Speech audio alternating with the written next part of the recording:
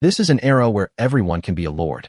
Every adult student has the opportunity to become a lord. And today is the awakening day for high school seniors. Successful students gain exclusive territories and special abilities, becoming revered city lords. Failed students, on the other hand, are relegated to ordinary lives. The playground of Jongbei No. 1 High School was filled with well-armed Special Forces soldiers, maintaining a high level of security. Whispers rippled through the crowd. So tense. The awakening day we've been waiting for is finally here. Success is success, failure is failure. Most students are of average talent, and even if they awaken their abilities, they may not necessarily acquire outstanding talents. Those top talents mostly belong to the younger generation of prominent families in Jongbei City. The children of wealthy families receive a superior education from a young age, possessing abilities and vision far surpassing ordinary people. Suddenly, someone in the crowd spoke up. Today, the young people from all 5 major families are present. A large area in the center of the square was empty, and a few teenagers were sitting scattered around the awakening platform. On the awakening platform, a loud shout rang out. The next awakener, Fu Shaoxi. A young man stepped onto the awakening platform, his eyes radiating confidence. The awakening mentor smiled and reminded him, "Please place your hand on the awakening stone." Fu Shaoxi reached out and touched it, and instantly a dazzling light burst forth, illuminating the area around him. As the light faded, golden characters appeared on the awakening stone. Fu Shaoxi has successfully awakened, possessing an A-grade talent, Beast Clan Bloodline. A mix of gasps and envious glances erupted from the audience, with whispers mingling as one person exclaimed, "A-level talent. I'm so envious." Among the crowd, a young man gazed at the awakening platform. His name was Su Zhe, a transmigrator from the Blue Planet. He hadn't awakened any god-level abilities. He had simply lived an ordinary month. Today, on the day of awakening, was his only chance to stand out. A shocked voice came from ahead.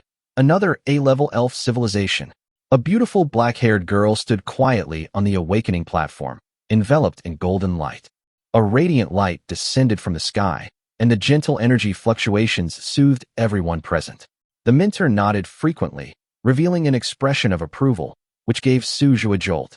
He suddenly remembered her identity, Su Buyu, a well-known rich girl at the school. Just as Su Zhe was in a daze, the awakening instructor's voice rang out.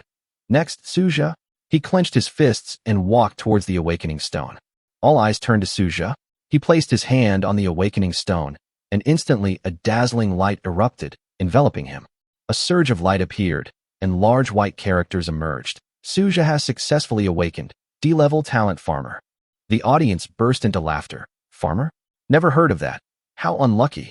One person explained, "It seems to increase crop yields. What's the use of the farming talent? I awakened a useless talent." Su Zhe frowned, but did not respond. A notification sounded in his mind. "The host has become a lord. Your talent ability has been upgraded. Congratulations on obtaining an SSS level talent.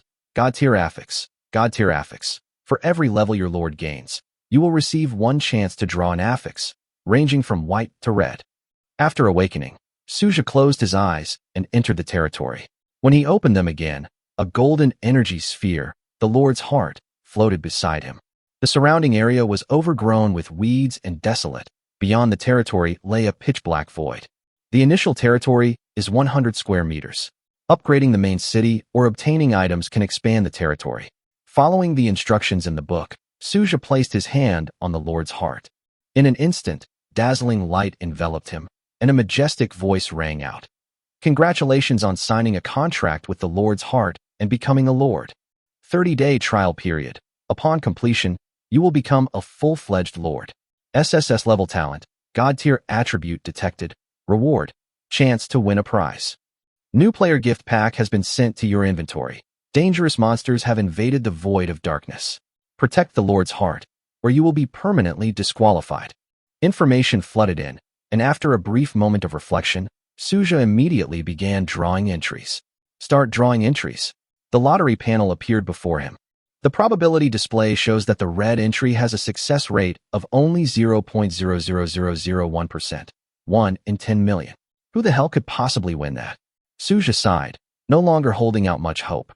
However, the lottery results came out. Congratulations on obtaining the red tag. Extraordinary evolution. He was stunned. The The 1 in 10 million chance had actually fallen into his hands. View the entry. Super Evolution, red. All of the Lord's troops and barracks can be evolved again to the Super Evolution level, gaining mysterious and powerful abilities. Wow, that's powerful. Suja was overjoyed. The top-tier red affix was indeed incredibly powerful. He then opened his personal information panel. Name, Suja, level 1, territory level 1. Experience, 0 out of 100. Territory area, 200 square meters. Talent, extraordinary evolution, red. In the early stages, resources are limited. Monsters can be defeated to obtain resources for developing your territory. Gold coins are the universal currency, required for recruiting troops, building towns, and trading. Suja eagerly opened the newbie gift pack. Open. Congratulations on receiving 10 gold coins. Received a low-tier random barracks card. Use the random barracks card? Use. Congratulations on obtaining the Tier 3 barracks. Spirit Pavilion. Spirit Pavilion, level 1. Tier 3 barracks. Spirit Clan faction. Can recruit Spirit Clan warriors. Upgrade requires 1,000 gold coins and 10 energy crystals. The Spirit Race. Suja looked at the Spirit Pavilion, and the next second a notification sounded. Barracks detected. Extraordinary evolution activated. Tier 3 barracks Spirit Pavilion evolves into God-level barracks. Immortal creation platform. Congratulations on obtaining God-level barracks. Immortal creation platform. Suja nodded in satisfaction and set up the immortal creation platform. After a dazzling light, an ancient building full of immortal aura appeared before them. Zaixi Anti-Level 1, Barracks God Level, Immortal Clan Faction, can recruit ancient immortal clan heroes. Suja immediately clicked Recruit, and a golden light appeared, revealing a stunningly beautiful woman. She wore a long white dress, had a slender waist and long hair, and held a silver-white slender sword. Greetings, Lord. The woman's gaze swept around before landing on Suja, and she moved lightly to his side. Suja was quite satisfied and then checked the information panel. Name, Red Moon Fairy, Bright Moon, Loyalty, 100. Level, 1. Rank, God Level. Quality, Immortal Hero, Unique Hero, Race, Immortal. Talent skills, Supreme Sword Intent. A sword genius who can comprehend all sword intents on his own to enhance his strength. Crimson Moon in the Sky. Summons a crimson moon that evolves with his strength to gain even greater power. Synopsis. The strongest swordsmanship genius in the immortal realm in 3,000 years, astonishing even the immortal emperor. Accompanying weapon, Immortal Sword, Red Moon. Suja stared at the information panel in front of him, his heart pounding. A God-level hero. He couldn't believe his eyes. Hero ranks range from 1 to 10, followed by Epic, Legendary, Mythical, and finally God. God-tier heroes signify top-tier existence with unlimited future potential. There haven't even been higher-tier units yet. Manhwa stood before him, her gaze resolute, and volunteered. My lord, Manhwa is willing to fight for you on the battlefield. Suja smiled and replied, very good, I like subordinates like you.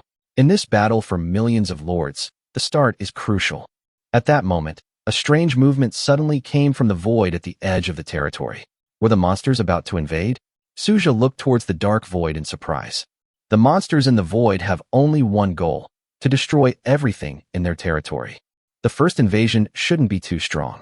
He secretly analyzed that the intensity of the monster invasion was the key difference. A notification sounded. Monster invasion detected. Destroy all invading monsters to obtain gold coins and random resources. Please select the challenge difficulty.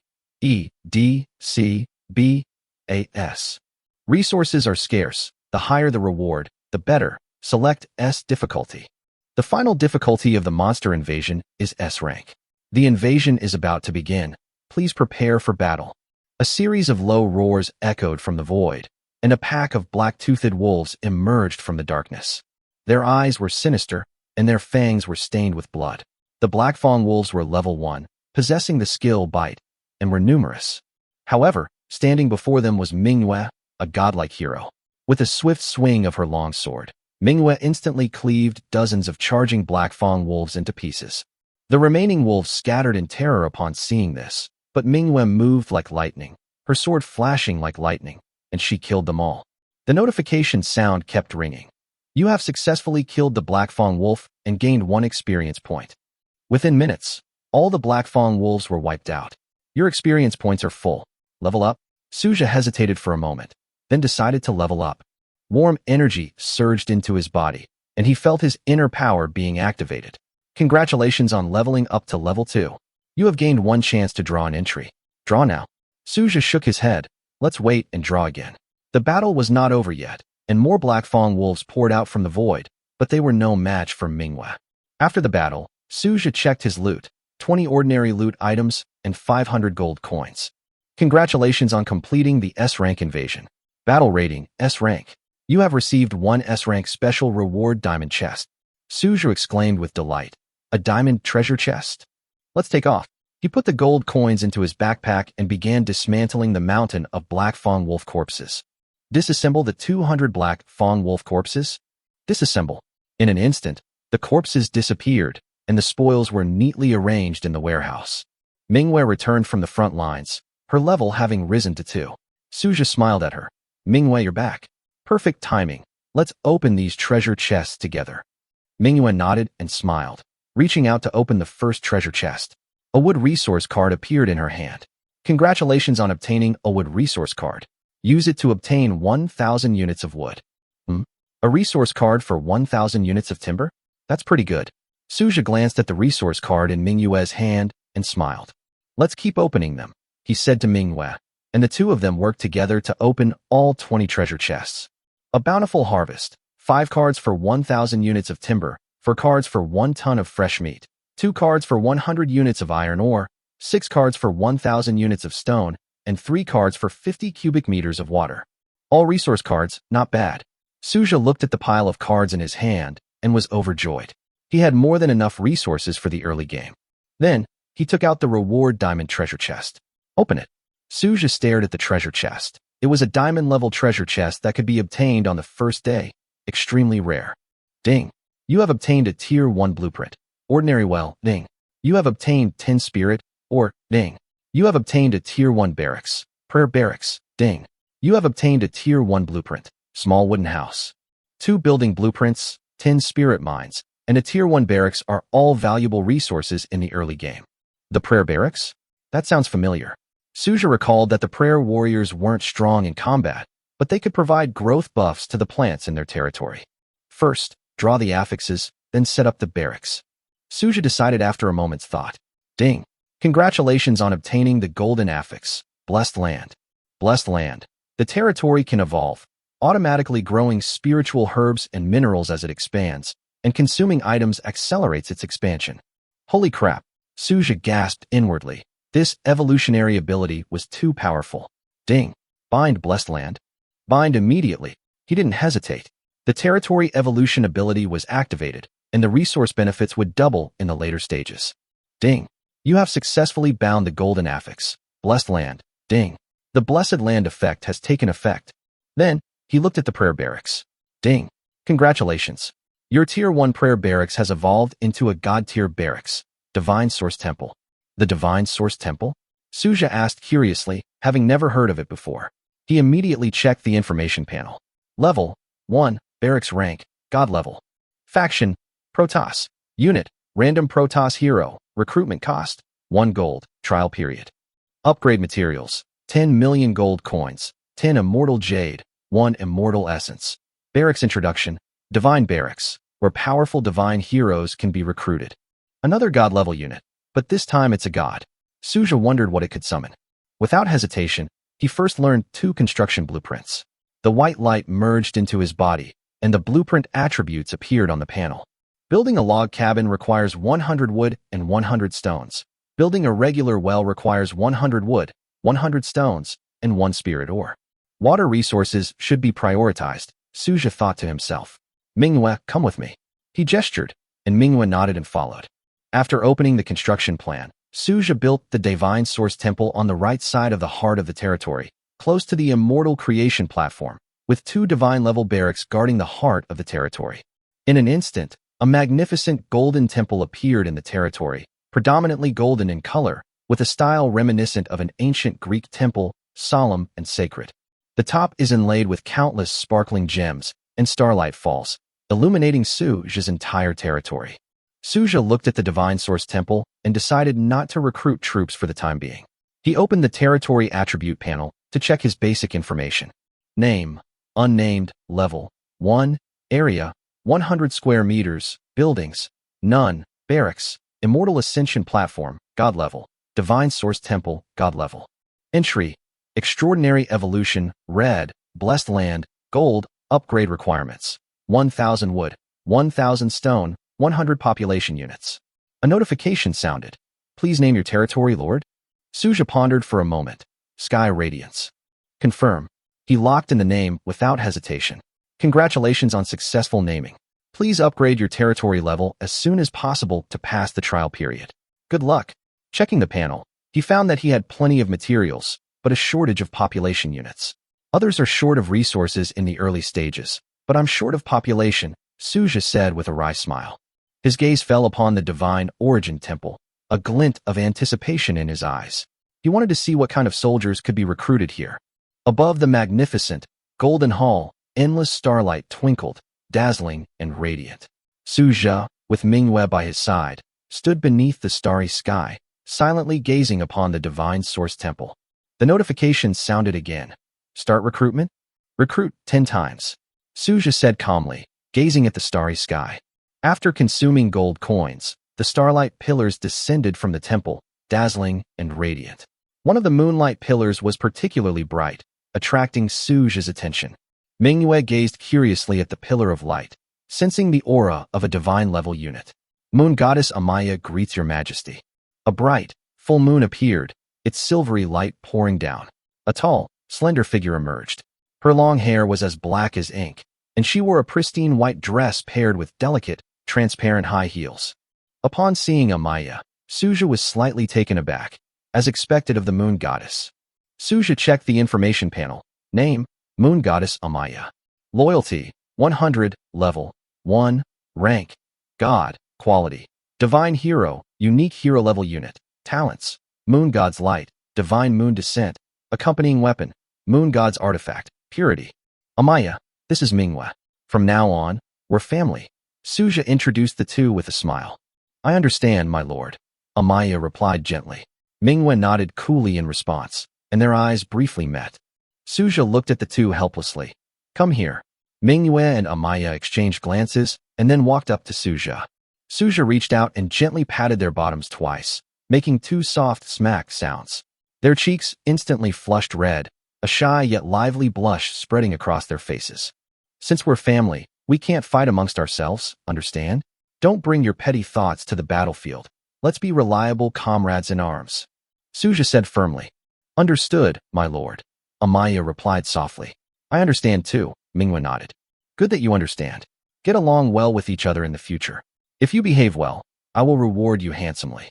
The two looked at each other, a hint of shyness appearing on their faces, secretly wondering whether the Lord's reward was legitimate or not.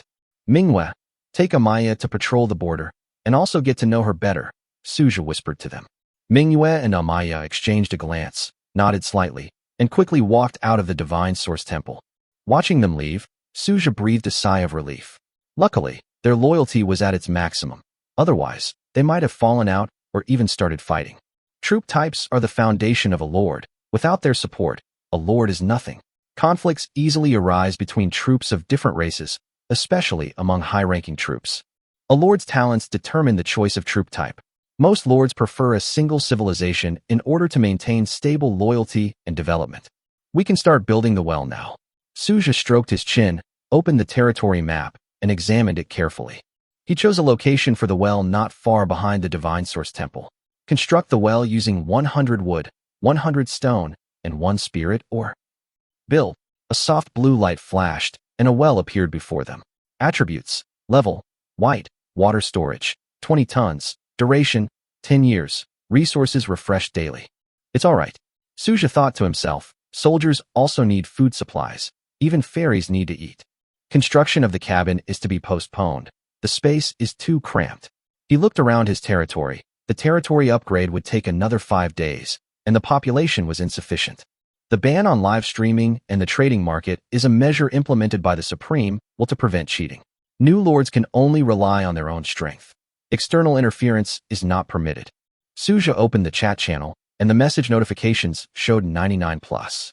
Some people had been drained dry by the Dream Maiden, and some novice lords had even obtained high-tier units such as royal griffins, thunder giants, and even phoenixes. Suja closed the channel, feeling the pressure. The trial period was only 30 days long, and the rewards for ranking high were generous. This was the only opportunity granted by the Supreme Will. Looking out into the void at the border of his territory, he murmured to himself, "Now is not the best time to explore. If we proceed step by step, we will be able to go out and see the world someday." He then headed in the direction where Manhwa and Amaya had gone. Night fell, and the stars twinkled in Suja's territory. Beside him sat Manhwa and Amaya, sharing the roasted meat on either side of him. Suja glared at them, and Manhwa and Amaya stopped. He looked up at the starry sky and asked, "Aren't you two going to eat something?" "I don't like greasy food." Manhwa shook her head. Amaya smiled and explained, "Eating too much of this will only waste my energy breaking it down." "I see." Suja nodded slightly. Manhwa pouted and sneered.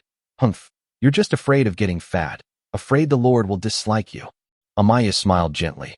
"Then you can continue eating." Manhwa's eyes flashed with anger, and Suja immediately interrupted. "Stop, it's time to rest. You two are not allowed to argue anymore." Seeing his seriousness, the two could only restrain themselves for the time being. Manhwa's eyes lit up. "My lord, you should rest well. I'll keep you company." Amaya also stood up, slightly reserved. "My lord, I want to join you too." A question mark flashed through Suja's mind. What are these two girls up to? Okay, but just sleep. No weird movements allowed. You don't want to be buried in a few days, do you? He secretly calculated that the two powerful individuals' physical strength far surpassed his own. Manhwa licked her lips, her mouth watering. Amaya nodded obediently in agreement. That night, Suja stayed in the territory, and time slipped by unnoticed. He woke up in the morning with a sore back and dark circles under his eyes, a testament to the night's exertions. Manhwa wore a flattering smile, while Amaya stared at him, her cheeks flushed. Suja's face darkened. "Is this what you call sleeping obediently?" "I'm exhausted." Manhwa quickly admitted her mistake. "Lord, I know I was wrong." Amaya looked apologetic as well. "I understand." Suja sighed helplessly. "Fine, don't let it happen again." He turned to look at the barracks and began today's recruitment. First, he set up the Immortal Ascension platform. Recruit 10 times. 10 figures appeared, all ordinary cultivators. "Manhwa, these people are yours." "I understand, my lord." Manhwa replied with a smile. Then, he took Amaya to the Temple of Divine Origin. Recruit 10 times. 10 beams of soft light fell from the starry sky, and the divine soldiers had no special units. "Amaya, these people are yours." She nodded obediently and began assigning the new troops.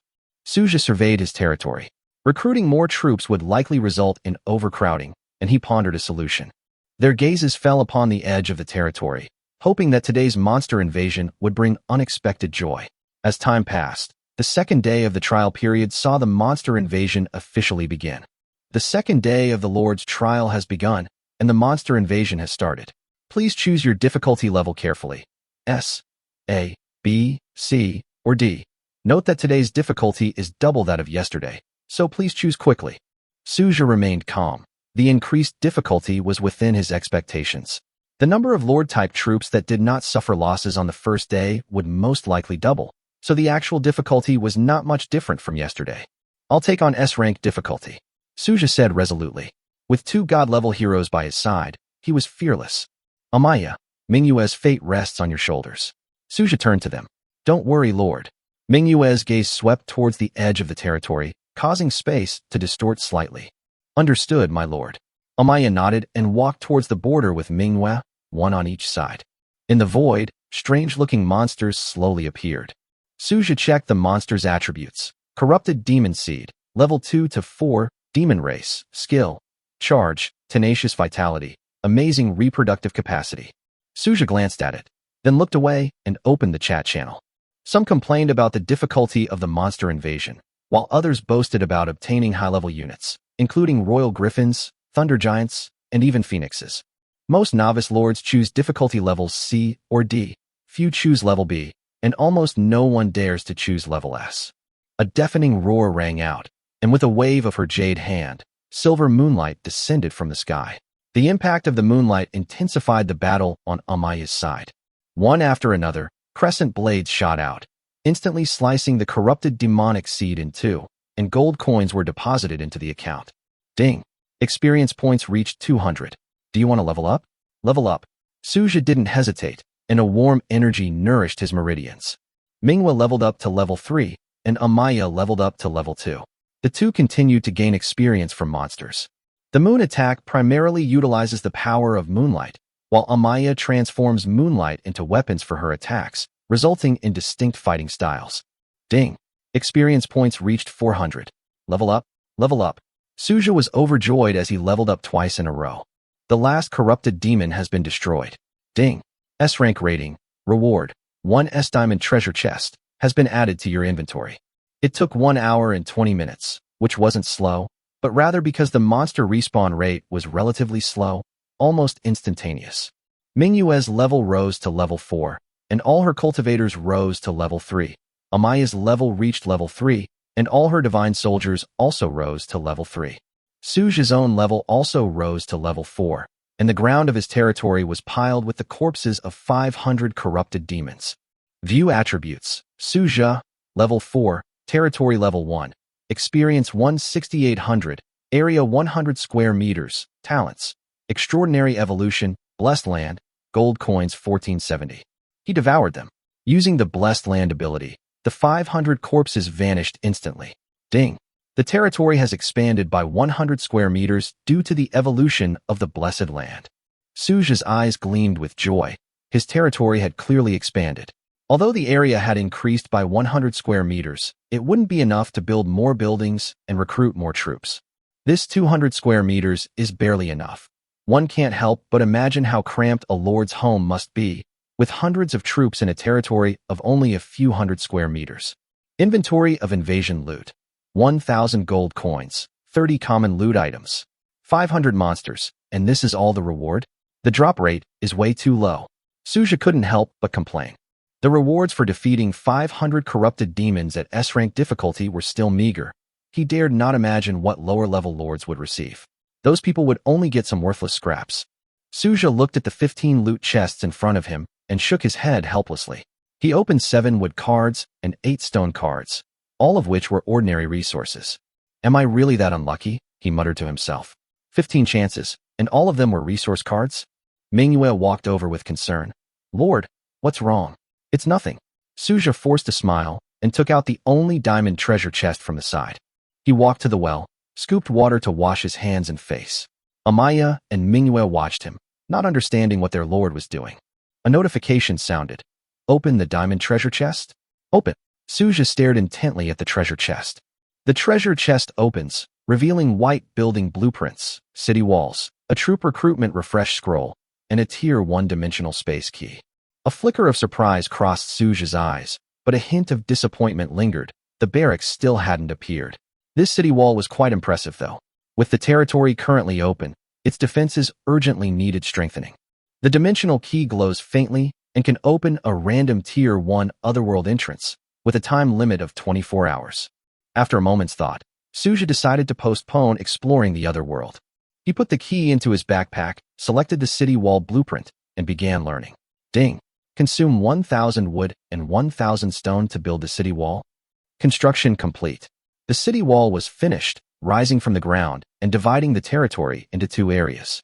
Wall attributes. White special building, upgradable, requires more high-level materials.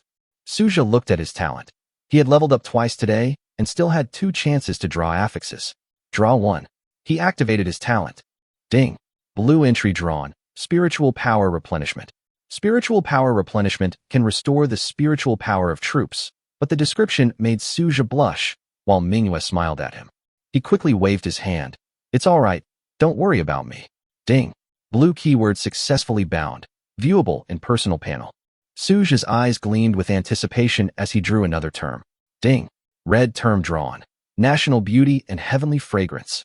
The only red attribute. Increases the charm of female units within the territory and grants an additional 20% damage bonus, while preventing the recruitment of male units. Holy crap! Suja exclaimed excitedly, his face beaming with joy. Although it only worked on female soldiers, his territory would practically become a land of women. He belatedly realized the problem.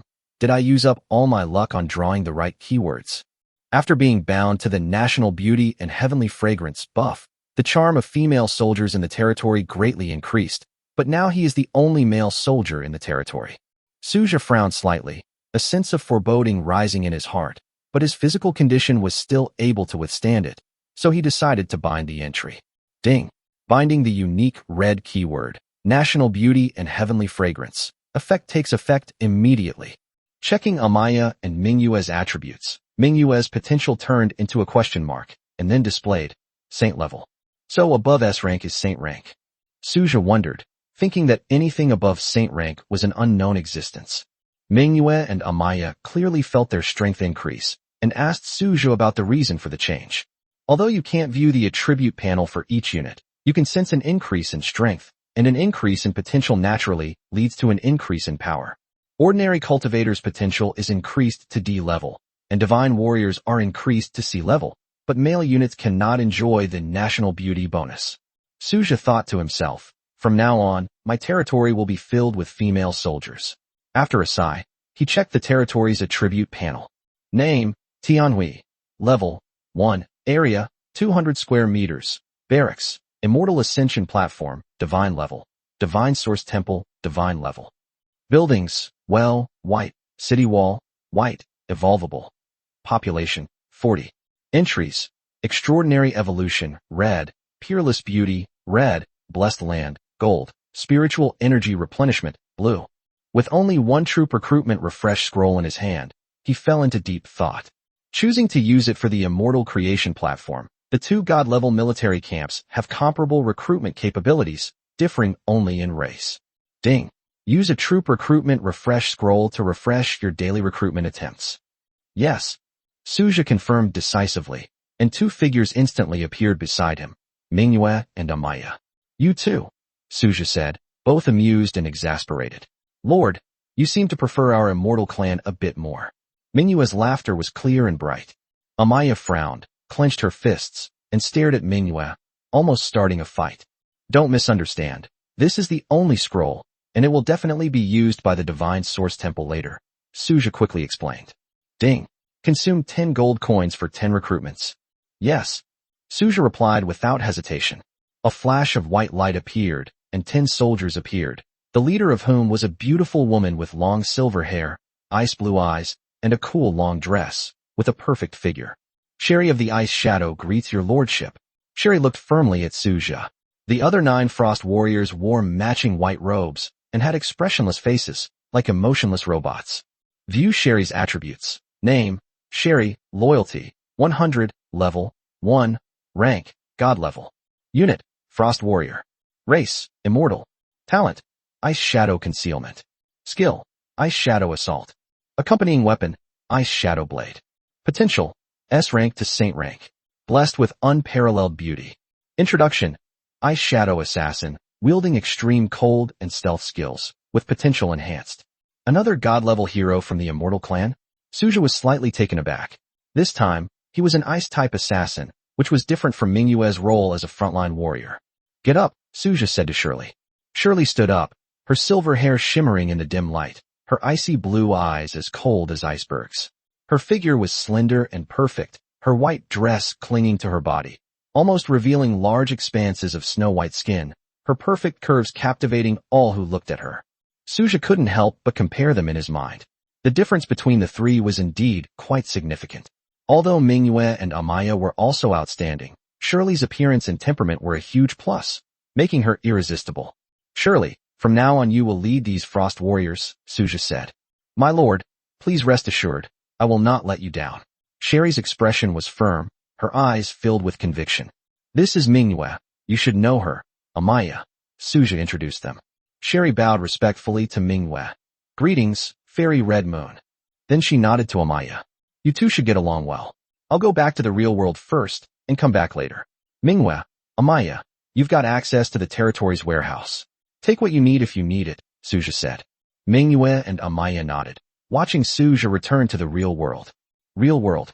Suja appeared in his bedroom, let out a long sigh, and got up to walk to the bedside. He had spent the entire day yesterday in his territory, barely leaving except to eat and use the restroom. Now that the monster invasion was over and there was nothing serious going on in the territory for the time being, he could finally rest. Suja picked up his phone, intending to check the market price of basic resource cards. He still had some left, the results of challenging S-level difficulty. The quantity wasn't large. If it weren't for S-level difficulty, the drop rate would probably be terrifyingly low.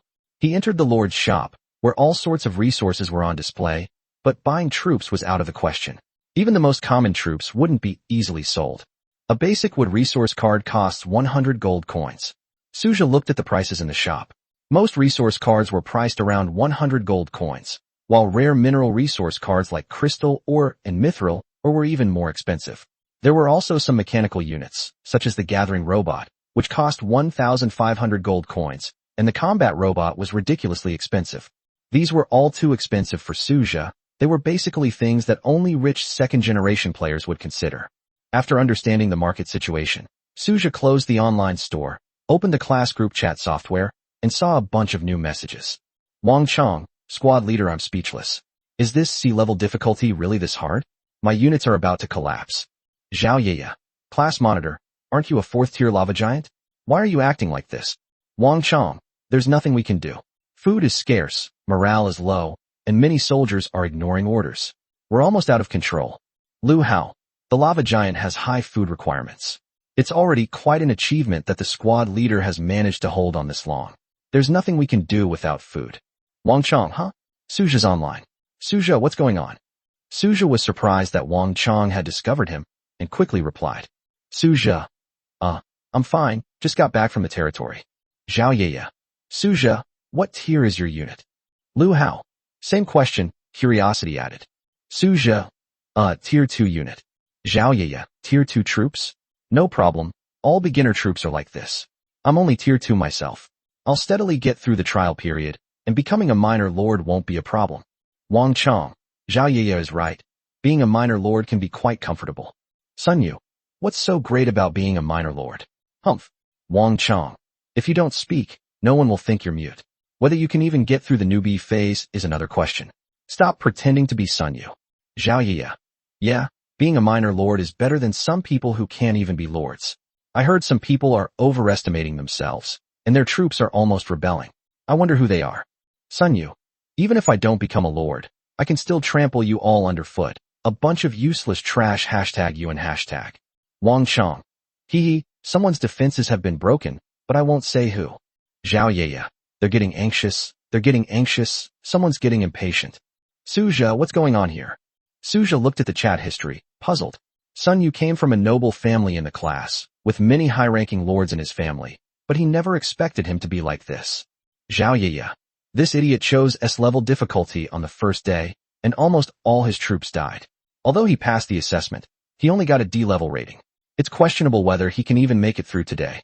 Others may be afraid of him, but I'm not. Just because his family is not to be trifled with doesn't mean my family is easy to bully. What a moron. Chapter 12, The Mysterious Merchant. Upon seeing Zhao Yaya's message, Suja finally understood Sun Yu's anger. It turned out that Sun Yu, knowing he wouldn't pass the novice trial period, had become disheartened and decided to drag someone down with him. Zhao Yaya. Everyone, be careful. Sun Yu won't pass the trial period. He might try to take someone down with him. It's best not to return to the real world. Sun Yu. Zhao Yaya, you bitch, just you wait. Zhao Yaya. Sun Yu, you're a piece of trash. You think I'm afraid of you? I know your family doesn't care about you anymore. Go back to farming. Seeing the online argument in the group chat, Suja secretly rejoiced that he had seen the message in time. Otherwise, it would have been troublesome if Sun Yu had contacted him. There are quite a few people like Sun Yu every year who suffer mental breakdowns after failing the trials, and then take revenge on society. There's simply no way to prevent it. Suja reminded himself that he must be prepared. Suja pondered that a lord would need to be at least level 30 to summon troops into the real world. Furthermore, the number of troops that could be summoned was limited. Full troop summoning was only possible at level 60. While a lord's strength could be increased, without the protection of troops, it would be negligible. Once I reach level 20 or so, ordinary weapons shouldn't be able to hurt me. Suja continued to analyze. People like Sun Yu are everywhere, and it's not uncommon for scions of noble families to have their minds warped due to failing trials. There was once a news report about a scion of a wealthy family who, after failing a trial, concealed the news and held a class reunion, where he poisoned the food, causing the deaths of all his classmates and himself.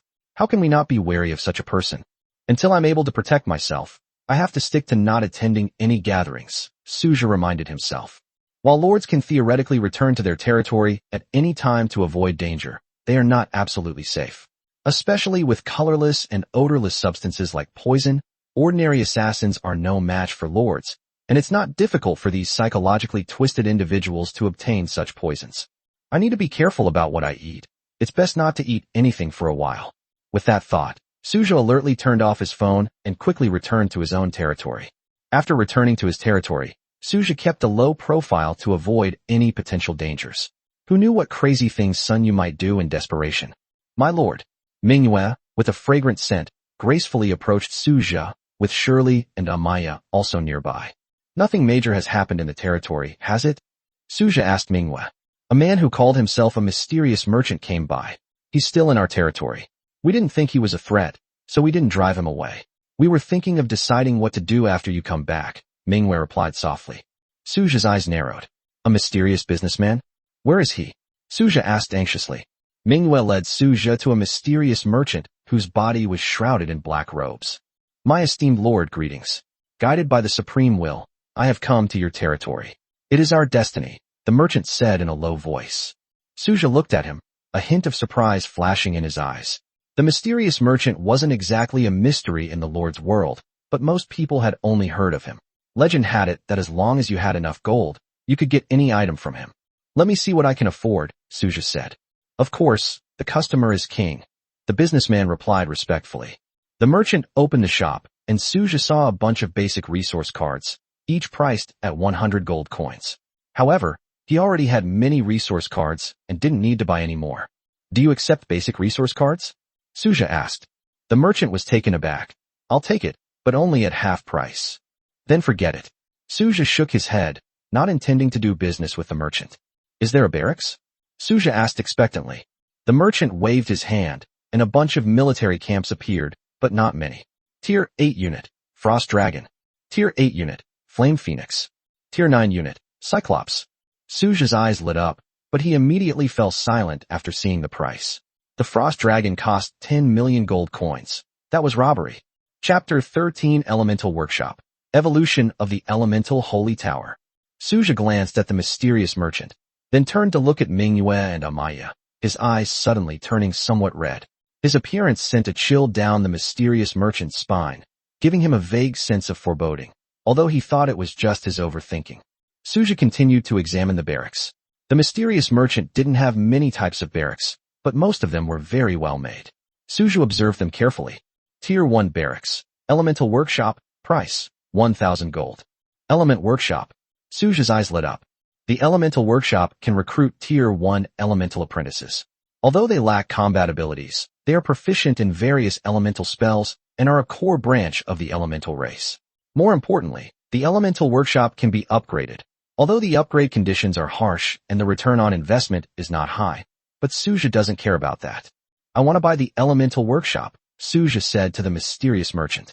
Yes, my lord. The mysterious merchant waved his hand, and a miniature version of the workshop barracks appeared in his hand.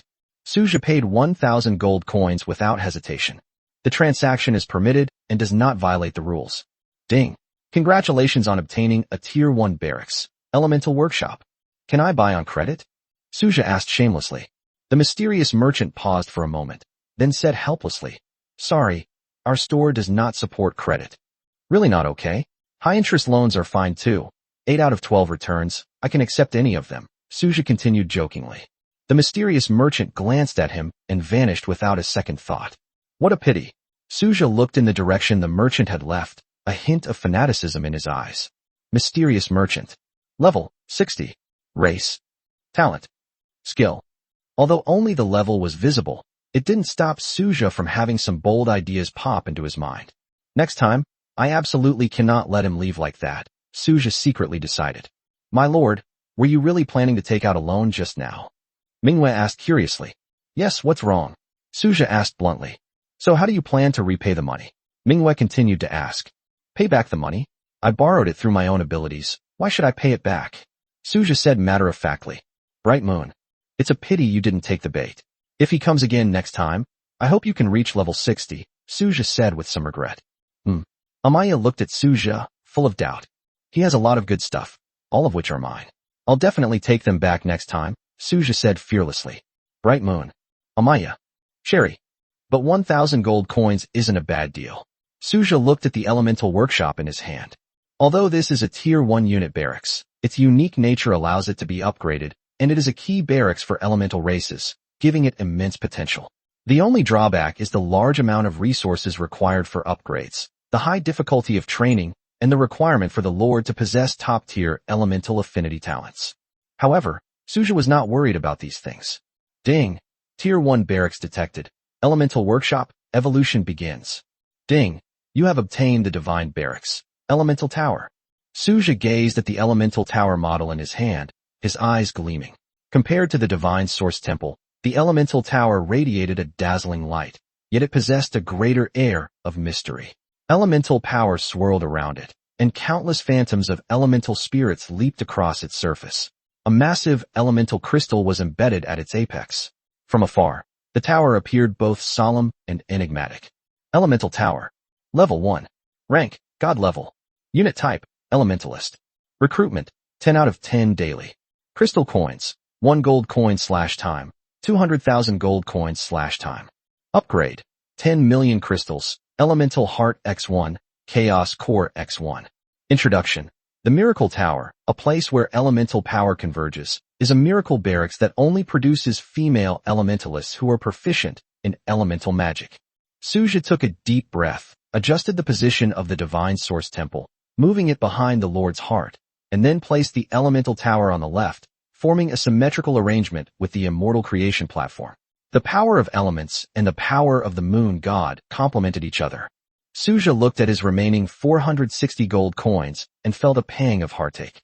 He could barely sustain the basic recruitment, but he had to find a way to get more gold coins as soon as possible, or he would go bankrupt. Suja walked toward the elemental tower. This aura is truly repulsive.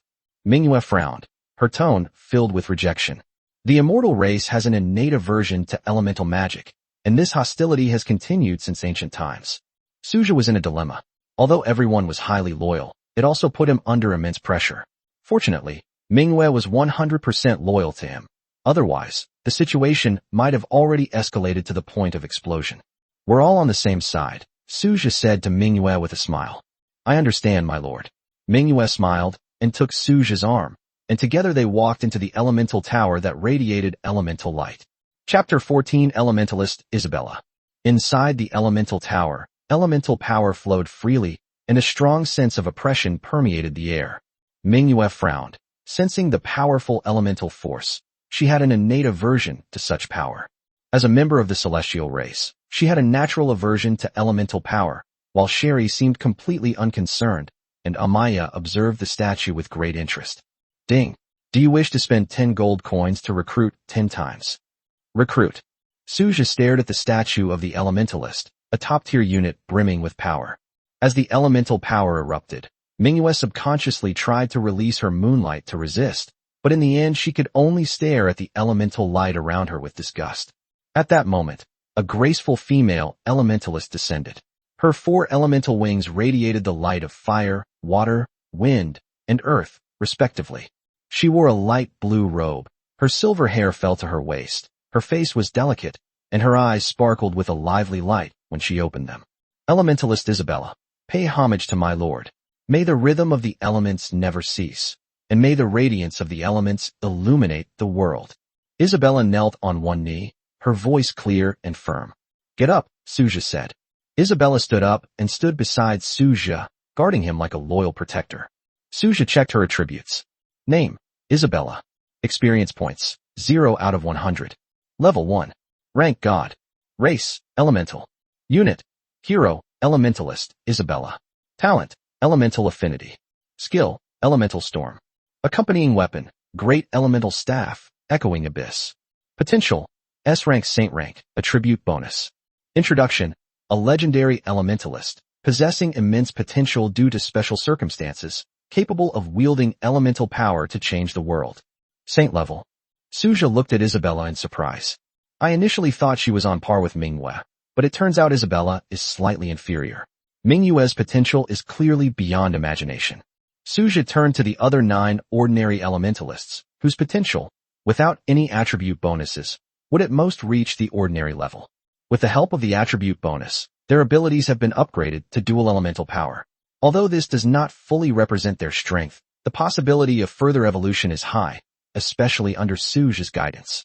Isabella, the Elemental Legion is now under your command, Suja said. I will always follow the will of my lord. Isabella replied solemnly. Don't be so serious. I'm easy to get along with. This is Manhwa, this is Amaya, and this is Shirley. Suja introduced the others.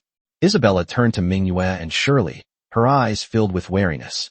She was sensitive to the aura of the immortals, especially Manhwa and Shirley, but she did not act immediately, obviously out of respect for Suja. Manhwa smiled provocatively. What do you mean by that? She asked. The remnants of the immortal clan will surely be punished by the elements. Isabella's 4 wings shone brightly, elemental power surged rapidly, and holy light illuminated the space. Then let's try it. How annoying. Manhwa responded with a cold laugh, her white dress instantly turning into a red gauze, revealing a blood-red full moon behind her. Her eyes turned blood-red, alluring and captivating, exuding a powerful aura. Suja remained silent, sighing inwardly. Amaya smiled, looking at the two of them with a hint of helplessness in her eyes. Isabella blushed slightly, looking somewhat shy, while Manhwa covered her buttocks, her eyes showing a wronged expression. We're all family, so let's stop doing things that undermine our unity. If anyone does this again, I won't be so polite, Suja said sternly. He knew that if he wasn't there, the two might actually come to blows. Internal conflicts had to be resolved through other means. Infighting was absolutely unacceptable. You are both my people. Problems can be solved, but infighting is absolutely not allowed. Suja looked at the two of them sternly again. Chapter 15, Lord Combat Power Ranking. Faced with this situation, other lords would probably be in a state of panic, but Suja didn't care. This was because Manhwa and Isabella's loyalty was at its maximum and would not waver. If other lords were so resolute, they would immediately be in crisis. Suja looked at his territory's population. 60 units of cultivators and divine warriors, 20 units of frost warriors, and 10 units of elementals. I shouldn't have rushed to use the recruitment refresh scroll. Who would have thought I'd encounter the mysterious merchant in the early stages? He thought to himself. I wish I could get another recruitment refresh scroll tomorrow, Suja said with anticipation. If he could get another one, he could upgrade his territory level ahead of schedule. As night fell, Isabella led the elementalists in meditation within the elemental tower. A noise from next door made her frown slightly. What an unpleasant aura, she muttered coldly, glancing at the ascension platform beside her. As the new day dawned, Suja rose from the pile of soft jade, rubbing his aching back. Sigh. I still need to exercise more, he muttered, putting on his clothes and stepping out of the immortal creation platform. Elemental guards patrolled the territory, fire spirits hovered in the air, and frost warriors lurked in the shadows, vigilantly observing their surroundings. The territory appeared perfectly orderly. Suddenly, Suja realized, besides Manhwa, Amaya, and Shirley, who were the other people last night? He looked at the patrolling Protoss warriors, fell into deep thought, and decided not to dwell on it anymore, since they were all on his side anyway. A new day means it's time to recruit new units. Suja checked his remaining 450 gold coins and started recruiting from the immortal building platform. Unfortunately, he wasn't lucky. He only recruited ordinary units, no hero units. Hero units: Red Moon Fairy, Bright Moon, Moon Goddess Amaya, Ice Shadow Assassin, Sherry, Elementalist, Isabella. At this moment, a system notification sound rang out. Ding. Today is the 3rd day of the Lord's trial. The combat power ranking and territory level ranking are now open. Suja was slightly taken aback. The combat power ranking and territory level ranking would be opened on the 3rd day. These rankings would be settled daily, and those who made it onto the list and remained on it for 24 hours would receive rewards. Each ranking only had 10 slots, designed to help novice lords grow faster. Ding. You have successfully reached the top of the combat power rankings. Do you wish to use your real name? No. Suja refused decisively. Due to the predictive capabilities of certain military units, Suja did not want to reveal his identity. Ding. Please choose a nickname as your name in the Lord's world. The Lord of Chaos, Suja replied after a moment's thought. Ding. Confirm. Chaos Overlord, as the name of your Lord's world, cannot be changed once confirmed. Yes, Suja confirmed. Ding. Congratulations on reaching the top of the Lord's battle power ranking. Staying on the list for 24 hours will grant you a mysterious grand prize. Suja opened the Lord Battle Power ranking, and the list appeared before his eyes. First place, Chaos Overlord, Combat Power, 350,000. Second place, Dark Messenger, Combat Power, 15,000. Third place, Storm Controller, Combat Power, 12,000. Second place only has 15,000 battle power. Suja stared at the battle power ranking, stunned. Although it was only the third day of the newbie event, 15,000 battle power was already quite good, indicating that this person's talent was not bad. The chat channel exploded at that moment. Dark Messenger, am I seeing things? Is the combat power of this number 1 even achievable by a human? Dark Knight Crawler. Holy crap, I'm in awe of the second-ranked player on the power rankings. Please carry me. Storm Controller. This batch of newbies is outrageous. 350,000 combat power on the third day. The gap is just too big. Ice Fairy. Even the big shots are alarmed. Who's in first place? Dark Knight Crawler. You've overlooked one thing. The monster invasion hasn't started yet. If it does, their combat power will be even more insane. Dark Messenger. This is outrageous. Time to level up. Storm Controller, +1. Suja continued to open the territory rankings. First place, Radiant Sanctuary, level 3, area 3,000 square meters. Second place, Shadow Realm, level 3, area 2,500 square meters. How did these people level up? Suja looked at the leaderboard, puzzled. A level 3 territory requires 600 people. Could it be due to his talent? Suja guessed, thinking that it might be due to a talent related to territory. For example, his awakened evolutionary talent made troop recruitment easier, but territory expansion was still a bottleneck. The number 1 spot on this list has reached 3,000 square meters. The difference is huge, Suja thought to himself. Chapter 16 Primary Spirit, Crystal Mine. The rewards for tomorrow's battle power assessment are very generous. The reward for first place is definitely not bad, Suja pondered. Ding. Monster invasion is about to begin. Please select a difficulty level. Choose S rank. Suja chose S rank without hesitation. His troops need upgrading, and gold and resources are in short supply. S rank is the only option. He is confident in meeting the challenge of the 3 god-tier troops. Ding. S rank difficulty confirmed. Lord, please prepare. Manhwa, Isabella, Amaya, Sherry, prepare for battle. Each of you take charge of the defense of one direction. Suja commanded. Yes, Lord. They replied solemnly. The monster invasion was no small matter, and even if they were not afraid, they could not be careless. Monsters kept pouring out of the void. Suja's expression turned solemn when he saw the ethereal demonic figures within. Void Shadow. Level, 3 to 6. Race, Void. Skill, Void Curse. Introduction. A terrifying entity from the Void world, the culprit behind the destruction of many worlds. The rewards for successfully repelling their attacks are extremely generous. It's actually a Void Demon. Suja couldn't help but complain. Void Demons are a scourge of the Void world. What we see now is only a small part, but the threat is still enormous. Suja activated his full field vision and directed the defense. The Void demonic shadows surged in like a tide, their roars echoing one after another. Roar! Roar! Roar! The Frost Warriors swiftly transformed into their frost forms, their blades gleaming with an eerie light, their movements lithe and agile. The elementalists of fire were engulfed in flames, and every movement they made brought out waves of intense heat. The remaining elementals chanted ancient incantations, and elemental spells blasted towards the demonic shadow like a torrent. Isabella channeled the power of the elements, causing her elemental wings to shine brightly as spells rained down, triggering a violent explosion. Boom! Boom! Boom! With her agile movements, Manhwa weaved through the horde of demonic figures, her immortal sword, Red Moon, precisely striking each one's vital points. Sherry then laid an ice trap, and the demonic shadow was met with a fierce attack as soon as it stepped into it. Moon Goddess Amaya joined the battle, her silvery moonlight transforming into sharp moon blades that instantly annihilated most of the demonic shadows. Call out! Call out! The moonlight fell like rain, and the shadowy figure beneath it vanished quickly. The demonic shadow was destroyed as soon as it emerged from the void, without even having a chance to get close to the city wall. Ding! Experience points +1. Ding! Experience points +3. Ding! Experience points +2.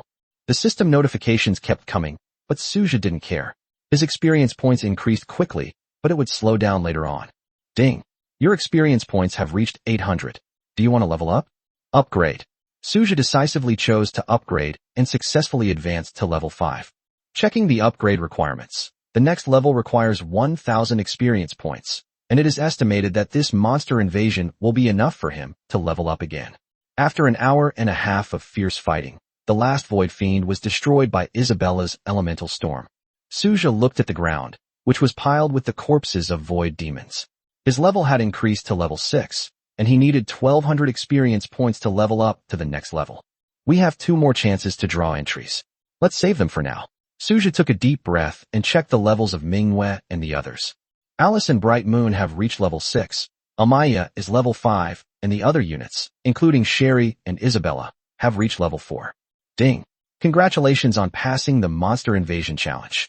Time taken, 1.5 hours. Combat losses, 0. Rating, S. Congratulations on receiving a diamond chest. Another diamond treasure chest. That's great. Suja was in a good mood as he looked at the treasure chest in his backpack. The rewards from diamond chests are related to the Lord's level. The higher the level, the better the rewards. Devour. Suja immediately activated his territory ability. The void demon's corpse was instantly devoured, and its territory rapidly expanded. Ding. You have activated your Lord ability, increasing your territory area by 300 square meters. Ding. Your territory's blessed land attribute has been activated, creating a primary spirit crystal mine. A primary spirit crystal mine? Suja curiously checked the territory's attribute panel. Spirit crystal vein. Level, beginner. Production, 10 per day, 20 per day if exceeding the limit. Description, this is a basic spirit crystal vein. You can mine 10 spirit crystals per day, and 20 more per day beyond that limit. Mining beyond the limit will deplete the vein. It is recommended to mine reasonably. It seems we need to mine more rationally. Suja nodded, deciding not to be greedy and to allocate resource collection reasonably. Chapter 17, Loot Galore. 10 spirit crystals a day. This is pretty good free income, Suja thought to himself. As for mining beyond the limit, he felt it was unnecessary. If the veins dried up, it would be a net loss. He knew that everything should be done slowly and steadily. Current production is sufficient to meet demand, and he still doesn't want to be greedy. After closing the panel, Suja began to tally up today's gains. For 1,000 gold coins, 30 common loot items, and 4 rare loot items. Open. He opened 30 ordinary loot items without hesitation. 10 basic timber resource cards, 10 basic stone resource cards, 6 basic meat resource cards, and 4 basic iron or resource cards. The harvest is not bad. Suja looked at the basic resource cards with satisfaction. Next were 4 rare loot chests, of higher quality and containing better items. Suja opened them one by one. Advanced Timber Resource Card, 1,000 Advanced Timber. Advanced Stone Resource Card, 1,000 Advanced Stones. Gold Resource Card, 100 units of gold. Mithril Resource Card, 100 units of mithril. I've made a killing. Suja looked at the high-level resource cards and took a deep breath. High-level ores and wood are essential for building high-level structures, while gold and mithril are resources for crafting special equipment and buildings. You can never have too much of them. Only beginners can acquire these resources so easily, he remarked. Gold and mithril are hard currencies in the market, and each resource card is worth at least 10,000 gold coins. Next up is today's big shipment. Suja took out the diamond treasure chest, his eyes full of anticipation. He wasn't in a hurry. He went to wash his hands first. Reaching the well, he saw a group of white figures laughing and playing as they washed themselves. It was Sherry and her frost warriors. The sheer whiteness almost blinded Suja. My lord, would you like to join us? A bold frost warrior invited him. You guys go ahead and wash up. I'll let you off this time, Suja said, feigning seriousness. Just as he was about to leave, he suddenly remembered something and took out 3 cards. Shirley, here, take this. If you run out of water, just use 1 sheet. He handed it to Shirley. Sherry smiled as she took the card, then swayed her hips as she walked up to Suja, revealing an alluring smile. Lord, are you really not going to bathe with us? It would be quite interesting. Suja smelled her fragrance and felt the softness of her arm. He wavered slightly, but he managed to steady himself. I'll let it go this time, but next time, I promise. He quickly pulled away from her arm and turned to leave. Shirley watched Suja's hurried departure with a faint smile on her lips. I need to take it easy. Even an iron body can't take this, Suja muttered to himself. He had just turned around when he faced a difficult decision. Manhwa, Amaya, and Isabella stood at their respective doorways, their eyes filled with longing, as if they wanted to devour him. Fine, let's just sit on the grass. Suja sighed and plopped down on the grass. Manhwa and Isabella stared at each other, and the air instantly filled with tension.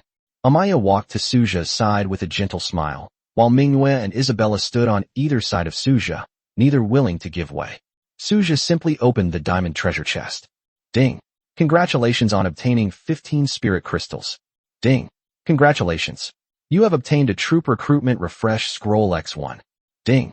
Congratulations! You have obtained a troop recruitment refresh scroll X1. 2 troop recruitment refresh scrolls. Suja's eyes lit up. This was a godsend for him.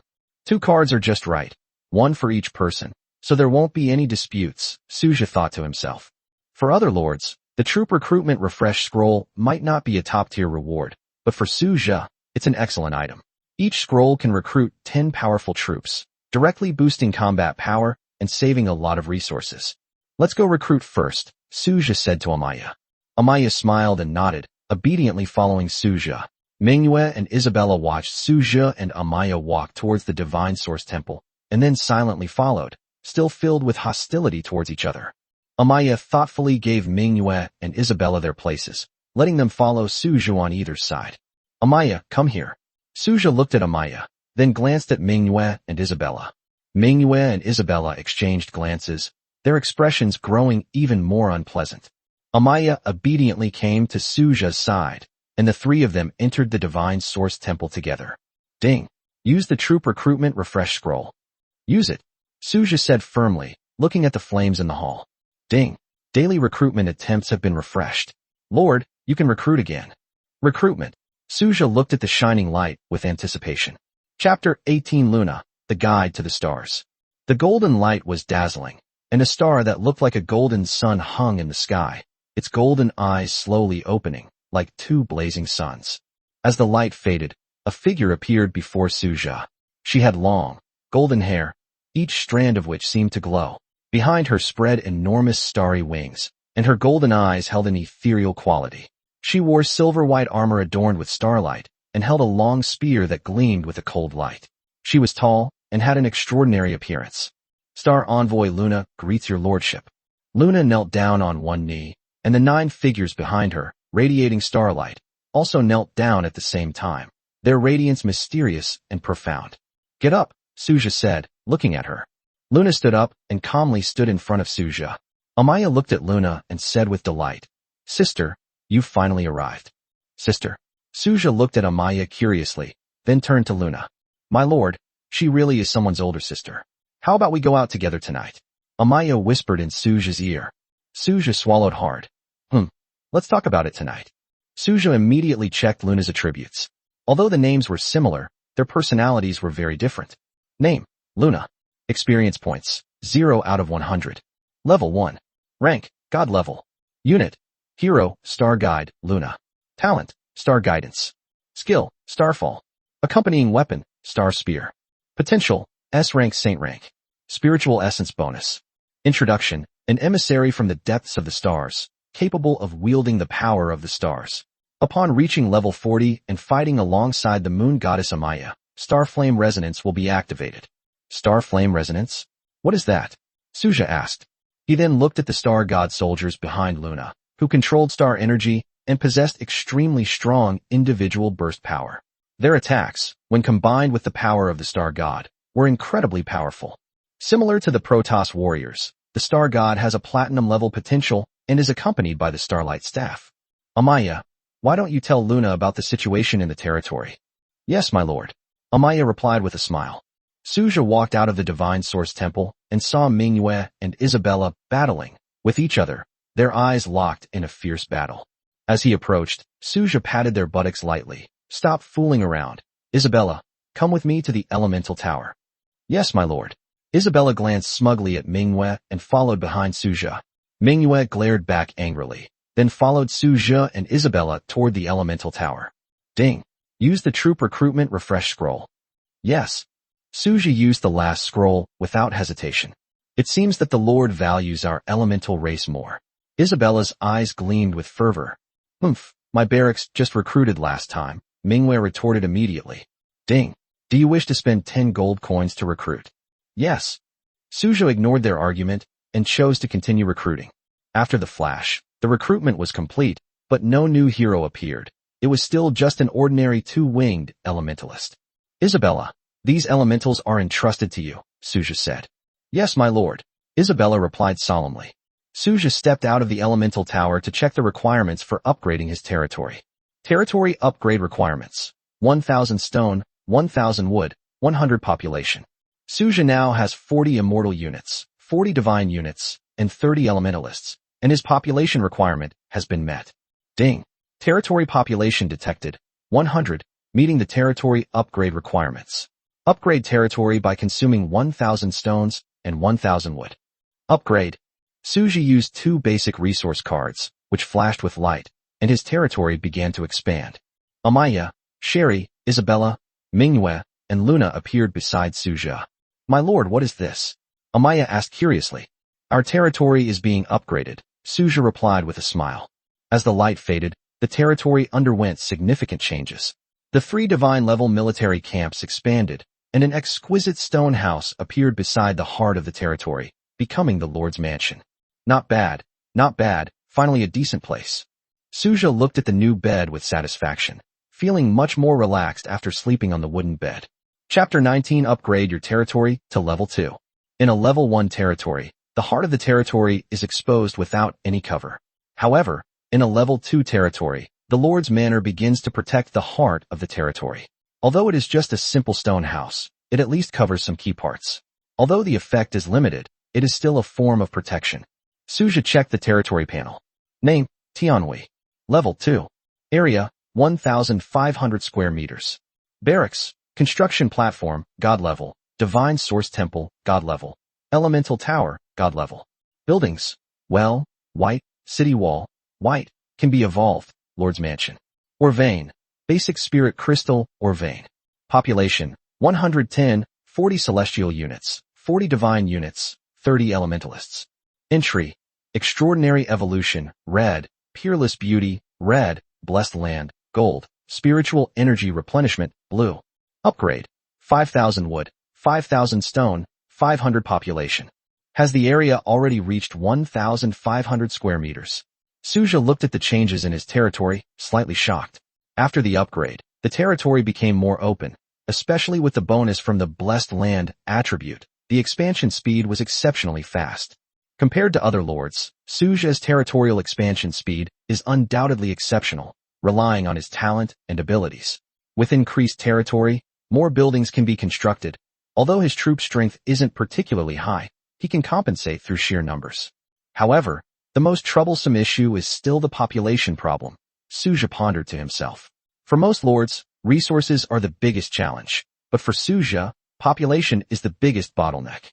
The current troops are all recruited from God-level barracks, with a daily recruitment limit of only 10. Unless the barracks are upgraded, the recruitment frequency can be increased, but the upgrade conditions for God-level barracks are extremely demanding and difficult to achieve in the short term. This is so frustrating. Suja closed the panel with a sigh and opened the territory map. He surveyed the locations of the buildings within his territory, his gaze settling on the city wall. The city wall was a special structure that could be upgraded. Suja decided to use his territory's power to extend the city wall outwards by several hundred meters, leaving a 500-meter buffer zone. The city walls are towering, with 2 layers, one inside and one outside. The inner part of the city walls is the core territory, while the outer part is the boundary zone of the void. He checked the upgrade requirements for the city wall: 10,000 stones, 10,000 wood, and 10 spirit crystals. Checking his inventory, he found 19 basic wood resource cards, 21 basic stone resource cards, and 19 spirit crystals. Upgrade city wall. Suja decisively gave the order. Ding. Upgrade the city wall using 1,000 stones, 10,000 wood, and 10 spirit crystals. Yes, Suja confirmed. Suddenly, a tremor ran through the territory. The city walls were enveloped in light, and with a roar, the upgrade was completed. Ding. Upgrade successful. You can view the specific attributes of the city wall yourself. As the light faded, the city wall stood like solid obsidian, reaching a height of 15 meters. Suja checked the city wall's attributes. Blackstone walls. Grade, black. Upgrade, 1000 iron ore, 100 mithril, 1000 copper ore. Description: the reinforced black rock walls can withstand attacks from low-level creatures and offer some reduction in damage from elemental spells. This upgrade was worthwhile. Suja breathed a sigh of relief. Although it consumed a lot of resources, it effectively improved the territory's defense and ensured safety. Although Manhwa and her companions were quite strong, Suja remained cautious. With the expansion of his territory, the defensive area was wider, and the threat of monster invasions was greater. He didn't want to ignore any potential dangers. The spirit crystals haven't been mined yet, but once they are mined, the consumed spirit crystals will be replenished. This is a good deal, Suja thought to himself, then closed the territory map. Looking at the black stone walls before him, Suja finally felt that his territory was gradually getting back on track. Then, he opened his attribute panel, eagerly checking his talents. He had leveled up twice today, so he was sure he could draw new attributes. Suja hoped to get a powerful talent. Chapter 20 Golden Entry. Invincible Golden Body. Extract terms. Suja examined his talent with great anticipation. Ding! Congratulations on obtaining the Golden Affix, Invincible Body. Invincible Body, Golden Affix after use. The Lord's physical attributes will be greatly enhanced, with stamina and endurance being comprehensively improved, etc. Suja blushed after reading the entry. He suddenly realized that the description of this entry seemed rather improper, clearly implying an enhancement in some aspect. Although he felt a little embarrassed, Suja still felt that this golden attribute had great potential and its effect on enhancing physical fitness was definitely significant. In that case, I'll gladly accept it. Bound, Invincible Body. Ding. Successfully bound the attribute, Invincible Body. The Lord can view it in the personal attribute panel. The moment he bound the entry, Suja felt his whole body filled with power, his fatigue disappeared, and his body seemed to be reborn. The effect came on way too quickly. Suja moved his body in surprise and felt full of energy. Continue. Extract the terms. Suja looked at his talent again. Ding. Congratulations on obtaining the blue attribute, Demon Slayer. Demon Slayer, blue affix after use. The Lord's troops will deal an additional 20% damage to demonic creatures. Suja frowned as he looked at the entry. This effect is a bit poor. Although it increases damage, it's only 20%, and it only works on demons. It doesn't apply to other monsters. Although somewhat disappointing, it was at least effective in fighting against the demons. It'll be usable, albeit barely. Bound, Demon Slayer. Ding. Successfully bound the blue affix, Demon Slayer. This affix attribute can be viewed in the territory attributes. Suja checked his attribute panel. Name, Suja. Experience points, 0/12,000. Level, 6. Talent, Extraordinary Evolution, red label. Powers, Global Vision, Territory Map, Devour, Automatic Collection, Decomposition. Territory, Level 2. Skills, none. Entry, Invincible Golden Body, gold, Demon Slayer, blue. Why are you all staring at me? Suja stretched his body and noticed Manhwa, Isabella, and the others surrounding him, which puzzled him. My lord, you were laughing for a while, but then your complexion looked a little off. Are you feeling unwell? Luna asked. Suja was stunned, as were Manhwa and Isabella, while Amaya showed a hint of embarrassment. Inside the Divine Source Temple, after a series of intimate exchanges, Luna realized her carelessness. Suja walked out of the Divine Source Temple in high spirits, in a good mood. This invincible golden body is indeed powerful. This is the life I should be enjoying. Suja took a deep breath. He suddenly realized that as a novice lord, he could also register and get certified at the school to receive subsidies and resource rewards. But he quickly gave up the idea. After all, his combat power had soared to 500,000, firmly holding the top spot, and the gap was too big, with the second place only having 20,000 combat power. Then, Suja checked the chat channel and saw 99+'s private message, which startled him. He clicked on a message. I'm giving you a chance to follow me. I am the eldest son of the Li family, a prominent family in Tianjing City. Suja's face darkened, and he replied with 2 words, idiot, before blocking the other party. In the void, within a level 1 territory, Li Haoyang looked at his territory with frustration. As a member of a second-rate family in Tianjing City, his path to becoming a novice lord was exceptionally difficult, as the low-level troop types of slime monsters made it hard for him to advance. He knew his trial period was almost ruined, and he would be grateful if he could survive for 30 days and become a formal lord. Nevertheless, he still sent a message to Suja. Chapter 21 The Church of Truth. Wang Yu falls into darkness. Li Haoyang had always been fearless, believing that as long as he survived the trial period and became a true lord, surpassing Suja would be a piece of cake. The resources and high-level troops provided by his family were unmatched by Suja. He had assumed that Suja would be respectful and courteous because of the Li family's status in Tianjin City, but instead, he received only ridicule and sarcasm, which enraged Li Haoyang. Fine, very well. He sneered, angrily closing the chat panel, his heart filled with resentment. He had thought he could subdue Suja, but instead, he was humiliated. How could he not be furious? However, Li Haoyang quickly calmed down. He knew that getting angry was useless and would only make him look worse. So he decided to leave the territory and would not stay there except to recruit troops every day. Seeing the red, indicating the rejection of the request disappear, Suja breathed a sigh of relief, feeling finally more refreshed. But, are those people in Tianjin City still around? He couldn't help but wonder. Tianjin City was the core of China, a hub for top lords, rich in resources far exceeding those of Beihai City. He understood that after the trial period ended, those second-generation elites would showcase their abilities, rapidly growing stronger with the help of their family's resources and troops, and Suja's advantages would gradually diminish. It seems I need to continue accumulating more resources and combat power during the trial period. Suja secretly decided that he could not relax at this stage. At this moment, Suja received a message in the class group. Lin Xiao, attention everyone. Wang Yu's territory heart has been shattered, and his whereabouts are currently unknown. Be careful. Wang Yu. Suja was taken aback, and his heart immediately became vigilant. If a rich second generation like Wang Yu could not become a lord, his family would definitely abandon him. Now that his whereabouts were unknown, it was inevitable that people would worry. But this doesn't concern me much. Suja thought for a moment and felt that this matter wouldn't affect him much.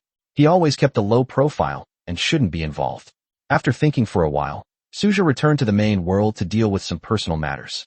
Not long after, Suja returned to his territory and arrived at an abandoned apartment building in Beihai City, where Wang Yu was secretly meeting with a group of men in black robes. Young Master Wang, do you really intend to join our Church of Truth and serve the Supreme and Great Being? The black-robed leader asked slowly. Do I have any other choice now? Wang Yu's eyes were filled with resentment, and his heart was filled with self-pity and anger. If it weren't for an impulsive act, he wouldn't have ended up in this situation. But do you know what the price is for joining the Church of Truth? The man in black said in a deep voice. Of course, Wang Yu replied calmly, a hint of ruthlessness flashing in his eyes. Very well, then go ahead. We'll await your news, the man in black said in a low voice. Wang Yu took a deep breath, walked out of the abandoned apartment building, and looked into the darkness behind him, his heart filled with despair. The once proud young Master Wang was now a useless person. The drastic change in his life nearly drove him to the brink of collapse. He had no choice but to embark on this path of depravity. The Lord's heart, he murmured to himself. This was a choice with no turning back, and the only path he could take towards darkness. When Suja returned to his territory, Amaya and Isabella greeted him. My lord, is everything all right? Amaya asked with a smile. Nothing. Where are Manhwa and Luna? Suja asked curiously. They're on patrol. The territory has expanded quite a bit now, so we agreed that everyone would take turns leading the patrol. It's their shift now, Isabella explained. Chapter 22 Use it first, enjoy it first. By the way, my lord, all the spirit crystals have been mined, Alice said to Suja. Suja checked and found that the number of spirit crystals had returned to 19. Not bad. He then took out a map of the territory and began to think about the next steps in the construction. Should we build the wooden house or not? Suja muttered to himself. Currently, the territory doesn't seem to need wooden houses much. The divine warriors and star gods don't need a place to rest. Wooden houses can only be provided for cultivators and elementalists to rest, but the effect is limited. Manhwa, Isabella, do you need a cabin? Suja asked, turning his head. My lord, don't you already have a room? Manhwa licked her lips and said with a smile. She was clearly implying that her room was Suja's room. My lord, I can meditate day and night. I don't need a cabin, Isabella added. Suja sighed helplessly, looking at Manhwa and Isabella. He thought to himself that if he had known they didn't need the wooden house, he would have used these resources for other construction projects. As for Amaya and Luna, they don't need to rest in the cabin. The star gods and the divine warriors have super strong patrol capabilities and can completely replace the cultivators and elementalists. Meditation. Manhwa smiled and walked to Isabella's side, whispering in her ear, "Meditating on what? Are you meditating on the Lord doing unspeakable things to you?" Isabella blushed and quickly denied it. "We will do whatever the Lord needs us to do. The Lord's will is our will." "Really?" Manhwa raised an eyebrow. "Then let's go together tonight." Isabella blushed and stammered. You. Manhwa laughed even harder. "Didn't you say you'd do whatever the Lord wanted? Then what's with that expression? Are you unwilling?" Isabella hesitated for a moment, then looked at Suja and said, "As long as the Lord agrees, I'm fine with anything." Suja was stunned. Such a wonderful thing. Suja was puzzled. Looking at Manhwa and Isabella, one was charming and the other was pure. The combined charm of the two was truly irresistible. "It's time for a good battle tonight." Suja subconsciously touched his waist, thinking that he would probably have to sacrifice a lot of energy tonight. "We'll talk about this tonight. Since none of you need the cabin, I won't waste resources." Suja smiled and took out the key to the Bronze Remnant world. "This is the key to the Bronze Remnant world. It can open a bronze-level incomplete world for 12 hours. Do you think we should go now or later?" "My lord, your will is the goal we follow," Isabella replied solemnly. "That depends on what you decide, Lord." Manhwa smiled and looked at Suja. "What do you think would be better?" Suja asked curiously. "I suggest we go now," Manhwa said without hesitation. "By the time we are able to sweep through, the resources here will no longer be important to us. Going now will maximize the use of resources." Suja was taken aback, then nodded in agreement. "Manhwa is right. It's better to go now." He looked at the two of them. "Go and gather the troops, and inform Amaya and Luna to come here." Manhwa and Isabella immediately went to gather the troops, while Suja stared at the key in his hand, his heart filled with anticipation. "I hope this world isn't too big." Soon, Manhwa and Isabella gathered the cultivators and elementalists, and Amaya and Luna also arrived. Amaya, Luna, Manhwa, Sherry, Isabella. "This time we're going to the Bronze Fragment world to explore for resources. We need to leave someone here to guard the territory. Who of you is willing to stay?" "I'll stay. Leave the Frost Warrior to me. I'll handle the rest next time." Sherry stepped forward and said with a smile. Chapter 23. Opening the portal to the Black Iron world. Suja looked at Amaya, Luna, Manhwa, and Isabella, then nodded. "Surely, the territory is now in your hands, Frost Warrior," Suja said to Shirley. Sherry's Frost Warrior is currently number 10, including herself. However, for the time being, 10 people are enough. "Get ready to go," Suja said, looking at Manhwa, Isabella, Amaya, and Luna. "Ding. Do you want to use the random fragmented bronze world key immediately?" "Use it." Suja looked at the key in his hand. The key slowly rose and merged into the space, and a bronze-colored portal to another dimension appeared in Suja's territory. A vortex-like flow swirled within the towering portal. On the other side of the vortex lies a world of bronze rank. Ding. The bronze gate to the dimensional realm has opened. Duration, 12 hours. "Let's go," Suja said to Manhwa, Isabella, Amaya, and Luna. "My lord, please allow me to enter first." Isabella produced a staff in her hand, while the elementals behind her stood ready. Suja nodded in agreement. Isabella led the elementalist forces into the portal first, since it cannot yet be called a legion. Then Manhwa led the cultivators into the gate, followed by Suja, with Amaya and Luna by his side, as well as the remaining divine warriors and star gods. Together they entered the gate of time and space. When Suja opened his eyes again, he was immediately shocked by the scene before him.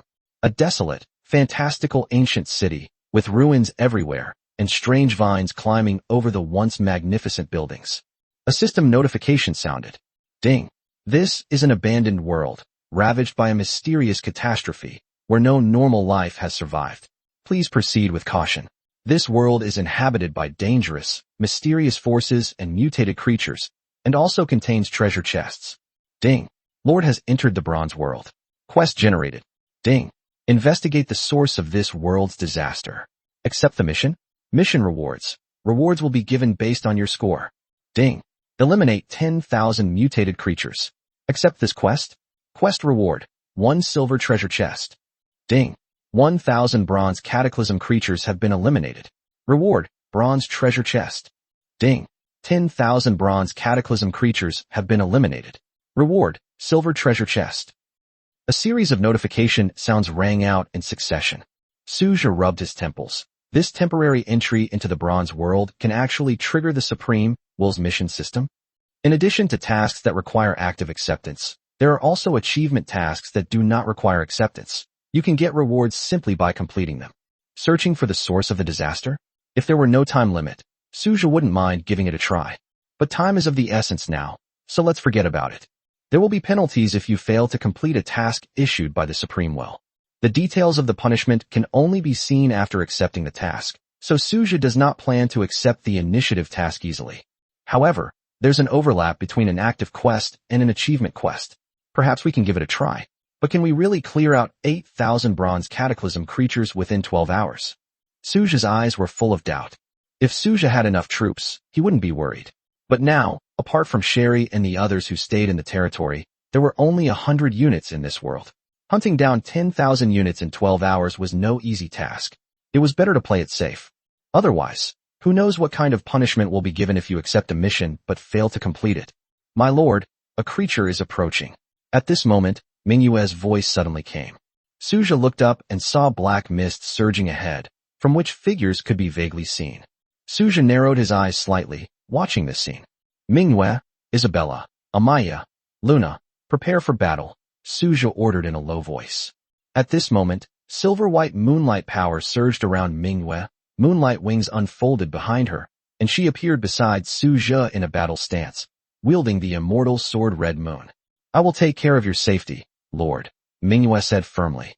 Isabella's elemental wings shone brilliantly, and her staff was surrounded by surging elemental power, with blazing elemental fire capable of burning away all evil.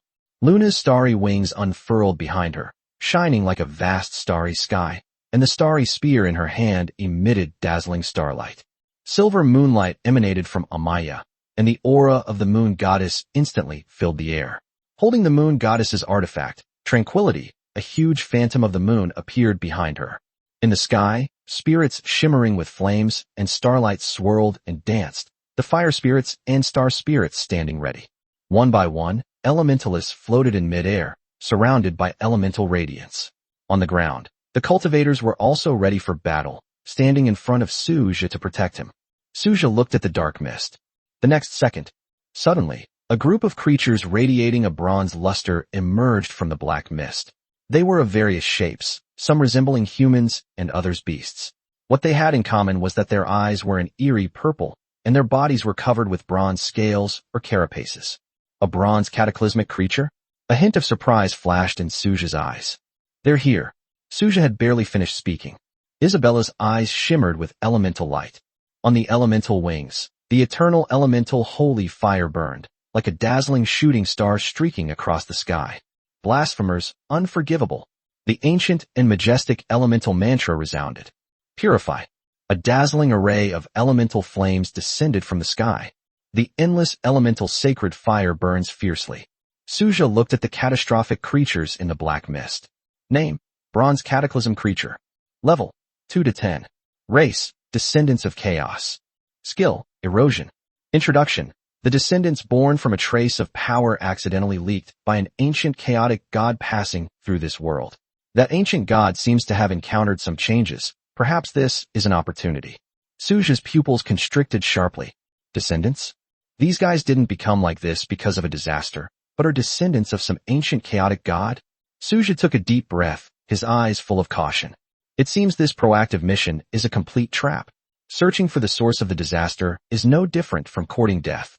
Suja looked at the mission issued by the Supreme Will. Suja looked down at the ground, his eyes filled with even greater vigilance. Every ancient god of chaos is a being standing at the pinnacle of the multiverse. Damn it, Suja quickly shut his mouth. This act of muttering his real name was practically courting death, especially since he was thinking about it in his mind and then saying it out loud. It was highly likely that the ancient god would sense it. An unintentional mention might not cause trouble, but a deliberate one is entirely different, even though that ancient god might really be in serious trouble. Chapter 24 Challenging the Black Iron World. But they've only encountered a problem, not died. If they get targeted, that would be a huge problem. Ding. Experience points +1. Ding. Experience points +1. Ding. Experience points +1. The system notification sounded continuously, indicating that experience points and gold coins could be gained by fighting in other worlds as well. But this means we won't be able to find the treasure chests of this world. A hint of disappointment flashed in Suja's eyes as he looked at the surging army of catastrophic creatures. The problem is that there are too few troop types. If there were enough, some of them could be sent to find treasure chests and harvest resources. It can only be used as a leveling ground now, and at most you can get some gold coins. But at this rate, it seems like it's not impossible to take on missions. Suja looked at the surging tide of mutated creatures before him. Ding. Accept the quest. Eliminate 10,000 mutated creatures. Accept, Suja said decisively. Ding. You have accepted the quest to eliminate 10,000 mutated creatures. Quest reward, silver treasure chest. Quest penalty, randomly receive 1 negative unit debuff, lasting 2 days. Suja looked at the task penalty, a random negative debuff. The penalty was relatively mild. He accepted this task because it had the same requirements as an achievement task. Although one was a mutated creature and the other was a bronze cataclysmic creature, they were essentially the same. Completing one was equivalent to completing 2, so he had no reason not to accept it. Ding. Experience points +1. Ding. Experience points +1. Ding. Experience points +1. Suja took a deep breath and watched his experience points continue to climb. Over time, the number of bronze cataclysm creatures gradually decreased. It was an imperfect world after all, and even though there were monsters, their numbers were not endless. However, this still allowed Suja and his troops to reap a great harvest. Ding. Your experience points have reached 1200. Do you want to level up? Upgrade. Ding. Your experience points have reached 1400. Do you want to level up? Upgrade. Ding. Your experience points have reached 1600. Do you want to level up? Upgrade. Looking at his level, Suja had leveled up 3 times in one go. Apart from Sherry, all the other units under his command had been upgraded to level 9. Among them, Manhwa has been upgraded to level 10. Is this the power of the world's resources? Suja took a deep breath. The upgrade speed was indeed astonishing. No wonder those rich kids level up so quickly, Suja muttered to himself. Those rich kids' families are not lacking in such resources. Not to mention the bronze world, they also control a lot of the silver and gold worlds. Moreover, Suja only came to a fragmented bronze world. If he had come to a complete one, he might have been able to break through to the 10th or 20th level. What a pity. Suja checked the time. 6 hours had already passed. For the past 6 hours, Manhwa and the others have been fighting with all their might, without stopping for a moment. Although I'm not physically tired, I'm mentally exhausted. It's time to go back. The Supreme will settle the accounts. Suja said, looking at the Supreme well. Ding. Statistics are being compiled. Ding. 10010 bronze cataclysm creatures killed. Ding. Congratulations. You have obtained 1 bronze treasure chest, 2 silver treasure chests, and 10,010 gold coins. Suja immediately led Manhwa and the others back to the territory. Although it was only 6 hours, it was enough. 6 consecutive hours of fighting had pushed Manhwa and the others to their physical limits. If they continued, Suja would be heartbroken if a unit was lost due to an accident. These are all his precious treasures, and he wouldn't bear to lose any of them. After returning to the territory, Manhwa and the others finally relaxed. It seemed that going on adventures to other worlds was not something that ordinary people could bear. The main reason was that there were too few troops, and even rotation was not possible. Thank you for your hard work, Suja said to Manhwa, Isabella, Amaya, and Luna. My lord, you don't need to be so polite. Our strength has also improved considerably. Although we are a little tired, it is our duty to do so for you and the development of the territory. Manhwa smiled, though her smile could not hide her exhaustion. All right, everyone go and get some rest, Suja said to them. Manhwa and the others did not refuse, nodded, and went to rest. 6 hours of continuous fighting not only leads to physical fatigue, but also mental exhaustion. It's normal for Manhwa and the others to feel tired after such a long battle, since they haven't broken through to level 10 yet, and haven't grown up. Although I only stayed for 6 hours, I gained a lot of resources from this other world. With the level increase and the increase in gold coins, Suja now has 14,512 gold coins, breaking the 10,000 mark, which can be described as a huge gain. In addition, there is 1 bronze treasure chest and 2 silver treasure chests. 1 silver treasure chest is obtained by completing a quest, while the bronze treasure chest and the other silver treasure chest are rewards for achievement quests. My lord, Sherry came to Suja's side. Suja nodded in acknowledgement. and Shirley sat down next to him casually, looking at him curiously. "Why are you looking at me?" Suja asked Shirley curiously. "I thought the Lord would stay for 12 hours before coming back," Shirley said with a smile. Hearing Shirley's words, Suja smiled and said, "I'm not a heartless boss. How could I exploit you like this? You are all my treasures." Suja's words made Shirley laugh, and then she hugged Suja tightly in her warm embrace. "My lord, we all understand. I know I'm just a soldier, but lords like you are truly rare," Sherry said slowly. Suja's heart stirred, and he understood the meaning behind Shirley's words. Many lords treat their troops merely as tools. This is almost a universal phenomenon. They regard their troops as slaves, which is why it is difficult for many lords to improve the loyalty of their troops. In the eyes of these lords, their soldiers were no different from slaves, but they ignored the fact that soldiers were also individuals with feelings. Although they were recruited, they also had their own thoughts and emotions. "All right, if you're touched, come sleep with me tonight. But let go of me now, I can't breathe." Suja pushed Shirley away impatiently. Her strength was too great. It was really difficult to lift her up like that. Shirley grinned and casually let go of Suja, who rolled his eyes at her. "Without you, Lord, we wouldn't exist. We are all very grateful to you." Shirley hugged Suja again. Suja looked at Shirley, never expecting that the usually carefree girl could have such a tender side. Suja stopped struggling, leaned against Shirley, and then took out 3 treasure chests. "Let's start by opening the bronze treasure chest."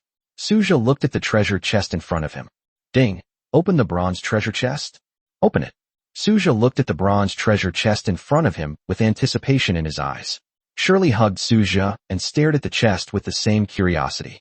Chapter 25 Low-Level Wonder, Heart of the Elements. Ding. Congratulations on obtaining the Watchtower Blueprint, White. Ding. Congratulations on obtaining 10 Spirit Crystals. Ding. Congratulations. You have obtained Troop Recruitment Refresh Scroll X1. Another Troop Recruitment Refresh Scroll, which is a real lifesaver for Suja. Suja looked at the scroll in his hand. Although this thing might just be the most ordinary reward for other leaders. After all, what they lack is not troops, but resources to upgrade their territory. But for Suja, this was undoubtedly the best thing. What Suja lacks is precisely military units. Then Suja looked at the blueprints for the Watchtower. Watchtower, White Special Blueprint, can be evolved. 100 ore, 100 wood. Suja learned it directly. Watchtowers, like city walls, are defensive structures belonging to the territory and are special buildings that can be evolved. Spirit crystals are also very good. High-level buildings all require spirit crystals, and future territory upgrades will also require them. Although Suja already has a primary spirit crystal mine, you can never have too many of these. With a smile on his face, Suja gently nuzzled Sherry's chest. This provoked Shirley to let out a coquettish sigh. Ding. Open the silver treasure chest. Open. Suja looked at the silver treasure chest with anticipation. Ding. You have obtained the low-level wonder, Heart of the Elements Blueprint. Ding. You have obtained 100 spirit crystals. Ding. You have obtained the Phantom Sword Blueprint, Blue. A spectacle? A hint of curiosity flashed in Suja's eyes as he looked at the spectacle that had appeared. Suja knew about the wonder. It was a special type of architecture that possessed incredibly magical power. A crystal model radiating elemental light appeared in Suja's hand. The Heart of Elements. Heart of Elements. Low-level wonder, one-time blueprint. It can gather the power of the elements of heaven and earth to provide health restoration to all units within the territory and remove all curse effects from the target. 100 spirit crystals, 10 elemental crystals, required building. 1 well. Does it provide life restoration and remove curses? Suja looked at the elemental heart blueprint. Unlike ordinary building blueprints, wonder blueprints are one-time use only and cannot be reused. Therefore, they could only build a spectacle. This has a bonus effect on all types of troops, which is pretty good. Suja put it away. It would be even better if we could get the blueprints for top-tier wonders, especially those wonders that provide powerful buffs to all unit types. However, Suja was already quite satisfied with even a low-level spectacle. Phantom Sword, Blue Blueprint, Weapon Design Blueprint, can be used to forge blue-quality weapons. Requirement. Intermediate forging proficiency is required to learn. Intermediate forging proficiency? Suja shook his head helplessly.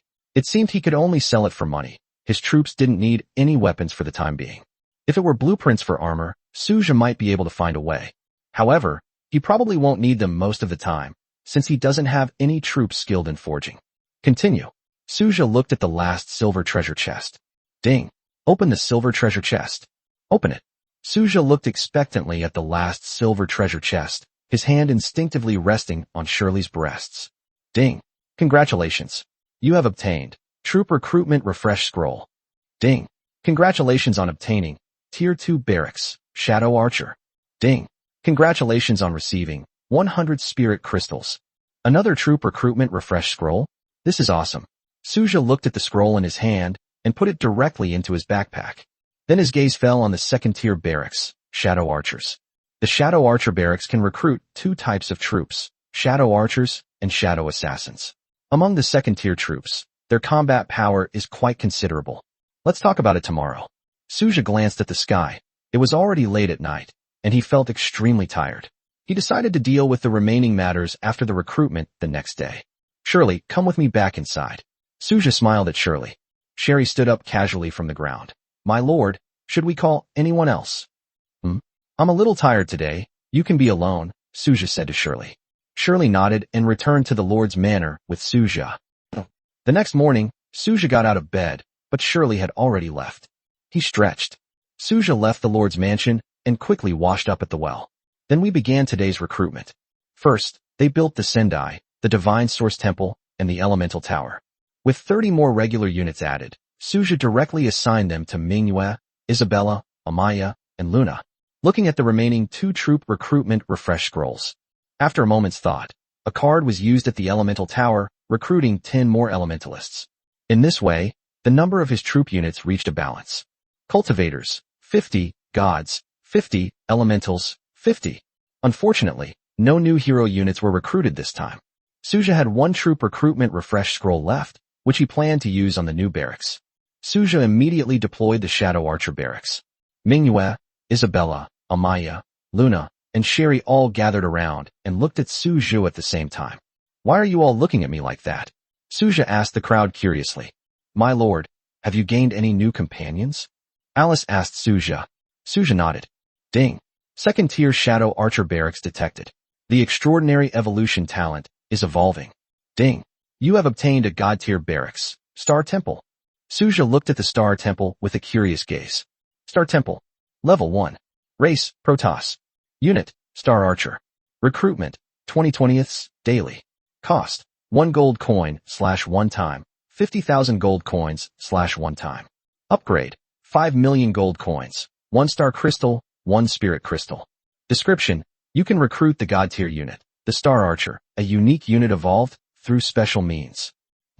Suja looked at the Star Temple and saw that the daily recruitment attempts were 20, and after the newbie bonus period, it only cost 50,000 crystal coins, which was much cheaper than the 3 military camps he had obtained before. Could there really be a gap between god-level military camps? Suja couldn't help but ponder. Thinking about the differences between Manhwa and others, it seems to be true. Manhwa's potential is obviously higher than that of other soldiers, and the same is true for cultivators. Let's try recruiting first. The monster invasion trial is about to begin. Suja didn't waste any more time. He opened the 3D map of the territory, then checked the layout and placed the Star Temple not far below the Elemental Tower. A magnificent palace rose from the ground. The Silver Palace had a futuristic style, and the walls of the building were engraved with star patterns and agile Star Archers. Chapter 26, Star Archer Lina. My lord, is this the barracks for our new companions? Manhwa asked, looking at the Star Temple in front of her. Suja nodded. He then went straight inside. Manhwa, Isabella, and the others followed them inside, all eager to see what their new companions were like. Ding. Do you wish to spend 20 gold coins to conduct daily recruitment? A notification sound rang in my ear. Recruit. Suja was also curious about the differences between Star Archers and Bright Moon, Isabella, and others. Soft starlight began to twinkle. One after another, agile figures stepped out steadily from the light curtain, their feet treading on starlight. They appeared neatly and orderly in the main hall. The leader, a Star Archer, wore light blue star armor, had a stern face, and his silver hair fluttered in the wind. He carried a longbow that radiated the power of stars on his back, and several starlight arrows floated beside him. Lina pays respects to the Divine Lord. Lina knelt on one knee and bowed to Suja. Get up first, Suja said slowly, looking at Lina. Lina stood up, and the other Star Archers followed suit. Suja checked Lina's attributes. Name, Lina. Experience points, 0 out of 100. Level 1. Rank, God level. Faction, neutral. Unit, Hero, Star Archer Lena. Talent, Starlight Protection. Skills, Starburst Arrow, Meteor Arrow Rain. Accompanying weapons, Star Bow, Star Arrows. Potential, S rank Saint rank. Spiritual Essence bonus. Description, a neutral faction unit possessing unique stellar power. As long as the leader's psionic energy remains constant, they can rapidly recover from injuries and restore psionic energy within a certain range using stellar power. Suja's eyes lit up after looking at the information panel, and he looked at Lena again. Perhaps Lena's current strength is not as good as Manhwa and others, but in terms of potential, after the bonus from the attribute, Lena's potential has reached the saint level. Cultivators, a common troop type, become saint-level beings after being empowered, and other common troop types also reach the saint level after being empowered. Therefore, in terms of potential, the troops summoned by the Star Temple are slightly inferior to those summoned by other barracks, especially in terms of strength.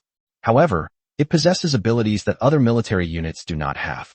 That means as long as Suja doesn't die, these Star Archers can use the power of the stars to quickly recover from their injuries and come back to life. In other words, as long as Suju is still alive, they will not truly die. These Star Archers can continuously regenerate using the power of the stars. In this respect, the Star Archer is quite practical. Suja then looked at the other ordinary units, the Star Archers. Their potential, enhanced by the added attributes, has reached the saint level, making them no different from ordinary elementalists, flame spirits, and star gods. Their talents are both blessed by the stars. Lena, this is Manhwa and Sherry. This is Isabella. This is Amaya and Luna. From now on, we're all on the same side. Suja introduced to Lena. Lena nodded, her personality somewhat reserved, quite different from Luna's calm and ethereal demeanor. Then, a troop recruitment refresh scroll appeared in Suja's hand. Ding. Refresh daily recruitment. Refresh. Suja used the daily recruitment refresh scroll directly. The dazzling starlight shone brightly once again.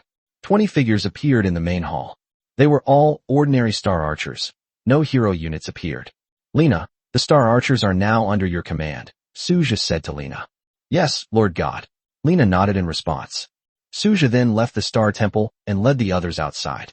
Sherry, you and Lena, along with the recruits we had today, will deal with today's monster invasion, Suja said to Sherry and Lena. Sherry and Lena nodded. Also, from now on, just call me Lord.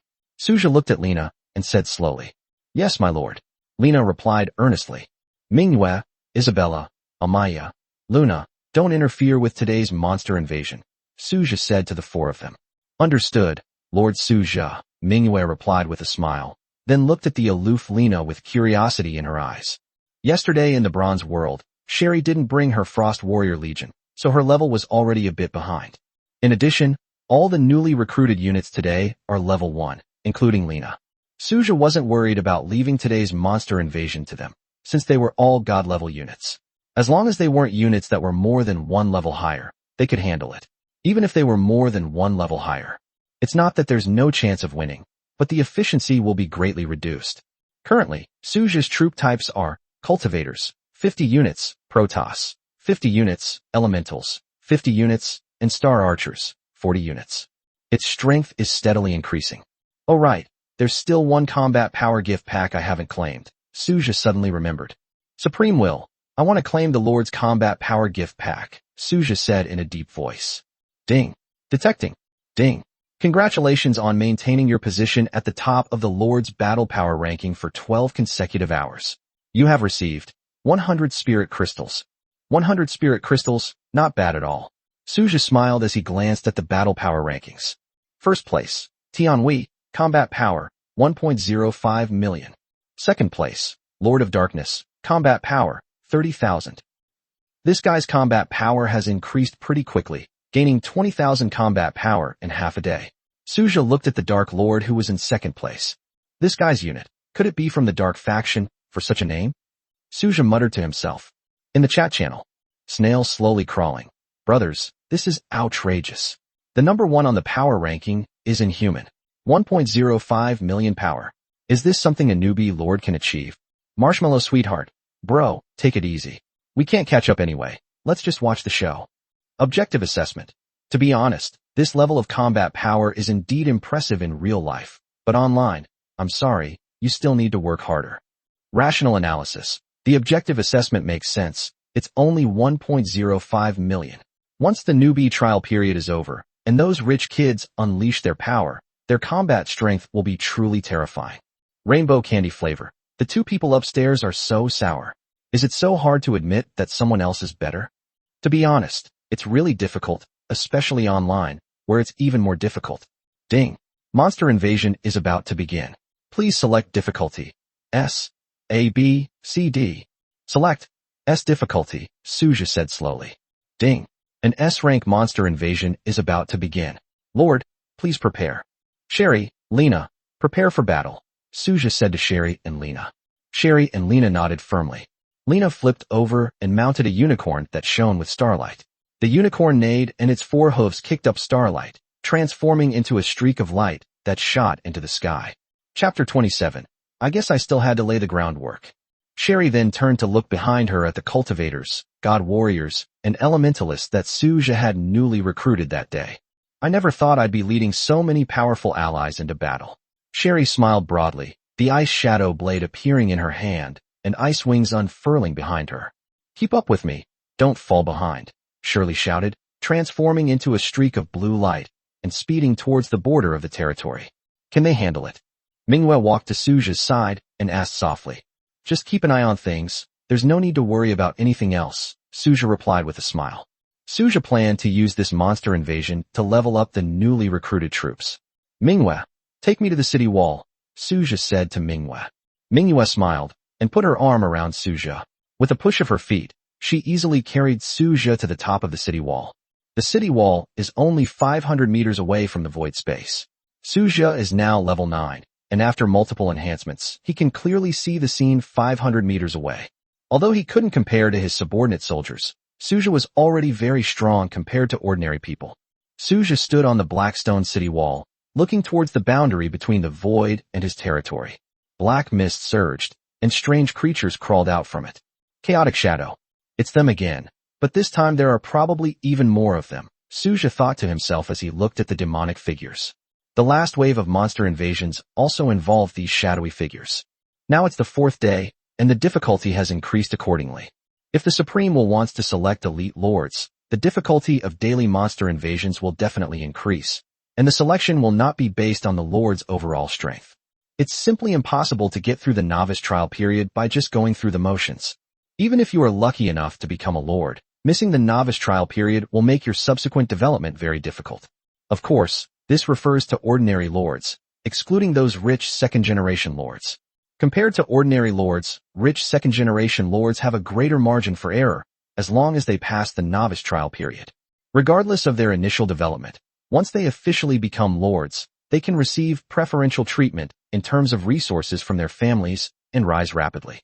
But ordinary lords from ordinary families don't have such privileges, so they have to seize every opportunity. The novice trial period is their best chance to narrow the gap with the rich second-generation lords, and their only opportunity to advance further. The current novice trial period is just a small-scale exercise. The real lord's career has not yet begun. Shadows flickered, elemental light shone, starlight blazed, and flames roared. Seeing this, Suja breathed a slight sigh of relief. It proved that his decision to use the Bronze World key yesterday was correct. Otherwise, he would not have been able to obtain the new unit. Sigh, leveling up is really difficult without resources. Suja shook his head helplessly, looking at his experience points that hadn't increased at all, even though many demonic shadows had already been killed. However, I didn't gain any experience points. The reason is simple. Suja is now level 9, while the invading demonic shadows are only level 7 at most. This is because of the S-level difficulty. Otherwise, the level of these demonic shadows would be even lower. Even after killing these demonic shadows, Suja could not gain any experience points. Therefore, resources are of utmost importance to lords, regardless of the type of resource, even the experience gained from monsters. Although there was no experience points, some gold coins were still gained. This made Suja feel a little better, but not much. After all, leveling up with experience points is more important to Suja now. It should be noted that there is no double bonus for new players in the Bronze World. Time passed slowly. After 2.5 hours of fierce fighting, Sherry has been upgraded to level 8, Lena to level 6, and the other newly recruited units have all been upgraded to level 5. Devour. Suja directly used his powers to clear away all the corpses. Ding. You have activated the devouring power, triggering the Blessed Land attribute. Your territory's area has increased by 500 square meters. Good. Looking at the expanded territory, Suja felt that although no other effects were triggered, the expansion of the territory alone was already very worthwhile. Suja then inspected the harvest. Although the level did not increase, the gold coin harvest was quite substantial, with 8,000 gold coins in the account, which means that 4,000 chaos shadows invaded this time. In terms of resources, there are 60 common loot items and 10 rare loot items. The following can be found in a regular loot chest: 11 basic wood, 8 basic stone ore, 12 basic meat, 4 iron ore, 10 copper ore, 10 fine steel, and 5 silver ore. Basic copper ore card. A basic resource card containing 100 copper ore. Basic steel card. The basic resource card contains 100 steel. Basic silver ore card. This basic resource card contains 100 silver ore. The harvest is not bad. Suja looked at the resource cards he had obtained with satisfaction. Basic meat resource card. This is for consumption. In addition to cultivators, Suja also needs star archers among his troop types. Suja currently only has 20 meat resource cards, some of which were previously used up by the cultivators. A meat resource card only contains 1 ton of meat, which isn't much. Suja wasn't sure how long it would last, since the number of people under his command was increasing every day. Then Suja looked at the rare loot chest. His eyes were full of anticipation. There are 10 in total. The drop rate has improved compared to before, but it is still not very high. Only 4,000 shadow demons dropped 10 rare loot chests, and that was only because of the doubled newbie benefits. Otherwise, the drop rate would be even more appalling. Hopefully I'll get some good stuff. Suja looked at the 10 rare loot chests in front of him. Suja placed 10 rare loot chests in front of him. Open. Suja opened the first loot chest with great anticipation. Ding. Congratulations on obtaining 10 spirit crystals. No way. Suja looked at the first ball of light that appeared, which only contained 10 spirit crystals. This was too ordinary. Then Suja continued to open the remaining 9 rare loot chests, and his expression gradually turned grim. Mithril crystal card X2, gold resource card X2, and the rest are all spirit crystals plus 10. Well, it's not bad to have a guaranteed minimum, and spirit crystals are quite useful. Suja comforted himself, and then put away all his gains. He then took out the diamond treasure chest that was a reward for completing the level. Suja naturally passed this monster invasion with an S-rank rating. The conditions for getting an S-rank rating are not complicated. Choose the S-rank difficulty and complete the level with 0 casualties. Suja glanced at the 6 hero units standing beside him: Manhwa, Isabella, Amaya, Luna, Sherry, and Lena. Then he gently patted the big bear on Manhwa's back. Hopefully this will bring me good luck. Let's open. Suja then looked at the diamond treasure chest. Chapter 28 Red Entry. Immune to misfortune. Ding. Congratulations on obtaining 21 spirit crystals. Seeing the first item that appeared, Suja was speechless. Why was it another spirit crystal? Could it be that these demonic shadows grew up eating spirit crystals? Is there only spirit crystal left in her belly? Ding. Congratulations. You have received 1,000 coins. Ding. Congratulations. You have obtained 10 elemental crystals. Suja's eyes lit up as he looked at the elemental crystals he had opened from the treasure chest. Now can we build the wonder, Heart of Elements? Suja asked curiously as he opened the blueprints for the Heart of Elements. Heart of Elements. 100 spirit crystals, 10 elemental crystals, prerequisite. 1 water well. I have a well. I have enough spirit crystals, and with the elemental crystals I just extracted, there's no problem. Suja's gaze immediately turned to the well not far away. This can be considered a pretty good result. Let's go, Suja said to Manhwa and the others beside him, leading them to the well. Then he took out the blueprint for the Heart of Elements. Ding. Consume 100 spirit crystals, 10 elemental crystals, 1 water well to construct the low-level wonder, Heart of the Elements. Yes, Suja confirmed decisively. Soft starlight enveloped the well. As the starlight continued to spread, Suja led Manhwa and the others back, leaving enough space for the starlight to gradually dissipate. A crystal tower radiating starlight appeared before Suja, with dazzling starlight continuously gushing from its top and falling into the star spring below. The star spring is octagonal and about 15 meters in diameter. Suja walked forward and looked at the clear water flowing in the star spring. It would be nice if this could be converted into an open-air bath. Suja looked at the star spring in front of him, and the idea immediately popped into his mind. If it could really be realized, Suja's gaze involuntarily turned to Manhwa and the others beside him. A slight smile appeared at the corner of his mouth. This star spring has a restorative effect. If we can do serious business here, wouldn't we never feel tired? This is so awesome. My lord, are you thinking of something happy? Manhwa asked Suja with a smile. Suja looked at Manhwa. I have some ideas, but there are no blueprints yet, so I can't realize my ideas. Blueprints for bathtubs are not expensive. You can buy a basic one for 1 gold coin, and a more advanced one for 10 gold coins. Unless it's a bathtub with special effects, they are all very cheap. For lords, buildings like bathhouses are mainly for enjoyment and don't provide any bonuses to their territory, making them rather useless. Suja looked at the Heart of Elements. Heart of the Elements. Level: low, medium, high, legendary, unique. Ability: can gather the power of the elements of heaven and earth to provide health restoration to all units within the territory, and can also remove all curse effects from the target. Feature: never runs dry. Description: low-level wonder buildings, which are a great help to novice lords. That's good. It also has the characteristic of never running dry, so there's no need to worry about the water supply.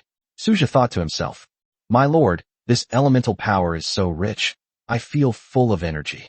Isabella said, reaching out to gently touch the water in the star spring. This is the heart of the elements. It can gather the elemental energy of heaven and earth, provide life restoration effects for all troops within the territory, and remove all curse effects from the target. Suja explained to Isabella and the others. A look of surprise flashed in Isabella's and the others' eyes. For them, although they haven't been injured in the battle so far, this undoubtedly provides an extra layer of protection. The main issue is that the troops under Suja's command currently lack support and healing abilities. The elemental tower can recruit relevant troops, but it's unclear when that will be possible. Most of the elementalists that Suja has recruited are combat-oriented. There are currently no auxiliary elements. Suja was also curious whether there were any units in the Divine Source Temple that could assist in healing. As for the Immortal Ascension platform and the Divine Source Temple, the possibility of recruiting auxiliary troops is unlikely. Alright, now for the main event. Suja rubbed his hands excitedly, sat cross-legged on the ground, and opened his attribute panel to check his attributes. Apart from the level being raised to level 9, there are no other major changes. Then Suja looked at his information panel and saw his talent, God-level attribute. You have 3 more chances to draw entries. Extract the terms, Suja silently recited in his mind. Ding! Congratulations on drawing the unique red keyword, immune to misfortune. Immunity to misfortune. A unique red affix that grants immunity to all misfortune and curse-related abilities upon use. A Lord-exclusive affix. Immune to all curse effects. Suja's expression hardened. This is actually a red entry, even though the description of its effect seems simple and clear. However, its ability to resist curses is indeed quite good. Later on, quite a few monsters with curse abilities appeared. This type of curse skill is quite insidious. One can easily fall victim to it if they are not careful, and it is extremely difficult to remove. If you're not careful, you might get infected. However, with the current misfortune immunity stat, there's no need to worry about stepping into traps. What a pity, this attribute only applies to lords. It would be great if all troop types could benefit from the curse immunity effect. Suja felt a little regretful. But it's not bad either. Bind, Doom immunity. Ding, bound, immune to misfortune, a unique red affix. After use, you will be immune to any misfortune and curse-related abilities. A Lord-exclusive affix.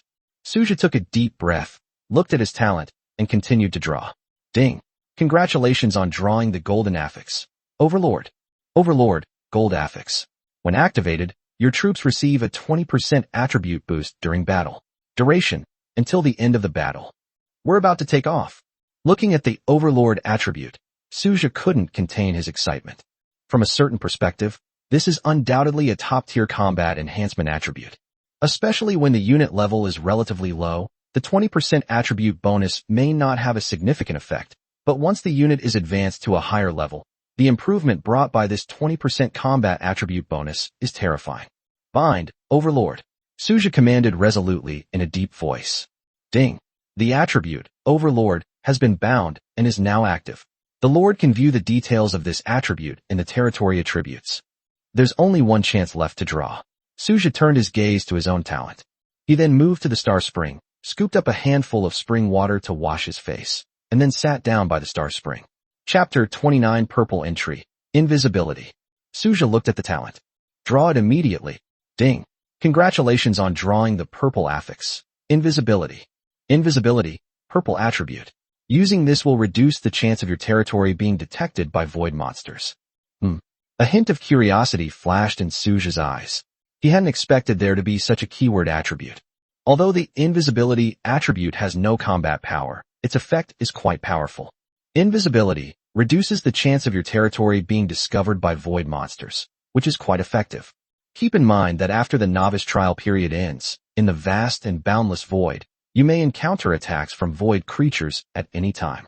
With this entry, the risk of territory being attacked can be effectively reduced. After all, the void space is home to a wide variety of void monsters, not just low-level minions. There are also terrifying beings in the void space, such as chaotic behemoths, evil spirits, ancient demons, and primordial demon gods. Ding. The attribute, invisibility, has been bound. The Lord can view this attribute in the territory attribute panel. Finally done. Suja breathed a sigh of relief and then opened his information panel. Name, Suja. Experience points, 0/1800. Level 9. Territory, Level 2. Skills, none. Entry, immune to misfortune, red, undefeated, gold, devour, blue.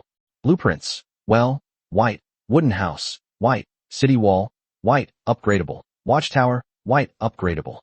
Suja closed the properties panel with satisfaction.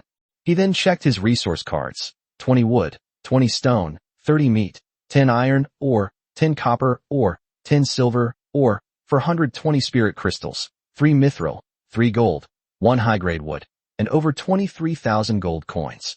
These are all the territory resources that Suja currently possesses. Among the new lords, he is arguably the wealthiest. Currently, it seems no one can surpass him. It's worth mentioning that the spirit crystal mine has been completely mined out today, which is why there are 420 spirit crystals. You guys go and rest first, Suja said to Manhwa and the others beside him. Manhwa and the others nodded knowingly, understanding that Suja was planning to start planning the development of the territory. Suja immediately opened the 3D map of the territory. Looking at the territory before him, a smile appeared on Suja's face. His territory is now 2 kilometers in diameter. Thinking of this, Suja then opened the territory level ranking list and took a look. Unfortunately, he didn't make the list. He was still a bit behind those on the list. However, this was within Suja's expectations. After all, some lords possess innate talents that greatly contribute to the development of their territories, and in comparison, Suja's territory is indeed not particularly outstanding. Even so, Suja was quite satisfied with the current state of his territory. Suja stared at the 3D map of the territory in front of him, then focused his gaze on the city wall, that is, the Blackrock city wall. He extended the Blackstone city wall outwards by 500 meters, leaving a 500-meter buffer zone that bordered the void. Let's build 10 watchtowers first. After thinking for a moment, Suja took out 2 basic resource cards, 1 Ur card and 1 Wood card. Each basic card has 1,000 resource units, just enough to build 10 watchtowers. The resources required to build the watchtower are 100 ore and 100 wood. Ding. Do you wish to construct a watchtower, consuming 100 ore and 100 wood? Yes, Suja confirmed decisively. He operated the system 10 times in a row and successfully built 10 watchtowers. Looking at the 3D floor plan in front of him, Suja placed the watchtower next to the Blackrock city wall to protect it. However, when he saw the scene after the installation, Suja's expression immediately turned somewhat ugly. Holy crap, what's going on? Because that watchtower was actually shorter than the Blackstone walls. This is a bit awkward, Suja couldn't help but mutter. He looked at the watchtower, which had become much shorter, with a sullen expression. This was the first time he had encountered such a situation. Left with no other option, Suja checked the watchtower's attributes. Watchtower. Grade, white. Upgrades. 1. Basic elemental tower. 2. Basic laser tower. Description. A basic watchtower with monitoring and basic early warning functions. 2 upgrade paths, one leaning towards magic elements, and the other towards technology. Suja looked at the upgrade options for the watchtower, then pondered how to choose next. Looking at these watchtowers, Suja knew that upgrading them was now imperative. This is shorter than the city wall. How are we supposed to attack the enemies outside the city wall? If it's placed outside the city walls, wouldn't it be easily destroyed by monsters? If they are placed inside the city walls and not upgraded, they will truly become useless decorations. The Blackstone walls are 15 meters high, while these watchtowers are 12 meters high and located inside the walls, making it impossible to observe the situation outside the walls. That won't do. I'll stick with upgrading the elemental tower. The technology route requires psionic machinery, which I don't have the resources for right now, so I don't know where to start, Suja thought to himself. He then checked the upgrade requirements for the primary elemental tower. Basic elemental tower, 1,000 wood, 1,000 stone, 10 spirit ore. The upgrade cost is still within an acceptable range. Fortunately, it's not too expensive. Otherwise, upgrading 10 watchtowers at once would have been a real financial burden. Suja took a deep breath. To build 10 basic elemental towers, all you need are 10 basic wood cards, 10 basic stone cards, and 100 spirit ores. It was completely within Suja's tolerance. With a wave of his hand, Suja upgraded all 10 watchtowers. In the blink of an eye, rows of black elemental towers stood beside the Blackstone city wall, reaching a height of 17 meters. At the top of the elemental tower, a crystal shimmering with 7 colored light floats. Next to the crystal, there are positions for people to stand guard. The target of the elemental tower's attack can be manually controlled. Suja carefully examined the attributes of the primary elemental tower. Primary elemental tower level, 10. Attack method, automatic attack. Attack, elemental projectiles. Frequency, 1 second/1 time. Upgrade path, beginner flame tower, beginner ice tower, beginner thunder tower. Description, a basic elemental tower with the ability to automatically absorb magic power for charging, capable of firing 1 magic missile per second. Not bad, not bad. My materials weren't wasted. Suja looked at the 10 elemental towers and was quite satisfied. This thing is not indispensable to Suja. However, he always made preparations in advance. In case his territory was attacked, he could at least use these elemental towers as a defensive force to buy time and wait for the main force to return and provide support. Chapter 30. The Beginner Elemental Tower. If monsters were to break through without the elemental tower's defenses, that would be a real loss. Besides, resources only realize their value when they are used. What's the point of keeping more in the warehouse? Even if these resources were sold, they wouldn't generate much profit. It should be fine now. Suja nodded in satisfaction. In this way, the territory will no longer need to expend troops to patrol. With star gods patrolling the heavens day and night, black stone walls on the ground, and these 10 automatically attacking primary elemental towers, the entire territory was fully armed. Suja then closed the 3D map and opened the territory attribute panel. Name, Tianhui. Level 2. Area, diameter 2 kilometers. Barracks, Immortal Ascension Platform, God. Divine Source Temple, God. Elemental Tower, God. Star Temple, God. Buildings, Lord's Mansion, Blackrock Wall, Primary Elemental Towers, 10. Wonder, Heart of the Elements, low level. Unit, 190 population, cultivators, 50, gods, 50, elementals, 50, star archers, 40. Entry, Extraordinary Evolution, red. Peerless Beauty, red. Blessed Land, gold. Overlord, gold. Immunity to Misfortune, purple. Spiritual Energy Replenishment, blue. With 2 red and 2 gold, 1 purple and 1 blue, its attributes are practically perfect. In a sense, even if it continues to develop according to its current attributes. Suja also has a bright future ahead of him, and his path will be smooth sailing. Of course, this might slow down the development process, especially after the novice trial period ends. When that time comes, you'll have to explore the vast, boundless void on your own, and nobody knows what you'll encounter there. Therefore, it would be wise to stick close to the strong players and develop your strength discreetly and stealthily. Comfortable. Suja lay comfortably on the grass, gazing up at the sky. The twinkling stars were the manifestations of the divine warriors and the star god, and his face was beaming with smiles. If this trend continues, the novice trial period will end soon. He will surely finish the novice lord test with the highest score. I just wonder what kind of reward the Supreme will give then. My lord, is it done? Just as Suja was lying on the ground lost in thought, Amaya appeared in front of him with Luna. Luna remained expressionless and emotionless, while Amaya wore a smile. It's all set up. Didn't you guys go play? Suja asked Amaya and Luna. I'd rather stay with the Lord, Amaya said with a smile. Hearing Amaya's words, Suja smiled slightly, not exposing her little scheme.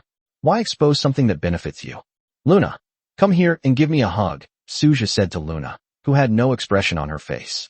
Luna looked at Suja, then obediently lay down beside him. It smells so good. Suja took a deep breath of Luna's scent. My lord, you can't be biased, Amaya said with a gentle smile, but her tone carried a hint of resentment. Hearing Amaya's words, Suja knew in his heart that she was the real troublemaker, and a Yandere at that. On the surface, she appears to be a gentle older sister, but in reality, Amaya's true nature is far more terrifying than Luna's. This little girl is quite cunning. She has more schemes in her mind than anyone else. Once you provoke this girl, it's no laughing matter. Heaven knows what she might do. If it weren't for the absolute loyalty of the soldiers, Suja wouldn't dare to provoke Amaya so easily. Perhaps at this point, she had already made her move against her other companions. Don't mistake Yandere for a desirable trait. In reality, they are all obsessive, mentally ill individuals. Just like now, Suja is holding Luna, who is Amaya's older sister. Suja could clearly sense that Amaya was radiating an almost tangible resentment. Although her tone of voice remained gentle, her actions showed no sign of gentleness whatsoever. Suja looked at Amaya helplessly. Amaya, we're all family, so be more tolerant and don't be so petty, Suja said slowly. But I just can't help it. Amaya looked at Suja pitifully, her face showing a weak and aggrieved expression. Suja suddenly felt a headache coming on. This little girl isn't easy to fool. All right, but we're all family, so you can't do anything out of line, Suja said earnestly to Amaya. Amaya nodded earnestly and obediently, understanding that Suja was serious. All right, I'm going back to the main world now, Suja said to Amaya and Luna. My lord, I want to go too. Amaya looked at Suja with longing eyes, and even Luna looked at him with expectant eyes. Not now. I can only take you back when I reach level 40 or higher, Suja said slowly. Once I reach level 40, I'll definitely take you to the main world. I'm going back for a bit. I'll be back soon. After saying that, Suja's figure disappeared from the territory. In the main world, the morning light filtered through the gaps in the curtains, quietly falling on the bedside. Suja slowly woke up, reached for his phone beside his pillow, and subconsciously opened the group messages. A striking red, bolded message immediately caught my eye. Tang Lily. All members, according to reliable intelligence, Wang Yu has embarked on a path of depravity. Everyone must be careful. If you spot him, kill him on the spot, and you can also collect the bounty from the Law Enforcement Bureau. Suja couldn't help but gasp, pondering to himself. Although he knew Wang Yu wasn't a good person, he really didn't expect him to still end up on this path of no return. The so-called path of corruption is actually a ritual of corruption that uses the heart of a formal lord as a starting point. To be precise, it requires the use of specific sacrificial rituals to establish contact with evil gods or unknown beings in the darkness. They can still become lords, and their troops will be more powerful than those of ordinary lords. Fallen lords are not the same as ordinary lords. The fallen lords' troops are, to be precise, troops, but they are somewhat different from troops in the traditional sense. The fallen lords' troops are mostly monsters from the void. Unlike other ordinary lords, these monsters in the void have neither the concept of loyalty nor the division of ranks. As long as the fallen lord's own rank is high enough, he will be able to recruit more powerful high-ranking monsters from the void. They can even cooperate with certain powerful natural disaster forces and secretly collude with them. From one perspective, the fallen lords seem to have broken free from many restrictions. They don't need to worry about complicated matters such as troop types and resources. Chapter 31 The Fallen Lord, Wang Yu's Darkening. Although the fallen lord's troops are generally stronger, but in reality, a huge crisis is lurking behind this. Although the monsters under the fallen lord have no loyalty, they will become loyal if their needs cannot be met. Even a fallen lord would become food for these monsters. In short, this fallen lord is a double-edged sword. He can bring some lords back to life, giving them even greater power once more. However, the price of becoming a corrupt lord is extremely high.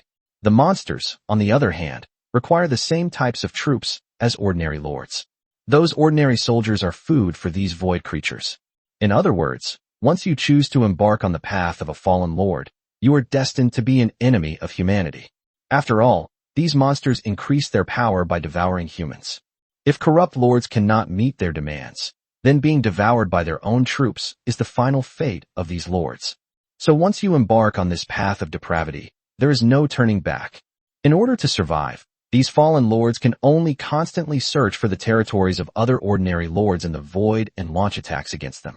Devour their troops and lords' hearts to increase your own strength.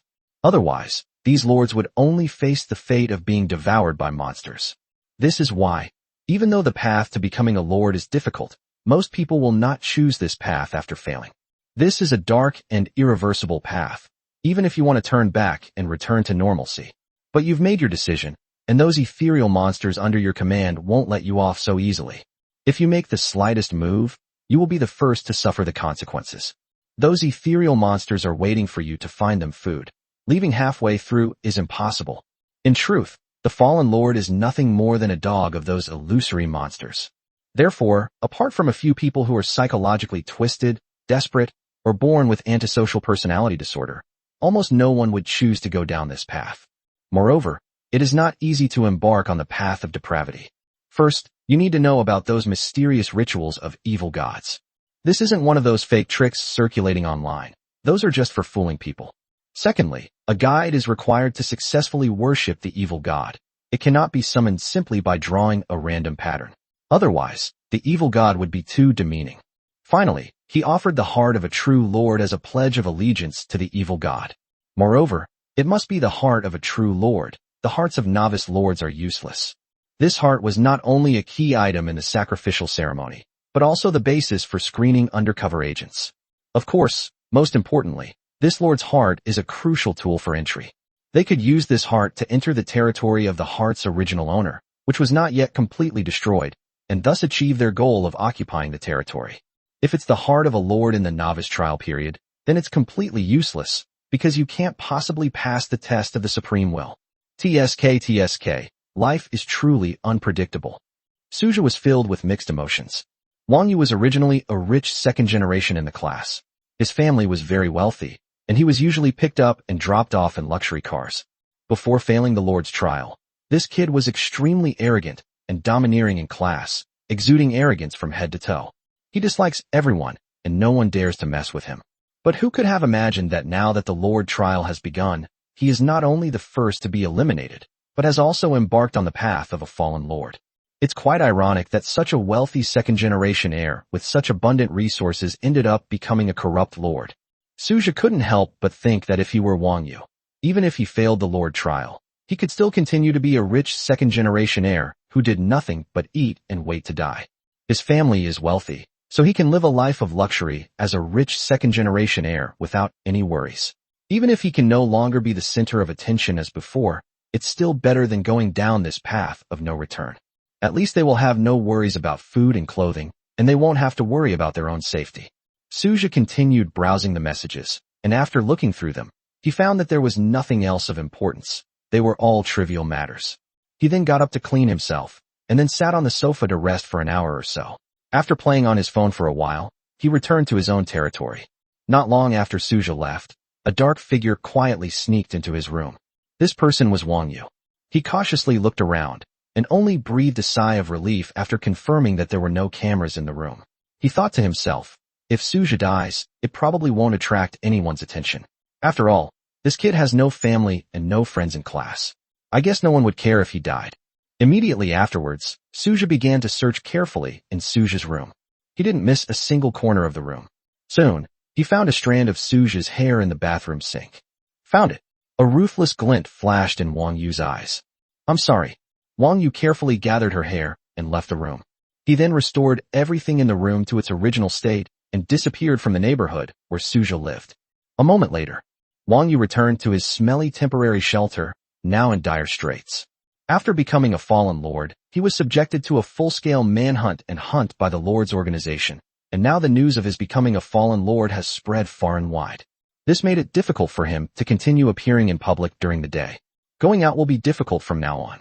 It was only after truly becoming a fallen lord that Wang Yu personally experienced what despair felt like. I don't know how long this life of being wanted and deprived of freedom will continue. Although he has regained his status as lord, the troops in his territory are now all monsters from the void. These monsters are now full, so for the time being they are relatively obedient. But when there was no food, Wang Yu's heart sank. He could almost see himself being torn to pieces by these monsters. The Lord's heart that he used to sacrifice to the evil god belonged to one of his cousins.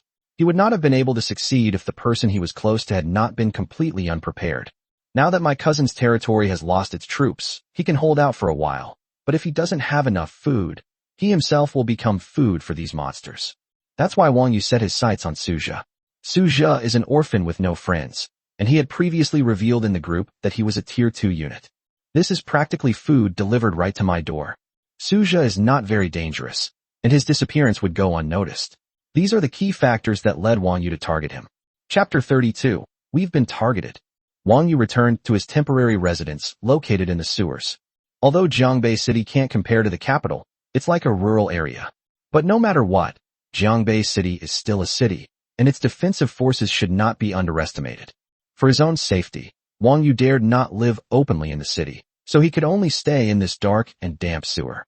Although it may sound shameful, this is what one must accept to become a fallen lord. After all, in this era, corrupt lords are like rats crossing the street, hated by everyone, and it's impossible for them to appear in the public eye. It's worth noting that there are quite a few lords at level 40 or above in Jiangbei City. They can all summon units from their territory to the main world. If you're targeted by these people, you're bound to face a chase and be killed. Wang Yu is already wanted by the authorities. It's already a miracle he hasn't been caught. How could he possibly hope for more? To be honest, Wang Yu is already feeling somewhat regretful at this moment. His current situation makes him very uncomfortable. He feels like a ghost, living like a rat in the sewers every day. But there's no going back now, and it's too late for him to regret it. Wang Yu went directly into his own depraved territory. Beneath the vast, dark sky, the earth was a bloody stain visible to the naked eye. The sight of void monsters lying on the ground and void jumpers everywhere was nauseating. Wang Yu's eyes were filled with disgust. But he knew in his heart that he was powerless to change anything now. All he could do was find new food for these void monsters. I hope you're strong enough, and don't let me down. Wang Yu looked at these void creatures and muttered to himself. Then he took out a hair, which he had just taken from Suja's house. Then a completely black teleportation array appeared beneath Wang Yu's feet. This is a one-time territory location teleportation array. This formation was extremely expensive to build, and Wang Yu paid a huge price to earn the opportunity to activate it. The cost is so high, which means this formation is very powerful. This teleportation array has only one function: to locate the position of other territories in the void. The other party can be located no matter where they are. However, the portal's opening time is limited to 24 hours. The portal will close in 24 hours. Moreover, opening the portal requires a medium, and Wang Yu had just sneaked into Suja's house and obtained a strand of his hair precisely because he intended to use the hair as the medium to open the portal. Hair and flesh can both be used as a positioning medium to open a portal. Don't think that joining these cults will make you worry-free. In reality, these cults are rife with scheming and betrayal. Almost everyone wanted the other to die so they could seize the other's territory. This was a true reflection of their inner thoughts. Cult members are inherently selfish and profit-driven. Otherwise, how could it be called a cult? These evil people are a group of people who will stop at nothing to achieve their goals. Talking about humanity with someone like that is like casting pearls before swine. Wang Yu stared intently at the teleportation array in front of him, then gathered up Suja's hair. Let's wait a bit longer and set off tomorrow. Just to be on the safe side, we should attack when the monsters invade tomorrow. That way, we'll be absolutely sure to succeed. Wang Yu took a deep breath to calm himself down. Tomorrow, with the monster invasion, how could Suja's Tier 2 troops possibly withstand it?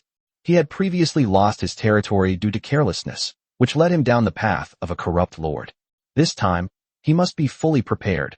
He will not allow himself to make even the slightest mistake. Meanwhile, Suja was completely unaware that he had been targeted by Wang Yu. In Suja's view, he was an orphan with no family. I don't have many friends in class, and I don't usually interact much with others. I've always been a loner.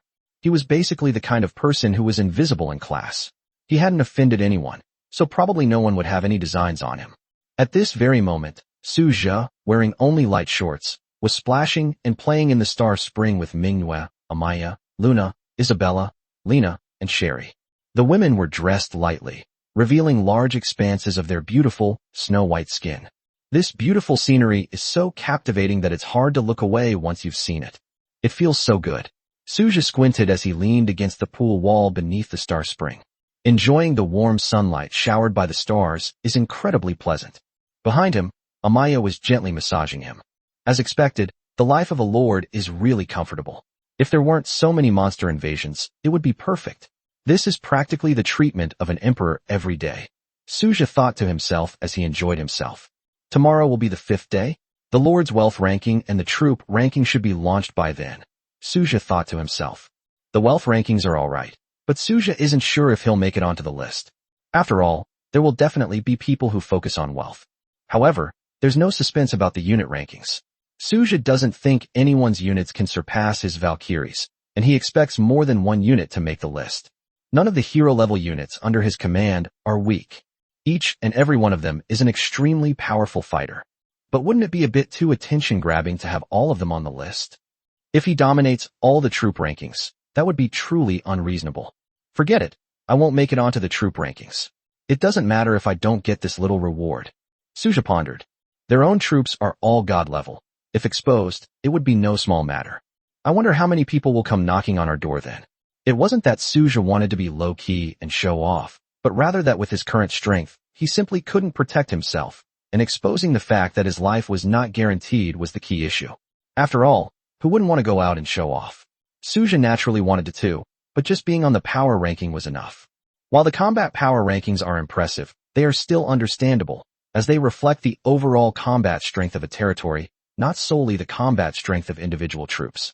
For example, the individual combat capabilities of the mechanical factions units may not be strong, but the combat power of their weapons cannot be ignored, so it's no problem for them to be on the combat power rankings. But the troop rankings are different. Suja doesn't want to reveal his identity right now. He wasn't planning to take any risks until he found a reliable backer. The main reason is that he has all god-level troops in his possession. Once this is exposed, he will definitely attract the attention of all sorts of big shots. With Suja's current strength, how could he possibly withstand it? Isn't that just courting death? Chapter 33 Hidden Rankings. We don't need this reward. Not being on the leaderboard simply means losing some of the daily ranking rewards. However, just like the combat power ranking, this troop type ranking will probably only offer rewards like Spirit Ore. Although Suja also lacked Spirit Ore, he wouldn't put himself in a dangerous situation for such a small benefit. Before absolute safety is guaranteed, Suja will not easily try anything that poses a risk of exposure. Anyway, it won't affect the settlement on the last day of the novice trial period, so it won't have a big impact. It's just a matter of receiving fewer daily settlement rewards, which is a minor issue. After weighing the pros and cons, Suja quickly made his final decision. Master, come play. Suddenly, Manhwa appeared in front of Suja wearing a bikini, beckoning him with her finger and exuding a seductive and alluring expression. Its fresh and dewy appearance is like an enticing and delicious delicacy, making one want to take a bite. My beloved concubine, I'm here. Suja's face was beaming with smiles, and without saying a word, he pounced on Manhwa's soft body. At Xingchuan Spring, laughter and playful shouts rose and fell, accompanied by the rippling sound of water, creating a scene reminiscent of a secluded paradise. The next day, Suja woke up in his bed in the Lord's manor and found that no one was beside him. He sat up, yawned, and went to Xingchuan to wash up. Just then, a notification sound rang. Ding! Today is the 5th day of the Lord's trial. The Lord's wealth ranking and the Lord's troop ranking will soon be available. Ding! Is your troop type, Immortal Cultivator, on the list? Ding! Is your unit Star God on the list? Ding! Is your unit, Star Archer, on the leaderboard? Ding! Is your Frost Warrior unit on the leaderboard? Without a second thought, Suja unhesitatingly chose no for all of them. To avoid unnecessary trouble, he didn't want to expose himself on this matter. Ding! Do you want to hide your unit ranking? Hiding it will prevent you from receiving daily rewards. Hide everything, Suja replied decisively. As the old saying goes, the bigger the tree, the more the wind will blow against it. Suja has already made it onto the combat power rankings, so there's really no need for him to get involved in any other rankings. Ultimately, he is still just a novice lord. Potential is one thing, but strength is another. There are many people with potential, but how many of them actually grow into successful individuals? Without a powerful backer, exposing too much information under these circumstances would be tantamount to courting death.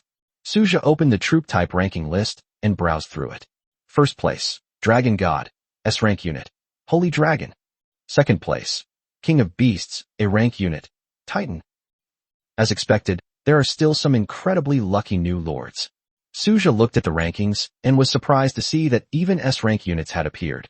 S-rank units are arguably the strongest units below the demigod level.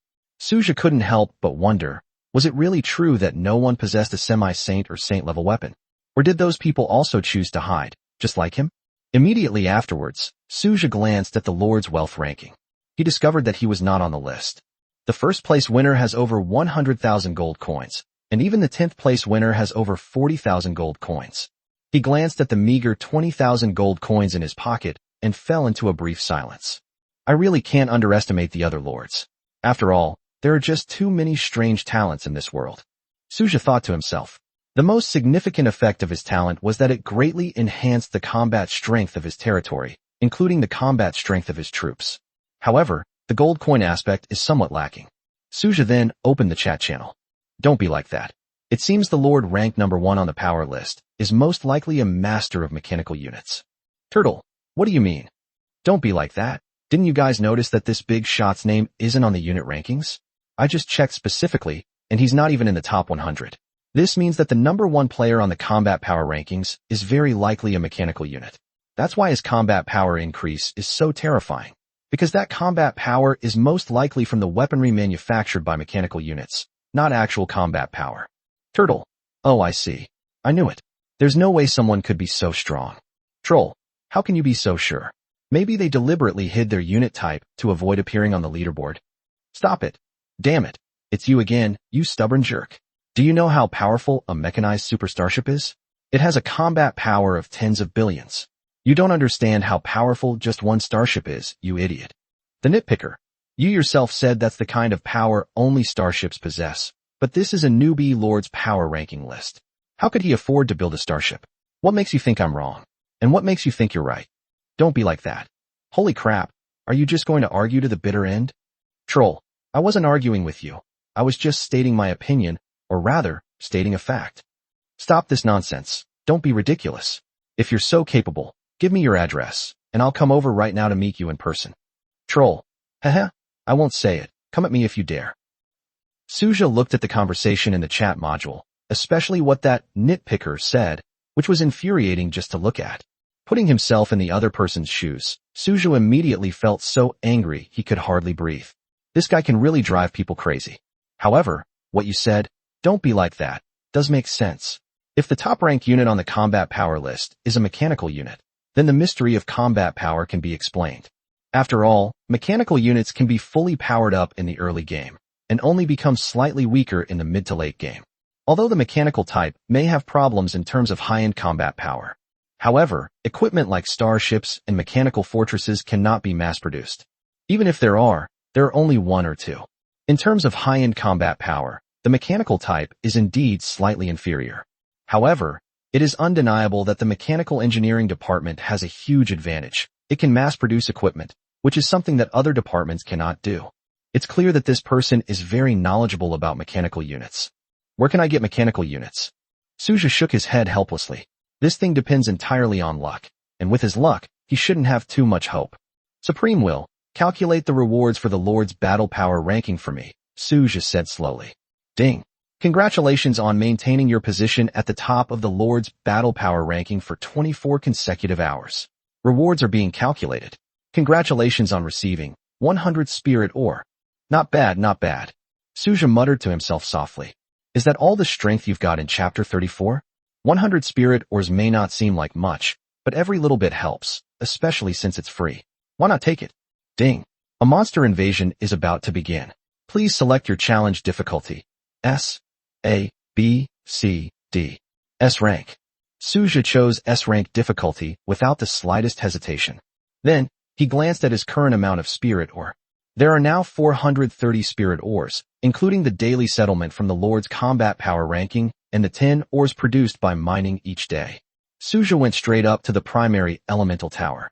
Sherry, Lena, it's the same plan as yesterday. You two will lead the team to clear out these monsters today. The rest of you just stay where you are and guard your positions. Suja said calmly. Yes, my lord. Sherry and Lena nodded in response. They understood perfectly well that this was Suja giving them a chance to catch up with the others.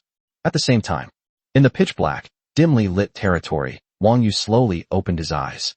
He stared at the teleportation array in front of him, then took a deep breath with a solemn expression. Suja's monster invasion should have begun by now. It's about time for me to take the stage. Wang Yu immediately stood up, looking at the void creatures around him with disgust in his eyes. These void creatures, having gone without food for a long time, have begun to show signs of rebellion. His gaze immediately fell upon the teleportation array. Without the slightest hesitation, Wang Yu activated the teleportation array. A burst of black light erupted instantly, followed by a black mist that enveloped everything. A portal, shrouded in nothingness and exuding an aura of darkness, suddenly appeared before Wang Yu. Right now, on Suja's territory, the battle has already begun. Just then, a system notification suddenly reached his ears. Ding! Your territory is under attack by an unknown lord. Please be aware. The notification from the Supreme will suddenly rang in his ears. Upon hearing this, Suja's pupils constricted sharply, and his expression instantly became more serious. A dark gate suddenly appeared at the edge of the territory, with a black vortex spinning wildly. An invasion by an unknown lord? Suja stared intently at the gate to darkness, his expression grave. Have we encountered a corrupt lord? When I was in school, my teacher talked about the characteristics of fallen lords, and this dark portal is something that only fallen lords possess. However, judging from the depth of the portal's color, he must have only recently become a fallen lord, and his troops' combat strength is not very strong. Suja keenly observed that, apart from the black light emanating from the dark portal, there were still some iron-colored lights flowing around the edge of the portal. This is a distinctive characteristic of fallen lords below level 10. The ranking system for fallen lords is almost identical to that of ordinary lords. They are all the same level. However, in terms of overall capabilities, the fallen lord's troops are slightly stronger. With this kind of strength, you dare to invade my territory? Are you here specifically to give me experience points? Suja was initially flustered upon hearing the news of the invasion, but after learning about the opponent's true strength, he immediately calmed down. Looks like this guy thinks I'm an easy target. A smile involuntarily appeared on Suja's lips. He was initially panicked because he saw the dark portal suddenly invade. At first, he had no idea what level of fallen lord was on the other side, so he was a little worried. However, when he saw the black iron-colored luster flowing over the portal, he instantly calmed down. He couldn't help but smile slightly. I am cautious with the strong, but ruthless with the weak. This is the life motto that Suja upholds. Why not pick on the easy target instead of going looking for a tough one and getting hurt? Manhwa, Luna, Amaya, Isabella, everyone get ready. Some idiot has come knocking on our door. Suja's lips curled slightly upward as he licked them and spoke slowly. Fallen lords have always regarded other ordinary lords as prey to be devoured. But didn't those powerful lords also treat the corrupt lords as lambs to the slaughter? Ultimately, it's hard to say who the hunter is and who the prey will become. After all, this is a world that values strength, and strength reigns supreme. A truly hard fist is the only one that's truly hard. Hunting down fallen lords also yields generous rewards from the Supreme will, so I'm definitely not going to let you go this time. Since you've come to my doorstep, I'll make sure you get your money's worth. Suja thought to himself as he kept a close eye on the black portal. He wants to maximize the value of these people. And at this very moment, Wang Yu stared at the open portal, his eyes filled with excitement. Although he regretted becoming a fallen lord, the twisted pleasure of being able to destroy others with his own hands excited him uncontrollably. This may be the evil side of human nature. The evil within Wang Yu had been fully unleashed. Go and wipe them all out, then enjoy your feast. Wang Yu's voice was tinged with madness. As soon as the words were spoken, the monsters in the void rushed into the portal. Wang Yu stood by expectantly, waiting for the good news these monsters would bring him later. The thought of personally destroying a novice lord filled Wang Yu with such excitement that he trembled all over. The feeling was truly intoxicating. In Wang Yu's eyes, Suja was nothing more than an orphan without parents. They are completely invisible in a crowd, like an invisible person, and no one would care if they disappeared. Moreover, Suja only had a second-tier unit, and at this moment he was busy dealing with the test of the void invasion, so he was powerless to resist my attack. Suja, blame yourself for not having a powerful background. If you did, I really wouldn't dare to touch you, Wang Yu muttered to himself. On Suja's side, He stared at the large number of low-level void monsters pouring out of the portal, his face filled with disbelief. Wow. Are you fucking joking? Suja stared at these monsters, his expression a mixture of amusement and exasperation. These creatures are not even as good as the monsters in the monster invasion trial. At least the void creatures invading their territory now are the scourge of void creatures. While their individual combat strength might be lacking, their sheer numbers are overwhelming, forcing me to spend some time dealing with them. But what are these in front of me? Are they here to be a joke? What on earth is that fallen lord over there? Is he an idiot? Suja really couldn't understand what the Dark Lord was thinking. Chapter 35 The Heart of the World. In Suja's view, a corrupt lord who dares to invade someone else's territory must have some skills. Even a fallen lord below level 10 must have some strength, right? But now it seems that the other party might not even be as good as some novice lords, let alone be able to contend with him. What a waste of my time. Suja looked at the portal. He wanted to see what kind of weirdo was on the other side. With such little strength, how dare he challenge and invade other people's territory? Wasn't this just a pure suicide mission? Let's take action and eliminate this bunch of scum as well. Suja said somewhat impatiently, then looked at the low-level void creatures that were slowly crawling around with a bored expression. A smile appeared on Mingyue's face, and she suddenly swung the red moon in her hand. A silver crescent-shaped slash shot out like lightning, cutting everything in its path in two. In the blink of an eye, Mingyue and the others had wiped out the monsters that poured out of the dark portal. Aside from dropping some gold coins, these monsters didn't drop anything of value. This reward is too meager. It seems this fallen lord isn't doing so well. Suja looked at the rewards and was quite disappointed. After waiting for about 10 minutes, no more monsters appeared in the dark portal. It seemed they had all been eliminated. It's only been a few minutes. TSK Tisk, it's really too weak. Suja couldn't resist making a sarcastic remark. In that short period of time, the number of monsters that emerged was approximately 1,400 to 1,500. The monsters swarmed out of the portal and were all wiped out by Mingyue in just a few minutes. Since there's been no movement, it's my turn to make a move. Suja stared coldly at the dark portal. Mingyue, go over there and find out what's going on. If anything seems amiss, come back immediately, okay? Suja turned to Mingyue and said. Mingyue nodded. She was now the strongest soldier under Suja's command. In case of any unforeseen circumstances, with her abilities, she can escape and return immediately. However, the opponent is just an ordinary fallen lord, so it shouldn't be a big problem. Mingyue put away the red moon in her hand, and then flew straight into the teleportation portal. Meanwhile, Wang Yu was staring curiously at the teleportation portal, feeling quite puzzled. Why do my void creatures keep going in, but not a single one comes back? Just as Wang Yu was wondering, Mingyue appeared in this territory through the portal. The moment I saw the bright moon, Wang Yu's pupils suddenly contracted. What the hell kind of unit is this? Wang Yu subconsciously sensed that something was wrong, and he quickly turned to leave. But the next second, Mingyue was already in front of him. Wang Yu tried to escape his territory, but was horrified to find that he couldn't. He is now a fallen lord, and is no longer under the protection of the Supreme Will. To leave the territory, one must do so without interference from others.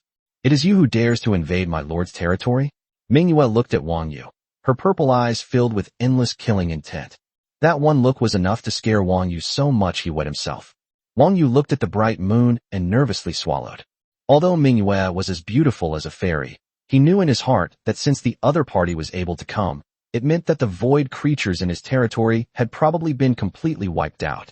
Without saying a word, Mingyue reached out, grabbed Wang Yu by the neck, lifted him up, turned around, and flew back through the portal. Wang Yu felt the dim light in front of him suddenly brighten, completely different from the dark territory he had been living in. In his fear, he quickly observed everything around him. One could see cultivators soaring through the air, elementalists with elemental wings, and star gods radiating starlight. Wang Yu was stunned after just one glance. Suja was quite surprised when he saw Wang Yu. Wang Yu? Suja looked at Wang Yu, his eyes full of surprise. My lord, the lord over there is no longer in danger, Mingyue reported to Suja. Okay, then take him there. Don't make a mess of this place. Suja glanced at Wang Yu and said. Now that there was no danger on the other side, he decided to go and take a look. He was quite curious about what the fallen territory looked like. Isabella, Mingyue, you two take him with you. Amaya, Luna, you stay in the territory and keep an eye on the surroundings. We'll be back soon, Suja quickly arranged. Amaya and Luna nodded obediently. Isabella gently picked up Suja, and 6 wings instantly unfolded on her back. Pure elemental power emanated from her body, with sacred golden patterns appearing and disappearing, shining brightly. An elementalist. Wang Yu's eyes widened, and he murmured incredulously. He simply couldn't understand how Suja could possess a unit like the elementalist. And they seemed to have such a close relationship. Before Wang Yu could think any further, Isabella, carrying Suja, passed through the portal like a streak of light and arrived in Wang Yu's territory. Suja looked around the entire fallen territory. The sky was dark. Some buildings still remain around, and in the center of the territory, a black, irregularly shaped prismatic crystal floats, emitting an eerie light. This is the heart of the fallen lord. That's quite interesting. Suja turned his gaze to Wang Yu, his eyes filled with surprise. Judging from the size of the territory alone, this place should have been quite large, at least a level 10 or higher territory. It is only because it has become a corrupt territory that its level has been downgraded to what it is now. In its heyday, this territory must have been much larger than Suja's own territory. This is a territory that has passed the novice trial period. Suja focused his gaze on some of the buildings in the territory. Dead Silent Tier 5 Barracks. Venomous Hydralisk Nest. This is a Tier 5 barracks that could originally summon venomous hydralisks for combat, but it is now completely dead and can no longer recruit troops. That's a real pity. What a waste of a military camp. Suja looked at the nest of the highly venomous serpents and sighed inwardly. The venomous hydralisk, a Tier 5 unit, was quite powerful, but now it has been completely destroyed. Suja, please let me go. If you let me go, this thing is yours. Wang Yu looked at Suja in a panic, then hurriedly took out a black crystal. Suja's eyes lit up when he saw the crystal. Heart of the World. Level 10. Description. This is the key to the passage to the depths of the world, which contains some resources. After using the Heart of the World, you can enter and mine these resources. Chapter 36, A Super Harvest. We've made a fortune. I'm really curious. How exactly did you pinpoint my territory? Suja asked, his eyes full of curiosity as he stared intently at Wang Yu. Wang Yu's face instantly lit up with a fawning smile as he recounted without reservation how he infiltrated Suja's home and how he used the teleportation array to locate Suja's territory. Upon hearing this, Suja couldn't help but gasp. He never expected it to be a location teleportation array. Fortunately, it was Wang Yu who came this time. If it had been a high-ranking fallen lord, he would have been in danger. Thinking of this, a murderous intent flashed in Suja's eyes. Manhwa understood immediately. With a sudden swing of the red moon sword, a flash of cold light appeared, and before Wang Yu's fawning smile could fade, his head had already flown off. Even in death, he never understood why Suja had suddenly turned on him and killed him. Idiot! Even if I kill you, this thing is still mine. Suja curled his lip in disdain. Subsequently, Suja picked up the Heart of the World. This thing is not easy to obtain.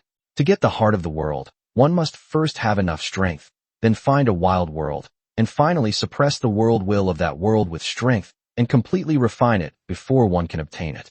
Of course, there is also the opportunity to obtain the Heart of the World through the rewards of the Supreme Will. However, Suja didn't care how Wang Yu obtained this thing. Now that it was in his hands, it was his. As for whether Suja was worried about Wang Yu's family causing trouble, he naturally wasn't. If Wang Yu's family truly had the ability to refine the world will of a level 10 world, they wouldn't just be a second-rate family in Jiangbei City. They would have already joined the ranks of first-rate families. If nothing unexpected happens, the heart of this world should have been obtained by Wang Yu's family through resource exchange. The world heart in Wang Yu's possession was most likely stolen when he fled the Wang family. After all, he was once the eldest son of the Wang family, so stealing this thing was not difficult for him. However, now the Heart of the World has benefited Suja. This thing is good, but I wonder what's hidden inside this world. Suja's eyes were full of curiosity before he put away the world's heart. Suja turned his gaze to the heart of this corrupt territory. Ding! The heart of the corrupted territory has been discovered. Do you wish to destroy it or claim it? Looking at this lifeless territory, Suja thought that occupying it would be pointless and would only waste resources. Destroy it, Suja said in a deep voice without hesitation. Ding! The Lord has chosen to destroy. Please open this area immediately. Manhwa, Isabella, let's go back right away, Suja said, turning to Manhwa and Isabella. Manhwa and Isabella nodded in acknowledgement, then quickly led Suja away from the fallen territory. As Suja passed through the portal, he looked back and saw that the portal was beginning to collapse. Ding! The Lord has safely left the corrupted territory and has begun destroying it. Ding. Congratulations on destroying a level 10 corrupted territory. Ding. You have received 100,000 gold coins. Ding. Obtained 1,000 spirit ore. Ding. Obtained Tier 3 barracks, mechanical tower. Ding. Acquired Tier 5 barracks, venomous hydralisk nest. Ding. Obtained wonder, heart of the sun and moon. Holy crap. Suja stared at the messages popping up one after another from the system, hardly believing his eyes. Looking at what he had gained, Suja never expected that he would reap such a huge reward and make a fortune. Although everyone has heard that hunting fallen lords can make a fortune, no one told me it could be this profitable. Suja muttered to himself, looking at the various spoils in his backpack with great joy. My gold coins suddenly increased by 100,000, my spirit mines increased by 1,000, and I also gained 2 extra barracks. This wave of gains was simply incredible. No rush, we'll look into it later. Suja looked at the completely vanished portal, then turned his gaze to his own territory. At this moment, the territory was still being invaded by monsters, but that no longer seemed to matter so much. 2 hours later, the monster invasion ended. However, although Suja's own level did not increase in this battle, Lena and Sherry both successfully advanced to level 9. All other units have also reached level 9. Of course, the highest level is still Manhwa, which has already reached level 10. Moreover, Suja deliberately did not recruit any new troops today. On the one hand, he wanted to suppress his own combat power, and on the other hand, he wanted Lena and Sherry to catch up with the first echelon first. However, it seems unnecessary now. Suja looked at his newly acquired barracks, a Tier 3 barracks, the mechanical tower. Don't panic, you can't eat hot tofu in a hurry. Suja murmured softly, then turned his gaze to the edge of his territory. The monsters' corpses almost completely filled the entire edge area. Devour. Suja decisively used his dominion power. Ding. Your attribute, Blessed Land, has been triggered. Your territory is expanding. Congratulations, your territory has expanded by 1,000 meters. Ding. Your entry, Blessed Land, has been triggered. You have received a basic iron or vein as a reward. Please check your account. This is so awesome. After seeing the reward, Suja couldn't help but gasp. What a wonderful day it is today. Suja was genuinely surprised by how his luck had suddenly turned around. First, someone came to deliver a package, allowing him to enjoy a wave of resources. Now we've got another primary iron or vein. This is absolutely awesome. Primary iron or vein. Level, beginner. Daily, 1,000 units / 2,000 units over the limit. Description, a basic mineral vein resource. Resources can be refreshed daily, but overmining will lead to the depletion of the vein. Please maintain sustainable development and do not exhaust the resources. Not bad. We can get 1,000 units of iron ore every day. Suja's face was beaming with smiles. Since we're having such good luck right now, let's go recruit some people. Maybe we'll find something good. We can take stock of our spoils later. Suja looked at his 4 barracks and walked straight over. But not long after, Suja sat down on the grass, feeling somewhat helpless. Although this adds up to 50 units of population. But his luck was like stepping in dog poop. He thought his luck had finally turned around, but he couldn't recruit a single hero unit. Suja's current population units are cultivators, 60, star gods, 60, elementalists, 60, star archers, 60. Total population units, 240. We are still about halfway to reach the 500 population required for the upgrade. Chapter 37. A Wonder, the Heart of the Sun and Moon. Then Suja began to carefully take stock of his gains for the day. Gold, 10,000, common loot chests x 120, rare loot chests x 30. The drop rate is alright today, but it's still a bit disappointing. Suja looked at his haul. Although the quantity wasn't small, he couldn't help but complain that the drop rate was so low that it was frustrating. We killed at least 5,000 monsters today, and their strength was not to be underestimated. They were mostly level 5 or higher. Even so, only 120 regular loot chests dropped, and only 30 rare loot chests. 5,000 monsters, and this is all the loot. The drop rate is unbelievable. Keep in mind that this is even with the S-rank difficulty bonus. Without the benefits of increased difficulty, the number of drops would be even less. Open. Suja stared at the ordinary loot chest, his eyes filled with anticipation. A series of item information appeared in front of Suja's eyes in an instant. Suja carefully organized the supplies: 30 wood, 30 stones, 20 iron ore, 10 copper ore, and 30 meat. Although they are all basic supplies, they are quite useful to me right now. Suja looked at the resources in front of him. Although they were all basic, they were exactly what he needed. Suja used up 5 meat resource cards yesterday alone, which is quite a lot. Cultivators and frost warriors need to consume 5 basic meat cards for their daily training, which is actually quite a small amount. Fortunately, the star gods and the Protoss do not currently need to consume meat. Otherwise, Suja would need to prepare even more meat resources. Let's open all the remaining 20 rare loot chests as well. Suja looked at the rare loot chests and chose to open them without hesitation. Mithril X5, Gold X5, High-Grade Wood X10, High-Grade Stone X10. Marvelous. Suja was thrilled as he looked at the items he had obtained. Whether it was mithril, gold, high-grade wood, or high-grade stone, these were all essential core resources for the development of his territory. These things are always a good thing, the more the better. Next up is the diamond treasure chest you get for clearing the level. Suja rubbed his hands together and then took out the diamond treasure chest from the Lord's backpack. This item has become a common find for Suja after each battle. He rarely opens treasure chests of other levels. Ding. Open the diamond treasure chest now. Open it. Suja looked at the diamond treasure chest in front of him with anticipation. Ding. Congratulations. You have obtained 10 fire runes. Ding. Congratulations. You have obtained 10 frost runes. Ding. Congratulations. You have obtained 10 storm runes. Suja looked at the runes in front of him. These were important tools for the development of his territory. They were needed to set up special magical defense arrays or buff arrays. Is it a bit too early to open a rune now? Suja pondered, stroking his chin. But no matter what level of treasure chest it was, what he opened was always something suitable for the development needs of his territory. But it's not bad that it's out now. It can be used to upgrade and strengthen the elemental tower, Suja thought to himself. He carefully put all the runes away. Now comes the most anticipated and exciting part. Excitement gleamed in Suja's eyes as he looked at the rewards he had received after destroying the corrupt territory. First, there's the spectacle. The heart of the sun and moon is not a blueprint, but a real, existing wonder. In other words, it does not require any resources to build it. Suja directly checked the attributes of the heart of the sun and moon. Name, Heart of the Sun and Moon. Level, low-level wonder. Effect, this lake water, formed by the gathering of the power of the stars, has a certain chance of causing the target to undergo a special mutation effect if used continuously. Features, never dries out, upgradable. Energy, 0/100. Description, a low-level, evolvable wonder, extremely rare, requiring ample stellar energy to evolve.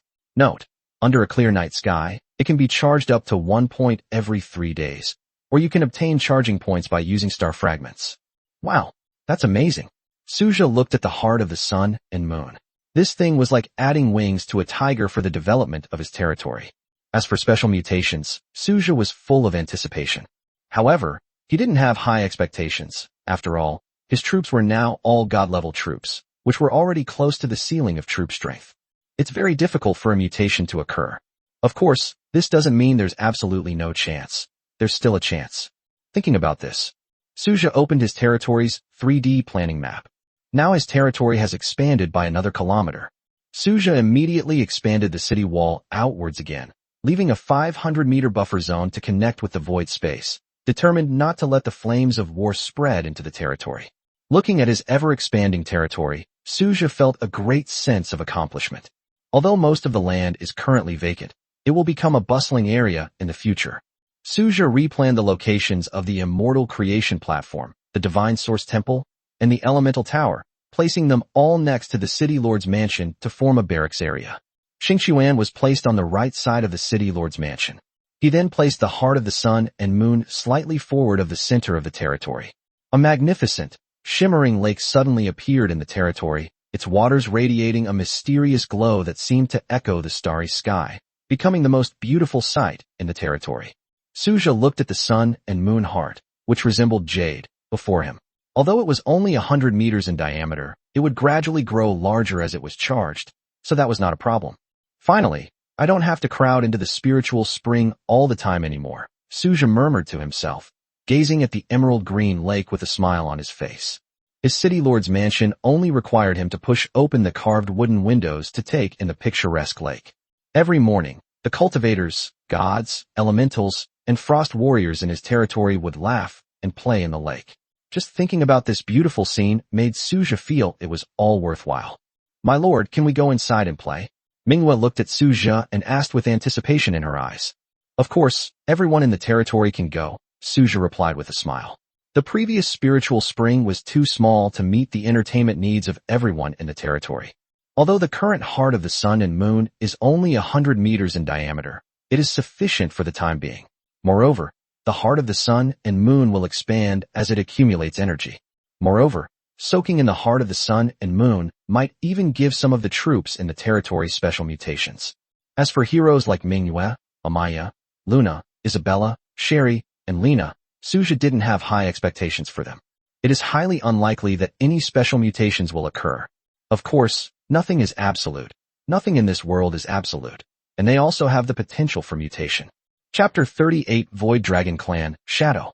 As for the other ordinary troop types, the chances of them mutating are also not high. After all, they are all god-level troop types, and the chances of them mutating are extremely slim.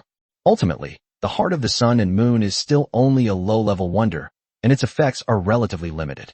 Suja didn't expect it to bring any great surprises. He just treated it as a place to rest, and if he was lucky, it would mutate. It doesn't matter if he doesn't have the fate to mutate. After all, Suja doesn't lack powerful military units now. "You guys go have fun," Suja said to Manhwa and the others. The others exchanged glances, and then walked toward the heart of the sun and moon. Suja then turned his attention to the remaining 3 items. Tier 3 Barracks, Mechanical Tower. Tier 5 Barracks, Nest of Venomous Hydralisks. Suja opened the 3D territory map in front of him. After reviewing the layout of the territory again, Suja noticed that the barracks were all located behind the city lord's mansion. After a moment's thought, he decided not to change the location of the barracks.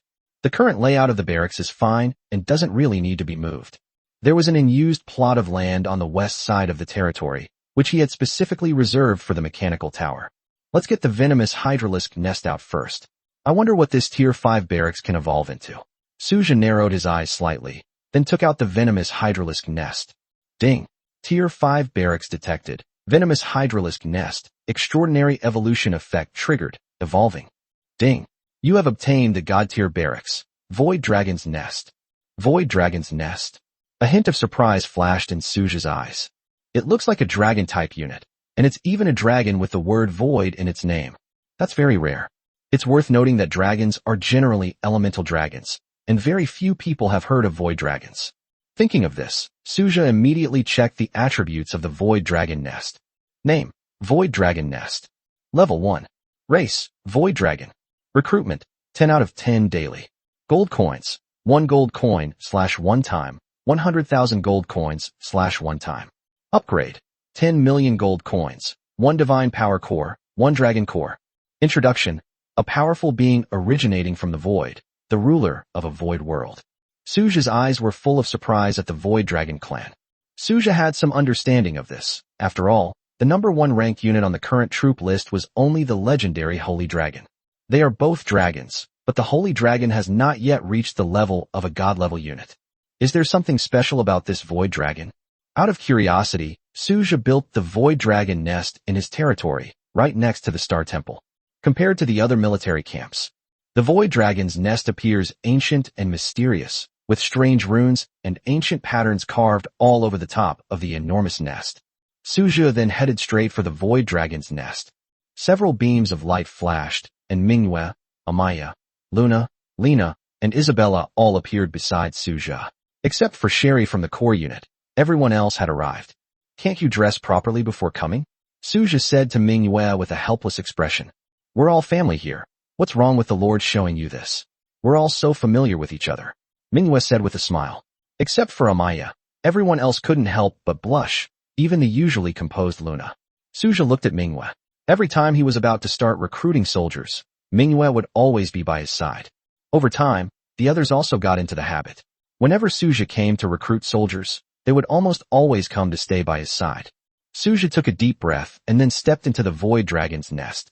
Suja looked at the magnificent dragon statue in the dragon's nest. Ding! Would you like to spend 10 gold coins to perform daily recruitment? Recruit. Suja looked curiously at the giant dragon statue in the distance. He was also very curious to know what kind of god-level troops would be recruited from this void dragon nest. Dragon soldiers must be incredibly powerful, right? After all, according to Suja's knowledge, the Dragon Clan's troops have always been very powerful. And just then, roar, roar, a series of deafening roars suddenly came from the void dragon's nest. Immediately afterwards, a dazzling light burst forth. One after another, mysterious creatures radiating a mysterious light slowly flew out from the light. It felt as if we had traveled through endless void to arrive here. A dense, chaotic light filled the entire space. An ancient longsword emerged from the light, its blade slender and covered with strange runes. As the runes flickered, it seemed as if chaotic power flowed within them. The blade emitted a chilling light, inspiring awe in those who beheld it. A graceful figure stepped out of the dragon's nest. Yuying greets Lord City Lord. A clear, cold voice rang out, and a figure holding a long sword stood in front of Suja. Only then did Suja get a clear look at the longsword.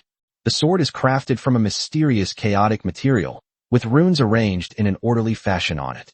A gem that emits a faint light is inlaid at the hilt, like a deep, dark pool. Immediately following the appearance of the shadow, one after another, enormous, entirely black creatures emerged from the light. These void black dragons are enormous, exceeding tens of meters in length, and their bodies are covered with a layer of black scales as hard as steel, which can withstand attacks. Dark scales covered the bodies of these void dragons, and from a distance, they appeared to have a mysterious rune pattern on their bodies, like a spine extending from their head to their tail. The void black dragon's eyes were blood red, and its enormous black horns emitted a chilling light. The group of void dragons silently stood guard behind a shadow. It seems that the strength of this new partner is not to be underestimated. Manhwa looked at Yuying, a rare look of seriousness appearing in her eyes. Suja subconsciously looked at Manhwa. This was the first time he had ever seen Manhwa with such a serious expression. You should know that when Manhwa first met Lena and the others, she didn't show such a solemn expression. Suja then turned his attention to the attributes of the shadow. Name, Shadow. Loyalty, 100.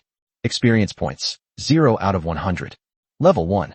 Rank, God level. God level is the highest rank, not the limit for Shadow. Faction, Void Dragons. Weapon, Artifact, Sword of Annihilation, unique. Talent, Shadow Judgment. Skill, Annihilation Light.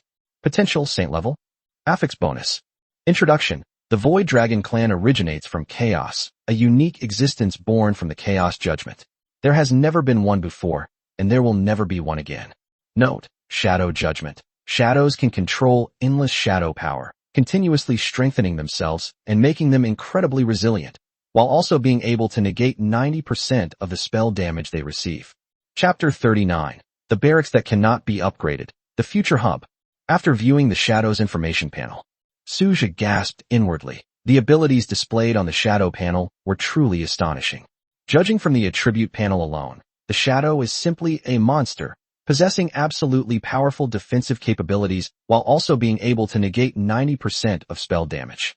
This means that if you are facing an enemy whose main attack method is magic, Shadow could single-handedly take down the opponent along with the Void Dragons.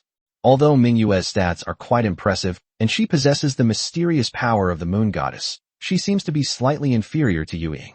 Suja immediately understood why Manhwa had such a serious expression earlier. Because she sensed a threat from the Shadow, as well as a powerful aura emanating from it. Previously, neither Amaya, Luna, Isabella, nor Lena had the potential to match Manhwa's. Manhwa usually just jokes and plays with them. But now, the way he looked at Yuying was quite serious and solemn. After all, the other party has more potential than her. Is Manhwa worried that her position will be taken by Yuying? In Manhwa's view, perhaps strength is a symbol of status and position. Then Suja's gaze fell upon the other void black dragons. Among these void dragons, there were 3 fire dragons, 3 frost dragons, and 3 thunder dragons. They are all dragons who primarily use elemental attacks.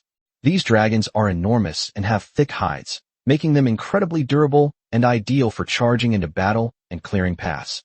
Shadowbringer, from now on you will be in charge of these void black dragons. Don't let them cause trouble everywhere. You must protect this place, understand? Suja said slowly to Shadowbringer. Suja glanced at the void black dragons beside him again. These guys are so big, you have to keep a close eye on them. Suja felt that his home might be destroyed by these dragons. I understand, Lord. The shadow's voice was cold. Then he turned to look at the 9 void black dragons behind him. Shadow, this is Bright Moon. This is Lena. This is Amaya. Luna. This is Isabella. From now on, we're all family, so don't be shy. Suja pointed to everyone and introduced them to Shadow one by one. Yuying looked at the people behind Suja, just like when Manhwa first saw it. The light on her sword became noticeably more solemn. Then Yuying swayed slightly and nodded slightly to the people to show her goodwill. Shadow, let's go out first. You take your dragons and find a suitable place to settle them. You can tell me if you need anything, Suja said to Shadow. Everyone here is one of our own. You can't attack your own people. Everyone should get along well here, understand? Suja said to Yuying and the 9 void black dragons behind him. Under the watchful gaze of the shadowy figure, the 9 void dragons obediently nodded. Then, they walked out of the void dragon's nest together. Before them lay a crystal-clear spiritual lake, where cultivators, divine warriors, frost warriors, and star archers were laughing and playing. Suddenly, buzz! A crisp, buzzing sound rang out. The 9 void black dragons behind the shadow couldn't wait to spread their wings and fly into the air. Shadow, keep an eye on them and make sure they don't damage the environment, Suja said to Shadow with a smile. I understand, my lord, Shadow replied. Afterwards, Suja arrived at the open space in the western part of the territory, where a large area of land had not yet been cleared. Suja plans to use this place as a base for mechanical troops. Unlike other types, mechanical units are quite special, so they are placed here separately. To be honest, Suja didn't know what kind of god-level barracks his mechanical tower would eventually evolve into. Currently, there seems to be no news of a god-level mechanical barracks appearing. Suja pondered to himself. Furthermore, mechanical creations can be roughly divided into 3 categories. The first is quantum-based creations, the second is psionic technology-based creations, and the third is primitive mechanical power-based creations. The quantum series of creations primarily enhances capabilities through quantum technology, allowing abilities such as quantum enhancement and quantum amplification to strengthen ordinary mechanical units. The psionic technology series of creations blends fantasy concepts with technological elements, yet still falls within the realm of technology. The mechanically powered creations are easy to understand. High-energy firearms, power armor, and interstellar warships all belong to this category. Each major series of units has numerous subseries and branches. Suja was also very curious about what this god-level barracks of the mechanical system would look like. Ding! Tier 3 barracks. Mechanical tower detected. The extraordinary evolution attribute has been triggered and is evolving. Ding! Congratulations on obtaining the god tier barracks. Future Nexus. Future Hub. Suja was taken aback at first. Then his eyes were full of curiosity as he immediately looked at the attributes of the Future Nexus. A futuristic workshop model appeared in Lin Yu's hands, only the size of a regular model. Name, Future Hub. Level, None constant. Faction, Machine Race. Creation type, Quantum, Psionic Technology, Mechanical Power. Output, 1 first, daily. Reward, 1 gold coin, /1 time, 1 million gold coins /1 time. Upgrade, unable to upgrade. Description, originating from a divine mechanical barracks in a miracle. This is a divine workshop that combines the 3 major technology sequences: quantum, psionic technology, and mechanical power. Note, cannot be upgraded or refreshed. A barracks that can't be upgraded, and it can't be refreshed either. Suja stared at the future hub barracks model in his hand, lost in thought for a moment. This was the first time Suja had ever encountered a barracks that couldn't be upgraded. He pondered for a moment, and after thinking about it carefully, it seemed to make sense. After all, the creations of the mechanical system are simply too powerful. Basically, as long as there are enough resources, mechanical products can be produced continuously. For example, quantum weapons are incredibly powerful weapons that can significantly impact the situation on the battlefield. Suja placed the future hub directly on the open ground in front of him. A snap. A futuristic building immediately appeared before Suja, its architectural style full of modern technology, with a simulated interstellar orbit running on the top of the building. Manhwa and the others also gathered around. It was also their first time seeing such a modern building, and they were very curious. Suja walked straight in. Accompanied by a mechanical sound effect, the doors of the future nexus slowly opened. Inside was a spacious hall, with a pale purple orb of light floating in the center, and a futuristic-looking base beneath it. Ding! Do you wish to spend 1 gold coin for daily recruitment? Recruit. Suja gazed expectantly at the ball of light before him. A dazzling purple light flashed, and a technologically advanced portal appeared out of thin air, seemingly connecting to the distant future. Chapter 40 Mechanical Overlord Isla. A graceful figure emerged from the doorway.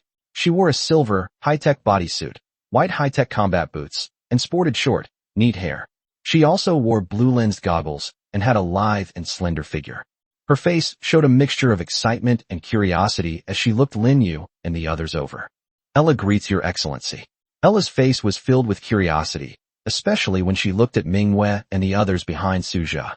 Suja looked at Ella and then checked her attributes. Name, Ella. Experience points, 0 out of 100. Loyalty, 100. Level 1. Rank, God level. Unit, Hero, Mechanical Overlord Ayla. Talent, God level, Mechanical Revolution. Skills, Quantum Pulse Cannon Factory, Psionic Mech Device, Energy Shield, Intelligent Repair Robot, Quantum Computing Hub. Potential, S-Rank Saint Rank. Description, a God-level unit possessing vast amounts of technological knowledge.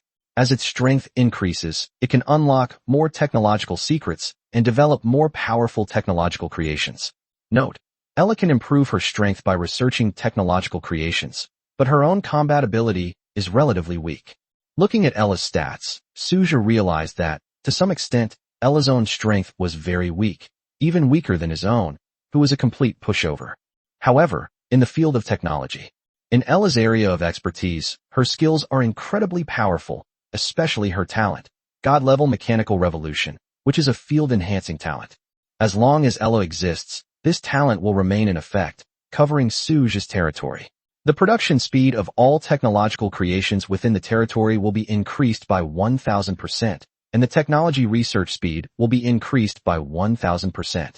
Currently, Isla is capable of manufacturing quantum pulse cannon factories, psionic mech manufacturing centers, energy shield generators, intelligent repair robots, and quantum computing hubs. These capabilities are certainly sufficient. Units in the general tech faction may start with nothing or only a basic mechanical workshop. The mechanical unit is different from other units. Each powerful mechanical soldier is a formidable army. Ella is a case in point. Given enough resources, she could easily build a technological legion on her own. Use the power of technology to fight against the monster invasion. This is nothing unusual for powerful mechanical units. Although Ella is currently only level 1. However, she has a promising future. With such abnormal abilities, she will surely become a powerful member of Suja's territory in the future. Ella, this is Manhwa, Amaya, Luna, Sherry, Lena, and outside are Isabella and Yuing. They are all our partners, Suja introduced to Ella. Yes, my lord. Ella nodded, then looked at Manhwa and the others. Let's go outside first and talk about it then, Suja said, looking at Ella. The group then exited the future hub. Suja glanced at the future hub and felt a pang of regret. This future hub can only be produced once a day, and it cannot be refreshed with refresh items, which is a bit of a shame. The impact of powerful mechanical units on the battlefield is too great. It seems that recruiting the next God-level mechanical unit will be quite difficult. This is normal. After all, Ella alone is equivalent to an endless army. This is only because her level is low. Once Ella's level increases, her strength will be even more terrifying. Both the quantity and quality of the mechanical legions will see a qualitative improvement. Ella's strength is not directly reflected in her individual combat power like that of Manhwa and Amaya.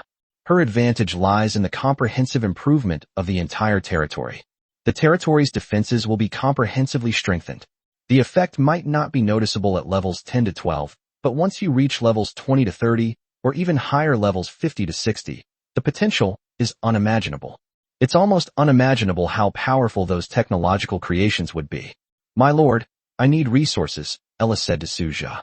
I will grant you access to the territory's resource vault. You can use the resources as you wish, Suja said to Ella. Ella's eyes lit up immediately, and she looked at Suja with gratitude in her eyes. Use any resources you want without reporting to me, Suja said with a smile. Understood, my lord. Ella smiled and pushed up her glasses. My lord, is this our new companion? Isabella walked over casually, still dripping wet, clearly having just come from the heart of the sun and moon. Her clothes were very revealing. Ella, this is Isabella, Suja introduced to Ella. Hello. Ella greeted Isabella with a smile. And just then, the sky suddenly darkened. The shadowy figure also flew over. This is a shadow, Suja said to Ella. Shadow, This is our new partner, Ella, Suja said to Shadow. The shadowy figure trembled slightly, expressing goodwill towards Ella.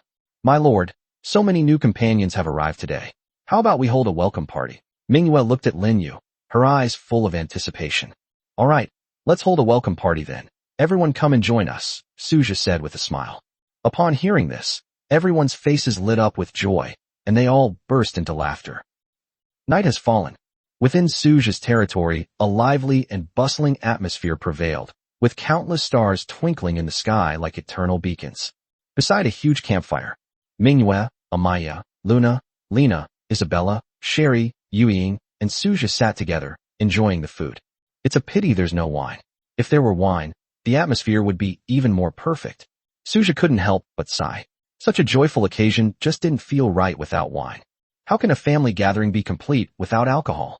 It's just that supplies from the outside world can't be transported into the territory smoothly right now.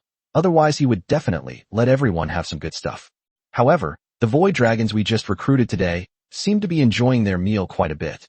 One bite at a time, and the small mountain of meat was devoured by the group of void black dragons in no time. The only problem now is that resources are being consumed too quickly. However, it's not a big problem. Time slipped by quietly, and Suja was able to relax a little today. He didn't think about developing his territory and devoted himself entirely to cooking. Sitting next to him, Minghua tactfully massaged his back and legs gently. How was it, my lord? Did you enjoy the massage? Minghua asked Suja with a smile. Not bad. I'll reward you by letting you be the first to enjoy it tonight. Suja glanced at her with a smile. Minghua's pretty face flushed red in an instant. She gently blew on Suja's arm and said coquettishly, You're so annoying, lord. Chapter 41 Intelligent Assisted Robot Manufacturing Plant. The next day, Suja got out of bed and saw Minghua lying on top of him, and he couldn't help but smile. Last night really exhausted this little girl. It was the first time he'd ever seen Minghua be so proactive. After gently settling her in, Suja got dressed and got out of bed. He pushed open the window and immediately saw cultivators, star gods, and other soldiers soaking in the star spring, all playing freely in the spring. Laughter and cheers could be heard from afar. Suja yawned as he walked out of the city lord's mansion. After a quick wash by the star spring, he was fully awake. Then Suja looked in the direction of the future hub. Suddenly, a technological manufacturing factory appeared there. Suja walked over curiously. Ella is carefully inspecting the various equipment in the factory. What's this? Suja looked at the factory in front of him, walked in curiously, and glanced around. Inside, the robotic arm is operating smoothly. This is an intelligent auxiliary robot manufacturing plant, capable of producing intelligent maintenance robots for equipment used in mining, transportation, and other applications. Your lordship can choose the specific type of production, Ella explained to Suja with considerable pride. Suja nodded, then glanced at the properties of the intelligent auxiliary robot manufacturing plant. Name, Intelligent Assistive Robot Manufacturing Factory. Level 1. It can produce intelligent mining robots, intelligent transportation robots, and intelligent work robots. Cost, 10 iron ore, 10 copper ore, can produce 1 robot. Upgrade, prerequisites. Ella reaches level 10, required materials, 1,000 steel, 1,000 copper ore, 100 spirit ore, 100 gold. Not bad. Suja looked at the factory, a look of satisfaction in his eyes. Ella, why haven't you started producing robots yet? Suja asked Ella curiously. I was just about to ask the Lord which type of robot he wants to produce, and also about the resources in the warehouse. We have 20 basic iron or resource cards and 10 copper or cards left, Ella reported to Suja. Building this intelligent auxiliary robot manufacturing plant previously consumed 1,000 units of iron ore, 1,000 units of copper ore, and 1,000 gold coins. Each basic card contains 100 units of copper ore and iron ore, Ella said slowly. Let's produce 10 intelligent mining robots first, Suja said after a moment's thought. Resources are not yet abundant, so there is no need to produce too many of these auxiliary robots. There are not many mineral resources to be mined in Suja's territory. 10 mining robots should be enough. If not, we can make more later. Ella nodded, then walked straight into the factory and began skillfully operating various instruments, pressing a series of buttons. Then the entire factory started operating, and Suja watched the assembly line work with curiosity. In less than 15 minutes, an intelligent mining robot was completed. My lord, With just a few simple settings, these robots can automatically go to the designated locations to mine, Ella said to Suja. I'll leave these to you. I don't really know much about them, Suja said to Ella. Ella nodded to indicate that she understood. Everyone has their own expertise. He just needs to be a good lord. Looking at the 10 silver gray robots in front of him, which had a strong metallic feel, Suja asked Ella to set a daily task of mining 1,000 units of iron ore and 10 units of spirit stones. After completing the task, they could return to the factory. Ella, can the remaining factories be built now? Suja asked Ella with anticipation. No, my lord, we don't have enough resources, Ella said, adjusting her glasses. Hearing Ella's answer, Suja nodded. The warehouse may seem to have a lot of resources now, but in reality, there aren't many useful resources for building a technology factory. Most of the resources are wood and stone, which are useless to the technology factory, since robots don't use these much in manufacturing materials. Alright then, we still have some time. Suja looked towards the future hub and decided to start the daily recruitment from there. Suja walked straight in. Ella followed closely behind Suja, eager to see how he would conduct the recruitment. Ding. Do you wish to spend 1 gold coin for daily recruitment? Recruit, Suja said decisively. Then a dazzling technological portal appeared again. A figure emerged from the portal, wearing a black crop top and loose cargo pants. His tan skin glowed with a healthy sheen, and his short, neat hair gave him an air of competence and energy. Her eyes were bright and lively. When she saw Suja, her eyes lit up, and she walked up to Suja in a few steps. You're the Lord? She asked casually, then took Suja's arm. Suja. This sudden action left Suja somewhat at a loss. Looking at the lively and bold girl in front of him, Suja was stunned for a moment. Lord, my name is Liua, Liua said with a smile, holding Suja's arm tightly. This is Ella. Suja introduced her to Liu somewhat awkwardly, trying to break free but feeling helpless. This was the first time he had ever seen such enthusiastic soldiers. Liu looked at Ella, her eyes lighting up instantly. Then she immediately let go of Suja and skipped towards Ella. Ella looked at Liu, who had suddenly hugged her, with some panic. This. Ella was at a loss for what to do. Please take good care of me, Sister Ella, Liu said with a smile, her face beaming with enthusiasm. Ella looked at Suja with pleading eyes, while Suja smiled helplessly and then looked at Liu's attributes. Suja looked at Liu. Liu's personality was quite similar to Mingyu's, and Suja also looked at Liu's attributes with some curiosity. Name, Liu. Loyalty, 100. Experience points, 0 out of 100. Level 1. Rank, God level. Unit, Hero, Mechanical Heart of Liu. Talent, God level Innovator. Skill, Mechanical Repair. Potential, S rank Saint rank. Description, Hero level Mechanical Repairman. Give me a set of tools, and I can repair any technological creation. Note, can repair and upgrade technological creations. Suja's eyes lit up when he looked at Liu. A hero level repairman. No wonder he's so close to Isla. To some extent, Liu relies on Isla to unleash its talents. Liu herself does not create technological artifacts, but she can repair all technological products. Of course, this will have to wait until her level increases. The specific effects will definitely be more than just ordinary repairs. We'll only know for sure later. After all, every repairman has their own unique skills, and a god-level repairman like Liu is naturally extraordinary. Ella, take Liu to meet the other people, Suja said to Ella.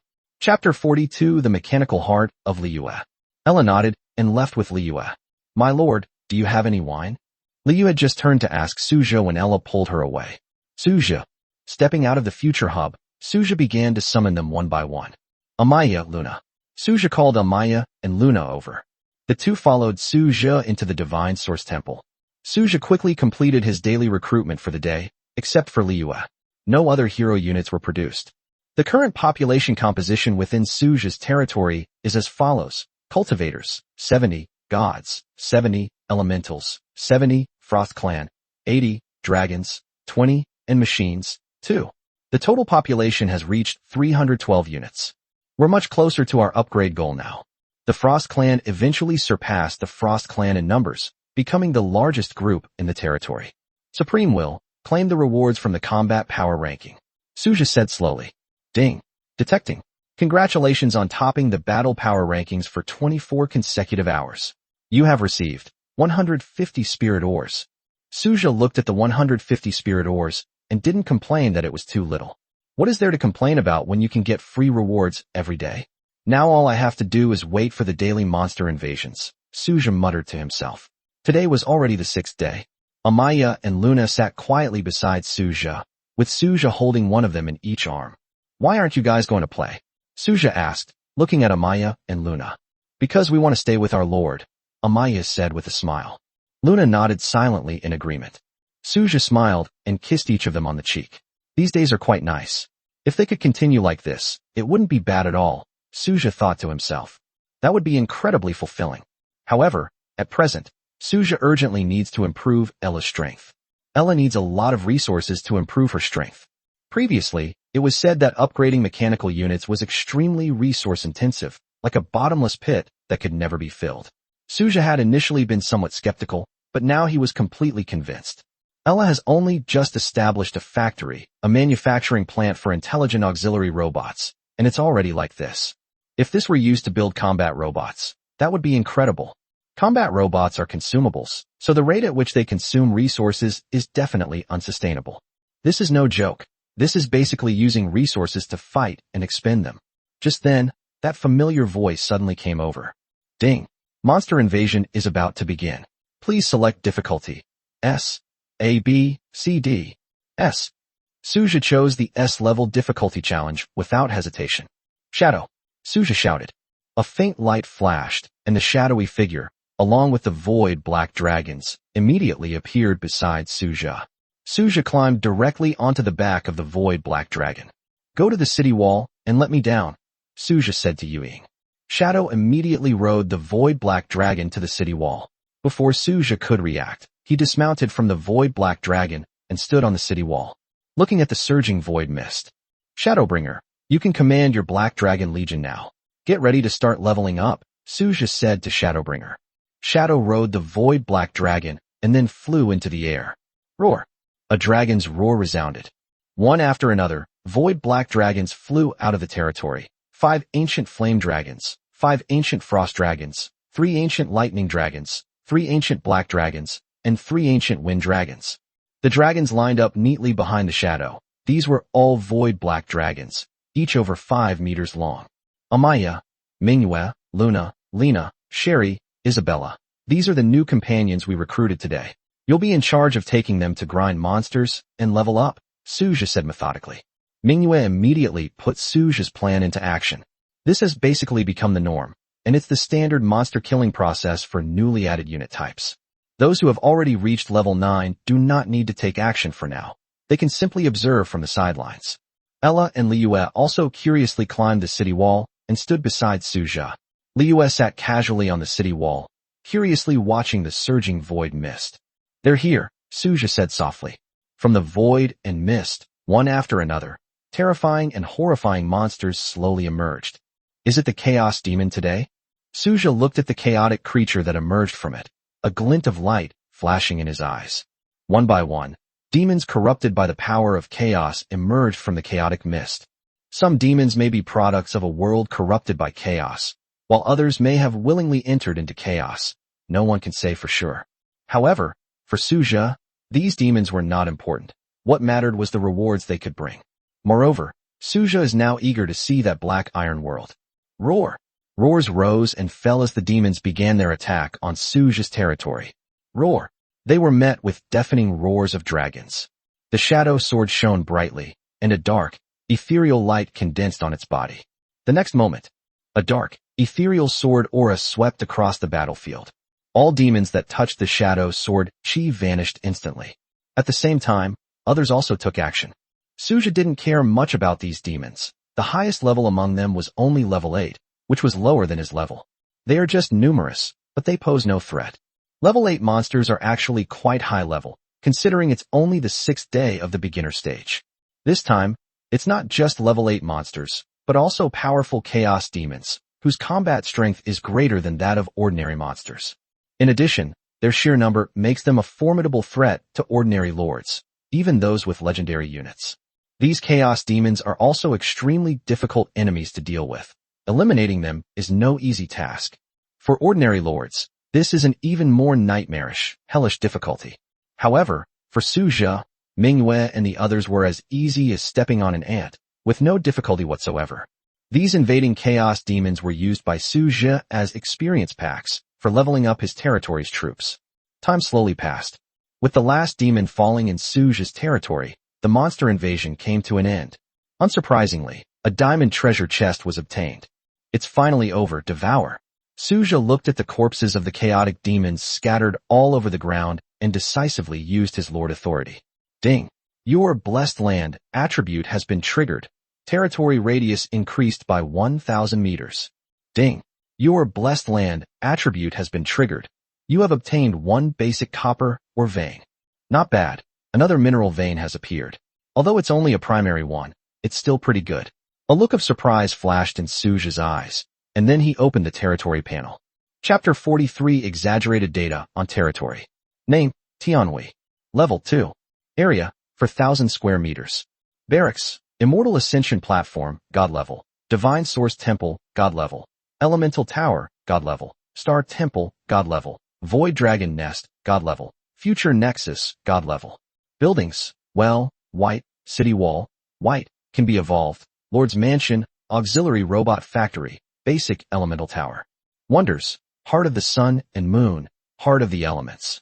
Or Veins, Beginner Spirit Crystal or Vein, Elementary. Beginner Copper or Vein, Elementary. Beginner Iron or Vein, Elementary. Population, 312. Cultivators, 70. Gods, 70. Elementals, 70. Frost Clan, 80. Dragons, 20. Machines, 2. Entry.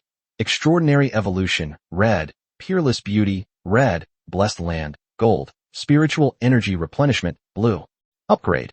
5,000 wood, 5,000 stone, 500 population. It's already 4,000 meters.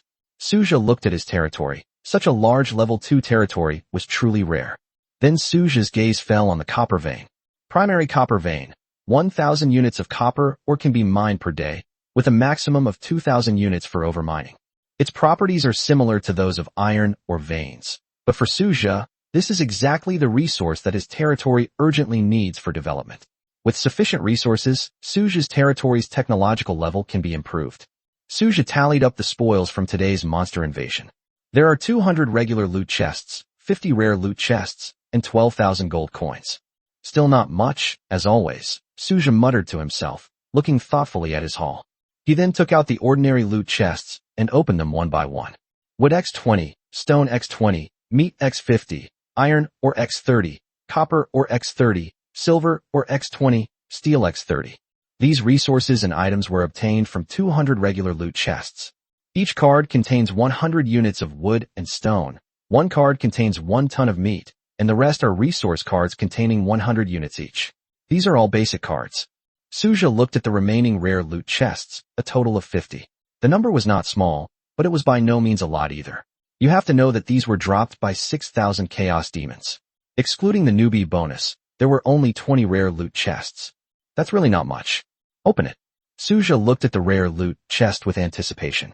10 high-grade wood, 10 high-grade stone, 15 silver ore, and 15 gold. Not bad. Suja looked at the resource cards in the warehouse and began to organize the resources. Basic wood card X59. Basic stone card X59. Basic meat card X45. Basic iron or card X39. Basic copper or card X39. Basic steel card X40. Basic silver or card X25. Spirit or X540. Over 124,000 gold coins. Advanced wood card X21. Advanced stone card X2. Mithril card X23. Gold card X23. 10 of each of the 3 runes. Fire, ice, and storm. This is all the resources in Suja's current territory, which can be described as quite abundant. This doesn't even take into account the strength bonuses from territory-based troops. Basic wood and stone can be converted into basic meat cards later. Suja pondered, looking at his basic resource cards. Now there's a new group of void black dragons, especially the low-level ones. These dragons consume a considerable amount of meat every day. Yesterday, just a few dragons consumed 10 of Suja's basic meat cards, and that was because they were at a low level.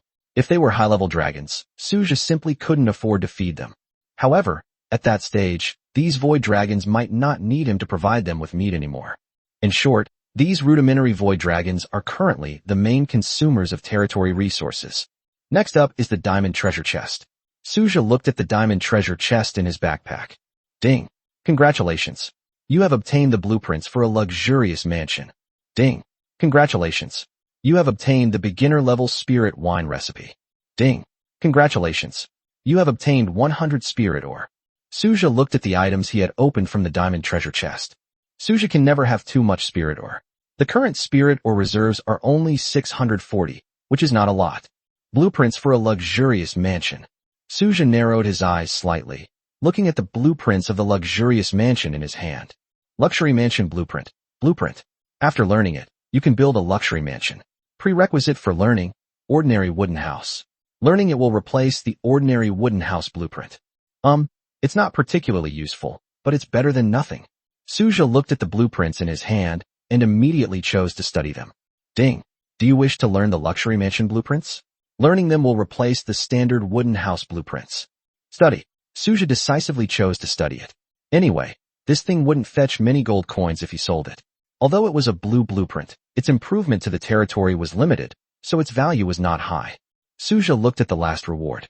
Beginner spirit wine recipe, blue. After learning this recipe, you can make beginner spirit wine. Requirements, none. This stuff is pretty good. Suja smiled. In his spare time, he could make spirit wine and sell it. He was sure that many lords would be willing to spend money to buy it. Suja opened the territory level ranking list and took a look. He thought he would be able to make his name on the list, but he found that the 10th place on the ranking list was a level 3 territory. However, Suja didn't pay much attention to it and just glanced at it casually. He then checked the territory's wealth rankings and, as expected, he wasn't on the list. Suja then returned to the vicinity of the city lord's mansion. The key to upgrading his territory was the number of people, and Suja didn't have any good solutions for the time being. He could only take it slowly. Without troop recruitment refresh cards, Suja cannot quickly increase the population of his territory.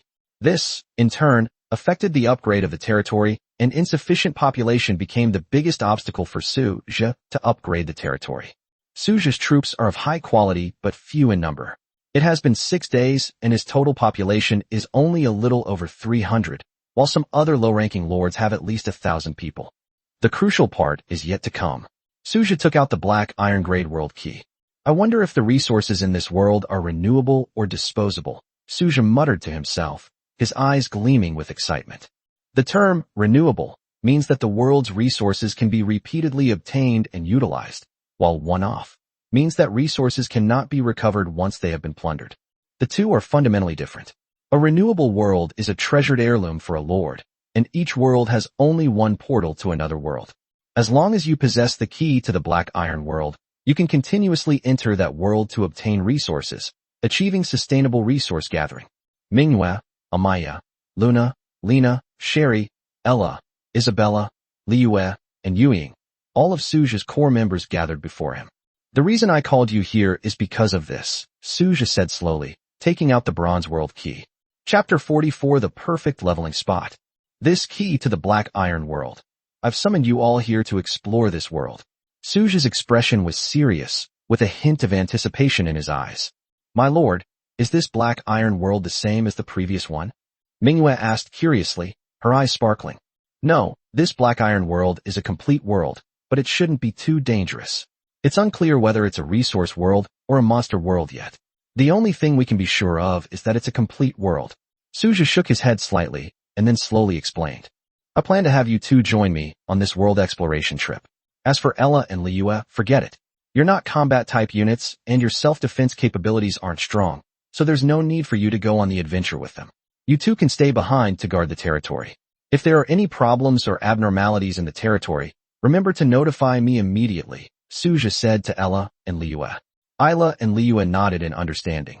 They were indeed not combat units. They're practically useless. They wouldn't be of much help and might even hinder their teammates' performance. Besides, they don't need to hunt monsters to level up, so there's no need for them to venture into this world. If anything were to happen to these two, Suja would be devastated. After all, their potential is limitless, and they have endless possibilities. Everyone else, gather your teams and prepare to depart. Suja's eyes revealed excitement. Whether this was a one-time world or a renewable one, this time he was sure to reap great rewards. After all, it was a complete world. He hoped it wouldn't disappoint him. Suja guessed that this black iron world was most likely a renewable world, otherwise it wouldn't have been stolen. Ding. Find the black iron world key to open the time-space portal. A notification sound plays. Bind. Suja said decisively. Ding. Congratulations on binding a black iron tier world core. You can freely set up space-time tunnels within your territory and choose to close or open them. The world crystal core in Suja's hand transformed into a beam of light and merged into the territory. A massive space-time tunnel suddenly appeared in Suja's territory. Suja directly set up the space-time tunnel in the east of the territory, and at the same time adjusted the Blackrock City wall to move it outwards a bit. However, he still left 500 meters as a buffer zone between his territory and the void. A tall and spacious space-time tunnel stands in the east of the territory, large enough for the shadowy figures and void dragons to pass through smoothly. After binding the space-time channel, Suja was able to adjust its size at will. And at this very moment, the troops led by everyone have all assembled. The void dragons, led by Shadow, were at the forefront, serving as the vanguard to clear the way. The cultivators and the warriors of the gods followed closely behind. All the soldiers were on high alert, waiting with serious expressions. The atmosphere was electric, and everyone's face was filled with an unwavering determination to win. They are all elites among elites. Conquering a black iron level world would be more than enough for them. A flash of shadowy light appeared beside Suja, and a huge void black dragon appeared in front of him. Suja looked at Yueying, then followed Yueying onto the back of the void black dragon and stood on it. Envy flashed in Manhwa and the others' eyes. They also wanted to ride the void black dragon. However, these void black dragons did not agree, not even Manhwa and the others. Because in the hearts of all the void dragons, they are loyal only to Suja. Even colleagues are not allowed. Let's go, Suja said, full of anticipation. The shadowy figure shone brightly, and a dark light steadily protected Suja. In an instant, it transformed into a beam of light and rushed into the space-time tunnel. Manhwa, Amaya, and the others also transformed into dazzling streams of light and entered the space-time tunnel. Suja's vision went black, and then he found himself in an unfamiliar world. Ding. This is a black iron tier world, where the highest level of chaotic creatures is only level 10. This was originally an ordinary world, but it was later corrupted by chaotic power and became a habitat for chaotic creatures. Lord, please proceed with caution. A notification sound plays. Suja's pupils contracted slightly, then his face lit up with ecstasy. Is this a renewable world, or a world full of monsters? The notification sound indicates that this is the habitat of chaotic creatures, meaning that chaotic creatures will continuously multiply here, even if all other life in this world is wiped out. Chaotic beings will still pour into this world from the chaotic space. This place has been completely occupied by chaotic creatures, becoming their habitat. Most importantly, this world can only accommodate chaotic creatures of level 10, which means that Suja's god-level troops are almost invincible here. With no combat risks whatsoever, isn't this the perfect leveling ground? Although this world can only accommodate chaotic creatures of the black iron rank at most, it's enough for our needs. Excitement gleamed in Suja's eyes. The specific resources this world contained were no longer the focus at this moment. The key is that there are endless monsters here, which allows your troops to level up to level 10 or higher without any obstacles. This is the most important thing. Moreover, the newly produced units will have a place to upgrade, making this black iron world of extraordinary significance to Suja. Amaya, Manhwa, Luna, Lena, Isabella, and Yueying, it's all up to you now, Suja said solemnly, his eyes full of anticipation. Although these monsters can only provide experience points and gold coins, that is enough to meet Suja's current needs. Buzz! The shadow sword rang out, its sharp sound echoing throughout the world. Suja looked down at the ground and saw countless chaotic creatures surging and awakening like a tide. This world had become the lair of chaotic creatures. When Suja and his companions stepped into this place, they were destined to become invaders and suffer a joint attack from the monsters. They're here. Suja looked at the chaotic creatures surging like waves, with chaotic demons flying in the sky. A ghostly light burst forth, and a dark sword aura swept across the heavens and earth, turning everything in its path to dust. The long-awaited notification sounds rang out one after another. Ding. Experience points +1. Ding. Experience points +1. Ding. Experience points +1. Suja's lips curled up, followed by a satisfied smile. This opportunity was like a pie falling from the sky. Not only did he gain a new barracks, but he also obtained the World Crystal Core. He wished such good things could happen a few more times. Manhwa and the others quickly joined the battle and began to fight.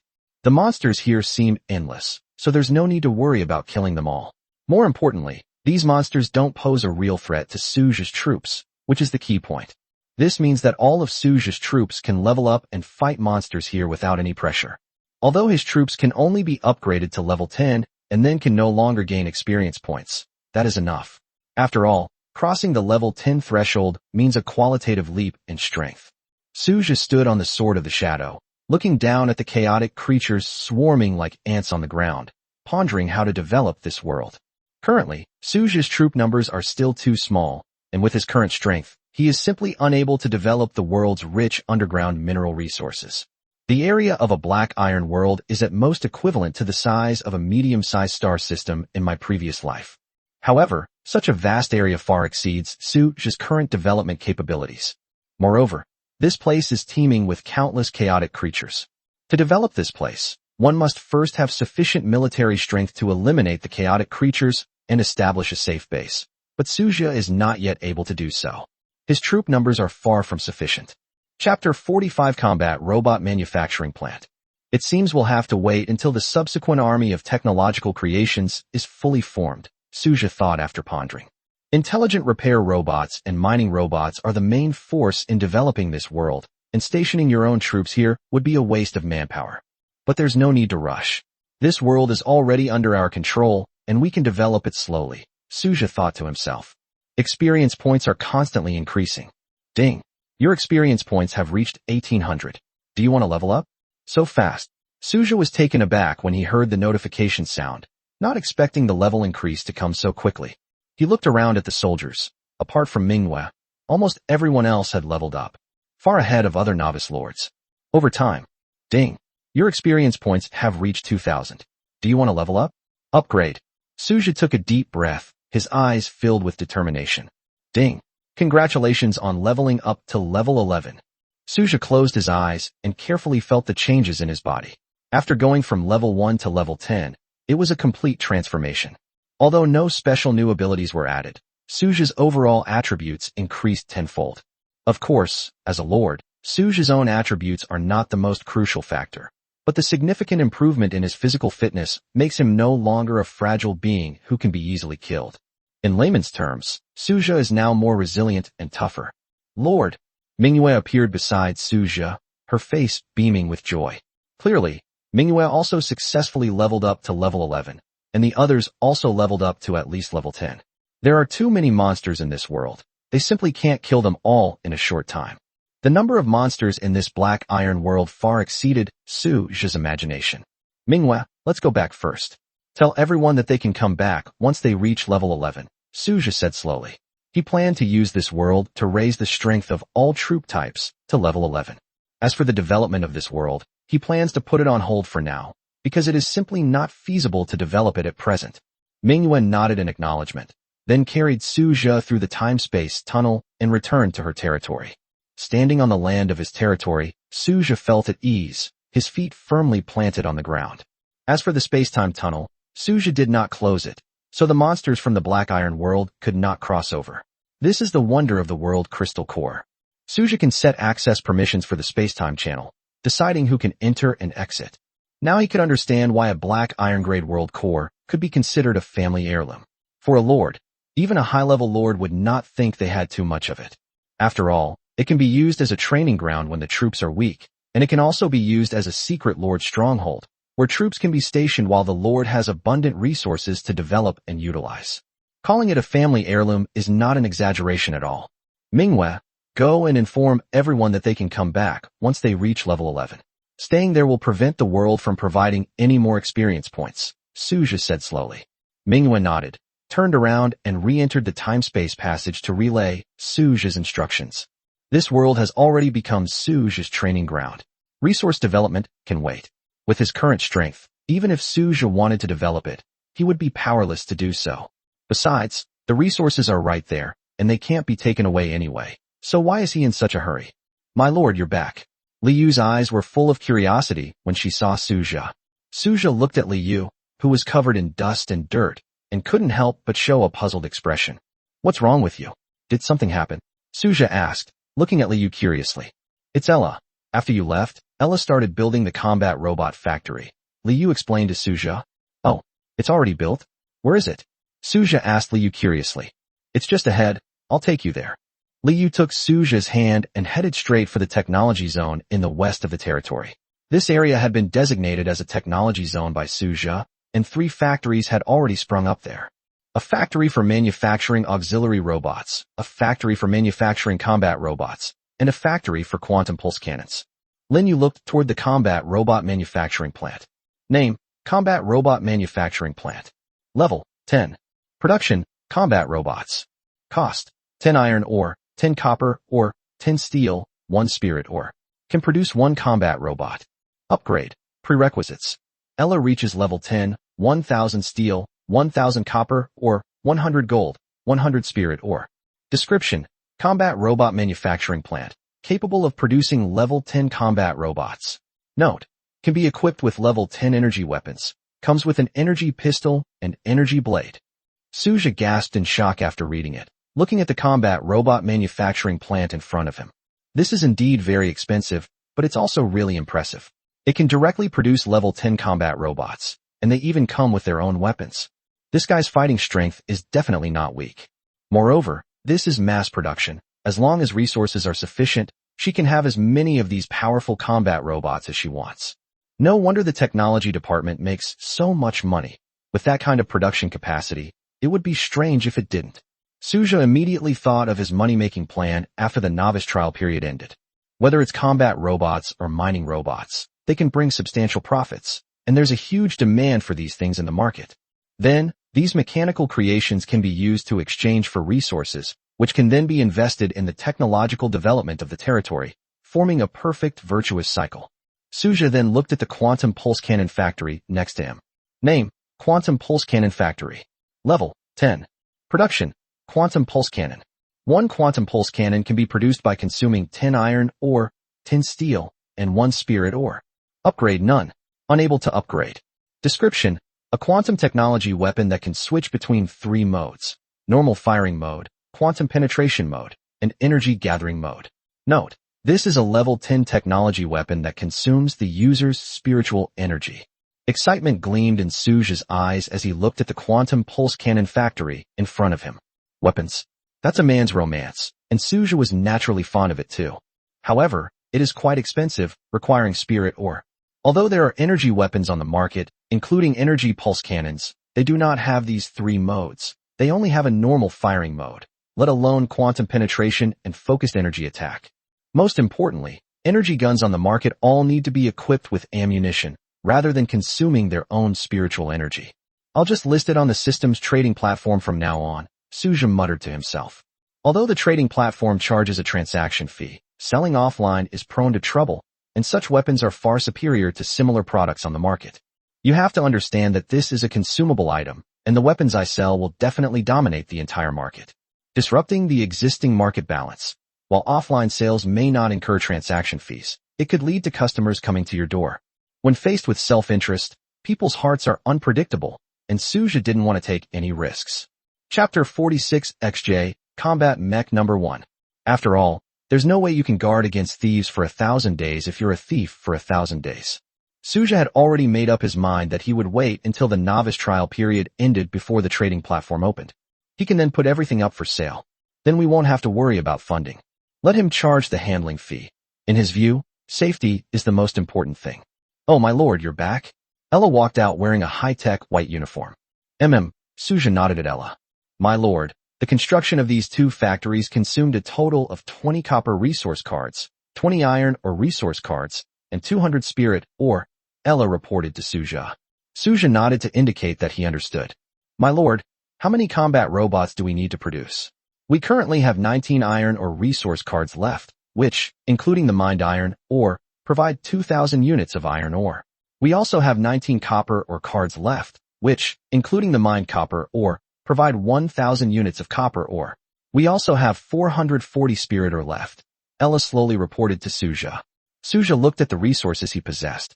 Let's produce 10 combat robots and 20 quantum pulse cannons first. We'll talk about the rest later, Suja said slowly after thinking for a moment. Combat robots can help Ella level up. Although researching and developing technological creations can also help Ella level up, the resources in the territory are currently limited and not enough to help Ella level up quickly. Gaining experience through combat is better and can also earn gold coins for Suja. Furthermore, in Liyue, mechs can be upgraded through repair. Their upgrade process is completely different from that of ordinary soldiers. Ella nodded obediently, then went into the armory to set it up. Soon, 10 combat robots appeared in front of Suja. They are silver gray in color, with a metallic sheen on the surface of the fuselage, and the blue light in their eyes is like a deep, dark pool. Their entire bodies are made of a sturdy alloy. An energy core emitting a faint glow is embedded in its chest. As long as the core is not destroyed, the combat mech will not be completely destroyed and may still be repaired. Meanwhile, the mecha is equipped with an energy blade on its back, and mysterious energy patterns are spread all over its body. Suja checked the attributes of the combat mech. Name, XJ, Combat Mech Number 1. Level, 10.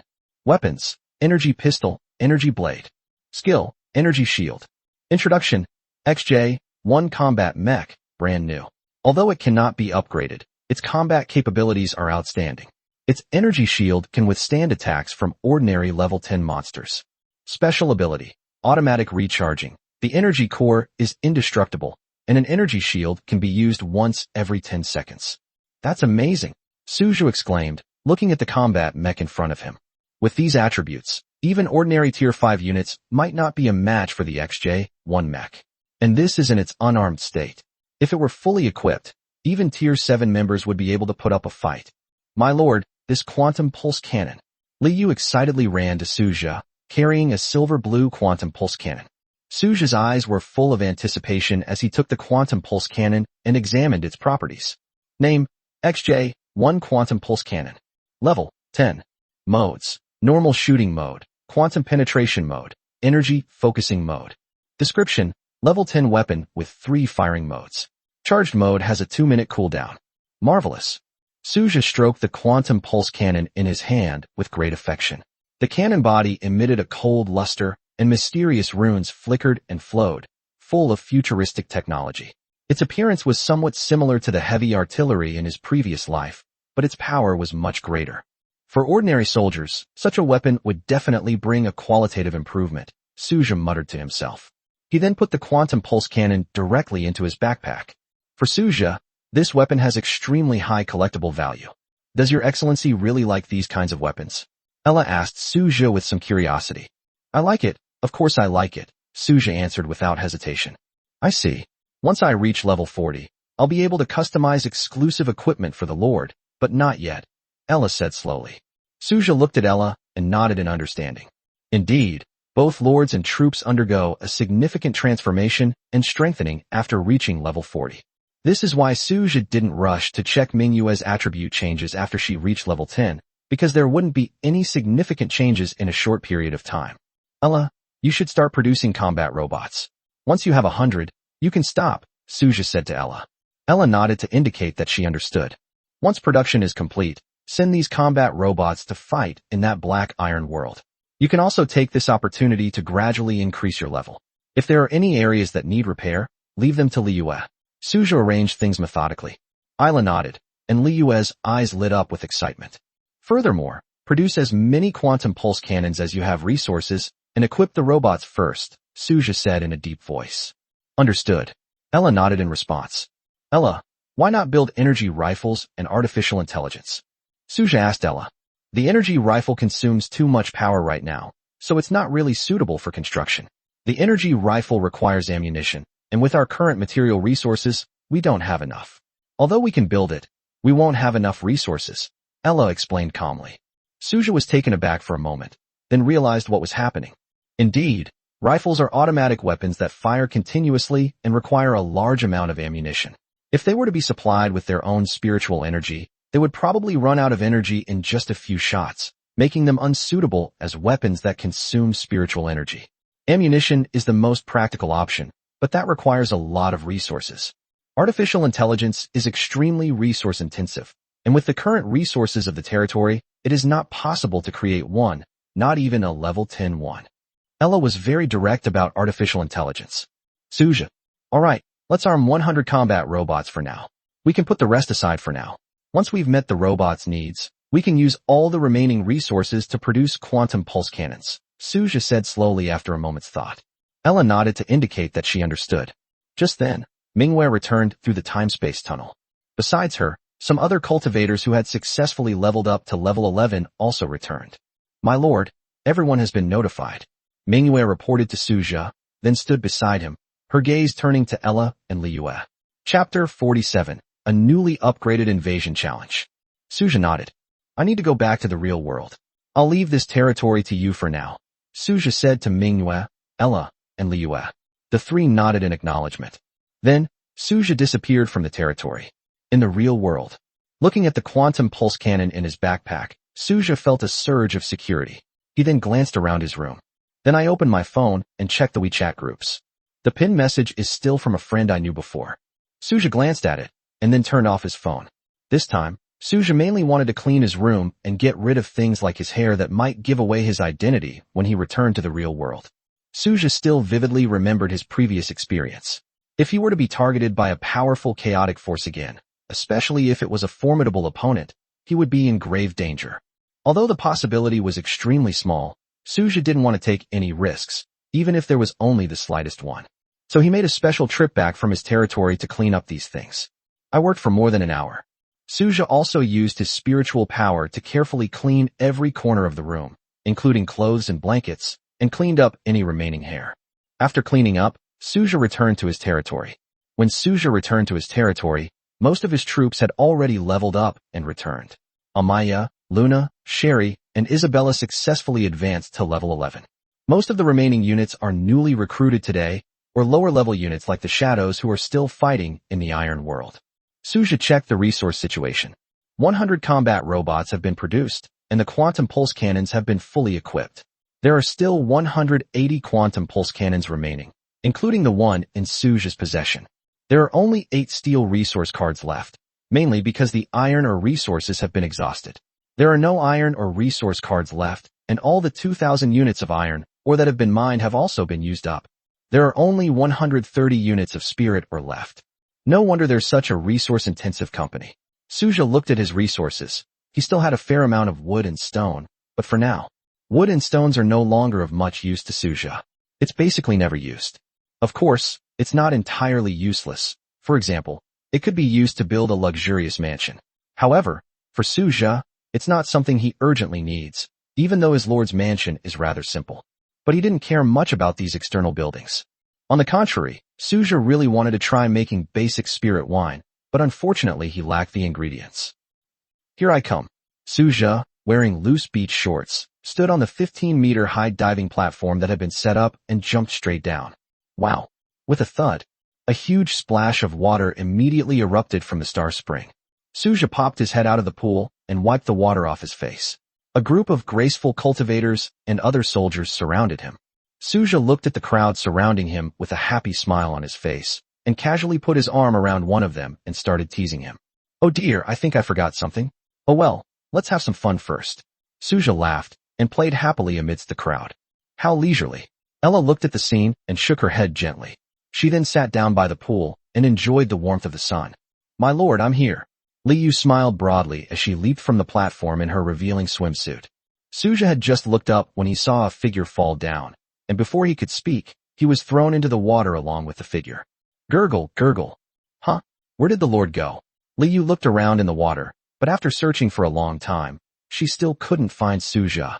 Suja emerged from the water with a helpless expression, looked at Liu, and gently patted her bottom. Lord, so you're here.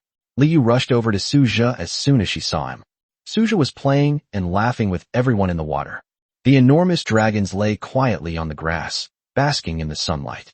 This is what I call a comfortable life. It's so enjoyable. Suja floated on the water, a satisfied smile on his face. As time went on, all of Suja's troops have been promoted to level 11, and they can no longer obtain more resources by grinding monsters in the Black Iron world. To Suja's regret, there is currently no way to capture those chaotic monsters. If he could, He would really like to capture them and sell them to other lords. Being a cross-world monster dealer seems like a way to make money, but unfortunately, he doesn't have the means or tools for it. The 100 combat robots were patrolling the city walls. Suja had no intention of sending them to the Black Iron world to kill monsters and help Ella level up. 100 combat robots are still too few. Moreover, unlike Manhwa and the others, although Manhwa and the others are not of high level, they are essentially god-level beings. Easily win battles of the same level, and cross-border battles are no problem either. Although these combat robots are level 10, their combat power is ultimately limited. If they go hunting, they are very likely to be overwhelmed and destroyed by the chaos monsters. Once completely destroyed, Liyue will be difficult to repair. For this reason, Suja gave up the idea of sending the combat robots to hunt in the Black Iron world. Besides that, Ella advanced 2 levels at once because she created combat robots and quantum pulse cannons, but that was all. Liyue is still level 2, but there's no rush. Her level will catch up eventually. Night has fallen. Around the huge campfire, Suja, Manhwa, Amaya, Isabella, Luna, Lena, Ella, Liyue, and Yuying sat together. They enjoyed the delicious food while chatting and laughing. Time slips away quietly. The next day, Suja woke up in bed, looked at Manhwa and Lena beside him, and a smile appeared on his face. "My lord, you're awake so early." Manhwa stretched, revealing her perfect figure. Lena, who was beside her, had her eyes closed, but her slightly trembling eyelashes betrayed that she was already awake. Suja lay on the bed looking at Manhwa. With a smile on her face, Manhwa flipped over and sat on Suja. "Be careful, it's morning." Lena couldn't help but speak up, looking at Suja and Manhwa. "What does it matter?" Manhwa looked at Lena. Lena blushed, remembering her indulgence the night before. "It's still early. It's good to stretch your legs a bit," Suja said with a smile, and Manhwa cooperated by moving around. An hour later, Suja walked out of the Lord's manor with a smile on his face. Lena still had a blush on her face, while Manhwa had a lazy and carefree expression. Ding! Today is the 7th day of the beginner period. The difficulty of the monster invasion has increased, and treasure chest monsters will randomly appear. Please defeat the treasure chest monsters within the time limit. After defeating them, you will receive treasure chests of different qualities.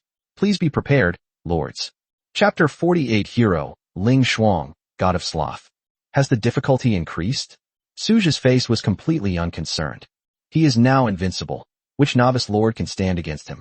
However, under normal circumstances, the difficulty of monster invasions faced by lords will gradually increase over time. This is to allow the lord to gradually adapt to the intensity of chaos.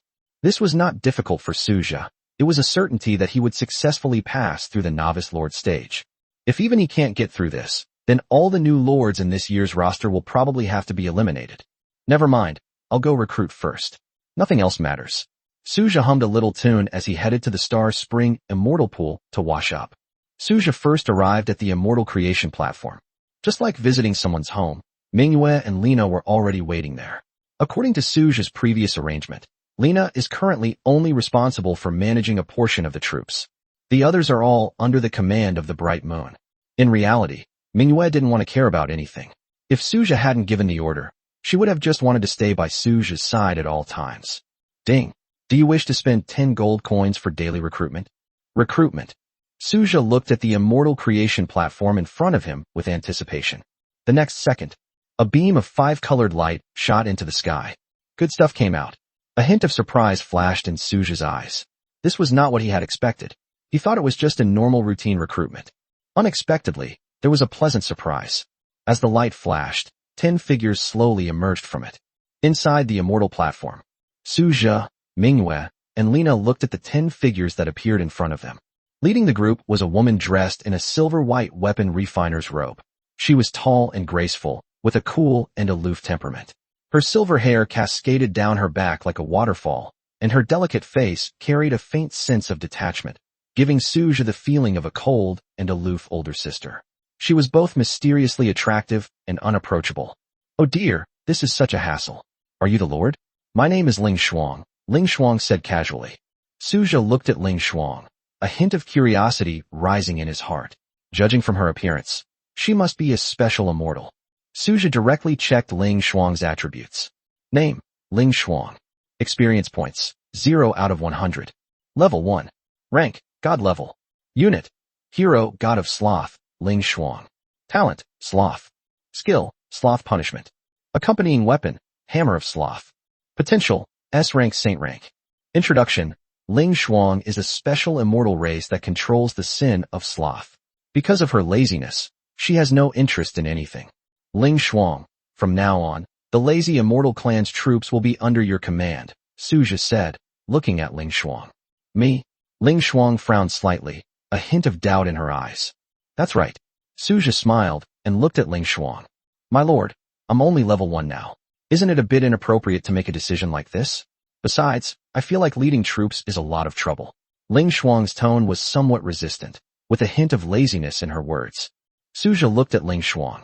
Putting everything else aside, as a hero unit, Ling Shuang has a natural bloodline suppression and command power over ordinary immortal race units of the same type, which has nothing to do with level. I don't care about anything else, this is what you should do. Of course, if Manhwa agrees, you don't have to do it. Suja said with a smile to Ling Shuang. Ling Shuang looked at Manhwa's slightly scrutinizing gaze and said helplessly, All right, since that's the case, I know what to do. Suja smiled and looked at Manhwa. Manhwa, it's up to you now. Manhwa nodded, then looked at Ling Shuang. Suja smiled at Ling Shuang, then left the immortal creation platform and headed to the Divine Source Temple. Amaya and Luna had been waiting at the Temple of Divine Origin for quite some time. Suja walked straight into the Divine Source Temple. Ding. Do you wish to spend 10 gold coins for daily recruitment? Recruit. Suja looked expectantly at the sky above the Divine Source Temple, where runes flickered and light flowed beneath the sky. Dozens of figures immediately appeared in front of Suja, but unfortunately, they were all just ordinary divine soldiers. Amaya, Luna, I'm leaving these to you. After the monster invasion is over, you can take them and the new recruits from today to the Black Iron World to level up, Suja said with a smile to Amaya and Luna. I understand, my lord, Amaya and Luna said in unison. Okay, then I'll go recruit other troop types first. Suja smiled at the two of them, and then headed towards the elemental tower. Amaya and Luna nodded. This had been arranged beforehand. Suja was in charge of recruitment, and they were in charge of managing their respective troop units. On the elemental tower side, Isabella glanced at Suja with a hint of shyness on her face. Suja looked at Isabella with a smile on his face. Let's go. Isabella nodded and followed Suja into the elemental tower. Ding. Do you wish to spend 10 gold coins for daily recruitment? Recruit. Suja looked at the elementalist statue in the center of the elemental tower, which was radiating a dazzling light. 10 figures slowly emerged from the light. They were all ordinary elementalists. Isabella, they're all in your hands now, Suja said to Isabella. Isabella nodded. Suja then left the elemental tower and arrived at the Star Temple. Lena was already waiting there. My lord. Lena looked at Suja with eyes full of reverence. Lena, don't be so serious, relax. Everyone in this territory is one of us. It'll be hard for you to fit in if you keep acting like this. Suja looked at Lena with a hint of helplessness. Compared to Manhwa and Isabella, Lena is more like a loyal guardian, always standing by Suja's side, with almost no other demands. Lena's glory comes from you, my lord. Your will is Lena's will, Lena said firmly. Suja smiled helplessly, then took Lena's hand and walked into the Star Temple. Ding. Do you wish to spend 20 gold coins to conduct daily recruitment? Recruitment. Suja shouted. A beam of black light shot into the sky, and within the ink-black light, 20 figures riding black divine horses appeared before everyone. The 20-star archers are all ordinary troop units with no special characteristics. Lena, I'm leaving them in your care, Suja said to Lena with a smile. Yes, my lord. Lena nodded very seriously, her expression as solemn as a true warrior. Suja glanced at him but couldn't do anything. Lena's personality was like that, and changing her wouldn't be something that could be done overnight. They could only talk about it later. Suja then left the Star Temple and arrived at the future hub. Ella and Liyue are already here. Lord of the city, are we going to produce a new companion? Liu asked Suja curiously. Suja nodded. Suja also wanted to know that although the future Nexus could only produce once a day, it wouldn't always produce hero units. If that's the case, that would be wonderful. With that in mind, Suja walked directly into the future hub. Chapter 49 Quantum Energy Core. Ding. Do you wish to spend 1 gold coin to perform a daily recruitment? Recruit. Suja stared intently at the technological portal that appeared before him, his eyes filled with anticipation and curiosity. A blue design drawing, radiating blue light, slowly floated out of the portal. Kindness. Suja stared in surprise as the technology blueprints floated out of the portal. Besides being able to recruit hero-level units, could this future nexus also produce some technology blueprints? Suja's eyes lit up immediately, and he looked at the technology blueprints in front of him to check their attributes. Quantum Energy Core, Advanced Technological Tool. Eligibility. Members of the Engineering Department in the Science and Technology Division. Holy crap! Suja stared at the Quantum Energy Core in front of him. This was a high-level tool from the Technology Department, known for providing super strong and stable energy with almost zero loss. And it was recruited just like that? As the Technology Department develops, energy becomes of paramount importance. Suja can acquire resources, but energy must be synthesized and constructed. It's not something you can just get easily. In short, it can be described in one word: extremely rare. If this quantum energy core can be activated, his territory will have a continuous and powerful source of energy, and technological development will reach a new level. Currently, Suja's factories rely on energy provided by the future hub for production, but this is ultimately limited. With this, Suja's later technological development would not be limited to his territory, but could be expanded into that black iron world. They don't all need to crowd into the territory, taking up a lot of space. A technology-based engineering unit? Suja asked, looking at Ella and Liu. Which of you can use this? Suja looked at Ella and Liu. One was a technology creator, and the other was a repair technology expert. They could both potentially use it. Liu's eyes sparkled with excitement and longing, while Ella remained calm. Give it to Liu. For me, researching this energy core would take too much time. I have other important projects to work on, Ella said slowly. Suja looked at Liu and handed her the technology module directly. Liu chose to use it without hesitation. At first, her face was full of joy, but then she showed a troubled expression. What's wrong? Suja asked Liu curiously. My lord, please take a look for yourself. Liu listed the conditions and resources required for the quantum energy core in front of Suja with some frustration. Quantum energy core activation requirements: 10W steel, 10W copper, or 1W gold, 1W high-grade wood, 1W high-grade stone, 1W special metal, 1W quantum energy, 10W gold coins. Suja. Putting everything else aside, Suja knew that special metals were an advanced material of steel, a product of technology, and required to be synthesized. However, Suja had no idea where to obtain the quantum energy that followed, and with all these conditions combined, Suja simply couldn't afford it with his current strength. He had never heard of many of the raw materials. It's a good thing, but we can't use it right now, Suja said slowly, looking at Liu's worried face. But how do you get this quantum energy? Suja looked at Ella curiously. He had never seen this thing before. This requires extraction from specific quantum or veins using special quantum extraction devices, or refining in specialized technological buildings. It can also be found in special areas containing quantum energy, Ella explained slowly, pushing up her goggles. Hearing Ella's words, Suja sighed helplessly. As expected, he knew too little about technology and still had to rely on professionals. All right, when there's a chance in the future, I'll put you in charge of this. Suja comforted the somewhat disappointed Liu. Understood, Lord. Liu laughed again, seemingly carefree, but a hint of disappointment lingered in her eyes. Liu also wants to do things for Suja. Currently, she is relatively idle in the territory and is still at level 1 without moving.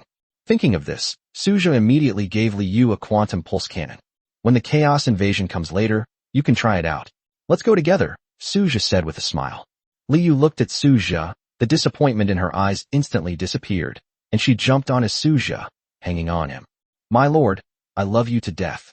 Liu shouted excitedly, hugging Suja's head. Suja patted Liu's, but in an annoyed tone. If you don't get down, I'm going to have trouble breathing, Suja said helplessly. Hee. Excuse me, are you alright, my lord? Liu asked casually. Suja shook his head. By the way, stick close to me and don't wander off, Suja said seriously to Liu. Understood, Lord. Liu replied with a smile, holding the quantum pulse cannon. She could finally participate in the upgrade. Although it might be a bit slow, it was better than just waiting. Suja then went to the Void Dragon's nest. The shadowy figure was already waiting there. My lord. The shadow sword trembled slightly, emitting a clear ring. Shadow, when will you be able to advance to human form? Suja asked Shadow curiously. It'll probably take until around level 40, Shadow said slowly. I see. Suja looked at the increasingly powerful spiritual energy fluctuations of the shadow. As its level increased, the shadow's aura became more and more dominant. Suja couldn't imagine how powerful the shadow would become when it reached level 30 or 40. Let's go recruit some companions first, Suja said with a smile. The shadowy figure swayed slightly, following behind Suja as they entered the void dragon nest. Ding. Do you wish to spend 10 gold coins for daily recruitment? Recruit, Suja said in a deep voice, then looked at the void dragon nest in front of him.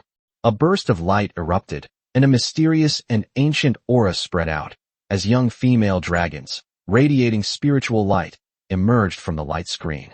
They are all cubs of elemental ancient dragons, a total of 10, and no special hero units have appeared yet. Suja led the 10 ancient dragon cubs out directly. Yuying, I'm leaving these to you, Suja said to Yuying.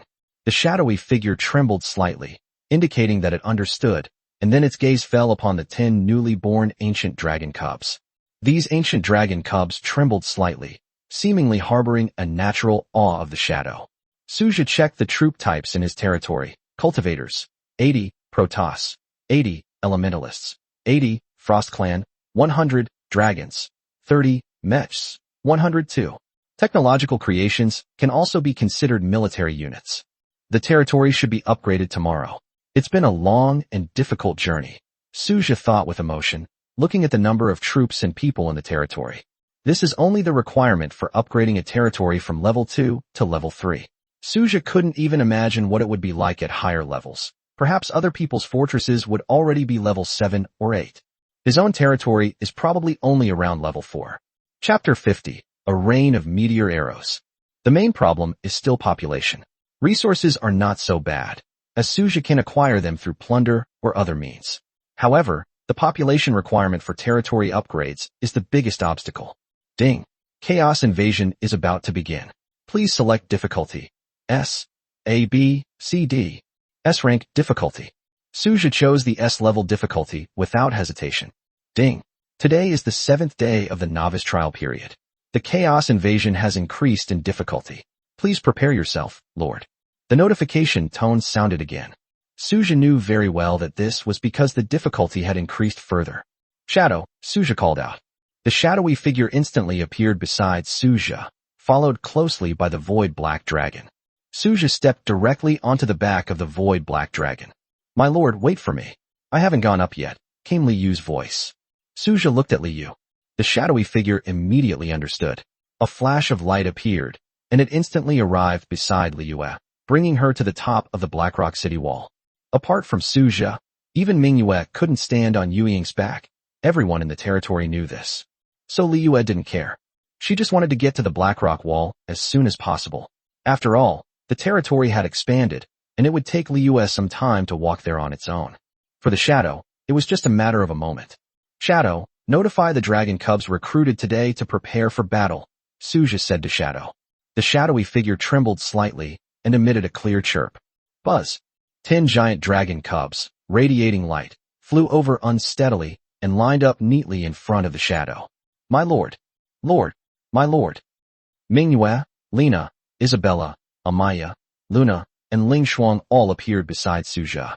You guys arranged for the newly recruited companions to start grinding monsters and leveling up, Suja said slowly, then realized he didn't see Ella. Where's Ella?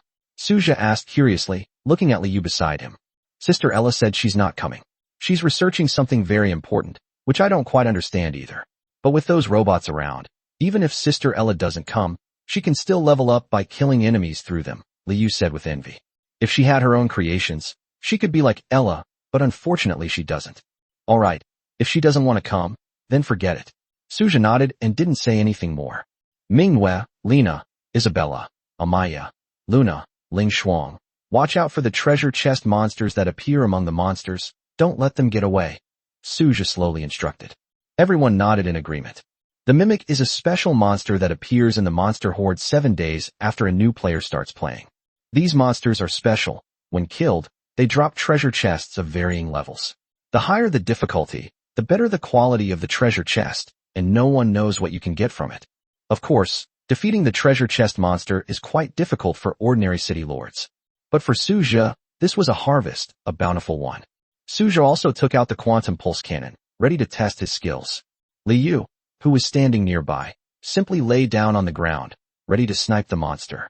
Oh right, I knew I forgot something. I actually forgot to draw the god level entry. Suja suddenly realized. No wonder he felt like he hadn't done something yesterday. Only now did Suja realize that he had forgotten to extract the god level talent. Forget it, let's talk about it after the chaos invasion is over. There's no rush now, we can't escape anyway. Suja looked at the chaotic creatures surging at the border. Manhwa and the others then dispersed. Each person is responsible for a specific area. If they encounter a treasure chest monster, they should attack. Otherwise, they should remain still. Ling Shuang stood aloof beneath the Blackstone city wall, leading her newly recruited companions.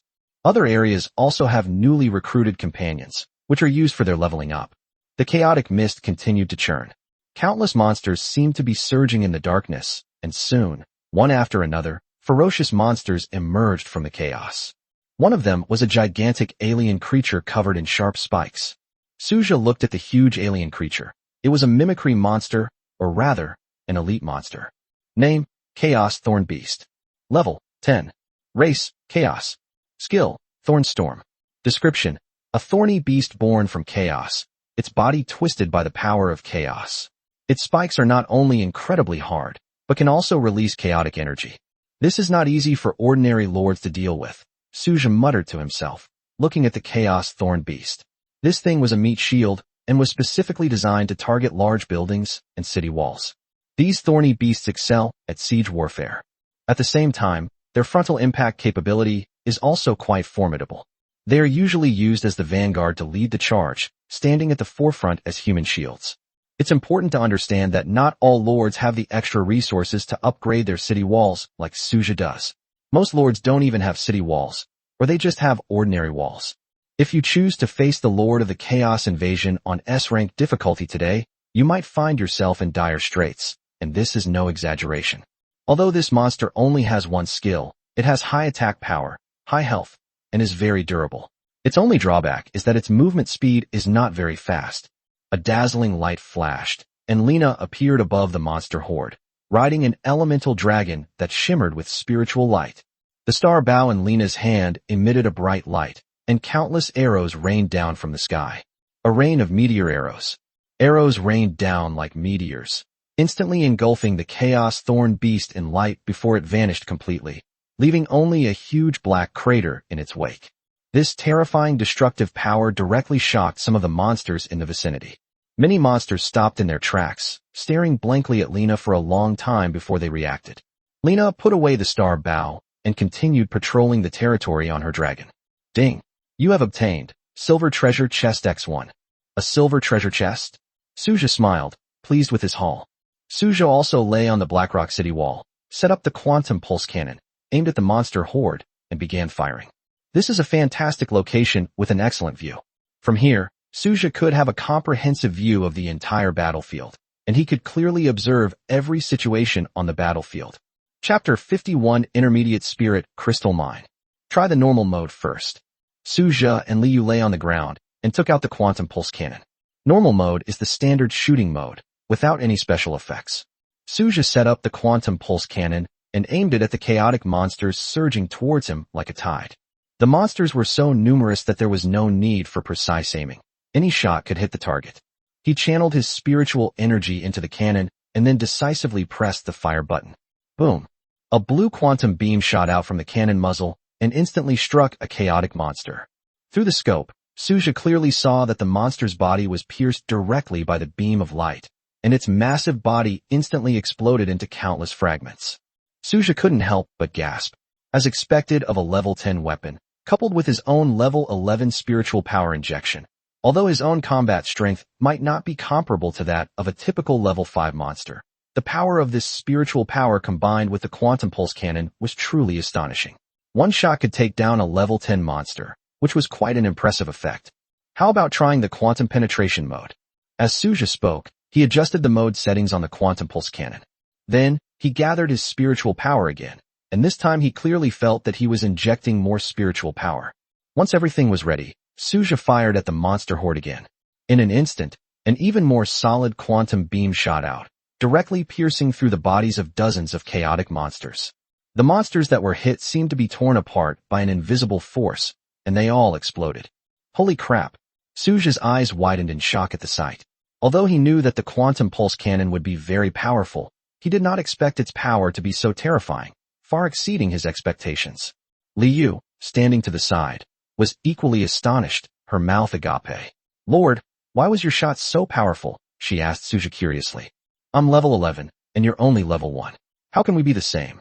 Suja glanced at Liu with annoyance and said. After hearing this, Liu smiled somewhat embarrassedly. Suja finally adjusted the quantum pulse cannon to focused energy mode. He began to pour his spiritual energy into the body with all his might. Unlike the previous two modes, as the spiritual energy was continuously poured in, it was until 1/10 of his own spiritual energy was consumed. This shot will decide everything. Suja muttered to himself, then pulled the trigger. A dazzling golden beam of light burst forth from the quantum pulse cannon, shooting towards the horde of monsters like a small meteor. The beam of light landed precisely where the monsters were concentrated, followed immediately by a deafening explosion. Suja stared in shock at the scene before him. A huge gap about 20 meters in diameter suddenly appeared in the monster horde, and the surrounding monsters were either blasted away or destroyed by this powerful force. That's incredible, Suja exclaimed. Only now did he realize that he had underestimated this quantum pulse cannon. Not only is it different from energy weapons on the market, but its power is also beyond imagination.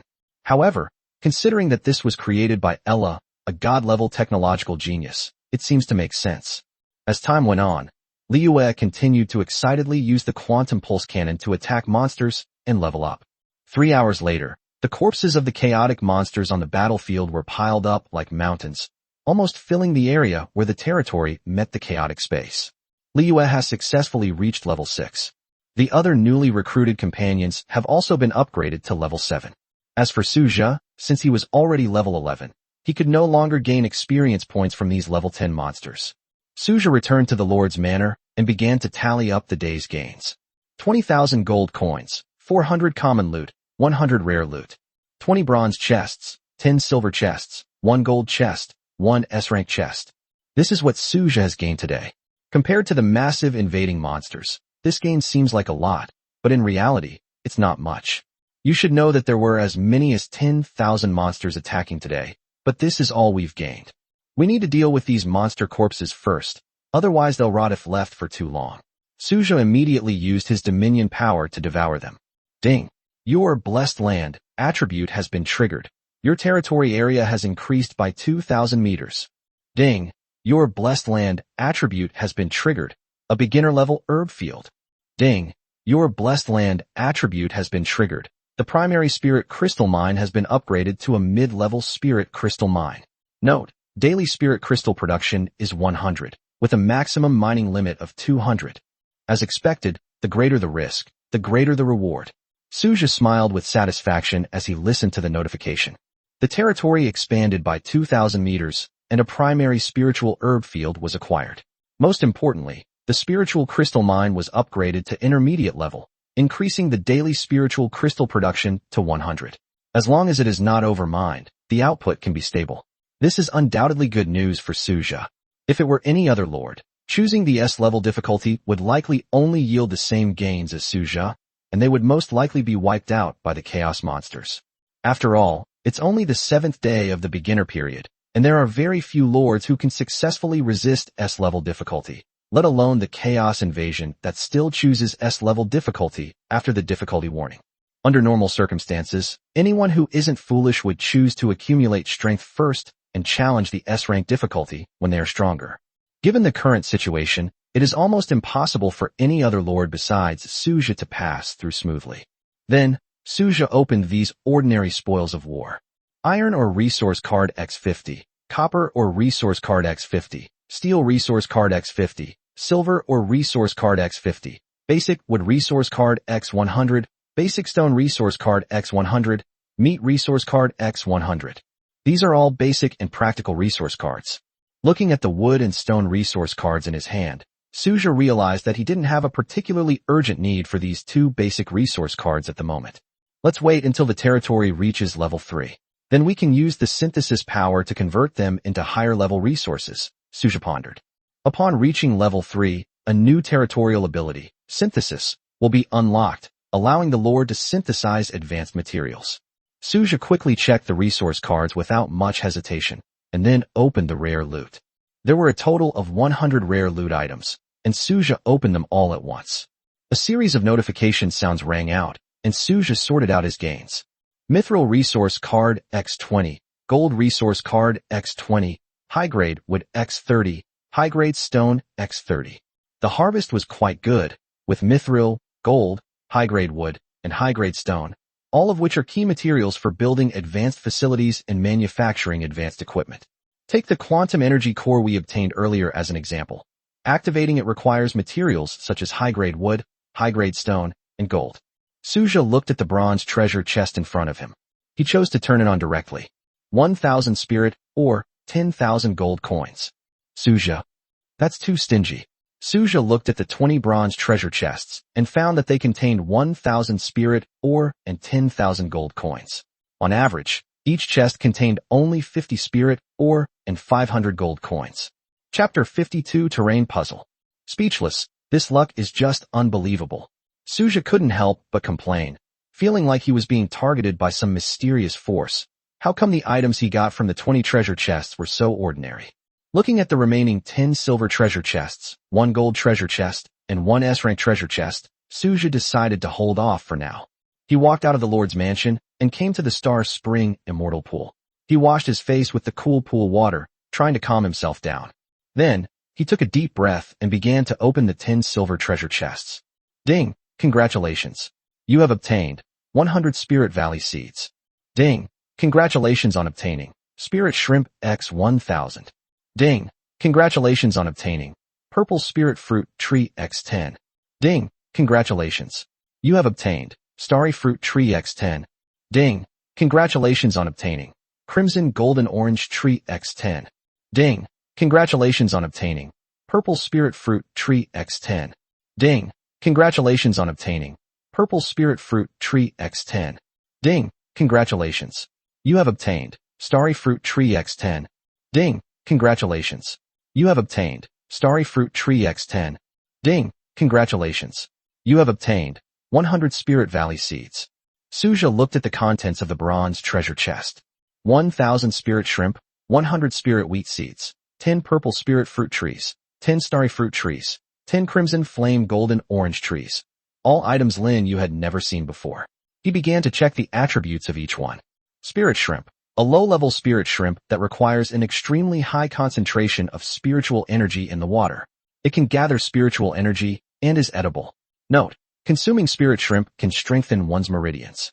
Spirit Wheat Seeds, low-level spiritual plant, requires a spiritual field to grow, edible. Note: it matures in 5 days, so be sure to harvest it in time. It does not require much care. Purple Spirit Fruit Tree, a low-level spiritual plant with no special requirements for planting conditions. It is edible. Note: purple spirit fruit has a sweet taste and can strengthen the body after consumption. It ripens once every 5 days. Starlight Fruit Tree, low-level spiritual plant. Planting requirements: places with abundant starlight. Edible. Note: starlight fruit has a slightly bitter taste. Eating it can increase spiritual power slightly. It matures in 5 days. Crimson Flame Kumquat Tree, low-level spiritual plant. Planting requirements: sunny location. Edible. Note: Crimson Flame Kumquats have a sweet taste and can increase fire resistance after consumption. They mature in 5 days. I've made a killing. Suja's eyes lit up suddenly. Looking at the items he had obtained, he finally found something useful. While spirit, ore, and gold coins are useful, new things are always more exciting. Suja went straight to the Star Spring Immortal Pool. He took out 1,000 spirit-infused shrimp from his storage space. The transparent shrimp is only the length of an index finger, with dark, lifeless eyes, and its entire body is transparent. A purple vein extends from its back to its tail. Suja gently placed them into the Star Spring Immortal Pool. What aquatic environment could be better than a spectacular structure like Xingchuan Fairy Pool? Yes, there are even more advanced and spectacular architectural wonders.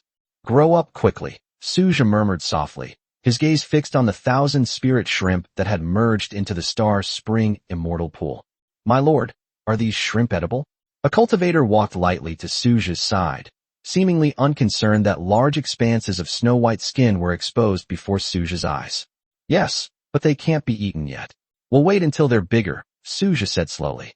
It's estimated that the spirit shrimp will need some time to grow up. Understood, Lord. The cultivator smiled gently, looking at Suja, and lightly licked his lips. Would you like to come down and play with me, my lord? Not now, I have things to do. I'll come later. You guys have fun first, Suja replied with a smile. The cultivator's smile widened, and he winked at Suja. Then, Lord, we'll be waiting for you. Suja returned to the Lord's manor with a smile. We'll deal with the matter of the spiritual plants later. There are still 2 treasure chests that have not been opened. 1 gold treasure chest, and 1 S-rank treasure chest. Suja has never obtained a gold treasure chest before. This is the first time he has received one. Ding. Open the S-rank rating treasure chest. Open. Suja looked at the S-rank treasure chest with anticipation, intending to use it to test the waters for the gold treasure chest first. Ding. Congratulations. You have obtained Spirit or X100. Ding. Congratulations. You have obtained the Black Iron World Key. Ding. Congratulations. You have obtained Troop Recruitment Refresh Card. Suja looked at the items he had obtained from the S-rank treasure chest, a hint of surprise flashing in his eyes. I finally got a Black Iron World Key and a Unit Recruitment Refresh Card again. Good. Now let's see what we can get from the golden treasure chests. Suja turned his attention to the last golden treasure chest. Ding. Open the golden treasure chest. Open. Suja looked at the golden treasure chest with anticipation. Ding. You have obtained the terrain feature, Enchanted Emerald Valley. Ding. You have acquired the terrain feature, Inferno Volcano. Ding. You have acquired the terrain, Frozen Abyss Icefield. Terrain? Suja looked at what he had just opened from the golden treasure chest, and was genuinely surprised to find a terrain puzzle piece. A terrain puzzle, in essence, is the ability to transform a portion of a territory into a specified terrain. This is a good thing. Different terrains can produce different treasures. For example, the Fiery Hell Volcano can produce fire attribute spirit crystals and high-level volcanic minerals, such as fiery marrow crystals. The longer a terrain has existed, the more treasures it naturally produces. It's a pity we arrived too early. Now we can only leave them idle in the warehouse, Suja muttered to himself. The terrain is good, but it is not suitable for the territory at present. Suja's territory is now 6,000 meters in diameter, which seems vast, but is actually not that large. It would not be a good thing to place these terrain features within the territory. It seems I still need to upgrade my territory level, Suja thought to himself. Otherwise, even if he got the best items, he wouldn't be able to use them. It's about time to make a move. Suja headed straight for the Immortal Creation platform. Bright moon! Suja called out. A red light flashed, and Manhwa appeared in front of Suja. Seeing that Manhwa was soaking wet, Suja knew that she had just gone to Xingqiuan Fairy Pool for a visit. My lord, is there anything I can help you with? Manhwa asked Suja.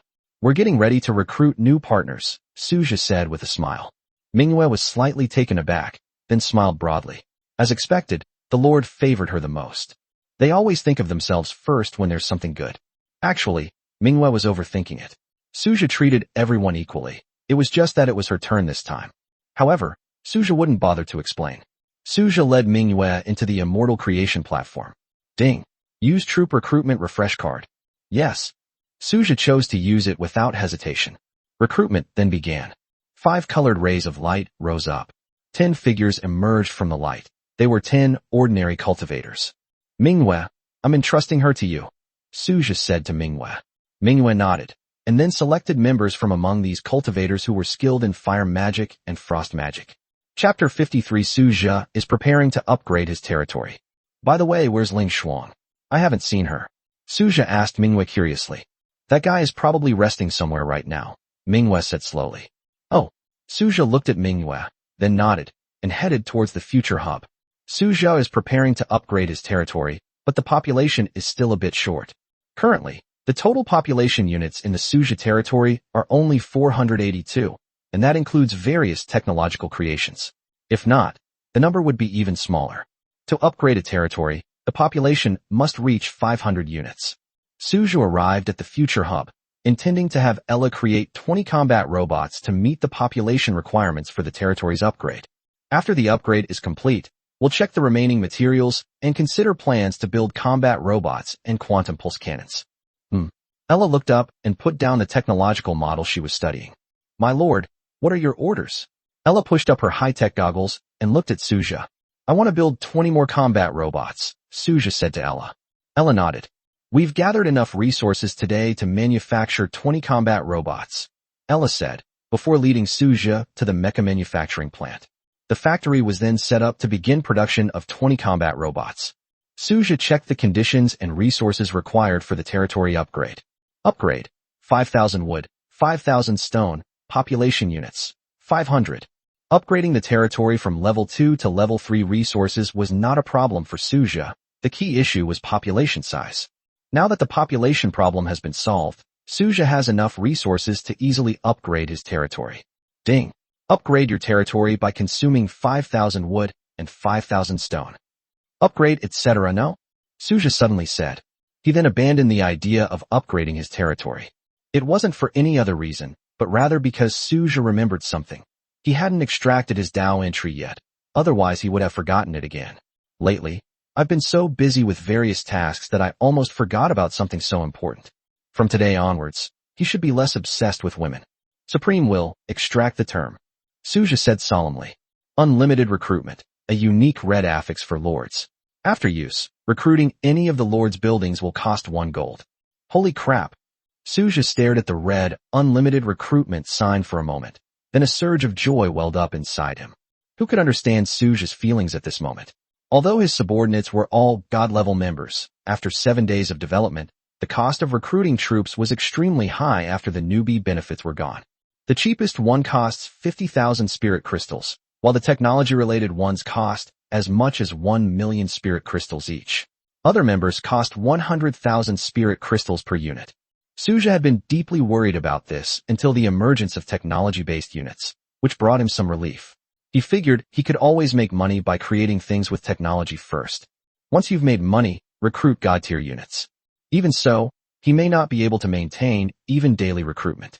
Suja currently has 7 barracks, and the daily recruitment cost alone is 5 to 6 million gold coins. This is just the daily recruitment, not including other expenses. If there are a few more barracks in the future, the daily cost of recruiting troops will be astronomical, not to mention other various expenses. This red tag is a godsend, as it reduces recruitment costs to 1 gold coin per recruitment, which is equivalent to saving him nearly 10 million gold coins every day, and this number will only increase over time. Bound. Unlimited recruitment. Suja said excitedly. Ding. Bound affix for unlimited recruitment. Effect is constant. Lords can view the affix attribute in their own attributes. Supreme will continue extracting terms. Suja calmed himself down and said slowly. Concealed void. A unique red attribute for lords. Upon use, the lord and their territory will enter a state of concealment, becoming undetectable, unlocatable, and untrackable in any way. Note, unless the lord reveals themselves, no one can discover the territory or the lord's whereabouts. Wow! Suja exclaimed in amazement as he looked at the red entry. This entry might not have been very useful when Suja was powerful, but now that he is just a novice lord, this entry is crucial. Previously, Wanyu tracked his location by monitoring his belongings, thus pinpointing his territory and nearly causing trouble. If it were a powerful chaotic force that had arrived, Suja might already be in dire straits. Bind, conceal the void, Suja said decisively. Ding. The affix concealment of the void has been bound, and its effect is permanent. Lords can view the affix's attributes in their own attribute panel. Given my current weakness, survival is my top priority. Only by enduring hardship and gaining sufficient strength can one act as one pleases. Suja's current strength does not allow him to act recklessly. The threat of the chaotic forces cannot be ignored, and there are other lords with ulterior motives that Suja must also be wary of. Human nature is unpredictable, and Suja didn't know how people would treat him after he revealed his current strength. But he understood that ultimately, one must rely on oneself. Relying on others is unreliable. What Suja didn't know was that after he chose to hide in the void, his territory was completely hidden in the void, unless he actively exposed it. Otherwise, no one would be able to detect the existence of the territory. Suja's own aura was also completely concealed, and his destiny could not be locked, as if he had merged into the endless chaos. In other words, no one will be able to find Suja or his territory through similar means in the future, which is undoubtedly a good thing. Supreme will upgrade the territory, Suja said with a firm gaze. Ding. Do you wish to upgrade your territory by consuming 5,000 wood, and 5,000 stone. Yes. Suja looked at his resources and saw that he had lost 5 wood resource cards and 5 stone resource cards, each card corresponding to 1,000 units of wood or stone. A beam of multicolored light shot into the sky. Suja's territory began to change, expanding continuously from 8,000 meters, 9,000 meters, 10,000 meters, 12,000 meters, and finally reaching a diameter of 15,000 meters before stopping. This size of territory is already quite large for a novice lord. Chapter 54 Level 3 Territory. Suja checked the territory's attributes. Name, Tianhui. Level 3. Area, 15,000 square meters. Barracks, Immortal Ascension Platform, God level. Divine Source Temple, God level. Elemental Tower, God level. Star Temple, God level. Void Dragon Nest, God level. Future Nexus, God level. Buildings, well, white. City Wall, white. Can be evolved. Lord's Mansion, Support Robot Factory. Basic Elemental Tower, Support Robot Factory. Combat Robot Factory. Wonders, Heart of the Sun and Moon, Heart of the Elements. Or Veins, Beginner Spirit Crystal or Vein, Intermediate. Beginner Copper or Vein, Elementary. Beginner Iron or Vein, Elementary. Population, 512, Cultivators, 90, Gods, 80, Elementals, 80, Frost Clan, 100, Dragons, 30, Mechs, 2, Robots, 130. Entry, Extraordinary Evolution, Red, Peerless Beauty, Red, Blessed Land, Gold, Spiritual Energy Replenishment, Blue, Concealment in the Void, Red, Infinite Recruitment, Red. Upgrade, 10,000 wood, 10,000 stone, 1,000 population, 1,000 high-grade wood, 1,000 high-grade stone. Ding, congratulations. Your territory has reached level 3, unlocking the power, fusion. You can view the attributes in your territory zone panel. Finally, level 3. Suja breathed a sigh of relief. So far, the situation is not bad, and his territory level is at a medium level among many lords. To be eligible to appear on the leaderboard, your territory must generally be at least level 4. Note that this is a ranking of territory levels, not a ranking of area. Those with higher territories will be ranked first. Only when everyone has the same level will they be ranked according to territory area. Thankfully, we have robots to keep the remaining 1,000 people. Otherwise, I don't know how long we would have to wait. Suja thought to himself, looking at his population unit count of 512. He suddenly slapped his forehead, realizing he had almost forgotten to include the mining robot in his calculations. Ella, you can use all the resources in the territory as you please. Focus on building combat robots first, and stop when you have 500, Suja said to Ella. Hearing Suja's words, Ella was slightly taken aback, and then said, My lord, I do not recommend doing this. These low-level combat robots are a complete waste of resources, Ella said earnestly. Suja was taken aback, then looked at Ella. I'm currently at level 8, and I'll be able to break through to level 10 in 2 days at most. By then, these combat robots will be obsolete. It's really not worthwhile to use limited resources to create these useless things, Ella calmly analyzed. Suja stroked his chin, pondering Ella's words. He had no doubt about Ella's loyalty, but Ella might not have understood what he meant. Ella, I need people to upgrade the territory, not to participate in the battle, Suja explained slowly. Ella pushed up her goggles and said, If that's the case, I suggest building work robots, or mining robots. While these robots can't fight, they can handle most basic tasks, and mining robots are more efficient at mining, Ella said earnestly. Is that so? Suja thought for a moment and looked at Ella. Can working robots take care of spiritual plants? Suja asked curiously. Yes, tending to spirit plants is one of their skills. Ella nodded. All right, Ella will manufacture 80 combat robots, 10 work robots, and 10 auxiliary robots, Linyu said slowly. Ella, I know you want to wait until after the upgrade to build the combat robots, so as to avoid wasting resources. But there's one thing I have to tell you. We can sell these combat robots. Suja smiled at Ella. Ella was stunned. Was this even possible? If that's the case, then there's no problem with manufacturing as many as you want. If that's the case, then I will focus all my efforts on producing robots. Also, if your lordship wants to sell them, it would be best to wait until I advance to level 10. Ella pushed up her goggles and said, Why? Suja looked at Ella curiously, wondering why the sale had to wait until she leveled up. Yes, after advancing to level 10, I will awaken a very useful skill. Ella pushed up her goggles and said slowly, What skill? Suja's curiosity grew. Absolute control. I can completely control all the mechanical creations I make, no matter how far away they are, whether it's a quantum pulse cannon or a mecha. Ella calmly uttered a startling statement. Suja. Suja looked at Ella in shock. How could she speak of such a terrifying skill so casually?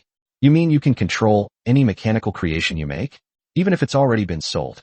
Suja asked incredulously. That's right. As long as you, my lord, need it, I can make them change their attack direction or self-destruct at any time, Ella said calmly. Suja, this is practically a ticking time bomb. After witnessing the power of the quantum pulse cannon, Suja had no intention of selling such weapons. Their power was too astonishing. Although it was just an ordinary level 10 weapon, it was more powerful than most level 20 weapons, which was why he didn't want to sell it. I never expected that there would still be such a way out to leave. Suja stroked his chin thoughtfully. If that were the case, he could sell these weapons and mechs without any worries, since they were only level 10 and would eventually be phased out. In that case, I'll sell you after you reach level 10, Suja said with a smile. If anyone dares to use the purchased mechs or weapons against me, then we'll have a good show to watch. Ella nodded. Anyway, Suja can't sell right now. The trading system hasn't been opened yet, and offline trading is easy to attract attention, so it's best to forget about it for now. At least for now, Suja has no plans for offline transactions. Suja left the technology zone and returned to his lord's manor. Now, in a level 3 territory, the lord's mansion has been completely renovated, transforming from a 2-story wooden building into a luxurious villa. Suja walked straight in. The floors were gleaming, and the furniture was futuristic and high-tech. The first floor was a spacious living room with uniquely designed sofas and a high-tech fireplace. The second floor was Suja's bedroom, and the third floor was where the city lord's heart was located. Finally, I don't have to sleep in that shabby wooden house anymore. Suja lay on the soft, oversized bed. This was one of the few perks of being a lord. The key was that the entire lord's manor had a sufficient energy supply, and there was no need to pay for energy. This feels so good. Of course, if you want other high-tech home appliances, you'll have to buy them yourself. Suja looked at the 6-meter-wide bed and stroked his chin. It's a little big, but it's still pretty good. Suja then went to the third floor, where the lord's heart emitted a soft light and hovered in the center. Suja sat on the comfortable sofa and opened the 3D map of his territory. His territory now had a diameter of 15,000 meters. It's considered extremely large for a level 3 territory.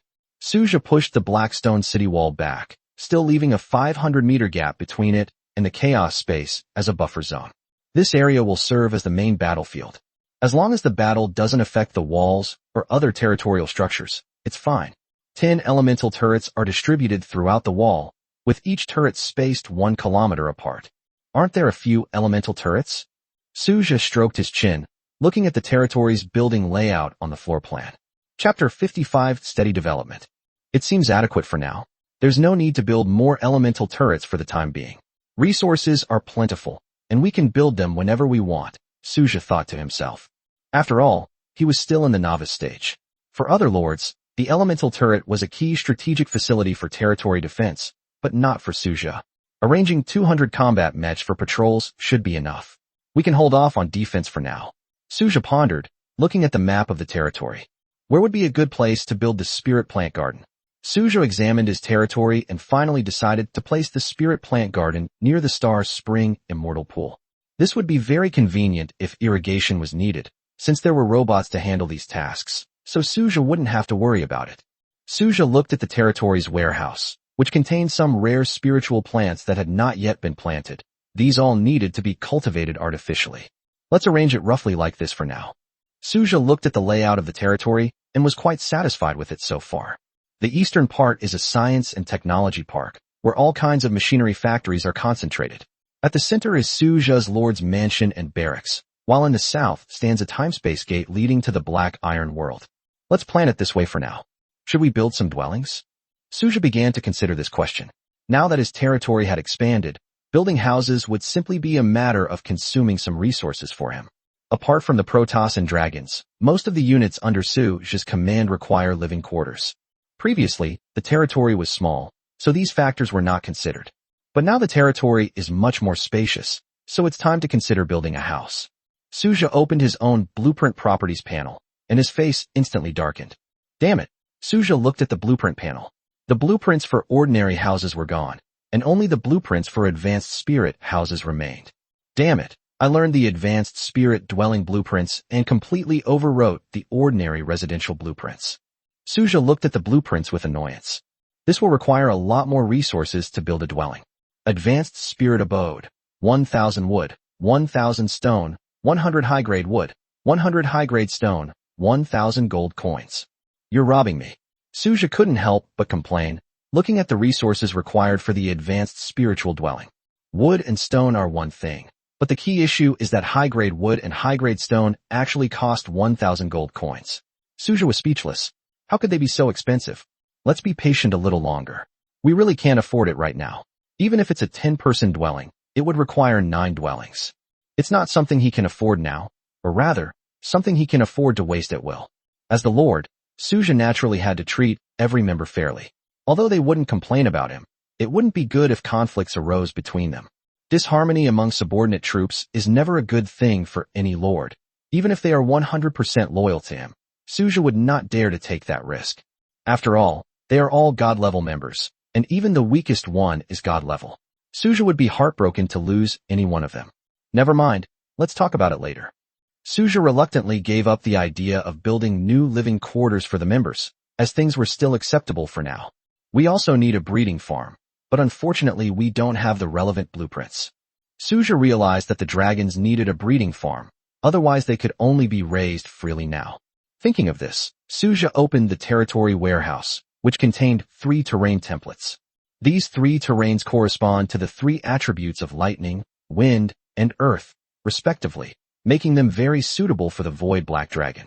Ugh, what a headache. It seems like we have a lot of things, but actually we can't use much of them. Either we don't have enough resources, or our territory isn't big enough. Suja was somewhat troubled. The Black Iron world could be developed, but Suja's troop numbers were insufficient, and his strength didn't allow it. It was filled with endless chaotic creatures. It's something he can't handle right now. It can only be used as a training ground for his troops for the time being. To develop the Black Iron world, 2 conditions need to be met. First, establish a stable base city, and second, have sufficient military strength. A stable base city is essential. Developing a world requires more than just traveling back and forth and wasting time. A solid base city is the foundation of development. This involves the core of quantum energy. Without energy, building a base city is simply a pipe dream. The Black Iron world is different from Suja's territory. Suja's territory has a future hub that provides energy, ensuring the normal production of mechanical artifacts in various factories. However, the Black Iron world lacks sufficient energy, so it needs energy cores to build base cities. The second condition is having sufficient troops, or the strength to resist the Chaos Beast tide. Otherwise, even if a base city is established, it will be in vain. Therefore, to develop the Black Iron world, these 2 conditions must be met. Of course, it doesn't have to be a quantum energy core. Other things like psionic power plants and psionic energy towers are also acceptable. However, Suja has not yet mastered the relevant design blueprints, mainly because Ayla and Liyue are too low level. Forget it. Everything is difficult at the beginning. Let's take it slow and not rush, Suja comforted himself. At present, it seems that all he can do is steadily develop his territory. Once the beginner period is over, with the trading system, you'll be able to buy many things, and then you won't have to worry about it so much anymore. Now Suja has to rely on himself to obtain everything, as resources are ultimately limited. Go plant some spiritual plants. Suja jumped up from the sofa. Stepping out of the Lord's mansion, despite the expansion of the territory, the core area remained largely unchanged under the skillful planning of Lord Suja. There are just many more open areas now. Suja carefully observed the territory. Let's plant them by the immortal pool. If they're not suitable, we can transplant them later. Suja thought that although the Star Spring immortal pool was good, there was only one, and the surrounding area did lack some embellishment. These rare spiritual plants were a good choice. Suja directed the work robots to plant the spiritual plants not far from the immortal pool, 1 plant every 10 meters. With the assistance of the robots, the planting was completed quickly. Finally finished, that was exhausting. Suja pretended to wipe non-existent sweat from his forehead, looked at his clean hands, and then looked at the people playing in the pool. Hey, I'm here. Suja quickly took off his coat, put on his shorts, stepped onto the set-up diving platform, shouted, and jumped into the pool. Suja's jump elicited gasps of surprise. A gentle breeze was blowing. On the walls of Blackrock, well-equipped combat robots are patrolling. In the sky, The twinkling stars shine eternally. A rich spiritual energy permeated the territory, and melodious spiritual sounds slowly rose. Colorful spirit beasts strolled leisurely by the fairy pool, gathering in twos and threes, while the soldiers sat by the pool enjoying their leisure time. A colossal black dragon of the void hovered over the open ground beside the immortal pool. The sound of machinery could be heard as work robots toiled in the plant garden, and the factory worked at full capacity to manufacture combat mechs. Everything was so beautiful. In the main world. Inside a dilapidated castle. Chapter 56 The Supreme Shadow, Purple Glass. A group of people in black robes gathered together. The leader of the black-robed men looked at the arriving cult members, a hint of displeasure flashing in his eyes. Where is Wang Yu? Bishop, Wang Yu has been missing for several days now. Could he have run away? One of the men in black robes said worriedly. Run away? The shadow bishop frowned. He didn't believe Wang Yu would run away. He knew all too well how Wang Yu had fallen into depravity. It was all his doing. Where can Wang Yin run to? As for going solo, that's pure fantasy. It's not that easy to break away from the Church of Truth. Do you really think the Church of Truth is just for show? Something you can come and go as you please? The only possibility is that Wang Yu has met with some misfortune. Thinking of this, the shadow bishop became even more furious. His plan was still relying on Wang Yu to move forward, but now that Wang Yu is gone, he has no choice but to find a new candidate. What a useless piece of trash. Everyone disperse. The plan is postponed until we find a new candidate.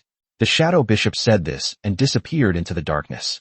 The shadow bishop knew he had plenty of time, and acting rashly would only cause him trouble. Who should I choose?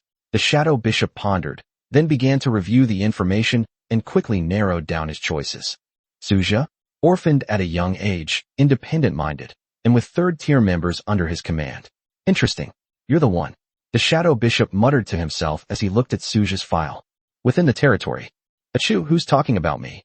Suja rubbed his nose. Lord, come and chase me. A sweet voice rang out. Suja looked over and saw a group of cultivators laughing and teasing him. Don't run away, my beloved general. Your lord is here. Suja said with a smile as he chased after him. Laughter and cheers echoed throughout the territory. Some might say, is there nothing else on Suja's mind besides having fun? The key is that Suja doesn't really have any urgent matters to deal with right now. What else can he do but relax? Should he delve into dry, boring knowledge?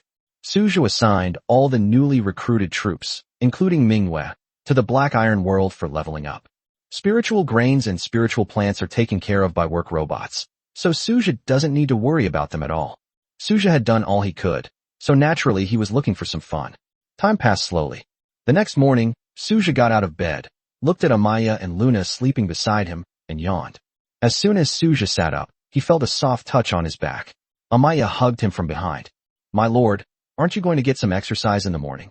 Amaya said with a hint of laziness. No, let's talk about it tonight. I need to rest and recover, Suja said helplessly. Even with his good physique, he couldn't withstand this kind of exertion. Suja went to the Star Spring Immortal Pool to wash up briefly, and then received the reward for being the number 1 on the daily combat power ranking. As expected, it was another 100 spirit ores. Although it wasn't much, it was better than nothing. Ding. Upgrade your territory by consuming 10,000 wood, 10,000 stone, 1,000 high-grade wood, and 1,000 high-grade stone. Huh. Suja was taken aback. What was going on? How could he suddenly level up? Suja was momentarily stunned. He quickly checked the territory's population units and found that it had already exceeded 1,000. There are 500 more combat mechs. How could the upgrade requirements have been met so suddenly? Suja recalled that Ella had said yesterday that she would do her best to produce mechs, and he assumed that she had done so. Well, anyway, upgrading the territory requires meeting population requirements, which is exactly what I need, so there's no problem. Suja thought to himself, without blaming Ella. These combat robots will be phased out sooner or later, but they have played a role by helping themselves meet the upgrade requirements before they are phased out. Let's start with the routine recruitment.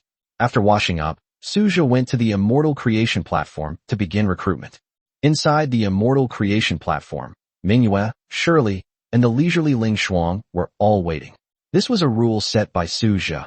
Every day during recruitment, the leaders of each troop type had to come, making it more convenient for them to lead their respective new recruits. Suja then began recruiting daily. Plus 10 cultivators, plus 10 gods, plus 10 elementals, plus 20 frost race, plus 10 dragons. Except for those from the technology class, all others had been recruited. Suja then went to the future hub to prepare for the daily recruitment of the technology department. Suja looked at Ella, his eyes full of surprise. Ichun level 9? He didn't expect Ichun to level up so quickly. Ella nodded. Yesterday, I used all the remaining resources to build combat robots, Ella said calmly. It's alright. We only need to manufacture 1,000 level 10 combat robots. We can continue after you advance to level 10, Suja said earnestly. Ella nodded in agreement. That's what I was planning to do too. Also, the auxiliary robots can be upgraded. Should we make a quantum pulse gun? Let's hold off on the quantum pulse gun for now. We don't have enough resources, and it also requires ammunition, which is a major resource consumer. Let's not produce it for now, Suja said after thinking for a moment. Upon hearing this, Ella did not say anything more. Let's recruit today's members first. By the way, where's Liyue? I haven't seen her. Suja asked Ella. I'm going to level up in the Dark Iron world. There are other people with me, so it's safe. Ella said, pushing up her goggles. Others? These must be members recruited yesterday. They are still leveling up in the Black Iron world. Ling Shuang is already level 10, but the other troop types have not yet reached that level. Ling Shuang levels up quickly, which is normal since she is a hero-level unit and can kill enemies faster than other members. Suja then led Ella into the future hub. Ding. Do you wish to spend 1 gold coin to activate daily recruitment? Recruitment. Suja looked at the sphere of light in front of him with anticipation. Soon, a portal to another dimension slowly opened. A tall woman emerged from the crowd. She had long, light purple hair that was casually tied back and wore a white research uniform. A blue glowing energy pistol was tucked into her waistband, and her expression was aloof. You are the Lord? Zili looked at Suja with calm eyes. Suja nodded. Zili greets your excellency. Zili said softly, then fell silent. Suja looked at Zili's attributes. Name, Zili. Experience points, 0 out of 100. Level 1. Rank, God level. Unit, Hero Supreme Shadow Zili. Talent, Endless Energy. Skill, Energy Pulse. Demigod Weapon, Dawn's Light. Potential, S rank Saint rank. Chapter 57 Endless Energy. Suja looked at the newly recruited Zili and took a deep breath. This Supreme Saintess from the mechanical god realm is the executor of the God Lord's will on earth. Her title alone exudes an air of superiority.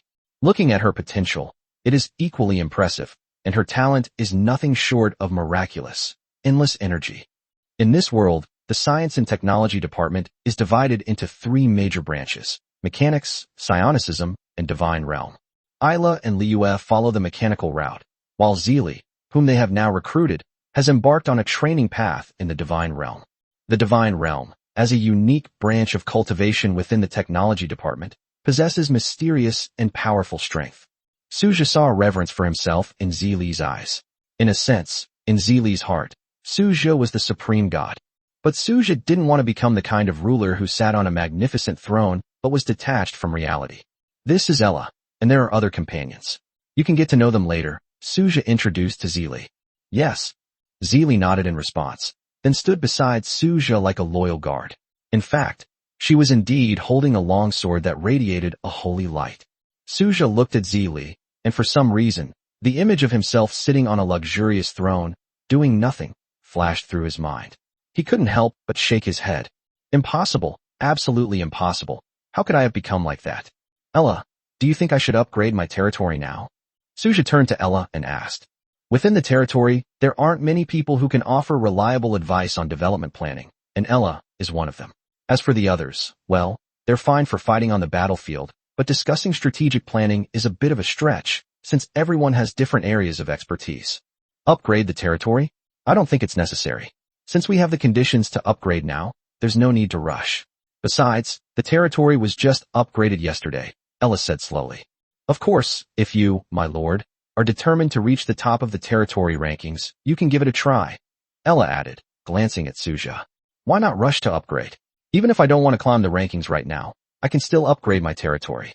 The two don't conflict, right? Suja looked at Ella with a puzzled expression. First is the issue of resources. Upgrading the territory requires a lot of resources. Although we seem to have enough resources at the moment, don't forget, my lord, you still have the Black Iron world waiting to be developed. That's where the main resource consumption is, and a lot of resources will inevitably be invested in the early stages. Secondly, if I don't intend to climb to the top of the rankings, I really don't think there's any benefit to upgrading now. It's a pure waste of resources. Besides, I just upgraded yesterday, and my territory has already increased significantly. There's no need to upgrade continuously in a short period of time. Otherwise, all sorts of problems will easily arise, just like how eating too fast can cause indigestion. Finally, the biggest problem you faced when upgrading your territory, Lord, the population limit, has now been solved. You can upgrade whenever you want, so why rush it? What we should be doing right now is using our resources wisely, investing in key areas to improve our strength, rather than blindly pursuing territory levels. After all, territory level is not the only standard for measuring a lord's strength. True strength is the foundation for survival. Ella explained to Suja methodically why she did not agree with upgrading the territory at this time. Suja looked at Ella and felt that what she said made a lot of sense. The biggest obstacle to upgrading your territory, population, is no longer an issue. The urgent task is to convert resources into real combat power, rather than simply upgrading the territory level. Unlike other lords, Suja did not need to worry too much about the size of his territory. Moreover, apart from robots, the population of other types of troops in his territory is not large to begin with, and the current size of his territory is already sufficient, so there is no need to rush to upgrade the level. Upgrading is inevitable, but not now. Resources must be used wisely, just like money should be spent on key areas. Alright, I'll ask you about the territory upgrade first. You can handle the resource allocation and other arrangements. Suja directly delegated the relevant authority to Ella. Ella nodded. Let's put the territory level aside for now. Anyway, we don't need to worry about not having enough territory area right now, Suja said slowly. This is also one of the important reasons why Suja agreed. After all, he possesses a special fusion power, and every chaotic invasion is an opportunity for him to expand his territory. Ding! The chaos invasion is about to begin today. Please select the difficulty. S, A, B, C, or D. S-rank difficulty. Suja chose S-rank difficulty without hesitation. Difficulties below S-rank were simply not challenging enough for him. Zeely, are you going to upgrade? Suja asked Zeely. Zeely nodded. After this chaos invasion, you should be able to level up, right? Suja asked Ella. Yes, it should unlock new skills and allow me to upgrade some buildings. Ella's eyes gleamed with anticipation. Level 10 was a qualitative leap for him. Each major rank advancement meant a tremendous transformation in his strength and abilities. Alright, we'll talk about upgrading the combat robots after we have 1,000 of them, Suja said after thinking for a moment. Yes, I understand, my lord. Ella nodded in response. Let's go, Suja said to Zeely. Zeely followed closely beside Suja as they left the future hub. Shadow! Suja shouted, and a huge black shadow plummeted from the sky. Zeely's pupils shrank instantly as she looked at the huge void black dragon that landed beside Suja. Suja leaped directly onto the back of the void black dragon. Yueying, this is our new partner, Zeely. Zeely, this is Yueying, Suja introduced them. Zeely nodded. The shadowy creature let out a low rumble, as if greeting Zeely, before its black wings flapped, carrying Suja soaring into the sky. With a light touch of her toes, Zeely moved like lightning, instantly traversing a distance of tens of meters, and soon arrived on the black stone city wall. Manhwa and the others looked at Zeely with curiosity in their eyes. Zeely also looked at Mingyu and the others, unconsciously tightening her grip on the hilt of her sword. These people are all so strong. Zeely thought to herself in amazement. She originally thought she was one of the best under the God Lord, but after arriving at the Blackstone City wall, she realized that she could only be considered relatively outstanding in front of these people, far from being the strongest. Especially Manhwa and that shadowy figure, the sense of oppression they brought to her far exceeded that of others. It was a kind of deterrence felt on a life level. Chapter 58, A Great Harvest. Manhwa, Isabella, Amaya, Luna, Ling Shuang, and this is Zeely. From now on, we're all on the same side. Suja introduced to Manhwa and the others. We'll stick to the previous division of labor. The new members who arrive today will be responsible for leading the hunt, and the mimics will also be your responsibility, Suja said slowly. Manhwa and the others nodded, then dispersed to their respective areas. After all, the monsters from the Chaos Invasion will come from all directions, and they need to spread out to defend. Zeely, feel free to hunt to your heart's content later, Suja said to Zeely. Zeely nodded, then leaped down from the Blackstone City wall. Suja gazed at the chaotic mist in the distance, where endless darkness surged and terrifying creatures of various shapes slowly emerged. Demon race. Was it a demon race that appeared today? Suja wondered to himself. The greatest threat from the demon race lies in their unpredictable and ever-changing magic, as well as their powerful ability to cooperate as a group. However, the demon race that has appeared so far is not enough to pose a fatal threat to Suja's subordinates. Suja looked at Liu beside him. How was your trip to the Black Iron World? Suja asked Liu with a smile. It's alright, but there are just too many chaotic creatures. Luckily, I have my companions to protect me, Liu said with a grin, while aiming the quantum pulse gun at the chaotic beast horde. Suja glanced at Liu's level. It was level 8. The leveling speed wasn't fast, but it certainly wasn't slow either. Suja then turned his gaze to Zili, who was standing below the Blackstone city wall. Her long, pale purple hair fluttered in the wind, her long sword was drawn from its sheath, and light energy emanated from her body, forming a powerful energy field. Solar energy deterrence. For the God Lord. Zili's eyes were filled with fanaticism, and pale purple light overflowed from them, almost filling her entire eye sockets. As Zili brandished her longsword, pale purple light danced like a lively ribbon. One by one, the demons were sliced and pulverized by Zili. The fervor in Zili's eyes grew even stronger. Once a unit reaches level 40, it will awaken its own characteristics and specialties, and can also attract others to join its legion based on its own characteristics. It seems that Zili has the potential to become the commander of my Imperial Guard in the future, Suja muttered to himself, looking at Zili's fanatical appearance. Even compared to cultivators, Zili's fanaticism is in no way inferior. This fanaticism has penetrated to her very bones. Suja originally thought that after reaching level 40, the only force most likely to become his Imperial Guard would be the Protoss Legion. But now it seems that's not necessarily the case. With the appearance of Zili, she may be the more suitable candidate to serve as the commander of the Imperial Guards. After reaching level 40, hero units will awaken their own traits, feats, and legion traits. Each legion will also have its own legion flag and legion spirit. Of course, only hero units will awaken these abilities. It seems that Yi Zili will be the commander of the Imperial Guard from now on. Suja thought to himself, this is a powerful legion that every lord dreams of, and a legion that is absolutely loyal to its lord. Of course, there are also lords who never manage to build a royal guard in their entire lives. This depends not only on the compatibility of the troop types, but also on their level of fanaticism. Suja was naturally not worried about loyalty. However, among Suja's troops, none are currently more fanatical than Zili. If we were to form a royal guard, Zili and Amaya would both be quite good choices. Suja couldn't help but think that Amaya was just as fervent towards him. Although slightly inferior to Zili, they are still quite similar. Forget it, let's talk about it later. There are still 2 major tiers to go before reaching level 40. Suja put his thoughts aside for the time being. Over time, the monster corpses beneath Zili's feet had piled up into a small mountain, and the light energy emanating from her body not only did not weaken, but instead grew stronger during the battle. Under the threat of light energy, the demons and monsters around Zili were rendered immobile by the terrifying light energy. 3 hours later, Suja looked at the mountain of corpses. TSK, these are all top-quality energy sources. Suja looked at the corpses of those demons. Today's chaotic invasion is more intense than ever before, and these demons are mostly level 8 in strength. The previous chaos invasions at least included monsters below level 8, but the monsters attacking now are mostly level 8, with a few even at level 9. Fusion. Suja directly used his territorial power. Ding. Your blessed land attribute has been triggered. Your territory has expanded by 3,000 meters. Ding. Your blessed land attribute has been triggered. Your primary iron ore vein has been upgraded to a secondary iron ore vein. You can mine 5,000 units of iron ore per day, and exceed the limit by mining 10,000 units of iron ore.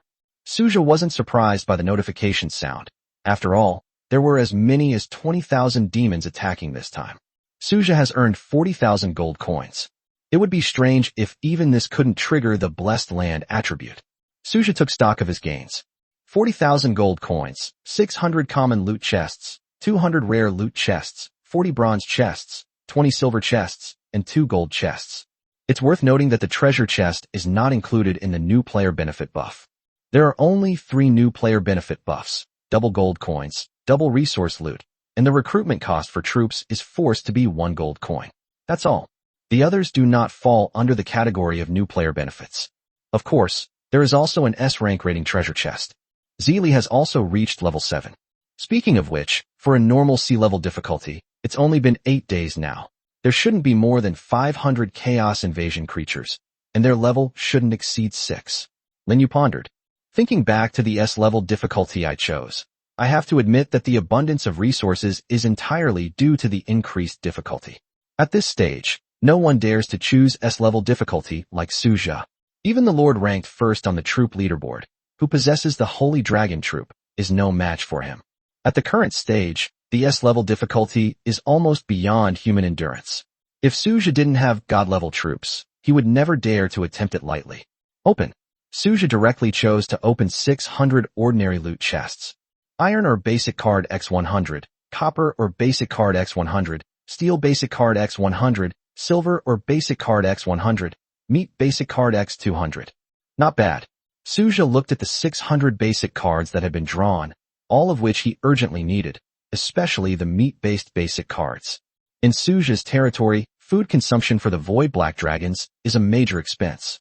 Yesterday, 25 basic meat cards were used up, and today 10 more Void Black Dragons were added, so the consumption will only increase. This is a necessity. Although the loyalty of Suja's soldiers will not decrease, it's unacceptable to expect them to work so hard, yet not even have enough to eat. Chapter 59, The Mysterious Merchant's Token. Needless to say, basic resources like iron ore are essential strategic resources, so the more the better. Open. Suja took out 200 rare loot chests and opened them all. 50 high-grade spirit wood, 50 high-grade stone, 50 mithril, and 50 gold. The resources have suddenly become abundant. Not bad, not bad. Suja looked at the items he had opened with a smile. The resources had suddenly become much more plentiful. But then Suja frowned. There seemed to be a lot of resources, but the mecha manufacturing plant was producing combat robots, and there was also the factory upgrade. These all require a lot of resources, and this amount of resources is far from enough. This is so annoying, Suja said helplessly. If only we could make a trade. If trading were possible, Suja could directly purchase a large amount of resources. He already had over 190,000 gold coins, and would soon have 200,000. Suja doesn't need these gold coins for upgrading buildings right now, and recruiting doesn't require too many gold coins either. Since the addition of the unlimited recruitment option, Suja has found it much easier to recruit troops with less resource consumption. Composing himself, Suja took out 40 bronze treasure chests. With a hint of anticipation in his eyes, Suja opened the bronze treasure chest. 2,000 spirit, or 20,000 gold coins. They really are almost the same. Suja looked at the bronze treasure chest and couldn't help but shake his head. It was similar before. Basically, each treasure chest contained 1,000 gold coins or 100 spirit ores. Then Suja looked at the 20 silver treasure chests, hoping with great anticipation that he would get some good stuff. Starry fruit tree x40, spirit shrimp x2000, purple spirit fruit tree x40, crimson golden orange tree x20. It's alright. Suja looked at the contents of the silver treasure chest, which were similar to those from yesterday, only the quantity had increased. The spirit shrimp is quite good. It possesses the effect of imbuing the spirit. Each silver treasure chest yielded 200 spirit shrimp or 10 spirit trees. That was the total reward from opening the silver treasure chest. Suja went straight to the Star Spring Immortal Pool and put all the spirit shrimp into the pool. Then, the spirit tree that had been opened was handed over to the work robot responsible for planting spirit trees. With the remaining 2 gold treasure chests and 1 S-rank treasure chest, Suja decided to go wash his face first. As usual, I'll open the S-rank rating chest first. Ding. Open the S-rank rating treasure chest. Open. Suja stared expectantly at the treasure chest in front of him. Ding. Congratulations on obtaining 1,000 spirit ore. Ding. Congratulations. You have received 10,000 gold coins. Ding. Congratulations. You have obtained the mysterious merchant's token. Suja. A token from a mysterious merchant? Suja narrowed his eyes, looking at the golden token in his hand that emitted a faint glow, with a star pattern engraved on it. Mysterious merchant's token. Used to summon a mysterious merchant to your territory for a trade. Can only be used once. Is the mysterious merchant the one we encountered before, or someone else? Suja pondered to himself, then put the token away. This stuff is pretty good, not a bad deal. Mysterious merchants often have a lot of good stuff. No rush, we'll talk about it later. Suja carefully put away the mysterious merchant's token. Then he looked at the last 2 golden treasure chests. Ding. Open the golden treasure chest. Open. Suja looked at the golden treasure chest with anticipation. Ding. You have acquired the terrain, Thunder Abyss. Ding. You have acquired the terrain, Emerald Lake. Ding. You have acquired the terrain, Spirit Sand Desert. 3 terrains again. Suja looked at the terrain modules that had appeared. For a territory, the existence of these terrain features is a good thing, as it makes the territory less monotonous and more diverse. This is not a derogatory term, but a genuine compliment. It's like Suja's territory is all flat open land, not to mention anything else. Even wood and stones are hard to come by. Only 1 treasure chest left. Hopefully, I'll get something useful right now, Suja muttered to himself as he put the terrain module into the territory warehouse. Currently, Suja's territory conditions do not allow him to use these terrain modules. Ding. Open the golden treasure chest. Open it. Suja looked at the golden treasure chest in front of him with a hint of anticipation. Ding. You have obtained 1 fragment of a mysterious realm. Ding. You have obtained the wonder, blueprints for a statue of worship. Ding. You have received 10,000 gold coins. Suja took a deep breath and looked at what he had gotten from the golden treasure chest. We found some really good stuff. Suja's face lit up with joy as he carefully examined the items. Fragment of a mysterious realm, a map fragment of an unknown realm. Collecting all fragments grants access to that realm. Note, what kind of realm is this? No one knows. It might be an ordinary realm, or it might be a mysterious realm hiding ancient ruins. Current progress, January 15th. An unknown territory. Suja looked at the map fragments. This thing was like a lottery. Until you collected all the pieces, you had no idea what that territory was like. It could be just an ordinary area, or it could be a mysterious area hiding a huge secret. Who can say for sure? Wonder, Idol of Reverence, one-time blueprint. Can be used to craft a Lord statue to collect reverence power. Costs, 100,000 wood, 100,000 spirit ore, 10,000 high-grade wood, 10,000 high-grade stone, 10,000 mithril, 10,000 gold, 10,000 purple jade, and 1 million gold coins. Note, this is the first step in becoming a Lord of Gods, collecting reverence power. Suja took a deep breath and looked at the description of the wonder, statue of reverence. He knew that not every Lord could have this. As the note says, this is the first step on the path to godhood for a Lord, and a crucial one at that. Without this, achieving godhood is simply a pipe dream. Naturally, it's best to collect the power of reverence as soon as possible, especially since the members in Suja's territory are 100% loyal to him, so there's no need to worry about the power of reverence. But seeing the required materials, Suja felt a headache coming on. Suja had some reserves of other materials, but he had not yet obtained any purple jade. Purple jade was a high-level material, and Suja did not currently have a way to acquire it. As for other resources, Suja believed he could acquire them given enough time, but gold coins. Suja currently has a little over 320,000 gold coins, including what he got today. Chapter 60 Ella's Breakthrough, a new talent. We must get our hands on it. We must get this blueprint no matter what. Suja took a deep breath, determined to create the magnificent statue of the revered deity, even if it meant doing everything he could. To put it bluntly, this is the foundation of a Lord's power. As you collect reverence power, the idol will also level up. It can be described as a unique spectacle. Even if we only get this one blueprint for a revered deity today, it'll be worth it. Suja smiled as he looked at the blueprint in his backpack. This thing is extremely important to the Lord. The first step on the path to godhood, and also the most crucial foundation, is that without the power of reverence, a Lord's potential will be greatly limited. To continue improving, it's not something that can be achieved simply by grinding monsters. It requires the power of reverence. This news was already common knowledge among the Lords, and Suja was naturally aware of it as well. Suja took a deep breath, trying to calm his excitement. How could he not be excited? The gate to the path to godhood is right before us. Once Suja takes this step, he can embark on the path to godhood step by step. After calming down, Suja opened the 3D map of the territory, and as usual, pushed the territory's walls outward, leaving only a 500-meter area connected to the chaotic space. After completing these tasks, Suja headed to the future hub. My lord, Liu ran over excitedly. What's wrong? Why are you so happy? Suja asked Liu curiously. Hearing Suja's words, Liu said with a smile, Lord, I'm level 9 now. and I'll be able to break through to level 10 tomorrow. Hearing Li Yu's words, Suja nodded.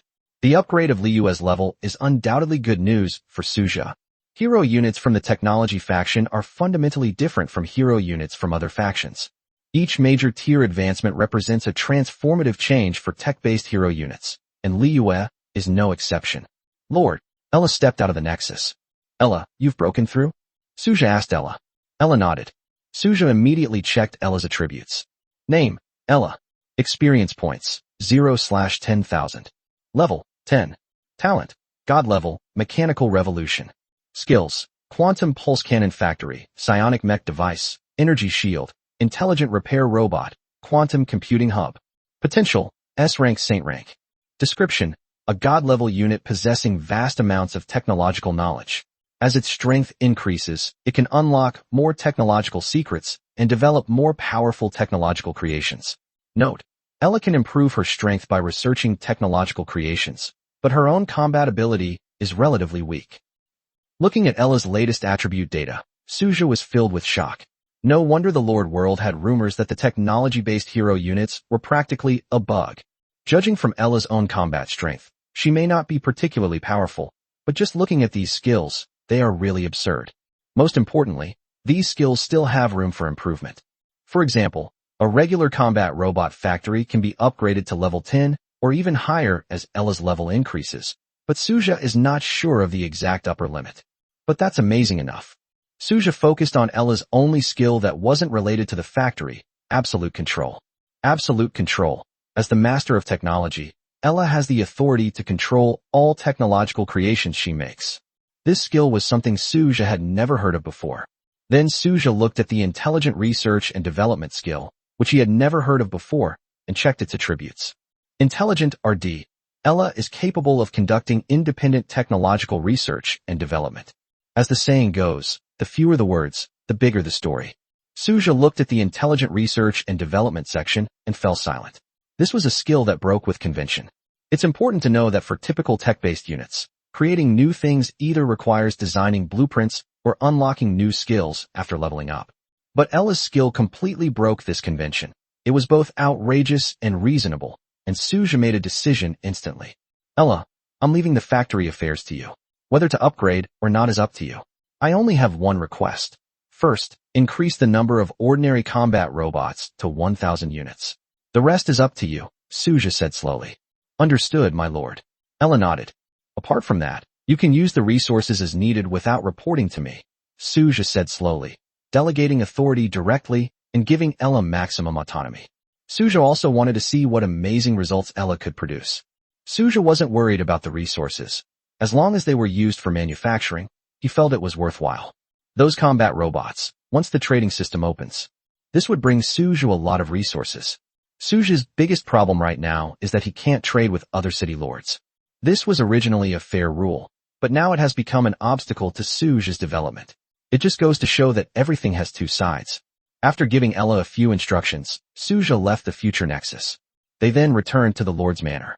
As soon as he entered, he saw Zili, dressed in a white research uniform, already waiting for Suja. Suja walked straight into the Lord's mansion, laid down on the sofa, and Zili stood quietly beside him. Suja, Zili, sit down. There's not much danger in the territory, so you don't need to be so reserved, Suja said to Zili. Zili hesitated for a moment, then sat down properly opposite Suja. Relax, don't be so tense. Why don't you go and play with everyone? Suja asked Zili. Protecting the Lord is my mission, Zili said with a serious expression.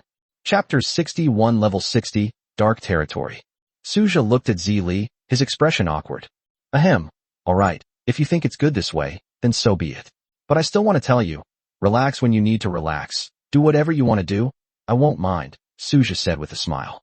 Zili nodded without saying a word, maintaining her serious and focused demeanor. Suja didn't mind. He then took out a black key, which was the key to the Black Iron World that he had unlocked yesterday. Black Iron World Key can open a portal to the shattered Black Iron World, lasting for 24 hours. It's this again. Suja looked at the Black Iron Key in his hand. I went too early last time, but the harvest was still quite plentiful. This time he wasn't in a hurry. He'd wait until tomorrow. Ella has just been upgraded, and there are still many factories to be built. A shattered world of black iron should be able to make Suju a fortune. In that case, let's not upgrade the factory today, and focus all our efforts on manufacturing mining robots. Wait, it seems we don't have any robots that can detect or veins yet. Suju suddenly thought of this problem. Thinking of this, Suju hurriedly went to find Ella. Ella, I wanted to ask if there are any robots that can detect mineral veins. Suju arrived at the future hub and found Ella. For detecting mineral veins? The auxiliary robot factory has them. The work robots can detect mineral veins. Does your lordship need this? Ella pushed up her goggles and said. Suju nodded, and then told Ella about the black iron key. Only 24 hours. Ella couldn't help but ponder. If we want to maximize the benefits of this opportunity, my suggestion is to manufacture more work robots and mining robots, and let others handle the combat for now, Ella said slowly. I will arrange the factory upgrade and construction later. But when does your lordship plan to go? Ella asked Suju. When do you think would be a good time to go? Suju asked Ella curiously. Ella, shouldn't this be a decision made by the Lord? This afternoon, we should be able to make 100 working robots for detecting or veins and 100 mining robots this afternoon, Ella said earnestly. 100? Won't that be a tight schedule? Suju asked Ella. That's enough. The territory is strong enough now. We can just send some people back to defend it. We already have 1,000 black iron class combat mechs in the territory, 278 of which are equipped with quantum pulse cannons. The rest are not yet equipped, but they are enough to guard the territory. With tomorrow's daily recruitment, defending the territory will not be a problem, Ella said calmly. Is that so? Suju stroked his chin and looked at Ella. Ella stood calmly in front of Suju. Then you can arrange it. I won't worry about anything. This afternoon it is, you can handle the rest. Suju said casually. Suju was well aware of his own abilities. He had no management experience in this life or the previous life. He was just lucky to have drawn a powerful talent attribute. As for plans and arrangements, Suju was not good at these things at all. Even if he knew a little about them, he would only know a little bit. He might as well just be a mascot. Just live a simple life without worrying about anything. Whether it's fighting or using your brain, leave it to others. The fighting can be left to Amaya, Shadow, and Sherry. Leave the brain-intensive tasks to Ella and the other tech people. Just relax and be a hands-off manager. Enjoy life to the fullest. Thinking about it this way, Suju instantly felt that life was easy and pleasant. In that case, Ella, just do whatever you want. Just let me know if anything happens, and you're in charge of everything else. Suju said casually, then patted his behind and left the future nexus. Ella, fine, let's go. Why are you patting my butt? Don't you have a butt yourself? Zeely, let's go play in the Star Spring Immortal Pool, Suju said to Zeely, and walked straight towards the Star Spring Immortal Pool. Since you've decided to be a hands-off manager in life, you should enjoy the good life to the fullest. As for why Ella still tells him things, didn't she already delegate authority to him? Of course, it's to have a sense of participation. Even though I can't offer any useful advice, as the Lord, I should at least show some involvement, right? Thump. Suju, wearing shorts, jumped directly from the high platform. Thump. Suju plunged headfirst into the Star Spring Immortal Pool, startling the group of spirit shrimp in the pool, which scattered in all directions. The main world. While Suju was playing to his heart's content in his territory. In the main world. In Suju's home, a gray figure slipped into Suju's room like a ghost. Bishop of Truth. The Bishop of Truth was somewhat surprised. Looking at the room that Suju had tidied up so cleanly, there was nothing that could be used for location tracking. They're quite aware of potential crises, what a pity. The Bishop of Truth muttered to himself, looking around the room. A gray gem appeared in the hand of the Bishop of Truth. The tracking crystal can gather all kinds of energy. The gray crystal slowly rotated. Found it. The Bishop of Truth looked at a blue light in the tracking crystal, which was the trace of Suju's remaining spiritual power. Not bad, cautious enough, but unfortunately lacking in strength. The Bishop of Truth smiled and disappeared from Suju's room with the tracking crystal. When the Bishop of Truth reappeared, he had returned to his hiding place and then went straight into his Shadowlands. Terrifying creatures stood in the territory of the Bishop of Truth. Terrifying shadow giants, chaos demons, decaying flesh aggregates, and countless other level 60+ chaotic creatures gathered in the shadow territory of the Bishop of Truth. The Bishop of Truth drew a teleportation array by hand, then placed the tracking crystal on top. The teleportation array flickered, a strange purple light shone, but then suddenly shattered. Bishop of Truth. Holy crap, what's going on? The Bishop of Truth stared blankly at the shattered teleportation array, along with the broken tracking crystal. Could this guy be a descendant of some ancient god, with an ancient god backing him up? Thinking of this, the Bishop of Truth was terrified. No, we have to get out of here right now. The Bishop of Truth looked grave. He immediately erased all traces, returned to the main world, and fled the place overnight. To become one of the bishops of the Truth Church, the Truth Bishop relied on one word: patience. If things go wrong, run away immediately without hesitation, especially when faced with such an unknown situation. Wait for the storm to pass before making any further moves. What does it matter to him whether other believers live or die? They're not his relatives, and don't assume that cults are all harmonious. Please, they are cults. Scheming against each other is the norm. Chapter 62, Reverse Positioning. Is this the red entry? For the Bishop of Truth, those believers were merely a backup resource. Besides, why would a kind-hearted person join a cult? Wouldn't it be better to do charity? In Suja's territory. Ding, your concealed void attribute has been triggered. Enemy territory has been marked and can be viewed. Suja. What's going on? Suja asked, looking at the notification that suddenly popped up. The concealed void attribute has been triggered. Could someone really be trying to harm my territory? With a look of surprise and doubt, Suja opened the system log and clicked on the marked territory. Level 60, Shadow Territory, Enemy Territory marked. Open portal. Huh? Suja rubbed his eyes, staring intently at the system log. What was going on? Level 60, Shadowlands? What the hell? Are you kidding me? The Shadowlands, level 60. This is outrageous. I haven't been making a fuss lately, nor have I offended anyone. Who is this guy? Suja looked at the marked Shadow Territory. If he wanted, he could open the portal to space and time right now and step into the Shadow Territory on the other side. Suja never expected that the term concealing in the void would have such a magical ability. It truly deserves its red status. Level 60, Shadow Territory. Suja stroked his chin, staring at the marked territory. This is an incredibly tempting piece of meat, but with Suja's current strength, he simply cannot get his hands on it. No matter who you are or what your intentions are, if you dare to covet my territory, you're dead. I mean what I say, just you wait. A chilling killing intent flashed in Suja's eyes as he looked toward the Shadow Territory. He then turned off the notification log. For Suja, this was indeed a tempting offer, but he simply couldn't stomach it at the moment. Suja lay lazily on the soft, floating recliner. Continue to enjoy your leisurely time, live for today, and have fun. Suja was now experiencing the kind of tyrannical pleasure that comes with being a tyrant. It was incredibly blissful. Time passed slowly. It was afternoon. Ella found Suja, who was indulging in a romantic relationship. My lord, it's time to get down to business, Ella said softly to Suja. Suja emerged from the white landscape, wearing loose shorts. Are you ready? Time flies. Suja asked, still a little dazed. Time doesn't pass quickly. It's just that you've been having too much of a time, my lord. Happy times are always short, aren't they? Ella said calmly. Suja forced a smile.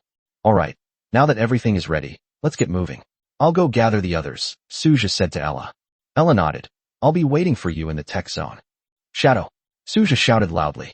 A huge black shadow plummeted from the sky and lay steadily in front of Suja. Suja quickly dressed and leaped onto Yuying's back. Let's go find the others and gather together, Suja said, patting Yuying on the shoulder. Roar. The shadowy figure let out a deafening roar. The void dragons that were resting nearby awoke one by one, flapped their wings, and took flight, gathering behind the shadow. A faint blue light and a dazzling golden light appeared simultaneously beside Suja. Amaya, Sherry. My lord, has something happened? Amaya asked Suja, as she had been busy training her newly recruited companions. Seeing that Shadow had summoned the void dragon, he thought an emergency had occurred, so he rushed over immediately. Shirley shared the same idea, and now their daily routine consisted of training the newly recruited members, informing them of the territory's rules and their responsibilities. Let's wait until everyone else arrives, Suja said slowly.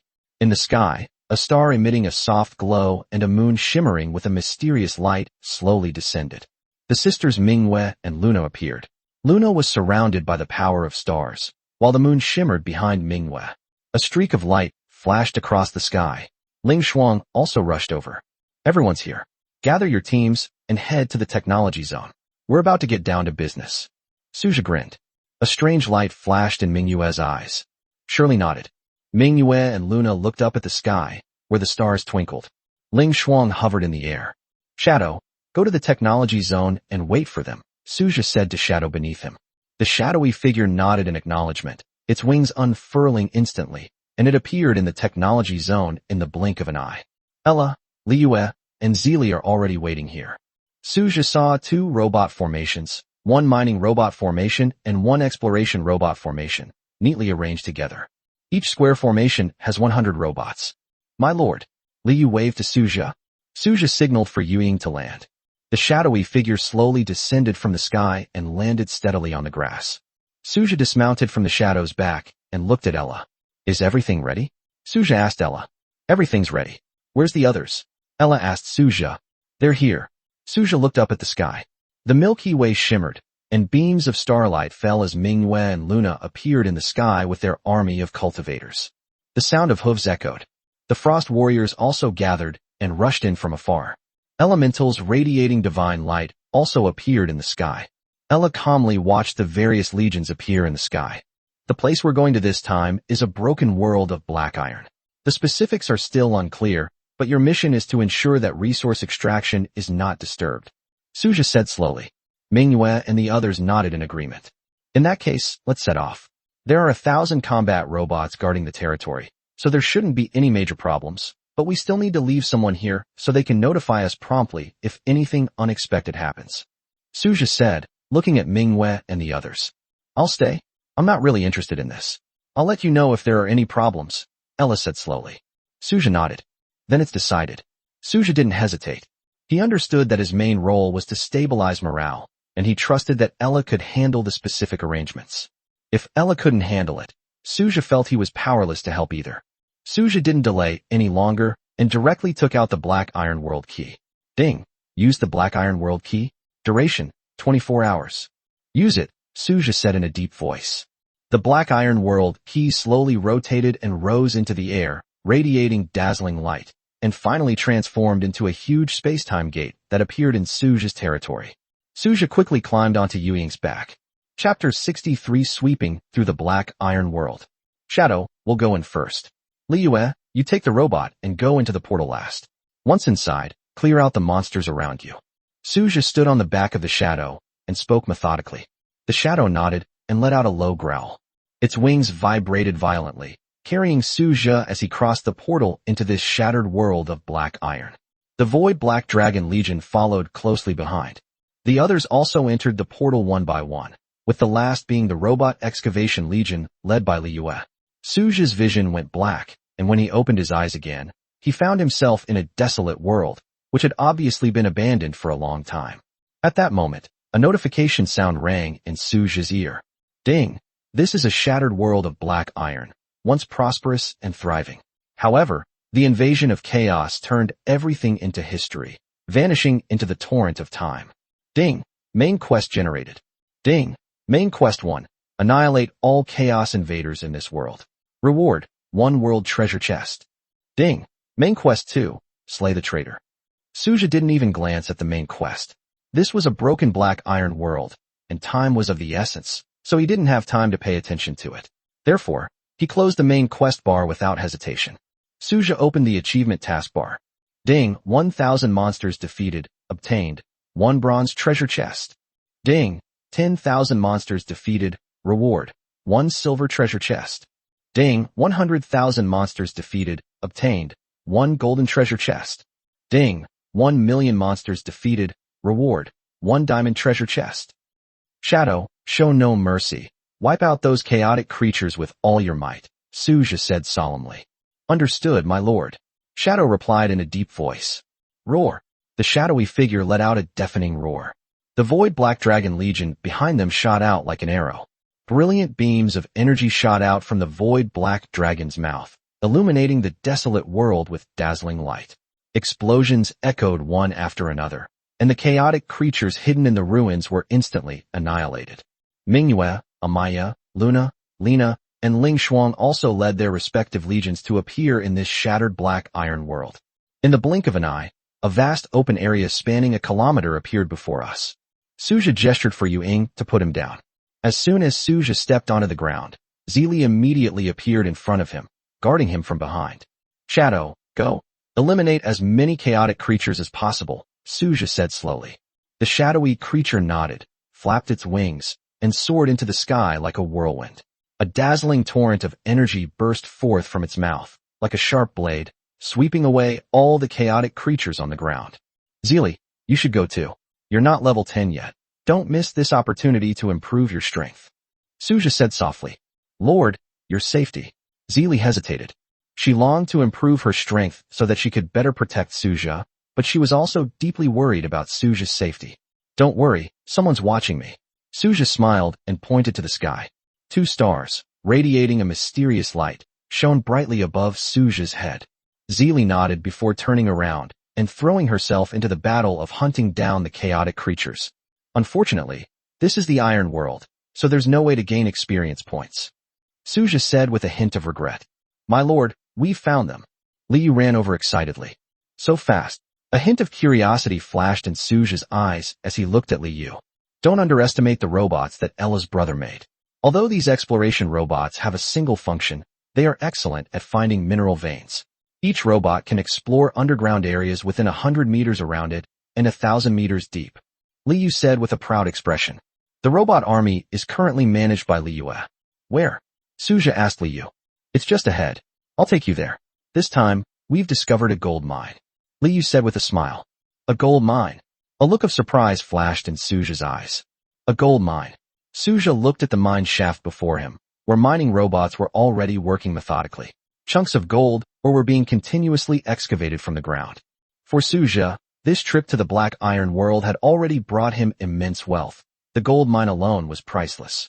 Suja looked at the other robots that were still exploring the mineral veins, his heart filled with anticipation. Liu, you are in charge of arranging for the excavated gold to be transported back to the territory. You can allocate manpower as needed. Suja said calmly. Understood, Lord. Liu nodded and quickly began to make arrangements.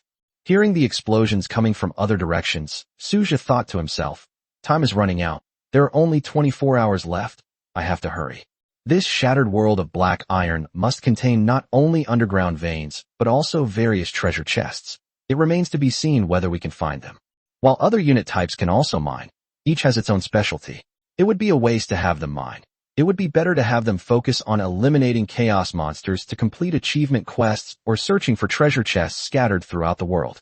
Mining is something that's best left to professional robots. As time went by, Suja stood on the back of a void black dragon and had only found 1 gold vein so far. There were no other veins to be found. What kind of world is this? Suja stood on the back of the dragon, looking down at this world shrouded in desolation.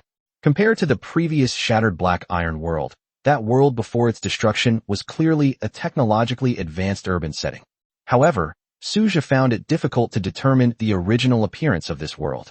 Different worlds yield vastly different items, and each world has treasure chests containing items closely related to the characteristics of that world.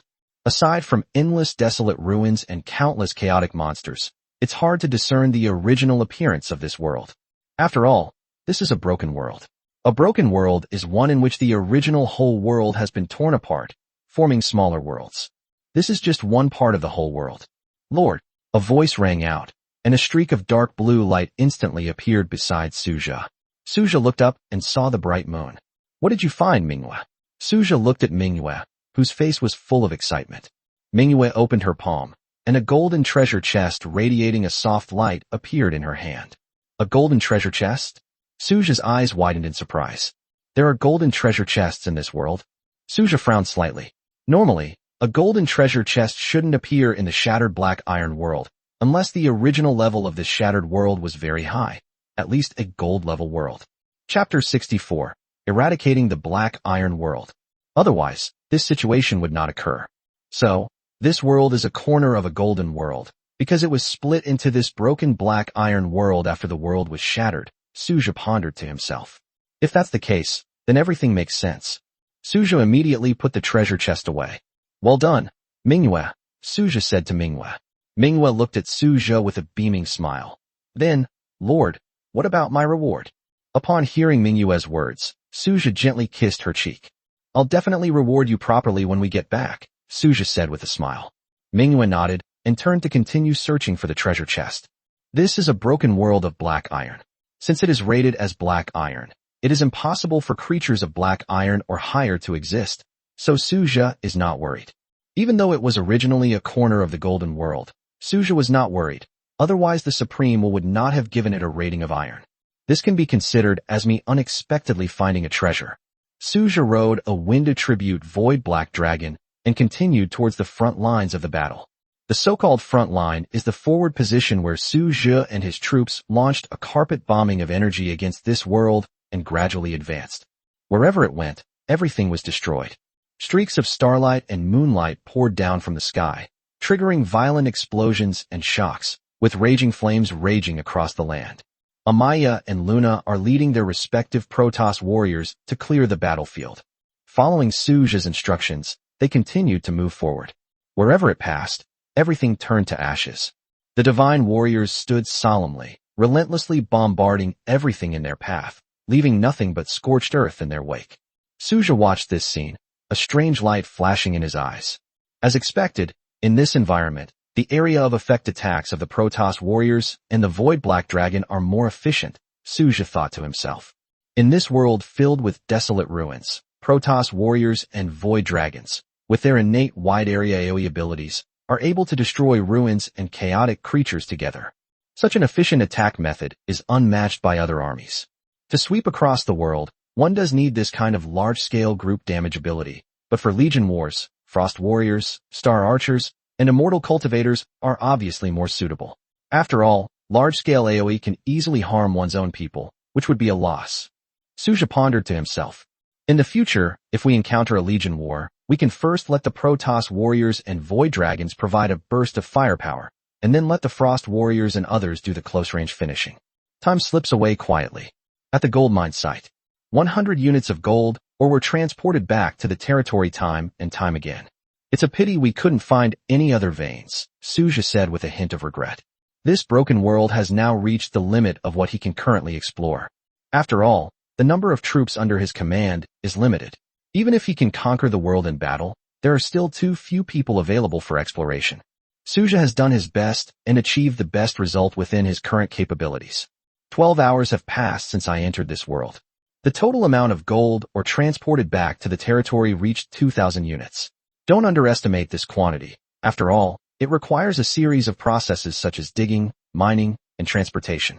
Without these specialized robots, the number would probably be even smaller. It's time to go back. Suja stretched. It had been 12 hours since he entered the world, and it was already 2 a.m. in the territory. Suja should go back and prepare for tomorrow's recruitment. Currently, there are only 1,000 combat robots in Suja's territory. All other unit types are still in this iron world. Suja immediately summoned Amaya, Isabella, Manhwa, Luna, Ling Shuang, Yuying, and Liua. I'm going back now. I'll leave this place to you. Come back as soon as it's time, Suja said to everyone. Understood, my lord. You should go back and rest. We'll take care of things here, Amaya replied. Suja nodded while yawning. He then rode a void black dragon back to his territory. We'll discuss the remaining resource statistics when Manhwa and the others return tomorrow. After all, there are still 12 hours left, and we can't afford to waste them.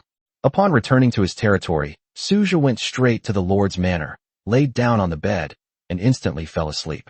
The next morning, Suja got out of bed, yawning. In fact, Suja could go without sleep for several days without any problem, but he had long been used to resting at night. If he didn't sleep at night, he always felt a little uncomfortable. After a quick wash at Xingxuan Ferry Pool, Suja checked the time. It was exactly 8 o'clock. Manhwa and the others will return from the shattered black iron world around 1 p.m. at the earliest. Suja then began recruiting daily. Let's start with cultivators. Soon, the daily recruitment for all unit types was completed, except for the daily recruitment for the future nexus. Cultivators, 10, gods, 10, elementalists, 10, frost clan, 10, dragons, 20. However, it's understandable that no new hero units were recruited this time. When each barracks recruits for the first time, a hero unit will definitely appear, but subsequent recruitment depends on luck. Only with good luck can you recruit new hero units. Just like the previous hero units, such as Lina and Ling Shuang, they were recruited by chance. You all need to familiarize yourselves with the territory's environment first. There will be a chaos invasion later, and then it will be up to you, Suja said, gathering the newly recruited troops together. With the other hero units absent, These arrangements were naturally left to Suja's responsibility. Understood, Lord City Lord. The newly recruited troops replied in unison. Following Suja's instructions, after a brief inspection of their territory, they prepared to defend against the chaos invasion from the Blackrock City walls. Although they were all only level 1, they were all god-level units, so Suja was not worried at all about not being able to defeat them. It's simply a matter of how fast you can kill enemies. A moment later, Suja headed to the future hub. Ella was engrossed in studying something. Suja wasn't quite sure what she was doing, so he didn't ask. However, he had a feeling that Ella would bring him a surprise. Lord, is it time to start the daily recruitment again? Ella pushed up her goggles and looked at Suja. Suja nodded. Come on, come with me. Ella did not refuse, and then she put down her work and followed Suja into the future hub. Ding. Do you wish to spend 1 gold coin to perform daily recruitment? Recruit. Suja looked at the large, radiant ball of light in front of him and said. A technologically advanced portal to another time appeared before Suja and Ella. Ella looked at the portal with great interest, her eyes sparkling with excitement. It seems like we can learn quite a bit from this, Ella muttered to herself, adjusting her goggles. Chapter 65 Quantum Dominator, Qin Shiyao. Suja. Ella, what did you just say? Suja looked at Ella curiously. It's nothing. Ella smiled. Suja didn't pay much attention to it.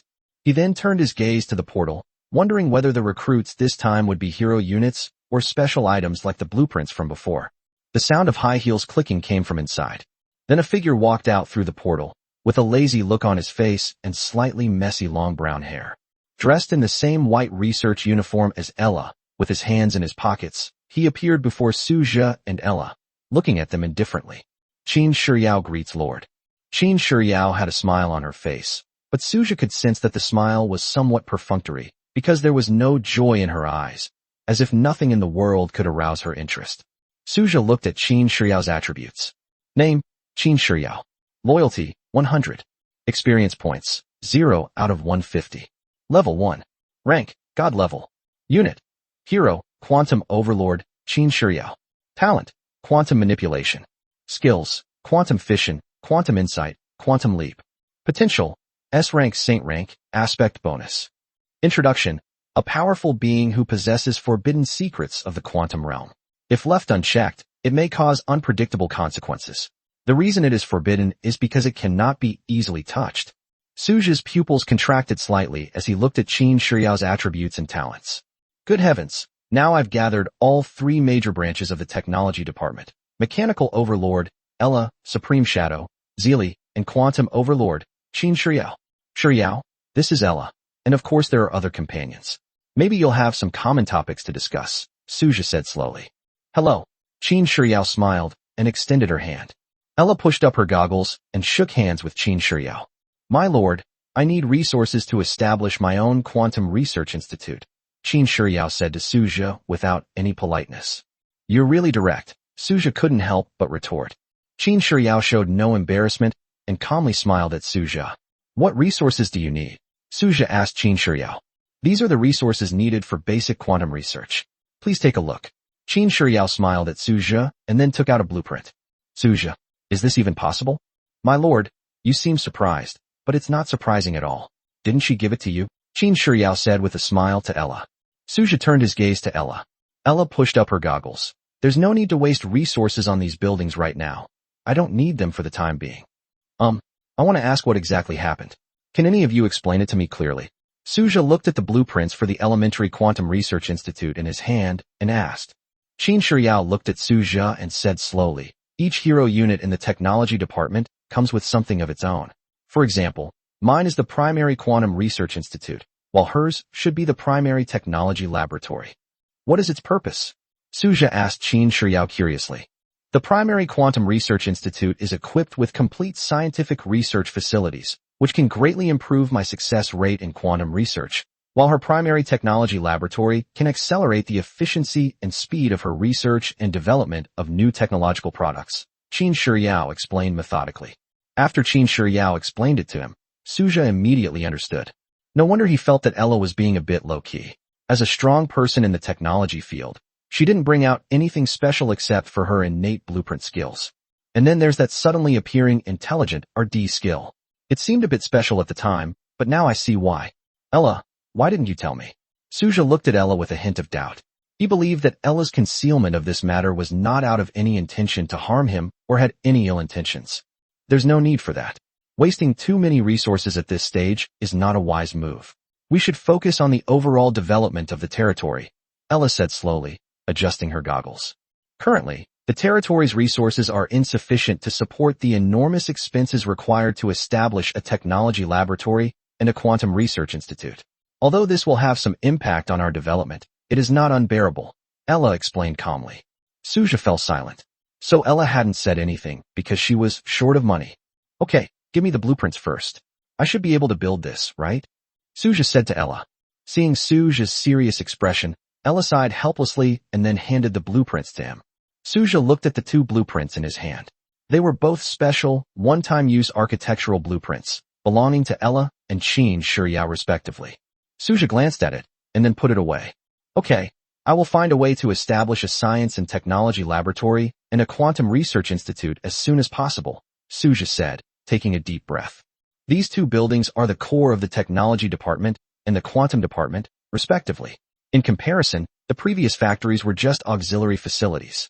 Suja finally understood why he had found Ella somewhat strange before. Her strength and potential seemed mismatched. Previously, all we had were various factory blueprints. Although the combat robots and quantum pulse cannons we manufactured were very powerful, they always felt like something was missing compared to the status of God-level hero units. So that's where the problem lies. Ella was worried about the lack of resources in the territory and didn't want to cause Suja any trouble, so she planned to wait until the resources were plentiful before taking out the blueprints. Unexpectedly, Qin Shiryao, who was newly recruited, brought it up today. I'll look into these first. As for Ella and Shiryao, I'll definitely build the special buildings that are exclusively for you, don't worry. Suja said to Ella and Qin Shiryao. Qin Shiryao and Ella both nodded. Alright, you guys keep talking. Feel free to contact me if you need anything. After saying that, Suja left the future hub. You shouldn't have said these things to the Lord. Ella looked at Qin Shiryao, her tone flat. Qin Shiryao looked back at Ella expressionlessly. I was not aware that the Lord's resources were so scarce before, and I was just stating my own reasonable needs so that I could better assist the Lord. My situation is different from yours. Ella didn't say anything more and walked straight out of the future hub. Qin Shiryao, with her hands in the pockets of her white coat, followed them out. When Qin Shiryao saw the elementalist and Star Archer flying through the sky, a blazing light flashed in her eyes. God-level beings, it would be great if we could study their quantum structure. There will always be an opportunity. Qin Shiryao muttered to herself, looking at those figures with a fanatical gaze, as if she couldn't wait to capture the creatures in front of her and analyze them carefully. Suja then summoned a void black dragon, rode on its back, and flew to the top of the Blackstone city wall. Chapter 66, Lord's Tournament. Then Suja plopped down on the city wall, feeling the breeze on his face, and took out two architectural blueprints. Technology Lab, a special building that can be upgraded. Required materials, 10,000 high-grade wood, 10,000 high-grade stone, 100,000 iron ore, 100,000 steel, 100,000 copper ore, 10,000 gold, 10,000 high-grade crystal alloy, 10,000 exotic metal, 1,000 spirit crystals, 100,000 gold coins. Quantum Research Institute. Special buildings can be upgraded. Required materials, 10,000 high-grade wood, 10,000 high-grade stone, 100,000 iron ore, 100,000 steel, 100,000 copper ore, 10,000 gold, 10,000 high-grade crystal alloy, 1,000 quantum samples, 1,000 spirit crystals, and 100,000 gold coins. Looking at the material requirements for these two special buildings, Suja couldn't help but understand Ella's previous concerns. Leaving aside ordinary materials, those that need to be synthesized, exotic metals require steel and iron ore to synthesize, while advanced crystalline alloys require four metals, gold, copper ore, steel, and iron ore. As for quantum samples, these are essential for building a quantum research institute, namely, quantum structure samples of 1,000 organisms. This requirement is simply outrageous. These two special buildings are indeed unattainable goals for novice lords. Take quantum samples, for example. Given Suja's current situation, it's impossible for him to obtain quantum structure samples from 1,000 different organisms. Am I just too poor, or are these things too high-end? Suja pondered as he looked at the two special architectural drawings. But these two buildings definitely need to be built. They are crucial to the development of the science and technology department and the quantum department and cannot be abandoned. However, at present, Suja's resources are far from sufficient. My head hurts. Suja lay on the city wall, looking worried. This was probably a happy kind of trouble. Should we just use the mysterious merchant's token? Suja's heart stirred. Summoning the mysterious merchant might allow him to gather the resources needed for a building. But using it now feels a bit of a waste, since Suja currently only has this one token to summon the mysterious merchant. The 3 buildings that Suja urgently needs to construct are the Wonder of Reverence, the Technology Laboratory, and the Quantum Research Institute. These are core buildings, just like barracks, and are crucial to the development of the territory.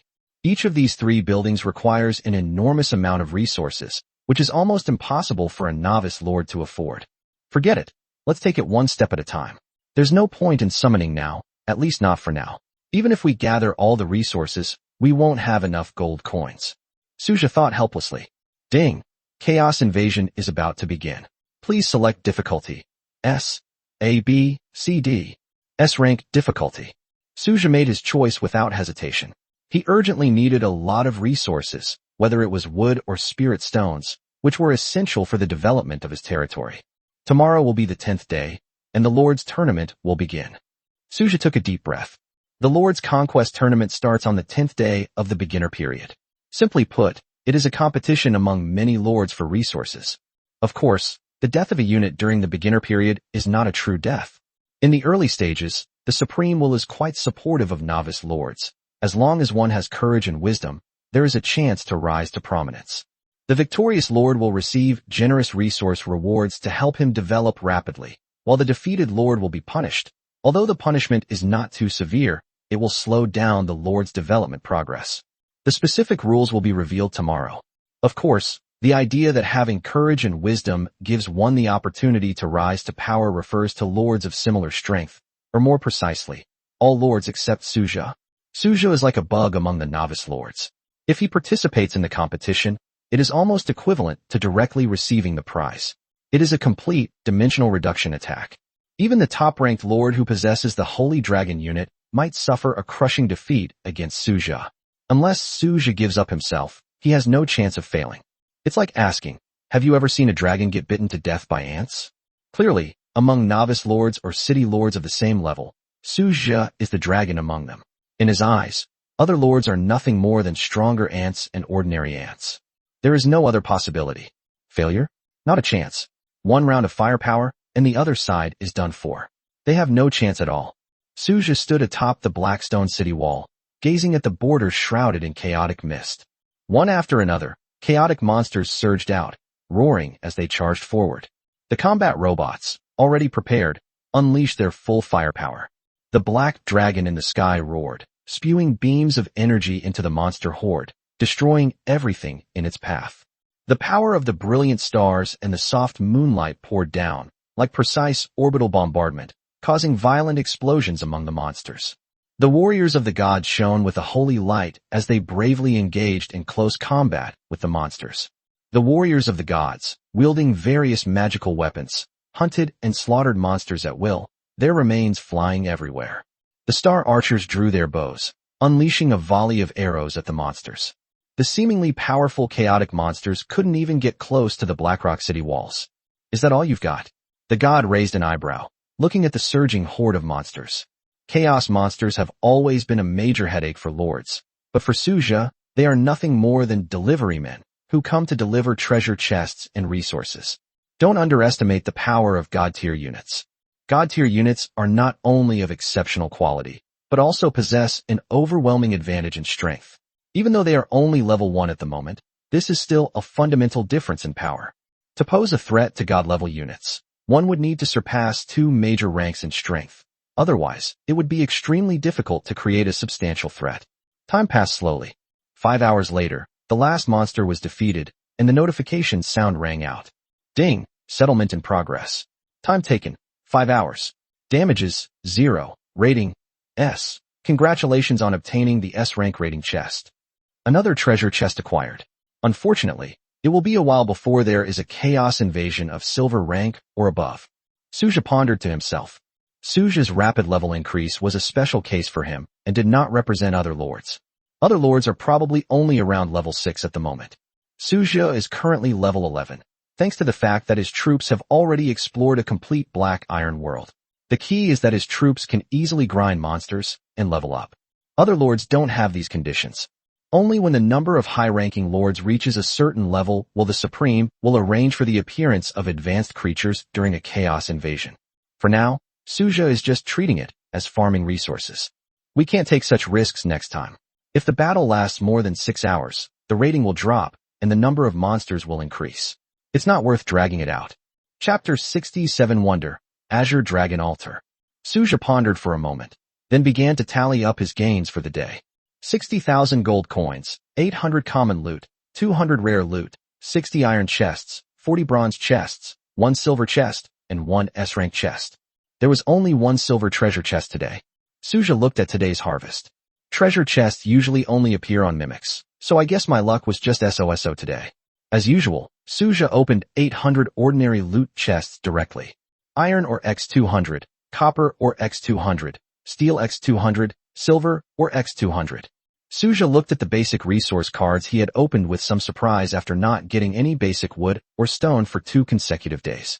Nothing came out yesterday, and today not even meat came out.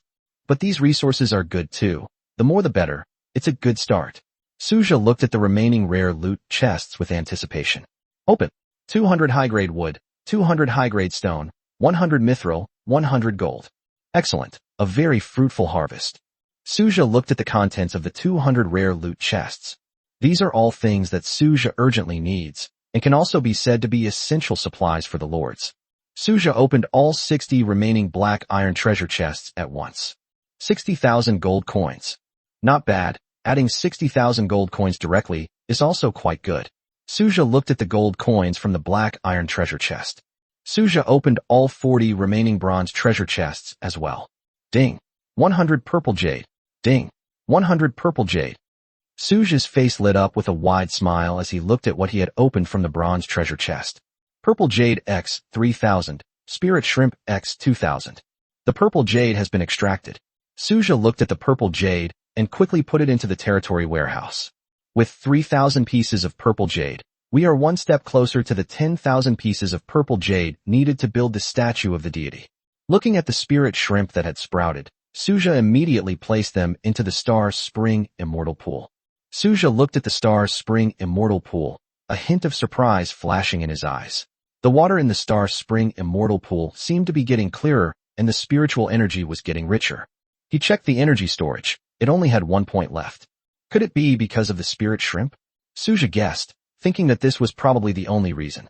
The Star Spring Immortal Pool stores energy at a rate of 1 unit every 3 days, which shouldn't cause such a significant change.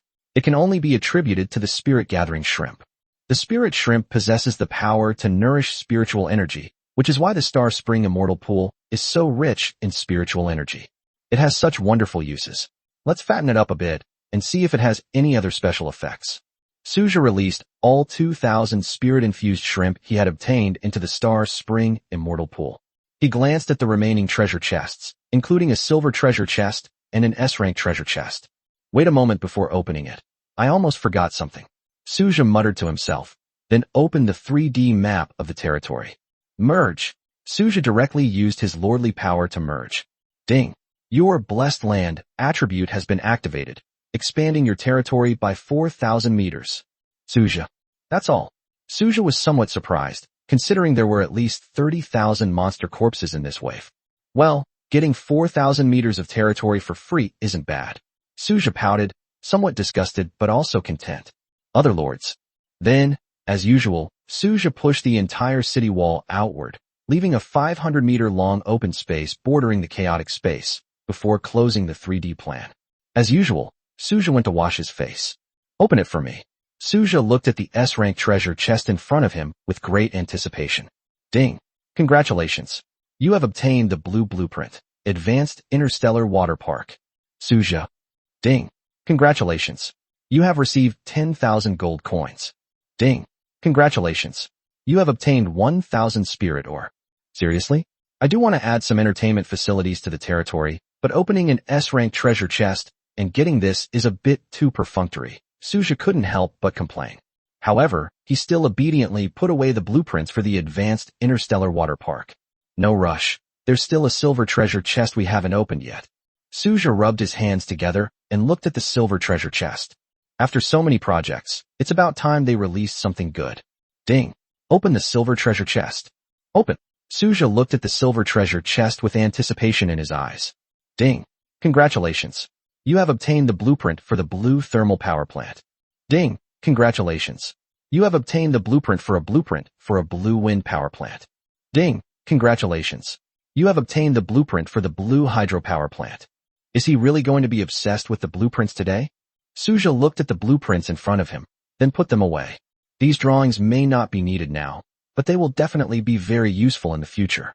Before antimatter energy stations could be built due to insufficient resources, these power plants were essential facilities for developing the Iron World and other worlds. Suja also put away the power plant blueprints. Then he took out the blueprints for an advanced interstellar water park. Advanced interstellar water park. Blue one-time blueprint. 10,000 wood, 10,000 stone, 1,000 iron ore, 1,000 copper ore, 100 high-grade wood, 100 high-grade stone, 1,000 gold coins. Note, supporting facilities include water shuttle track, zero-gravity trampoline, and starry sky carousel. It looks interesting. Suja looked at the blueprints for the advanced interstellar water park and couldn't help but feel a little tempted. Forget it, let's hold off for now. The priority right now is to concentrate our resources on building the statues of worship. Suja pondered for a moment, realizing that these were ultimately just entertainment facilities. To spend so many resources building something like this would be a sign of utter stupidity. Oh right, there's also a golden treasure chest, I almost forgot about it. Suja opened his backpack, and a diamond treasure chest radiating dazzling light lay quietly inside. I wonder how Manhwa and the others are doing now. Suja subconsciously looked at the time-limited portal. They should be back soon. Suja thought to himself as he took out the diamond treasure chest. Ding! Open the diamond chest. Open! Suja stared expectantly at the diamond treasure chest in front of him.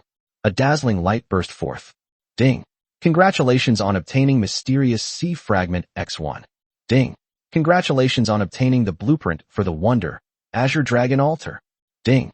Congratulations. You have obtained the blue blueprint, Quantum Shield Barrier Device. A spectacle? Another one has appeared. Suja looked at the blueprints of the wonders that had been opened from the diamond treasure chest. Wonder, Azure Dragon Altar. Level, Advanced. Effect, increases troop morale by 100%. Upgrade, can be upgraded by consuming special materials. Description, wonders within the aura's range are an excellent asset to the Lord. Note, this is a great item for you to enhance your abilities. Suja's vision went black. What's the use of boosting morale? Suja looked at the blueprints for the Azure Dragon Altar, but they were completely useless to him. His troops don't need the superfluous morale buff, because his troops are 100% loyal, so what use is morale? Chapter 68 New Abilities, Miracle Creation. Therefore, this morale boost is almost useless in battle. This is a rather useless thing for Suja. However, it could be sold for some money. Suja carefully put away the blueprints. Next, we look at the Quantum Shield Barrier Device. It seems that the technological level of that world is quite high, but I don't know exactly how advanced it has become. Suja looked at the time-limited portal and pondered to himself. Next, Suja checked the materials needed for the Quantum Shield Barrier Device. Quantum Shield Barrier Device. Requirement. Learnable by quantum engineers. Materials. 10,000 exotic metals, 10,000 high-grade crystal alloys, 1 quantum condensation crystal, 1,000 spirit, or 100,000 gold coins. This should be Qin Shiyao's specialty. Suja looked at the Quantum Shield Barrier Device. It required a quantum engineer to learn it, and Qin Shiyao was undoubtedly the most suitable candidate. Although Ella also possesses related abilities, Qin Shiyao is more specialized in the quantum realm. With this, the development of the Black Iron World will be much more secure. However, we need to make it first to know its specific effects, Suja thought to himself. He couldn't check its specific attributes yet, but its strength should be quite high, and it would definitely play an important role in the development of the Black Iron World. After all, the chaotic creatures of the Black Iron World are endless, constantly pouring in from the chaotic space. This thing is essential for the stable development of that world. Otherwise, Suja would have to send people to guard it at all times to prevent the chaotic creatures from causing damage. Once we get the quantum condensation crystal, we can start developing the Black Iron World, Suja thought to himself. With quantum condensation crystals, one can create quantum shield barrier devices, opening up a safe zone in the black iron world and gradually developing it. At that time, they will be able to obtain a continuous supply of resources. In addition, with the newly acquired wind, thermal, and hydropower stations as basic energy sources, Suja will not need to wait for the antimatter energy station to be completed before he can begin developing that world. Everything is ready, except for the quantum condensation crystal, Suja muttered to himself. It seems like the development of the black iron world is just around the corner, Suja thought excitedly. The world is extremely rich in resources, and initial investment is essential. As long as you can establish a foothold there, the resources can be continuously developed. The initial investment can be recouped quickly. After quickly organizing the supplies, Suja arranged for the newly recruited troops to go to the Black Iron world to level up, since the monsters there were endless. It's not too late to come back after you've reached level 10. As time slowly passed, 1 o'clock in the afternoon, Manhwa and her companions returned in triumph, bringing with them a wealth of resources. In particular, the gold mining was carried out with full force for more than 20 hours, without any consideration for the impact of overmining. In the end, Suja directly harvested 10,000 units of gold. Suja also opened the achievement task panel to view and claim the completed achievement tasks. Ding! Congratulations!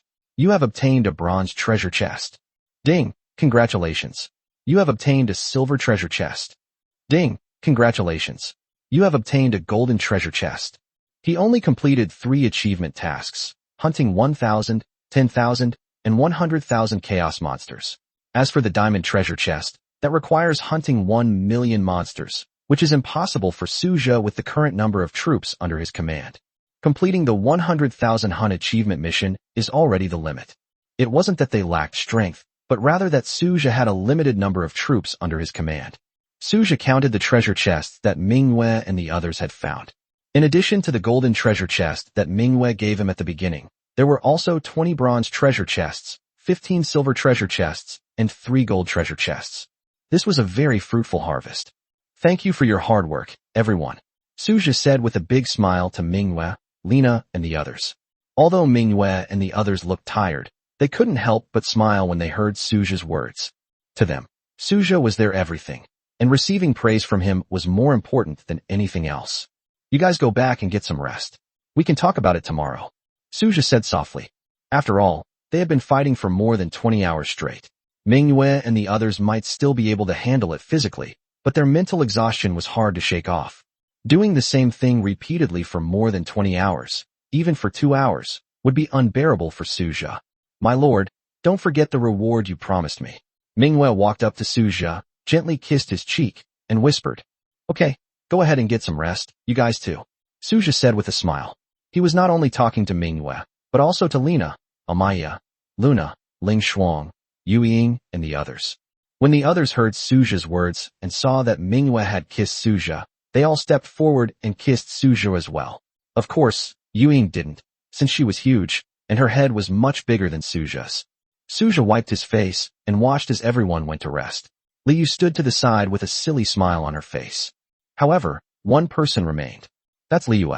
Why aren't you resting yet? Suja asked Liu. I'm not sleepy, and I didn't exert myself much, Liu said casually, then looked at Suja. Why are you staring at me like that? Suja asked curiously, looking at Liu who was staring at him. Lord, haven't you noticed any changes in me?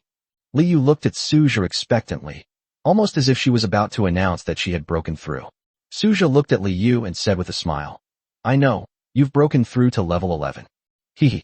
Upon hearing Suja's words, Liu's face lit up with a happy smile. Name, Liu. Level, 11. Unit, Hero, Mechanical Heart, Liu. Talent, God Level Innovator. Skills, Mechanical Repair, Miracle Creation. Potential, S rank Saint rank. Description, a hero-level mechanical repairman. Give me a set of tools, and I can repair any technological creation. Suja looked at Liu's latest attributes. The changes weren't too significant, but she had gained an extra skill. Suja immediately checked Liu's new skills, and after seeing the skill descriptions, he couldn't help but gasp. No wonder he always felt that Liu's potential was not limited to this. Seeing this skill, Suja finally understood the true value of Liu.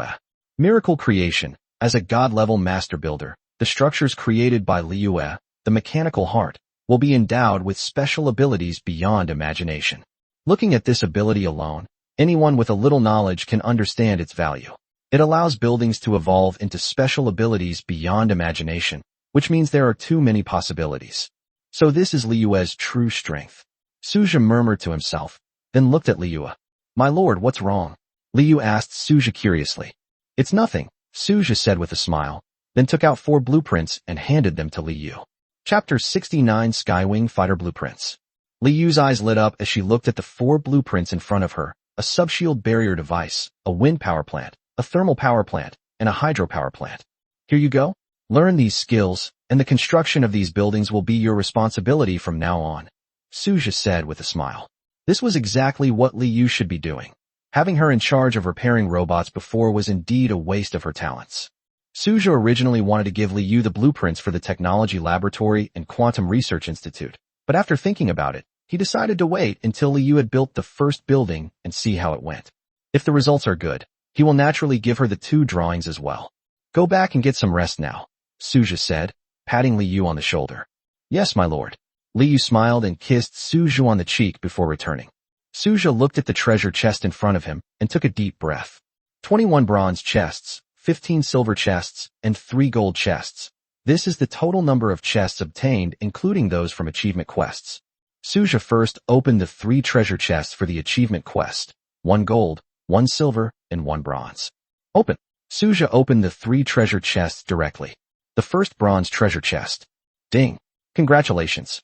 You have obtained 100 spirit ore. Not bad. Suja looked at the spirit ore that the bronze treasure chest contained, which was similar to the reward for being number 1 on his daily territory power ranking.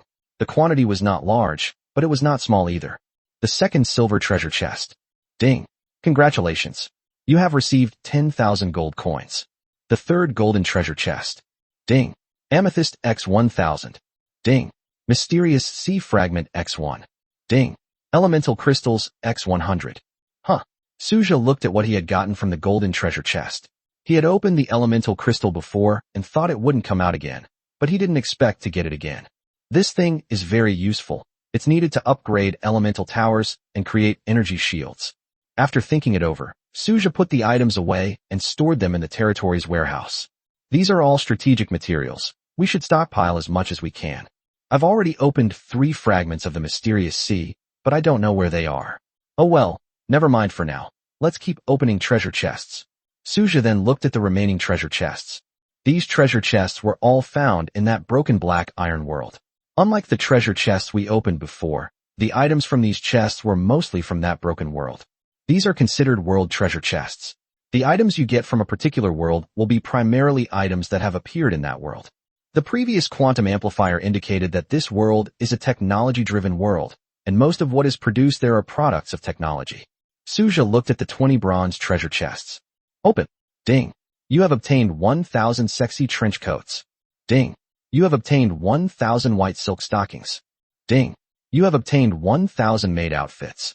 Suja looked at what he had opened and thought he was seeing things.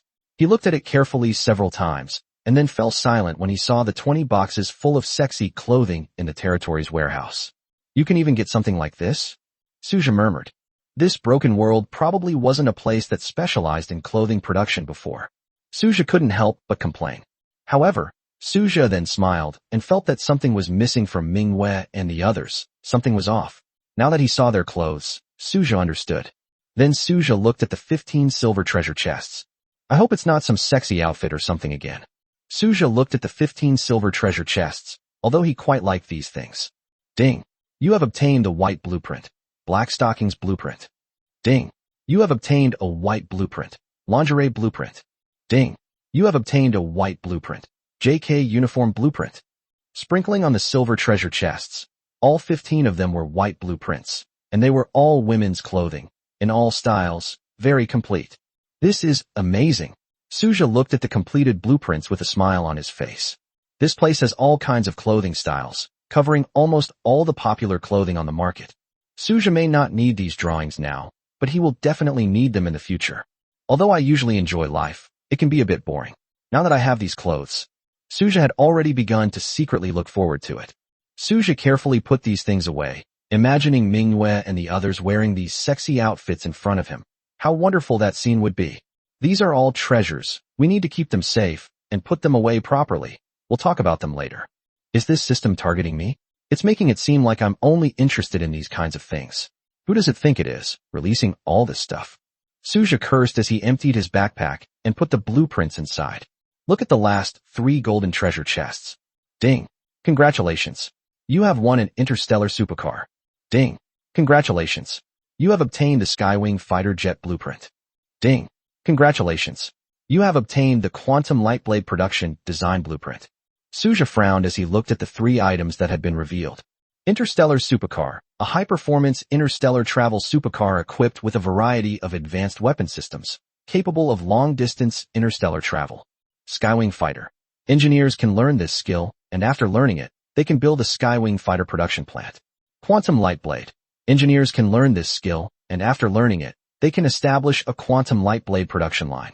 Suja took a deep breath, looking at the Skywing fighter jet design drawings and the Quantum Lightblade production design drawings, a hint of astonishment in his eyes. These 2 things illustrated one point. Before it shattered, that broken black iron world was more advanced in civilization than I had imagined, perhaps even at level 40 or higher. Whether it's an interstellar supercar capable of interplanetary cruising, a Skywing fighter jet, or a Quantum Lightblade, it all demonstrates that that world is a highly developed interstellar society. However, now that it's destroyed, aside from indicating that the world was at a very high level before its destruction, it's completely unrealistic for Suja to rebuild it now. These technologies are too advanced. Beginners shouldn't even think about manufacturing them. Resources are far from sufficient, not even if you sell Suja. Wow! A cheer rang out in the sky above Suja's territory as a streamlined silver interstellar supercar streaked across the sky, its body gleaming with metallic luster, and a small statue of Suju on the front. That's right, it's Suja's statue. What does it mean to be an interstellar supercar? This iconic decoration is all Suja himself. Chapter 70. Interstellar Sports Car. Suja maneuvered the interstellar sports car and slowly landed on the territory's plaza. The landing gear returned to its position, and the powerful engine emitted a deep roar. Suja excitedly activated various functions and demonstrated them in the square. So comfortable, so awesome. This is the kind of ride a man should have. Suja's face was beaming with happiness as he showed off the various features of the interstellar sports car in the square. The performance of this interstellar sports car was even better than Suja had imagined. It could not only travel between stars, but was also equipped with powerful weapon systems and advanced detection equipment. Although Suja wasn't entirely clear on the exact principles of the power system, he knew that it could absorb various forms of energy from the universe to maintain its operation. Aside from not undertaking ultra-long distance interstellar travel, Suja tried all the other functions, and it was really awesome. However, Suja felt somewhat disappointed looking at Ling Shuang, who was fast asleep to the side. As long as Suja calls her, even Manhwa can't get this guy to do anything. Even if she does, she'll just give a perfunctory answer. Only Suja's orders will be carried out completely. Thinking of this, Suja got a little angry and gently poked Ling Shuang's big bear.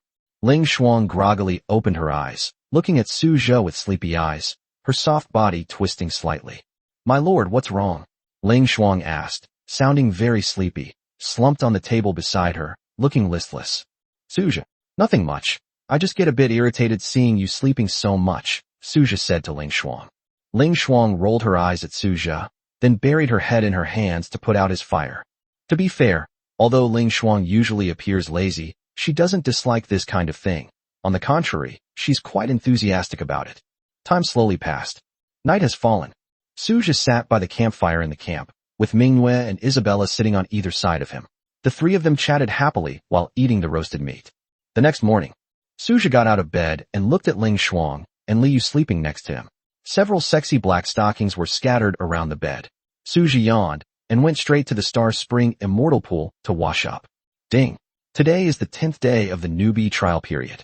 The Lord level ranking has been released, and the Lord resource competition has begun.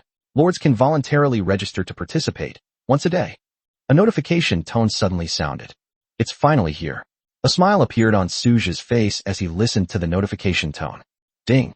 Congratulations on reaching number 1 on the Lord level ranking. Hide now? No rewards will be given if you hide. Hide, Suja said without hesitation. As he said before, He didn't lack those reward resources. For him, being on the list would only expose him to the public eye and bring trouble. Why bother? Although there is an entry for hidden in the void, caution is always the best policy. What if someone finds him in the real world? Suja still has to take the college entrance examination. Moreover, Suja already had a plan. He would only use his own combat robot legion, and he did not intend to expose the other legions.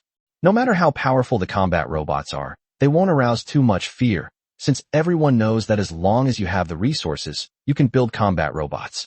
Even if it gets exposed, people will at most want to cooperate with Suja, rather than thinking about getting rid of him. But once the god-level troops are exposed, Suja will face great trouble. Unless he hides in his territory for the rest of his life and grows strong enough to come out. How long would that take? This is the advantage of the Science and Technology Department. It allows them to effectively conceal Suja's true core strength. Ultimately, the power of the technology system is still within the understanding and acceptance range of other lords, but the existence of god-level units is something no one can easily accept unless they possess them themselves. So, for the Lord Resource War, should we send a combat robot legion? Or should we send other legions? Suja pondered. The rules of the Lord Resource War are simple. There is only one chance to register each day, and the Supreme will randomly match you with a lord of the same rank. The faster the battle ends and the lower the casualties, the higher the evaluation and the more resources you obtain. This is also a common way for ordinary lords to obtain resources in the Lord's world, to fight against lords of the same rank to obtain rewards. This is also a relatively safe way for ordinary lords to obtain resources in this world. Of course, there are no penalties for resource wars between novice lords. However, after the beginner period, resource wars will have penalties, but those penalties are nothing more than the troops in the territory being weakened for a few days, or resources being plundered. Compared to going out to explore the unknown world alone and possibly being wiped out, it is much better. Without Lord Resource Wars, ordinary lords would have almost no future for development after the beginner period. Without sufficient strength and background, exploring the world is tantamount to suicide. Let's get back to the present. Forget it. Let's send the Cultivator Legion instead. Whether it's the God Legion or the 4 legions of elementalists, star archers, and void black dragons, they'll be 2 obvious targets. Even with the ability to hide names and information, they'll still be easily identified. The cultivators can better conceal their strength. That's the decision. Suja had already made up his mind. This way, you can eliminate your opponent in the shortest time, reduce casualties, and obtain the best rewards. However, let's recruit first. We can consider the Lord Resource War after the Chaos Invasion. This is a once-a-day opportunity, Suja pondered slowly. Suja started recruiting directly from cultivators. As expected, 10 ordinary cultivators were recruited, with no hero units. Next came the Star Temple and the Elemental Tower. Looks like I've used up all my luck. Suja looked at today's recruitment results. Apart from the Future Nexus, all the other places only recruited ordinary units. Suja headed straight for the Future Hub. As he passed through other areas, cultivators, gods, and star archers kept walking past him. Suja couldn't resist touching her, which drew laughter from everyone. Then he went to the Future Hub. Zeely was already waiting there. She was the most exhausted one when she returned yesterday. Because she was the only one who couldn't fly, while everyone else could, she could only keep chasing her prey. I was exhausted after the day, and then I returned to the Future Hub. Of course, her strength also reached level 11. However, there were no new attribute changes. My lord, Zeely looked at Suja with a burning light in her eyes. Suja nodded, looking at Zeely, who was wearing a white research uniform. Let's go, Suja said softly. The two entered the Future Hub. Ella and Qin Shiyao are here too. Chapter 71, Aurora Armor. As for Li Yue, I don't know where she went to play. It's worth mentioning that Li Yue and Ling Shuang have similar personalities and get along very well, and they basically spend all their time together. Suja looked at the large, radiant ball of light in front of him. Ding. Do you wish to spend 1 gold coin to start daily recruitment? Recruit. Suja stared expectantly at the portal in front of him. Although the Future Hub cannot be upgraded and can only be recruited once a day, each recruitment often brings surprises to Suja. A blueprint slowly floated out from the portal of time and space. Blueprints again? A hint of curiosity flashed in Suja's eyes. The normal price for recruiting a Future Hub is 1 million gold coins. The last blueprint worth 1 million gold coins was the Antimatter Energy Station. What will it be this time? Suja reached out and caught the blueprint that floated out. Looking at the blueprints in his hand, Suja's pupils contracted slightly. Aurora Armor. Requirement. Technology-based hero unit. After learning this skill, you can build the Aurora Armor Factory. Level 50. Suja took a deep breath, staring at the blueprint in his hand. It was a battle armor, and a level 51 at that, equipment on par with the Skywing fighter jet. This isn't architectural blueprints, so it's measured by a grade, just like the Skywing fighter jet before. Sigh, this is a happy problem. Suja shook his head helplessly. This thing is good, but isn't it a bit too advanced for it to appear now? Besides, he simply can't make it with his current situation. However, upon closer reflection, it makes sense. What Suja has achieved so far is quite normal, something that other novice lords, or even ordinary lords, would find difficult to attain. Especially the future nexus, which even high-ranking lords have never possessed, let alone ordinary lords, so it is not surprising that they obtained these. Suja is currently like someone guarding a huge treasure, but without the ability to excavate it, and that is indeed the case. Ugh, I have a bit of a headache. Suja sighed, patted off non-existent dust from his clothes, and walked out of the future nexus. Ella watched Suja leave expressionlessly, as if nothing had happened. My lord, Qin Shiyao suddenly called out to Suja. Suja turned to look at Qin Shiyao. Is there something you need? Suja asked curiously. My lord, may I study them? Qin Shiyao licked her lips, her eyes gleaming with fanaticism as she looked at Suja. It was an almost pathological frenzy, as if they had seen the most precious treasure in the world. No way. Lin Yu refused without even thinking. Who is Qin Shiyao? Quantum Master. While it sounds nice that she studies quantum evolution and explores the mysteries of quantum mechanics, may, to put it bluntly, involve various experiments that defy common sense, like variations of human experimentation at the quantum level, which crosses the line. It's obvious to anyone that Qin Shiyao is up to something. My lord, please give me some time. I'm sure I can research something that will satisfy you. Qin Shiyao said excitedly. It still won't work. They are all my comrades. I can't do that. You can do whatever you want with the enemy, but you absolutely cannot do it with my own people, Suja said firmly. This is his bottom line, which must never be touched or crossed. Upon hearing Suja's rejection, a hint of dejection flashed in Qin Shiyao's eyes, and the light dimmed considerably. If they agree in the future, you can only take some quantum samples at most. If they disagree, you are not allowed to act on your own, Suja said after thinking for a moment and sighing. Hearing Suja's words, Qin Shiyao's eyes lit up again, and she nodded excitedly. Quantum samples, even just quantum samples, are enough for her to study for a long time. However, as I said before, those experiments that cross the line must absolutely not be conducted within our territory, Suja said solemnly. Qin Shiyao quickly nodded to indicate that she understood. My lord, when will my quantum research institute be completed? Qin Shiyao looked at Suja with anticipation. Well, we'll have to wait a bit longer, Suja said somewhat awkwardly, as he really didn't have any solutions at the moment. Okay, Qin Shiyao said disappointedly. Without the Quantum Research Institute, she would be idle every day. After all, without professional instruments to assist her, it would be almost impossible for her to research quantum technology on her own. And even if she did manage to develop it, who would dare to use it? On the Blackrock Mountain. Ding. The Chaos Invasion is about to begin. Please select difficulty level.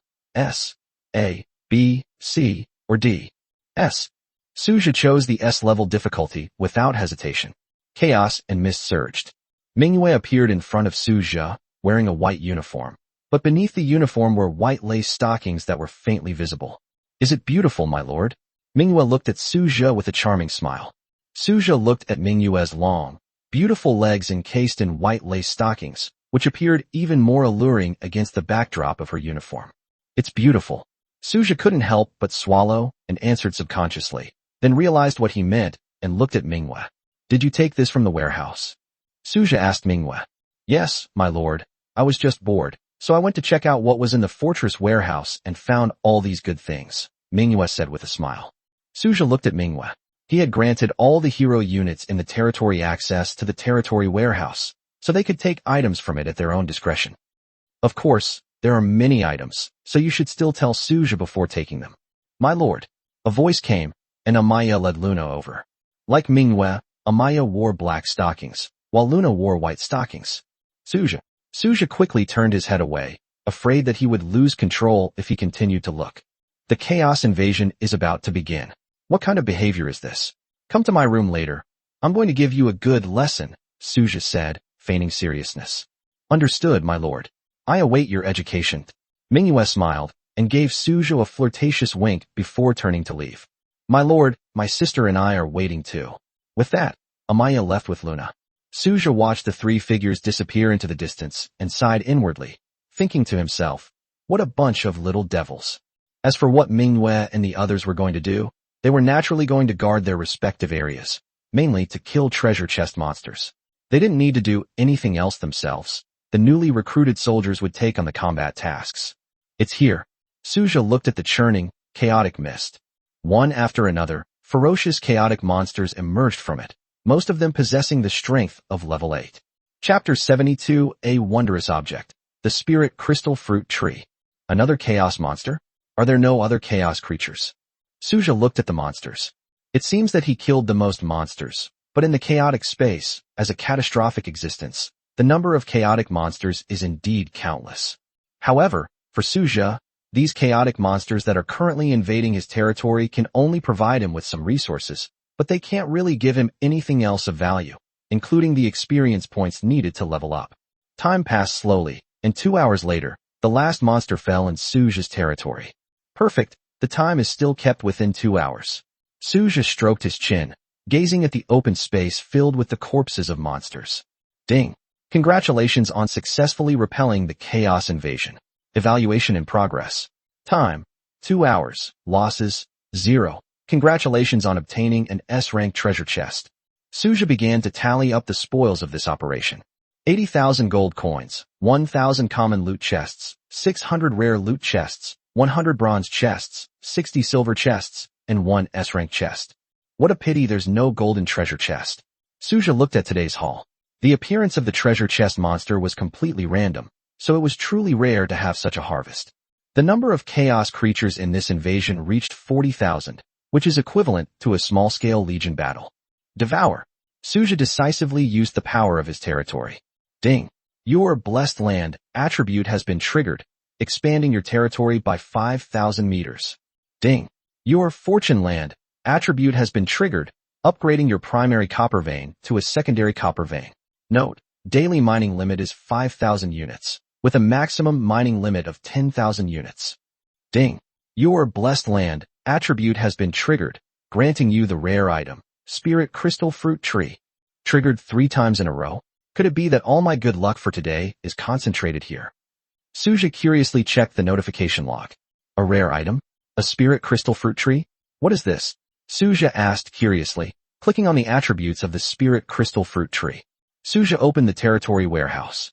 Like wonders, strange objects possess special attributes. The Spirit Crystal Fruit Tree was something Suja had never heard of before, so he immediately checked its attributes. Name: Spirit Crystal Fruit Tree. Level low. Feature: earn 1,000 gold coins daily. Upgrade: gold x 10,000.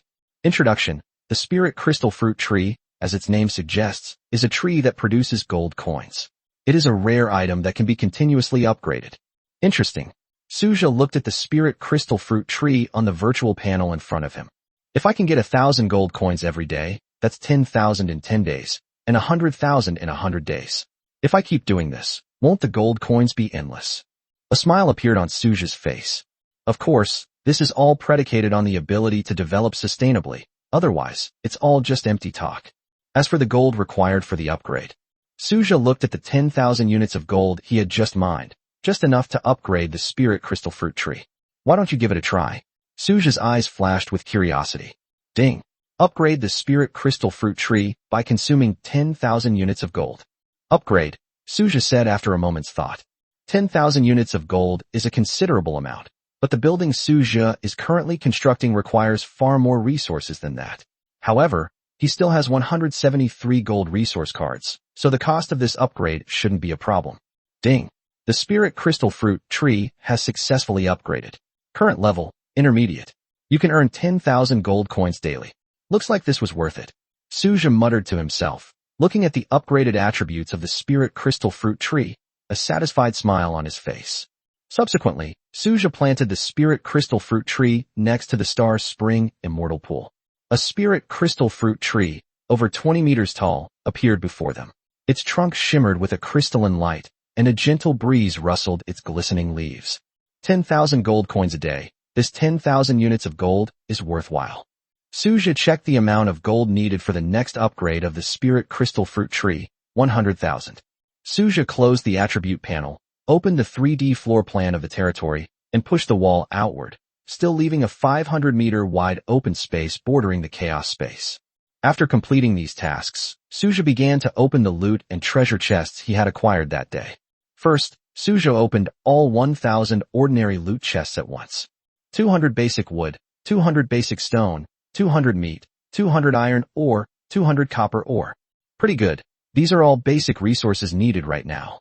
Suja looked at the resources offered and was quite satisfied. Then, looking at the 600 rare loot chests, Suja opened them all at once. 200 high-grade wood, 200 high-grade stone, 100 mithril, 100 gold. Suja looked at the remaining 100 bronze treasure chests and 60 silver treasure chests, and opened the 100 bronze treasure chests first, opening them all at once. 100,000 gold coins. Even though what I got from the treasure chest was exactly what I needed, this is just too much. Suja couldn't help but complain. 100 bronze treasure chests yielded 100,000 gold coins. Although Suja urgently needed gold coins, especially since building a statue of worship required 1 million gold coins. Currently, Suja's spirit coins, including the 10,000 spirit crystals produced by the spirit crystal fruit tree today, have reached more than 470,000, which is almost halfway complete.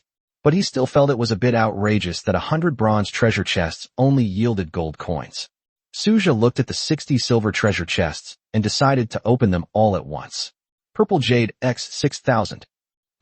I've collected all the purple jade, so all I need are the gold coins.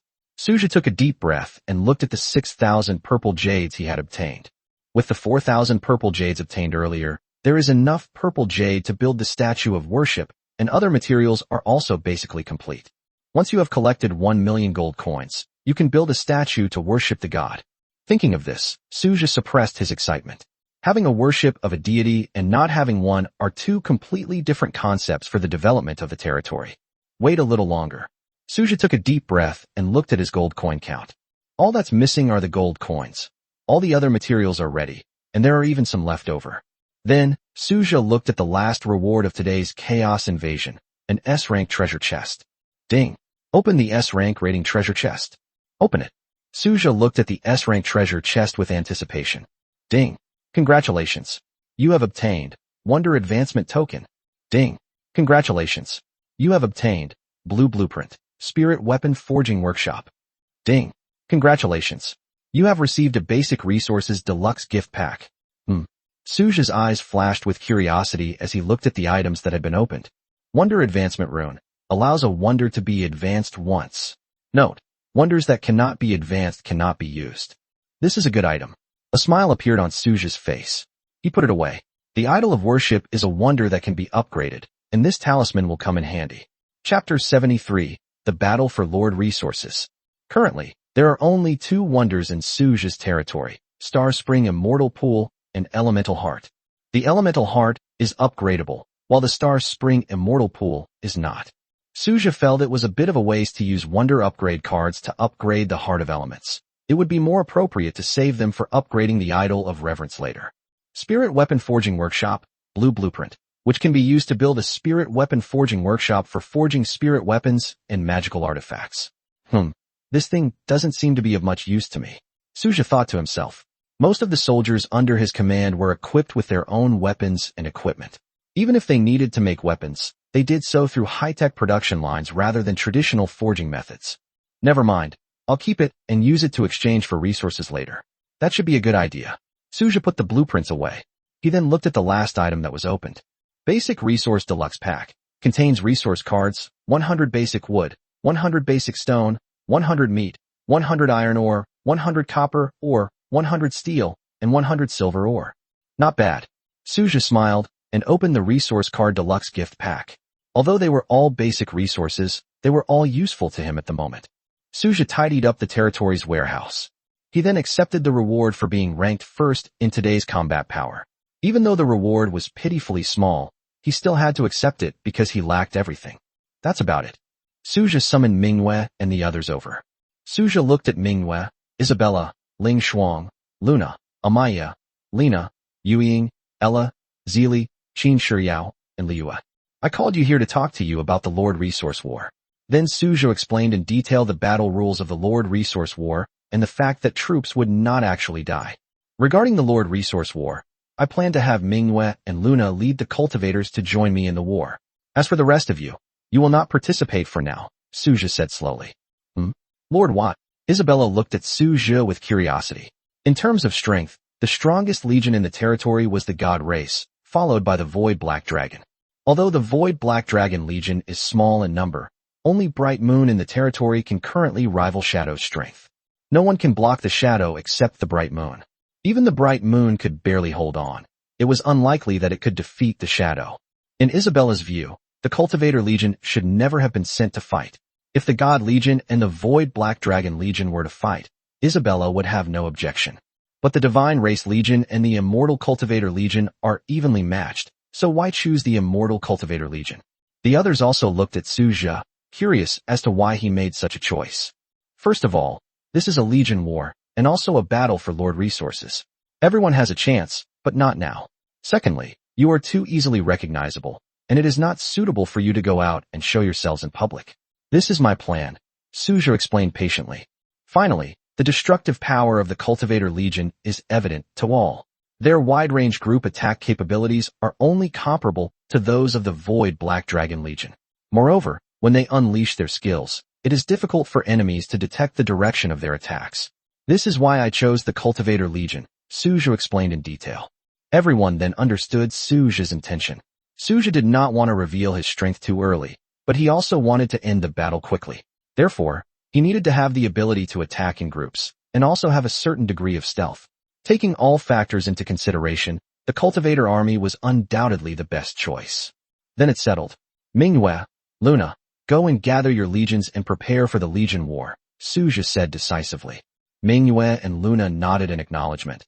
Then their figures flashed, and they flew into the air. Brilliant lights gathered at a visible speed, transforming into solemn-looking cultivators. Suja opened the system panel. The Lord Resource War module is now open. Ding. Enter the Lord's space? Yes. Suja said calmly. Then his figure flashed and appeared in a white space. This was the Lord's space, also known as the command platform, which was the final preparation place for Lords to enter the Lord Resource War. Suja opened his attribute panel and selected the Immortal Cultivator Legion as the participating troop type in this Lord Resource War. Ding. The City Lord has selected a total of 110 cultivators and 2 hero units. Confirm? Resetting will only be possible during the next general selection. I'm sure, Suja said firmly. Ding. Transmitting. Beams of light flashed in the Lord's space. Suja looked at the originally empty Lord's space, and with a thought, the entire space instantly transformed into a modern, luxurious study, with a huge holographic projection screen hanging on the wall. The Lord's space belongs to the Lord's private domain, and its appearance is entirely determined by the Lord's whim. Ding. Hide your name. Ding. Hide your combat strength. Ding. Hide territory name. Hide it all, Suja said without hesitation. Suja concealed all the information he could, except for his rank, which he could not hide. Ding. Begin matchmaking with an enemy lord. Match. Suja selected match with a hint of anticipation, wanting to see what kind of opponent he would be matched with. At the same time, in a certain lord's space, a cold-faced man looked at the ancient fire dragon beside him with a confident smile. You're unlucky to be matched with me, Lord Flame Dragon said smugly. As a top-ranked powerhouse on the troop leaderboard, he firmly believed that no one could rival him at this stage. His troops were invincible, and even the guy named Sky Radiance, who was ranked number 1 on the combat power list, was no match for him. In the eyes of the Flame Dragon Lord, the guy at the top of the combat power rankings is just inflated, relying on the special characteristics of the technology system. In fact, almost all lords think so, otherwise why would he be number 1 on the troop ranking instead of Radiant, who is number 1 on the combat power ranking? On Suja's side, ding, a suitable opponent has been matched for you. Please prepare for battle. Luna, Manhwa, and the other cultivators vanished from the Lord's space in an instant. When they reappeared, they were in a valley, and a huge spirit crystal appeared in front of Manhwa and Luna. Luna, Manhwa, the victory condition is to destroy the enemy's spirit crystal. Suja said, sitting in the Lord's space and looking at the slightly confused Manhwa and Luna. In the valley, Manhwa and Luna immediately understood Suja's meaning. They soared into the air, their bodies radiating spiritual light that illuminated the entire valley. The valley is flanked by endless dark abysses, with only one path leading to the enemy's spirit crystal. This terrain is a bit like Lost Valley, Suja thought, looking at the map of this Lord Resource War. Chapter 74. A Easy Win. The Lord does not need to enter the valley. He can simply sit in the Lord's space and command the battle from a godlike perspective. Of course, the area where the enemy is located is shrouded in the fog of war. Without your own units entering the field, you cannot clearly see the situation in the opponent's half. Simply put, the goal is to protect your own spirit crystals and destroy the enemy's spirit crystals to achieve victory. Ding! City Lord Resource War Countdown. 5, 4, 3, 2, 1 begin. As the notification sound faded, Suja looked at the entire valley map. His own half of the field was clearly visible, while the opposite side was shrouded in darkness. Suja had no idea about the enemy's troop deployment, defensive fortifications, or other details. However, this is not the key issue for him. Just push straight through. Manhwa, Luna, just push through without hesitation and end the battle as quickly as possible, Suja said calmly. In a resource battle between novice lords in a valley, why bother with so many complicated strategies? Furthermore, the terrain of this map eliminates the need for flanking maneuvers. Simply pushing forward will solve everything. At the same time, Lord Yanlong also looked at the valley map in front of him, and his thoughts coincided with Suja's. What other deployment was needed? Why not just push straight through? However, the next second, in the vision of the Flame Dragon Lord, streaks of dazzling spiritual light suddenly appeared in the sky above the valley, like lively spiritual stars. How could there be a spirit star in the valley? A hint of surprise flashed through the Flame Dragon Lord's mind, followed by brilliant beams of spiritual light poured down, indiscriminately bombarding the valley where the Flame Dragon Lord was located, leveling everything in their path.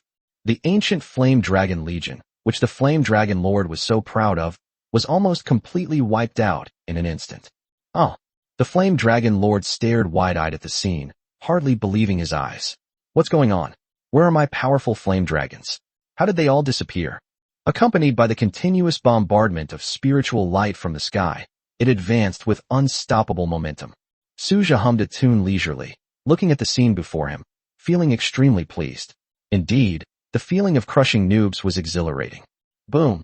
As the enemy's spirit crystal exploded with a deafening roar, the Flame Dragon Lord finally snapped out of his daze, staring blankly at his own spirit crystal exploding before slapping himself hard across the face. I'm not dreaming, Lord Flame Dragon murmured to himself. The notification sound rang out on Suja's side at just the right time. Ding! Congratulations on your victory. Settlement in progress. Ding! Time, 25 seconds. Damages, 0. Enemies eliminated. 300. Rating, SSS. Ding! Congratulations on obtaining an SSS level City Lord Resource chest. Pretty good. Suja smiled broadly as he looked at the Lord Resource chest he had obtained. This battle was truly exhilarating, Suja said with a smile. Then, he vanished from the Lord's space and returned to his own territory. Lord Flame Dragon returned to his territory in a daze, looking at the listless ancient flame dragons, his heart filled with bitterness. Clearly, these fire dragons suffered a severe blow to their spirits. Losing is not terrible. What is terrible is not even knowing who your opponent is, or even seeing their face. This sense of powerlessness made Lord Yanlong feel extremely frustrated. Lord Flame Dragon opened his battle log and examined it carefully. Apart from the opponent's rank, all other information was marked with question marks. Who is this guy? Level 11? How could a novice lord reach level 11 so quickly? The Flame Dragon Lord looked at his own level of only 8 and fell into deep self-doubt. This matchmaking system is absolutely garbage. Lord Yanlong cursed with a dark face. How could an 8-level player be matched with an 11-level player? Isn't this a bug in the system? Lord Yanlong felt a surge of frustration as he looked at the gleaming level 11 mark. Damn it! Is there no justice in this world? Where are the rules? What kind of opponents are we matched against? Lord Yanlong felt like he almost spat out a mouthful of blood. He had just thought he was invincible, but in the blink of an eye he was fished by someone. Such a huge difference would be hard for anyone to bear. On Suja's side, As soon as Suja returned to his territory, several streaks of light rushed over. Manhwa and Luna were surrounded by Amaya and others. How does it feel? Isn't it especially interesting? Amaya looked at Manhwa and Luna with anticipation. It's not fun at all. Like those chaos monsters, I was taken care of in an instant, Luna said expressionlessly. Upon hearing Luna's words, everyone turned their attention to her. It's really boring. The enemies are too weak, there's no challenge at all, Manhwa chimed in with a laugh. The others immediately lost interest. It's pointless. Suja then turned his attention to the SSS level Lord resource chest. Ding. Open the SSS level Lord resource chest. Open. Suja looked at the treasure chest with anticipation. He should know that 3S is the rating level, not the level of the treasure chest itself, so he must not confuse the two. Ding. Congratulations. You have obtained Basic Wood Resource Card X100. Ding. Congratulations. You have obtained Basic Stone Resource Card X100. Ding. Congratulations. You have obtained Basic Iron or Resource Card X100. Ding. Congratulations. You have obtained Basic Copper or Resource Card X100. Ding. Congratulations. You have obtained Basic Steel Resource Card X100. Ding. Congratulations. You have obtained Basic Silver or Resource Card X100. Ding. Congratulations. You have received 10,000 gold coins. Ding. Congratulations on obtaining Spirit or X1000. Ding. Congratulations. You have obtained Trooper Fresh Recruitment Card X1. A series of notification sounds rang out. Suja looked at the items he had opened from the treasure chest, took a deep breath, and found that he had all kinds of basic resources, as well as 10,000 gold coins, 1,000 spirit ores, and a Trooper Fresh Recruitment card. For ordinary lords, this might be a substantial gain, enough to make them rich overnight. But for Suja, these resources, though good, are far from enough. They are only enough for him to build a core building. As for other, more ambitious projects, that's far from enough. It's a pity I don't have quantum condensation crystals. Otherwise I could immediately create a quantum shield barrier device and start developing the Black Iron world, Suja thought to himself. Suja currently has a lot of resources, but not many are actually available for building his desired structures. He either doesn't have enough gold coins or is short of other key materials. In short, we still need to continue accumulating experience. It's time to go back and rest. Suja yawned. He hadn't been back to the real world for a long time, and it was time to go back. After informing Manhwa and the others, Suja left the territory and returned to the real world. The real world. Suja appeared in his room, stretched, opened the door, picked up his phone to check messages, and found that there was nothing important. After quickly changing his clothes and washing up, Suja returned to his territory. Chapter 75, Third Tier Barracks, Spiritual Divine Tree. Suja went straight back to the Lord's manor, sat on the sofa, and pondered his next plan. He currently has a lot of resources, but the number of buildings he can construct is limited, which is a bit awkward. It's as if everything is stuck, and he's just missing the right conditions to do anything. Forget it. I'll use this card first and recruit some troops. Suja looked at the Trooper Fresh Recruitment card in his hand. He summoned Manhwa and Luna. Last time they used the Divine Source Temple. This time, it was the Elemental Tower's turn. They should proceed in order to avoid his subordinates feeling that he, the Lord, was being biased. Ding. Use a Trooper Fresh card to refresh daily recruitment. Use it, Suja said calmly, looking at the mysterious and ethereal space inside the Elemental Tower. Recruit. Suja's eyes held a hint of anticipation. Amidst the intertwining of spiritual light, 10 figures appeared before Suja, 5 wind elementalists and 5 lightning elementalists, but unfortunately, no hero units were present. Sure enough, it's too difficult to recruit hero units now, Suja muttered to himself. Manhwa, Luna, I'm entrusting these new members to you, Suja said, looking at Manhwa and Luna. Yes, my lord, Manhwa replied with a smile. Luna nodded in acknowledgement, and the two of them led their new members away from the Elemental Tower to teach them the rules of their respective territories. Suja then arrived at the lakeside, where a badge appeared in his hand. The mysterious merchant's badge. Suja crushed the badge without hesitation. The space rippled, and Amaya, who was resting, suddenly opened her eyes. Her figure transformed into a white streak of light, and appeared beside Suja in an instant. A figure shrouded in a black robe slowly appeared before Suja. Greetings, Your Excellency, the mysterious merchant said with a smile. Suja looked at the mysterious merchant in front of him, and then took out the blueprints he had prepared beforehand. This includes the spirit weapon forging blueprints obtained earlier, as well as the spirit weapon forging workshop blueprints that were just acquired. How much are these worth? Suja asked slowly, looking at the mysterious merchant. In addition to some workshop design drawings, Suja also brought out the blueprints for the wonder, the Azure Dragon Altar. The mysterious businessman's eyes lit up. My lord, you truly deserve to be a player who obtained a badge even in the beginner stage. These blue-level blueprints are worth a total of 20,000 gold coins, and this wonder blueprint is priced at 1 million gold coins. Are you sure you want to sell it, my lord? The mysterious merchant said to Suja.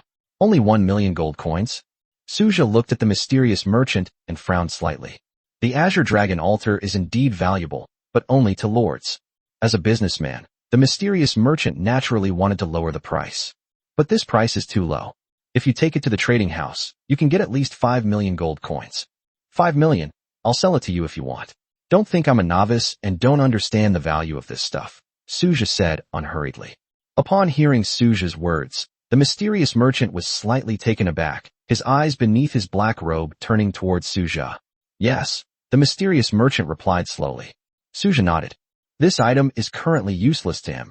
It would only fetch 5 or 6 million gold coins if he sold it. However, he urgently needs gold coins and resources, which are the most crucial things right now. Ding. You have received 5.02 million gold coins. A notification sound plays. Suja checked the territory warehouse. Apart from resources, he had sold almost everything that could be sold. The remaining blueprints were all about clothing and accessories, which couldn't be sold either, and Suja certainly didn't want to sell them. As for the blueprints for the Skywing Fighter, Quantum Light Blade, and Quantum Shield Barrier Device, Suja would never sell them.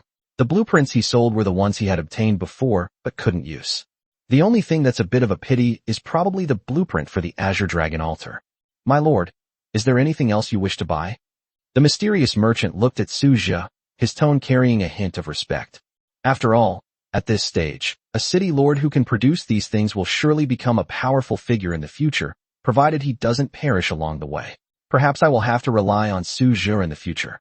Do you have quantum condensation crystals? Suja asked the mysterious merchant. Yes, there are. The mysterious merchant smiled and looked at Suja.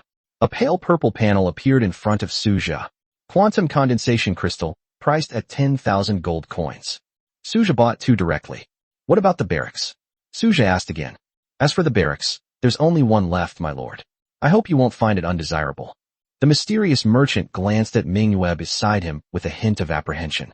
He didn't know what Manhwa was, but his intuition told him that the woman in front of him, with her graceful figure and alluring charm, was definitely not a good person. The mysterious merchant sensed a dangerous aura emanating from Manhwa. She was someone not to be trifled with. Although the mysterious merchant did not know exactly what kind of unit Manhwa was, he still had a good eye, which is why he was so cautious. What kind of military camp? Suja asked the mysterious merchant curiously. 3rd-tier barracks, spirit tree, capable of recruiting spirit leaf elves, a branch of the spirit race. Although their combat strength is not strong, they are very talented in cultivating spirit plants, the mysterious merchant said slowly. Spirit leaf elf? Suja looked at the mysterious merchant with great interest. Yes, your excellency, the mysterious merchant replied respectfully. Suja was curious as to why there was only this 1 barracks left, so he asked the mysterious merchant. I had just completed a transaction with another lord before the lord summoned me, so? The mysterious merchant explained with a smile. Suja understood. They hadn't had time to restock yet. How much is this tier 3 barracks? Suja asked the mysterious merchant slowly. 10,000 gold coins, the mysterious merchant said. I want it, Suja said decisively. Thank you for your patronage. The mysterious merchant's smile widened. I wonder if there's anything else the lord needs? The mysterious merchant continued. No for now. But if I need to make a transaction in the future, how can I contact you? Do you have any contact information? Suja asked the mysterious merchant.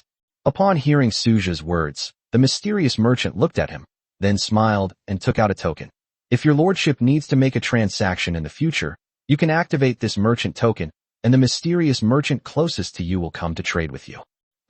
Suja looked at the token in his hand, his eyes full of curiosity. He had never heard of such a thing before. Is your lordship curious? The mysterious merchant asked Suja with a smile. Chapter 76 Building Idols to Worship Gods and Offering Supreme Reverence. Suja nodded. I am indeed curious. I've never heard of such a thing before. My lord, please remember that in this world, the strong enjoy privileges. You are undoubtedly one of the strongest among this batch of new lords, and naturally, you will have some privileges that others do not have, the mysterious merchant explained with a smile. Suja's heart skipped a beat, and he instantly understood. If there's nothing else, Your Excellency, I shall take my leave now. I look forward to meeting you again, the mysterious merchant said to Suja. Suja nodded. The mysterious merchant then vanished before Suja's eyes. Suja held the token with curiosity in his eyes, then put it away. It seems there's more than one mysterious merchant. It appears to be a powerful force. Suja doesn't know the specifics, but it said that mysterious merchants are scattered throughout the entire Lord world, so you might encounter them anywhere. Suja checked the amount of gold coins after the transaction, and it had soared to 5.47 million gold coins. There are enough gold coins for the time being. With the addition of 2 quantum condensation crystals and a Tier 3 barracks, the Spirit Tree, this deal is definitely a win-win situation for the seller, and the mysterious merchant must feel the same way. Let's build a statue to worship the gods first. A glint of anticipation flashed in Suja's eyes. Manhwa, let's go back. Suja said to Manhwa, who nodded and followed him back to the Lord's mansion. At this moment, Suja immediately took out the blueprints for the statue of the deity. Materials required for crafting a statue of worship: 100,000 wood, 100,000 stone, 10,000 high-grade wood, 10,000 high-grade stone, 10,000 mithril, 10,000 gold, 10,000 amethyst, and 1 million gold coins. Suja is now satisfied with gold coins and purple jade. Suja has 554 basic wood cards, each containing 1,000 units of wood. He took out 100 cards, which is exactly 100,000 units of wood. There are also 554 basic stone cards, each containing 1,000 units of stone. Suja also took out 100 cards. There are 471 cards, each of advanced wood and advanced stone, and each card has 100 units of the corresponding resource. Suja took out 100 cards of each. There are 273 mithril and 273 gold cards, each containing 100 units of the corresponding resources. Suja also takes 100 cards of each. It's all set. Suja looked at the materials he had taken out, his eyes filled with joy. He had been worried that there wouldn't be enough high-grade wood and high-grade stone, but now it seemed there would be more than enough. Manhwa, call everyone else over, Suja said to Manhwa. Manhwa nodded in agreement. Suja walked out of the Lord's mansion and laid out the materials and blueprints on the open ground. Before long, groups of 2 or 3 people arrived one after another. Manhwa, Ling Shuang, Isabella, Lena, Amaya, Luna, and other heroes under Suja's command have all arrived. My lord, what brings you here? Are you having a party? Ling Shuang asked casually. A party? Okay. Li Yu, standing next to Ling Shuang, excitedly chimed in. Isabella blushed slightly. Suja's face darkened. What kind of party was this? Did he look like that kind of person? And Isabella, why are you blushing? It's like I'm about to do something. Ahem. I called you here because of a very important matter, a matter concerning the future of the territory, Suja said solemnly. Everyone looked at Suja with curiosity. This was a major event for the territory's future, and it was no small matter. Wait, everyone step back. Suja said to the crowd. Ding. Consume 100,000 wood, 100,000 stone, 10,000 high-grade wood, 10,000 high-grade stone, 10,000 mithril, 10,000 gold, and 10,000 amethyst? Build the wonder idol of reverence with 1 million gold. Yes, Suja said, his eyes full of anticipation. A soft purple light emanated from it. A 15-meter-tall purple jade statue appeared in Suja's territory. The statue looked exactly like Suja, yet it exuded a solemn and awe-inspiring majesty, standing firmly in the territory's square. Ding! Congratulations on successfully establishing the Wonder Idol of Reverence. You can view its specific attributes. As everyone gazed at the magnificent purple jade statue, their eyes sparkled with surprise and admiration. The statue looks exactly like Suja, except that it has an innate majesty that Suja usually doesn't possess. This statue is a revered idol. It can gather your reverence for me, helping me embark on the path to godhood, and at the same time, it can provide protection for the territory, Suja explained slowly. My lord, can this help you achieve eternity? Manhwa asked, her eyes gleaming with fervent light. Suja nodded. There was no point in hiding it. His eternity was a good thing for Manhwa and the others. If Suja could not be eternal, it would be a disaster for them. I see. Your Excellency is on the path to godhood through the power of reverence, and needs to collect the power of reverence to ignite the divine fire, Manhwa said thoughtfully. Manhwa is right. That's true. So I need your help, Suja said sincerely to everyone. My lord, our immortal cultivation clan is willing to offer you eternal loyalty, Manhwa said, kneeling on one knee with eyes full of reverence. My lord, you are the eternal guide of my divine race. Amaya's eyes gleamed with fervor as she also knelt on one knee. Get up, what are you doing? Suja looked at the crowd, saying this, but his face was full of smiles. Who wouldn't be happy? A group of powerful and charismatic races have all pledged their complete loyalty to you. How could anyone not be delighted? Manhwa and the others looked at Suja with fervent eyes. For them, Suja was their everything. From the moment their fates became intertwined with Suja's, they could never be separated. Although lords possess many amazing abilities, one thing is of paramount importance: lifespan. A lord's lifespan is not infinite. Becoming a lord is merely the starting point on the path to transcendence. Only after embarking on the path to godhood does a lord have the possibility of achieving eternity. Troop types exist because of the lord. Leaving aside the situation of ordinary troops, those like Bright Moon, Isabella, Amaya, Luna, Frost, and Shadow are all long-lived races. Even if they don't improve their level, their lifespan is much longer than Suja's. From the moment they were recruited by Suja, their fates were inextricably linked with his. The fact that Suja has eternal hope is undoubtedly the best thing for them, as it means they don't need to worry about Suja's lifespan running out and them disappearing as well. Regardless of how Manhwa and Amaya sometimes disliked each other, they were absolutely clear about one thing: to make Suja eternal. This was their primary and only goal. Only if Suja is eternal can they exist forever. Suja looked at his own statue. Handsome, really too handsome, simply perfect. Suja stroked his chin, admiring the statue with a narcissistic expression, and then checked the attributes of the idol. Chapter 77 Origin Tree. Name: Revered Deity. Level low. Function: Prayer. Power of Reverence: 0. 60 to 70 loyalty generates 1 point of reverence per day. 71 to 80 generate 10 points daily. 81 to 90 generate 20 points daily. 50 points are generated daily from 91 to 99. 100 loyalty points generate 100 points daily. Upgrade: 1 million revered power. Introduction: Reverence for idols is key to a lord's path to godhood. It allows one to collect and store the power of reverence, which plays a decisive role in a lord's ascension to godhood. A prayer. Suja looked at the function of the revered statue with curiosity in his eyes. Prayer. Residents of the territory can make a prayer every day and have a chance to randomly receive a buff that increases strength, speed, defense, and stamina by 30%. It has this function too. Suja's eyes were full of novelty. He originally thought it was just a tool for collecting reverence power, but he did not expect it to have such a special ability. If loyalty reaches 100, will I generate 100 points of reverence every day? Suja pondered to himself. A loyalty score of 60 is the passing grade for unit loyalty. Anything below 60 is practically meaningless. But what exactly is the use of this power of reverence? Suja wondered. Although he knew some things about the power of reverence, he was not quite clear about its specific uses. Suja was even certain that 99% of the lords did not know the specific uses of the power of reverence, but only that it existed. Forget it, I won't think about that too much for now. If the loyalty is 100, each unit can give me 100 points of reverence every day, based on my current number of units. Suja looked at his units.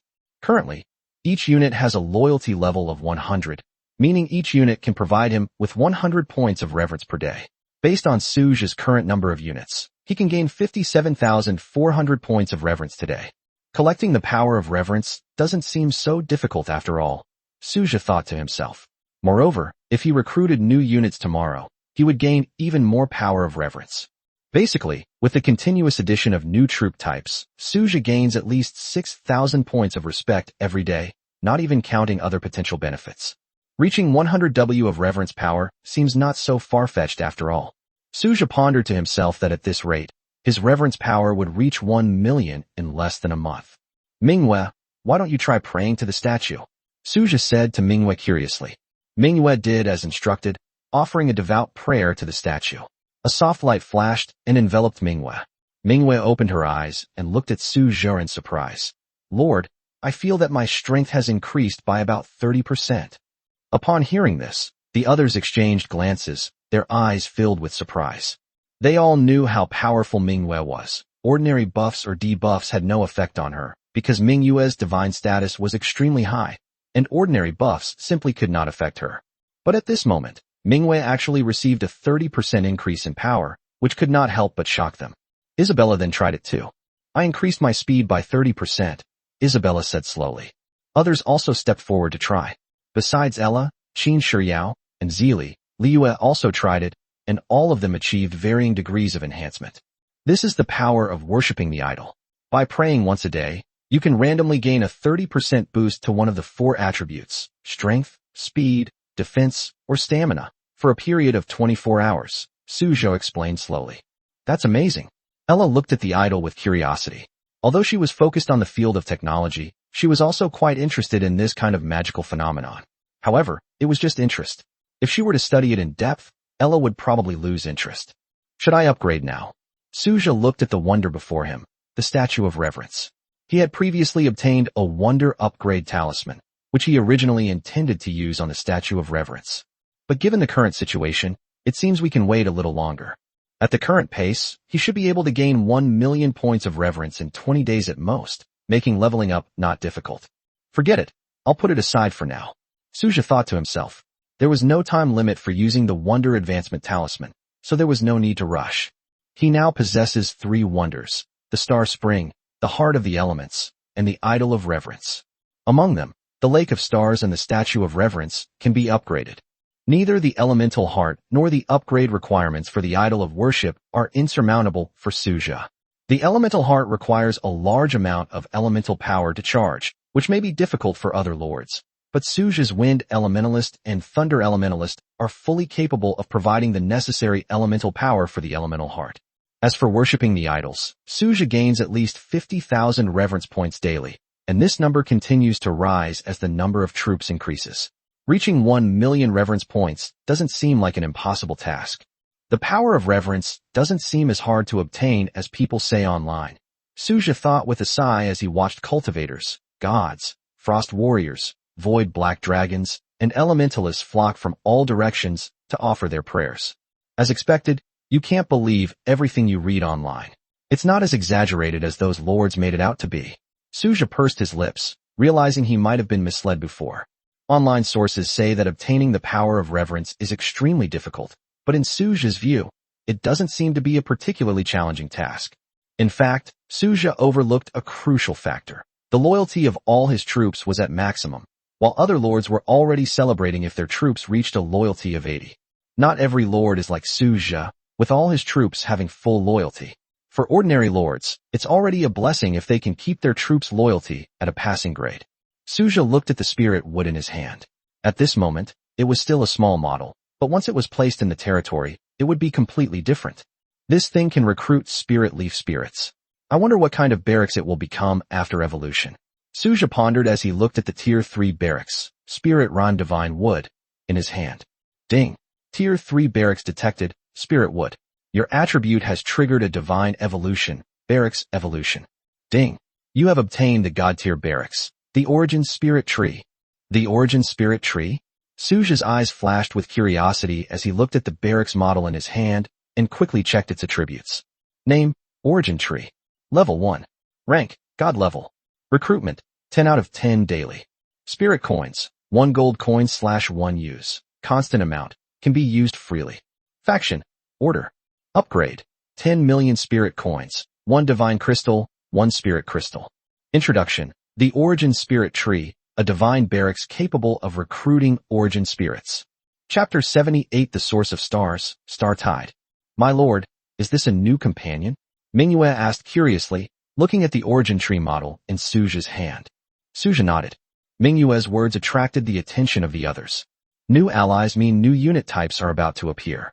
Manhwa, Lina, Amaya, Luna, Yueying, Ella, and Qin Shiyao. These key figures representing different military units, all turned their gazes to the Origin Spirit Tree in Suzhou's hand. Looking at the gazes of the people around him, Suzhou couldn't help but feel somewhat helpless. Why do you guys seem a little unhappy? Suzhou said slowly. My lord, I'm just worried that you'll forget about us old friends once you have new companions, Manhwa said with a smile, making no attempt to hide her thoughts. I'm just a little curious about the new companions. You know me, Lord. Qin Shiryao smiled and looked at her companions around her with a frank expression. Although the others were somewhat dismissive of Qin Shiryao's words, they knew Suju's personality well. It was fine to joke around or bicker, but they would never actually take action. I don't care, Ella said, pushing up her glasses. Whatever the Lord says goes. I will support whatever the Lord does, Amaya said with a gentle smile. I don't care, Shadow said indifferently. My lord, your decision is our will, Luna said in a deep voice. Lord. Isabella uttered only one word before quietly looking at Suja. Suja, we're all on the same side, all comrades in arms. I feel the same way about each and every one of you, Suja said with a smile, reassuring everyone. We just hope that Lord Suja won't forget us. Manhwa walked up to Suja and smiled as she straightened his collar. Don't worry, I will never forget any of you, Suja said with a smile. Then, Suja opened the 3D map of the territory and placed the origin spirit tree directly next to the void dragon nest. A large tree exuding an ancient and mysterious aura appeared instantly beside the void dragon nest. The ancient tree exudes an ancient aura, as if whispering the story of its origins. Suja walked straight forward, followed closely by Manhwa and the others, and arrived at the ancient tree. Suja gazed at the ancient origin tree, and in a daze, it seemed as if he had traveled through time and space, and saw the ancient era when chaos first opened up. Ding! Do you wish to enable daily recruitment? Recruitment, Suja said, full of curiosity. Light flickered on the origin tree, and spirit fruits appeared out of thin air, growing from immature to mature, before finally falling to the ground. 10 figures appeared before Suja. Leading the group was a silver-haired beauty with the distinctive pointed ears of an elf. Her eyes shone like deep stars, and she wore a light blue gauze dress that seemed to gather the brilliance of the sky and stars. The other 9 elves resembled the leader elf, all having snow-white silver hair. Xinglan pays respects to the Lord. Xinglan knelt on one knee, bowing her head in complete submission, and the other 9 elves followed suit. Get up first. This is Manhwa, Isabella. Suja introduced them to Xinglan one by one. Xinglan nodded slightly in acknowledgement. Everyone looked at Xinglan with different expressions, but none of them were malicious. Suja checked Xinglan's attributes. Name, Xinglan. Loyalty, 100. Experience points, 0 out of 100. Level 1. Rank, God level. Unit type, Hero 1. Origin of stars, Starfall. Talent, Star Power. Skill, Star Contract. Potential, S rank Saint rank, aspect bonus. Introduction, one of the origin spirits, the oldest and purest spirit, who controls the power of the stars, and can use the power of the stars to change the rules of heaven and earth. Suja looked at the other spirits behind Xinglan. They were all-star origin spirits, and their potential had reached the Dominator realm after the attribute bonuses. However, none of them had any accompanying weapons, which puzzled Suja. Xinglan, don't any of you have weapons? Do you need me to equip you with weapons? Suja asked with concern. Xinglan looked at Suja. Lord, we don't need any weapons. In a sense, the power of the stars is our most powerful weapon. Suja nodded, understanding the meaning behind Xinglan's words. Since that's the case, then let me tell you about the rules of the territory, and Suja hadn't finished speaking. Manhwa then stepped forward. My lord, leave this to us. We'll explain the rules to them, Manhwa said with a smile. Suja looked at the others, and everyone looked at him as well. All right, in that case, let's all get along well. I'll leave it to you all. Suja looked at Manhwa and the others. Suja was also curious about how Manhwa would explain the rules to Xinglan. However, things turned out completely differently than Suja had imagined. Suja had thought that Manhwa would teach Xinglan some routine rules, but to his surprise, Manhwa's words made Suja so embarrassed that he wanted to crawl into a hole. Xinglan, my name is Manhwa. The first rule in this territory is to spend more time sleeping with the Lord, Manhwa said with a smile. Upon hearing Manhwa's words, Suja immediately fled in panic. While this is indeed true, Manhwa's bluntness made him sound like a lecher. Before leaving, Suja hurriedly called Ella, Zili, Liu, and Qin Shiryao away. Seeing Suja fleeing in disarray, everyone couldn't help but laugh. Suja's call for Ella and the others was not a joke. He had serious business to discuss, developing the Black Iron world. Lord, is what Manhwa said true? If so, I'm willing to. Upon arriving at the future nexus, Liu's cheeks flushed slightly as she spoke with anticipation. Liu is usually not very talkative, but Suja didn't expect her to say something so surprising as soon as she opened her mouth. Suja was speechless for a moment. Of course it's true. I've even slept with the Lord before, so you'd better try harder. Li, always eager to stir up trouble, hooked her arm around Suja's and tucked it against her chest, speaking in a carefree manner. Upon hearing Li's words, Liu carefully examined Li and said, "My lord, I know what to do. I will definitely do my best. Go away, stop causing trouble. Let's talk about serious matters. We can discuss these things tonight," Suja said irritably, gently pushing Li's hand away. Li stuck out her tongue and obediently stood aside. "Ella, if we're going to develop the Black Iron world, where do you think we should start?" Suja asked Ella. "My lord, are you planning to develop the Black Iron world?" Ella asked Suja curiously. "Yes, this world must be developed. Otherwise your Science and Technology Research Center and Shuryao's Quantum Research Institute will not be able to be built smoothly," Suja said solemnly. Chapter 79. Preliminary Planning for the Black Iron World. Relying solely on daily chaos invasions and Lord resource wars to acquire resources is insufficient for developing the Black Iron World. Who knows when that will be? If that's the case, my suggestion is to find a suitable location and establish a base. But the prerequisite is that we have the ability to withstand the monster's attack. Otherwise, relying solely on manpower is not a long-term solution. Ella looked at Suja and pointed out the key issue directly. To develop the Black Iron World, the first problem to solve is how to defend against the almost endless army of monsters. If this issue cannot be resolved, developing the world is just empty talk. After all, it might be feasible to rely on manpower for a short period of time. Manhwa and the others might be able to fight continuously for a week, but what about after that? A month, a year, 10 years? Manhwa and the others cannot fight indefinitely. Without a base capable of defending against monsters, it's impossible to gain a foothold in that world. Suja looked at Li. Li casually took out the blueprints for the quantum shield barrier device she had learned. Ella's eyes lit up immediately. Looking at the blueprints that Li had taken out, she then looked at Suja and said, "It seems that the Lord was prepared in advance. I was overthinking it. No, your concerns are valid. You are an important external brain of mine, so of course I need to hear what good ideas you have," Suja said with a smile. "My lord, can we manufacture the quantum shield barrier device now?" Li asked excitedly. Qin Shiyao's eyes lit up. If she could gain a foothold in the Black Iron world, wouldn't her Quantum Research Institute have hope? It should be about right, but don't rush. Ella, go on. What should we do after we have a foothold? Suja looked at Ella, wanting to hear her insights on the development of the Black Iron world. That depends on you, Lord. Do you intend to use the Black Iron world as a logistics base or a place for leisure and entertainment? Ella asked Suja. Tell me more about it. Suja said, looking at Ella with great interest. Let's say it's used as an entertainment venue. If that's the case, then it doesn't need to be too complicated. Just set up simple bases in various areas, and your majesty can play as you please, Ella said slowly.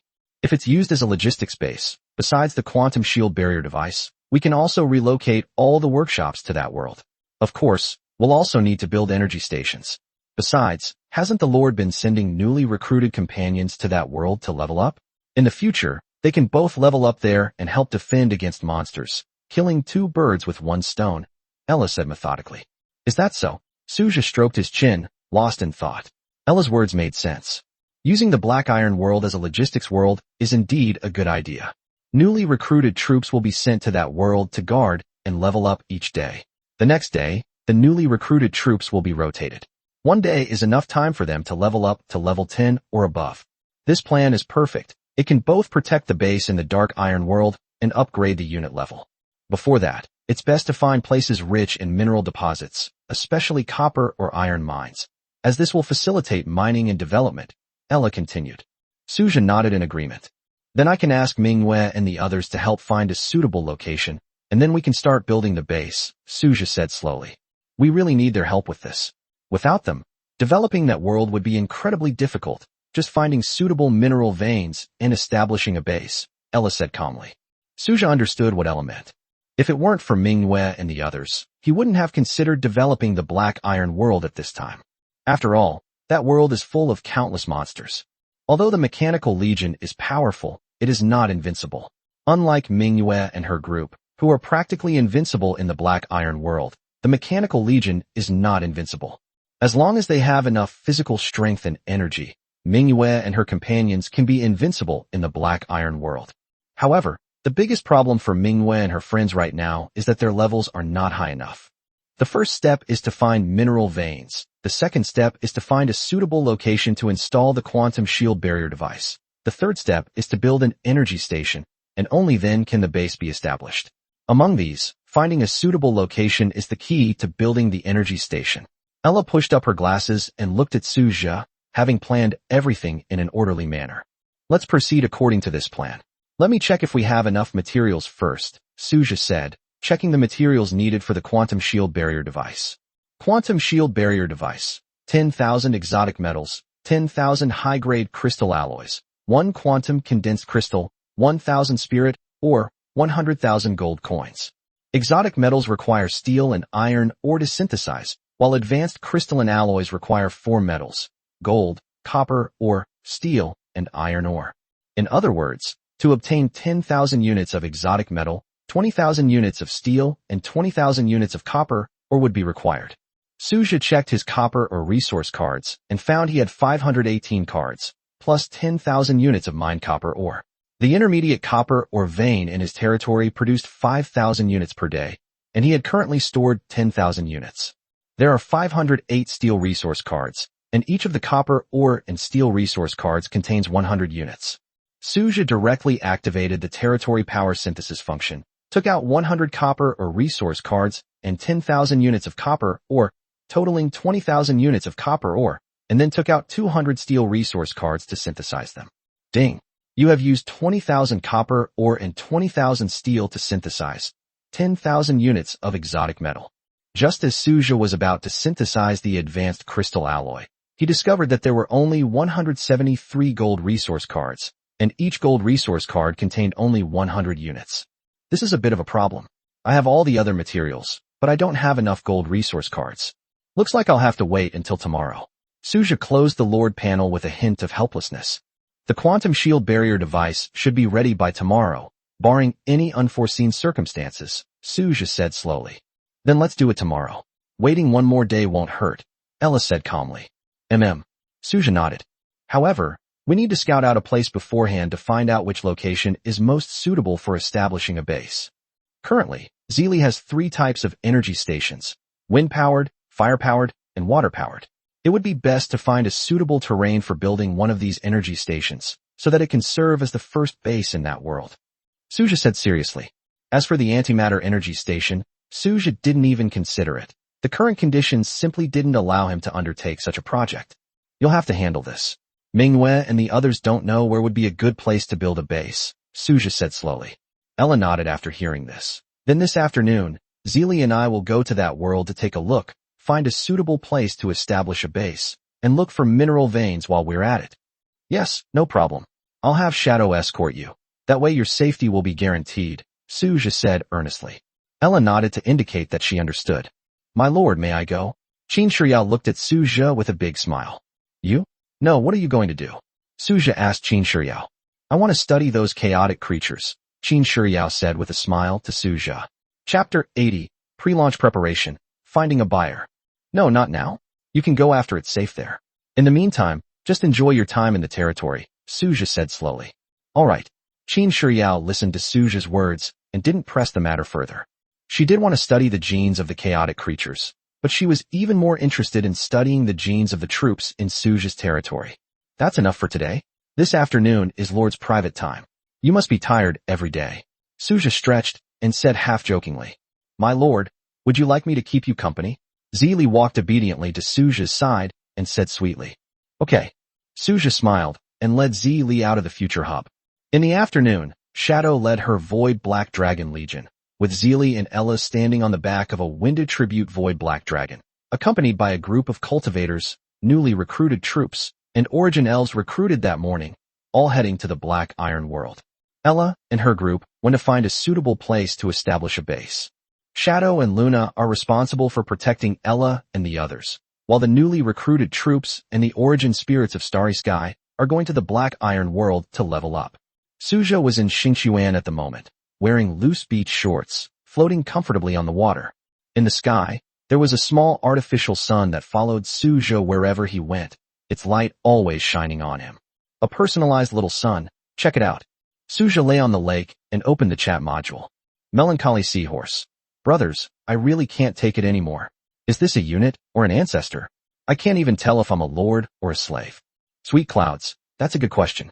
Obviously, they are the ancestors. Spicy Dried Fish. What's that compared to what I have? I have a military unit here that likes me. Sweet Cloud. Isn't this a good thing? You maxed out their loyalty right away. Are you just showing off?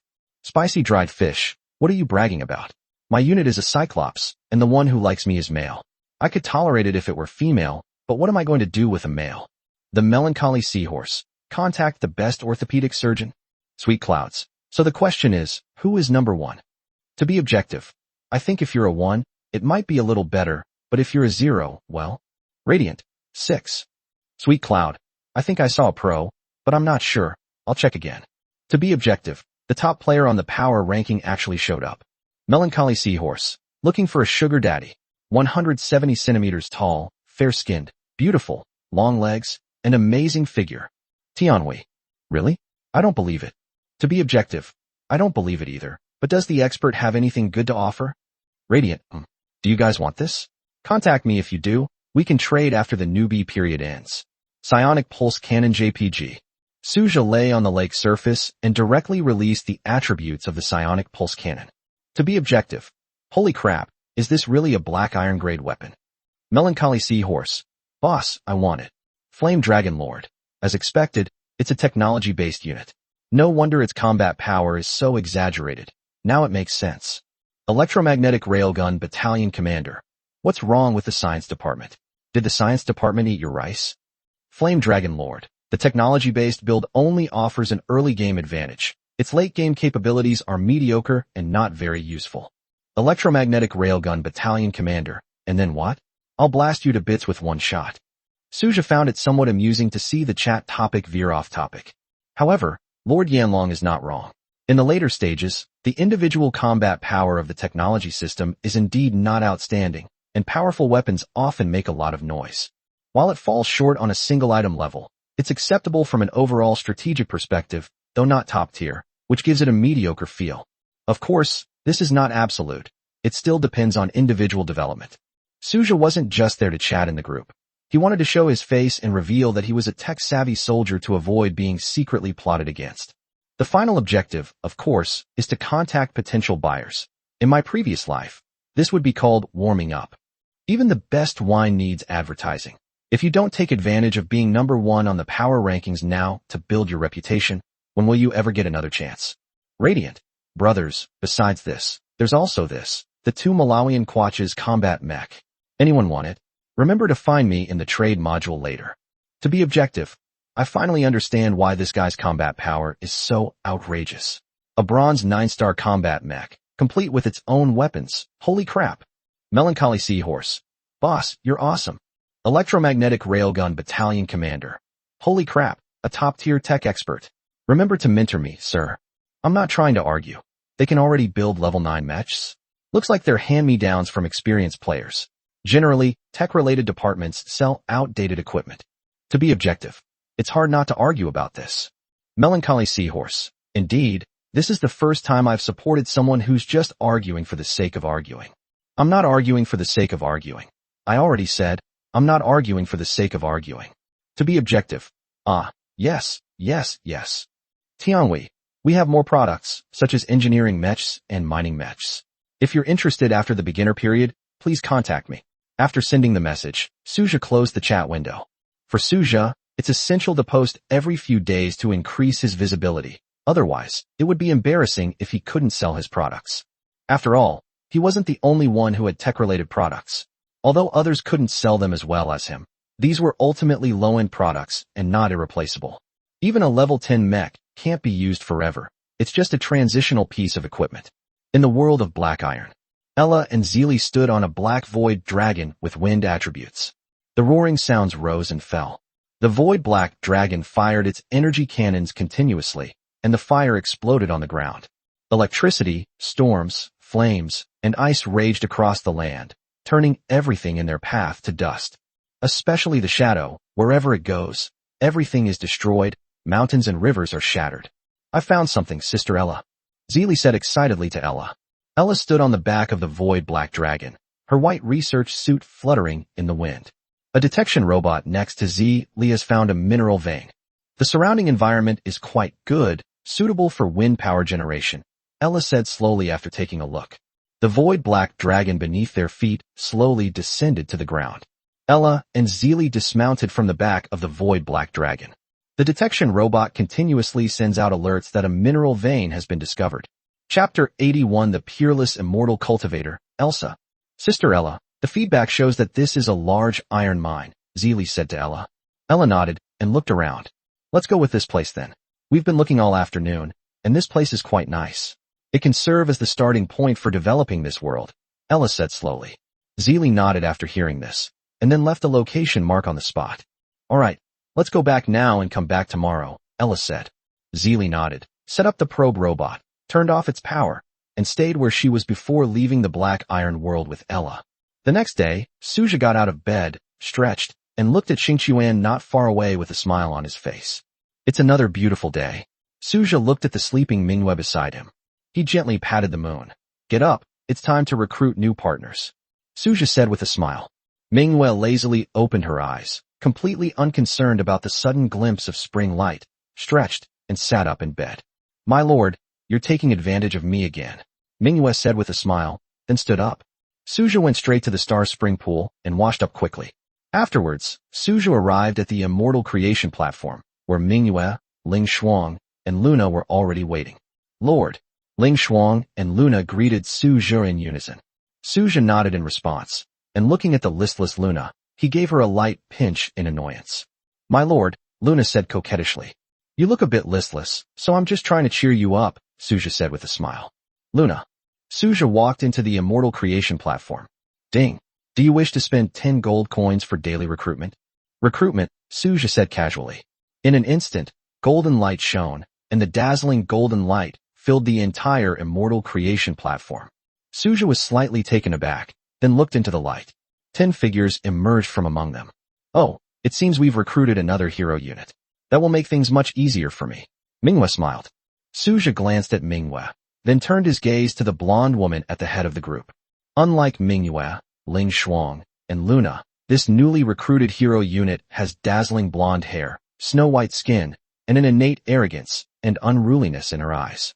Even when facing Suja, she never lowered her proud head, exuding a free and unrestrained temperament. Elsa greets your excellency. Elsa smiled at Suja, then her gaze fell on Manhwa behind Suja. Suja looked between Manhwa and Elsa. Manhwa smiled and explained, this is the proud cultivator, the most arrogant among the cultivators, who has always longed to challenge my authority and take my place. Suja nodded, indicating that he understood, and then checked Elsa's attributes. Name, Elsa. Loyalty, 100. Experience points, 0 out of 100. Level 1. Rank, God level. Unit type, Hero, Peerless Immortal Cultivator Elsa. Talent, Soul of Pride. Skill, Unrivaled Forging. Accompanying weapon, Hammer of Pride. Potential, S-Rank Saint Rank, Attribute Bonus. Introduction, an arrogant cultivator among cultivators, possessing an indomitable spirit and boundless pride. Note, this arrogant cultivator has always desired to replace Manhwa as the leader of the cultivation clan. Looking at Elsa's attributes, a hint of surprise flashed in Suja's eyes. No wonder Elsa was so arrogant, so that's why. Among cultivators, different talents represent different traits and abilities. They cultivate different mental techniques, so their abilities also have subtle differences. For example, Manhwa is known as the Red Moon Fairy, and the moves she uses are also related to moonlight. She is the strongest sword genius in the immortal realm in 3,000 years, possessing sword talent that even immortal emperors marvel at. Elsa, on the other hand, is more inclined towards close combat, using a large hammer to strike enemies. If Elsa were in ancient times, she would be the kind of character with ambition. Elsa, this is Manhwa, this is Ling Shuang, and this is Luna. From now on, we will all be partners fighting side by side, Suja said slowly. Let me introduce Elsa to everyone. This is an essential step every time a new hero unit is recruited. Upon hearing Suja's words, Elsa's gaze softened slightly, but only slightly. Elsa, from now on, you will lead the Aoshi cultivators, Suja said to Elsa. Understood, my lord. Elsa's tone was cold. Suja nodded, then looked at Manhwa, indicating that he would leave the rest to her. Manhwa nodded in understanding. Suja left the Immortal Creation platform and continued with other recruitment efforts. Apart from Elsa, no other hero units were recruited today, but that's enough. All the spirits recruited by the origin tree were star origin spirits, and Suja directly handed them over to Xinglan for management. Perhaps similar to the elementalists, in order to recruit spirits of other attributes, you must first recruit hero units of the corresponding attribute. However, Suja was not in a hurry. There would be opportunities every day, and he would be able to recruit more hero units sooner or later. Suja arrived at the future hub, where Zili was debugging a mining mech. My lord. Zili smiled when she saw Suja. What's wrong? Linyu asked Zili. This mech malfunctioned a bit due to overmining in the Black Iron world, but it can be easily fixed, Zili said casually. Suja nodded. Where are Ella and the others? Suja asked. Sister Ella and the others are inside. Zili pointed to the interior of the future nexus. Okay, you go ahead and do your work. I'll go in and take a look. Suja said, walking towards the interior of the future hub. Why are you all alone, Ella? Suja looked at Ella curiously. Ella nodded. They've all gone out. Where did you go? Suja asked. Qin Shiryao seems to have gone to Xingchuan for a visit, and Liu appears to be honing her combat skills in the Black Iron world, saying it's so she can better protect you, Ella said calmly. Hearing Ella's words, Suja fell silent for a moment, then looked at the energy sphere in front of him. Chapter 82, an easy victory, with substantial gains. Ding. Do you wish to spend 1 gold coin to perform a daily recruitment? Recruitment. Suja stared at the large ball of light, his eyes filled with anticipation. The portal to time and space slowly appeared. A blueprint flew out from it. Suja looked at the blueprints that had been recruited again, his eyes flashing with curiosity, and immediately took the blueprints. Instantly, his pupils contracted sharply. Galaxy Fortress Design Blueprint. Requirements. God level, research experts can study it. Suja. I actually got this thing now. Suja looked at the Galactic Fortress design in front of him.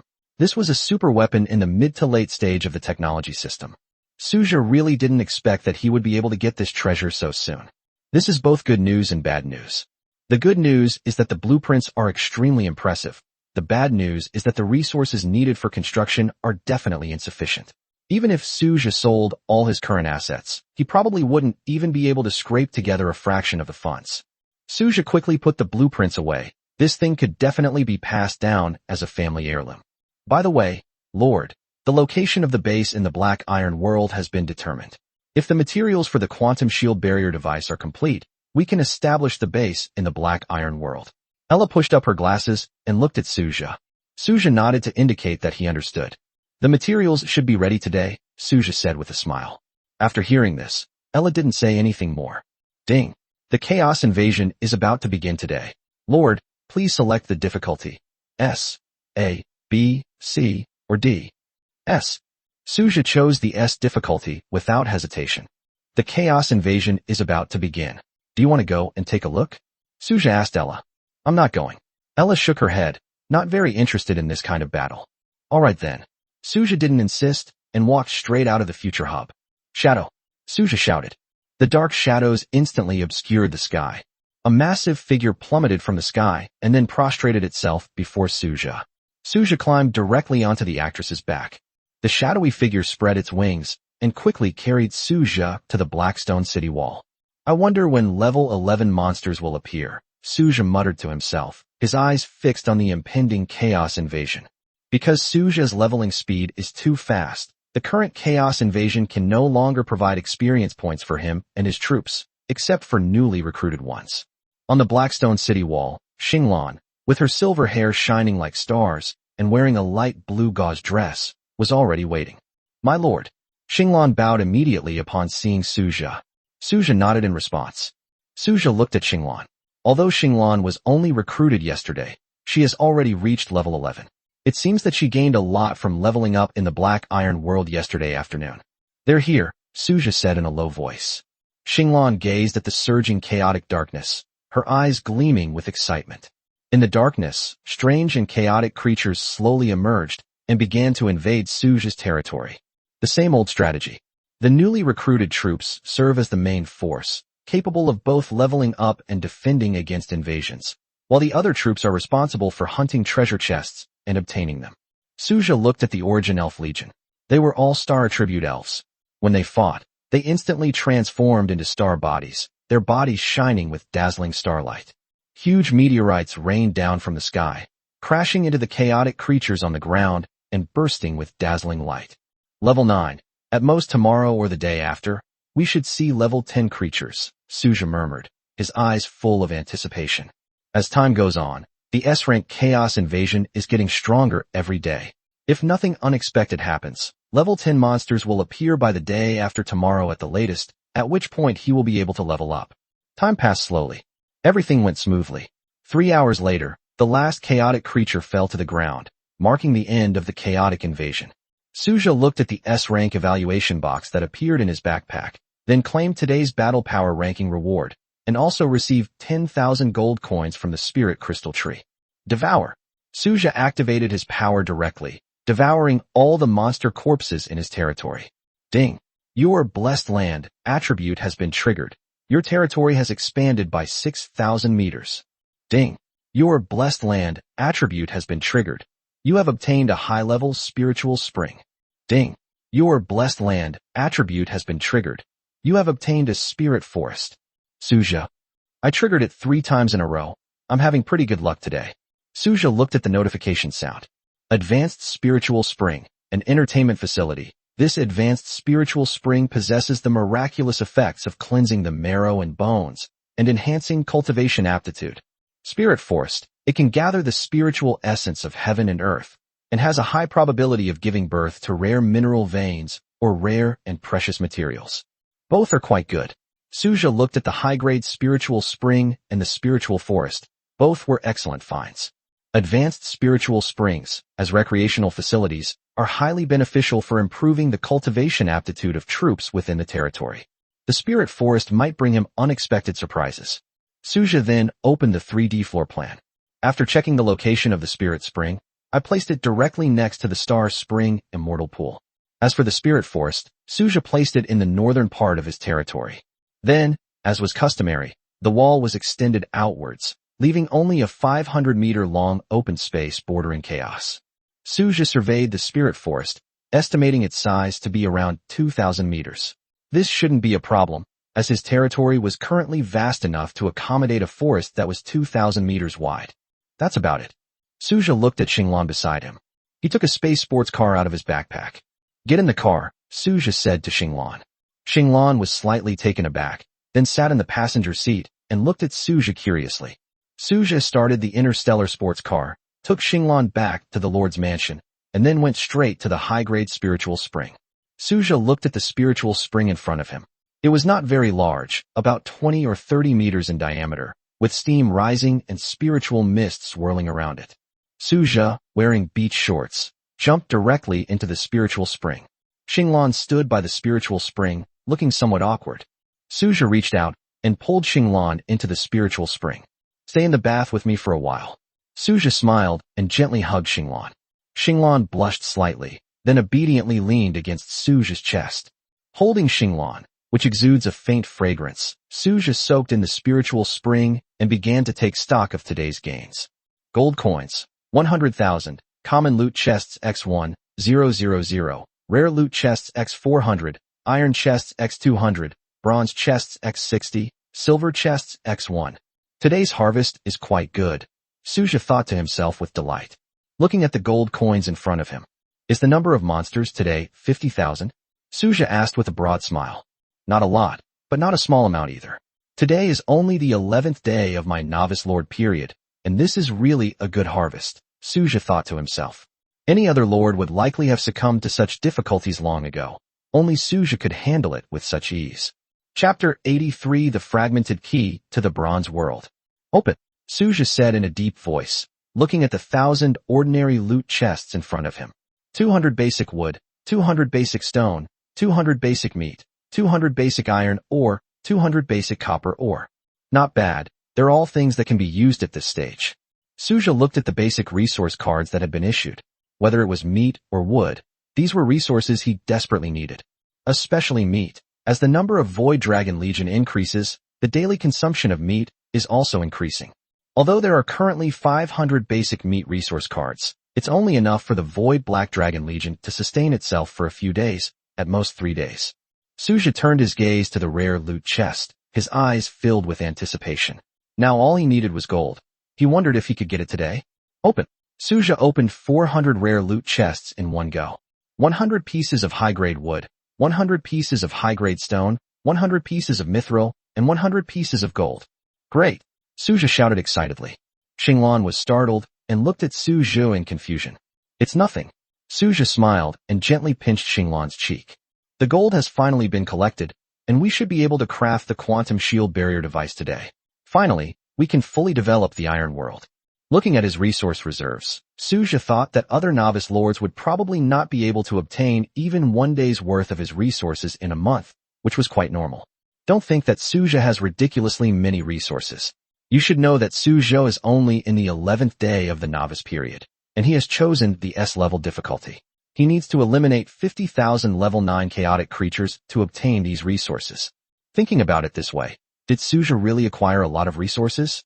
This isn't much, but compared to other lords, Suja's resources seem extremely abundant. If other lords can also successfully pass the S-rank difficulty at this stage, they will naturally reap the same amount of resources. Compared to the difficulties Suja faced in acquiring resources, the resources he obtained were actually relatively few. Suja turned his gaze to the remaining treasure chests. I didn't get a single silver treasure chest yesterday, so getting one today isn't bad. Let's look at the black iron treasure chest first. Open. Suja looked at the 200 black iron treasure chests and decisively chose to open them all at once. Spirit or X 20,000. Yesterday's reward was gold coins. Will today's be spirit or? Suja looked at the items he had opened from the black iron treasure chest. 20,000 spirit ores. It wasn't particularly good, but it wasn't bad either. Currently, Suja's demand for spirit ore is not high, but spirit ore is still an essential item for the Lord's strategic reserves. Continue. Suja looked at the remaining 60 bronze treasure chests. Open. Suja stared expectantly at the 60 bronze treasure chests. Fire attribute crystals X 300, lightning attribute crystals X 100, ice attribute crystals X 100, earth attribute crystals X 100. It's an attribute crystal, which is good. Whether you're crafting psionic weapons or upgrading psionic towers, you'll need these attribute crystals. Suja simply put them away. There's one silver treasure chest and one S-rank treasure chest left. Suja looked at the 2 remaining treasure chests. Let's open the silver treasure chest first, Suja said thoughtfully, stroking Xinglan's hair. Ding. Open the silver treasure chest. Open it. Suja looked at the silver treasure chest with anticipation. Ding. Congratulations. You have obtained the blue blueprint. Gale Bow. Ding. Congratulations on obtaining the blue blueprint. Star Armor. Ding. Congratulations. You have obtained the blue blueprint. Phantom Blade. 2 weapon blueprints and 1 piece of armor? They're not very useful to me. Suja looked at the 3 blueprints in front of him. Although they were blue quality, they were somewhat useless to him, and he also needed to be a weapon refiner to learn them, so they were of no use to him at the moment. Forget it. I'll just sell them to the mysterious merchant from now on, Suja thought to himself. He'd rather the mysterious merchant profit from them than the city lords. Even if it means losing some money myself, I can't let other lords benefit. As for why Suja still sells mechs and pulse cannons, learn about absolute control. If anyone uses the things Suja sells against him, Suja will show them what cruelty is. Suja then opened the S-level rating treasure chest. Ding. Congratulations on obtaining the fragmented bronze world key. Ding. Congratulations on obtaining 10x lower tier elemental lightning. Ding. Congratulations. You have obtained 10x lower tier elemental fire. Lower tier elements? A hint of surprise flashed in Suja's eyes. These were materials needed for alchemy. Keep this for now and see if anyone needs it. If no one wants it, sell it. Suja pondered as he looked at the lower tier element. He then looked at the broken bronze world key. Bronze world key.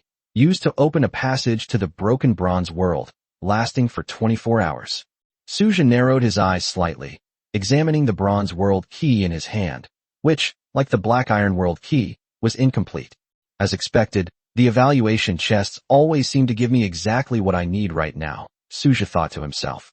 We should make good use of this, but there's no rush now. Suja thought slowly. It would be a waste to use it now if he waited a few more days. If planned properly, Suja hoped to use this 24-hour period to raise his level to over 20, but he was unsure if it was possible. The main problem is that there are too few troop types. Recruiting more troop types would be more cost-effective. I haven't participated in today's Lord Resource competition yet.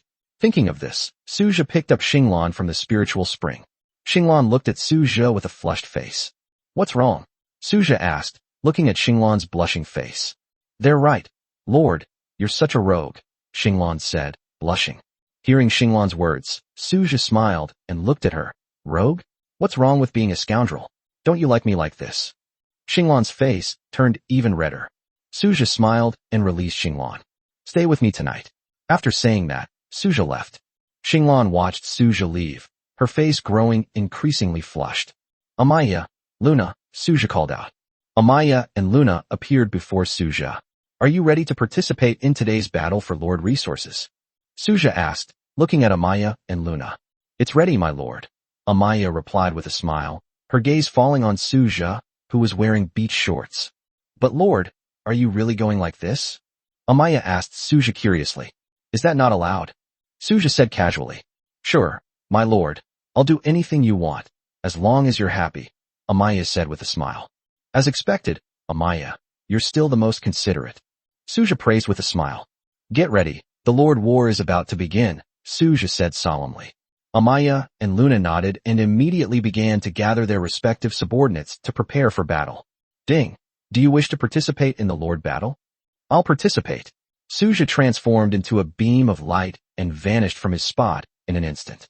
Chapter 84 Dark-Hind Elementalist Leon. Inside the Lord's space, Suja quickly summoned Amaya, Luna, and the others. Ding. Match with an opponent. Match. Suja said calmly, sitting on the sofa in the Lord's space. Ding. Matching you with a suitable opponent. Ding. Match successful. The battle will begin in 1 minute. Please prepare for battle. Go ahead, Suja said, looking at Amaya and Luna. Amaya and Luna vanished instantly from the Lord's space. Amaya and Luna looked around. This time, the terrain was not the valley they had encountered before, but a vast forest. This time it's a forest terrain? Suja stared at the scene. Compared to the valley, the forest terrain was more open, and it was not impossible for the base to be attacked. After all, the valley was surrounded by endless void, making it difficult to find a way around. In the forest, the spirit crystal that needed to be protected was located in the center of the forest. It is difficult to predict where the enemy's forces will come from, because the fog of war means that information such as the enemy's troop deployment, combat plans, and troop composition is unknown. Of course, the opposing lord would also take into account the problems that Suja was facing.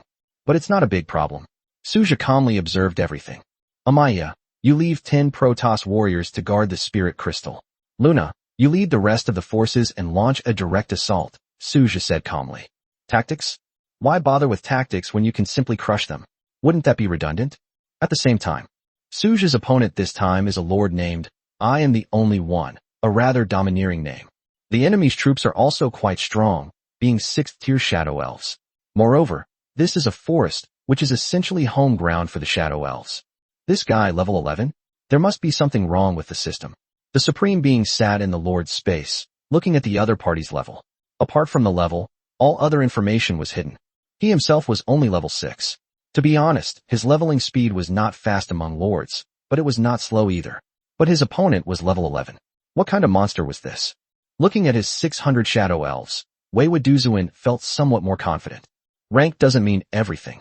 This is the forest, my home turf. How could I possibly lose? The Supreme One said confidently. He had his reasons for saying that. Name, Shadow Elf. Level, 6. Rank, 6th rank. Faction, Elf. Talent, Forest Concealment. Skill, Shadow Strike. While not overpowered, the 6th tier unit, Shadow Elves, possessed a Forest Concealment talent, which significantly enhances their strength. For example, in forest terrain, the Shadow Elf's agility and stealth abilities will be significantly enhanced.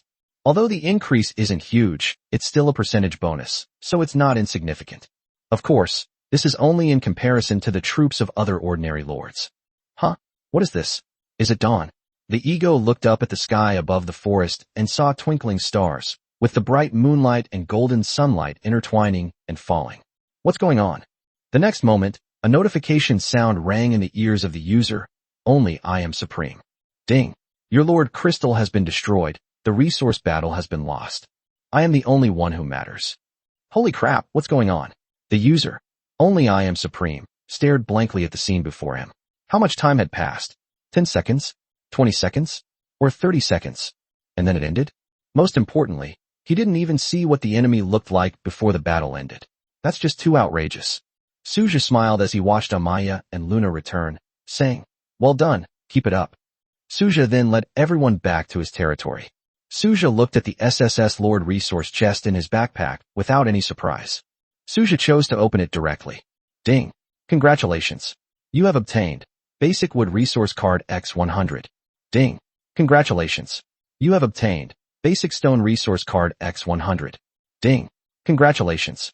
You have obtained Basic Iron or Resource Card X100. Ding. Congratulations. You have obtained Basic Copper or Resource Card X100. Ding. Congratulations.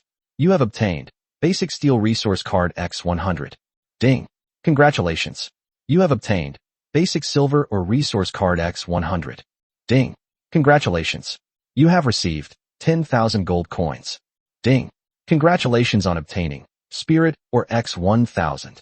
Ding. Congratulations. You have obtained Troop Refresh Recruitment Card X1. It's about the same as what I got yesterday. Does that mean that this is the highest reward I can get against opponents below level 10? Suja pondered, stroking his chin. This is almost exactly the same reward as yesterday. It seems we'll only know for sure when we encounter opponents of level 10 or higher, Suja thought. He figured the rewards were probably the same for opponents below level 10, but the rewards would be different for opponents of level 10 or higher. The Troop Recruitment card has been refreshed, and this time it's the Elemental Tower's turn, Suja muttered to himself before heading directly to the Elemental Tower. Let's use it first and deal with the Black Iron World later. My lord. Isabella looked at Suja with a hint of shyness in her eyes, thinking that Suja had come to do something intimate. Ahem, it's daytime now, let's talk about it tonight. I'm here to recruit new partners, Suja said with a smile, looking at Isabella. Hearing Suja's words, Isabella blushed and was somewhat at a loss for words. Seeing the shy Isabella, Suja smiled and led her into the Elemental Tower. Ding. Refresh the current recruitment list and begin recruiting. Yes. Suja looked at the Elemental Tower in front of him and said slowly. A black light suddenly rose. Suja was stunned. He looked at the black light and then looked at Isabella in astonishment. Isabella's eyes showed a solemn expression. As the most orthodox elementalist, Isabella had already discerned the origin of this black light. My lord, this is the symbol of the Darkborn elementals. They are anomalies among the elementals, a killing force dedicated to purging all heretics. Isabella said in a deep voice.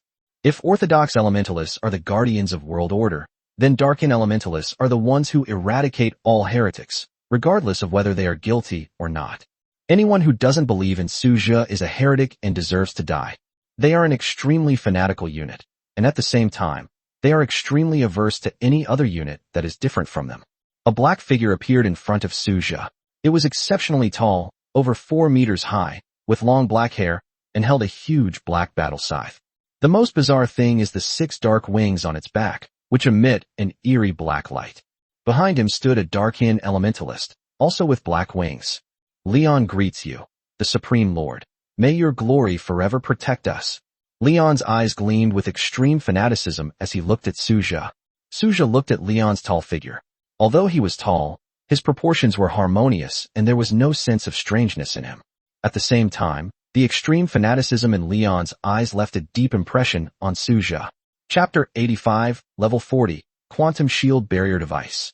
Suja originally thought that the future leader of the Imperial Guard would be Liu, but now it seems that he underestimated her. There is someone even more powerful. The Leon before them was clearly just as fanatical as Liu. Get up first, Suja said softly to Leon. Leon's tall figure stood in front of Suja, and Suja compared his height with Leon's.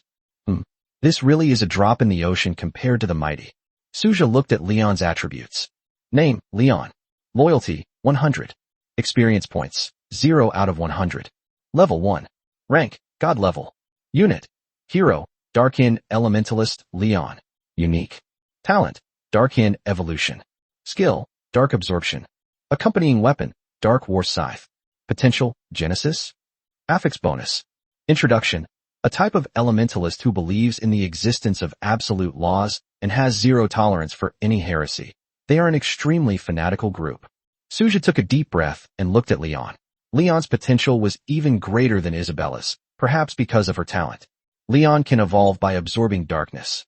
This evolution is not simply a level increase, but a comprehensive enhancement of his strength. To put it in terms of data, every time Leon kills an enemy, his physique, strength, speed, and mental power will be improved. What's most terrifying is that this improvement has almost no upper limit. Of course, there are still some limitations. For example, you must be a creature with a level. Killing creatures without a level will not grant you any upgrades. Even so, this is still quite astonishing. Thinking of this, Suja looked at the other Darkin elementals. Their talent was Darkin power, which fortunately allowed them to become stronger in battle and absorb the life force of their enemies to maintain their own combat power. While not as overpowered as Darkin evolution, it is undoubtedly a top-tier talent in prolonged battles. They also possess a companion weapon, the Dark Blade. It seems that Leon has mutated. Suja looked at Leon's talent, a glint of light flashing in his eyes. Leon, from now on you will be in charge of the Darkin elementals, Suja said to Leon. Yes, Lord. Leon replied in a deep voice, standing in front of Suja. Suja glanced at Leon, then at Isabella. From Leon's eyes, Suja sensed that there seemed to be a conflict between him and Isabella. What's going on with you two? Suja asked Leon and Isabella curiously. Hearing Suja's words, Leon smiled and looked at Isabella. Lord, he is loyal to the so-called law, not to you. Loyalty that is not absolute is absolute disloyalty. As he spoke, a blood-red light appeared in Leon's eyes. Isabella's face darkened as she looked at Leon. My loyalty is only to my lord. Divine energy gathered around Isabella, and the spiritual flames on her 6 wings burned fiercely. Stop, Suja said with a dark face as he looked at the 2 men who were about to clash. Leon and Isabella looked terrified, half kneeling on the ground with their heads bowed. Suja looked at them. You are all my people, and you are not allowed to do this again. You can compete, but not by force, but by other means, Suja said, frowning slightly. Isabella blushed upon hearing Suja's words. Leon looked at Suja with some confusion, not quite understanding what he meant. Leon, bring the Darkin elementalist with me. Isabella, you come too. We have important business to attend to, Suja said, looking at Leon and Isabella. Yes, Lord, Leon and Isabella answered in unison. The 2 then exchanged a glance and decided not to make a move for the time being. You all get ready first. I'm going to the future hub and we'll be back soon, Suja said slowly. Leon and Isabella nodded. Suja then went to the future hub to begin preparations for developing the Black Iron world. The resources were ready, and all that was missing was the quantum shield barrier device. This is the future hub. Suja found Zili, who was debugging the mecha. Suja sat down directly to the side and opened the territory warehouse. Materials required for the quantum shield barrier device: 10,000 exotic metals, 10,000 high-grade crystal alloys, 1 quantum condensation crystal, 1,000 spirit, or 100,000 gold coins. Suja has already synthesized the exotic metal. All that's missing is the advanced crystal alloy. Advanced crystalline alloys require resources to synthesize: gold, silver, copper, and iron. It takes 2 units of each of these to synthesize 1 unit of advanced crystalline alloy. Suja currently has 800 iron or resource cards and 15,000 units of ore to be mined, which are mined daily from his territory. Suja directly took out 20,000 units of iron ore, and of course each resource card contained 100 units. Suja currently has 718 copper mines. Each resource card contains 100 units of copper ore, and there are also 5,000 units of copper ore mined from his own territory. Suja has 675 resource cards for the silver mine, and each resource card represents 100 units of silver ore. Suja has 273 resource cards for the gold mine, each containing 100 units of gold ore. The resources required to make 1 advanced crystalline alloy are sufficient. Ding. Do you wish to consume 20,000 gold, 20,000 silver ore, 20,000 copper ore, and 20,000 iron, or to synthesize 10,000 high-grade crystal alloy? Synthesize, Suja said in a deep voice, feeling a pang of regret for the resources he had used. This synthesis directly consumed a portion of his accumulated resources. Ding. Congratulations. You have obtained 10,000 high-grade crystal alloys. All done. Suja took a deep breath, looking at the resources he had finally managed to gather for the quantum shield barrier device. Zili, Suja said to Zili, who was standing beside him. My lord, is there anything I can help you with? Zili looked up at Suja. Now that I have the resources, you should be able to make a quantum shield barrier device, right? Suja asked Zili. If all the materials are ready, there won't be any problem, Zili said with a smile. She took the materials needed for the quantum shield barrier device from Suja and began to make it. Suja looked at Zili with anticipation in his eyes. You should know that Suja had spent 100,000 gold coins alone, not to mention the other materials and 1,000 spirit ores. Using other advanced synthetic materials to create such a device, Suja would have spent no less than 1,000,000 gold coins. All right, my lord, Zili said to Suja. Suja looked at the quantum shield barrier device created by Zili and checked its attributes. Quantum shield barrier device. Level 40. Function, quantum barrier. Range, 10,000 meters. Miracle bestowed, refraction. Description, a level 40 quantum shield barrier device capable of withstanding attacks of level 40 or below. The mechanical genius Zili endowed it with the ability to refract all energy attacks, including psionic and elemental attacks. Suja took a deep breath and looked at the quantum shield barrier device made by Zili.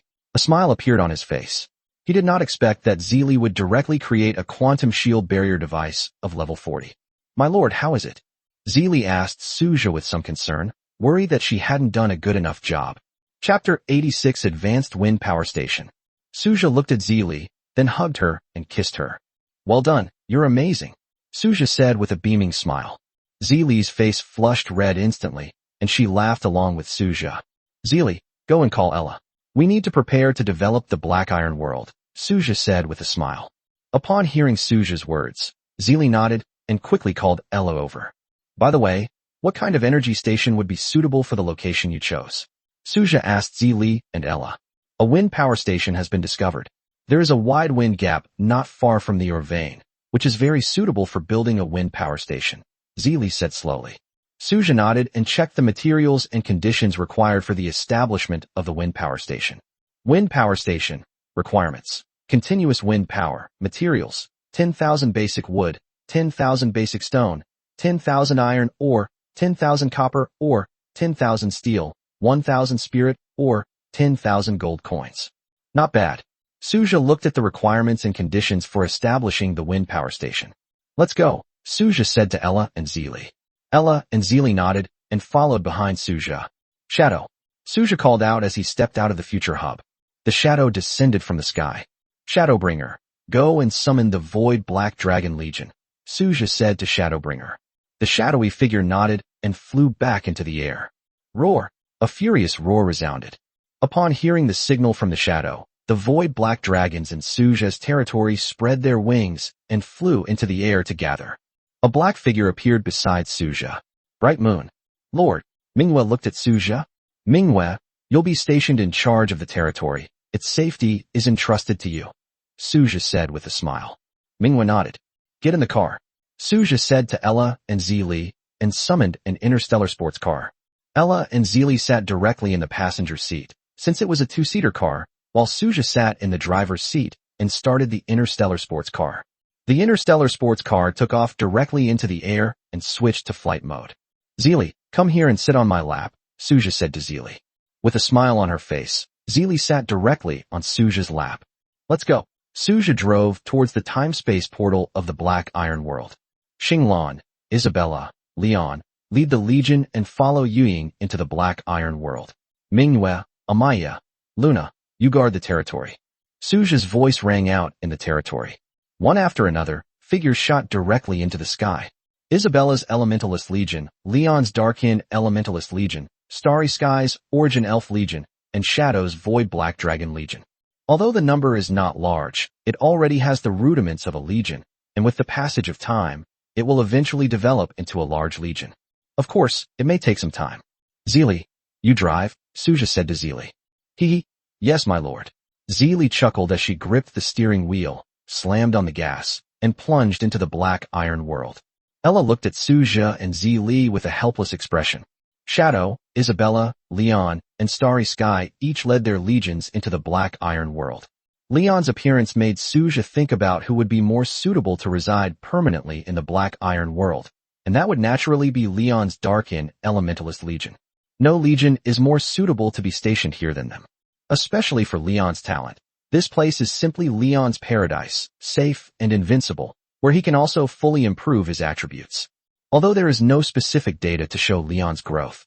But as mentioned earlier, as long as Leon kills creatures with ranks, he can increase his base attributes without limit, which is simply an overpowered ability.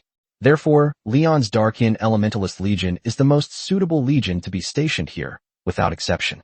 It's a pity that other Darkin Elementalists don't have the same talent as Leon, which is the only regrettable thing.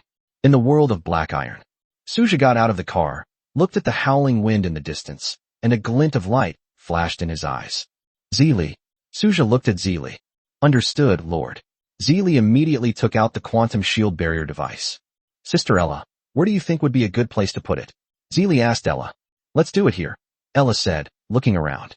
It didn't really matter where it was placed. This world was destined to become a resource base for the development of Suja's territory. The main thing is that once the first base is developed, everything else will be much easier. Zeely placed a spherical device directly on the ground. The spherical device extends many mechanical tentacles and takes root in the ground. Purple light converged.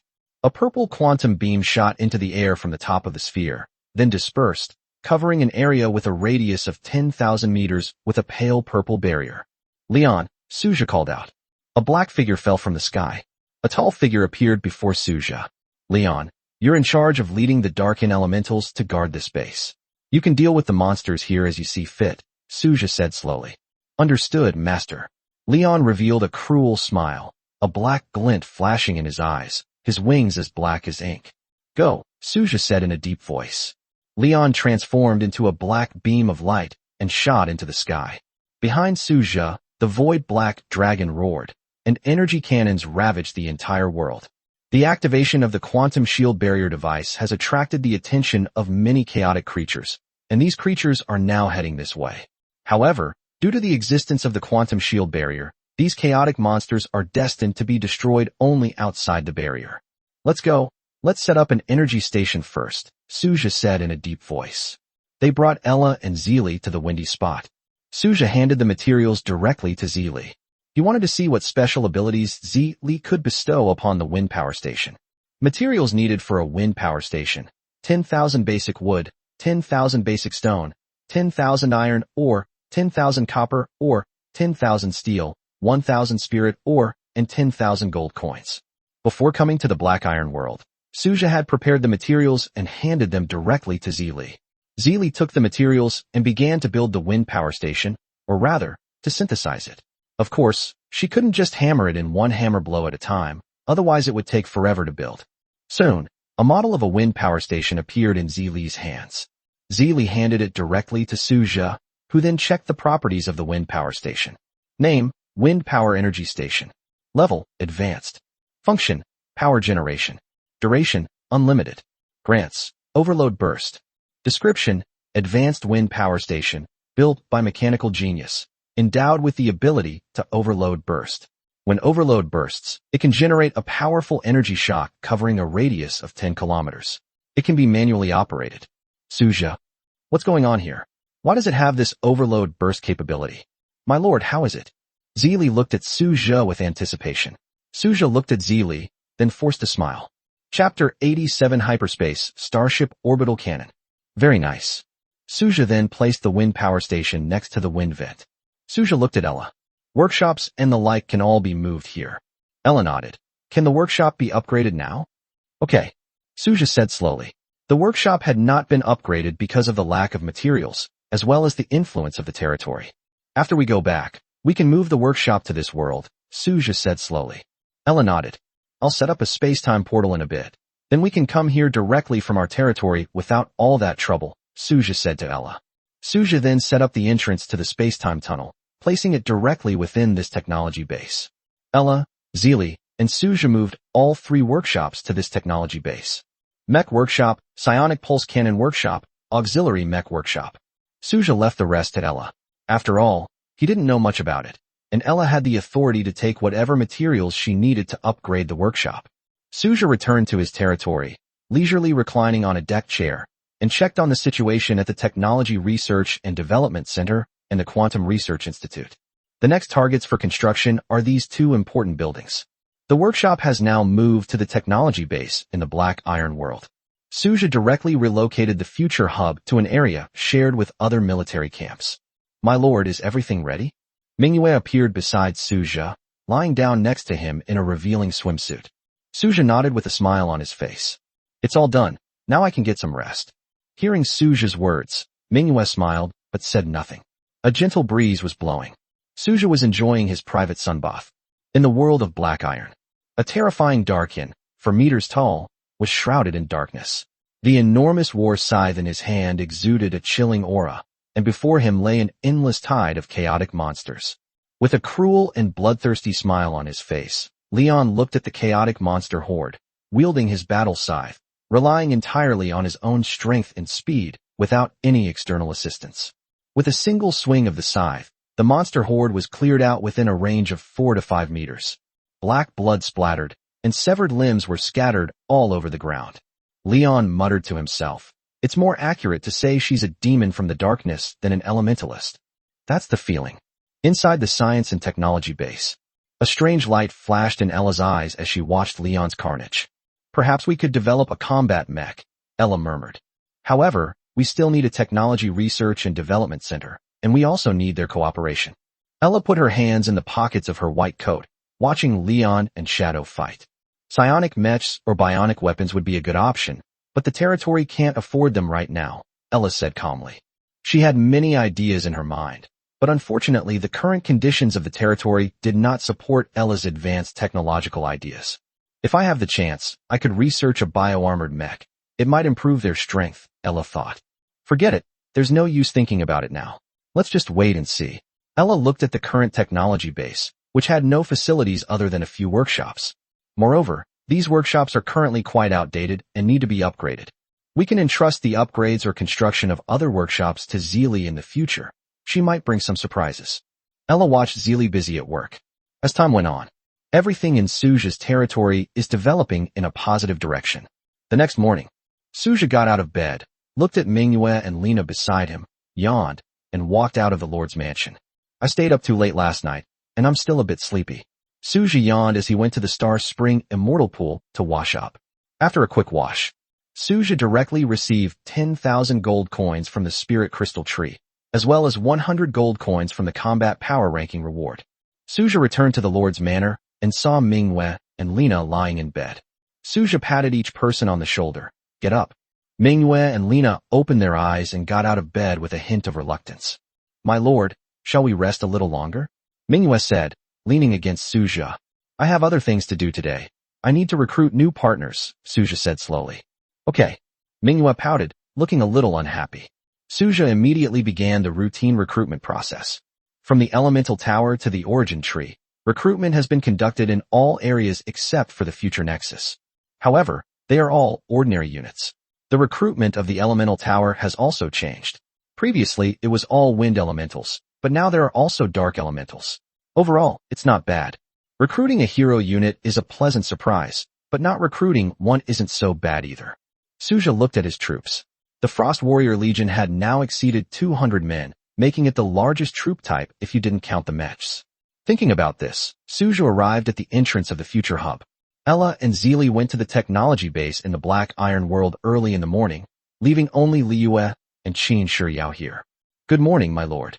Qin Shiyao smiled at Suja. "Lord." Liu called out to Suja with a serious expression. Suja nodded and then entered the future hub. "Ding. Do you want to spend 1 gold coin to recruit?" "Recruit." Suja looked at the large sphere of light in the future hub with great interest. The portal to time and space opened, and a blueprint slowly flew out. Suja looked at the blueprints that flew out. Hyperspace Starship Orbital Cannon. Requirements. God level, research expert. Another thing I don't need right now. Suja thought to himself, then put the blueprints away. These blueprints could only gather dust in the warehouse for now. It's not that these things are useless. In fact, they are extremely powerful, but Suja is currently unable to build them. We can only put it aside for now and consider it later when we have more resources. It seems the Lord isn't too happy, Qin Shiyao said with a smile, looking at Suja. "It's not that I'm unhappy, it's just that I can't use it right now, and there aren't enough resources," Suja said slowly. Qin Shiyao didn't say anything. She leaned against the door and just looked at Suja. Qin Shiyao was only level 1 and hadn't leveled up yet. Chapter 88 Gene Enhancement. But it's not a big problem. It would be easy for Qin Shiyao to upgrade, but she didn't want to put in the effort. She was more interested in researching her own biological agents and gene technology. Ding. The Chaos Invasion is about to begin today. Please select difficulty S, A, B, C, or D. S rank. Suja chose without hesitation. The Chaos Invasion is about to begin. Are you going? Suja asked Qin Shiyao and Li Yu. I won't go. I'll go soak in the Star Spring instead. I'll be waiting for you, Lord. Qin Shiyao said with a smile. Go, Li Yu said in a deep voice, standing beside Suja like the most loyal guard. Let's go. Get in the car, Suja said to Li Yu, driving the interstellar sports car to the Blackrock City Wall. Suja looked at the Blackstone City Wall and considered whether or not to upgrade it. After thinking about it, he decided against it. Now all his resources should be invested in the construction of the technology base in the Black Iron world. Only when that area is well developed can he have a continuous supply of resources. At present, Suja's territory is not under great threat, so there is no need to upgrade the walls and elemental towers for now. The old strategy remains the same. Newly recruited troops are distributed throughout the territory to prepare for the invasion of enemies. Once this invasion is over, go to the Iron World and have them level up to level 10 or higher. Suja gazed at the endless edge of chaos, from which demonic creatures emerged amidst the swirling mist. They are all at level 9 strength, but no creatures above level 10 have appeared yet. As Suja had predicted, creatures of level 10 or higher should start appearing tomorrow. Of course, only S-rank difficulty has creatures of level 10 or higher, which doesn't mean other difficulties will have them. Other lords aren't stupid. They won't choose S-rank difficulty at this point.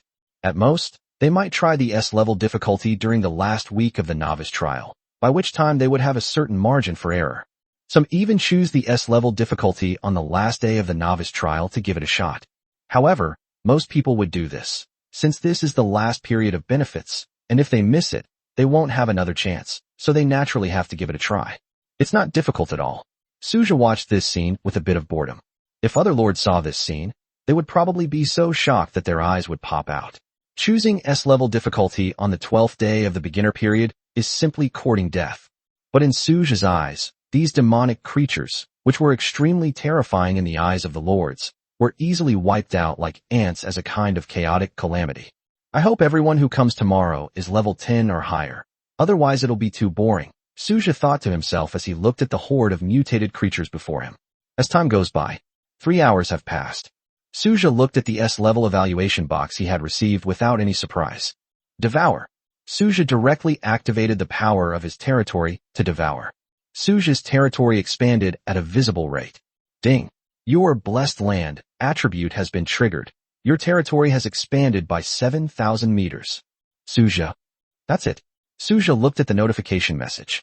That's all. There were supposed to be 60,000 level 9 mutated creatures, and this is all?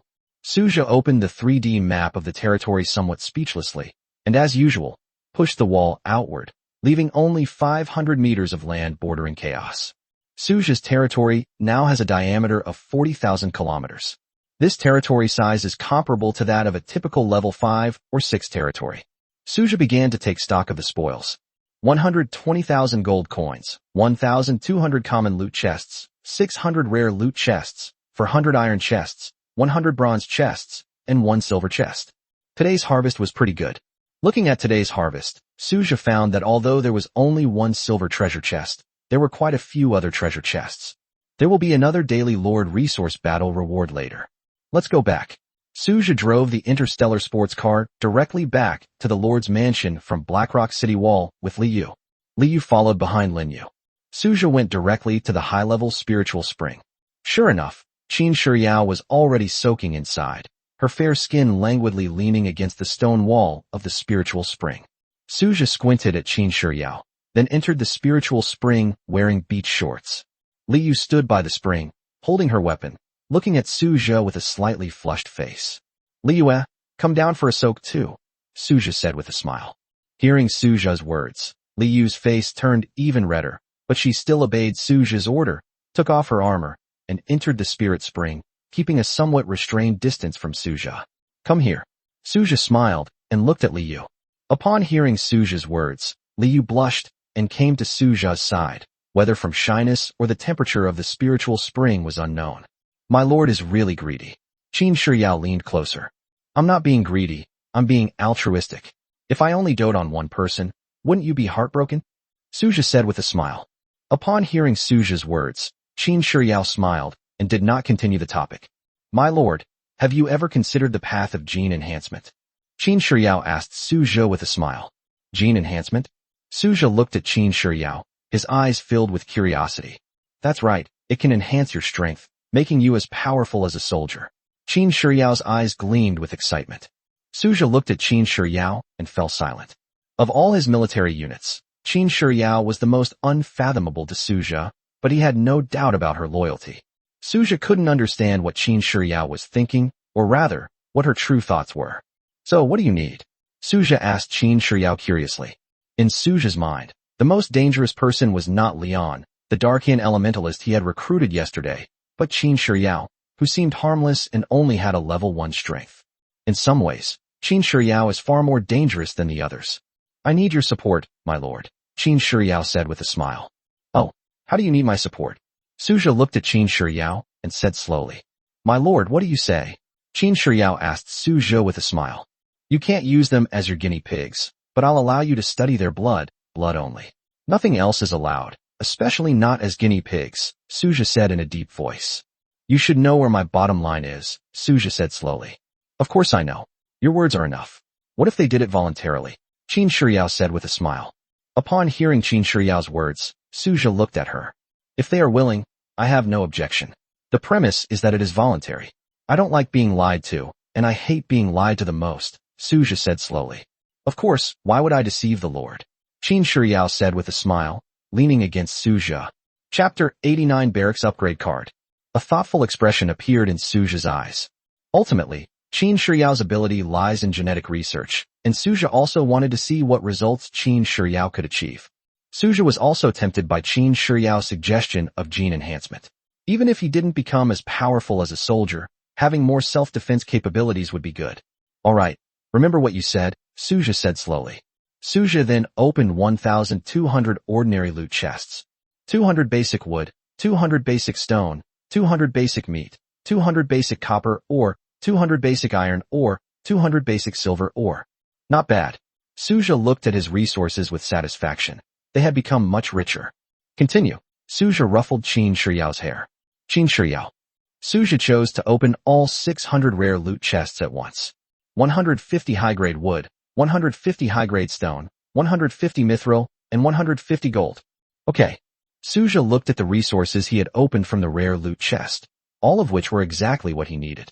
These resources were a lifesaver. It seems like we could also make a quantum shield barrier device. Suja pondered, stroking his chin, with one arm around the beauty beside him. Forget it. Let's wait until we need to do it. There's no need for it now. Suja thought to himself that the first technology base hadn't even been fully developed yet, and thinking about building a second one would be a complete waste of resources. It would be better to take it one step at a time. Suja looked at the remaining 400 black iron treasure chests, 100 bronze treasure chests, and 1 silver treasure chest. There are more and more black iron treasure chests, but very few silver treasure chests. Suja looked at the treasure chests he had collected today. With loot chests at his disposal, Suja wasn't worried about resources. As for treasure chests, Suja naturally hoped for the highest possible level. Suja opened all 400 black iron treasure chests at once. 400,000 gold coins. As expected, Suja looked at what he got from the black iron treasure chest. 400,000 gold coins seemed like a lot, but in reality, it was obtained by eliminating 60,000 demonized creatures on an S-rank difficulty. So was it really that much? Not at all. In fact, it's a bit of a loss. The main reason is that Suye's level is high. Some lords have discovered that high-level lords can only get the minimum reward when opening low-level treasure chests. As for other good things, don't even think about them. When high-level lords open treasure chests, especially low-level ones, the more chests they open, the lower their chances of getting good items become. Eventually, even the guaranteed reward will be halved. The Supreme Rules do this to prevent high-level lords from specifically farming low-level chests, as that would only shrink the living space of low-level lords. This is not permitted by the Supreme Rules. Imagine if high-level lords could get good items from low-level treasure chests. How would low-level lords survive? It's practically impossible. So this unwritten rule came about. It's called a hidden rule, but it's actually quite obvious. Therefore, high-level lords who want to obtain good items must at least hunt in worlds of similar or higher levels. Want to get welfare? Don't even dream about it. If you eat too much, you won't even get welfare. Just like how a high-level lord needs to hunt monsters of a higher level than himself, or at least the same level, to level up. Want to become the god of war in the newbie village? Unless you have an extraordinary talent like Leon, it's basically impossible.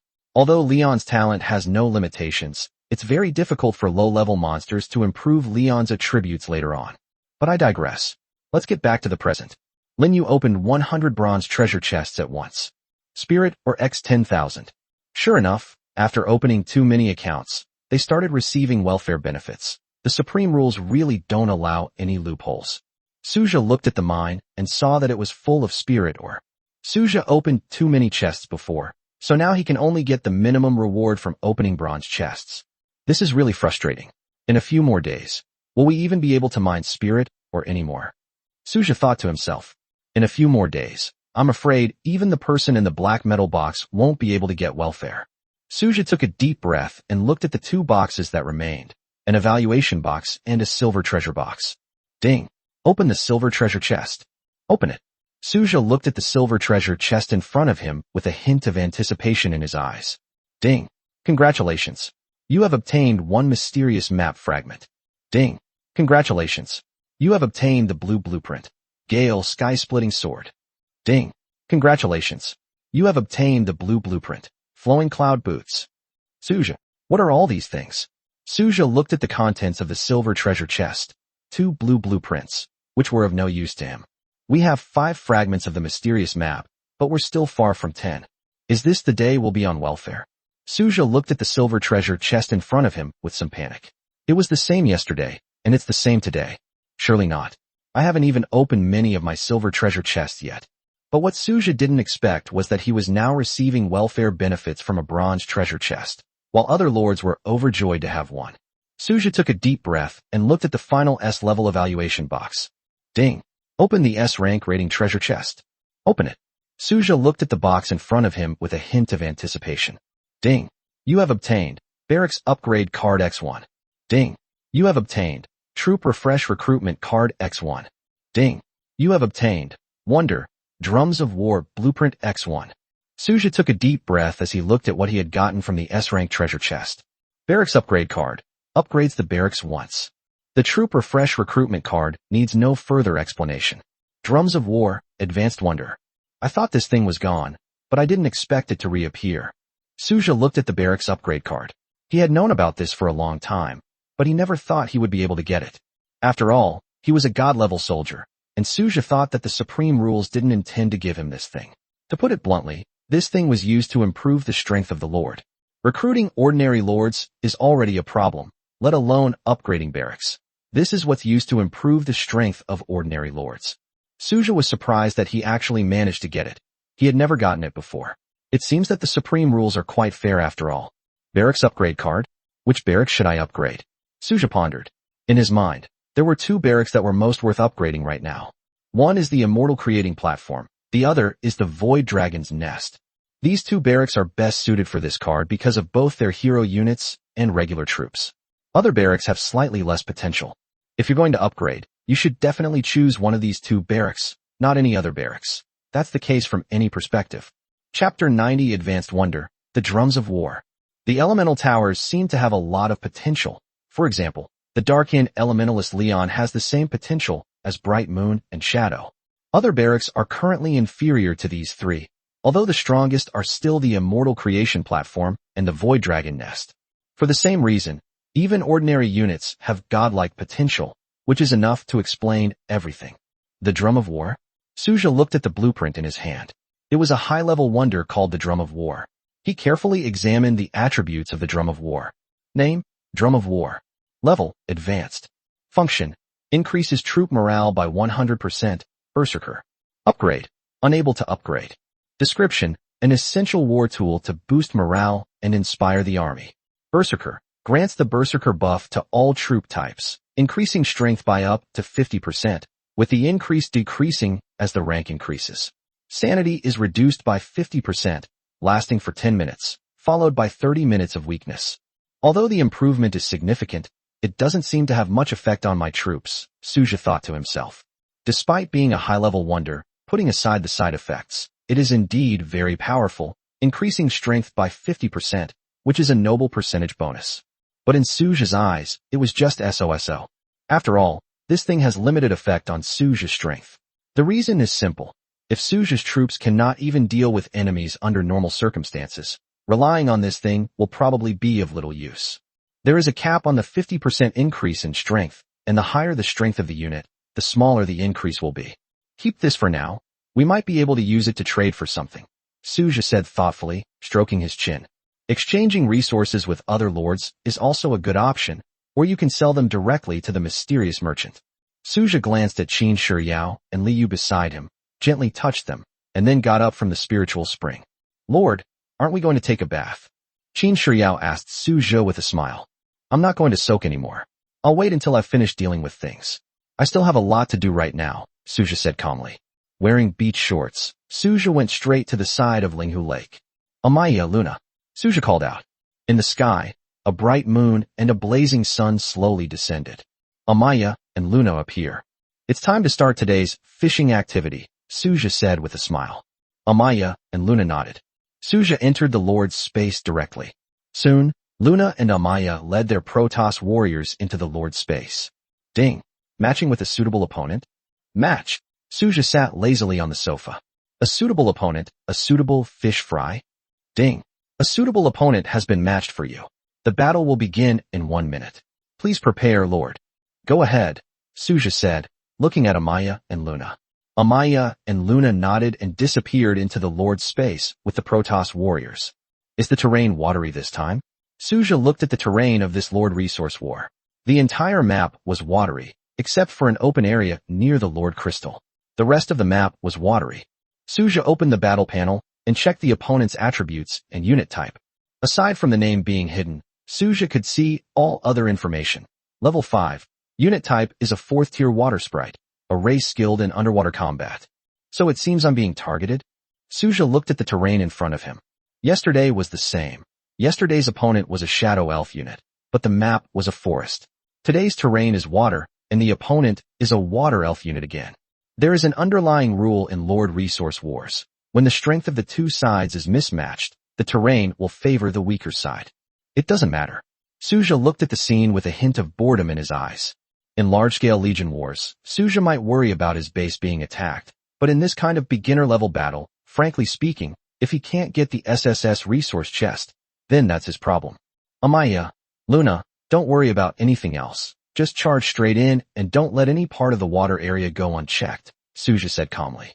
The order was relayed directly to Amaya and Luna. Amaya and Luna exchanged a glance, nodded, and remained silent.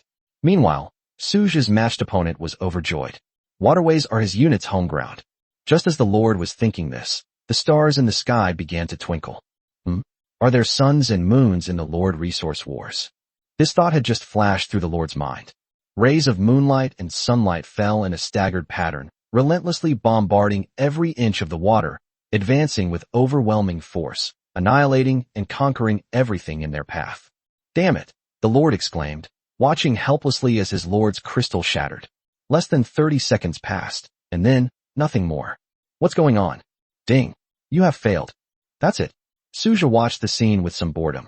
It was another crushing defeat, utterly devoid of any enjoyment. Aside from seeing moonlight and sunlight, the opponent knew nothing about Suja's unit type. Suja looked at the SSS resource chest he had just received. They took Amaya and Luna directly back to their territory. Ding. Congratulations on winning 3 Lord resource battles.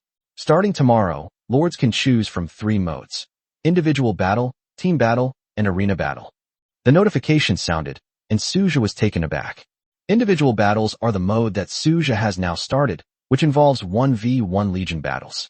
Team battles involve teaming up with other lords to engage in multiplayer Legion wars. As for the arena battles, those are quite interesting. Suja, as the reigning champion, must defend the arena within a limited time or withstand the challenges of 20 lords consecutively. If successful, he will receive generous rewards. During the event, the Lord who is the champion cannot change the type of troops. That is to say, the number of troops sent out at the beginning is the same at the end, and it is impossible to change the type of troops or replenish the troops. Let's start the arena battles tomorrow. The rewards are much greater than individual battles, Suja thought to himself, then looked at the resource chest. Ding! Congratulations! You have received 100 basic wood resource cards. Ding! Congratulations! You have received 100 basic stone resource cards. Ding! Congratulations! You have received basic iron or resource card X100. Ding! Congratulations! You have obtained basic copper or resource card X100. Ding! Congratulations! You have received basic steel resource card X100. Ding! Congratulations! You have obtained basic silver or resource card X100. Ding! Congratulations! You have received 10,000 gold coins. Ding! Congratulations! You have obtained spirit or X1000. Ding! Congratulations! You have obtained troop refresh recruitment card X1. Chapter 91. Full upgrade. As expected, the resources from fighting low-level lords are so meager. When will I get a level 10 opponent? Suja thought, looking at the resources he had obtained from the SSS level treasure chest. Although he had a good harvest, Suja wanted more. Amaya, Luna, you two stay here and guard the territory. I'm going to the Black Iron World, Suja said to Amaya and Luna. Amaya and Luna nodded. Suja took out his interstellar sports car, got in, and floored the accelerator, speeding into the Black Iron World. Having traversed the time-space portal, Suja appeared at the technology base. One by one, the mechs were busy at work in the base. In his territory, Suja left behind 10 repair mechs to take care of the spiritual plants, while all the other mechs were transferred to the technology base. Just as Suja got out of the car, a tall figure descended from the sky, radiating a dark light. Leon. Suja looked at Leon's level and saw that he had indeed reached level 10. Moreover, judging from the terrifying aura emanating from Leon, his strength was unmatched in the entire territory. Even Shadow and Moon are not as good as Leon at the moment. After all, Leon possesses a talent that Shadow and Moon lack, a talent that enhances his attributes without being restricted by rank.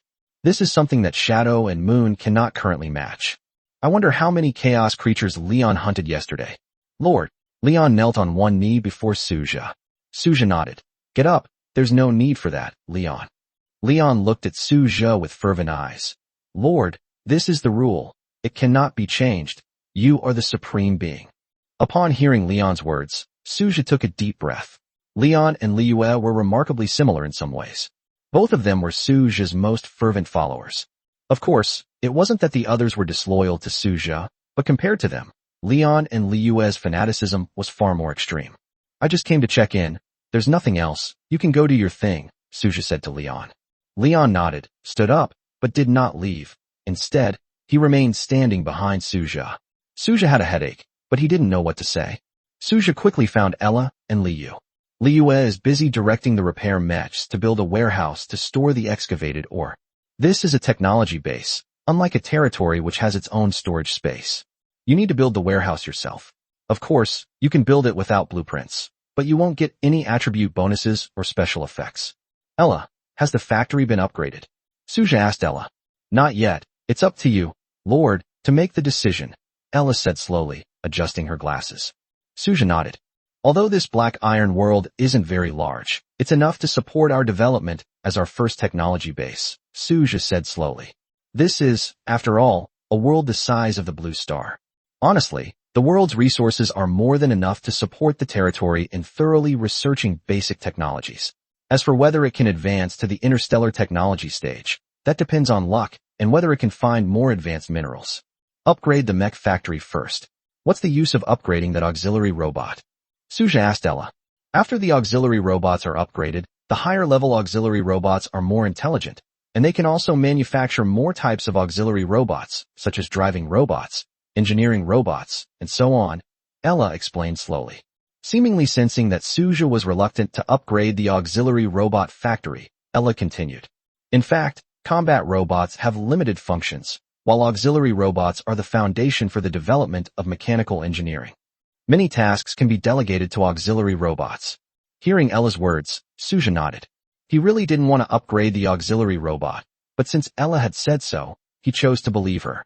In that case, let's start upgrading both barracks, Suja said after a moment's thought. Ella breathed a sigh of relief. She was really afraid that Suja wouldn't be willing to upgrade the auxiliary robot factory. Then, my lord, I will begin upgrading the barracks now, Ella said to Suja. Suja nodded. First is the combat robot factory. Upgrade requirements for the battle robot factory. Prerequisites. Ella reaches level 10, 1000 steel, 1000 copper ore, 100 gold, and 100 spirit ore. Ding. Your level 10 combat robot factory has been upgraded to a level 20 combat robot factory. You can view the specific attributes yourself. Suja immediately checked the attributes of the combat robot arsenal.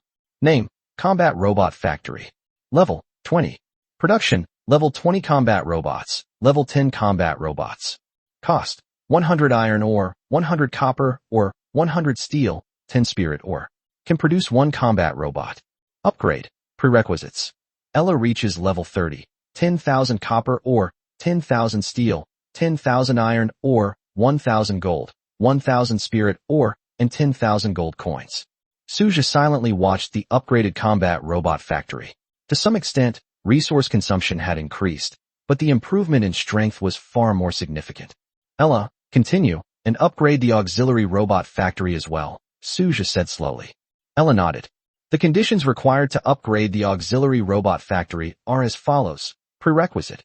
Ella reaches level 10. Conditions. 1,000 steel, 1,000 copper ore, 100 spirit ore, and 100 gold. Ding. Your level 10 auxiliary robot factory has been upgraded to a level 20 auxiliary robot factory. You can view the specific attributes yourself.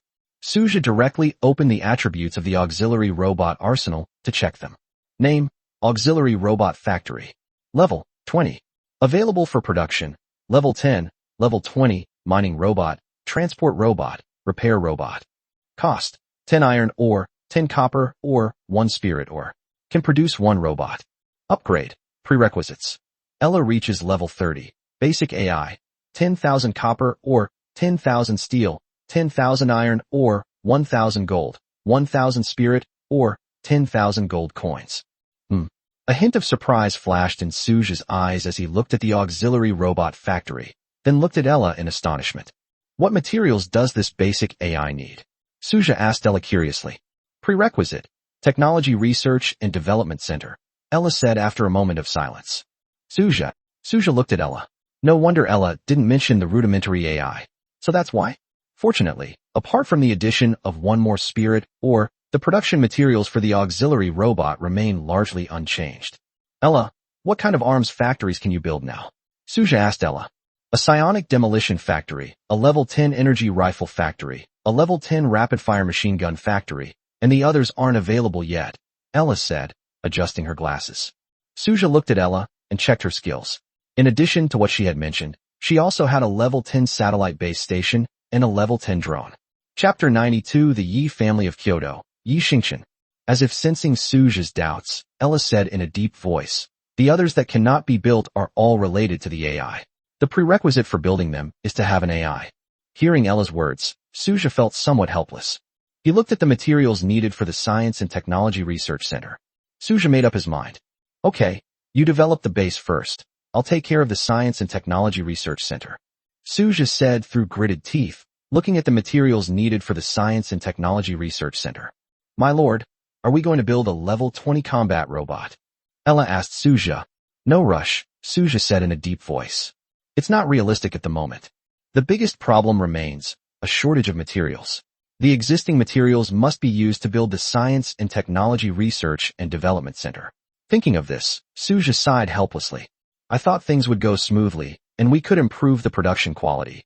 But who knew that this was just the beginning? The most important thing is that resource exchange is not allowed. In layman's terms, transactions are restricted. The inability to trade and the difficulty in quickly accumulating materials are Suja's biggest problems at present, and nothing else. That's why, if they could trade now, Suja wouldn't lack materials. The only person available for trading now is a mysterious merchant. The mysterious merchant doesn't accept ordinary weapons or basic combat robots. Suja now obtains his resources daily from Chaos Invasion and Lord Resource Wars. Other methods exist, but they are practically non-existent at present, such as the mineral veins in Suja's territory and resource mining in the Black Iron world. These things exist, but they require long-term accumulation. They don't lead to instant wealth. If trade were possible, Suja would immediately focus all his efforts on producing black iron robots and advanced mechanical weapons. Materials will be readily available at that time. In any industry, monopoly is the most profitable path, and Suja is able to achieve it. The technological products under Suja's command are unmatched by other lords in terms of both performance and practicality. Of course, the premise is that Suja cannot sell them privately. Selling them privately would most likely lead to endless trouble and being hunted down. After all, in this world, those who profit from equipment are usually large conglomerates and powerful families. They are the true monopolists of this industry, and Suja is just asking for trouble by selling it privately. Suddenly, Suja realized something. He seemed to have exposed his identity. Oh, I was planning to use a robot to participate in an offline competition, but it seems like that's not going to work now. It seems I need to find a partner. I can't keep it all to myself, Suja thought to himself. Faced with a choice between robots and his own god-tier units, Suja naturally chose to expose the robots. If the exposed robot finds a powerful backer, it can still survive. But if the exposed god-level unit is exposed, then it won't just be competitors coming after Suja. Hostile forces, cults, and even some foreign organizations, as well as certain families within the country, will not let Suja have an easy time. The good news is that there are many large families in China who want to cooperate with me. The bad news is that I am bound to offend some people, and it is impossible for me to keep everything to myself. However, Suja never intended to keep it all to himself, so whether he exposed himself or not didn't matter. Looks like I need to think of a way, Suja thought slowly, then opened the chat channel. Suja looked at the 99 plus friend requests, and they were all friends I added recently. It seems that the robots and quantum pulse cannons he displayed in his territory have attracted quite a few people. Suja carefully looked at the number of people who had added him as a friend. There were too many, and most of them wanted to curry favor with him, while a few wanted to discuss cooperation with him. However, if they lack the strength, even if they cooperate, the final result will still be that they will be eaten by other big fish. Suja looked at the name Empress, who had added him as a friend, checked the level but couldn't see it, and didn't know what kind of unit it was. Everything except the name is hidden. This name is interesting. Suja clicked on the guy's comment directly. Cooperation.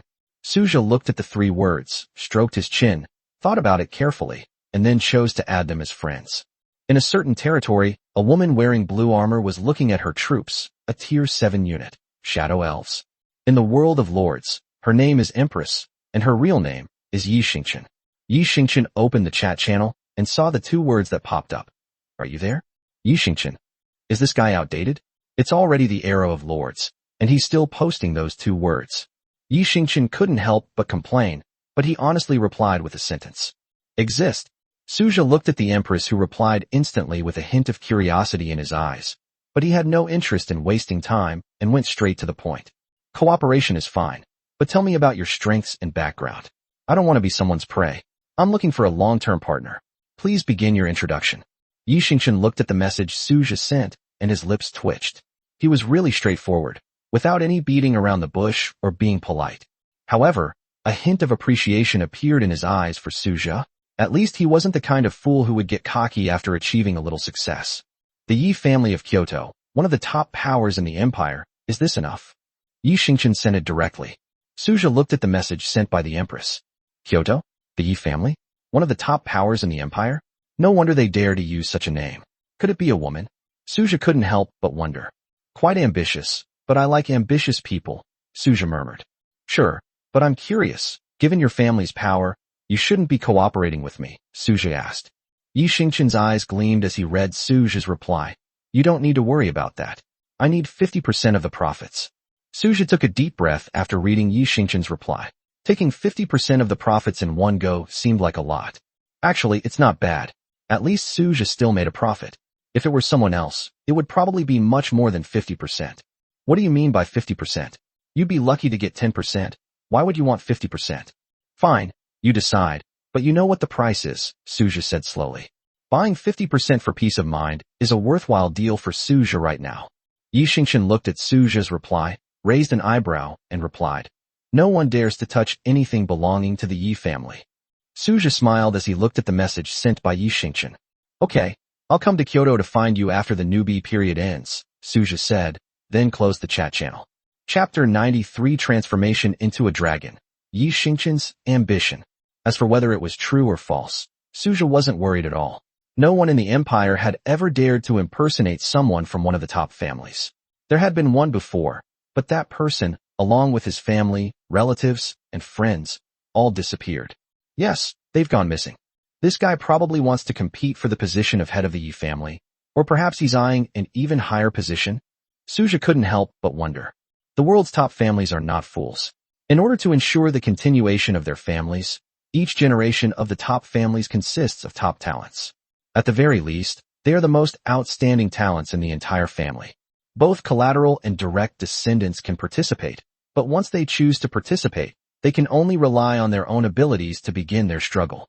Of course, you can rely on your family's prestige to help you, but you cannot rely on your family's strength.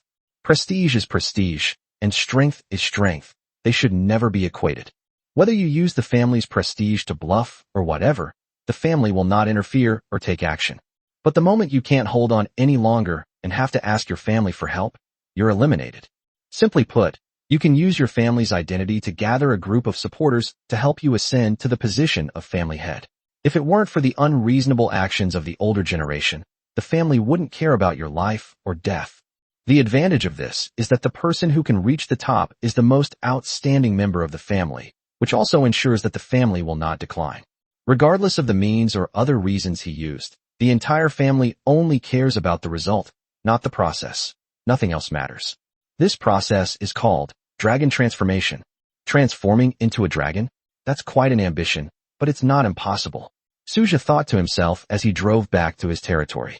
For Suja, in the complex society of the empire, having connections and not having connections are two completely different things.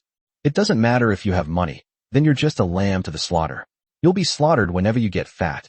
Return to territory. Suja took a deep breath. We're not considering cooperation for now. It's just talk, nothing concrete, and there are no supreme rules to bind us. This is just talk. We can't take it seriously yet. We'll have to discuss the specifics when we meet, but by then the newbie period will be over. Who knows what the situation will be like then? My lord. Amaya flew down from the sky. Suja looked at the gentle Amaya and put his arm around her waist with a smile on his face. Come on, let's go for a walk and relax a bit, Suja said with a smile. Currently, Suja's territory doesn't have enough materials to build a technology research and development center. Suja has no other choice but to find some amusement in this situation and play around with the beautiful ladies of various styles and races. It's really a helpless situation. Time slowly passed. The next day, Suja woke up in bed in the Lord's mansion and looked at the messy jade arms and beautiful legs around him. We went a bit too far last night. Suja clutched his back and got out of bed. After a quick wash in the spring, Suja claimed the rewards from the daily battle power ranking and the spirit crystal fruit tree. Spirit or plus 100. Gold coins plus 10,000. The daily output of spirit or veins is plus 100 spirit or iron or plus 5,000, and copper or plus 5,000. These are all outputs from the ore veins. Suja hasn't even calculated the mineral output from the technology veins. Those are located in the technology base. Moreover, construction only started yesterday, so how could the mineral vein be mined so quickly? Oh right, I haven't used the troop refresh recruitment card from yesterday, and I haven't used the barracks upgrade card either. I can use them together now. Suja looked at the immortal creation platform. He was still preparing to upgrade it. After thinking about it, I still think this is the most suitable approach. The first barracks Suja acquired was undoubtedly linked to his current abundance of resources and his cultivation of immortality. Build a fairy platform. Manhwa, Lina, Ling Shuang, and Shirley were already waiting here. Lord. Manhwa looked at Suja with a smile. Don't rush, Suja said to Alice, Betty, Lina, and Anna. He took out the barracks upgrade card from his hand. Suja didn't upgrade yesterday, so that he could wait until the barracks refreshed daily before upgrading. Ding. Do you want to use a barracks upgrade card on the Sendai? Yes. Suja looked at the immortal creation platform with expectant eyes. A surge of purple light appeared above the immortal creation platform. Mysterious rays of light appeared on the immortal creation platform, and instantly all the troops in the entire territory turned to look. Suja also looked over with anticipation in his eyes. Ding. Your military training ascension platform has been successfully upgraded. You can check its specific attributes yourself. Suja looked directly at the attributes of the immortal creation platform. Name, Sendai. Level 2. Faction, Immortal Race. Recruitment, 20/20ths, daily. Silver coin, 1 time, /1 gold coin. Upgrade, 100 million gold coins, 100x holy essence, 100x holy power crystals. Characteristic, 1 fairy fruit. Suja looked at the latest attribute data of the immortal creation platform and fell into deep thought. Are you kidding me when it comes to the materials needed for this upgrade? 100 million gold coins? With so many gold coins, many times more than the last upgrade, the demand for upgrade materials has increased dramatically. Even if he sold himself, he wouldn't be able to raise enough money. And what are the holy nature and holy power crystals later on? Suja had never even heard of it. It was all new material, and just hearing the name made Suja frown. This material is definitely not something that can be easily obtained. But there's an extra trait? Barracks can have traits. Suja looked on with curiosity. He had never heard of Barracks being able to carry such special attributes as special characteristics. Suja immediately searched for the function of this feature. Immortal fruit. Every 30 days, the immortal creation platform will produce an immortal fruit containing the power of the immortal clan. Consuming it will greatly enhance one's strength. It can only be consumed by immortal clan units. Huh? Such a simple and straightforward ability. Suja looked at the description of the immortal fruit with astonishment. It wasn't that I didn't believe it, but the introduction was just too simplistic. Forget it, we'll find out what this immortal fruit is all about in 30 days. Suyi said, looking at the immortal creation platform. Suja led Manhwa, Lina, and the others inside. After the upgrade, the area of the Zasendai creation platform has increased considerably. Moreover, several more statues of immortals have been added to the enshrined statues inside. Each hero unit recruited from the creation platform has its own statue. Looking at the statues, Suja suddenly asked Manhwa curiously, Manhwa, when will you undergo your transformation? As far as he knew, once a unit reached a certain level, it would undergo a transformation and its strength would increase dramatically. However, the specific level varies for each unit type. Chapter 94 The Berserker Mage, Diana. Is that so? Suja nodded involuntarily. Ding. Do you wish to spend 20 gold coins to conduct daily recruitment? Recruit, Suja said, looking at the statues in front of him with a hint of anticipation. A series of blue lights rose up. Have you recruited any hero units yet? Suja asked, a strange look in his eyes as he watched the blue light rise. The next second, 20 figures appeared in front of Suju in unison. The leader was a woman about 2 meters tall, with a graceful figure, long, straight silver hair, and a cold expression on her face. She knelt on the ground the moment she looked at Suja. Dina greets Lord. Diana knelt before Suja and said to him. Behind her, 19 figures knelt in front of Suja, their heads bowed. Diana, get up first. Suja looked at Diana. Diana stood up from the ground, a cold expression on her face, and then looked at Ling Shuang. With curiosity, Suja looked at Diana's attributes. Name, Diana. Loyalty, 100. Experience points, 0 out of 100. Level 1. Rank, God level. Unit, Hero, Berserker Mage Diana. Talent, Berserker Rage. Skill, Berserk Impact. Accompanying weapon, Berserker Staff. Potential, S rank Saint rank. Affix bonus. Introduction. The Berserker appears to be mad and unruly, but in reality, he is resolute and has an uncontrollable desire for battle. He can only use his outward madness to mask his true nature and is capable of unleashing powerful magical energy. A Berserker Mage? Using madness to mask his true nature. Suja looked at Diana and indeed saw the seemingly insane side of her. Diana's eyes were filled with an endless fighting spirit. They were eyes that yearned for battle. Dina, this is Amaya. This is Manhwa, Ling Shuang, and Lina. From now on, the Berserker Mage will be under your command. Suja said slowly to Diana. Understood, my lord. Diana said with a hint of nonchalance, raising the corners of her mouth with a charming smile, her eyes filled with a desire for battle as she looked at Manhwa and the others. It was as if they were suppressing their true nature. It's not enough to describe it as seeming. In fact, Diana had been suppressing her true nature all along. You should get along well. Suja looked at Manhwa and the others. Diana's personality meant she wouldn't be very well behaved, so he had to give everyone a heads up beforehand to prevent any trouble from arising. Manhwa, I'm going to recruit other companions now, Suja said to Manhwa. Manhwa smiled and looked at Suja. Understood, Lord. Leave the rest to me. Suja nodded. Suja then went to other military camps. Alice looked at Diana with a smile on her face, ready to have a good talk with her. Suja, following the old practice, recruited soldiers one by one from each barracks. Of the remaining barracks, all except the future hub recruited ordinary troops. Suja looked at the troop refresh recruitment card in his hand. According to the rules, it's the Star Temple's turn this time. Shirley, Suja called out, and Shirley appeared beside him. Lord, Sherry looked at Suja, who was kneeling on the ground. If Diana was extremely fanatical, then Sherry gave the impression of being an extremely loyal general and commander. In fact, none of the troops under Suja's command were more disciplined than the Frost Warriors. Without human management, both the celestial and divine units were somewhat undisciplined and did their own thing, not to mention the dragons. As for the elves, nothing has been observed yet. In short, the Frost Warrior Legion was the most disciplined and team-oriented unit under Suja's command. The other legions basically fought independently when they engaged in combat. Even the Star Archer Legion is the same. Without a leader, they all fight their own battles. As for teamwork, it doesn't exist. Let's go recruit new companions, Suja said to Shirley. Shirley was taken aback. Hadn't the daily recruitment been completed? However, Shirley didn't say anything and followed Suja into the Star Temple. Ding. Do you want to use a troop refresh recruitment card to conduct daily recruitment? Yes, Suja said calmly. A blue light rose, and Suja looked at the Star Temple with a hint of curiosity. Soon, a series of figures appeared in front of Suja, the leader being a beautiful woman with long blue hair and an aura as cold as ice and snow. With snow-white skin and an aura of cold elegance, her tall figure was incredibly alluring. What frustrated Suja was that she was also taller than him. Bing Nai greets the Lord. Bing Nai smiled and knelt before Suja, followed by the Ice Soul Mage behind her. Get up first, Suja said, looking at Bing Nai, who was nearly 3 meters tall. With a smile on her face, Bing Nai hugged Suja tightly. My lord, I will protect you well.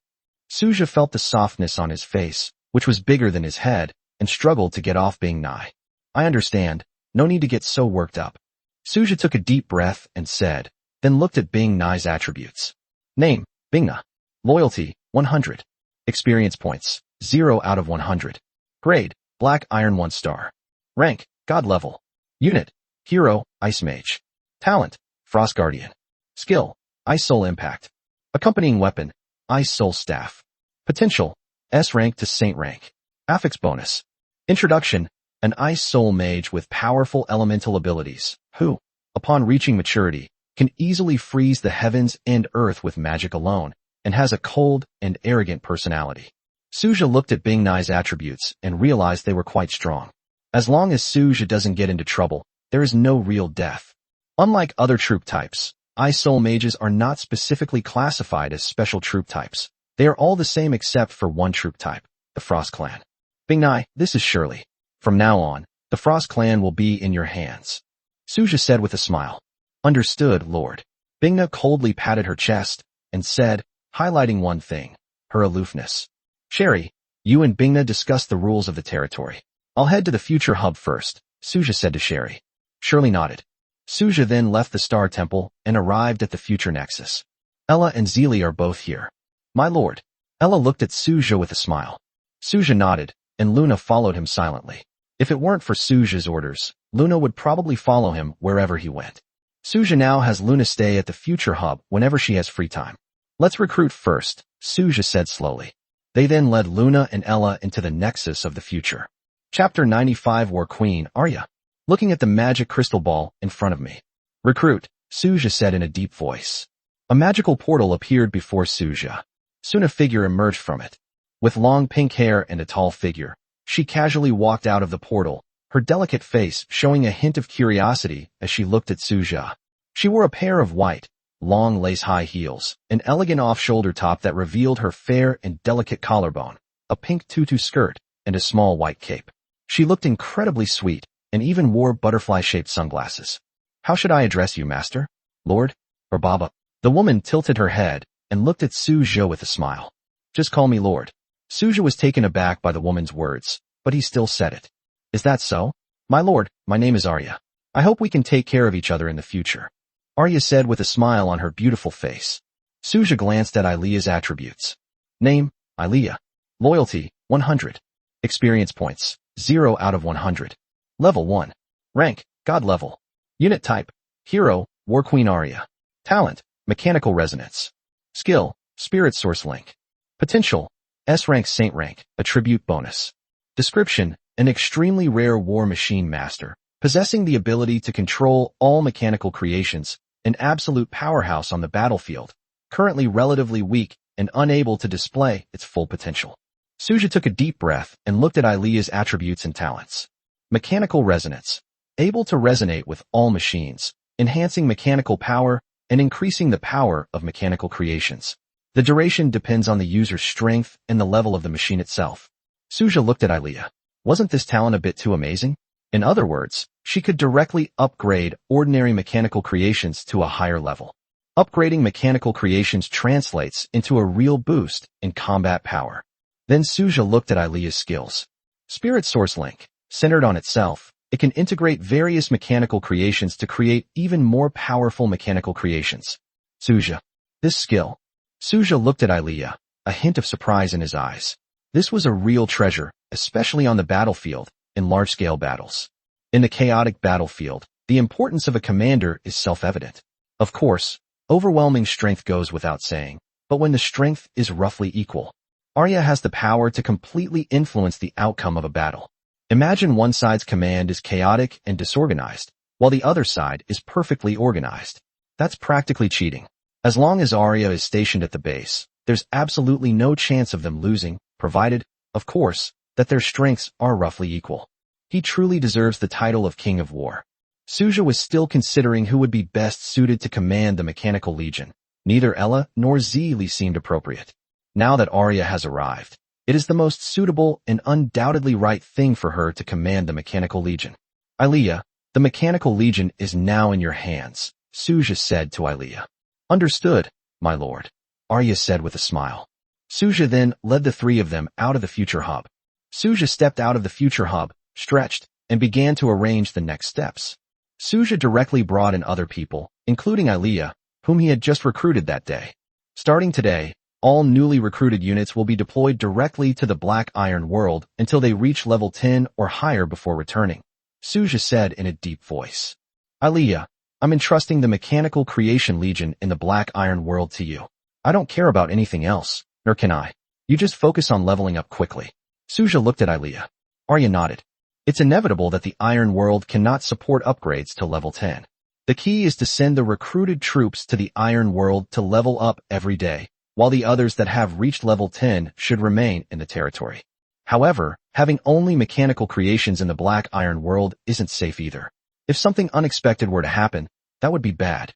That's why Suja chose to rotate between the Black Iron Worlds in this way. The recruited troops are rotated into the Iron World each day for troop rotation and leveling up. The newly recruited troops are rotated in the next day to maximize the use of the Iron World's resources. Darkin Elementalist Suja also returned. Leon's Darkin Elementals have all reached level 10. Now, Leon basically needs to kill 100 monsters to increase his own attributes by even 1 point. Although there are no specific attribute data, the creatures of the Black Iron World are no longer able to meet Leon's attribute improvement needs due to the excessive slaughter. It is possible to improve, but it requires a lot of creatures from the Dark Iron World to improve even a little bit, so it's a complete waste of time there. Most importantly, starting today, the Chaos Invasion in Suja's territory has reached level 10. This allows Manhwa and the others, who have already reached level 10, to continue improving their strength. Furthermore, Suja possesses a fragmented Bronze World key, which he doesn't need in the moment and plans to save for later, once his territory has a larger troop composition. It still offers some improvement, but it's not worth it. Since it can only be used once and has a time limit, Suja naturally had to go all out. Currently, Suja's unit types, excluding mechanical constructs, are as follows. Celestial, 160, Divine, 150, Elementalist, 150, Frost Warrior, 240, Dragon, 90, Elf, 40, Technology, 5. This is a unit that does not include mechanical creations. That's all there is. Compared to other lords, it's the kind of troops that can be recruited in just a few days. Suja has been waiting for almost half a month now, and that's all he has. Moreover, it's not just one barracks, but the number of military units recruited from 7 barracks. Using bronze keys now is a huge waste. Suja also wanted to use the secret realm to launch a major attack, pushing all his troops directly to level 20. Naturally, the more troops he had, the better. Ding. The chaos invasion is about to begin. Lord, please select the difficulty. S, A, B, C, or D. S. Suja immediately chose the S-level difficulty. Suja drove directly to the Blackstone City wall. Suja looked at the troops under his command. There weren't many of them, but they were all level 10. Those below level 10 are currently leveling up in the Black Iron world and protecting the technology base, including Arya, whom we recruited today. Suja looked at the border between his territory and the invasion of chaos, where darkness was constantly surging. Strange creatures emerged from the darkness. Its tall body was surrounded by colorful light. Magical beasts are a type of magical creature, and more accurately, they belong to the same category as elemental creatures, except that one lives in chaos and the other lives in the elemental world. There is no essential difference between the two. Most importantly, these magical beasts are all level 10. As expected, Suja smiled. He had been waiting for a long time. Since he had leveled up to level 10, he had been stuck for too long. Chapter 96 Obsidian Resource Card. The appearance of level 10 monsters means that Suja can improve again. Roar. Accompanied by a fierce roar. The magical beasts launched an attack, and countless magical beasts surged forth from the chaos. Like a tidal wave, they wanted to invade Suja's territory. Most importantly, these creatures were all level 10 beings. If it were any other lord, their legs would probably go weak with fear at this point. But for Suja, these were all valuable experience points. Ding. Experience points +1. With the death of a magical beast, Suja heard a long-lost notification sound, a notification that he was leveling up. Wielding the immortal sword, Red Moon, Manhwa swung the long sword, destroying everything in its path with its vast moonlight power. Hundreds of bright moonlight beams flashed behind Amaya as she blasted downwards with all her might. The power of ice and snow behind Sherry was rapidly condensing, the cold power spreading and intertwining, freezing all evil in the world. Isabella held a staff, her face filled with excitement and joy. Ice flames surged behind her as she continuously swung the staff, and one after another, strange beasts died at Isabella's hands. The shadowy creature exhaled a dragon's breath that purified everything, sweeping across the battlefield. The flames around Diana surged, and her purple dress completely transformed into a fiery robe. The flames swept across the sky, turning into an endless sea of fire. Diana stood amidst the flames, becoming a queen in the midst of fire, and everything in her path was reduced to ashes. Immortals, gods, frost races, elves, and dragons fought endlessly on the battlefield. They appear pitifully few in number compared to the invading creatures, yet they have become an insurmountable wall for the enemy. Suja watched all this with a great sense of accomplishment. This is the confidence that comes with having god-tier units. As a lord, he naturally felt immense pride. It's only because he has too few troops now. If he had more, if each type of soldier had tens of thousands, or even millions of soldiers, what a magnificent sight his territory would be. Troop refresh cards and barracks upgrade cards are what I need most right now. Suja took a deep breath and said, either of these two cards would give Suja a huge boost right now. For ordinary lords, troop refresh recruitment cards and barracks upgrade cards are not actually that important. They really don't need this kind of thing. Giving them these cards would be more practical than giving them some resources. What's the point of refreshing or upgrading those low-tier units? Can a few more miscellaneous troops defeat the enemy? Or perhaps it's just a tiny bit of improvement in combat power, which is utterly useless. They'll still be cannon fodder. Only high-tier, powerful units need these items. Using these upgrade cards and recruitment cards on them is cost-effective. Otherwise, it's no different from skipping stones.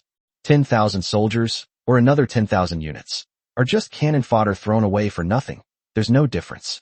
For ordinary lords, these recruitment cards and refresh cards are practically useless, something they can do without. It's not fair to say they're completely useless. They're just useful, but not many. Moreover, an increase in low-tier troops will multiply the burden on food supplies, which is not a good thing for the Lord. Although food accounts for a small percentage of resources in Suja's territory, it is mostly consumed by the dragon race. It was fortunate that the other troop types didn't consume much food, otherwise Suja would have had a real headache just figuring out how to get food. However, the other lords are fundamentally different from Suja. They need not only food, but also gold coins and resources.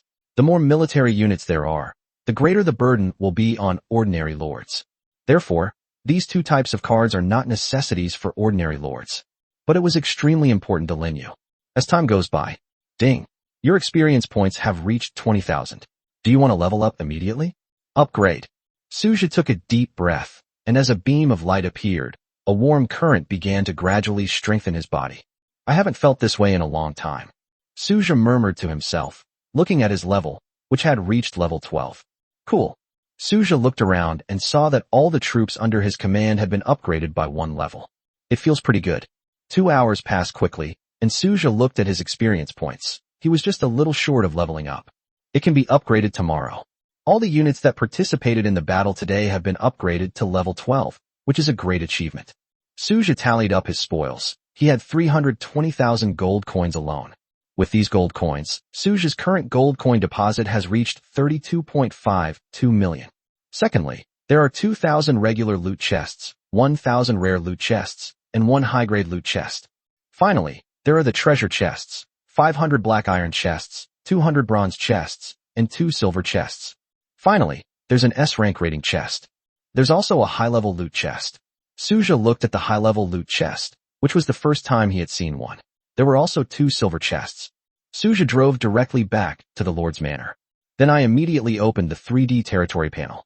Devour. Suja directly used his power, a hint of anticipation in his eyes. Ding.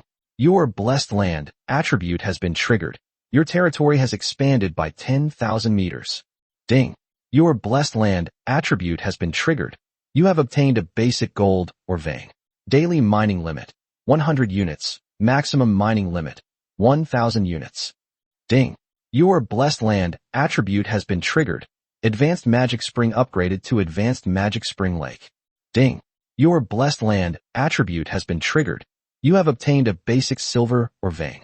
Daily mining limit, 100 units. Maximum mining limit, 1,000 units. The notification sounds kept ringing, and Suja looked at his territory with a look of surprise on his face. Suja now possesses all the basic mineral resources except for steel. The high-level magic spring lake is no longer suitable to be placed here. Suja looked at the location of the high-level magic spring lake and then moved it to a place adjacent to the star spring. In this way, troops from the territory can freely enter the spring to soak. That's all. Following the usual practice, Suja simply pushed the city wall of the territory outward, leaving a 500-meter wide open space. Then Suja opened 2,000 ordinary loot chests all at once. 400 basic lumber, 400 basic stone, 400 meat, 400 iron ore, 400 copper ore. These are all basic supplies. Nothing unexpected happened. Suja looked at the 1,000 rare loot chests and opened them all at once. 200 pieces of high-grade wood, 200 pieces of high-grade stone, 300 pieces of mithril, and 300 pieces of gold. Not bad. Suja looked at the items he had opened from the rare loot chest. Chapter 97 Resource War Arena. Then, looking at the only high-level loot chest, Suja immediately chose to open it. Ding. You have obtained Obsidian Resource Card X1. Obsidian? Suja looked at the item he had opened from the high-level loot chest and checked its attributes. Obsidian Resource Card. Grants 100 units of obsidian upon use. Note. High-grade building material, high-grade equipment material. Not bad. Suja put it directly into the territory warehouse, then looked at the treasure chest. Suja opened 500 black iron treasure chests at once. I only received 250,000 gold coins. Suja couldn't help but purse his lips. In the past, each black iron treasure chest would contain at least 1,000 gold coins, but now it only contains 500. If you open too many accounts, your safety net is almost gone, which is a bit upsetting. Then, he opened the remaining 200 bronze treasure chests all at once. This time it's 20,000 spirit ores, which is quite a small amount. Suja sighed helplessly. I've opened too many treasure chests. I'm almost out of the guaranteed drops. The items I get are getting worse and worse, and the quantity is decreasing. Looking at the 2 remaining silver treasure chests and 1 S-rank evaluation chest, Suja decided to start with the silver treasure chests. He opened a silver treasure chest. Ding. You have obtained 1 mysterious map fragment. Ding. You have obtained the Cyan Blueprint, Flaming Battle Axe. Ding. You have obtained the Cyan Blueprint, Extreme Cold Ice Sword. Upon seeing what was delivered, Suja couldn't help but curse. Go to hell. Can't you give me something useful? Apart from the mysterious map fragments, everything else was utter trash to him. Suja looked at these things with some annoyance. They were all useless junk. Ding. Open the silver treasure chest. Open. Ding. You have obtained one mysterious map fragment. Ding. You have obtained a troop recruitment refresh card. Ding. You have obtained a barracks upgrade card. Suja was taken aback at first, then smiled and said, "You really do need to have a bit of a temper. After all, these are the core resources he needs most. As long as he can get these, he won't lose money no matter what treasure chest he opens." There's only one S-rank treasure chest left. Suja first went to the spring to wash his face. Ding. Open the S-rank rating treasure chest. Open. Suja looked at the treasure chest with anticipation. Ding. You have obtained a troop recruitment refresh card. Ding. You have obtained a barracks upgrade card. Ding. You have obtained an elemental tower upgrade card. Holy crap. Suja was stunned. Looking at the contents of the S-rank treasure chest, all 3 cards were exactly what he needed right now. That's wonderful. Thank you. Supreme Will, thank you so much. Suja clasped his hands together and bowed towards the sky. These are exactly what he needs right now. He already has 2 elemental tower upgrade cards, and 2 barracks upgrade cards, and 2 troop recruitment refresh cards. Suja doesn't plan to use the elemental tower upgrade card right now. He'll save it for later. His elemental tower can be upgraded slowly, though it's slow, but it's enough. Regarding upgrades, Suja looked at the 2 barracks upgrade cards in his hand. Logically, he should upgrade the Void Dragon Nest first. Forget it. Let's just go by the order in which we acquire the barracks. Otherwise it's unfair to everyone. Suja thought to himself, this way no one will have any objections. It's just a matter of who levels up sooner or later. The Troop Refresh card can be used now. In order, it's now the turn of the Void Dragon Nest and the Origin Tree. However, before that, let's finish today's resource war first. With that in mind, Suja decided to postpone the recruitment and keyword binding. Ding. Do you wish to initiate a Lord resource war? Activate. Suja spoke calmly, then directly entered the Lord's space, summoning Amaya and Luna in with him. Ding. Detected that the Lord has won 3 consecutive Lord battles. The Lord can choose the mode: individual battle, team battle, arena battle. Please select a ring battle. Suja sat on the sofa, his tone still calm. Ding. Lord has selected the arena battle. Please note the following rules. Rule 1. The winner is determined by either surviving for 1 hour or eliminating 20 challenging lords. Rule 2. The reigning champion may freely choose any terrain as the arena for this battle. Rule 3. The reigning champion may arrange tactics and troop types half an hour in advance. Rule 4. Once the champion is chosen, they cannot be changed until the end of the battle. Ding. Please select terrain: forest, desert, snow, mountain. Suja looked at the hundreds of terrain options in front of him. The forest. Suja made his choice directly. The reason was simple. It was easy to hide here, and he didn't need to search around. He could just wait for his prey to come to him. Ding. Lord, please prepare yourselves. The arena battle will officially begin in half an hour. A notification sound plays. Suja looked at the projection in front of him. It was the same forest terrain as when he first participated in the resource war, except that this time there was only his Lord Crystal. Supreme Will, stop dawdling and start now, Suja said in a deep voice. Ding. Do you wish to start the arena battle early? Yes, Suja answered without hesitation. Ding. Sending random invitations, please wait. Ding. 20 challengers have accepted the invitation. The arena battle will begin in 1 minute. The current champion can view the opponent's attributes and information. Suja sat on the sofa indifferently, looking at the projector in front of him. Amaya and Luna have already appeared in the sky with the warriors of the gods, ready to eliminate the challengers at any moment. When someone initiates an arena battle, the system will randomly send invitations to lords of the same rank. Invitations are completely random, and everyone has the right to decline a challenge invitation. Challengers also cannot see the champion's information. Everything depends on each person's own choice. The invitation process will stop once all 20 people have been successfully invited. These 20 people will also be the champion's opponents. The champion must either last for an hour or defeat these 20 people to win. Suja directly opened the challenger's information, and he didn't recognize most of them. However, 2 people did catch his attention, one of whom was an opponent he encountered in his first Lord Resource War. The other one is quite interesting. It's the person he's planning to collaborate with, the Empress.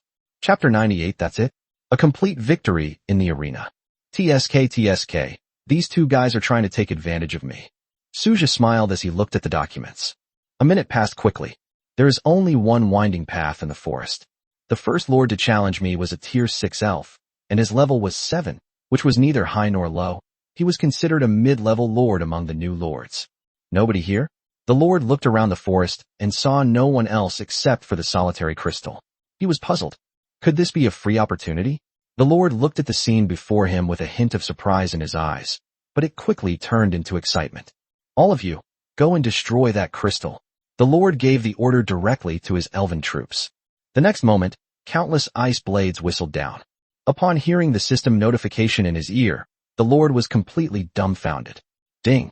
You have failed the challenge. Damn! What's going on? The lord was completely dumbfounded. How much time had passed? A few seconds? Or a minute? At the same time, the other 19 lords who were preparing were also taken aback. The challenge failed so quickly? How is that possible? Yi Xingqian frowned slightly. Given the current level of a lord's combat power, it was impossible for the battle to end so soon. Even if there are differences in combat strength between different types of troops, the difference shouldn't be this large. Even ordinary soldiers couldn't kill so quickly, could they? Just as Yi Xingqian was in a daze. The system notifications for the second, third, and fourth failed challenges rang out one after another. Yi Xingqian fell silent, a hint of seriousness in his eyes. At this moment, Lord Yanlong was also feeling depressed. This can't be right. Upon hearing the elimination notification, Lord Yanlong stood frozen in place for a long time before slowly coming back to his senses. He originally came here to enjoy some perks, since people who dare to start a ring battle these days are either not smart or blindly confident in themselves. However, upon hearing the notification tone, Lord Yanlong immediately recalled some unpleasant memories, namely his first time participating in a Lord Resource War. In no time, only 2 lords remained to challenge them. Suja sat on the sofa, watching the Flame Dragon Legion appear on the other side of the forest. It's you again. Suja smiled as he looked at the Flame Dragon Legion that had appeared. Meanwhile, Lord Yanlong's face darkened as he stared at the familiar light above the forest. Damn it, Lord Flame Dragon couldn't help but curse. That familiar feeling seems to have returned. The next moment, countless beams of moonlight fell, and the Flame Dragon Lord's Flame Dragon Legion was instantly annihilated. Lord Yanlong left the Lord's space with a dark expression on his face. He suffered a huge loss today. Not only did he fail to get any benefits from the welfare program, he also wasted his opportunity to compete for resources. This is a huge loss. There's only one left. Let me see your strength. Suja looked at the last person, Yi Xingqian. Meanwhile, Yi Xingqian was also visibly shocked. She knew some of the Flame Dragon Lord's identity information. He was ranked number 1 in the troop type rankings, yet he was defeated in less than 30 seconds. Wasn't that a bit too fast? Ding. Lord, please prepare for battle. They've arrived. Yi Xingqian looked into the Lord's space, where his shadow elf unit was teleported directly into the forest. Suja's eyes were fixed on Yi Xingqian's troops. A tier 7 unit, shadow elf. Seems not bad, but just not bad. Suja looked at Yi Xingqian's unit with interest. Yi Xingqian looked at the exposed crystal with a hint of surprise in his eyes. She had expected some powerful troops to protect it, but the area around the crystal was completely empty. Could it be the empty city stratagem? Yi Xingqian frowned and glanced slightly at the sky. For some reason, she always felt as if something in the sky was watching them. In the very next moment, countless rays of moonlight poured down. Yi Xingqian stared in utter shock at his unit that had been wiped out. What kind of military unit is this? Or is it a weapon? Yi Xingqian frowned. Instead of looking frustrated, he was filled with curiosity as he kept replaying the attack in his mind. Is it an unknown type of unit? Yi Xingqian murmured. She didn't believe it was some kind of technological weapon. A technological weapon that could achieve this effect would require a tremendous amount of resources. Yi Xingqian frowned, a hint of doubt in his eyes. For her, losing is normal. A 7th-tier shadow elf is probably already quite strong among ordinary lords. However, for Yi Xingqian, it was just a unit used for transition in the early stages and could not be considered a top-tier unit. What truly surprised Yi Xingqian were those moonlight attacks. This was a type of unit attack she had never seen before, and she had never heard of a unit using this attack method. As a direct descendant of a powerful imperial family, Yi Xingqian may not have seen all the attack moves of all types of soldiers, but he knows a little about most of them. However, she had never seen an attack like that before. Could it be a mutated unit? Yi Xingqian couldn't help but wonder. Only such an ending can be somewhat reasonable. She then opened the panel to view the other party's information. However, apart from the rank, nothing else can be seen. Yi Xingqian left the Lord's space directly, and she remembered this incident. For ordinary lords, the beginner period is a turning point that determines their future. But for the children of wealthy families, it's just a simple transition period. Once the novice period is over, that's when they'll really start to exert their strength. Ding! Congratulations on eliminating 20 challengers with 0 casualties. You have obtained an SSS level Arena Champion resource chest. Suja looked at the SSS Arena Champion resource chest. The arena competition did not have time considerations, only battle losses. I wonder what kind of things we can get from this SSS Arena Champion chest. Suja looked on curiously, then returned to his territory with Amaya and Luna. Thank you all for your hard work today, Suja said with a smile, looking at Amaya and Luna. My lord, this is what we should do, Amaya said with a gentle smile. Suja smiled and said, there's no such thing as should or shouldn't. I wouldn't have achieved what I have today without your support. Hearing Suja's words, Amaya's smile became even gentler. Suja then led the two directly back to the Lord's Manor. Chapter 99. Building a Technology Research and Development Center. Ding. Open the SSS level Arena Champion resource chest. Open it. Suja looked at the champion's resource treasure chest with a hint of anticipation. Ding. You have obtained 500 advanced timber resource cards. Ding. You have obtained 500 advanced stone resource cards. Ding. You have obtained 500 steel resource cards. Ding. You have obtained 500 mithril resource cards. Ding. You have obtained 500 gold resource cards. Ding. You have obtained 100 pieces of exotic metal. Ding. You have obtained 100 pieces of advanced alloy. Ding. You have obtained 10 special alloys. Ding. You have received 100,000 gold coins. Ding. You have obtained 10,000 spirit ore. Ding. You have obtained a troop or fresh recruitment card. Ding. You have obtained a barracks upgrade card. Ding. You have obtained a tier 1 barracks. Monastery. Damn it. Suja looked at the series of notification sounds, feeling a surge of excitement. Could he be hallucinating? Although I already knew that the champion's treasure chest was rich in resources, I didn't expect it to be this rich, especially since it was an SSS level champion resource chest. In fact, there aren't many of these resources. It's just that Suja doesn't know that. After all, this is no ordinary champion's treasure chest. Even the ordinary champion's treasure chest is already very difficult to obtain. First, in the competition among lords of the same rank, one cannot change troop types or replenish troop sources, and must either defeat 20 lords in a row or hold out for an hour. These conditions are quite demanding. However, this is only the way to obtain the regular champion's treasure chest. To obtain the SSS level champion resource chest, you need to add another requirement: 0 battle losses. Only by meeting such stringent conditions can one obtain the SSS level arena champion resource chest. Some might question how Suja's opponents, who were not of the same rank, could be explained. How else can it be explained? It can only be blamed on Suja's leveling speed being too fast. Suja managed to find a loophole, as his opponents were all below level 10. This is why the items obtained from the SSS Arena Champion chest are relatively limited. If all the opponents were level 10, the resources Suja would obtain from opening the treasure chests would be far more than this. However, for Suja at present, these resources are already sufficient, since the resources needed for the Technology Research and Development Center are now secured. Exotic metals, advanced alloys, and special alloys all belong to the category of alloy metals. To synthesize 1 unit of a special alloy, 1 unit of exotic metal, and 1 unit of high-grade alloy are required, which are relatively high-grade metallic materials. Each resource card contains 100 units of the corresponding materials. Needless to say, there were other materials available. The only thing that surprised Suja was that a military camp, a monastery, had been opened this time. This is a huge windfall. Suja exclaimed with elation as he looked at the numerous items that had been obtained. After calming his agitated emotions, Suja said in a deep voice, "Supreme will, extract the entry."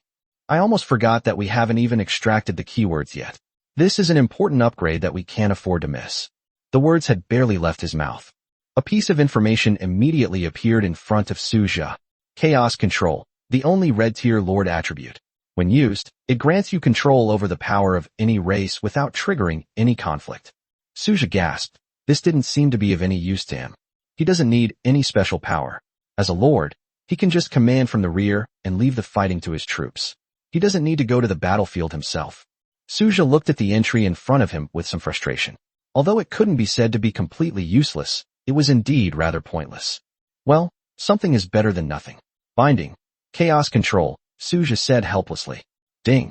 The attribute Chaos Control has been bound. The Lord can view the attribute in the Personal Attribute panel. The moment the bond was established, Suja felt a surge of heat in his body, as if an invisible force was quietly transforming his body. However, the feeling quickly disappeared, as if it were just an illusion. Suja quickly opened his Personal Attribute panel. Name, Suja. Level, 12. Talent, God Tier Attribute. Territory, Level 3.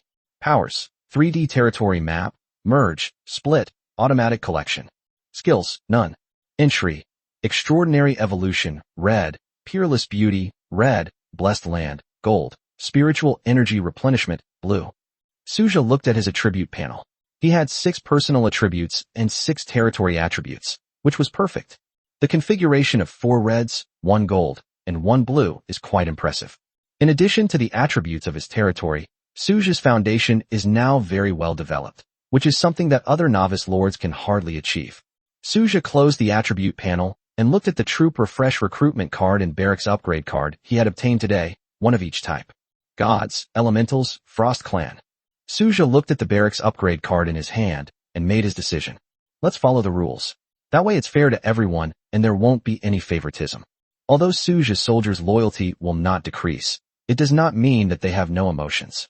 If Sherry were to skip the Frost Warrior and go straight to upgrading the Void Dragon Nest, she would definitely feel bad.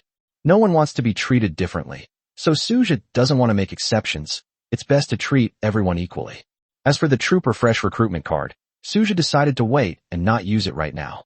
Since it's time to upgrade the Void Dragon Nest, let's wait until the barracks are upgraded before using it. There's no need to rush.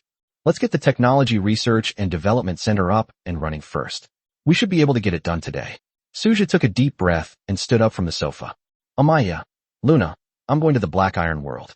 You two keep an eye on the territory for me, Suja said, turning to Amaya and Luna. Amaya and Luna nodded obediently. Suja then drove to the Technology Center of the Black Iron World. Upon arrival, Suja opened the list of materials needed to build the Technology Center.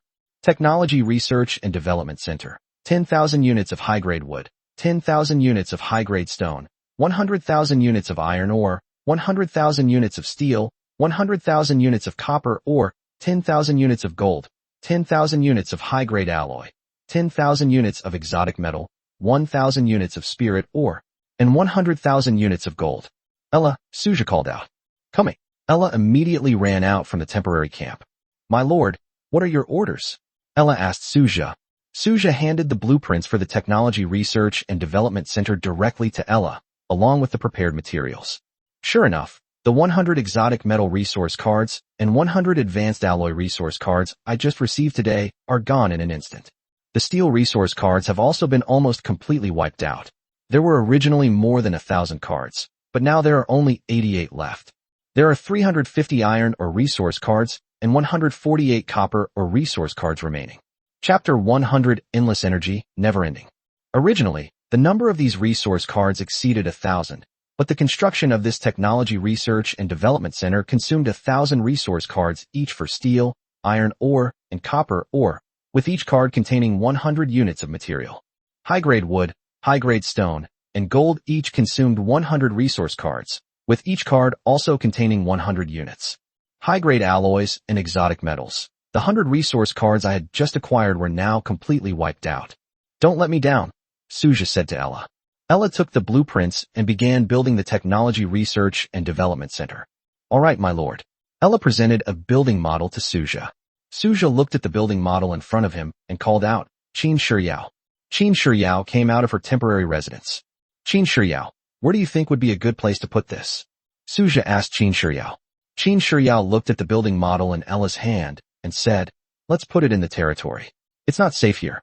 It will be more secure in the territory. Suja also thought so. After all, this thing consumed a lot of his resources. If it were placed here and then destroyed, Suja would be furious. So how should we arrange things here? Suja asked Qin Shiyao.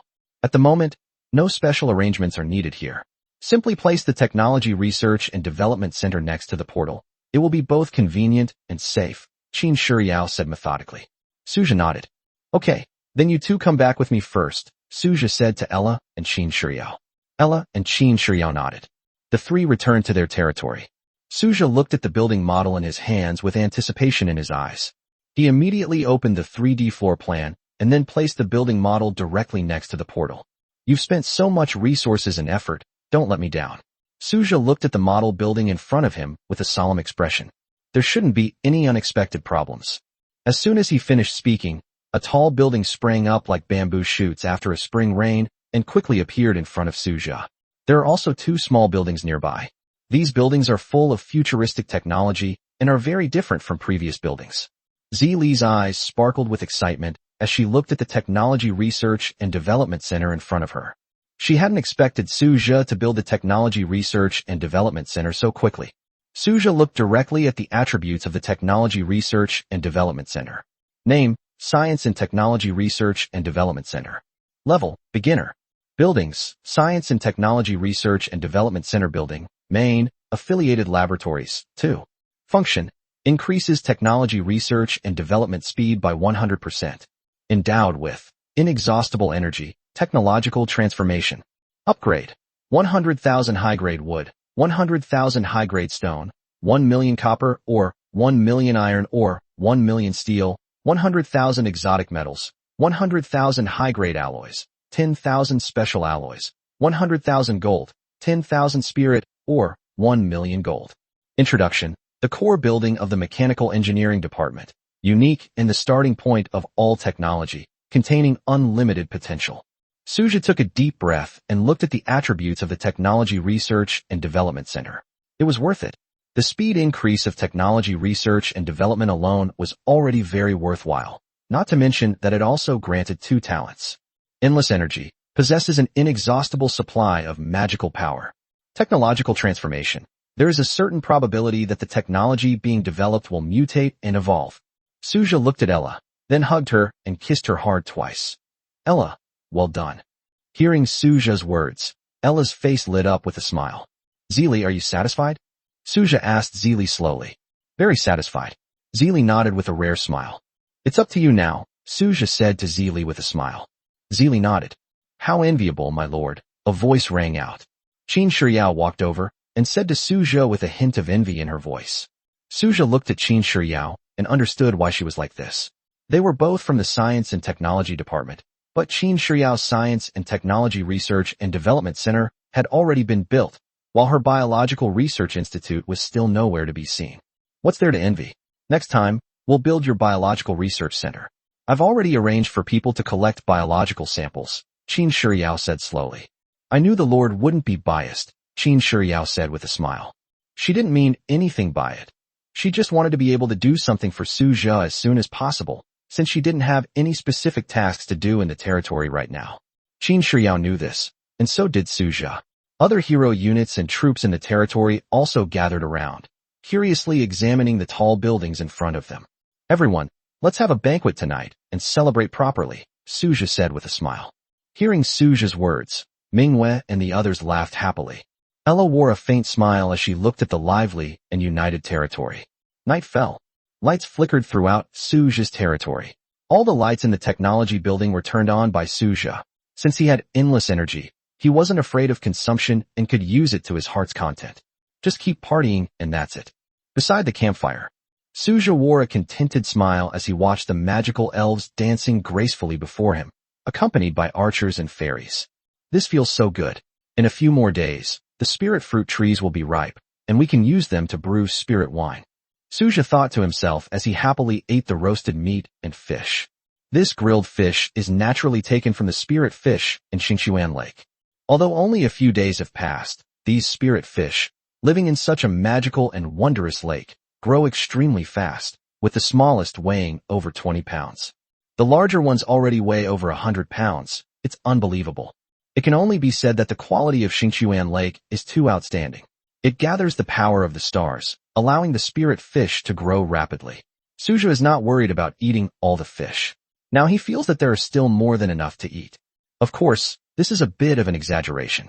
If they were allowed to eat freely, Suja's dragon troops could wipe out the spirit fish in a single day. Don't underestimate the dragon's appetite. My lord. A voice came, and Diana and Bingna appeared behind Suja. How are you feeling? Suja asked, looking at Diana and Bingnai.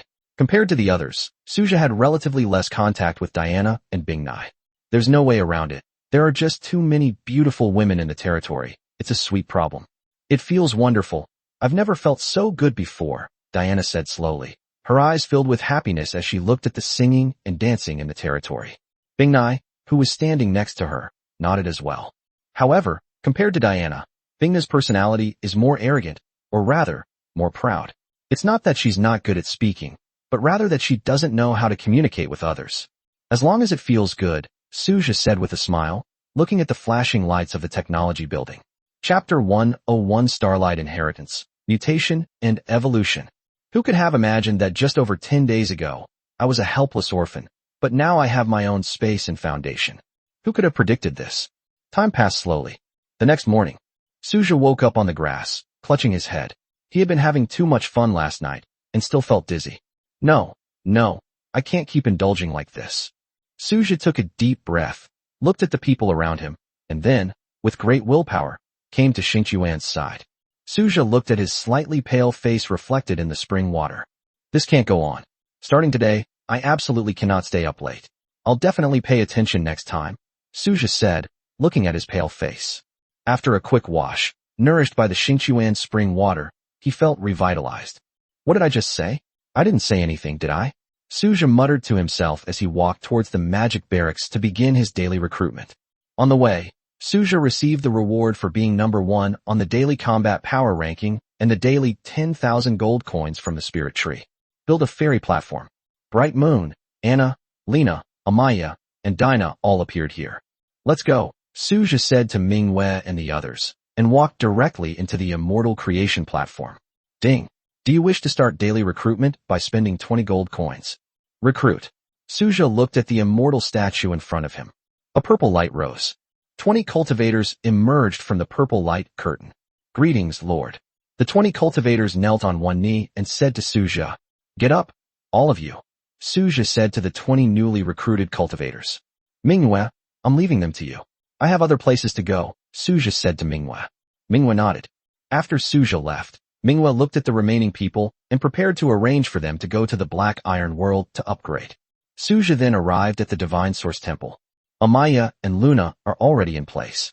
Wait a moment, Suja said, looking at Amaya and Luna. Suja took out the barracks upgrade card. Ding. Upgrade the barracks to the Divine Source Temple? Yes. Suja looked at the Divine Source Temple in front of him with great curiosity. Endless stellar power surged, and the entire Silver Palace seemed to transform into a giant star, radiating brilliant starlight. Blurry celestial phantoms appeared and then gradually disappeared. Ding. Your barracks, Divine Source Temple has been upgraded. Current level 2. You can check the specific attributes yourself. Suja immediately checked the attributes of the Divine Source Temple. Name, Divine Source Temple. Level 2. Faction, Protoss. Recruitment, 20/20ths, daily. Magic Crystal, 1 gold coin, /1 use, constant. Features, 1, Starry Legacy 2. Upgrade, 100 million gold coins, 100 Star Divinity, 1 Eternal Star Core. Starry Inheritance. What is this feature? Suja looked at the information panel of the Divine Source Temple with some curiosity. Starlight Legacy. Under the protection of Starlight and the baptism of star power, the evolution probability of Protoss units increases, with a chance to evolve into hero units. This trait. Suja stroked his chin, looking at Amaya and Luna. This trait was quite good, even extremely powerful. Hero units and regular units may not seem much different at the moment, except that the hero is slightly stronger. However, once they reach level 40, the difference becomes significant.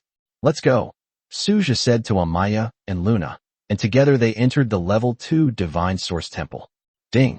Do you wish to spend 20 gold coins to conduct daily recruitment? Recruitment.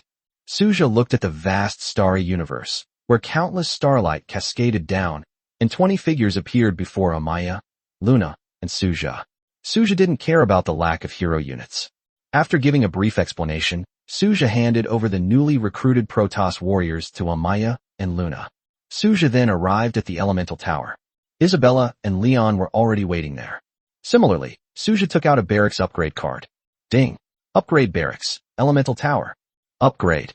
Suja looked at the elemental tower with anticipation in his eyes. The elemental tower is one of the main forces in his territory.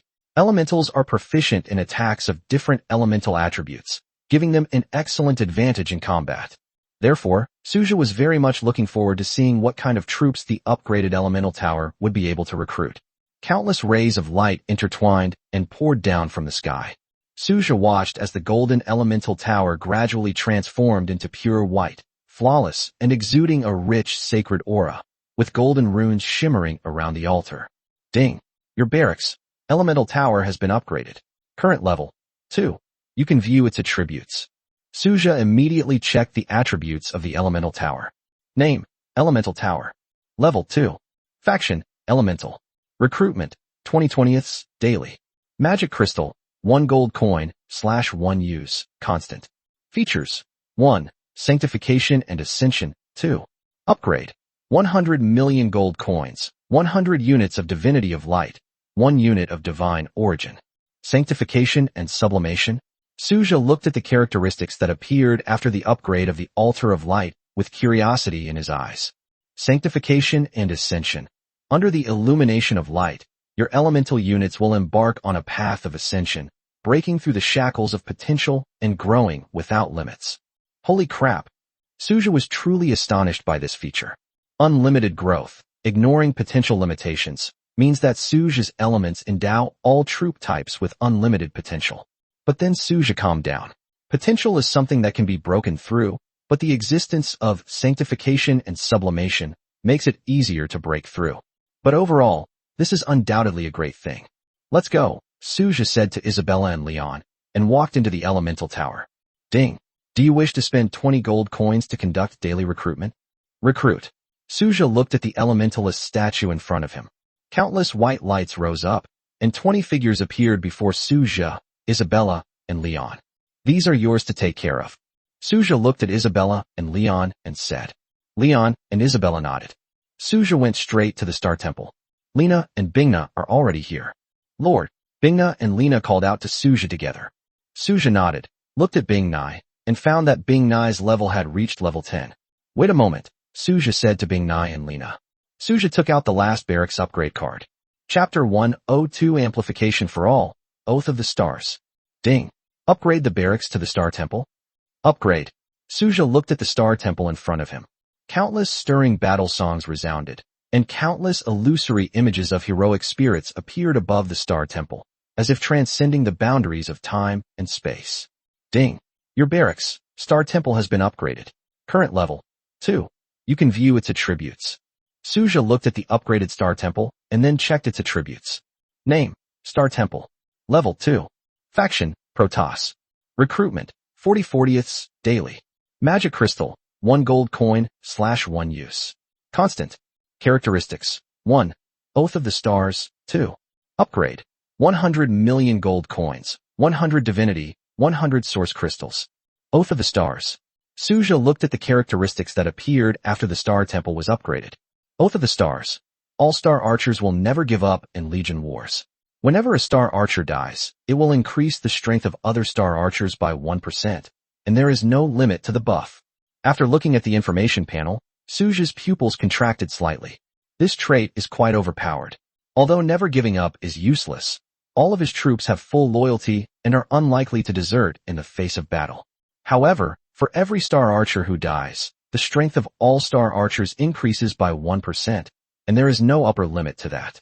The amplification effect may seem to be only 1% when one person dies, but don't forget that this is a buff that benefits the entire team, so it is quite considerable. Combined with the Star Archer's talent that prevents permanent death, the Star Oath is practically a bug. It won't kill you completely, and will even give your teammates a damage bonus. The combination of these two powerful effects is thrilling just to think about. Ding. Do you wish to spend 40 gold coins for daily recruitment? Recruit, Suja said in a deep voice. 40 star archers immediately appeared before Suja. Lena, I'm leaving Bingna to you too, Suja said to Lena and Bingna. Lena and Bingna nodded. Suja then left the Star Temple. Having arrived at the Void Dragon's nest, I began my daily recruitment. I've used up all my barracks upgrade cards, so I can't upgrade the Void Dragon's Nest or the Origin Tree yet.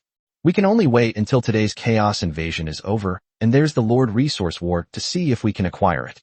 Next, at the Void Dragon Nest and the Origin Tree, I was unlucky and only managed to recruit ordinary units.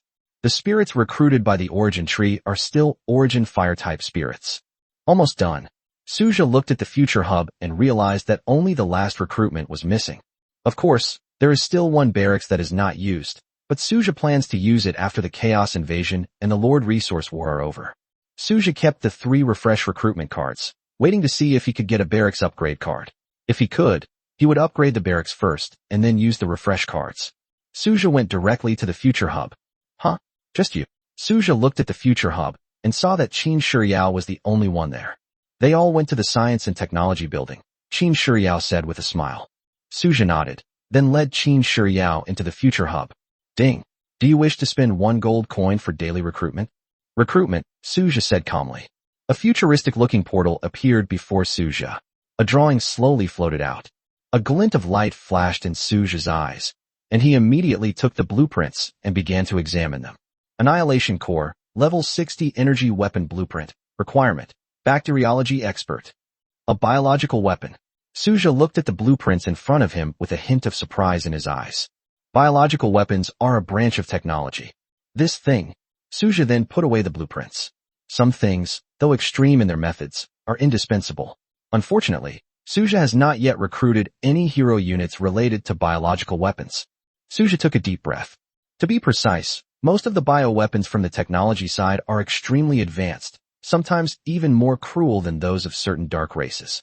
For example, biomodified soldiers. Simply put, it is an extremely radical biochemical modification technology, which is fundamentally different from mechanically modified humans. The annihilation core that Suja just drew is also known as the world-destroying nuclear bomb. It is a weapon made by compressing bacteria, which contains thousands of terrifying bacteria. If this thing were to explode in the center of the territory, the consequences would be unimaginable. They could turn a territory into waste in an instant. Suja looked at Qin Shiyao. Qin Shiyao is an expert in this area. If she's not restrained, who knows what she'll do with it? But then again, we could give Japan a taste of that later. Suja couldn't help but think.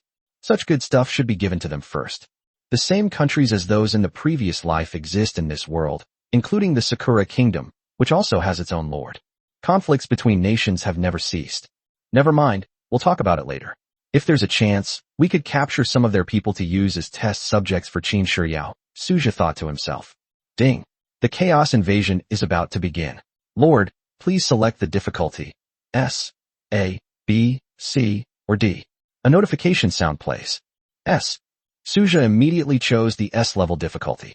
Suja looked up and saw dragons flying straight toward the border of the territory. Suja immediately summoned his interstellar sports car. Are you going or not? Suja asked Qin Shiyao. Qin Shiyao yawned and stretched. I won't go there. I'd rather soak up some sun. Qin Shiyao said lazily. Suja smiled and drove directly to Blackrock Wall. When Suja arrived, Manhwa and the others were already in place. They all possess strength at level 10 or higher. The troops recruited today have already headed to the Iron World. It's here. Suja looked at the churning darkness of the void. One after another, ferocious monsters emerged from it. Suja narrowed his eyes, staring intently at the surging darkness of the void. Strange creatures appeared from the void. We're old acquaintances. Suja looked at the shadow demons who emerged from the void, or more accurately, the void shadow demons, a branch of the shadow demons who lived in the void. Each of the demonic shadows was between level 11 and 12, none of them were below level 10. Ding. Experience points increased by 1. Ding. Experience points increased by 1. Ding. Experience points increased by 1. With each demonic shadow that fell, Suja gained experience points, and as time went on, the level up notification sound rang out again. Ding. Your experience points have reached 25,000. Do you want to level up? Upgrade. Suja said in a deep voice. A warm current flowed through Suja's body, and his strength increased significantly. Finally, level 13. Suja looked at his level. This chaos invasion had only just begun. He should be able to level up again by the end. Hopefully, I'll be able to draw some useful keywords. Time flew by, and 2 hours passed before the last demonic figure collapsed in Suja's territory. Ding. Your experience points have reached 30,000. Do you want to level up? Chapter 103 Continued Expansion. Territory diameter reaches 60,000 meters. Level up. Suja took a deep breath. The experience points provided by the last demonic shadow were just enough to level him up. The next level requires 35,000 experience points. I'm level 14 now, but I wonder what kind of affixes I'll get, Suja thought to himself. He currently has 2 chances to draw affixes. Suja opened the Territory 3D panel. Devour. Ding. Your blessed land attribute has been triggered. Your territory has expanded by 10,000 meters. That's it. Suja looked at the changes in the territory. So many corpses had only expanded the area by this little bit. Suja's territory now has a radius of 30,000 meters and a diameter of 60,000 meters. However, the territory level is only level 3, which is neither high nor low, but it's still passable. As before, Suja pushed the city wall outwards, leaving only a 500-meter-long open space bordering the void of darkness. It's been half a month. It's time to make some preparations. Suja looked at his territory, his expression hardening. Many buildings are not yet in construction or have not yet been started. But let's wait a bit longer and think of a solution. Suja glanced at the territory. In fact, having a territory that is too large is not necessarily a good thing for lower-ranking lords. After the beginner period, things won't be as carefree as they are now. It wouldn't be surprising if their territory were invaded by chaos. Without sufficient defenses, once the territory is destroyed, everything is over. Let's deal with the defense later, when we still have a week left, Suja pondered, deciding to focus on finishing the tasks at hand first. Suja looked at his troops, and they had all basically leveled up, reaching level 13. Unlike Suja, who is a lord and can gain experience points from killing enemies regardless of the type of troop. However, upgrading troops requires hunting and gaining experience points, which is the key. Therefore, it's normal that Suja is level 14 while they are only level 13. As upgrades become increasingly difficult, this gap will become more and more apparent. As a result, even ordinary lords would prioritize training an elite squad, at least to keep up with its level. Monsters are also a type of resource. Although they are common, they are an indispensable part of troop upgrades, so they are extremely important. Just like the Black Iron World in Suja's hands, this is a monster resource of family heirloom level.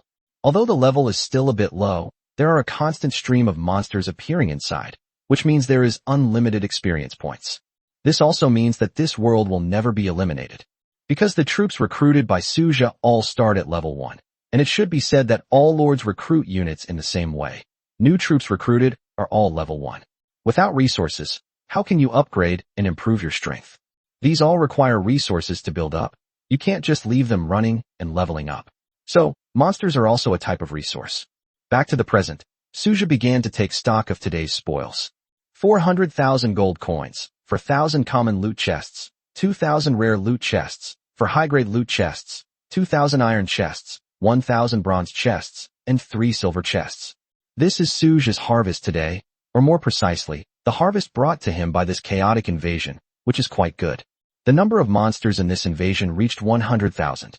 Each monster can bring a profit of 2 gold coins, so 100,000 monsters would bring a profit of 200,000 gold coins.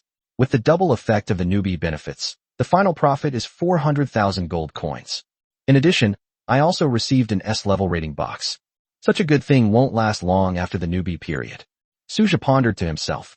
The fact that we can acquire resources so easily and in large quantities right now, without any risk, is entirely due to the special stage of the novice period.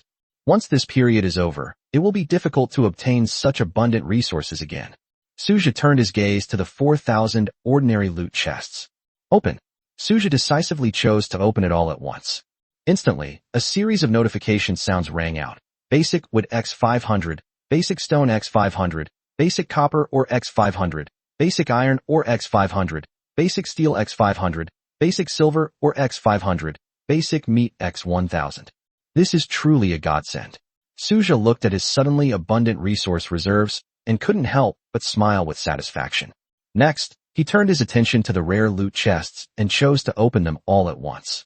500 pieces of high-grade wood, 500 pieces of high-grade stone, 500 pieces of mithril, and 500 pieces of gold. Quite good. Suja was very pleased as he looked at the resources that had been offered. These are all resources he urgently needs for the development of his territory. After all, he still has a core building that has not yet been built, the Biological Research Institute. Like the Science and Technology Research and Development Center, this Biological Research Institute is a core building that is crucial to the development of the territory. Looking at the remaining 4 high-level loot chests, Suja did not hesitate at all and chose to open them again. Obsidian Resource Card X1, Exotic Metal X1, Advanced Alloy X1, Advanced Fiber X1. They're all high-grade materials. A hint of surprise flashed in Suja's eyes. These were all resource cards, and of high quality. When it comes to this high-grade fiber, the only use Suja can think of right now is to make special fabric clothing to put in his backpack, such as exquisite stockings and unique underwear. Of course, he also knew that this high-grade fiber might have other uses, but for the time being, it seemed that this was the only function it could serve in his possession. Suja's gaze fell on the remaining treasure chests, and he chose to open them without hesitation. He opened 2,000 black iron treasure chests at once. 1 million more gold coins. Each treasure chest only gives 500 gold coins.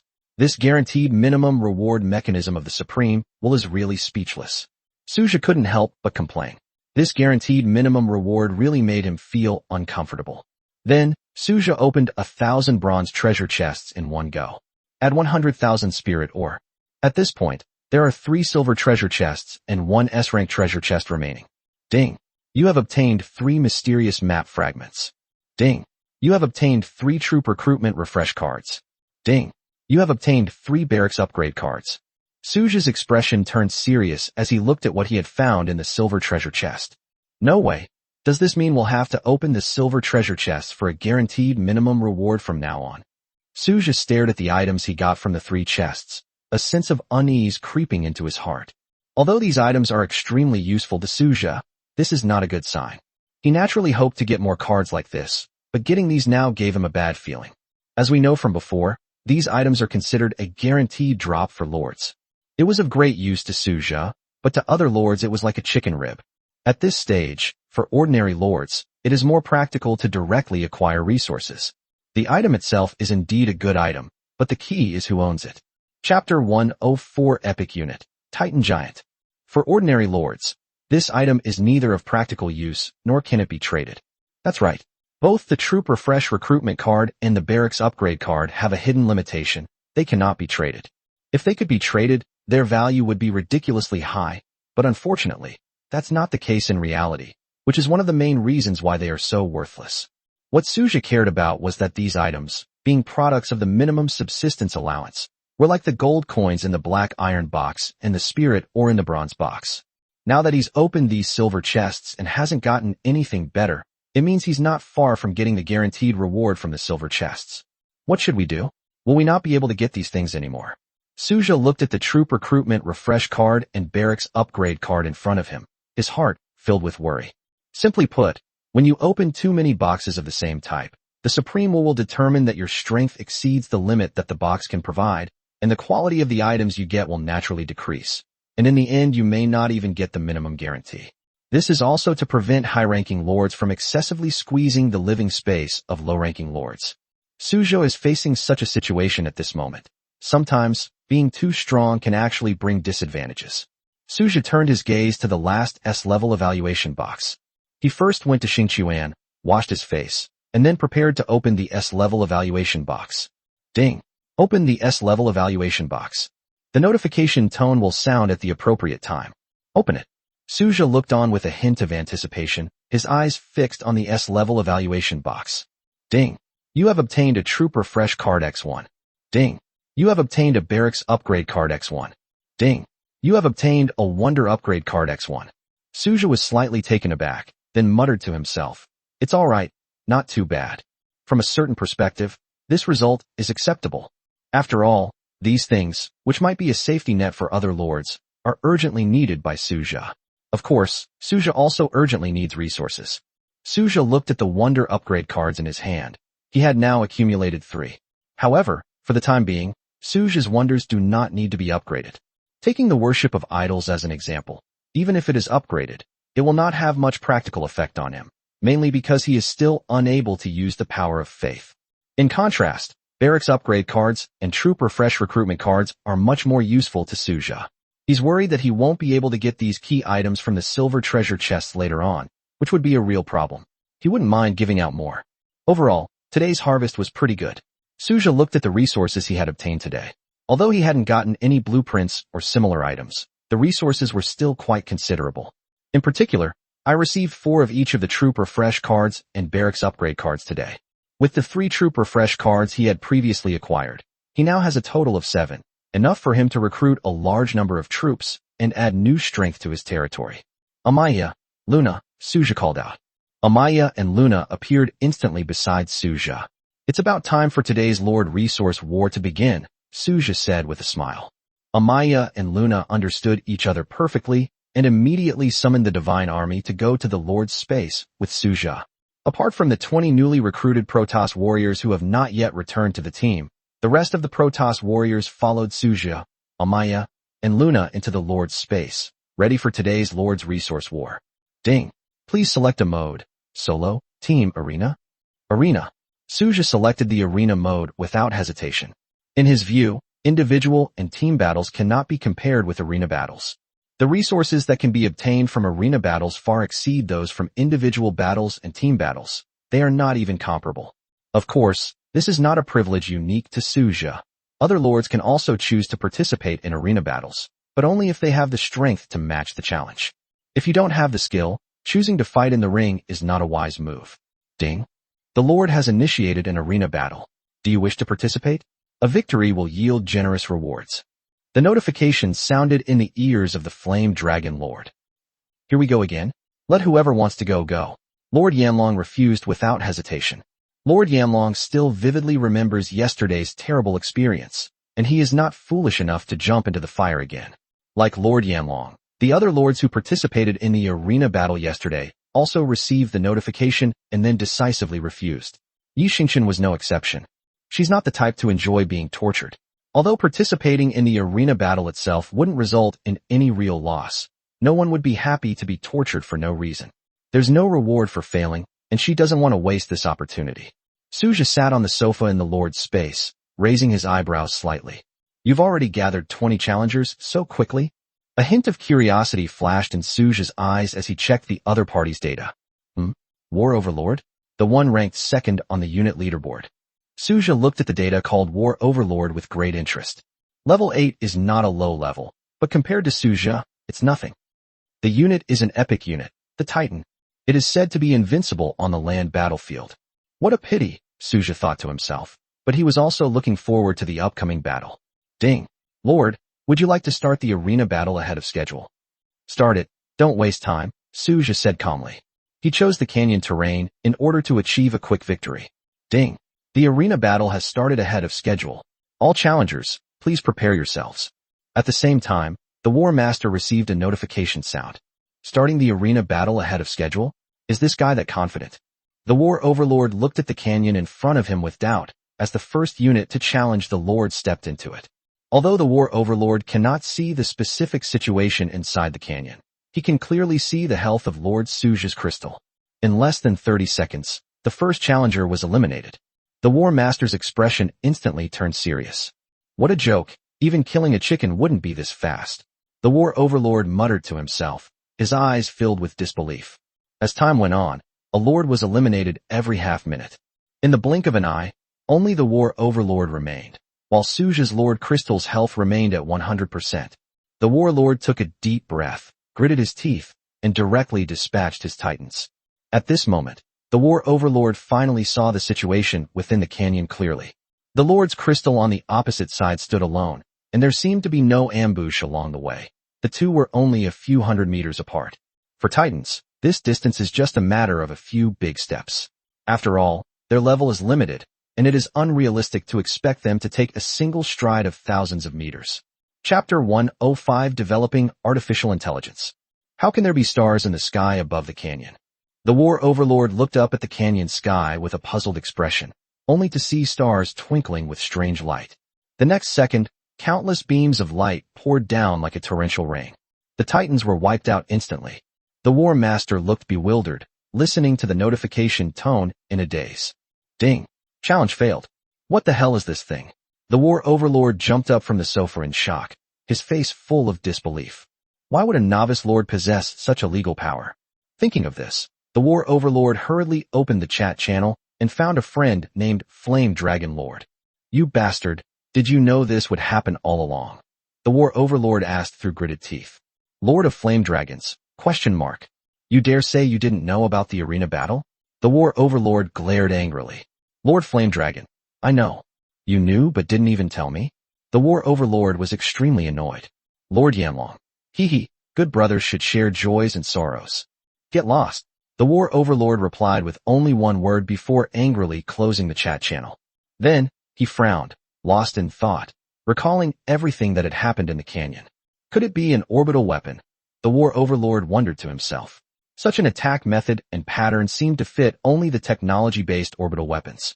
Impossible. Who could have developed technology to this level at this stage? The war overlord muttered to himself, his heart filled with doubt and disbelief.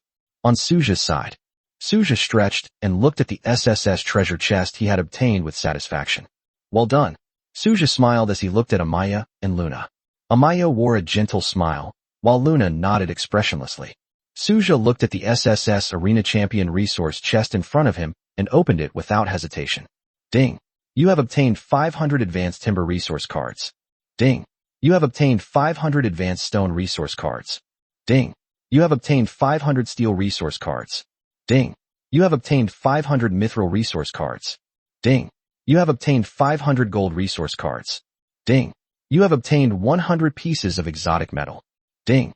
You have obtained 100 pieces of advanced alloy. Ding. You have obtained 10 special alloys. Ding. You have received 100,000 gold coins. Ding. You have obtained 10,000 spirit ore.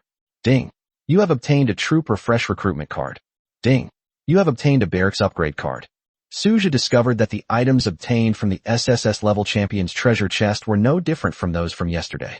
The only slight regret is that the barracks were not deployed this time. Suja now has 8 troop refresh recruitment cards and 5 barracks upgrade cards. The resources we consumed yesterday have all come back. Quite good. Suja looked at the resources and was very satisfied.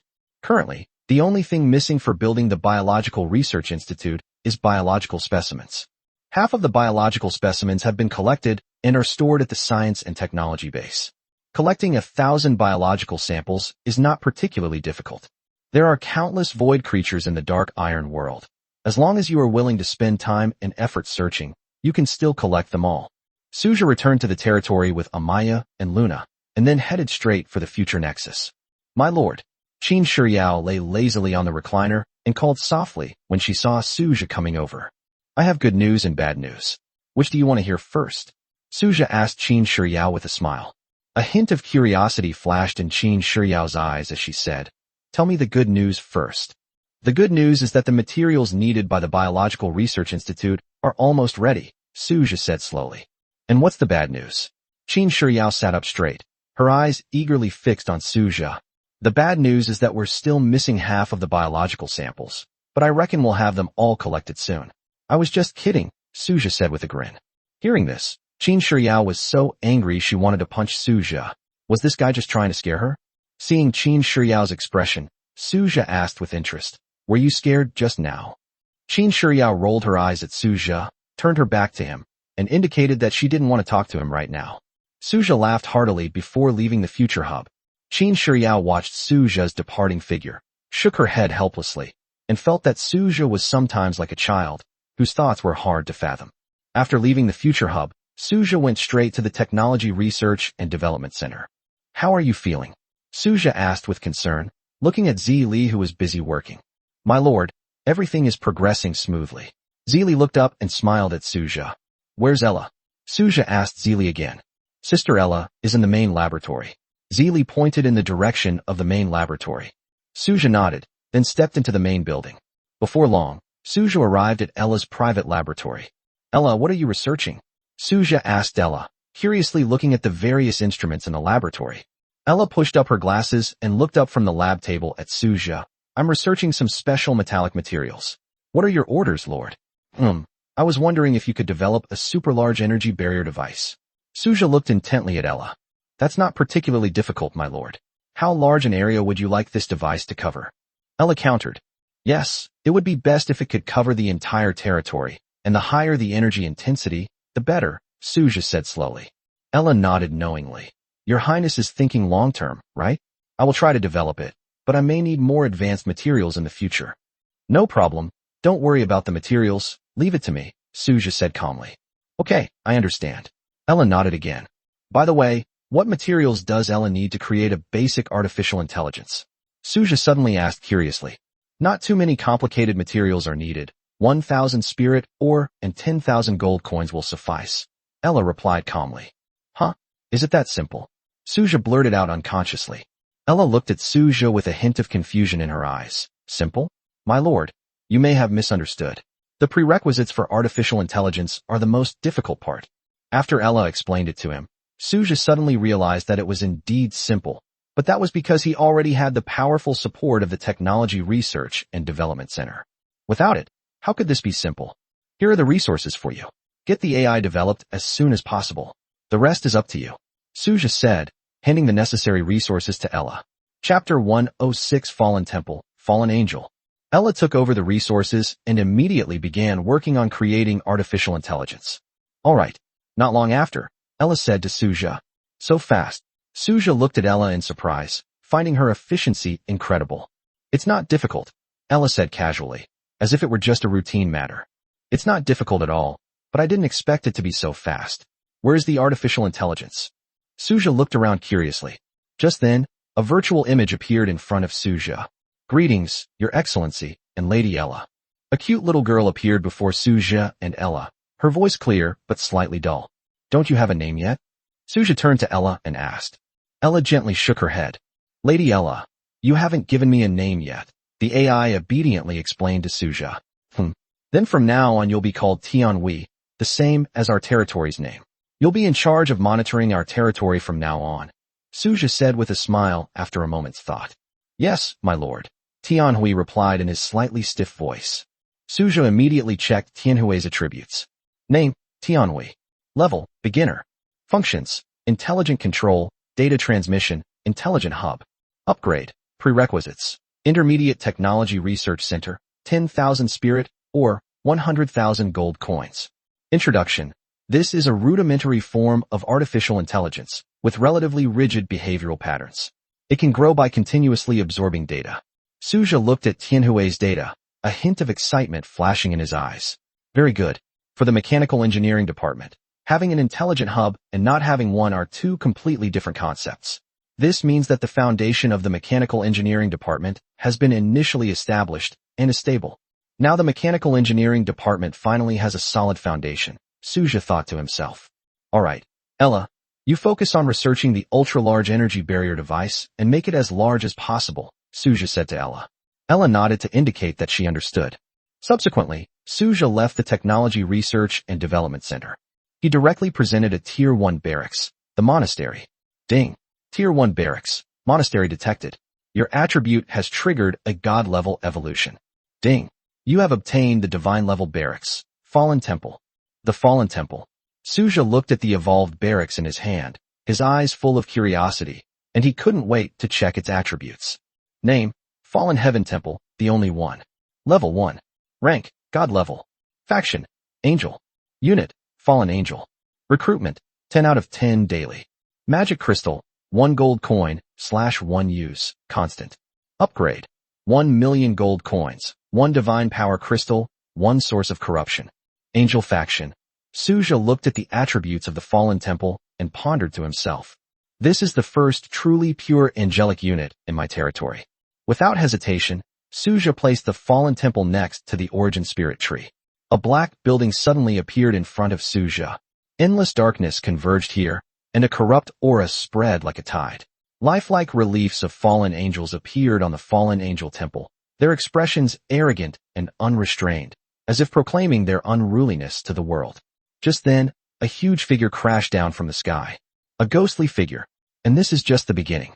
Amaya, Luna, Manhwa, Ling Shuang, Leon, and other heroes from the territory rushed to the scene. What's going on here? Suja asked, looking at the group that had rushed over. Evil power. Manhwa's expression was serious as she looked at the Fallen Temple in front of her. Her eyes instinctively revealed a deep aversion to it, which was even stronger than before, almost reaching the level of true hostility. My lord, We thought our territory had been invaded. Amaya explained with a smile, her gaze fixed on the fallen temple, her eyes gleaming with inquiry. Suja didn't believe a word Amaya said.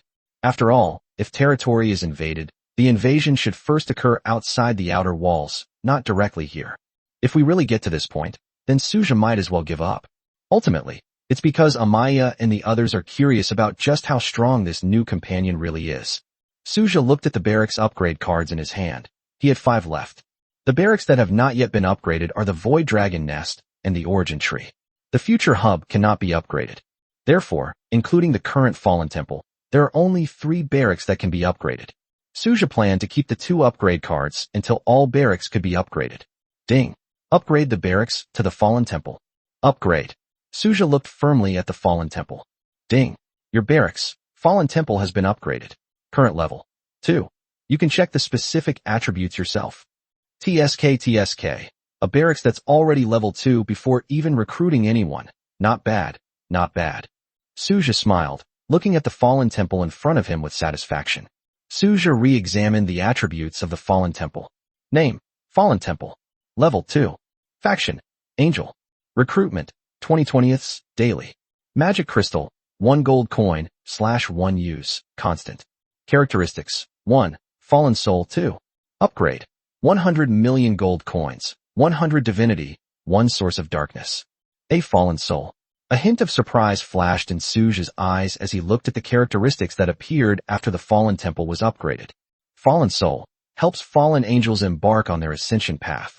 It is produced by the Fallen Angel Temple, with 1 Fallen Soul generated every 30 days. Fallen Soul, that sounds pretty good. Suja thought to himself as he looked at the characteristics of the Fallen Temple. Suja then walked straight into the Fallen Temple. Looking at Manhwa and the others following behind him, everyone except Ewing, who was over 30 meters tall and stayed outside due to his large size, came in.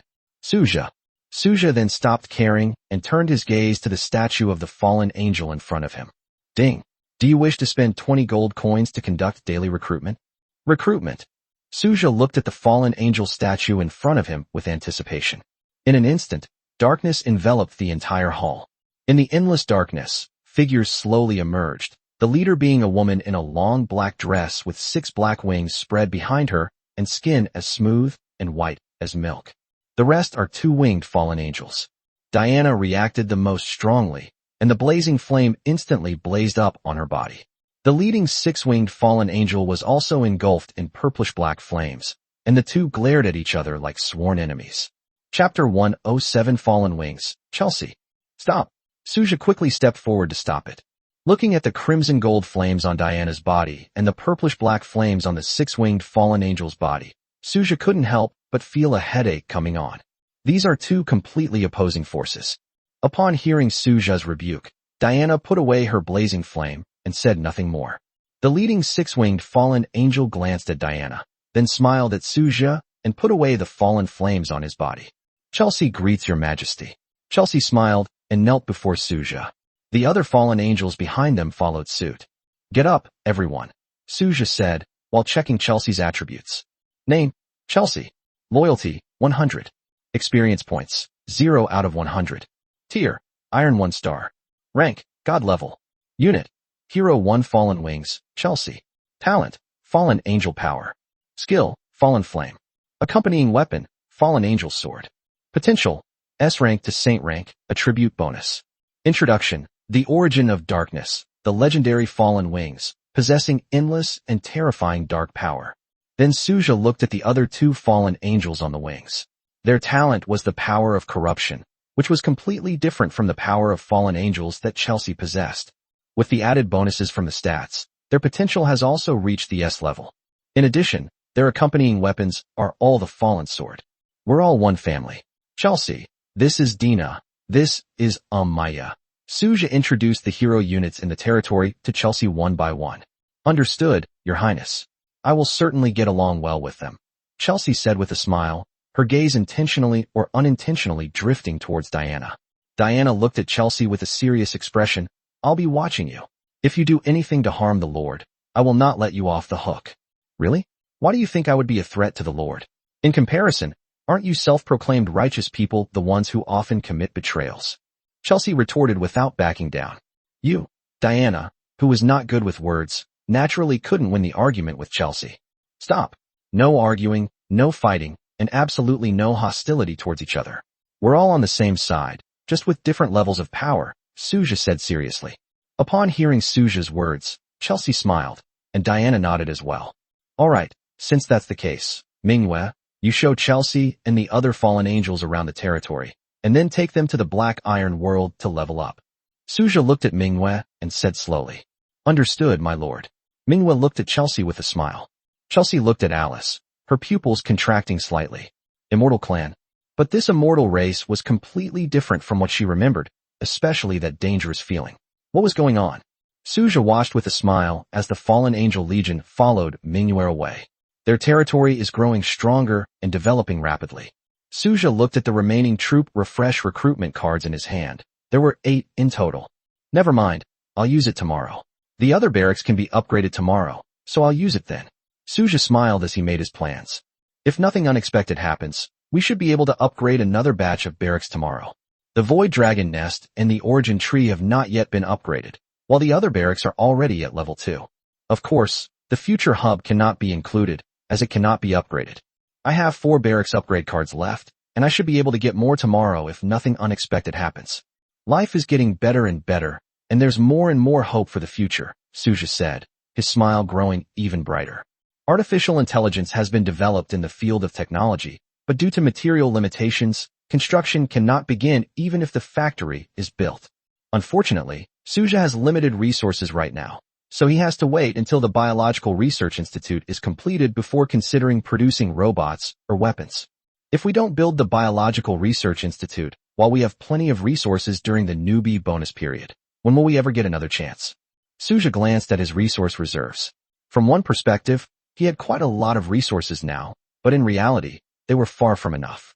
The construction of just one Biological Research Institute would be enough to empty his pockets once again. Still not enough, Suja muttered to himself, then closed the territory warehouse interface. These resources were far from meeting his needs. There are still 2 chances to draw entries. Suja looked around, his gaze landing on Leon. Leon, come with me, Suja said to Leon. Leon looked at Suja with a puzzled expression, but still obediently followed in Suja's footsteps. Seeing this, the others exchanged knowing smiles. Those who understood would naturally get the message, and those who didn't would understand in the future. Suja went straight to Xingchuan and washed his face. After all, there are still 2 precious opportunities to draw entries today. Afterwards, Suja took Leon back to the Lord's mansion. What's wrong, my lord? Leon looked at Suja, appearing somewhat uneasy. It's nothing.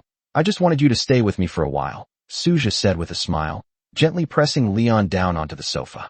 Leon's face flushed instantly. Although she knew about Suja's style of doing things from others, Suja's direct behavior still made her feel embarrassed. As a Darkin elementalist, Leon is top-notch in combat, but in this situation, she is not much more composed than Dinah. Suja leaned back against Leon's chest, enjoying the softness behind him, and closed his eyes contentedly. Leon's face grew increasingly hot. After all, this was the first time she had ever been so intimate, and she instinctively hugged Suja tightly. Suja rubbed against Leon's chest, feeling the softness that was bigger than his head, and looked completely satisfied. Supreme will, extract the term, Suja said in a deep voice. Leon couldn't help but hug Suja even tighter. Sky Eye, Golden Lord entry, usable once per day, grants 1 piece of information most beneficial to you. This entry can provide me with 1 piece of information that is most beneficial to me every day. A hint of surprise flashed in Suja's eyes as he pondered what kind of information would be considered most beneficial. This talent is really hard to judge, Suja thought to himself, but after all, it was a gold-level attribute. Overall, it's not bad, since obtaining key information can be quite helpful to him. It might just be a piece of information that could change the course of the battlefield. This entry isn't weak. It's just that the difference between its upper and lower limits is huge. Binding Heavenly Eye, Suja said calmly. Ding. The entry Sky Eye has been bound. Lords can view it in their personal panel. Suja took a deep breath and nuzzled affectionately against Leon's chest again. Baby, give me some more good luck, Suja murmured. Supreme will, extract the term. Suja said again in a deep voice. Chapter 108 Rebirth Talent, Sato Ichiro. Ding. Congratulations, host, you have obtained the entry, 7 days to godhood. 7-day godhood. This is a personal attribute for lords. After using it, you will not gain experience points, but you will automatically level up every 7 days until you reach the rank of god, at which point you can continue to gain experience points. Suja frowned slightly, his gaze scrutinizing the entry for 7 days to godhood. At first, this entry seemed to have little value to Suja, and for a long time it even seemed somewhat useless. But looking ahead, things are completely different. The experience points required for later upgrades are not just tens of thousands. They will inevitably be hundreds of thousands, or even millions. This entry has both advantages and disadvantages. The advantage is that before reaching the godhood level, Suja doesn't need to worry about experience points. He can simply develop steadily to become a god. The downside is that his level will lag behind other lords in the early stages, since not being able to gain experience points means he can't actively grind monsters to level up. Suja took a deep breath, a hint of hesitation flashing in his eyes. Leveling up every 7 days and drawing 4 keyword rewards per month translates to an average of 4 levels per month, which doesn't seem too slow. However, compared to other top lords, there is still a gap, which is a problem. However, it's okay to be a little lower level in the early stages. After all, Suja's god-level troop strength is undeniable, so he doesn't face much pressure even when encountering high-level lords. The only slightly annoying thing is that the speed of acquiring keywords is a little slow in the early stages. But it's okay, this sacrifice is worth it for the sake of the later development speed. Binding, 7-day godhood. Ding. The entry, 7 days to godhood, has been bound. Lords can view it in their personal attributes. At the very moment the binding was completed, countless rays of light gathered around Suja. Upon seeing this, Leon's eyes were filled with astonishment. My lord, what's wrong with you? Leon's words brought Suja back to his senses. A flash of understanding crossed Suja's eyes. The so-called 7-day godhood meant that he could continuously absorb experience points and slowly increase his strength at this moment. In short, he will advance 1 level within 7 days, until he reaches the rank of a god. It's nothing, Suja said with a smile, his eyes sparkling with the excitement of becoming a god in 7 days. Let's go, Leon. Come with me to the hot springs for a while, Suja said with a relaxed smile. Starting today, Suja will be able to level up in the next 7 days. This speed is not fast, but it is not slow either, and it is relatively stable. Although he is currently behind other lords in terms of rank, he will definitely catch up later, and may even surpass them, and leave them behind very soon. Let's just consider it a little treat for them, Suja muttered to himself, then walked towards Xingqiuan with Leon. In the technology base of the Black Iron world, biological samples keep appearing. In order to establish a biological research institute, the auxiliary robots in the science and technology base have been collecting the necessary biological samples. At the same moment, in a certain territory, a lord of an island nation named Sato Ichiro slowly awoke. He stared in astonishment at the neatly arranged ninja army beside him. Immediately afterwards, Ichiro Sato hurriedly opened his attribute panel. Name, Ichiro Sato. Talent, Rebirth, a unique talent born from an evil god. Barracks, Tier 9, Dark Soul Blade. Level 1. I'm actually back again. Sato Ichiro looked at the attribute panel, tears of blood streaming down his face. I'm really back. I will never let that guy get away with this. Sato Ichiro glared at the sky with an expression full of resentment. As memories flooded back, Ichiro Sato's thoughts returned to the moment before his rebirth. One after another, high-tech bombs marked with danger symbols were dropped into a special world. That was a world where many lords of an island nation gathered, and the entire world was strictly sealed off. That world instantly became a huge experimental site. Those technological bombs marked with danger were not ordinary bombs, but annihilation nuclei capable of contaminating everything. In an instant, the entire world can be turned into a living hell. Even until his death, Ichiro Sato could not forget that scene, watching helplessly as the people around him were mechanically modified, becoming experimental subjects, or being consumed as experimental equipment. Even he himself underwent a hellish transformation, was ruthlessly thrown into a war caused by an evil god, and ultimately died with resentment before being reborn back to the present. The excruciating pain, worse than death, was something Ichiro Sato could never forget, even until his death. That person, with a flippant and indifferent expression, could decide the life and death of a world. Without hesitation, they issued all sorts of terrifying experimental and modification orders. Qin Shiryao. Sato Ichiro roared through gritted teeth, never able to forget the woman in the white coat. Despite her beautiful appearance, she was more terrifying than any evil god Sato Ichiro had ever seen. Even the offspring of an evil god were nothing more than experimental expendables in that woman's eyes, arbitrarily transformed into mindless puppets. He would never forget Qin Shiryao's first words to him. Another useless test subject? These words were not only spoken to him, but also a mockery of all the captured lords. That guy should be at his weakest right now, Sato Ichiro said, his eyes filled with fear and pain. Looking back on that man, Ichiro Sato knew that he was the one who caused all this tragedy. This disaster struck simply because of a casual remark from that man. In that man's eyes, the lives of the island lords seemed insignificant. For such a ridiculous reason, a world where lords gathered was destroyed. There was no reason whatsoever. It was simply because that person didn't like him. Kill him. I must kill him this time. I'll strike when he's at his weakest. Sato Ichiro's eyes flashed with a crazed light, a madness tinged with boundless fear. Just thinking about that man made his body feel that phantom pain again. That was the excruciating pain of being transformed into a bio-warrior while fully conscious and without any anesthesia. At that moment, Ichiro Sato suddenly froze. He suffered in that subordinate world for 15 years, yet during those 15 years, no one could find the exact location of his territory. Could it be that he has a way of hiding a lord? But his subordinate worlds are not so lucky, Sato Ichiro muttered to himself. Chapter 109, A Mad Revenge Plan. Now was the perfect opportunity. Ichiro Sato knew very well that if he couldn't destroy that guy now, the same tragedy would repeat itself, and he really didn't want to relive that hellish pain again. That feeling of being worse than death is worse than just killing him. He could never have imagined that my talent would be rebirth, Sato Ichiro said with a manic expression. In the early stages of technology development, the lack of resources caused slow progress. That guy was called the master of technology, but even so, he is still in the novice stage and his development speed is limited. I need the positioning compass to find that guy's subordinate world. Once I kill him, I can rightfully take over his world. Sato Ichiro's eyes gleamed with burning greed. Thinking back to when I was a bio-soldier, that guy's territory had already developed technology to the point of being interstellar. Most importantly, those advanced technologies were exactly what he had been dreaming of. With those technologies, he could become the new overlord and dominate the world. He would naturally not reveal such a thing. His family was now reduced to just him and had long since declined. Once he tells anyone, he'll be silenced and won't get any benefits.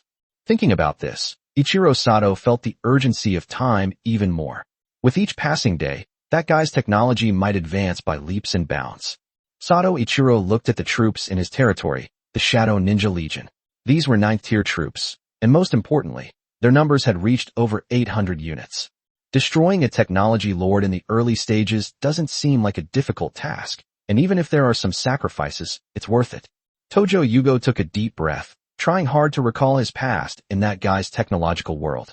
For 15 years, he was forced into a state of sleep for most of the time as a war puppet.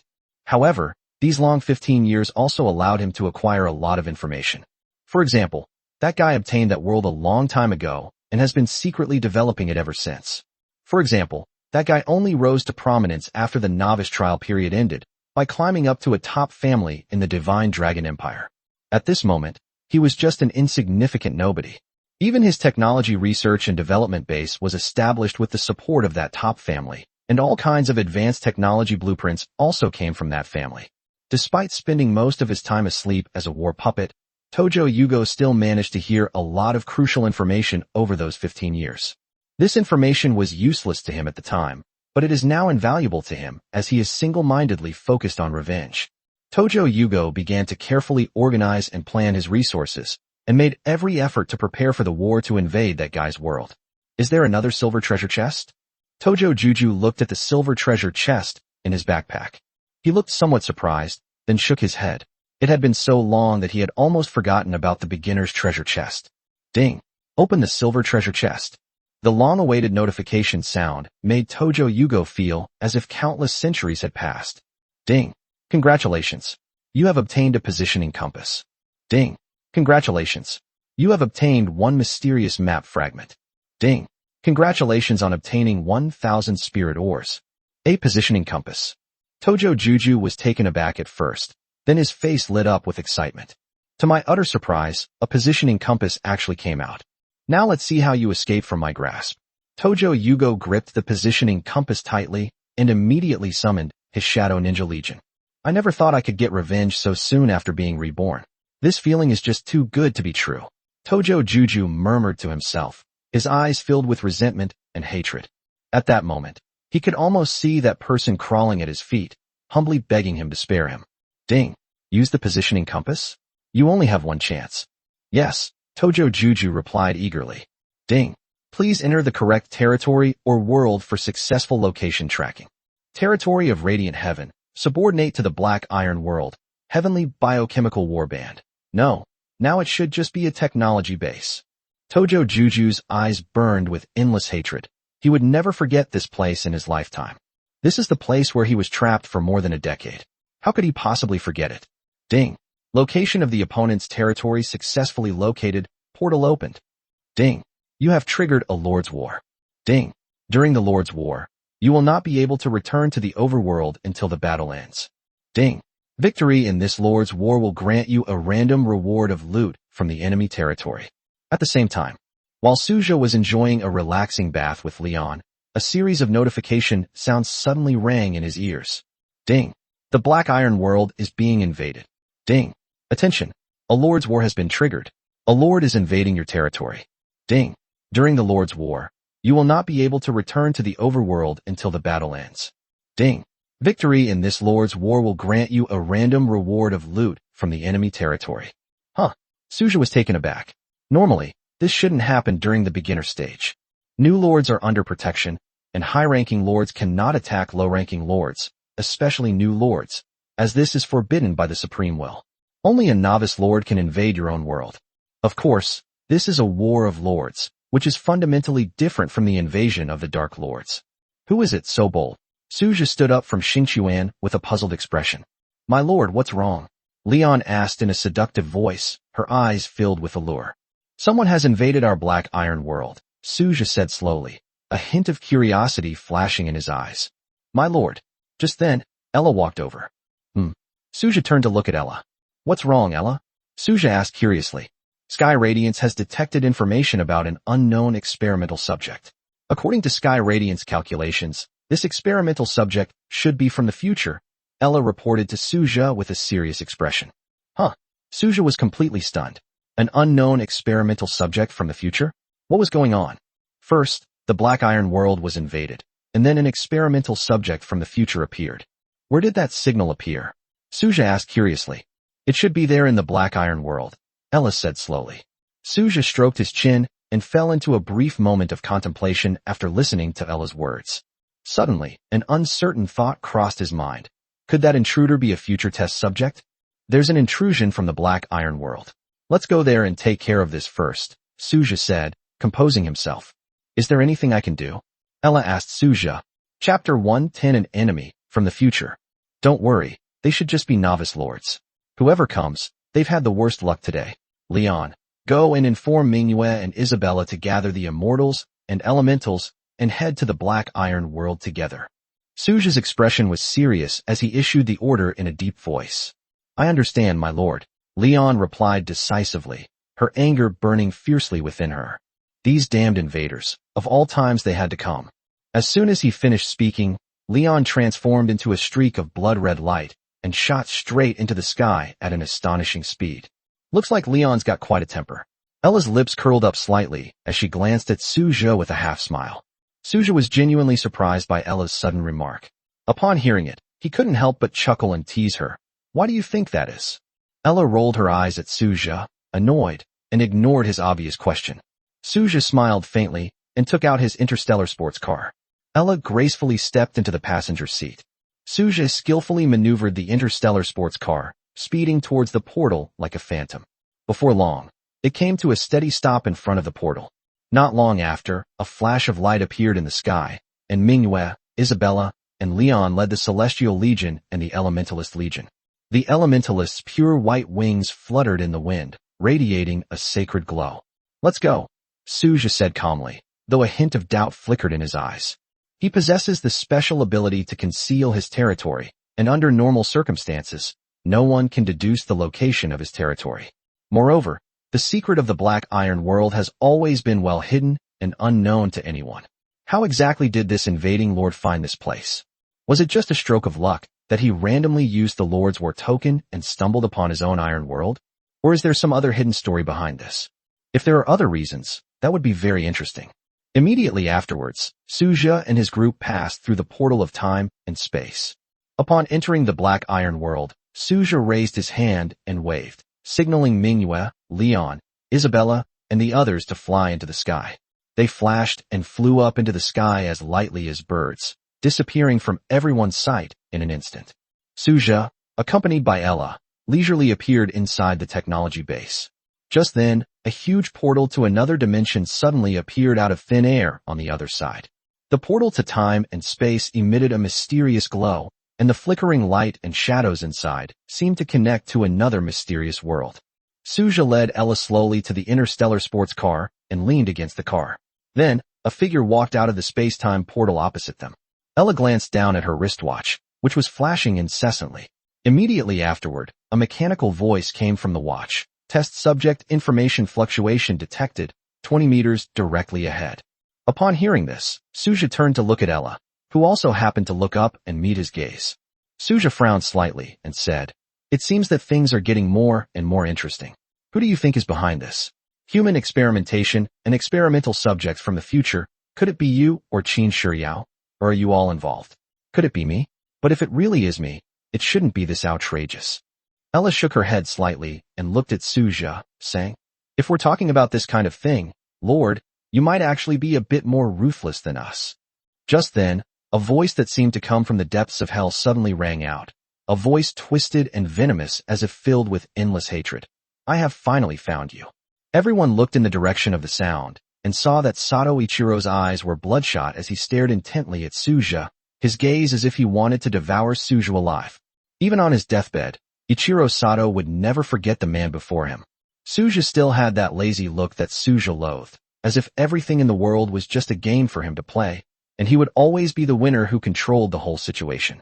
It was precisely because of this that Suja left an unforgettable memory in Sato Ichiro's heart. Both an invading lord and an experimental subject from the future. Interesting, very interesting. Suja looked at Sato Ichiro with great interest. Although he didn't know the specifics yet, it was quite intriguing. "So who exactly are you? What does it mean to have found me? It seems you've come here specifically to seek revenge? I'm a model student, and my teachers even praised me." Suja looked at Sato Ichiro with a half-smile and spoke slowly. Because of the existence of the Supreme Will, Suja and Sato Ichiro, despite coming from different countries, could understand each other's words. "You might not believe it, but I was reborn from the future." A sinister smile appeared on Sato Ichiro's face, but before he could finish speaking, Suja interrupted him decisively.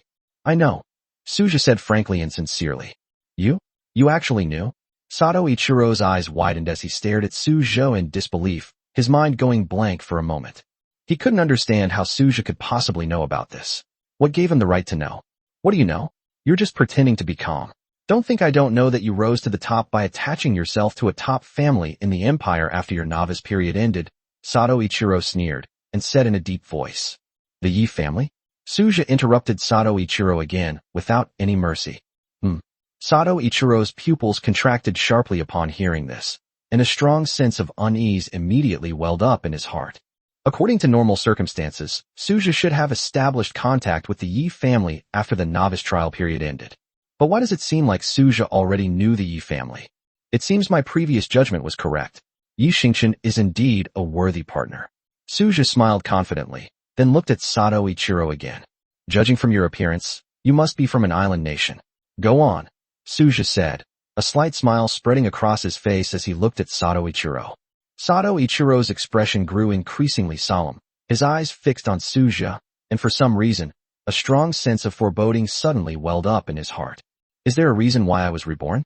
Chapter 111. Your origins have been figured out. Enough. I'm not in the mood to waste any more words with you. I'm going to take your life right now." Sato Ichiro roared through gritted teeth. He had originally planned to tease Suja first. "It seems there's no chance now. Things are starting to get out of control. I'm very curious how you found me," Suja said calmly. Upon hearing Suja's words, Sato Ichiro couldn't help but recall the 15 long, dark years he spent as a bioengineered war puppet before his rebirth. For 15 years, he was completely controlled and consciously endured all kinds of cruel biochemical experiments. Those painful memories surged into his mind like a raging tide, completely twisting his heart. You want to know? A full 15 years. You never dreamed that my talent was actually rebirth. You never thought I would come back from the future to take revenge on you. Sato Ichiro's eyes were bloodshot as he looked at Suja and roared madly.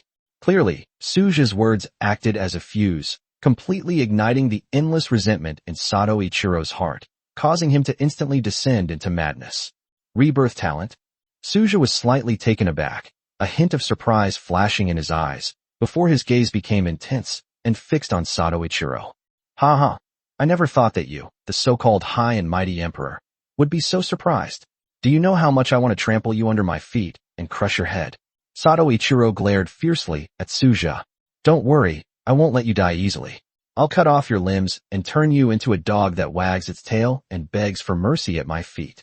Sato Ichiro's eyes were filled with murderous intent, and he wished he could tear Suja to pieces immediately. Suja looked at Sato Ichiro and pondered to himself that this guy had the talent of rebirth, but seemed to be hiding something unusual. Just as Ichiro Sato appeared, the artificial intelligence Tianhui received information from the future experimental subject. What's all this commotion about? A voice called out. Qin Shiyao walked out of the portal. The moment Sato Ichiro saw Qin Shiyao, his eyes were suddenly filled with boundless fear. Who is this guy? Qin Shiyao looked at Sato Ichiro, a strange look flashing in her eyes, and subconsciously licked her lips. That's the look in her eyes. Sato Ichiro stared at Qin Shiyao with bloodshot eyes, his gaze seemingly spitting fire. Huh? Do I know you? There's something off about your eyes, Qin Shiyao said lazily. Upon hearing Qin Shiyao's words, Sato Ichiro's eyes were filled with madness, an endless crimson color spreading across them, mixed with deep fear. Kill you. Kill you. I will definitely kill you. Sato Ichiro roared, and the Shadow Ninja Legion instantly appeared behind him. So, what exactly did she do to you in the future? Why are you so afraid of her? Suja asked slowly, looking at Sato Ichiro. What was originally a normal situation turned into a nightmare when Qin Shiyao appeared. Sato Ichiro was completely mesmerized, staring intently at her.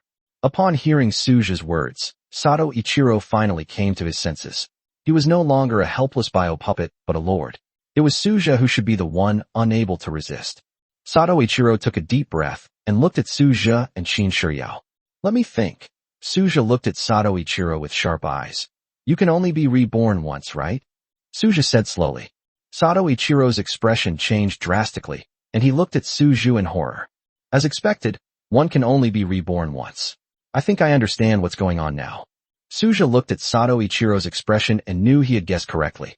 In that case, I've pretty much figured out the mystery surrounding this guy, and I also understand why Tianhui can receive information from the future, Suja said, turning to Ling Xian and Tang Yu. Ella nodded knowingly, probably understanding the reason as well. The future? You mean this guy comes from the future?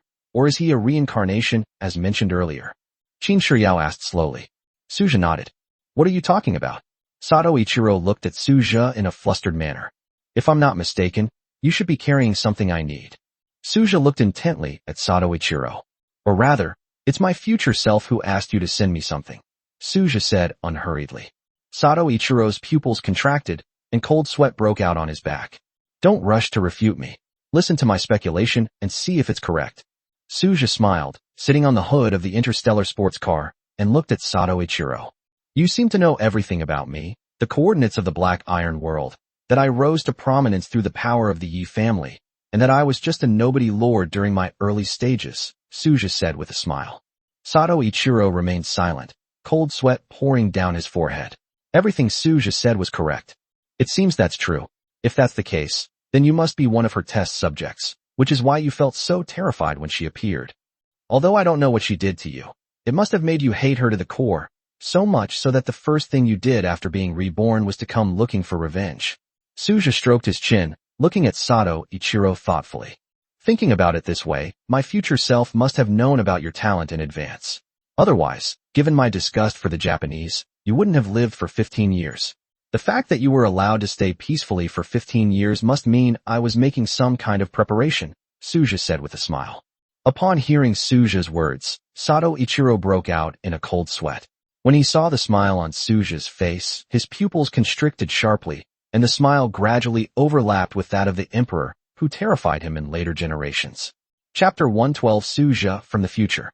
Sato Ichiro's forehead was covered in cold sweat. Suja's words struck him like a hammer blow, revealing the deepest fear within him. A moment later, Sato Ichiro came to his senses and glared at Suja fiercely. Don't try to fool me. The early stages of the technology system are impossible to develop. If I kill you, everything you have will be mine. Then I will make you taste the pain I have experienced. Upon hearing Sato Ichiro's words, Suja's eyes suddenly lit up. I'm actually really curious about what I looked like back then. Suja smiled and looked at Sato Ichiro with great interest. Could you tell me about it? Just to satisfy the curiosity of this dying man. A complex look flashed in Sato Ichiro's eyes after hearing Suja's words. I'll tell you slowly later, when you're begging for my mercy. Don't worry, I won't kill you easily, but neither you nor she will get away with it, Sato Ichiro said through gritted teeth. Then, he shouted to his Shadow Ninja Legion, attack. Cut off their limbs. A hint of helplessness appeared in Suja's eyes. What a pity. Suja looked at Sato Ichiro and shook his head gently. As soon as he finished speaking, a series of dark shadows surged towards Suja like a tide. Just then, a blood-red figure descended from the sky like a shooting star. The figure wielded a dark war scythe, and with a flash of cold light, cut several shadow ninjas who rushed towards Suja in half at the waist. Leon's tall figure, exuding a powerful sense of oppression, appeared before Ichiro Sato. Sato Ichiro stared blankly at Suja, then at Leon, who had suddenly appeared.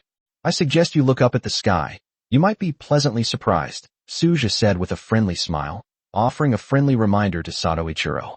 Sato Ichiro subconsciously looked up.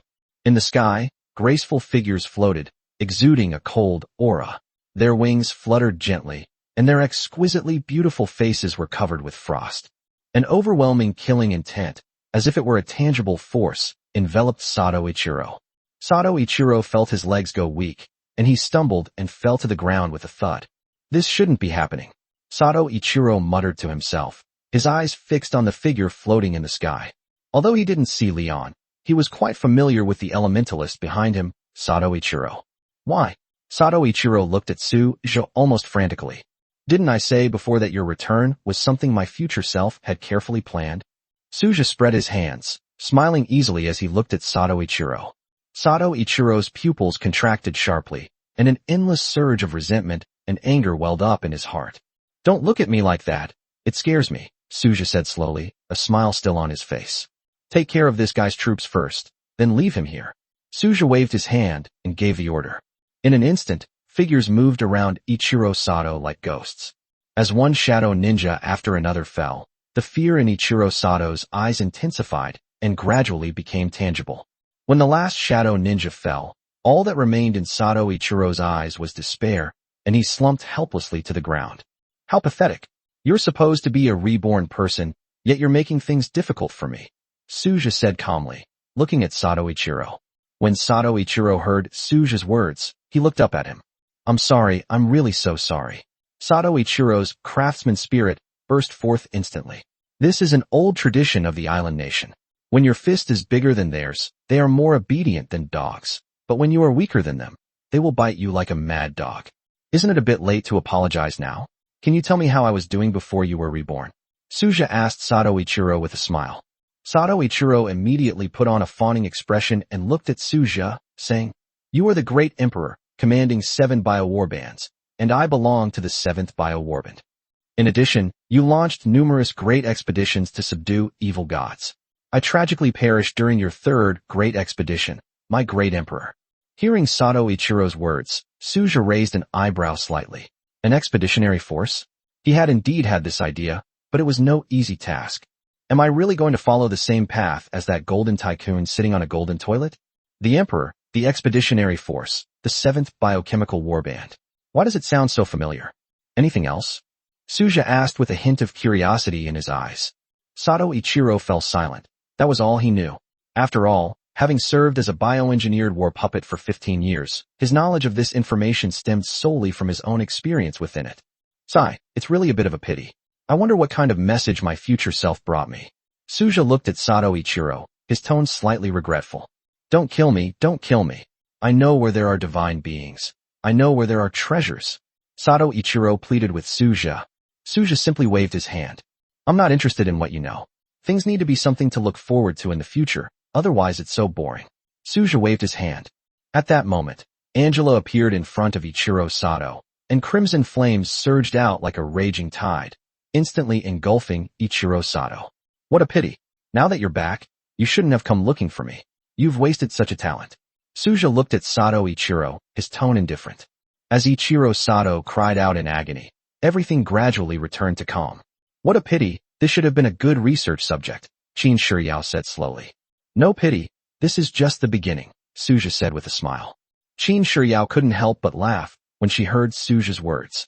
She had heard everything Ichiro Sato had said. The biochemical warband meant that she would have plenty of research subjects in the future. Master, powerful psionic fluctuations and quantum signals from the future have been detected. Qinhui's voice rang out at the opportune moment. On Sato Ichiro's charred body, tiny rays of light slowly rose, gradually coalescing into a phantom image. It turned out to be Suja from the future. By the time you see me, that guy Sato Ichiro should already be dead. The future Suja looked at the present Suja and said slowly, just like a virtual projection. Chapter 113, this guy's talent is rebirth. Although I don't know when he'll come back to find you, it should be soon. That guy has no brains. He doesn't even think about why he's lived for 15 years, the future Suja said unhurriedly. This guy's talent is rebirth, as you probably guessed, and he can only be reborn once. Otherwise I wouldn't have let him come back. By the way, don't talk to me, or I'll look really stupid. This is just a video left behind using psionic energy and quantum signals. Just listen to me. The future Suja said nonchalantly. Suja felt a little helpless and turned to look at Manhwa and the others beside him. They were covering their mouths and chuckling. In short, listen to me. This guy's death has changed the future, but in a way, it hasn't changed at all. After all, he hasn't changed anything in the future, nor can he affect what will happen in the future. That's about it. Also, there's something I need to tell you about bringing this guy back. Remember these words. The void is not evil, and the supreme is not the embodiment of justice. You will understand everything I'm saying later. I'm telling you this now so that you can do it without worrying about anything. The future Suja spoke slowly and calmly. Just then, a little girl dressed in a pink princess dress appeared beside Suja from the future, hopping and skipping over like a cheerful little bird. Daddy, come play with me, the little dumpling said sweetly, raising her little hand to pull out a futuristic-looking gun and firing a shot at Suja from the future.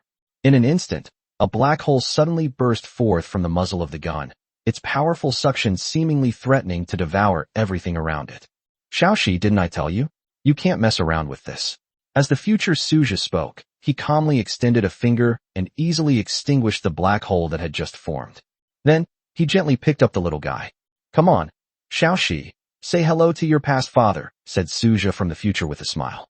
Hello, old dad from the past, Xiaoxi said, her eyes crinkling as she waved her little hand with a grin. Suja stared at the virtual image in front of him, and suddenly felt as if he could sense countless burning gazes shooting at him like arrows. Suja, guess who Xiaoxi's mother was in the past? Hee, I won't tell you. Some things, once revealed, won't be so good, the future Suja said with a smile. Oh, right, there's one last thing. Okay, I can't go on, I just got warned by the Supreme Will. That's enough for now. That guy's soul is almost used up as fuel. One last thing, do whatever you want. The future Suja spoke calmly. Then his figure holding Xiaoxi gradually became blurry. From the virtual image, a respectful voice came. Your Majesty, the 6th and 7th biochemical warbands are ready, and the 9th fleet is also ready to set off at any time. We have also found the entrance to the evil god empire. What is the situation with the 7th Frost Warrior Legion? The 7th and 10th Frost Warrior Legions are ready. The 8th and 9th Frost Warrior Legions have already entered the evil god empire, and the 1st Immortal Clan Legion has also set off to clear out the area. Huh? Holy crap. How come it stopped halfway through the sentence? What's this guy doing? Suja couldn't help but shout in disbelief as he looked at the suddenly shattered virtual image. It must be that guy's soul has been completely burned away, Ella said calmly. I see. Suja nodded. My lord, whose child do you think that little she is? Qin Shiyao asked loudly, her face mischievous and with an expression that seemed to enjoy watching the drama unfold. In an instant, everyone's gaze was focused on Suja, like a spotlight. Suja looked around and glared at Qin Shiryao with annoyance, thinking to himself, "You're the most troublesome one."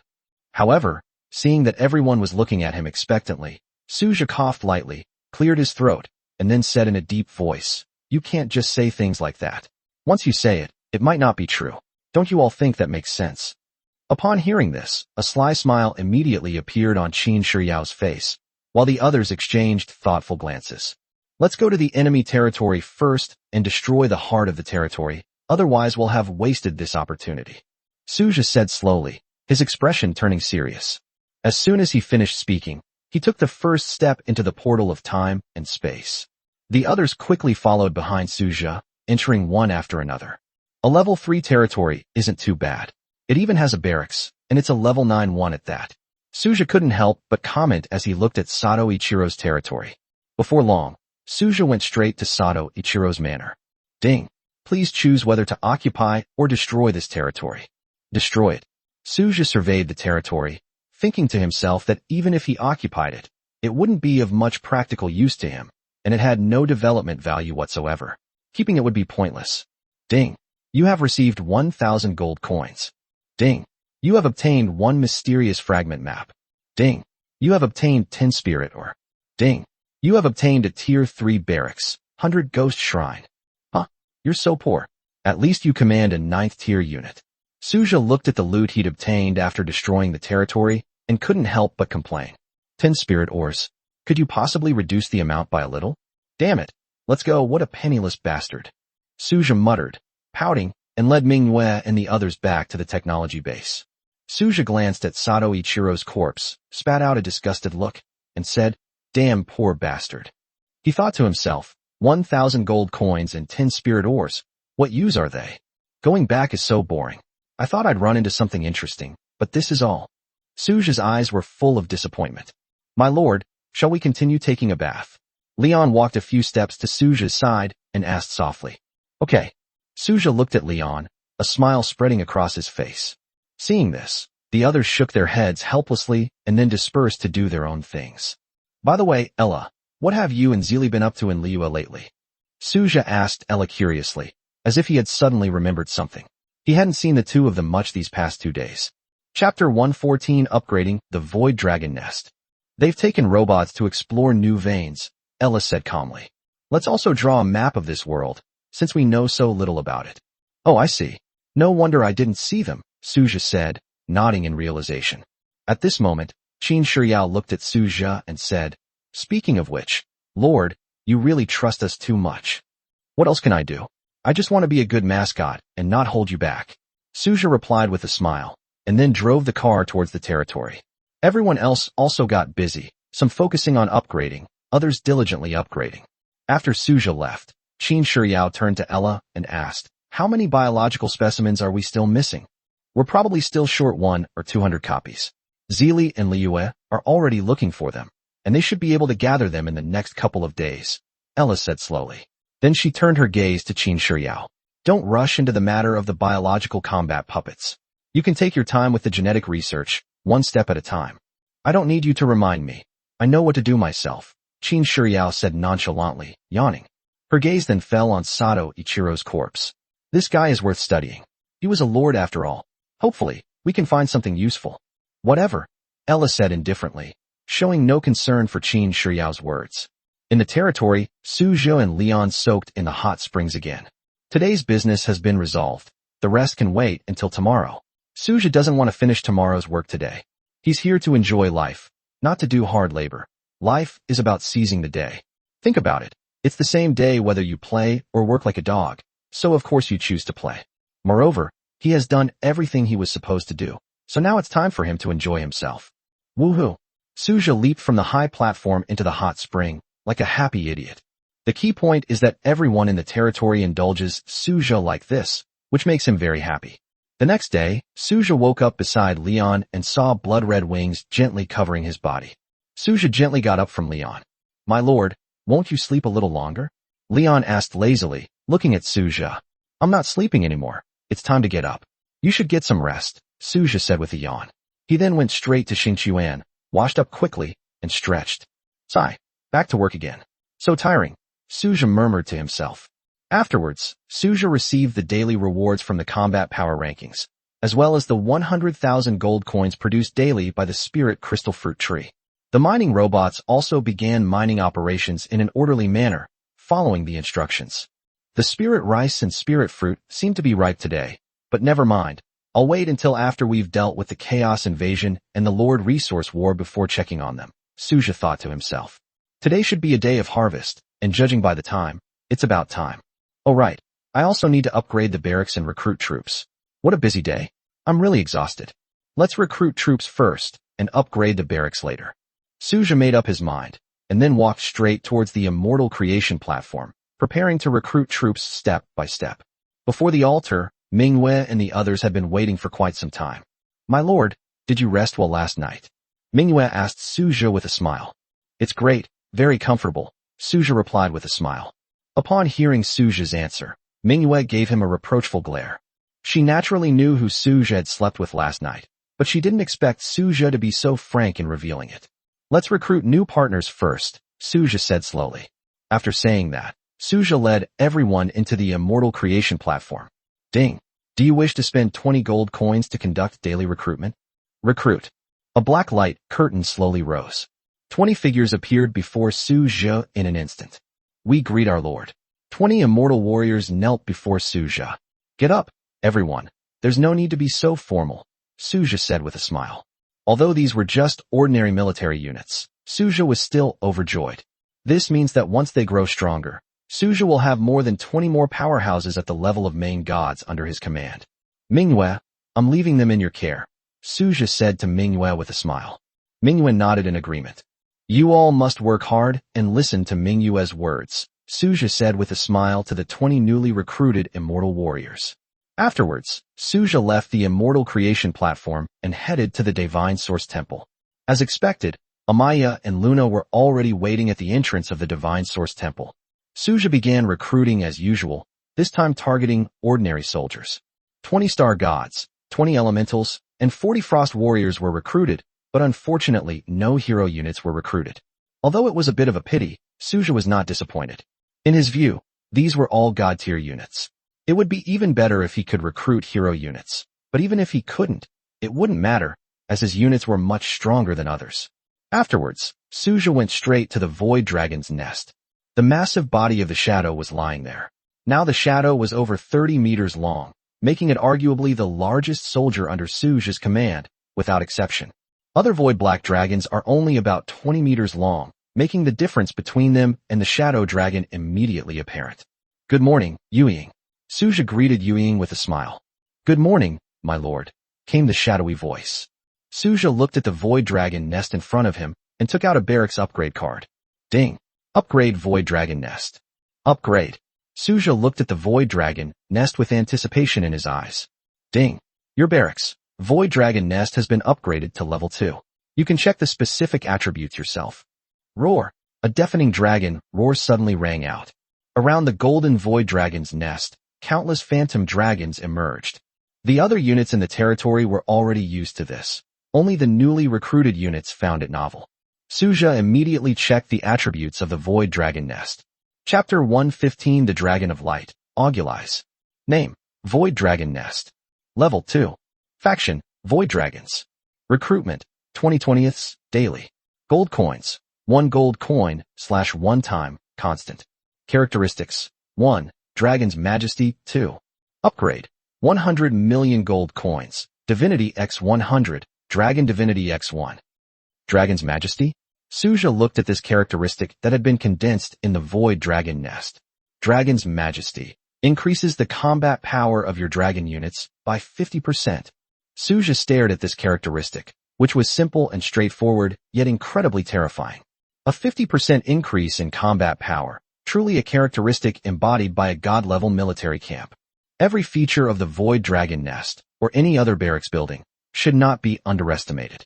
Suja looked at Yuying and saw that her strength was increasing at a visible rate. A 50% increase in combat power is no small amount. Especially since the Shadow is an ultimate creature, with such an amplification, Suja estimates that in terms of combat power alone, the Shadow is very likely to become the strongest single combat force under his command. Even though Manhwa and Leon have similar potential to Yuying, their current combat strength is still inferior to Yuying's. Although Leon's talent is unique, she cannot yet be compared to Shadow because she lacks a sufficiently powerful enemy to spur her growth. Shadow, I'll go recruit some companions first. You wait outside for a moment, Suja said to Shadow. The shadowy figure nodded and continued to lie prone outside the Void Dragon's nest. The shadow is now too large to enter the Void Dragon's nest. Ding. Do you wish to spend 20 gold coins to recruit troops daily? Recruitment. Suja looked at the giant dragon statue in front of him with anticipation. A huge light screen surged up, and one after another, small female dragons strolled out from within it. Greetings, Lord. The 20 little female dragons obediently squatted in front of Suja, folded their wings, and looked at Suja. She had such an obedient appearance that she was incredibly endearing. Yes, come with me, Suja said with a smile to the 20 little female dragons. Afterwards, Suja led the little female dragon away from the Void Dragon nest. Shadow, they're all yours now, Suja said to Shadow, who was lying outside. Understood, Lord. Shadow opened his eyes and looked at the 20 newly recruited female dragons. The 20 little female dragons were as obedient as docile babies, quietly watching the Shadow. Seeing this, Suja simply smiled and remained silent. He knew in his heart that this heartwarming scene would be extremely fleeting. These little female dragons are not as docile as they seem. They are all restless creatures. If it weren't for him and Yuying still being here to keep things in check, these little guys would have already caused chaos in the territory. These little guys are at their most energetic and difficult to raise during their infancy, so Shadow will have a tough time. After all, these are all dragons, and not just ordinary dragons, but void black dragons. Once they grow up, they will all be at the level of gods. Afterwards, Suja entered the Void Dragon's nest again. Ding. Use Troop Refresh Recruitment card. Perform daily refresh recruitment. Recruit. A burst of golden red light suddenly erupted, the intense rays intertwining, as if a dazzling golden sun were rising throughout the entire Void Dragon's nest. A hint of surprise flashed in Suja's eyes. Could it be that a hero unit has been released? A golden figure slowly emerged from the light, followed by 19 ancient dragons. Augulais greets your majesty. The golden dragon prostrated itself on the ground, looking at Suja and the other ancient dragons in the same manner. Get up first, Suja said, looking at Augulais. Augulais was covered in golden scales, his dragon horns exuded majesty, and the 3 pairs of golden wings on his back were adorned with shimmering golden red sun patterns. Golden and red patterns flowed across its body, and a divine charm intertwined within it. With a body length of 10 meters, Augulais is clearly no ordinary metal dragon.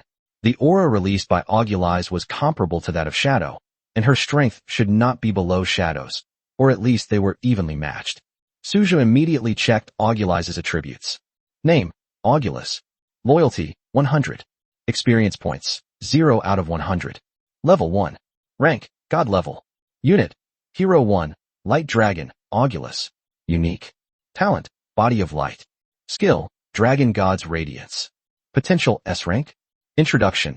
The Eternal Dragon of Light, a dragon born from miracles, possesses limitless potential. As long as the sun exists, it will never truly die. Suja took a deep breath and looked at Augulais' attributes. It was pretty much as he had guessed. This guy's strength was indeed on par with Yuying. Body of Light. As long as it is bathed in sunlight, it can continuously increase its strength and will not truly perish. Only when all the suns in the myriad worlds fall can its life end. After reaching adulthood, its body emits a scorching temperature like the sun at every moment. This is definitely a Kryptonian dragon. However, it is far more powerful than Kryptonians. Not only does it have no weaknesses, but it is also incredibly powerful, constantly radiating intense heat like the sun. No way, how come these guys' talents are all so freakish? Suja couldn't help but marvel inwardly. Augulais, take them with you and come out with me. I'll introduce you to some of their companions, Suja said, turning to Augulais. Yes, my lord. Augulais responded softly, glancing at the little female dragons behind him who were laughing, playing, and causing mischief. Upon seeing Augulais' gaze, the little female dragons immediately lined up obediently in a neat row and followed behind him. Suja couldn't help but chuckle as he looked at the little female dragons who had suddenly become so obedient. In the entire territory, basically only he, Yuying, Manhwa, and Leon, 2 extraordinary beings, are able to keep these mischievous dragons in check. As for the other members, these little female dragons didn't take their words to heart, and they didn't really pay attention to even the elementalists. Of course, now there's another one who can make the little female dragon obedient. Augulais, this is Shadow. Shadow, this is Augulais. From now on, the Dragon Legion will be under your command, Suja said with a smile. Yes, my lord. Shadow nodded in acknowledgement. Augulais turned his gaze to Shadow. As a top-tier variant dragon of the same level, Augulais could sense Shadow's power. With its 99% elemental immunity and near-invincible physical body, Shadow is indeed quite invincible in a practical sense. Shadow, in a little while you'll take the newly recruited companions to the Black Iron world to level them up, and while you're at it, tell them about the specifics of our territory, Sujo instructed with a smile. Yes, my lord. Shadow nodded in agreement, looked at Augulais, then spread its wings and flew into the sky, leaving the territory. Chapter 116, The Origin Contract. Augulais, leading the newly recruited young dragons, followed closely behind Olivia as she departed. Suja watched this scene with a slight smile on his face. The biggest difference between Suju and other lords is that he doesn't need to worry about managing his troops. He could easily be a hands-off manager, handing over the daily management of his territory to his subordinates. Suja then moved to the origin spirit tree. Xinglan, dressed in a fiery red robe, stood quietly beneath the origin spirit tree, her posture resembling that of a noble and elegant queen. My lord, Xinglan called softly, her voice gentle and melodious. Suja looked at Xinglan. She was completely different from the other heroes. Xinglan exudes elegance in both her demeanor and expression, radiating an indescribable noble aura. Well, how have you been feeling during your time in the territory? Suja asked Xinglan with a gentle smile and warm gaze. Not bad, my lord. Xinglan returned the smile, looking quite pleased. That's good, Suja said, turning his gaze to the origin spirit tree in front of him. Ding. Upgrade the barracks. Upgrade. Suja stared at the origin spirit tree, his tone firm. Ding. Your barracks. Origin tree upgraded, current level 2. You can check the specific attributes yourself. In an instant, countless elements converged on the origin tree like a tide. Suja watched this scene intently, and then everything gradually returned to calm. Suja immediately checked the attributes of the Tree of Origin. Name, Tree of Origin. Level 2. Recruitment, 20/20ths, daily. Gold coins, 1 gold coin / 1 time, constant. Features, 1. Origin contract, 2. Upgrade, 100 million gold coins, Divinity X1, World Tree Seed X1. The Origin Contract. A hint of curiosity flashed in Suja's eyes as he stared intently at this characteristic. Origin Contract. Origin spirits can form a contract with a lord, and the lord will gain the abilities controlled by the contracted spirit. Note: only one origin spirit can be contracted at each major tier. This is a trait closely related to the lord. Suja's eyes suddenly lit up, realizing that this was undoubtedly a great thing for him. Xinglan, come and form a contract with me, Suja said, turning to Xinglan. Xinglan nodded slightly and walked slowly towards Suja with elegant steps. In the name of Origin, I solemnly swear that I will defend the person before me with my life. With the will of Origin as my witness, I forge a covenant of Origin with the person before me, to be bound together in life and death, until eternity. Xinglan's ethereal voice echoed all around. The flame of Origin suddenly ignited beneath Suja and Xinglan's feet, and a radiant 6-pointed star magic circle appeared, its light intertwining to form a dazzling curtain of light beneath the Tree of Origin. Endless flames, like nimble sprites, coiled around Suja and Xinglan. As the flames gradually subsided, Xinglan gazed at Suja with deep affection. Suja slowly opened his eyes, and the flames of Origin burned fiercely in them. This feeling, Suja's heart stirred, and his body instantly transformed into elemental form, a flame shooting into the sky as he charged directly towards the heavens. Suja hovered in the air, his eyes sharp as an eagle's, flames burning fiercely on his body as if he wanted to burn everything in the world. Above and below heaven, I am the only one who reigns supreme, Suja declared domineeringly, as flames transformed into a majestic trench coat draped over his body, with 2 golden flame ribbons fluttering in the wind. However, the flames on Suja's body dimmed rapidly the next second. Suja reverted from his elemental state. Help, help, help me. Someone protect me. Suja fell straight down from the sky, sprawled out without any regard for his image. Xinglan sighed helplessly, and 6 red flame wings instantly unfolded behind her, like a blooming flame flower.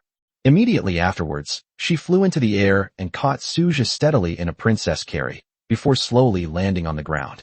Suja looked at Xinglan, who was hugging him, with some embarrassment. Ahem, please put me down first, Suja said, his face flushed with embarrassment. Xinglan's lips curled up slightly as she looked at Suja's embarrassed appearance with a hint of a smile. Thinking to myself, 1 second I was shouting with great arrogance, I am the only one who reigns supreme in heaven and on earth, and the next second I was crying out for help in a panic. My lord, you really are something else. Suja's legs went weak, and he barely managed to stand up. The main problem was that his already limited spiritual energy had been completely depleted by his boastful behavior earlier. He had just used a lot of spiritual energy to conjure the trench coat and ribbon with flames. Let's recruit troops first. I need to take a break, Suja said weakly to Xinglan. Xinglan nodded. Ding. Do you wish to spend 20 gold coins to conduct daily recruitment? Recruit, Suja said, perking up. Golden light slowly emerged on the tree of origin, and a hint of surprise appeared in Suja's eyes. Have they recruited another hero unit? Amidst the golden light, 20 figures slowly descended from the tree of origin. Leading the way was an elf dressed in the same white robe as Xinglan, whose demeanor was as noble as a queen. Chris greets your majesty. Chris gracefully knelt before Suja, with 19 white elves standing neatly behind her. Get up, everyone, Suja said with a smile to Chris. Suja then checked Chris's attributes. Name, Chris. Loyalty, 100. Experience points, 0 out of 100. Level 1. Rank, God level. Unit, Heroes of the Source, Chris. Talent, Light of Origin. Skill, Apocalyptic Radiance. Potential, S rank Saint rank. Introduction, a spirit of light born in the age of origin. Not bad, very good. Wait a minute. Suja's eyes lit up as he stared intently at Chris. Chris, can we make a contract? Suja looked at Chris with anticipation. Chris nodded. With Suja's current level 10, he could indeed form a contract twice. My lord, I think we should discuss the contract later, as you haven't recovered yet, Xinglan said to Suja with a hint of helplessness. Oh, right, I almost forgot. The chaos invasion is about to begin. Xinglan, explain the rules of the territory to Chris, and then take Chris and the others to the Black Iron world to level up first. Xinglan nodded in agreement, turned around and walked towards Chris, and began to explain in detail the various rules of the territory. Suja then turned his attention to the other light elves and discovered that, with the enhancement of the affixes, their potential had reached the level of a high-ranking true god. Indeed, different barracks have different characteristics, but only a few barracks have relatively simple troop types. Suja looked at the tree of origin and pondered to himself. Then let's wait and see. I'll recruit another batch, Suja said to Xinglan and Chris. Chapter 117 Epic Blueprints, Divine Weapon. Ding. Use a troop refresh card to refresh daily recruitment. Recruit, Suja said calmly. In an instant, red and white light rose up together. The tree of origin radiates endless elemental light, its brilliance dazzling and dreamlike. 20 origin spirits were successfully recruited, including 10 fire element origin spirits and 10 light element origin spirits. We greet your lordship. The 20 origin elves knelt in unison before Suja. Get up, Xinglan. Chris, you can take care of them now, Suja said with a smile. Understood, Lord. Xinglan and Chris replied in unison, nodding in agreement. Xinglan, you take care of arranging things for the newly recruited companions. I'm going to the Fallen Temple first, Suja said to Xinglan and Chris. My lord, let me escort you there, Xinglan said with concern, looking at Suja, whose legs were weak. No need. I can manage on my own, Suja decisively refused. What does this mean? Don't you trust me at all? Xinglan and Chris looked at Suja, whose legs were weak but who was still stubborn, and couldn't help but laugh and cry. However, Xinglan knew in her heart that her lord was a person who cared a lot about his reputation. Has the lord always been like this? Chris asked Xinglan curiously. Xinglan was silent for a while before slowly saying, Everything else is fine, but she's very stubborn. Chris watched Suja's unsteady departing figure with a hint of helplessness, thinking to herself, this lord, who is so proud of himself, really has a stubborn tongue. Before long, Suja arrived at the Fallen Temple. My lord. With a smile on her face, Chelsea quickly stepped forward to support Suja, whose legs were weak. My lord, what's wrong? Chelsea asked Suja with a curious look. It's nothing, just a minor issue. Chelsea, you're already level 10. Suja turned his gaze to Chelsea. Yes, with ample resources and your careful nurturing, Lord, I don't want to disappoint you. Chelsea said with a tender smile, her eyes filled with affection, her gaze so gentle it seemed to drip with water. Well done. Suja smiled and nodded in praise, then turned to look at the fallen temple in front of him and stepped inside with Chelsea. Ding. Do you wish to spend 20 gold coins to conduct daily recruitment? Recruit.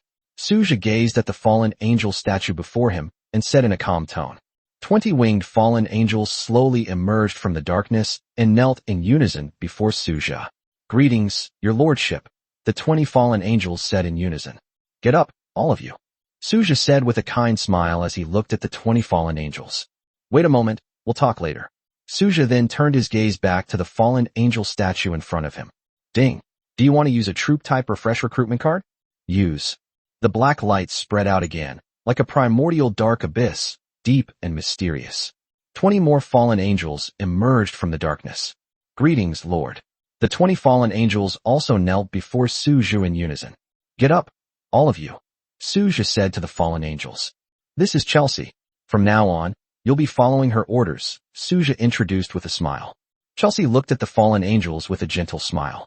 Chelsea, the fallen angel legion is now in your hands. You should know how to arrange the newly recruited members, Suja said with a smile. Understood, my lord. Chelsea replied with a smile. Suja nodded. Then I'm going somewhere else. The chaos invasion is about to begin. Those below level 10 don't need to go to the Black Iron World. Once you've made the arrangements, wait for me at the Black Rock Walls. Suja said to Chelsea. Chelsea nodded obediently. Suja then left the fallen temple and arrived at the last military camp, the Future Nexus. At this moment, Qin Shiyao is the only one at the Future Hub. Zili and Li Yu went to the Black Iron World to collect samples and explore new mineral veins. Ella and Leon were busy at the Technology Research and Development Center.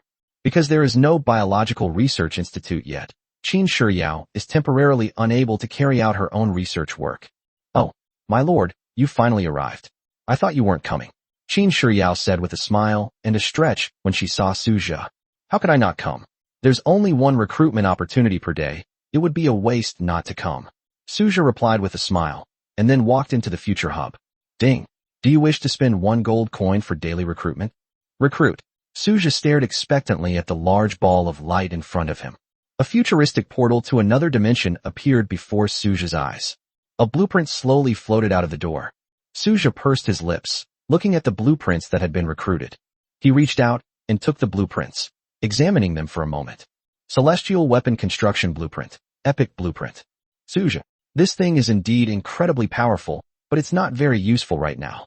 Putting everything else aside, given the current resource situation in Suja's territory, even building a laser sword is quite difficult. Not to mention the epic blueprints for divine weapons. Well, something is better than nothing. I'll have a chance to use it someday. Suja consoled himself, then put the blueprints away. Suja looked at the barracks upgrade card and the troop refresh recruitment card in his hand. There are 2 barracks upgrade cards left and 4 troop refresh recruitment cards left. Apart from the Celestial Soldier Construction Blueprint, an epic blueprint, all other barracks have been upgraded to level 2 barracks. Oh right, the mysterious map, plus the map fragments I got from that guy yesterday. I've now collected all 10 fragments. Suja suddenly realized. Ding. The Void Invasion is about to begin. Lord, please select the difficulty. S, A, B, C, or D. S-rank difficulty. Suja chose S-rank difficulty without hesitation. Although Suja himself no longer needs to upgrade, that doesn't mean others don't. Manhwa and the others need to use this opportunity to level up. Suja is now completely relaxed. He doesn't have to do anything, and he can automatically level up in 7 days. It's wonderful. The chaos invasion has begun. Do you want to go take a look?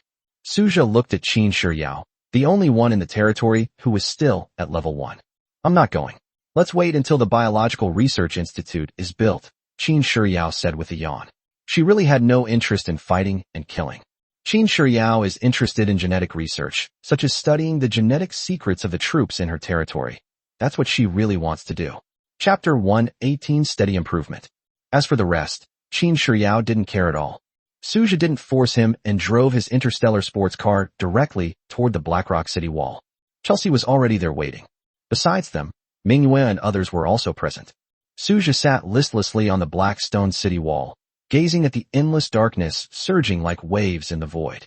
Suja couldn't help but recall what his future self had said. The void is not evil, and the supreme will is not righteous. This is really interesting. In this world, everyone takes it for granted that the void is a symbol of evil, so why would my future self say such a thing? Suja stared at the void surging with endless darkness, muttering to himself. Forget it, this isn't something I should be worrying about right now. Why make trouble for myself? Suja said with a smile, trying to comfort himself. As the first void creature stepped into Suja's territory, the void invasion campaign in Suja's territory has officially begun. Today is the 15th day of the beginner period. Half of the time has already passed. I still need to keep working hard, Suja thought to himself. Now that half of the newbie bonus period has passed, Suja can't help but feel anxious about the future of his territory. There are only 15 days left. After these 15 days, it won't be possible to acquire resources as easily as it is now, and it won't be possible to do so by relying solely on one's own efforts. We still need to focus on developing science and technology. Let Manhwa and the others develop freely. Suja pondered the future development plan. On the surface, the only thing Suja can reveal is his technology. The existence of god-level units is definitely not something that can be exposed. Although Suja's technological strength is quite impressive, it is still within the acceptable range for other lords. Considering the technological development system, the lords on the technology side are basically major consumers of resources, but precisely because of this, they do not arouse the resentment of other lords. As for the reason, it is that although the technology side lords are developing rapidly, they have a serious problem, a lack of high-end combat power. More precisely, it's a deficiency in high-end individual combat capabilities. High-tech weapons like Starship orbital cannons are indeed incredibly powerful. However, these large heavy weapons have a major drawback. They are too inflexible, not only in terms of speed, but in all aspects. On the stage of large-scale warfare, the technological side undoubtedly has a significant advantage. With their powerful technological capabilities, they are able to build a tight defense and a powerful attack system on the battlefield, gaining the upper hand. However, the technology sector faces a thorny problem. It often seems powerless in the face of assassination operations by high-end combat forces. This is a fact that the technology sector cannot ignore and must acknowledge. This is why other lords are also able to accept the rapid development of technology-focused lords. The reason is actually quite simple. There is a fatal weakness in the technology sector. For any type of soldier, no matter how strong they appear on the surface, as long as they have weaknesses, others can accept it. After all, nothing is absolutely perfect in a highly competitive world. However, if Suja's god-level unit were to be accidentally exposed, it would undoubtedly cause serious problems. People are often very hypocritical. What you have that I don't is not allowed. However, the weakness in high-end combat capabilities on the technology side is something he cannot change at present. Currently, among Suja's technology team, only Zeely possesses truly strong combat capabilities. She is considered to have some combat ability, but there is still a significant gap compared to the god-level soldiers in other barracks. However, apart from Zeely, the individual combat strength of characters like Ella, Qin Shiyao, and Li Yu is relatively weak. Even though the War Queen Arya may play an important role in Legion battles, her individual combat strength is not satisfactory. If Suja's situation is this bad, one can only imagine how bad it is for the other technology-based lords. 2 hours later, Manhwa and the others all leveled up, reaching level 14. Even Chelsea successfully leveled up from level 11 to level 12. However, Suja did not gain any experience points from it. After the battle, Suja began to carefully tally up his gains for the day. This chaos invasion: 400,000 gold coins, 2,000 common loot chests, 1,000 rare loot chests, 1,000 iron chests, 600 bronze chests, 1 silver chest, and 1 S-rank chest. Not a single high-level loot chest. Suja looked at the loot in front of him. Although there were quite a few loot chests and treasure chests, the lack of high-level loot chests made him feel somewhat disappointed. Devour. Suja stopped hesitating and directly opened his 3D territory panel, simultaneously activating his special ability, Devour. Ding! Your blessed land attribute has been triggered. Your territory's range has expanded by 10,000 meters. Ding! Your blessed land attribute has been triggered again. You have obtained a primary level exotic metal or vein.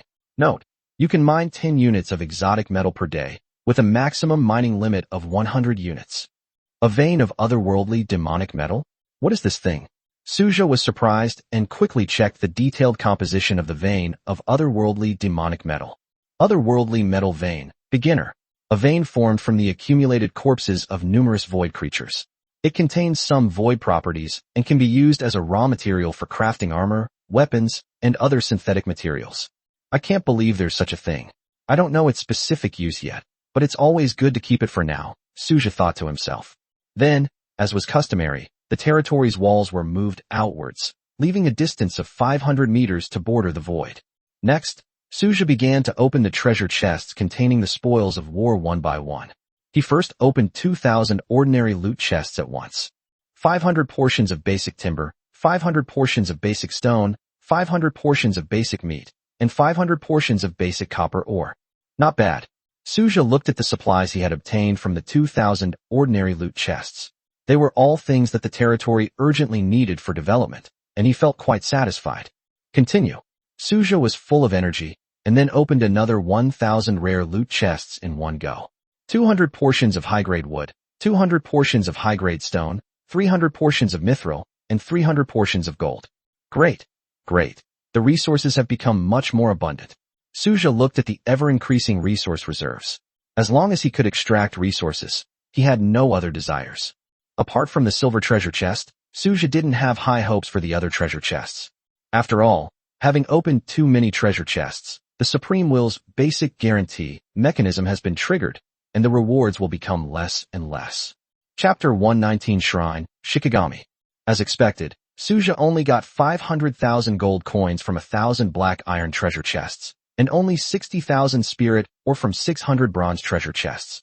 Sigh, I guess we'll get fewer and fewer items from these treasure chests in the future. Suja looked at the items he had opened from the treasure chests and couldn't help but feel a little depressed, muttering to himself. Then, with a hint of anticipation, Suja turned his gaze to the silver treasure chest and the S-level evaluation box. Ding! Open the silver treasure chest. Open it. Suja stared at the silver treasure chest with anticipation. Ding! You have obtained a barracks upgrade card. Ding! You have obtained a troop recruitment refresh card. Ding! You have obtained 1,000 spirit ores. Oh dear, it started as expected. Suja looked at the items he had opened. The silver treasure chest had begun to produce spirit ore. It seemed that the basic living allowance was really coming. Suja took a deep breath, trying to calm himself down. Open. Suja pinned his last hope on the S-rank evaluation box, hoping to get something even slightly useful. After all, S-rank evaluation boxes don't have restrictions like guaranteed minimum, and should be able to yield items that the Lord truly needs. Ding! You have obtained a barracks upgrade card. Ding! You have obtained a troop refresh recruitment card. Ding! You have obtained a wonder upgrade card. Suja. Wow. Suja looked at the items he had opened from the evaluation box and had to admit that he could actually use them all. However, Suja also urgently needs resources to develop his territory. It's alright. Suja shook his head helplessly and put the cards away. After all, these upgrade cards are crucial for the development of the territory, so he naturally wants as many as possible. However, the need for resources is equally urgent. Suja thought to himself that he wanted both the resources and the upgrade cards. Only children make choices, adults want them all. Suja stretched out a big yawn, then drove straight back to the Lord's manor. Amaya and Luna were already waiting at the Lord's manor. My lord, we are ready. Amaya and Luna said to Suju in unison. Alright, let's go fry some fish, Suja replied with a smile. Afterwards, Suja led Amaya and Luna into the Lord's space. Ding! Please select Resource War Mode, Solo, Team, Arena. A ring battle, Suja said without hesitation, yawning. Amaya and Luna then entered the canyon scene. The reason Suja chose the canyon was simple. There was no need to hesitate. He could just go in and start killing. After all, we're going to fry fish. Do we really need to be so careful? Regardless of the opponent's strength, in Suja's eyes they were all like fish waiting to be slaughtered. 10 minutes later, Suja leisurely walked out of the Lord's space with an SSS level resource chest, leaving behind 20 lords who looked bewildered and still didn't understand what was going on. Open. Suja couldn't wait to open the resource chest. Ding. You have obtained 500 advanced timber resource cards. Ding. You have obtained 500 advanced stone resource cards. Ding. You have obtained 500 steel resource cards. Ding. You have obtained 500 mithril resource cards. Ding. You have obtained 500 gold resource cards. Ding. You have obtained 100 special metals. Ding. You have obtained 100 pieces of advanced alloy. Ding. You have obtained 10 special alloys. Ding. You have received 100,000 gold coins. Ding. You have obtained 10,000 spirit ore. Ding. You have obtained a troop or fresh recruitment card. Ding. You have obtained a barracks upgrade card. Not bad. Suja looked at the items he had opened from the resource chest. They were all resources that the territory urgently needed for development, and there was such an opportunity every day, which was indeed quite good. However, Suja was also wondering to himself whether he was being taken advantage of. I think I've taken care of most of today's tasks. Suja's eye carefully recalled, pondering what he still hadn't finished today. I still need one more contract, but Chris went to the Black Iron world, so I can only wait until she comes back. Oh right, there's also a barracks. Suja suddenly remembered that after dealing with that guy and destroying his territory, he directly obtained a barracks. Suja immediately took out the barracks, which turned out to be a tier 3 barracks, 100 Ghost Shrine. No wonder it's that guy's stuff, it just looks kind of creepy. Suja looked at the skull-shaped model in his hand and couldn't help but complain. Ding. Your attribute has been upgraded to God-level evolution, and the tier 3 barracks, 100 Ghost Shrine has evolved. Ding. You have obtained a God-tier barracks, shrine. A shrine? This feels like playing some pay-to-win mobile game. Suja looked at the evolved God-level barracks, and the image of that pay-to-win mobile game that made people want to uninstall it immediately came to mind. Of course, this was just something he thought to himself. Suja examined the shrine model in his hand. The vermilion pillars and the island-style architecture were complemented by several cherry blossom trees in the shrine estate. Suja then checked the shrine's attributes. Name, shrine. Level, none, cannot be upgraded. Unit type, Shikigami. Rank, God level. Recruitment, 1/1, daily. Gold coins, 1 gold coin, /1 time. Upgrade, unable to upgrade. Description, an extremely special God-level barracks that cannot be upgraded or have legions established. It has a special suppressive effect on troop types in special areas. Suja looked at the shrine's description and the corners of his mouth unconsciously turned up. It has absolute suppression power over special regional units, which is a treasure in certain situations. Although it can't be upgraded like the future hub, it's enough. Using it to defend the territory or as an assassination squad seems pretty good, Suja thought to himself. He then opened the 3D floor plan and placed the shrine next to the future hub. A magnificent shrine instantly appeared in Suja's territory. A dark figure quietly appeared beside Suja. It is the bright moon. Suja looked at Manhwa and asked, have you finished everything on your end? Everything has been taken care of, and I'm also curious about who the Lord's newly recruited partner is. Manhwa said to Suja with a smile. Okay, let's go then. Suja replied with a smile. My lord, let me take you there. Manhwa said, and before Suja could reply, she picked him up and flew towards the shrine. It looks quite pretty here. Manhwa looked at the shrine in front of her. The cherry blossom trees in the shrine courtyard swayed in the wind, and pink cherry blossom petals slowly fell, scattering all over the courtyard. Suja and Manhwa entered the shrine. Just then, figures appeared around the shrine. Suja looked around and, wow. Apart from the hero units that went to the Black Iron world and Qin Shuriao who was still leisurely slacking off, all the other hero units were present. Chapter 120 The Cursed Blade, the Demon Sword Princess.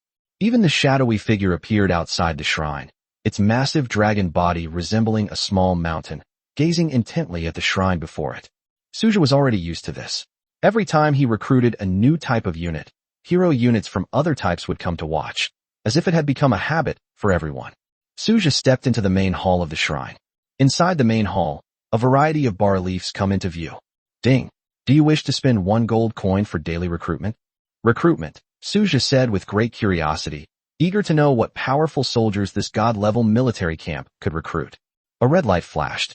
A woman dressed in a white and red shrine maiden outfit emerged from the light. She wore wooden clogs, had a long sword at her waist, and her beautiful face was cold and stern. My lord, the Demon Blade Princess has come to pay her respects. The Demon Blade Princess knelt on one knee and bowed her head as she spoke to Suja. Suja looked at Yao Daoji, his gaze inadvertently sweeping over the neckline of her shrine maiden outfit. Good heavens, those two soft, big, and round mounts. Get up first, Suja said quickly. Yao Daoheim stood up, her long black hair tied in a ponytail, her beautiful face still expressionless, appearing exceptionally serious. Suja checked the attributes of the Demon Blade Princess.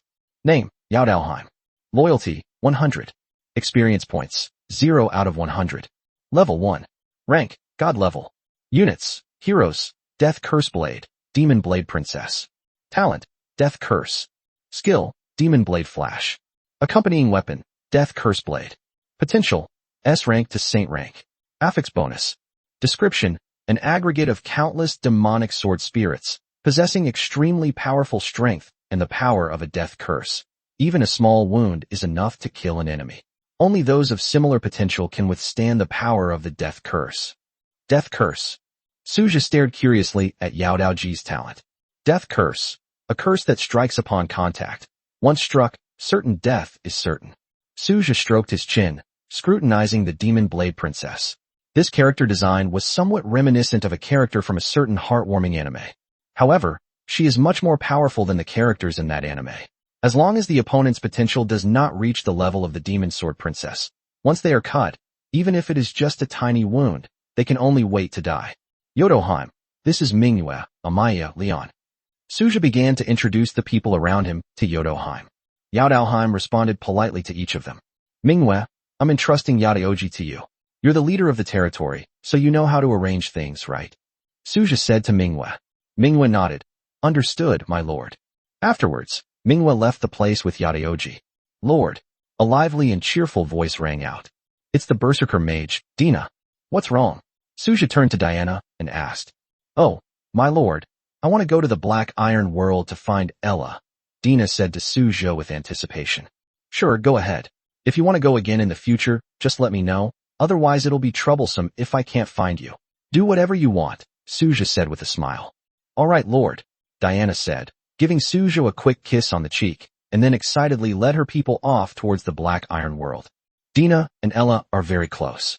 Since Dina said that, Ella must be in the Black Iron World right now, not in the Technology Research Center. Suja never restricts his troops from staying in the territory. They just need to say where they are going, otherwise he will have a headache if he can't find them. Leon, come with me. The rest of you can go about your business.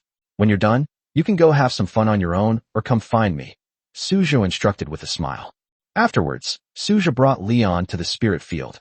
7 days have passed since the spirit rice was planted.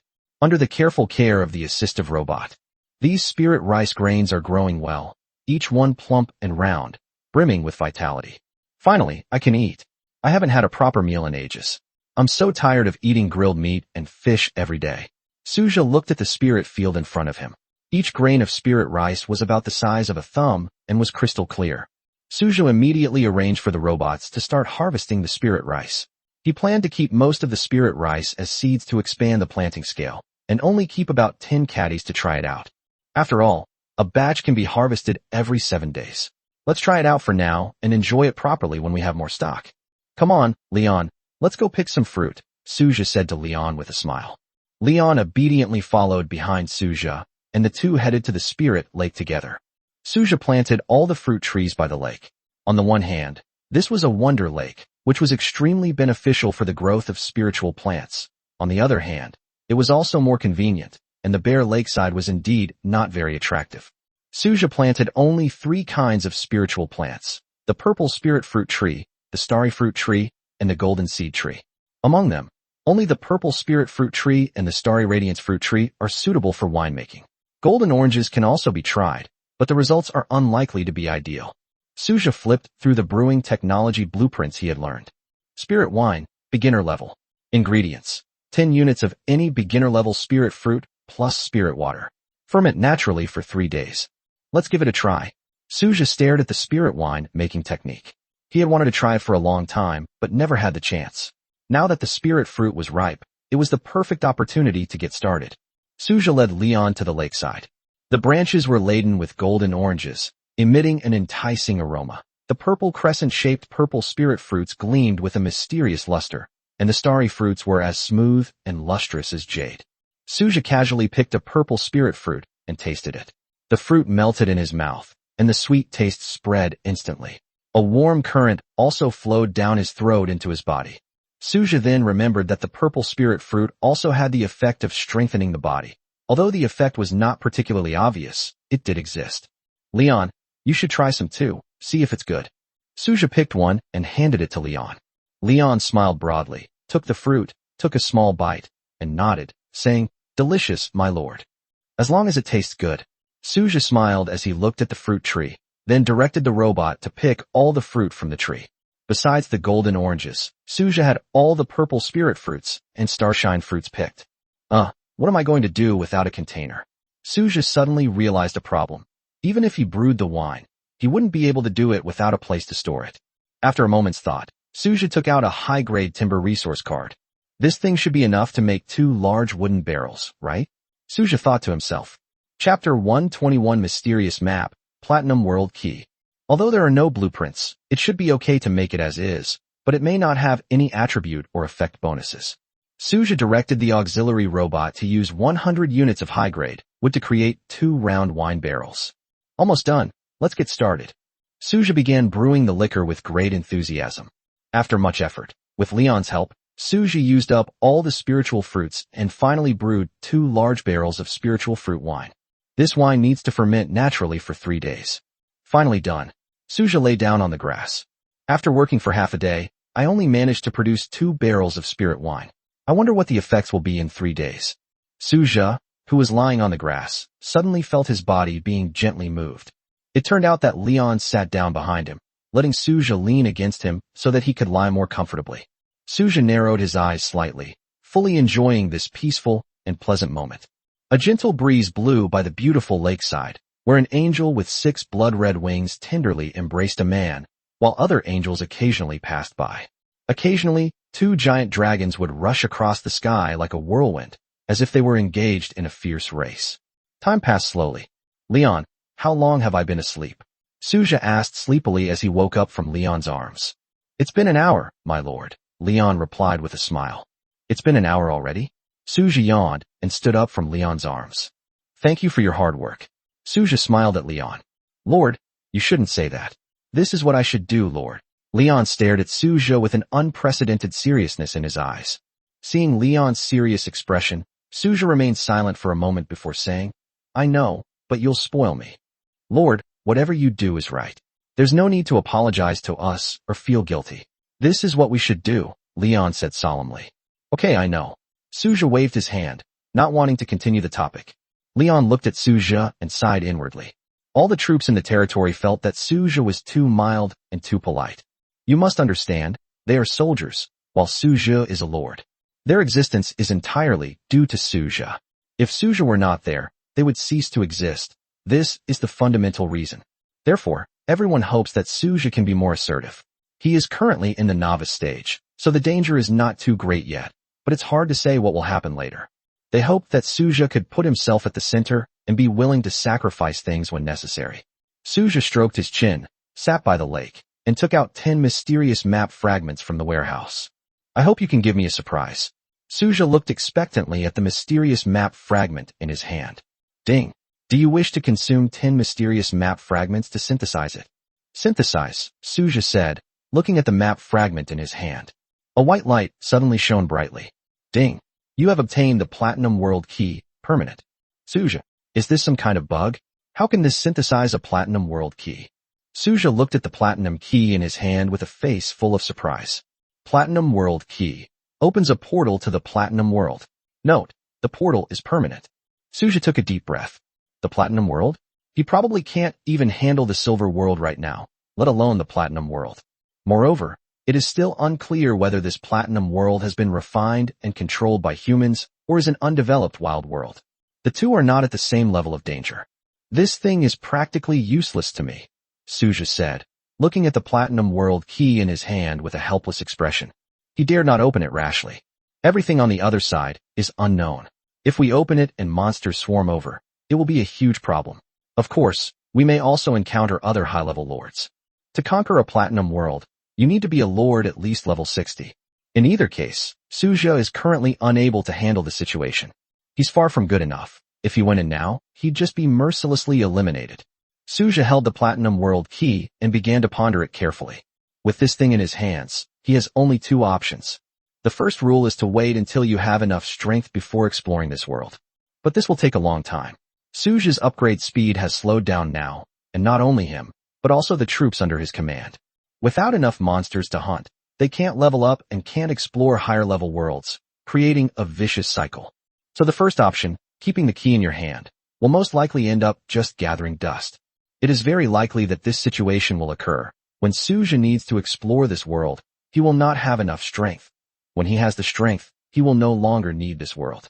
The second option is to exchange it for something, like a family heirloom. Of course, the exchange might not be entirely equal, and Suja might suffer a slight loss, but from a certain perspective, even if he does lose, it won't be by much. Whether it's a loss or a gain, to exchange something you don't need right now for something that will greatly help you now is hard to say. Suja was faced with only these two paths. If only you had given me a bronze world key, Suja muttered, looking at the platinum world key in his hand. Suja also has a bronze world key, but it's incomplete and not permanent, so it's not very useful, and frankly, it has no value. Even if you trade it, you won't get much money. The most important point is that it is not permanent. Whether it is permanent or not is crucial. For example, his current iron world is permanent. This is the advantage of a permanent world. It provides an extra world to develop, which is extremely useful for any lord. Looks like I'll have to trade it. Resources are only resources if you have them in your hands. Otherwise, they're no different from trash. Suja looked at the platinum world key in his hand and made up his mind. For Suja, this key was not valuable. He would rather exchange it for the resources he needed to improve his own strength. Once the newbie period is over, I'll talk to Yi Xingqian about exchanging resources, Suja thought to himself. This empress is from the Yi family. If he could exchange resources with her, even just for the heart of a bronze world, it would be a win for Suja. The Yi family is one of the most prestigious families in the empire. Families like the empresses must have many world hearts. Such low-level world hearts were not rare items for them at all. For ordinary lords, the heart of the world is a family heirloom, but for a top power like the Jiang family, it cannot be viewed with the same standards as an ordinary lord. It should be understood that for a family of the Yi family's caliber, obtaining a low-level world heart is not a question of whether they have it or not, but rather a question of whether they do. A rising dragon. Maybe we can make some good plans for it then. Suja thought to himself. Large families all have family trials, among which ascending dragon is a crucial part. Of course, if you only want to be a family member who just loafs around and waits to die, then you don't need to participate. Clearly, the Empress is trying to win over ordinary lords like Suja in preparation for her ascension in the family trials.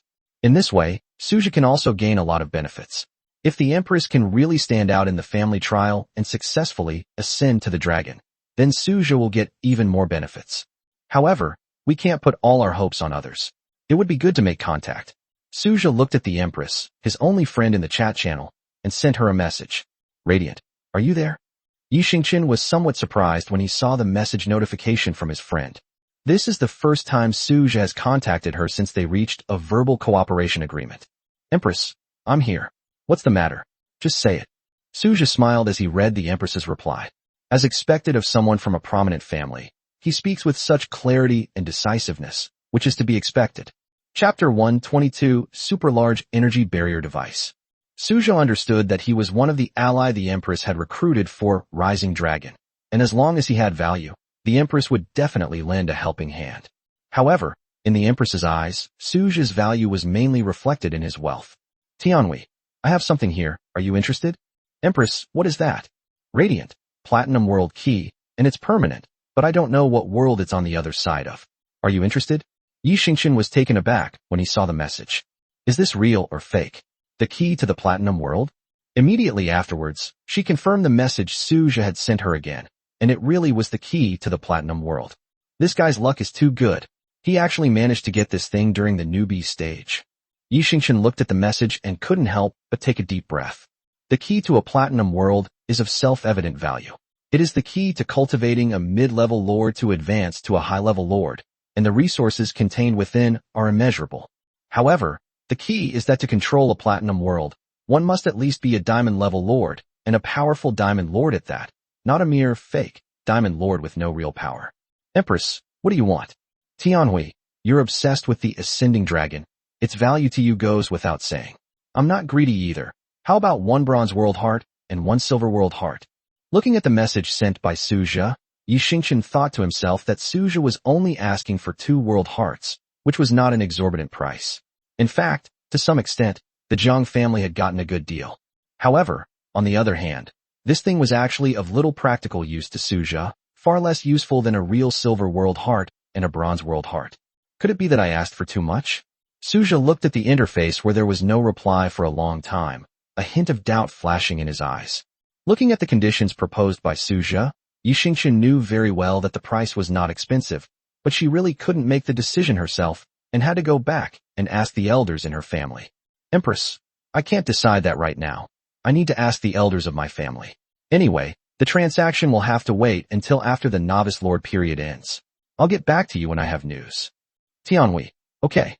Yi Xingchen looked at Suja's reply, a strange light flashing in his eyes. Unexpectedly, Suja really brought me a big surprise. Yi Xingchen recruited Suja for a very simple reason.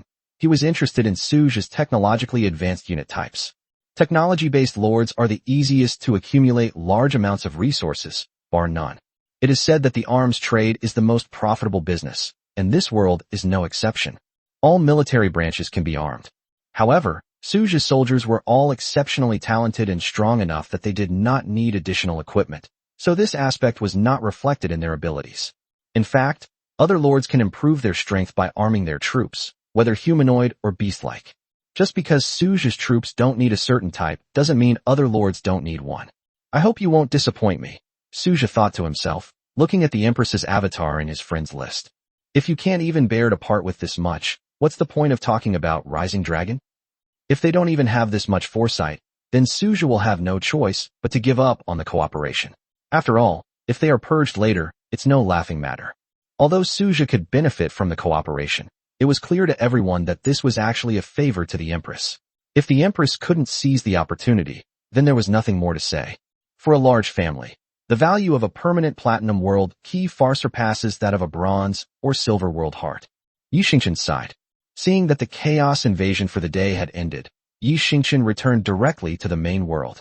She had to persuade everyone in her family to support her, since a key to a platinum world would give her branch of the family considerable influence. On Suja's side, we should be able to start setting up the Biological Research Institute tomorrow. Once that's done, we can fully launch our technological manufacturing efforts, Suja thought to himself. Just then, Ella found Suja. My lord, Ella called softly, looking at Suja. Is there something you need? Suja turned to Ella and asked. My lord, the super-large energy barrier device you requested has been completed, Ella said slowly, adjusting her glasses. Suja's eyes lit up as he looked at Ella. Let me see it quickly, Suja said to Ling Yao. Ella immediately took out a blueprint. Suja's pupils constricted slightly upon seeing the blueprints. He looked at Ella and said, Blueprints? What's wrong, Lord? Ella asked curiously, noticing Suja's strange expression. Did you make this blueprint?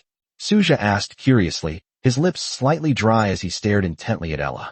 Ella nodded calmly, as if it were just a trivial matter. Suja took a deep breath, looked at AI, and took the blueprints from her hand. Super large energy barrier device. Diamond level blueprint. Requirements. Mechanics majors can learn it. Creator. Mechanics Overlord Isla. Note. Level is not a limiting factor for her. The only thing that can limit her is the shortage of materials. Suja looked at the blueprints for the super large energy barrier device in his hand, then at Ella, and finally understood. Holy crap. Ella, the mechanical overlord, is truly beyond imagination in terms of power. This is truly handmade. It's unbelievable that someone could hand-draw diamond-quality blueprints. It's simply outrageous. You actually managed to make this by hand. Suja looked at Ella, originally thinking it would take her a long time to finish, but he didn't expect it to be so quick.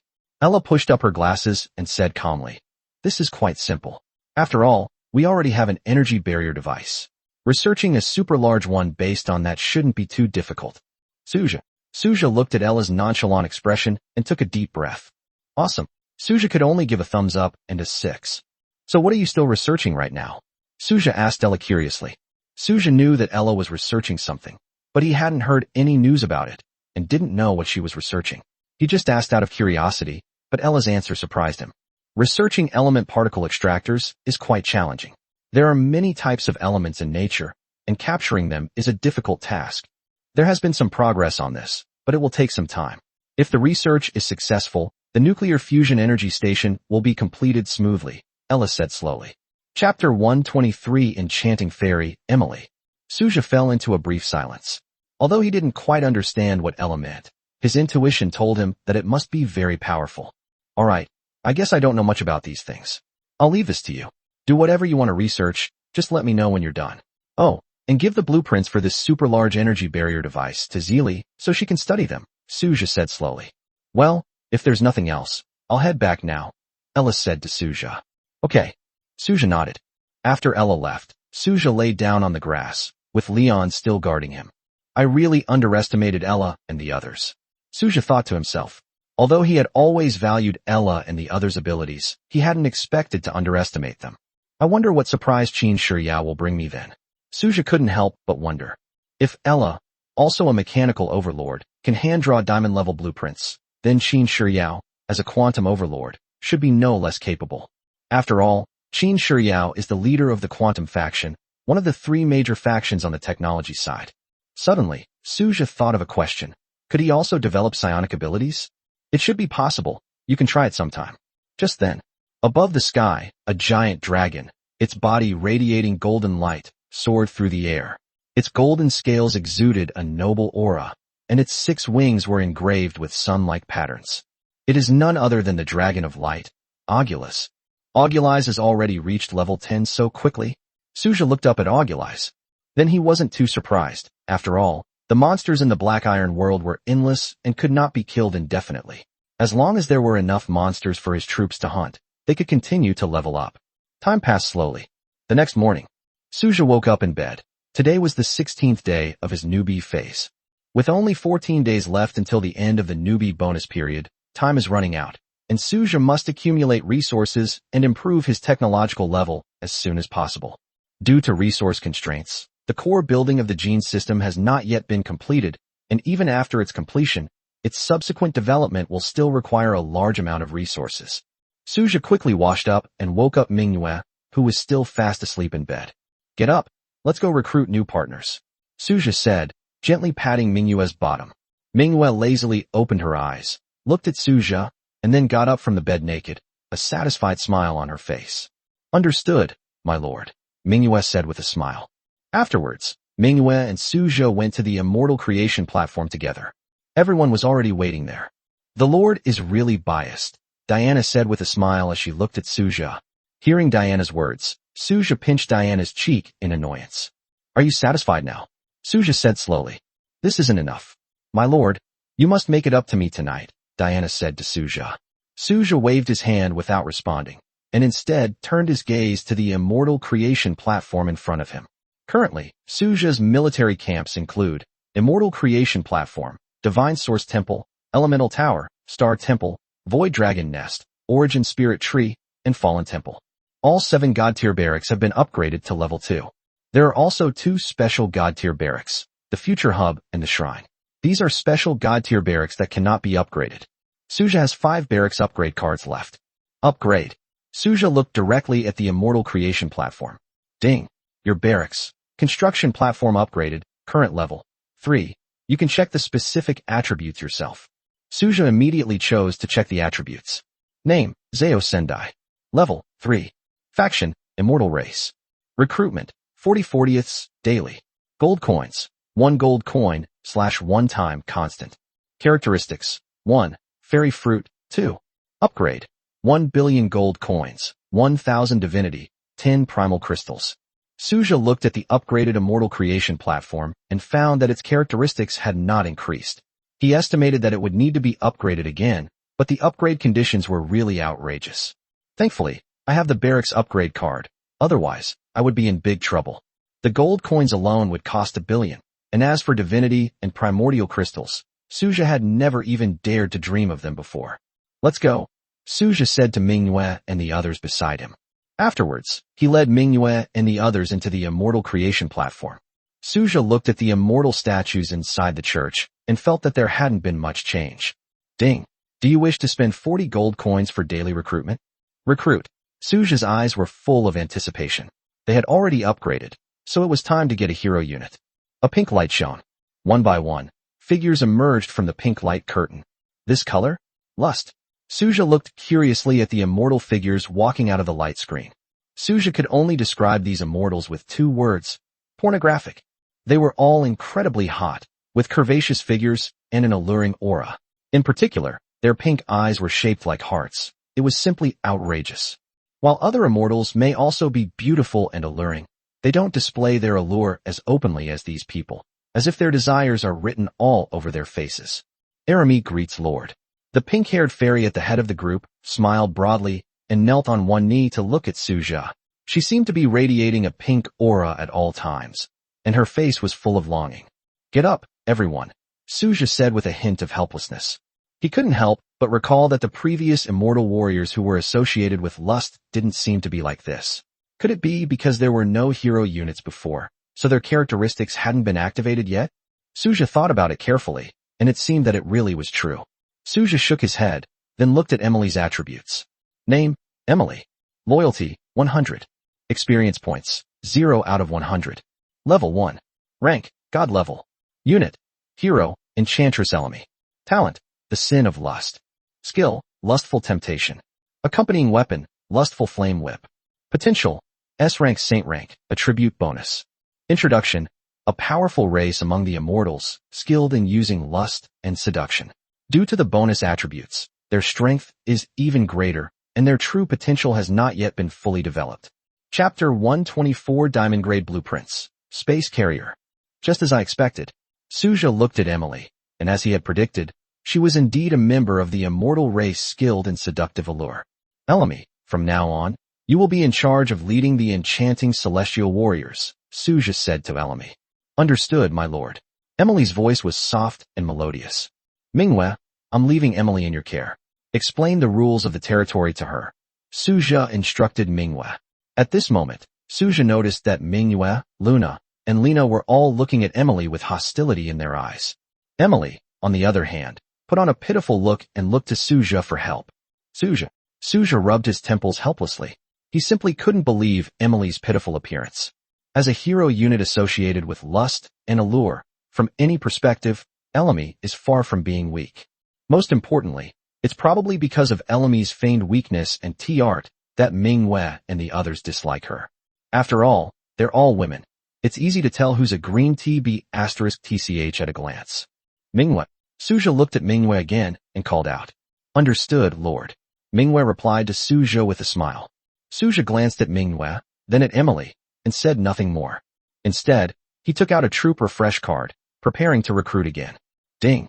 Do you wish to use a troop refresh card for daily recruitment? Recruit. Suja said, staring at the immortal statue in front of him. A black light flashed, and the recruitment process proceeded smoothly this time, with 40 units of immortal warriors successfully recruited. We pay our respects to our lord. The 40 immortal clan warriors greeted Suja in unison. Get up, everyone. Manhwa and the others are all in your hands now, Suja said slowly. Manhwa nodded. Before leaving, Suja walked to Manhwa's side and whispered, Don't go too far. Manhwa rolled her eyes at Suja. Suja smiled, then turned and left. Manhwa then turned her gaze to Emily. After Suja left, Emily stopped pretending to be weak and instead looked directly at the bright moon. Suja ignored them. This situation is not uncommon in Suja's territory, and conflicts between the two sides occur frequently. However, under Suja's intimidation, everyone remained relatively restrained, at most exchanging a few sarcastic remarks. Or occasionally, minor squabbles may occur between women. That's right, it's purely a fight between women. They're not allowed to use any special abilities. They can only wrestle like ordinary shrewish women. Suja wanted to embarrass them in front of everyone and see who was more shameful. So far, no one has actually started a physical fight. At most, they've just been verbally arguing. These guys knew perfectly well that if a fight broke out, no one would gain much of an advantage. Moreover, it might leave a bad impression on Suja, which would benefit the other sisters, and that would be a loss for them. So reason allowed them to restrain themselves. Suja went straight to the Divine Source Temple. Amaya and Luna were already waiting there. As always, Suja chose to upgrade the barracks without hesitation. The Divine Source Temple has been successfully upgraded from its current level to level 3, and the number of units that can be recruited per day has also increased to 40. The upgrade conditions are the same as those for the Immortal Creation platform. Suja then proceeded with recruitment. 40 units of ordinary Protoss warriors were successfully recruited, and then a refresh card was used to recruit another 40 units of ordinary units. Suja didn't care too much about this. Being able to recruit troops was a win, and whether or not there were hero units didn't matter. Afterwards, Suja arrived at the Elemental Tower, where Isabella and Leon were. As usual, Suja first upgraded the barracks and raised the Elemental Tower to level 3, increasing the daily recruitment limit to 40 units. The upgrade conditions were the same as those for building the Immortal platform. What exactly is this origin crystal? Suja looked at the origin crystal needed for the upgrade, his heart filled with curiosity. Currently, whether it's the Immortal Ascension platform, the Divine Source Temple, or the current Elemental Tower, upgrading all requires origin crystals. The same operation was repeated. Suja first conducted the daily recruitment, and then used the refresh card to recruit again, recruiting a total of 80 units. After greeting Isabella and Leon, Suja headed straight for the Star Temple. As is customary, the barracks are upgraded first, and then recruitment is carried out. The Star Temple successfully upgraded to level 3, and the daily recruitment limit became 80 units. Suja recruited twice in a row and successfully obtained 160 Star Archers. Their upgrade requirements are the same as those of the Immortal Creation platform. Suja glanced at the only remaining barracks upgrade card in his hand and went straight to the Void Dragon's nest. Shadow and Augula's were already waiting there. The same old steps apply. First upgrade, then recruit twice, and use a refresh card. In the end, a total of 80 dragon units were recruited. Looking at all the units recruited today, Suja compiled the following statistics: 80 Immortal Warriors, 80 Divine Warriors, 80 Elementalists, 160 Star Archers, and 80 Dragons.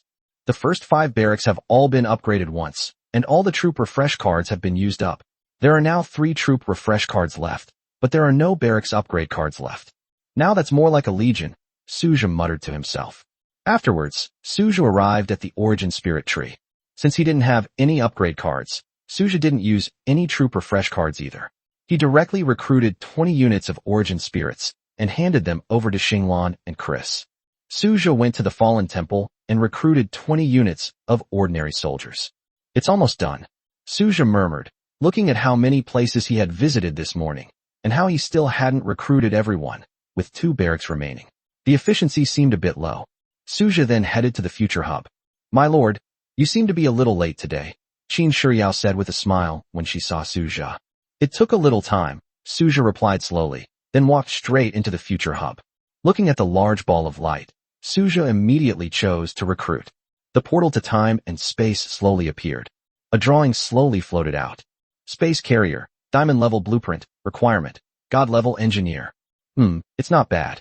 Suja looked at the design drawings of the Space Carrier and thought it was pretty good, but it would probably have to wait until later to manufacture it. You go ahead with your work, I have something to do, I'll be going now, Suja said to Qin Shiyao, then turned and walked towards the shrine.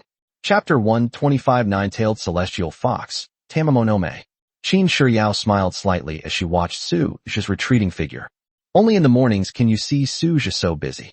At other times, he is either resting or spending time with his female companions. Suja arrived at the shrine. The Demon Blade Princess, who had already advanced to level 10, was already waiting there.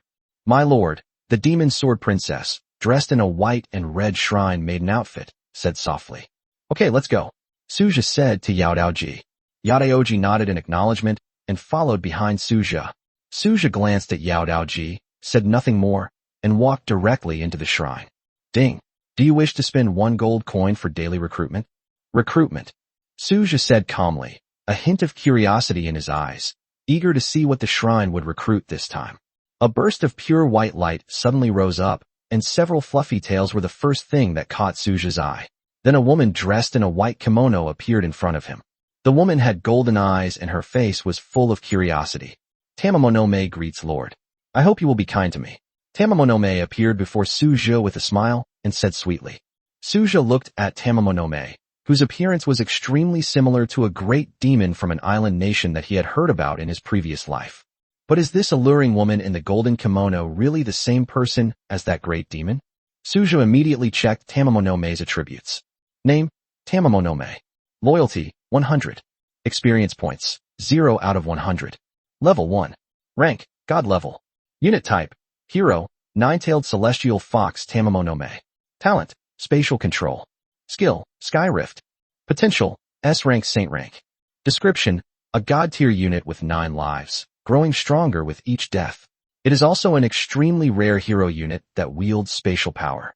Suju observed that Tamamonome's abilities were different from what he had expected.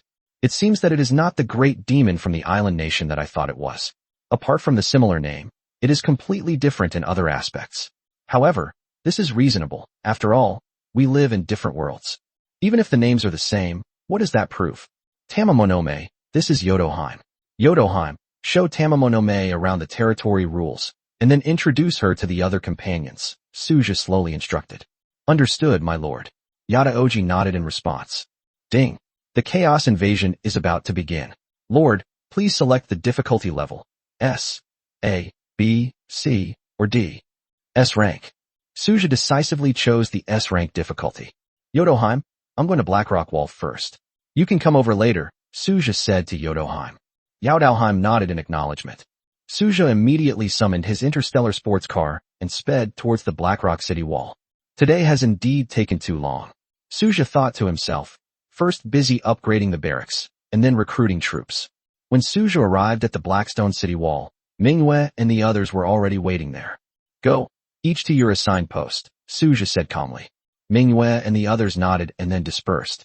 As for the other newly recruited units, they will still go to the Iron World as usual. On the one hand, it can alleviate the pressure on the technology base, and on the other hand, it can be used for upgrading.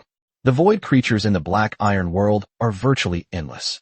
Monsters have been constantly attacking Suju's technology base.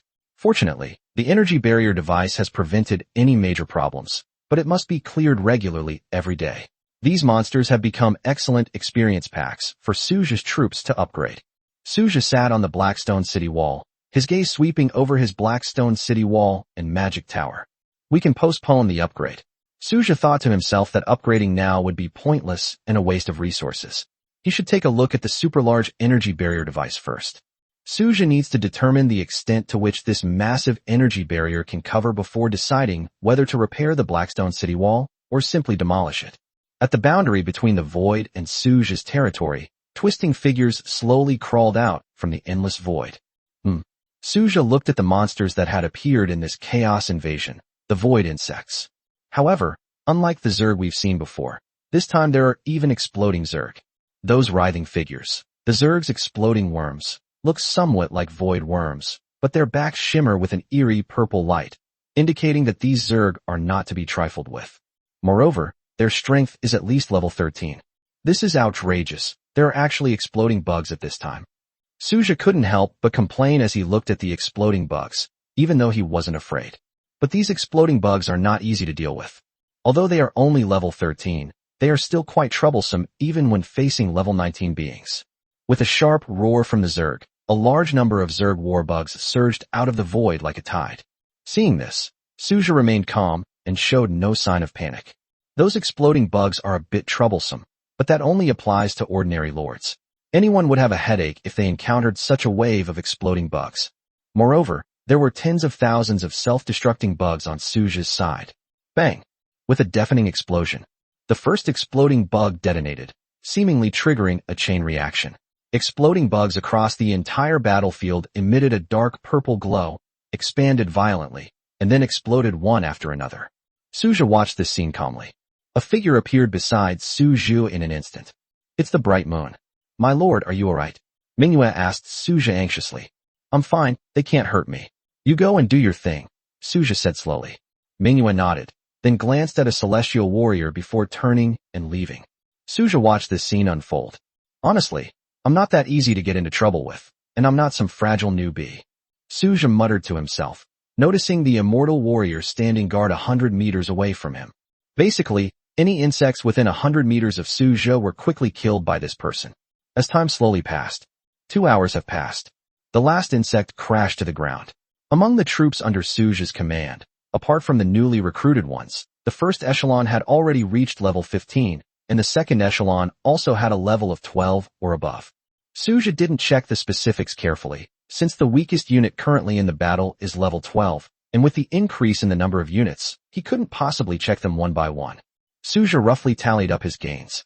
600,000 gold coins, for 1,000 common loot chests, 2,000 rare loot chests, 100 high-grade loot chests, 2,000 iron chests, 1,000 bronze chests, 1 silver chest, and 1 S-grade rating chest. What a bountiful harvest! Suja exclaimed, looking at the spoils of war obtained from today's chaos invasion. As the saying goes, the bigger the waves, the more valuable the fish. If you want to reap greater rewards, you have to take on greater risks. Suja is in a similar situation now. Despite his considerable gains, he is facing the Void Insect Clan, a total of 150,000 insects. Among them are extremely dangerous self-destructing insects, which shows just how dangerous they are. Chapter 126 Resource Replenishment. Let's start blasting fish. This power is enough to completely destroy an ordinary lord who has passed the beginner stage. This is no joke. Even if a second-generation lord came, he wouldn't be able to hold out. Although Suja has gained a lot each time, he also has to take great risks. How can we only see his gains and ignore the risks he takes while standing at the forefront of the storm? If you overestimate your troop's strength even once, you'll end up losing everything. Without hesitation, Suja opened 4,000 ordinary loot chests at once. 1,000 portions of basic timber, 1,000 portions of basic stone, 1,000 portions of basic meat, and 1,000 portions of basic copper ore. Pretty good. Suja looked at the basic materials card that had been generated. These were the supplies he urgently needed. Especially meat. As the Dragon Legion continues to expand, Suja consumes as many as 200 meat cards every day. Moreover, this number continues to rise as the number of dragons increases. Although the basic meat card seems useless under normal circumstances, Suja now has a great need for it. Although other basic resources are ordinary, they can be used to synthesize advanced materials, so Suja naturally doesn't mind having more. Immediately afterwards, Suja opened 2,000 rare loot chests in one go. 500 portions of high-grade wood, 500 portions of high-grade stone, 500 portions of mithril, and 500 portions of gold. Not bad. Suja looked at the materials he got from the rare loot chest. Although there were no other resources, it was still pretty good. Mithril is far more valuable than gold resource cards. The reason is simple. Mithril can increase elemental resistance, which is also known as magic resistance, a characteristic that other materials do not possess. It has an absolute advantage when facing units that primarily deal damage with magic. This alone elevates Mithril's strategic value by several levels. The reason they're not needed right now is simply because Suja's level is still too low. It doesn't mean the Mithril is useless. Suja glanced at the remaining treasure chests and clicked his tongue. He opened all 2,000 black iron chests and 1,000 bronze chests in one go. Rewards: 200,000 gold coins, 100,000 spirit ore. Damn it, they're using the guaranteed minimum again. Suja couldn't help but mutter under his breath.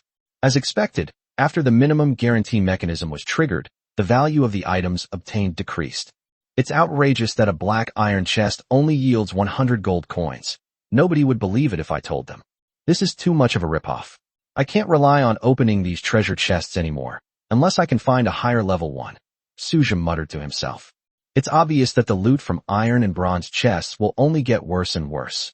Currently, each black iron chest can only yield 100 gold coins, while the bronze chest is barely acceptable, guaranteeing at least 100 spirit ores. It's a pity that these items cannot be sold, otherwise Suja would have sold them long ago. Suja looked at the remaining silver treasure chest and S-level evaluation chest. Let's open the silver treasure chest first, Suja said, staring at the silver treasure chest in front of him. Ding! Open the silver treasure chest. Open it. Suja took a deep breath and stared intently at the silver treasure chest. Ding! You have obtained a troop refresh recruitment card. Ding! You have obtained a barracks upgrade card. Ding! You have obtained 1,000 spirit ores. Just as I thought. Suja rubbed his temples, his head feeling a bit throbbing. Right now, silver chests can only give you these guaranteed items, and the situation might get worse in a few days. It was all the same old stuff, although these resources were all very useful to Suja. But it's also quite frustrating that you can't get anything of high value from this. Ding! Open the S-rank rating treasure chest. Open. Suja looked at the S-level evaluation box. Ding! You have obtained a troop refresh recruitment card. Ding! You have obtained a barracks upgrade card. Ding! You have obtained a wonder upgrade card. The items from this S-rank treasure chest are not bad. Suja looked at the items from the S-rank treasure chest. They were all very useful to him, and he would definitely not lose money. In a sense, these are exactly what Suja needs most, especially the barracks upgrade cards. The more the better. For ordinary lords, barracks are mostly below level 10, so there is little difference whether they are upgraded or not. Suja was well aware that barracks below level 10 needed to be upgraded to the maximum level to gain special characteristics. Suja then opened the 3D territory map. Devour. Suja activated his power, directly devouring all the Zerg corpses on the scene. Ding. Your blessed land attribute has been triggered. Your territory has expanded outwards by 10,000 meters. Ding. Your blessed land attribute has been triggered. Basic spiritual field upgraded to advanced spiritual field, 1,000 meters. Ding. Your blessed land attribute has been triggered. You have obtained a beginner level mithril or vein. Note, you can mine up to 100 units per day, with a maximum mining limit of 1,000 units. Suja raised an eyebrow and looked at his territory. The harvest was quite good. His territory expanded by 10,000 meters, and his primary spirit field skipped the intermediate stage and was directly upgraded to the advanced stage. They also obtained a mithril vein. Now we can grow even more spirit rice. Suja licked his lips. The taste of spirit rice could only be described with one word. Fragrant. Suja's warehouse doesn't have much spirit rice, so the dogs have to eat it sparingly. Now that there's an opportunity to expand the planting scale, they can enjoy it to their heart's content. Suja glanced at the Blackstone city wall, then, as usual, pushed it outward, leaving a 500-meter-long open space that met the void. Today, Suja's territory has reached a diameter of 80,000 meters, which is quite considerable, but the territory level is still level 3. That's about it. Suja surveyed his territory. He had placed all the mines in the western part of the territory, and there were no factories left in the territory. The western region became a hub for major mineral veins, facilitating concentrated mining. The northern part is home to the Time-Space Gate and the Technology Research and Development Center. In the central area are Suja's Lord's Mansion, spectacular buildings, and military camps. The east is a forest brimming with spiritual energy, while only the south remains a grassland. Suja checked the terrain modules in the warehouse. He didn't plan to place them in his territory yet. Instead, he wanted to see how far the super-large energy barrier device that Ella was researching could cover before making a decision. Suja closed the 3D floor plan. Amaya, Luna, Suja called out.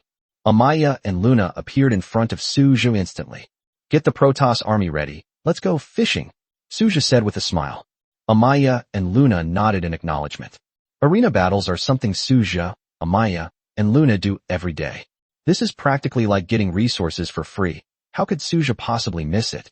10 minutes later, Suja returned from the Lord's space, bringing back an SSS level Lord resource chest.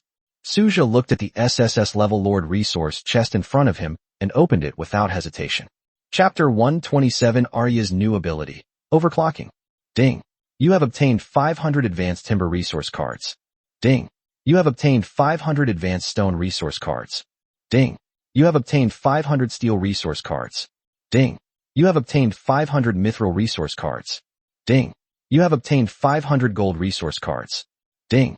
You have obtained 100 pieces of exotic metal. Ding. You have obtained 100 pieces of advanced alloy. Ding. You have obtained 10 special alloys. Ding. You have received 100,000 gold coins. Ding. You have obtained 10,000 spirit ore. Ding. You have obtained a troop refresh recruitment card. Ding. You have obtained a barracks upgrade card. Sigh. It's still the same as always. Looking at the resource rewards he had just received, Suja sighed helplessly. Fortunately, like the S-level rating chest, the Lord's resource chest won't become a basic reward just because you open it a lot. Suja was quite satisfied with this aspect. Moreover, the resources found in the box were all hard currency, exactly what he desperately needed. The only slight regret is that after the first time the barracks were opened, they were never opened again, which is somewhat of a pity. Well, this is already pretty good. One shouldn't be too greedy. Suja smiled. With what he got from this SSS level resource chest, even an ordinary lord wouldn't be able to gather this many resources after getting through the newbie bonus period. What more could he want? I'll go find Chris first and settle the contract. With that thought in mind, Suja went straight to the location of the origin spirit tree. Chris and Xinglan are both here. Compared to other troop types in the territory, the elves appeared much more docile, though this was only in comparison to the other troop types under Suja's command. After all, look at what other types of soldiers Suja has. Compared to those gods and immortals, the elves are indeed much more docile. Chris, let's make a contract.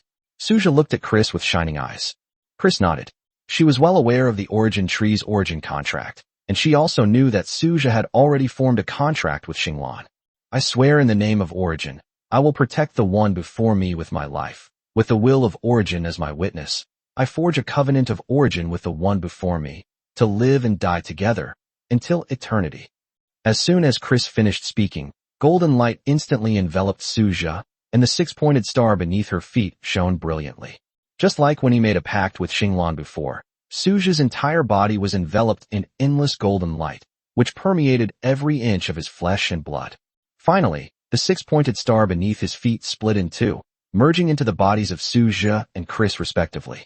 After the light faded, the light of origin shone in Suja's eyes. I believe in the light again, Tiga. Suja shouted, his body rapidly transforming into light elemental. However, under the slightly frightened gazes of Xinglan and Chris, his head just got bigger. The rest of his body remained unchanged. Suja opened his eyes, looking at his strange transformation with a blank expression. What's going on? My lord, your spiritual power is too weak, and this massive expansion of light element is somewhat of a facade. Chris couldn't help but say. Suja quickly canceled the light element transformation. It seemed he would have to wait a while longer to become Ultraman Tiga. Just as Suja's body went limp, Chris reacted quickly and immediately supported him. Wow, this is so exhausting. Suja was surprised. He had only been in his elemental gigantic state for a few seconds, so why was he so weak? My lord, you have not mastered your own power at all. You have wasted 9 out of 10 parts of your power, Chris said slowly. Am I really that bad? Suja looked at Chris, somewhat bewildered. Chris remained expressionless. Suja then looked at Xinglan. Xinglan's eyes darted away, then she turned her head to look to the side, pretending to admire the scenery. Suja's control over power was not just poor, it was downright terrible. Just as Chris said, Suja wasted 9 out of 10 points of his power, and the remaining 1 point was scattered and messy. I'm injured, so you two have to stay with me tonight, Suja said, burying his head in Chris's arms and snuggling against her. A blush rose to Chris's face. Xinglan couldn't help but laugh when she saw Suja acting like a cheater. In Xinglan's eyes, Suja is sometimes very reliable, but sometimes he seems like a naive child. No wonder people say that men's psychology is similar to that of children. That's really true. Oh dear, looks like I've come at the wrong time. A voice came. Liu appeared behind Suja. Liu? Arya, Ling Shuang, you're back. Suja looked at the 3 people who appeared behind him and discovered Arya and Ling Shuang, who were originally searching for mineral veins in the Black Iron world. Arya has also reached the bronze rank. It was clearly Liu who brought them back. Your Majesty, the biological samples you requested are ready, Ling Shuang said to Suja. Is that so? Suja stroked his chin, looking Ling Shuang and Ilea up and down. Liu, go find Ella and bring all the biological samples back to the territory. Ling Shuang, go find Qin Shiyao. We'll meet near the portal, Suja slowly instructed. Okay. Liu nodded. Yes, Your Majesty, Ling Shuang replied calmly. Then Suja looked at Ilea. How are you feeling? Suja asked, looking at Ilea. Hee, I'm so happy, but I lost quite a few robots, Arya said with a laugh. Suja looked at Ilea, a glint of light flashing in his eyes, and began to check Ilea's attributes. Name, Ilea. Level, 11. Unit type, Hero, War Commander, Freya. Talent, Machine Soul Resonance. Skills, Psionic Link, Overclock. Sure enough, Arya had gained another skill. Suja looked at the description of Arya's new skill. Overclock. War Queen Arya's exclusive ability, a unique psionic skill that requires mechanical resonance to obtain, which can put mechanical creations into a berserk state. Suja took a deep breath and looked at Ilea. Although Arya's individual combat strength is not strong, it can even be said that she is weak. However, on large battlefields, the War Queen Arya's command abilities should not be underestimated. With the addition of the overclocking skill, it can be said that Arya is fully capable of occupying an important position in large-scale Legion wars. Mechanical resonance combined with overclocking. These two capabilities together are practically like having a cheat code. Not bad, Suja said to Ilea with a smile. Hee, Your Majesty, I'll get proud if you say that, Arya replied with a smile. Alright, let's get down to business. Stop fooling around, Suja said to Ilea. Now that the biological specimens have been collected, the Biological Research Institute can begin its establishment. Thanks to Suja's Black Iron world, Otherwise, I really wouldn't know where to collect so many biological samples. Are you going? Suja asked Chris and Xinglan. Chris and Xinglan nodded in unison. Let's go together. Suja said calmly. Chapter 128 Biological Research Institute, Mutation and Evolution. All current plans within the territory are, in a sense, creating conditions and paving the way for the development of the technology system, which is undoubtedly the wisest choice at present. Although God-level units are exceptionally powerful, the resources required for them to thrive are enormous. Moreover, in terms of numbers, Suja currently has only a little over 1,000 units under his command, not counting the robots. That's not even enough for a standard regiment, let alone to participate in large-scale legion wars. It should be noted that a standard regiment has a strength of 1,500 men, but even the combined strength of the 7 God-level battalions under Suja's command couldn't reach that number. More importantly, resources are scarce, and the resources mentioned here mainly refer to monsters. Only with enough void monsters can your troops have the opportunity to upgrade. Considering all these factors, Suja had no choice but to prioritize the development of science and technology. It's not that he didn't want to develop God-level units. He did want to. However, the reality is that resources are scarce and the number of troops is insufficient. Therefore, it would be better to first focus on developing technology, and then use the convenience brought by technology to provide the necessary resources for upgrading God-level units. Suja had no choice but to adopt this strategy, which is why he said that the allocation of resources and development direction of his territory are now leaning towards technology. Ultimately, this boils down to a matter of resource exchange and the order of development. Only by developing technology can Suja more effectively train soldiers from other military units. The Gate of Time and Space. Suja noticed that a large number of people had gathered around, and almost all the hero units in the territory had arrived. The 2 colossal dragons, Shadow and Augulus, whose bodies were as large as mountains, were naturally included. Needless to say, Manhwa, Bingnai, Shirley, and others also need to be mentioned. Amaya and Luna were already floating in midair. After all, the sky above Suja's territory was full of star gods, and the star gods were scattered throughout the territory.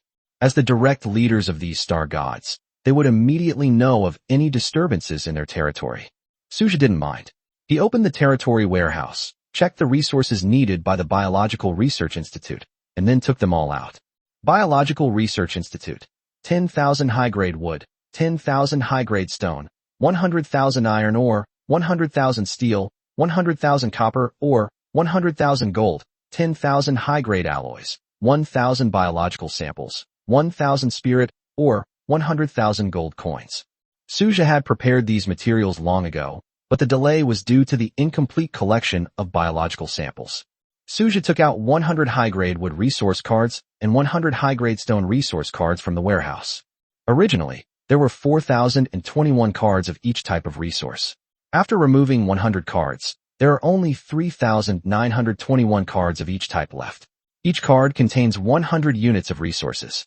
Regarding iron ore, Suja has 850 resource cards. With the 25,000 units of iron ore mined daily, he takes out 100,000 units of iron ore. This leaves him with 50 resource cards and 5,000 units of iron ore. Each card is worth 100 units of resources. Suja had 2088 steel resource cards. He took out 1,000 cards, leaving 1088 cards. Each card contained 100 units of resources. Suja, the copper mine operator, possesses 2,148 resource cards and mines a total of 25,000 units daily. He drew 1,000 resource cards, each containing 100 units of resources. Suja has 3,721 gold resource cards. He takes out 100 cards, each containing 100 units of resources. Suja has 301 high-grade alloy cards, and he also took out 100 cards, each card containing 100 units of resources. As for spirit ore and gold coins, they were actually quite plentiful for Suja. Suja handed over the materials, and Liu took them and began the synthesis process. All right, Lord. Liu handed a White Research Institute model to Suja. Suja checked the attributes of the White Research Institute in front of him. Name, Institute of Biology. Level, Beginner. Building, Biological Center Research Institute, Main, Underground Research Center, Level B. Grants, Unlimited Energy, Mutation and Evolution. Upgrade, 100,000 high-grade wood, 100,000 high-grade stone, 1 million copper ore, 1 million iron ore, 1 million steel, 100,000 exotic metals, 100,000 high-grade alloys, 10,000 special alloys, 100,000 gold, 10,000 spirit, or 1 million gold coins. Mutation and evolution? Suja stared at the ability he had been given, pondering. One of the skills is Miracle Gift, which can grant specific abilities to the buildings one constructs. Suja had witnessed the ability of unlimited energy before at the Technology Research and Development Center. But what about this mutation and evolution? Mutation and evolution, a unique power bestowed by the mechanical heart of Liyue. Within this building, there is a certain chance of mutation and evolution occurring during research on biological bacteria and viruses. The specific effects are unknown. I see. Suja stroked his chin, looking at the mutation and evolution attribute and feeling it was all right. He wasn't quite sure what it would be used for yet. It would depend on how Qin Shiyao used it. Suja then opened the 3D floor plan and placed the Biological Research Institute directly on the right side of the portal. Unlike the Science and Technology Research and Development Center, the Biological Research Institute has only one white main building, which is not very tall, about 7 stories high, but it occupies a large area, about the size of 2 football fields. Including the 3 underground floors, it is quite large. Are you satisfied? Suja asked Qin Shiyao with a smile. Satisfied, Qin Shiyao replied with a smile. Seeing her own building completed, Qin Shiyao could finally begin the research she had been longing for. In fact, she had been eager to do so for a long time. After all, she had long coveted the various types of troops and units in Suja's territory and wanted to study them in depth, but she had never had a suitable place to do so. The Technology Research and Development Center is Ella's territory. Although Qin Shiyao can occasionally go there to do research, it is not her own place after all, so she is not very willing to go. Therefore, she has been waiting until now. All right, you'll be in charge of this place from now on.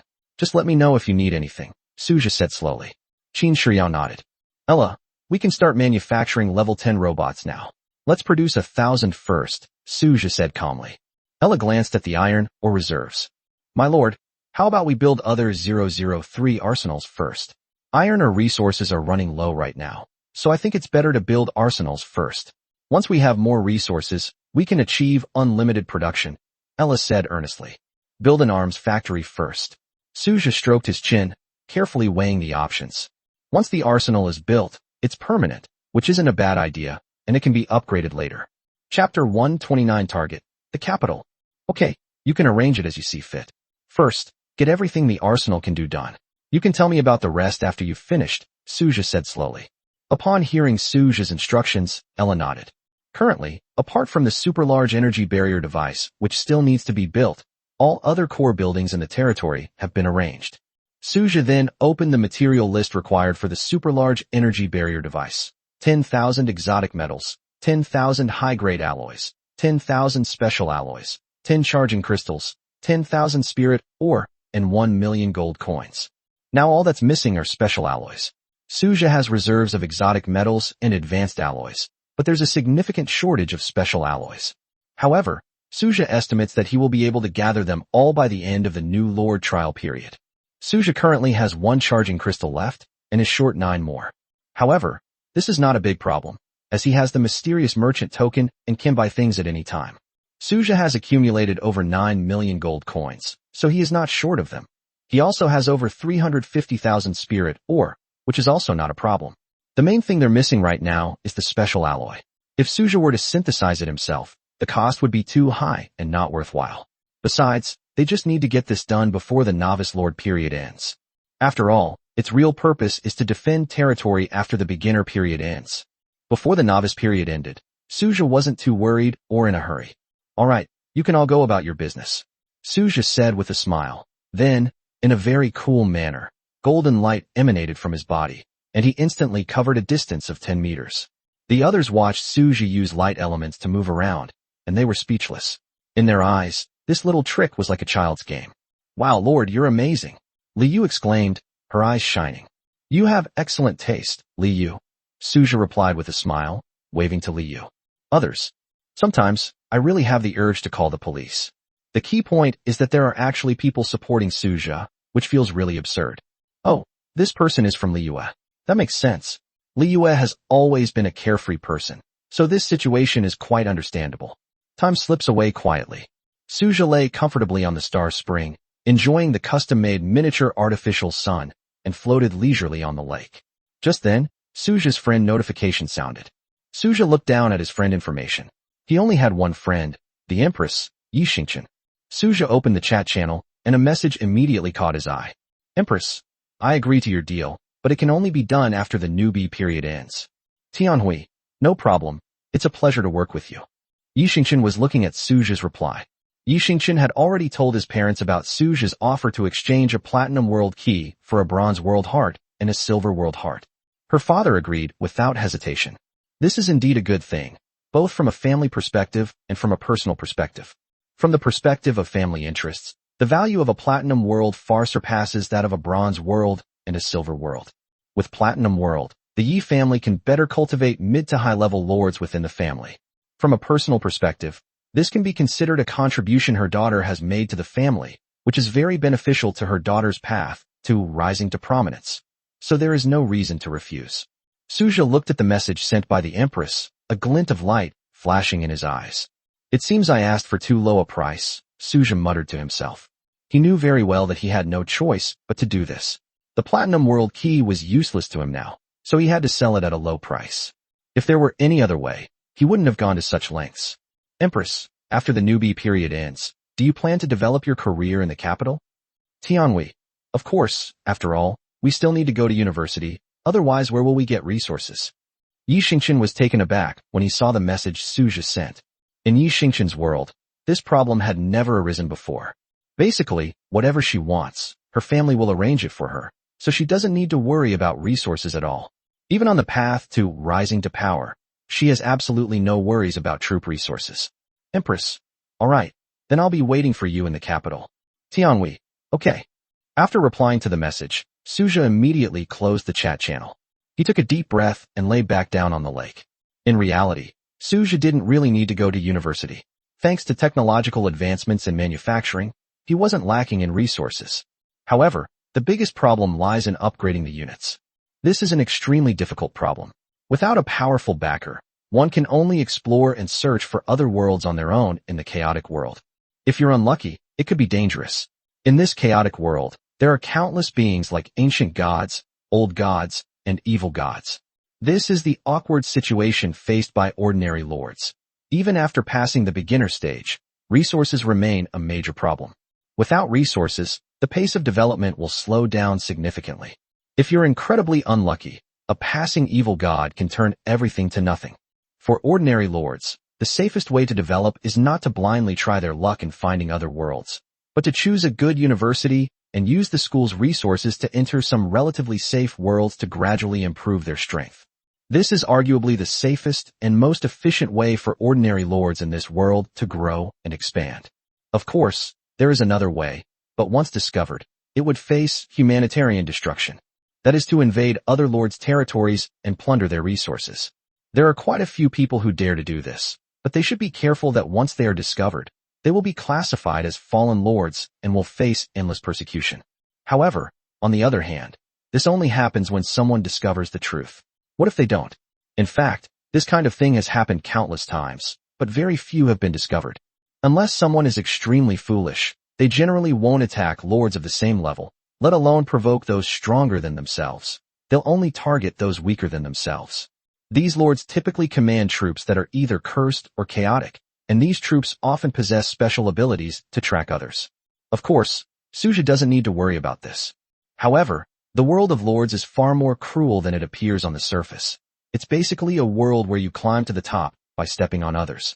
There's a saying that goes, enduring hardship doesn't necessarily make you strong, but it might make you eat people.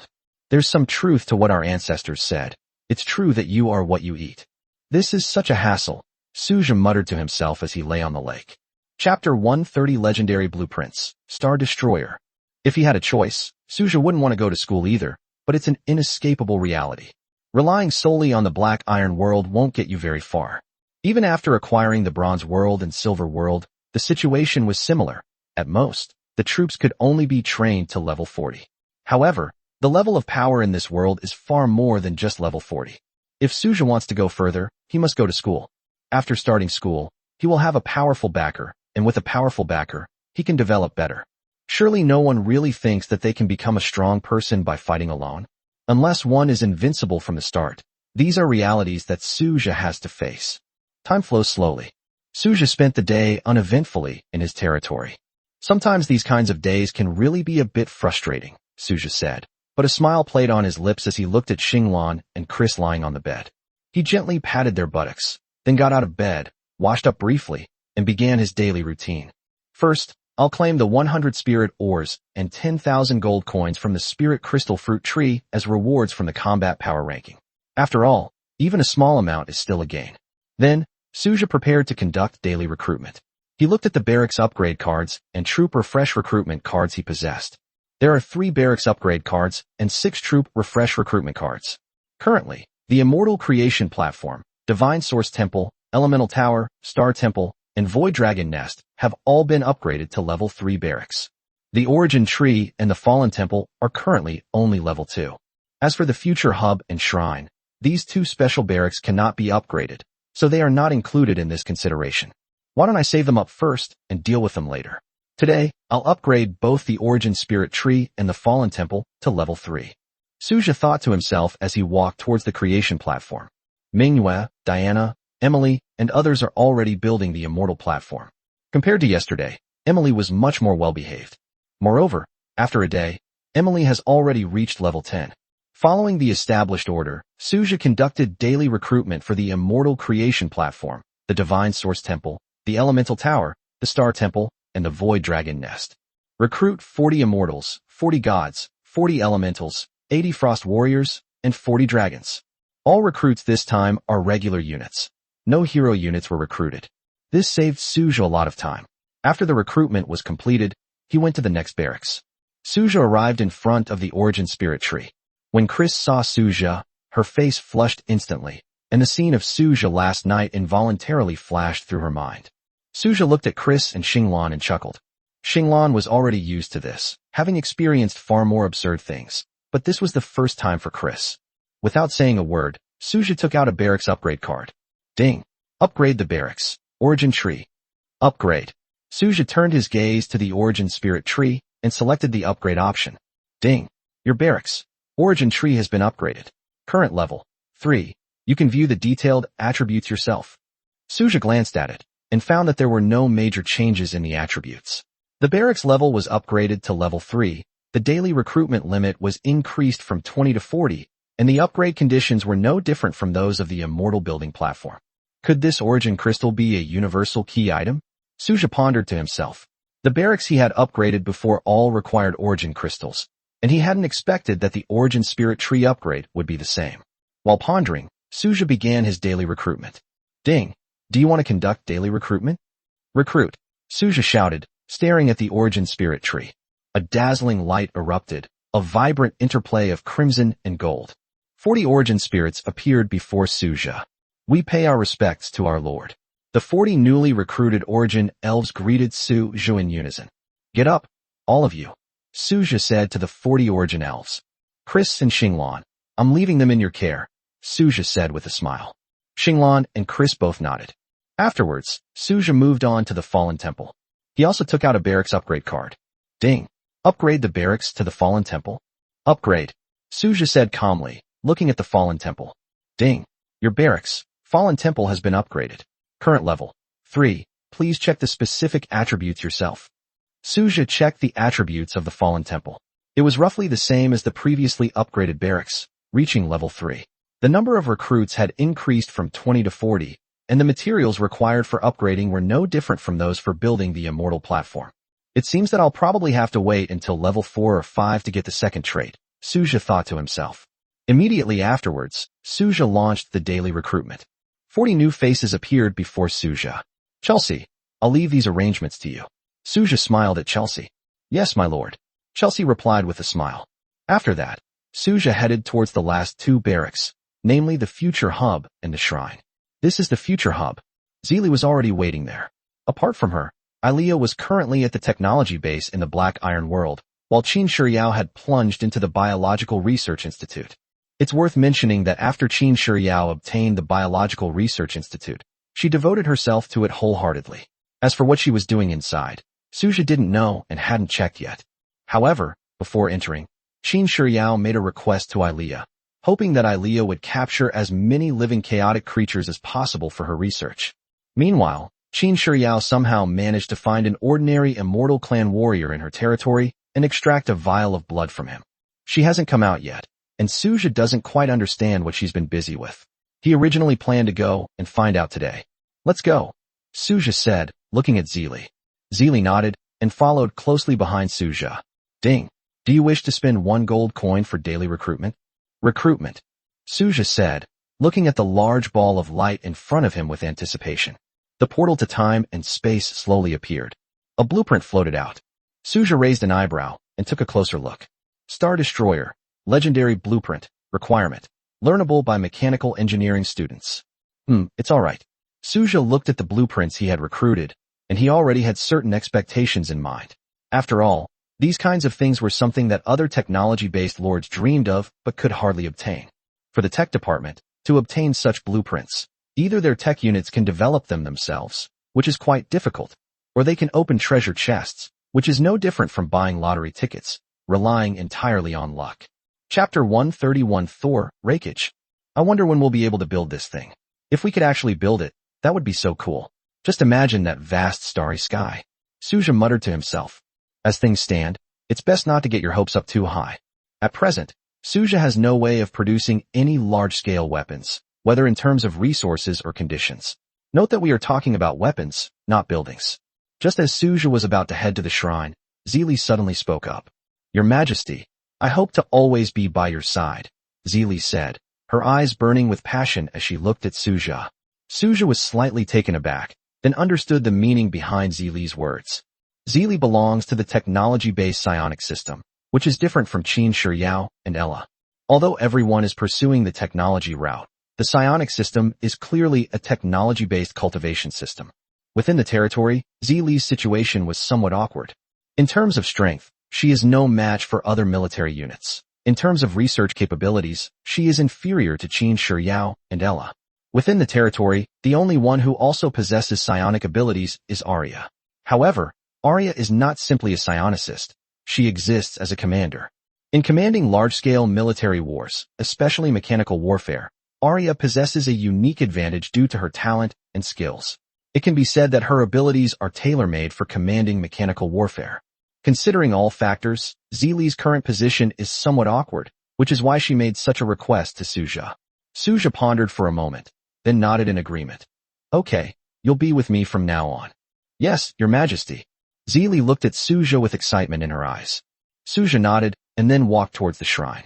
For Suja, how to settle Zeely was indeed a problem, since other military units all had their own legions.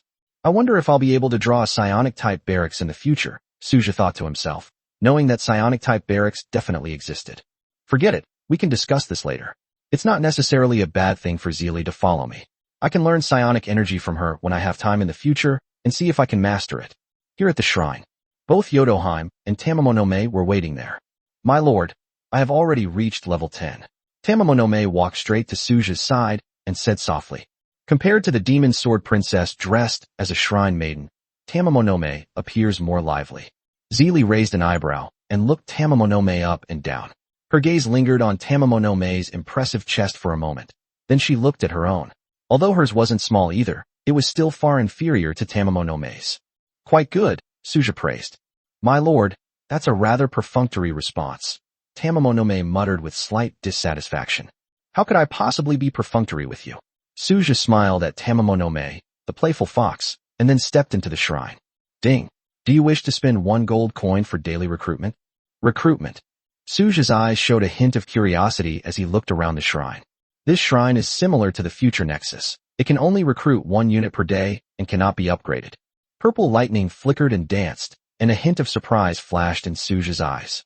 It seemed that the heroes recruited this time would be those related to lightning. A graceful figure dressed in a purple kimono appeared before Suja.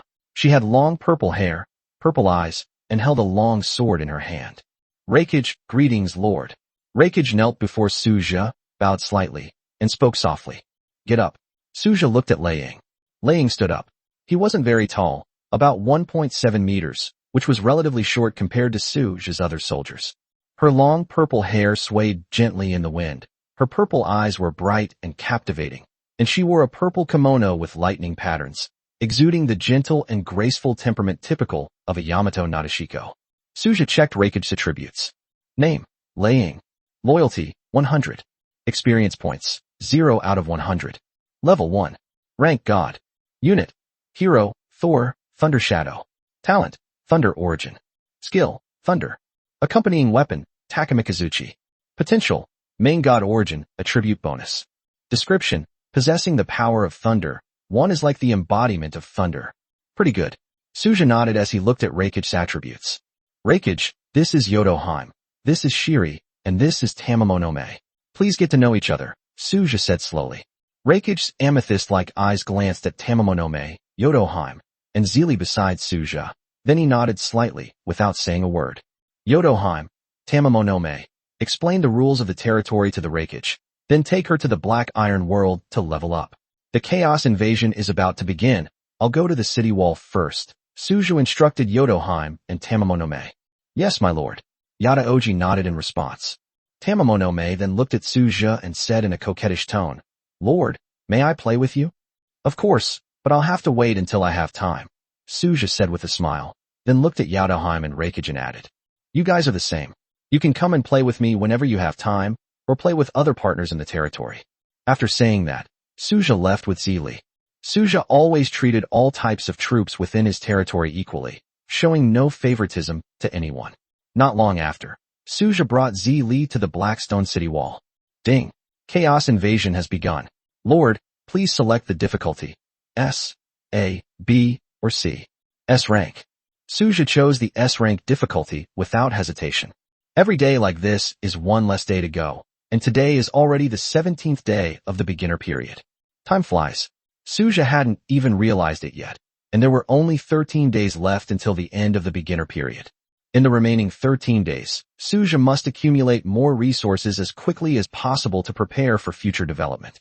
In the deep, dark void, endless darkness surged like waves, and insectoid creatures emerged from within. Suja looked at the insects and found that each of them had reached level 13 or above, with the lowest being level 13. However, for Suja, even if these insects reached level 19, it wouldn't make much difference. It wasn't actually difficult for Suja's troops to deal with these insects. It's not that the insects are strong that makes the process slow. Although the insects are at least level 13, even if they are level 19, so what? Ultimately, the insects' rank limits them. The real reason for the time consumption was the large number of insects, while Suja had a relatively small number of troops. If Suja had half the number of troops as these insects, then dealing with them would be a matter of moments. As one of the insects let out a sharp hissing sound, the swarm launched an attack. Roar! A deafening roar of a dragon rang out, golden light flashed, and the light dragon Augulus appeared above the insect hive. A golden breath fell like a meteor, exploding like a solar flare within the swarm of insects. At the same time, figures appeared in the sky above the territory. They all joined the battle, hunting the swarm of insects, and the scene was as lively as a fight for a monster. Chapter 132 Chaos Invasion. Inventorying Resources. It's a bit of a shame that Suja can't gain experience points to level up right now. Suja saw this, but did not intervene. Healthy competition is absolutely necessary. As long as it's not cutthroat competition, there's no problem. After all, healthy competition can keep the troops under Suja's command in good condition. Living too comfortably is not a good thing for the military.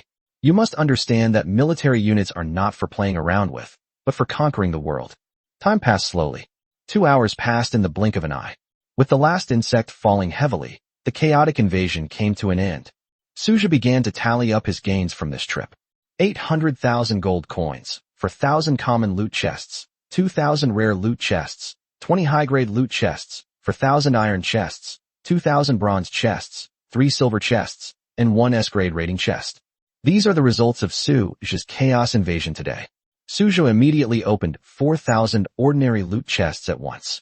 500 basic timber resource cards, 500 basic stone resource cards, 1,000 basic meat resource cards, 1,000 basic copper or resource cards, and 1,000 basic iron or resource cards. I've finally broken through 10 million gold coins. Suja muttered to himself as he looked at his gold coin count. He had just broken through the 10 million mark. While this amount was definitely not small, it wasn't a lot either. It's worth noting that Suja had consistently chosen the S-level Chaos Invasion difficulty and sold quite a few items during that time. So it's truly remarkable that he's accumulated so much so far. Immediately afterwards, Suja opened 2,000 rare loot chests, 500 high-grade timber resource cards, 500 high-grade stone resource cards, 500 portions of mithril, and 500 portions of gold. Suja then turned his attention to the remaining 20 high-level loot chests and chose to open them all. 10 parts exotic metal, 10 parts advanced alloy. Not bad at all. Suja looked at the items he had opened from the loot chest and nodded in approval. Then, he turned his attention to the treasure chest. Suja decided to open all 4,000 black iron treasure chests at once. 400,000 gold coins. Suja's expression was a little unpleasant as he continued to open 2,000 bronze treasure chests. 200,000 spirit ore. Damn it. Suja looked at the guaranteed reward and, despite having expected it, couldn't help but complain that 2,000 bronze boxes plus 4,000 iron boxes had yielded so little. This is outrageous. Suja muttered to himself, his gaze falling on the last 3 silver treasure chests. He also chose to open it all at once. Ding. You have obtained 3 barracks upgrade cards. Ding. You have obtained 3 trooper fresh cards. Ding. You have obtained 3,000 spirit ores. Not bad. Suja looked at the items he got from the silver treasure chest. Although there was spirit ore, there were also barracks upgrade cards and trooper fresh cards. With these 2 items, it wasn't a complete loss. He just didn't know when it would become a basic welfare item. Suja looked at his S-rank evaluation treasure chest. Ding. Open S-rank treasure chest. Open it.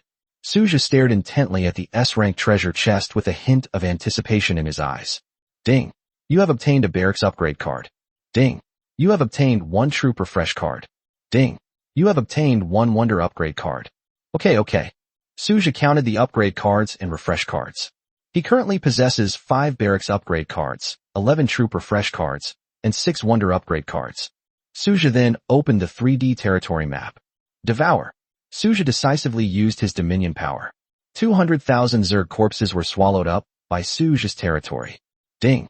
Your blessed land attribute has been triggered. Your territory has expanded by 20,000 meters. That's all. Suja looked at the territory, which had only expanded by 20,000 meters after being devoured, and couldn't help but feel a little helpless. At the same time, he looked at the Blackstone city wall and, as usual, pushed it outward to leave a 500-meter wide space to border the chaos space. Suja then closed the territory panel.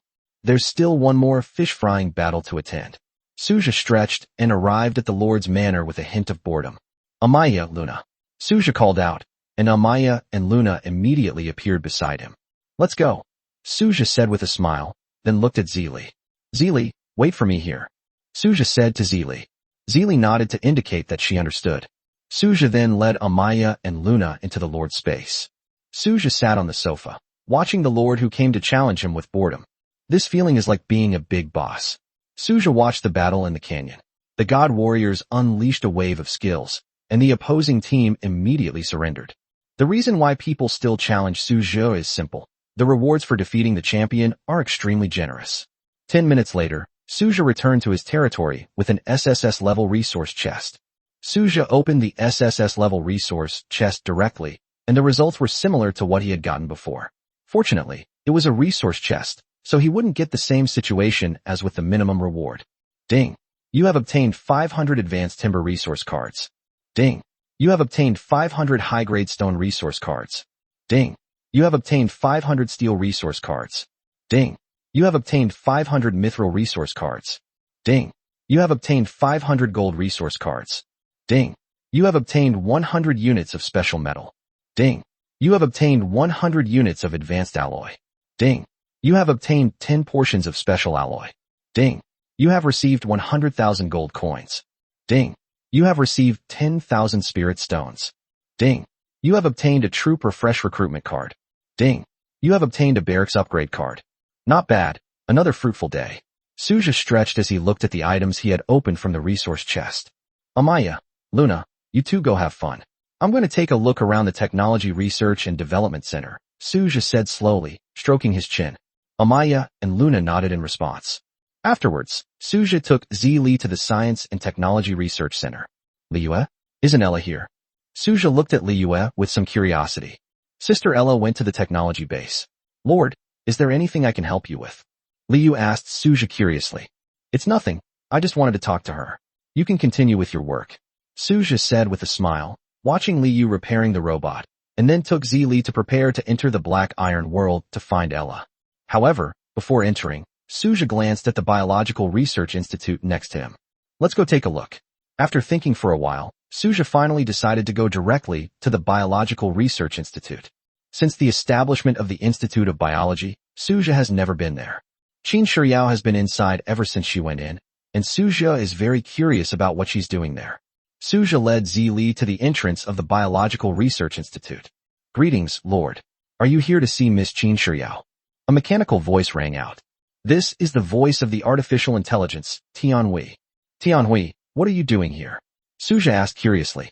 Chapter 133 Qin Shiryao's Biological Research. I was invited to this Biological Research Institute by Miss Qin Shiryao, mainly to assist her in managing the entry and exit of personnel and ensuring the safety of this place. Tianhui explained to Suja. I see. But why did you ask me if I came to see Qin Shiryao? Suja was full of doubts and really didn't understand why Tianhui asked that. My lord, Miss Qin Shiryao is currently in the laboratory on the 3rd basement level. If you intend to go there, you must first undergo disinfection at the entrance on the 1st basement level and then put on protective clothing. This is to isolate the virus and prevent any accidents from occurring. Tianhui's words made Suja's heart skip a beat. What's going on here? Disinfection, protective clothing, and virus isolation. What exactly is Qin Shiryao researching? If the Lord only wishes to visit the Biological Research Institute, he can go to the 2nd floor where Miss Qin Shiryao has prepared specimens, Tianhui continued. Suja, let's go check out the 2nd floor first, Suja said after thinking for a moment. Lord, you can take the elevator to the 2nd floor of the Research Institute, Tianhui's voice rang out again.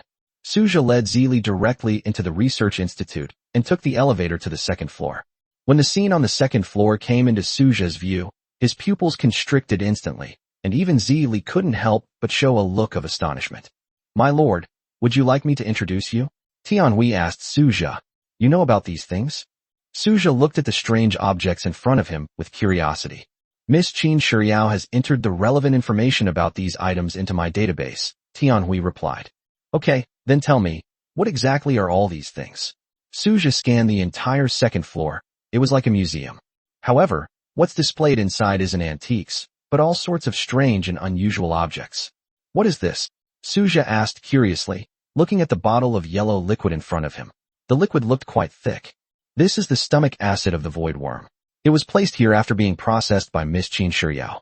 According to Miss Qin Shiryao, the stomach acid of the void worm can be used to make acidic corrosive bombs, Tianhui explained to Suja. Then what is this purple thing? Suja asked, pointing to the purple, fluorescent-like substance in a container not far away. This is phosphorescent powder from the Zerg exploding bugs. According to Miss Qin Shiryao's research, this kind of substance can be used as a decoy, which has a deadly attraction to the Zerg, Tianhui replied. Isn't Qin Shiryao focused on genetic research? How does she know about these things? Suja asked, somewhat puzzled. However, Tianhui did not respond to this question. But Suja thought to himself, these basic things are just a piece of cake for those god-level hero units, right? Suja continued to examine the entire exhibition hall on the 2nd floor, which displayed either the limbs of a certain creature or the organs of a certain creature. All right, as expected of someone who works in biological genetics, it's pretty much what I imagined. Suja looked at everything on the 2nd floor and couldn't help but complain. Let's go. Suja felt a little unwell and left the 2nd floor with Zili. To be honest, Suja had seen all sorts of bloody and tragic scenes on the battlefield, and he saw them every day, but this was the first time he had ever encountered a scene like this. Biological specimens are disassembled, cut up, and then placed in preservatives for display. This kind of physiological shock is completely different from the feeling brought on by the battlefield. Suja led Zili straight to the elevator and took it to the basement. Under Tianhui's guidance, Suja and Zili disinfected themselves and put on heavy yellow protective suits, covering their entire bodies completely. On the 3rd basement floor, Suja finally found Qin Shiryao. At this moment, Qin Shiryao was performing a live dissection on a void lesser demon. Suja almost vomited on the spot. The intense physical discomfort made him feel extremely unwell. Suja was already used to the bloody scenes on the battlefield, but he could only describe such a scene as cruel. Yo, Lord, you've arrived. Qin Shiyao greeted Su Zhe with a smile, her scalpel swiftly and precisely slicing through the heart of the void imp on the operating table. Su Zhe looked at the still-beating heart and felt a churning in his stomach.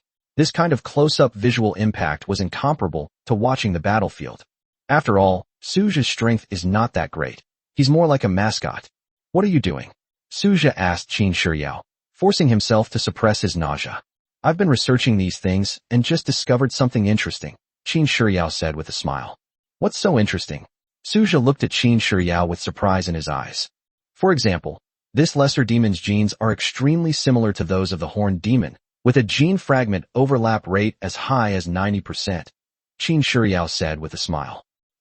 Say something I can understand. Su Zhe looked at Qin Shiyao and thought for a moment before saying this. Qin Shiyao rolled her eyes at Su Zhe. Simply put, lesser demons and horned demons were originally different species, but their genes are very similar. The most amazing thing is their evolutionary process. This is not simply an increase in strength, but an evolution from different species into the same species. Do you understand now, my lord? Qin Shiyao explained slowly. I understand a little bit, Su Zhe said after thinking for a while. Qin Shiyao, I feel like I'm wasting my breath. I'm researching why they can do this. You see, their evolution isn't just ordinary evolution of strength, it's cross-species evolution, like a cat evolving into a dog. You should understand that analogy, Lord, Qin Shiyao said with a smile. Now that you mention it, I understand. So, what results have you achieved in your research? Su Zhe asked, looking at Qin Shiyao. I've discovered something. For a lesser demon to evolve into a horned demon, it needs not only sufficient resources, but also external stimulation. Qin Shiyao said calmly. Chapter 134 Gene Agents. So, Su Zhe looked at Qin Shiyao with a face full of curiosity. My lord, you might as well leave behind a batch of void demons. I can transform them into bioengineered war puppets in the future. Although their own strength is not that great, they are more than enough to serve as cannon fodder, Qin Shiyao said unhurriedly. But why not start the transformation from the horned demon directly? Su Zhe asked Qin Shiyao, his mind filled with doubt. If your excellency has enough resources, then I naturally have no objection, Qin Shiyao replied with a smile. Su Zhe was speechless for a moment. All right, you can arrange it then, Su Zhe said, taking a deep breath. My lord, this is for you, Qin Shiyao said as she placed a purple potion in Su Zhe's hand. What is this thing? Su Zhe looked at the potion in his hand and then checked its properties. Name, Gene Agent. Grade, Iron. Effects, enhances physical strength and unlocks one's potential. Introduction. This is a black iron grade gene potion, the first product created by gene expert Qin Shiyao. It is effective on lords and has no side effects. Su Zhe took a deep breath and looked up at Qin Shiyao. Can you mass produce this? Su Zhe asked Qin Shiyao slowly. Production is possible, but this thing isn't very useful. Are you really sure you want to mass produce it, Lord? Qin Shiyao said slowly, a hint of curiosity in her eyes. After all, she had just made the potion on a whim, and Qin Shiyao knew all too well how effective it was. In Qin Shiyao's eyes, this potion was indeed somewhat useless, and mass production would not be a difficult task. Su Zhe looked at Qin Shiyao, feeling somewhat helpless. Qin Shiyao thought this thing was useless, but in reality, it might not be very effective for troops. The key point is that it is effective for lords, which is the most important thing. Although it's only a black iron-level gene serum. But its value lies in the fact that it is effective for lords and has no side effects.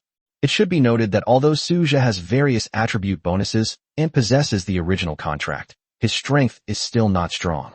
Indeed, Su Zhe is currently a relatively weak lord, so it's not hard to imagine how weak the other lords must be. Su Zhe can now confidently declare to other lords that he can handle 100 of them. However, when facing troops of the same level, even just ordinary third-tier troops, Su Zhe had no choice but to flee in defeat. This was no joke. The difference between the two was simply that huge. If possible, we should produce as much of this as possible, however much we can produce, Su Zhe said to Qin Shiyao, taking a deep breath. My lord, each lord can only take this potion a maximum of 3 times. After 3 times, it will become ineffective. Do you really intend to produce so many? Qin Shiyao asked slowly. We need to produce it. No. Could we reduce the potency and make an export version? Su Zhe asked Qin Shiyao as if a sudden inspiration had struck him. It's possible, but the efficacy will only be about half of what it used to be. And would anyone really buy something like that? Qin Shiyao asked, looking completely bewildered. You don't understand. The difference in strength between a lord and a soldier is too great. A lord's strength is far inferior to that of a soldier. Even a slight improvement is a huge step forward. At least it provides more protection when encountering danger, Suja explained slowly. Despite having many buffs, Suja is still a weakling compared to other units. This is the awkward situation the Lord found himself in. If there were anything that could enhance their strength, the Lords would certainly not hesitate to spend resources to buy it, since as long as people are alive, there is always hope. Wait a minute, let me make some improvements first, then you can take a look. We'll talk about what materials we need later, Qin Shiyao said to Suja. Suja nodded in agreement. Tianhui, help me calculate how much the gene serum needs to be improved to achieve half the effect it used to have, Qin Shiyao instructed Tianhui. Okay, Miss Qin Shiyao, we are making calculations based on the data, Tianhui said calmly. Watching this scene, Suja thought to himself that they really couldn't do without artificial intelligence. Luckily, Tianhui was there to help. 10 minutes later, Qin Shiyao successfully deduced the new gene potion formula and then showed the required materials to Suja. Gene potion, black iron grade, export version, required materials. 5 units of tier 10 biological flesh and blood, 1 unit of energy-containing water. Prerequisite, gene therapy production line. Note, don't have too high expectations for mass production. As long as there are no side effects, that's fine. Don't ask for too much. It seems pretty good. At least there are no side effects, Suja said slowly, looking at the gene serum information displayed in his hand. Does the base currently have a gene therapy production line? Suja asked Qin Shiyao. There's a complete production line on the first basement level, but it requires fresh flesh and blood of level 10 creatures. Water containing energy isn't hard to obtain. The water in Star Spring can be used. The key is having fresh flesh and blood of level 10 creatures, which requires someone to capture them, Qin Shiyao said earnestly. Is that so? Suja looked at Qin Shiyao and subconsciously touched his chin. Any other requirements? Suja asked Qin Shiyao again. I need auxiliary robots. I can't possibly make gene serums myself in such a large research institute. It's better to leave this task to the working robots, Qin Shiyao said slowly. In that case, okay. I was planning to go to the technology base anyway. Here's what we'll do. From now on, Arya will be in charge of capturing live creatures for you. You can use them for experiments or other purposes. I won't interfere, but Arya absolutely cannot have any problems. Suja said seriously. I understand that. Qin Shiyao nodded. Having stayed in the territory for so long, she knew very well that Suja's bottom line was the territory's troop type. As long as there are no problems in this regard, Suja is a very easy person to talk to, and he can basically get whatever he wants to do. If you ever develop a new gene serum in the future, remember to let me know. Now I'm going to test how effective this thing really is. Suja looked at the gene serum in his hand. Although he has now reached level 10, he has not used this potion yet. It should still be effective, but Suja was not quite sure. Then please come with me, my lord, Qin Shiyao said to Suja, and then led him to a room next door. Chapter 135, Comprehensive Upgrade, Tenfold Increase in Effect. What's this place for? Suja asked curiously as he took off his protective suit and lay down on the bed. This is where I rest, Qin Shiyao replied while adjusting the medicine in her hand and injecting it into the syringe. Wait, I have another question. Will this hurt? Suja asked Qin Shiyao. Qin Shiyao smiled, and then stuck a needle into Suja's buttocks. In an instant, a scalding power rapidly flowed through Suja's body, turning his body bright red. He stared wide-eyed at Qin Shiyao, while Zili, standing beside him, couldn't help but reveal a hint of worry in her eyes. Suja felt as if what flowed in his veins was no longer blood, but scalding magma, and the intense heat made his skin turn red.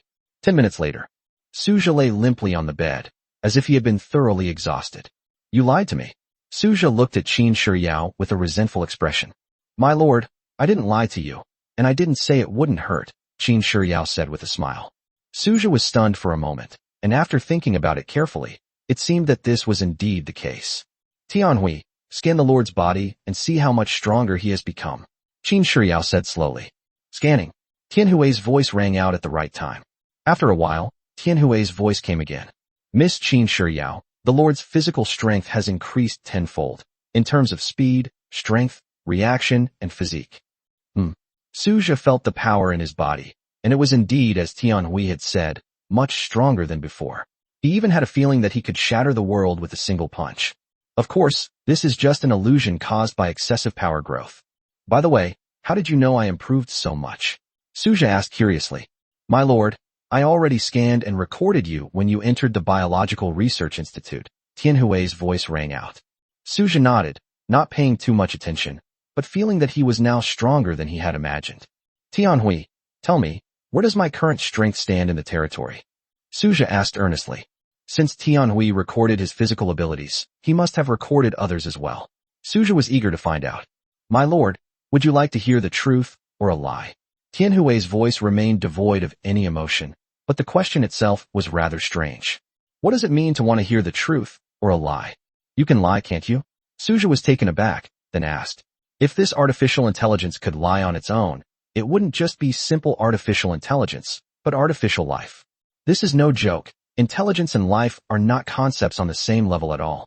No, Miss Ella told me that sometimes you have to flatter the Lord. Logically speaking, I need to lie now. Tianhui's flat voice rang out again. Suja. Qin Shiyao couldn't help but smile. Zili was also trying hard to suppress her laughter. What does this mean? Are you trying to coax me like a child? Tell me the truth, Suja said irritably. The truth is, Lord's current strength is roughly equivalent to a level 5 Void Horn Demon or a level 11 Void Worm. Tianhui's voice came. Suja fell silent upon hearing this. My lord, don't be upset. Let me draw some blood for you to check. A strange light flashed in Qin Shiyao's eyes as she said with a smile.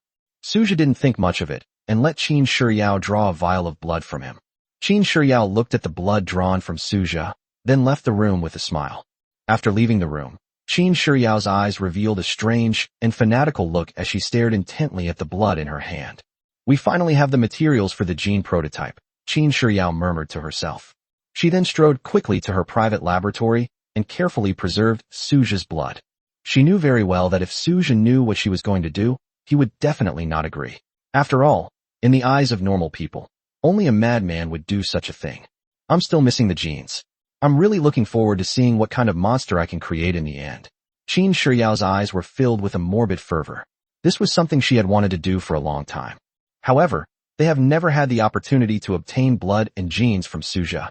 Although Suja usually seemed carefree, Qin Shiyao knew in her heart that. That's just because Suja didn't want to worry about those trivial matters. If you really think Suja is someone who doesn't know anything, then you're making a big mistake. Once Suja discovers and rejects her, she will basically never have such an opportunity again. The others should agree, right? Qin Shiyao said softly, a hint of expectation in her eyes. Qin Shiyao carefully collected Suja's blood. After a while, she returned to the room. My lord, everything is normal, and you are in excellent health, Qin Shiyao said with a smile. Hearing Qin Shiyao's words, Suja was not surprised. Having her examine him was just a matter of convenience. All right, I'll be going now. Oh, by the way, we need to work on producing the export version of the gene serum as much as possible. Also, I'll inject the remaining 2 vials when I have some time, Suja said slowly. Upon hearing Suja's words, Qin Shiyao's eyes lit up, thinking that she had another opportunity. Yes, Lord. Qin Shiyao nodded and smiled at Suja. That's all for now, I'll be going now. An auxiliary robot should be coming over later, you can make the arrangements yourself.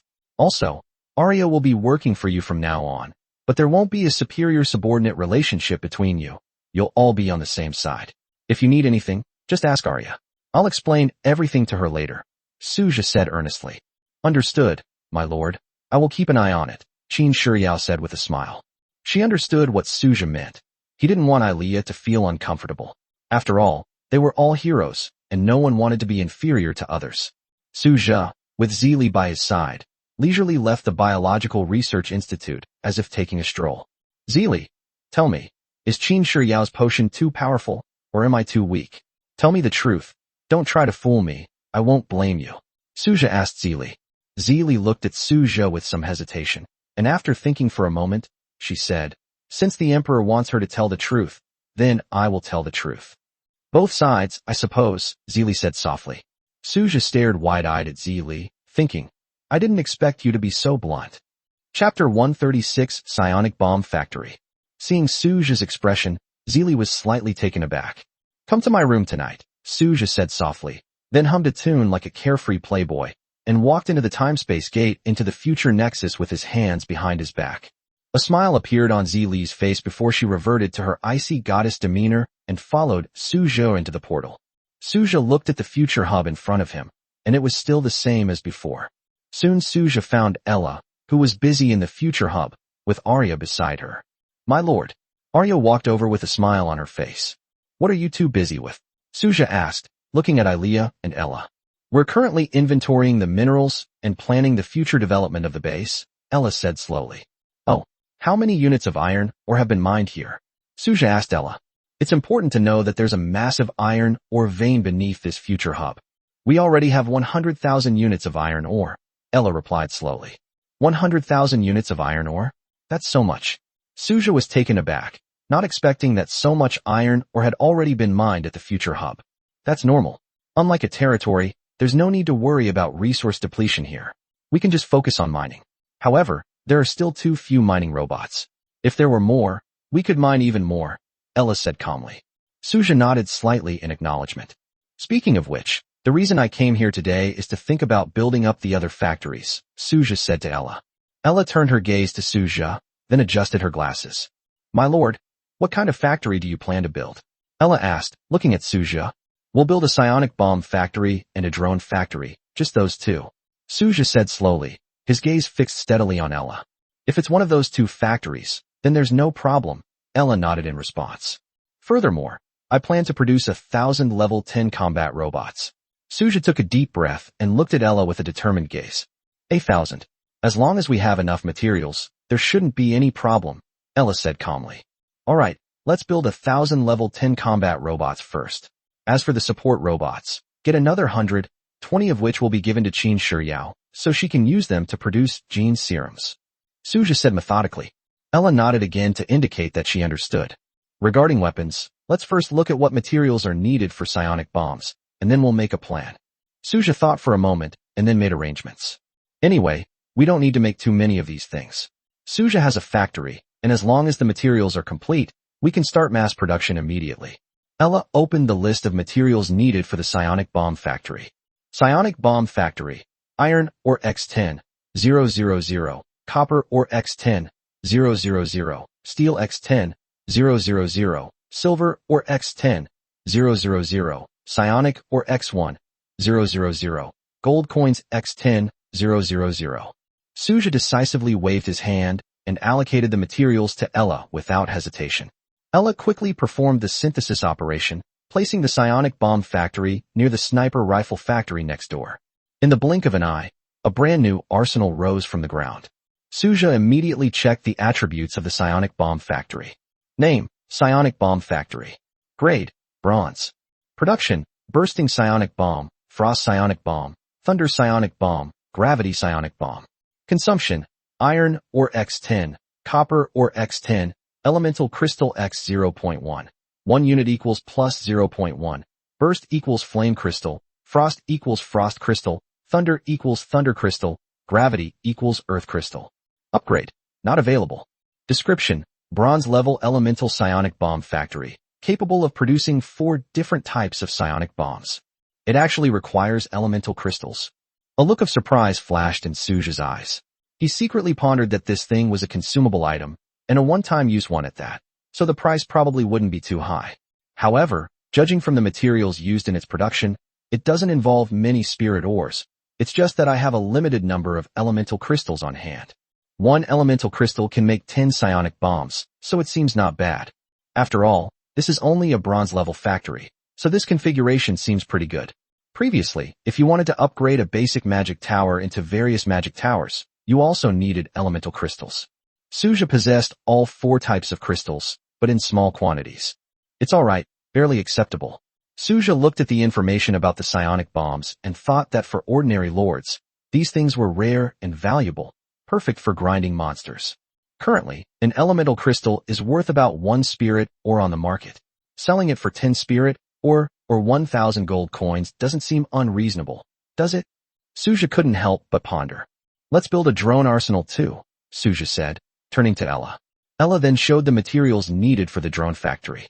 Drone factory, prerequisites, artificial intelligence, iron ore X10, 000, copper ore X10, 000, steel X10, 000, spirit stones x1, 000, gold coins x10, 000. Without saying a word, Suja handed the materials directly to Ella. He discovered that the drone arsenal required far fewer materials than he had anticipated. The biggest challenge had previously been artificial intelligence, but that problem had now been solved, so there was little trouble left. Not long after, a drone factory appeared next to the psionic bomb factory. Suja immediately checked its attributes.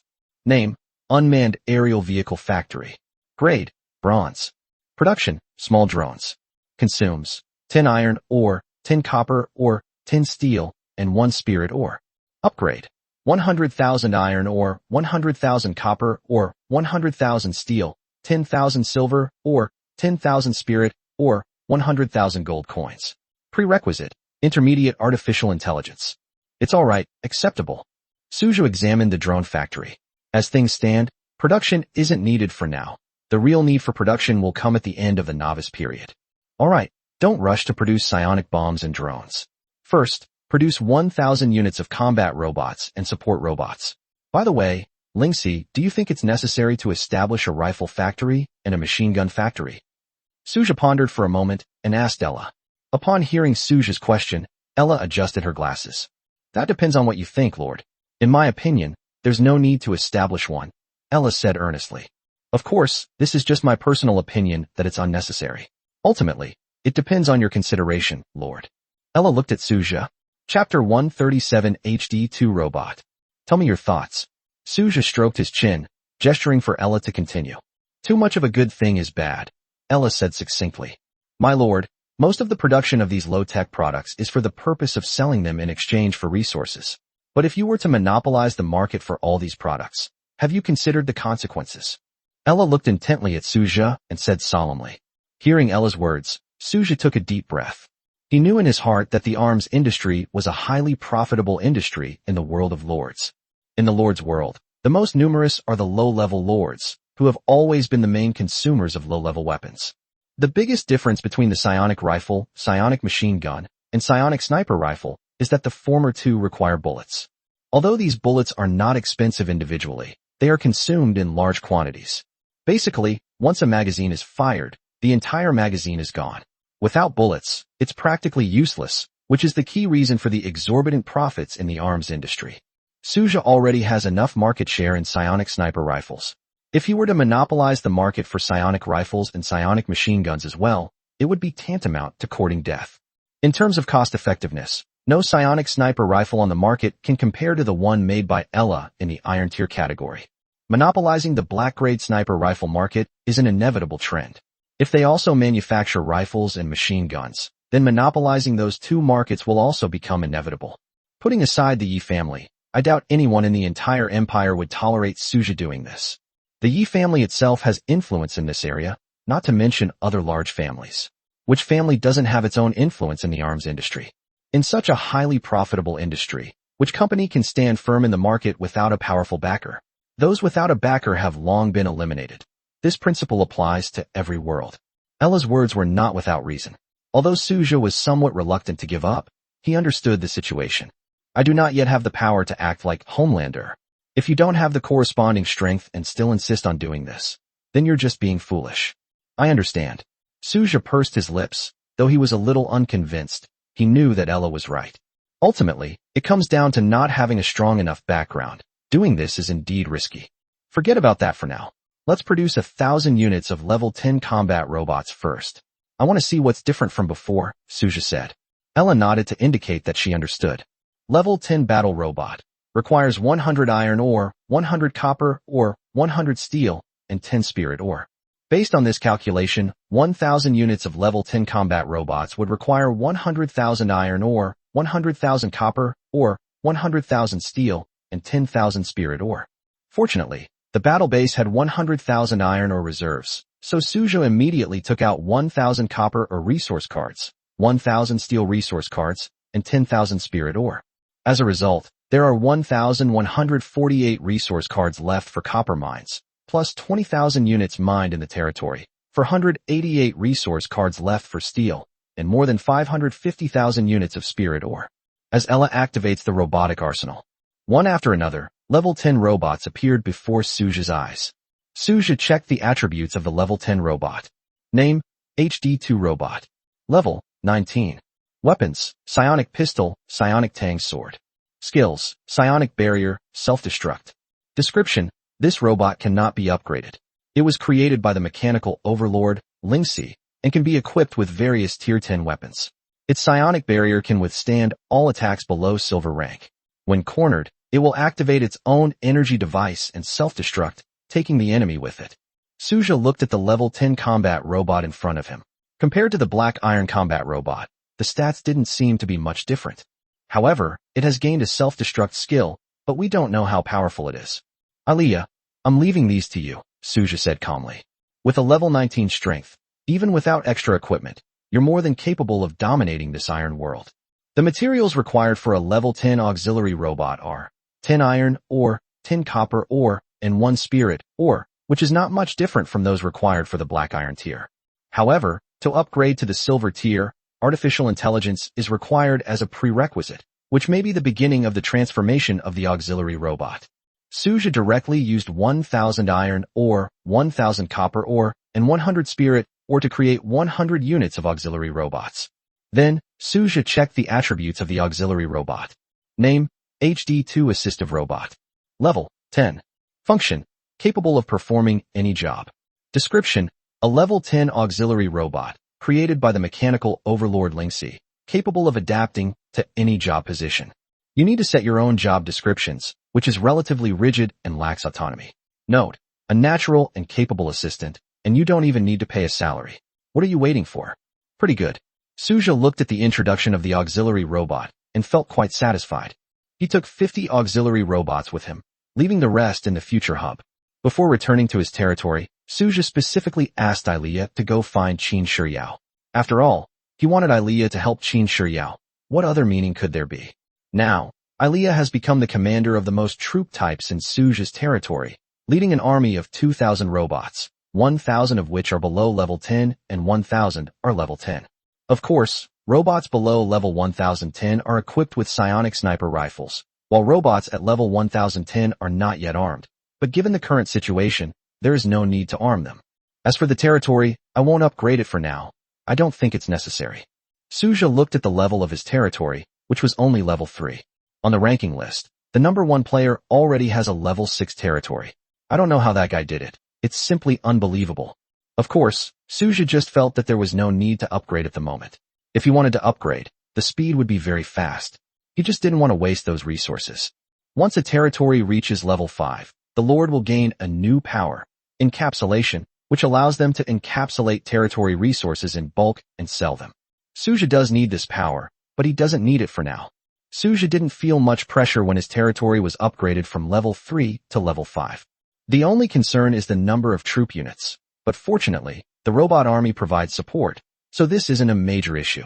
Upon returning to his territory, Suja immediately replaced all the existing auxiliary robots in the territory.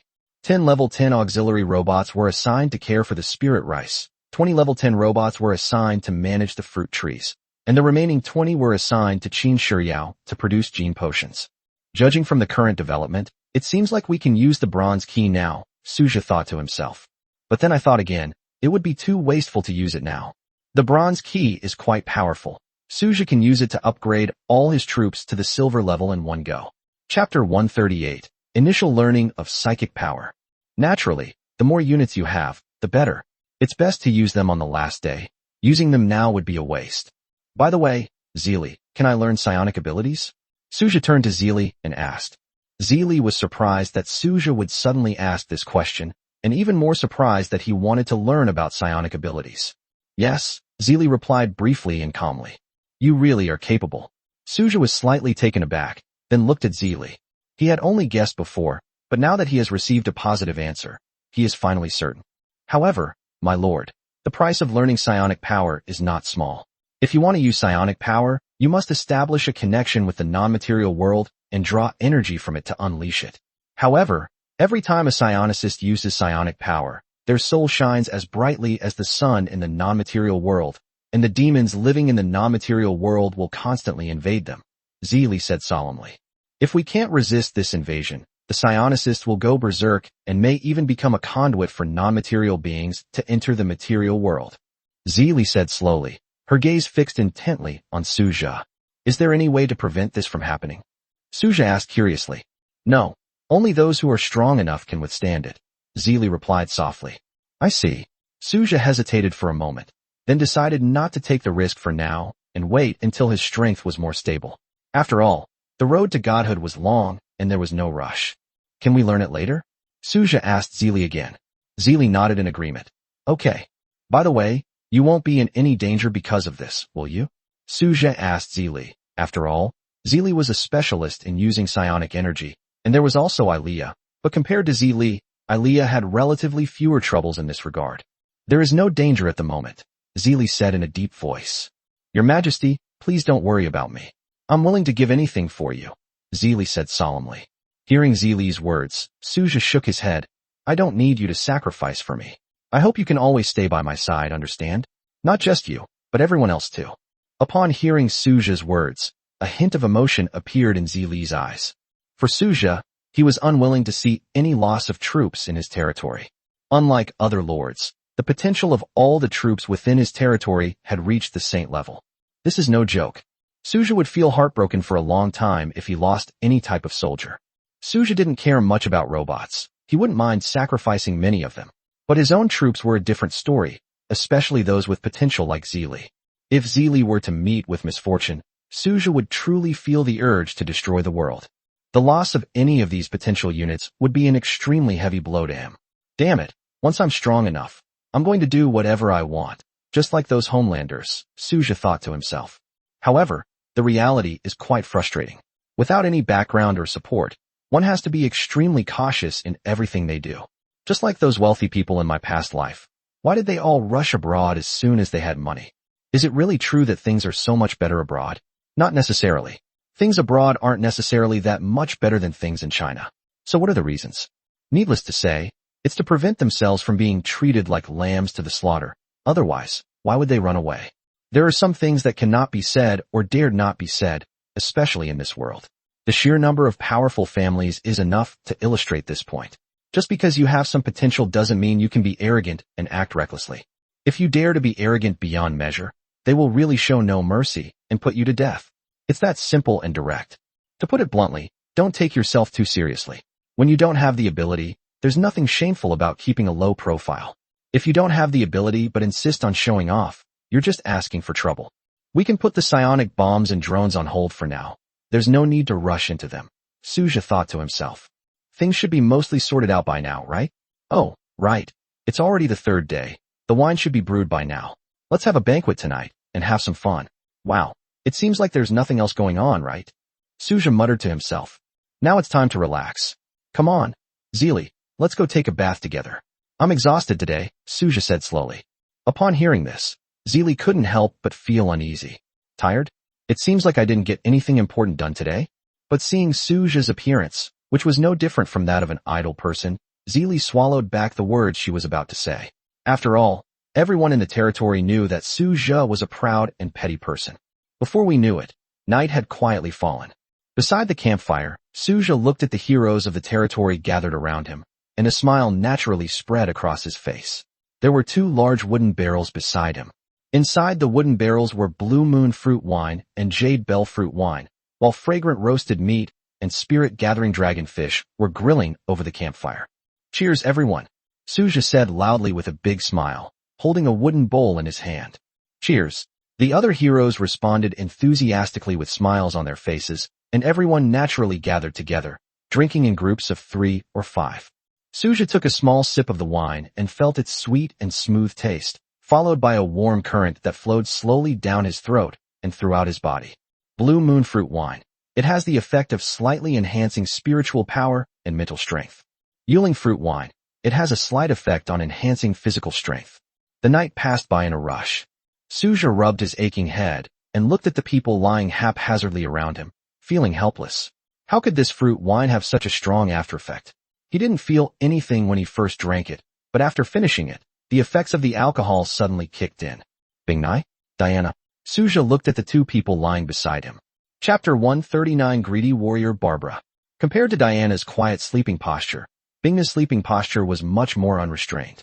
Her legs were spread wide apart, and one hand was pressed directly on Suja's chest. She was lying next to Suja in a big shape. Suja gave Bingna's chest a light pinch, then got up to wash up.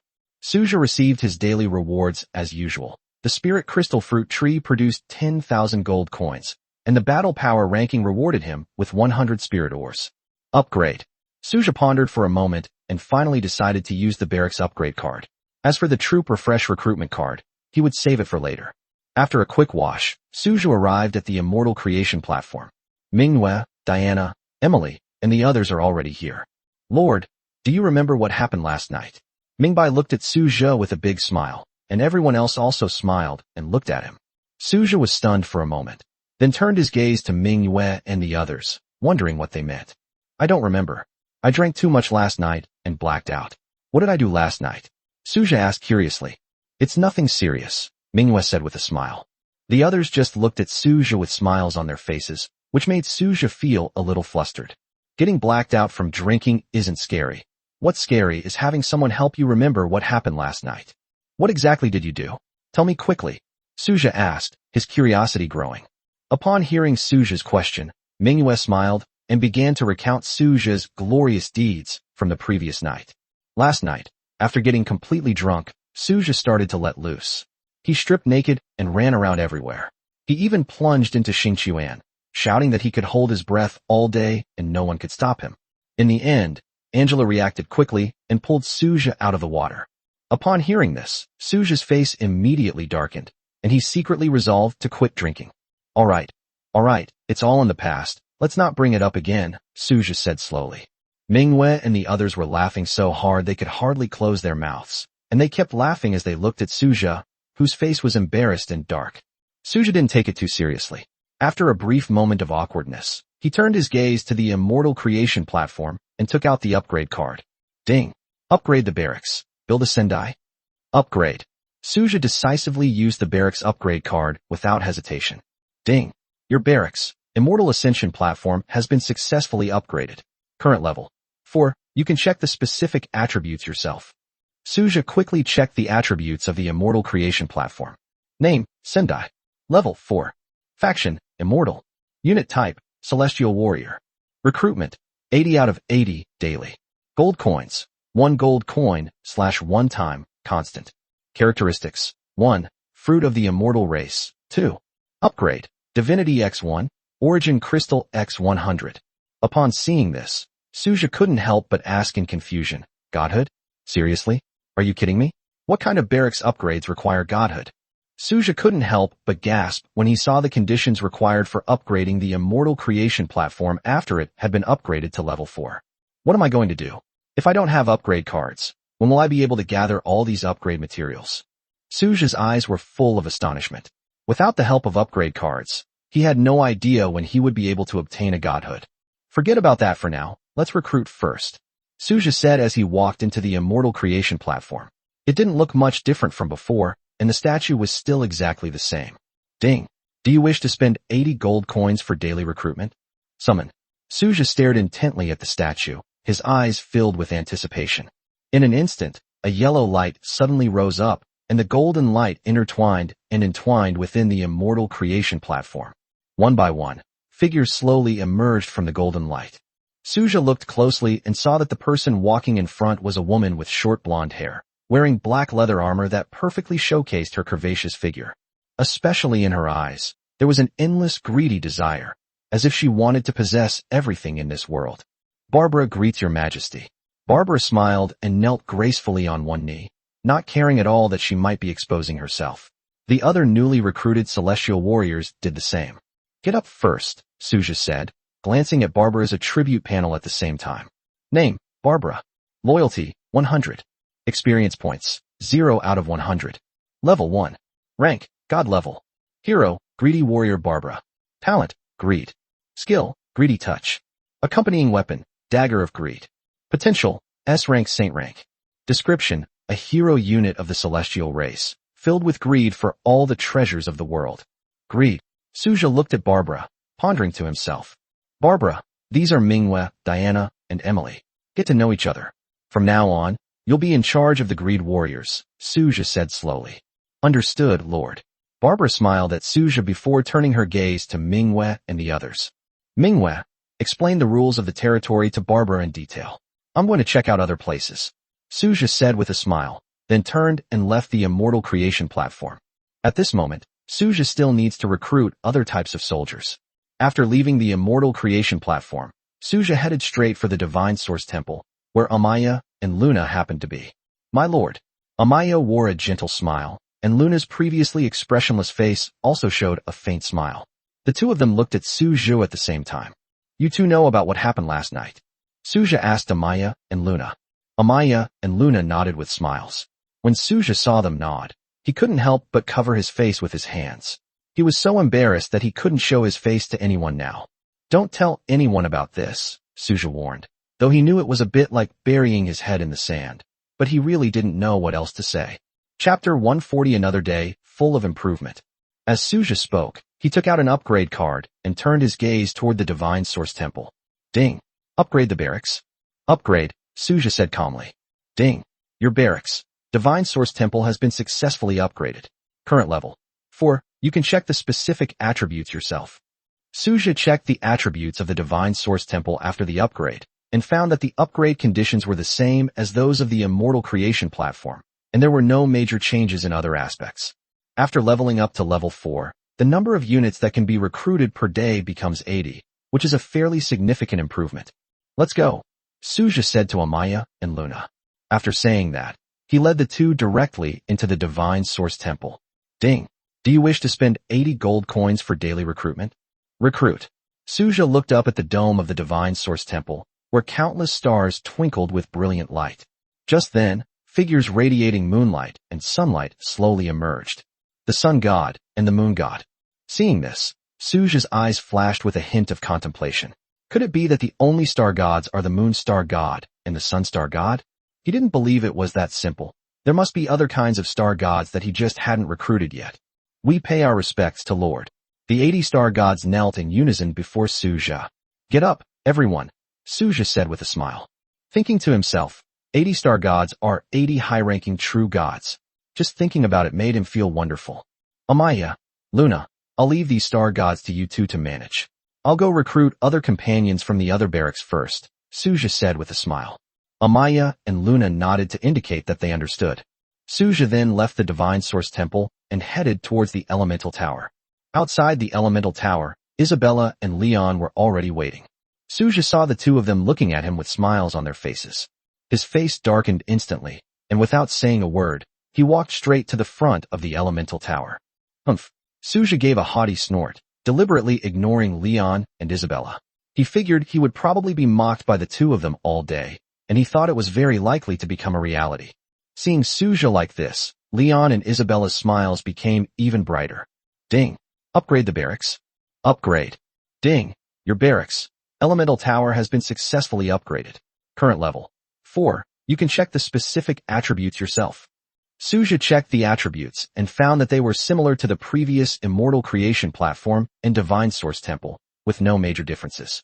Once the level is raised to level 4, the daily recruitment limit becomes 80 units.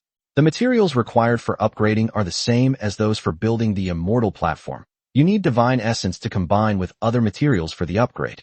Suja glanced sideways at Isabella and Leon, then walked directly into the Elemental Tower. Isabella and Leon exchanged a glance, then followed them inside. Ding. Do you wish to spend 80 gold coins for daily recruitment? Recruit. Suja turned his gaze to the elementalist statue. In that instant, a white holy light shone down. 80 elementalists appeared before Suja, including 40 winged elementalists and 40 winged killing elementalists. We pay homage to our Lord. The 80 winged elementals shouted in unison, their voices clear and resounding. Yes, you can all get up now, Suja said slowly. These elementalists are yours to handle, humph, Suja said, looking at Isabella and Leon. Isabella and Leon didn't pay much attention to Suja's departing figure. They knew in their hearts that Suja wasn't really angry. He was just throwing a childish tantrum. Suja then went directly to where the Star Archer was. Lena and Sherry are already here. Shirley's face still looked very sleepy, as if she hadn't woken up yet. My lord, Lena said softly, a slight blush rising on her face. Suja nodded, then turned his gaze to the Star Temple. Ding. Do you want to upgrade the barracks? Upgrade. Suja turned his gaze to the Star Temple, a hint of determination in his eyes. Ding. Your barracks, Star Temple, has been upgraded to level 4. You can view its detailed attributes. Suja immediately checked the Star Temple's attributes and saw that after reaching level 4, the daily recruitment of units had increased to 160. And its upgrade requirements are the same as those for building the Immortal platform, which also require a divine status. Suja subconsciously rubbed his chin, a hint of curiosity appearing in his eyes. Could it be that divine essence will become an indispensable key item for upgrading barracks in the future? A sharp glint flashed in Suja's eyes as he pondered to himself. If that's the case, then we'll have to think carefully about when to use the bronze key. Suja silently calculated in his mind. The reason for his caution was naturally because of the silver treasure chest. Now that Suja has opened the silver treasure chest, he has already found a guaranteed amount of spirit ore. Judging from the current situation, in a few more days, the silver treasure chest will probably only contain spirit stones. If he were to go to the bronze world right now, aside from anything else, Suja would definitely have no shortage of silver treasure chests, and if he were lucky, he might even get a gold treasure chest. It seems I really can't wait any longer. I can't let this bronze key in my hand be wasted any longer. Suja made a decision in his heart. Ding. Do you wish to consume 160 gold coins to perform the daily recruitment operation? Recruit. In an instant, a dazzling white light shone forth, and a group of dashing star archers appeared before Suja. Although there are no hero units, this lineup is sufficient for Suja. Lena, Sherry, you two are in charge of managing these star archers, Suja said, turning to Lena and Sherry. Yes, Lord. Lena and Sherry nodded quickly in response, their eyes filled with determination. Suja then turned and left the Starry Sky Temple, walking quickly towards the Void Dragon Nest. Shadow and Augulus had been waiting in the Void Dragon Nest for a long time. Suja looked at the Void Dragon Nest, and, without the slightest hesitation, chose to upgrade. Ding! Your barracks, Void Dragon Nest, has been successfully upgraded to level 4. You can view its attributes yourself. Suja glanced at it quickly and found that it was indeed similar to the previous barracks. The daily recruitment of units had been reduced to 80. The upgrade conditions were exactly the same, and no new units were being created. Without hesitation, Suja recruited 80 units of dragon troops, then turned and left the Void Dragon Nest, heading towards the Origin Spirit Tree. Chapter 141 Chaos Invasion, A Great Harvest.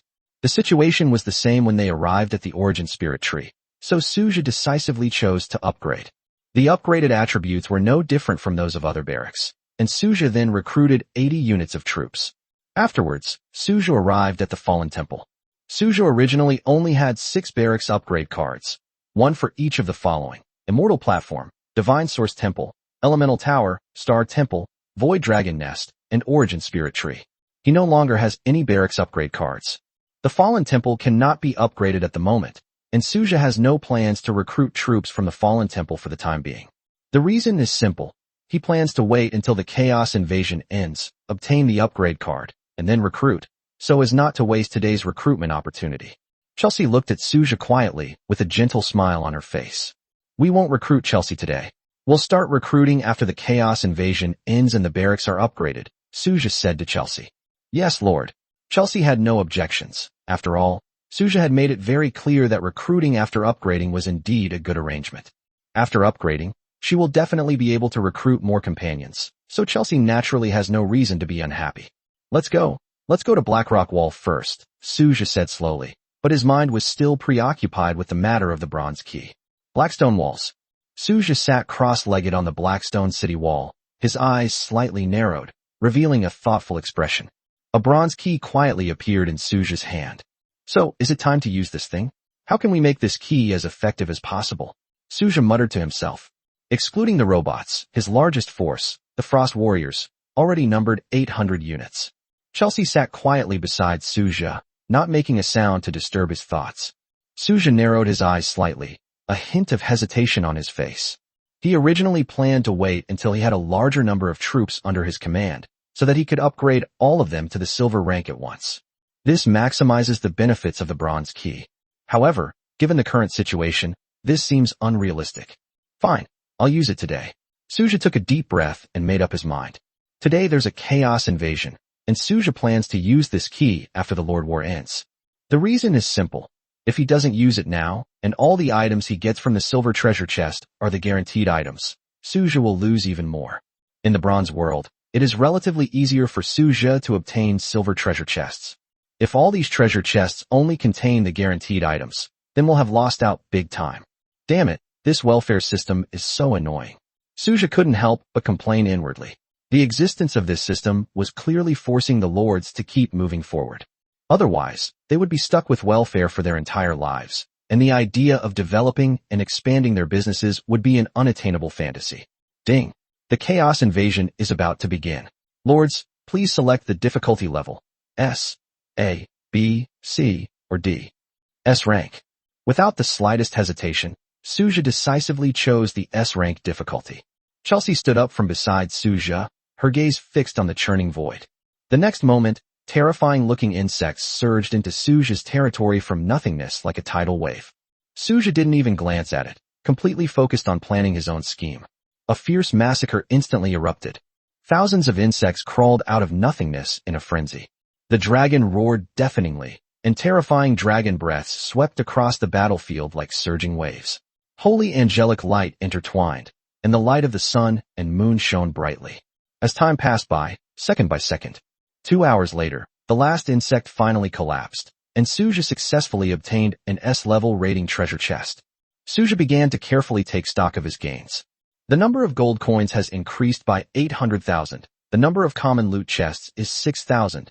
The number of rare loot chests is 4,000. The number of high-grade loot chests is 20. The number of iron chests is 6,000. The number of bronze chests is 4,000. And the number of silver chests is 8. Damn it! Suja looked at the silver treasure chest and couldn't help but feel a little panicked. I opened so many silver treasure chests today. I hope they're not all the minimum guaranteed items. Good heavens, if they're all the minimum guaranteed items, Suja really feels like he's going to collapse. Suja took a deep breath and opened 6,000 ordinary loot chests in one go. 1,000 basic wood, 1,000 basic stone, 1,000 basic meat, 2,000 iron ore, 1,000 copper ore. Perfect. All the resources consumed yesterday have been replenished. Suja looked at his basic resources, and a relieved smile appeared on his face. The resources consumed yesterday had all been replenished. Then, Suja opened 4,000 rare loot chests in one go. 1,000 high-grade wood, 1,000 high-grade stone, 1,000 mithril, 1,000 gold. Suja also chose to open all 20 high-level loot chests at once. Exotic metals 10, advanced alloys 10. Today's harvest is not bad. Suja looked at the items he had obtained from the resource orbs today, although the quantity seemed quite large. But you should know that today Suja's territory was invaded by 200,000 Zerg, and every single one of them was at least a bronze 4. Other leaders who also choose S-level difficulty will naturally obtain similar resources, and if they are lucky, they may even gain more than Suja. Looking at it this way, do you still think this amount of resources is excessive? Not much at all. In fact, quite little. Suja turned his attention to the treasure chests, and opened the black iron chest and the bronze chest in one go. Suja had long since given up hope for these two chests. 600,000 gold coins, 400,000 spirit ore. Suja glanced at it indifferently, then turned his gaze to the remaining 8 silver treasure chests without expression. The black iron chest and bronze chest had long been guaranteed to contain the pity item, so Suja had completely given up hope on these two chests. Open! Suja stared intently at the 8 silver treasure chests, his eyes filled with a hint of nervous anticipation. Ding! You have obtained 8 barracks upgrade cards. Ding! You have obtained 8 troop refresh recruitment cards. Ding! You have obtained 8,000 spirit ore. Thank goodness. Thank goodness. Suja looked at the items he got from the silver treasure chest. Although there was a guaranteed amount of spirit ore, he also got the barracks upgrade card and the barracks refresh recruitment card. The result was still acceptable. No, I have to use these today. If I don't, tomorrow's payouts will probably all be the minimum. Suja thought to himself. Chapter 142 New Hero, Sazuriheim. Suja opened the 3D floor plan. Devour. Suja unhesitatingly used his dominion power. Ding. Your blessed land attribute has been triggered. Your territory's range has increased by 30,000 meters. Ding. Your blessed land attribute has been triggered. Basic silver mine upgraded to intermediate silver mine. Note, daily mining limit is 1,000 units, with a maximum mining limit of 5,000 units. Ding. Your blessed land attribute has been triggered. Basic mithril or has been upgraded to intermediate mithril or. Note, you can mine up to 1,000 units per day, with a maximum of 5,000 units per day. Ding. Your blessed land attribute has been triggered. Basic gold mine upgraded to intermediate gold mine. Note, daily mining limit is 1,000 units, with a maximum mining limit of 5,000 units. Great. Suja was overjoyed when he saw that the blessed land attribute had been triggered after he used his devouring ability. All 3 primary mines had been upgraded to intermediate level, and most importantly, his territory had expanded by 30,000 meters. Not bad. I had pretty good luck today. Suja looked at what he had gotten, a satisfied smile on his face. As was customary, he adjusted the position of the Blackstone city wall, pushing it back and leaving a 500-meter wide open space bordering the void. He leaped directly off the Blackrock city wall. A dazzling golden light instantly rose up. Hee, elementalization. Suja landed steadily on the grass. Suja turned around and walked straight towards the Lord's mansion. For Suja, there's still a resource war to fight, which is the only one he doesn't need to worry about having a guaranteed reward, because the resource war itself offers fixed rewards. Therefore, there is no such thing as a guaranteed minimum or no guaranteed minimum. Amaya Luna. Suja shouted at the top of his lungs. Above the sky, a bright full moon and a blazing sun slowly descended beside Suja. Lord. Amaya and Luna looked at Suja with smiles on their faces. All right, hurry up, we still have a lot to do today, Suja said slowly. Upon hearing Suja's words, Amaya and Luna immediately nodded to indicate that they understood. Suja took Amaya and Luna directly to the Lord's space. 10 minutes later, Suja returned with Amaya and Luna, laden with their catch, much like they had just had a successful fishing trip. At this stage, there are almost no lords who can pose a threat to Amaya and Luna. Especially during the beginner stage, it is absolutely impossible. Suja was matched with only novice lords. Unless the opponent's level was higher than Suja's, there was really no reason for Suja to lose. Suja opened the SSS level treasure chest immediately. The resources that were obtained inside were exactly the same as those obtained before. Oh right, I almost forgot about the S-rank evaluation treasure chest.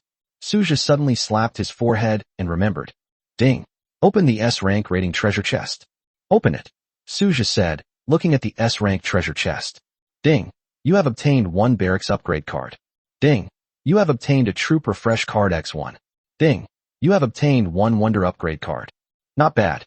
Suja looked at the items he got from the S-rank evaluation chest. Today he got a total of 10 barracks upgrade cards, 10 troop refresh cards, and 1 wonder upgrade card. I should upgrade the barracks first.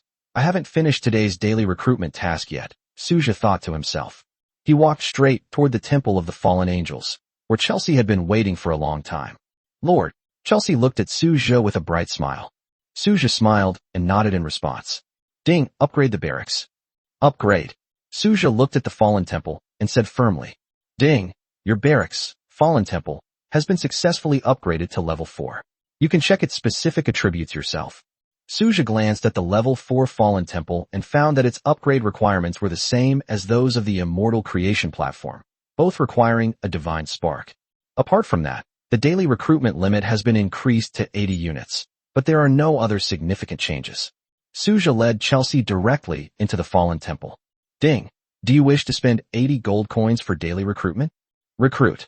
Suja looked at the elementalist statue and said with anticipation in his eyes. The endless darkness surged like a raging torrent, seemingly the source of that darkness, profound and exuding an aura of decadence. One by one, fallen angels slowly emerged from the depths of darkness. 80 fallen angels knelt in unison before Suja. Get up, everyone. Chelsea, I'm leaving this to you. I hope to see them successfully advance to level 10 by this afternoon, Suja said in a calm and firm tone. Chelsea nodded firmly upon hearing this. Immediately afterward, Suja left the Fallen Temple and headed straight for the Future Nexus. Zeely had been waiting for a long time at the location of the Future Hub. Let's go, Suja said to Zeely. Zeely nodded to indicate that she understood and followed closely behind Suja as the two stepped into the Future Hub together.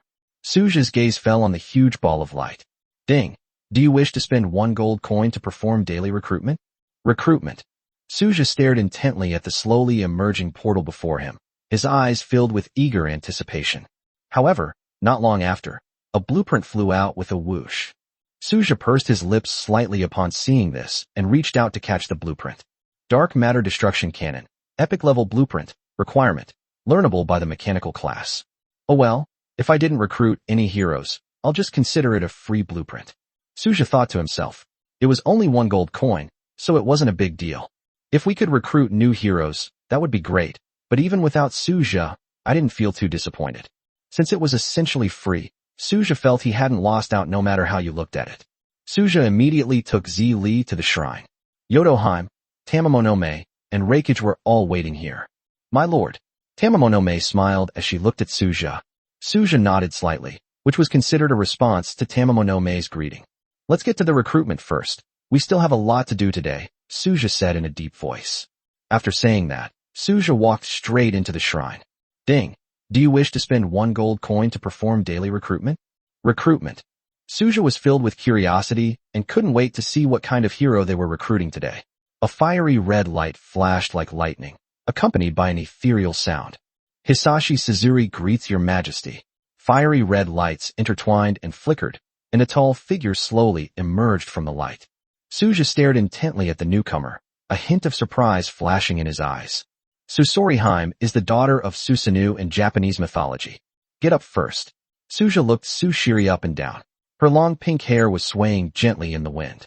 She was wearing a rather unusual halter-neck kimono and wooden clogs. A large expanse of her snow-white skin was exposed on her chest. Chapter 143 Marching into the Bronze World. Suja then checked Susoriheim's attributes. Name, Susoriheim. Loyalty, 100. Experience points, 0/100. Level 1. Rank, God level. Unit type, Hero, Flame of Emotion, Susori. Talent, Flame of Emotion. Skill, Jealousy. Accompanying weapon, Blade of Broken Threads. Potential, S rank Saint rank.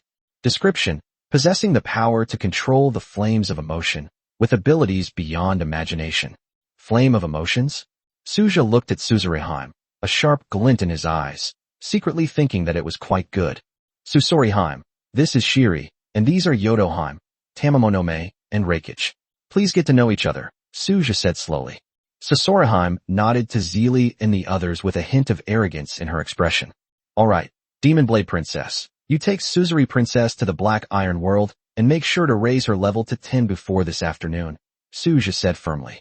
Upon hearing Suja's instructions, Yao Daoji nodded in agreement. Suja then took Zili directly back to the Lord's Manor. Suja looked at the refresh card in his hand and thought to himself, it seems like there's not enough time. Recruiting now would be too time-consuming, and those recruited would only be bronze level, especially given the current time constraints. Furthermore, the barracks haven't been fully upgraded yet, and there's still room for improvement. Using refresh cards now is really not worthwhile, as it wastes time and doesn't achieve the best results. It's better to save the refresh card for later use after upgrading the barracks. That way, you might be able to recruit more and stronger units. Due to the impact of the guarantee mechanism, Suja had no choice but to use the bronze key ahead of schedule. It was simply a matter of necessity. If you don't use it now and end up with only the guaranteed items when you open the silver treasure chest, you'll regret it. It's like the black iron chest now only has 100 gold coins left. Who would have thought it would turn out like this? Then let's wait until the afternoon. With that thought, Suja led Zili straight to the hot spring lake. Suja lay comfortably in the hot spring lake, while Zili thoughtfully massaged him from the side. With his eyes closed, Suja pondered how to maximize the benefits of that incomplete bronze world. If you want to mine, there's definitely not enough time. The bronze world is very different from the iron world.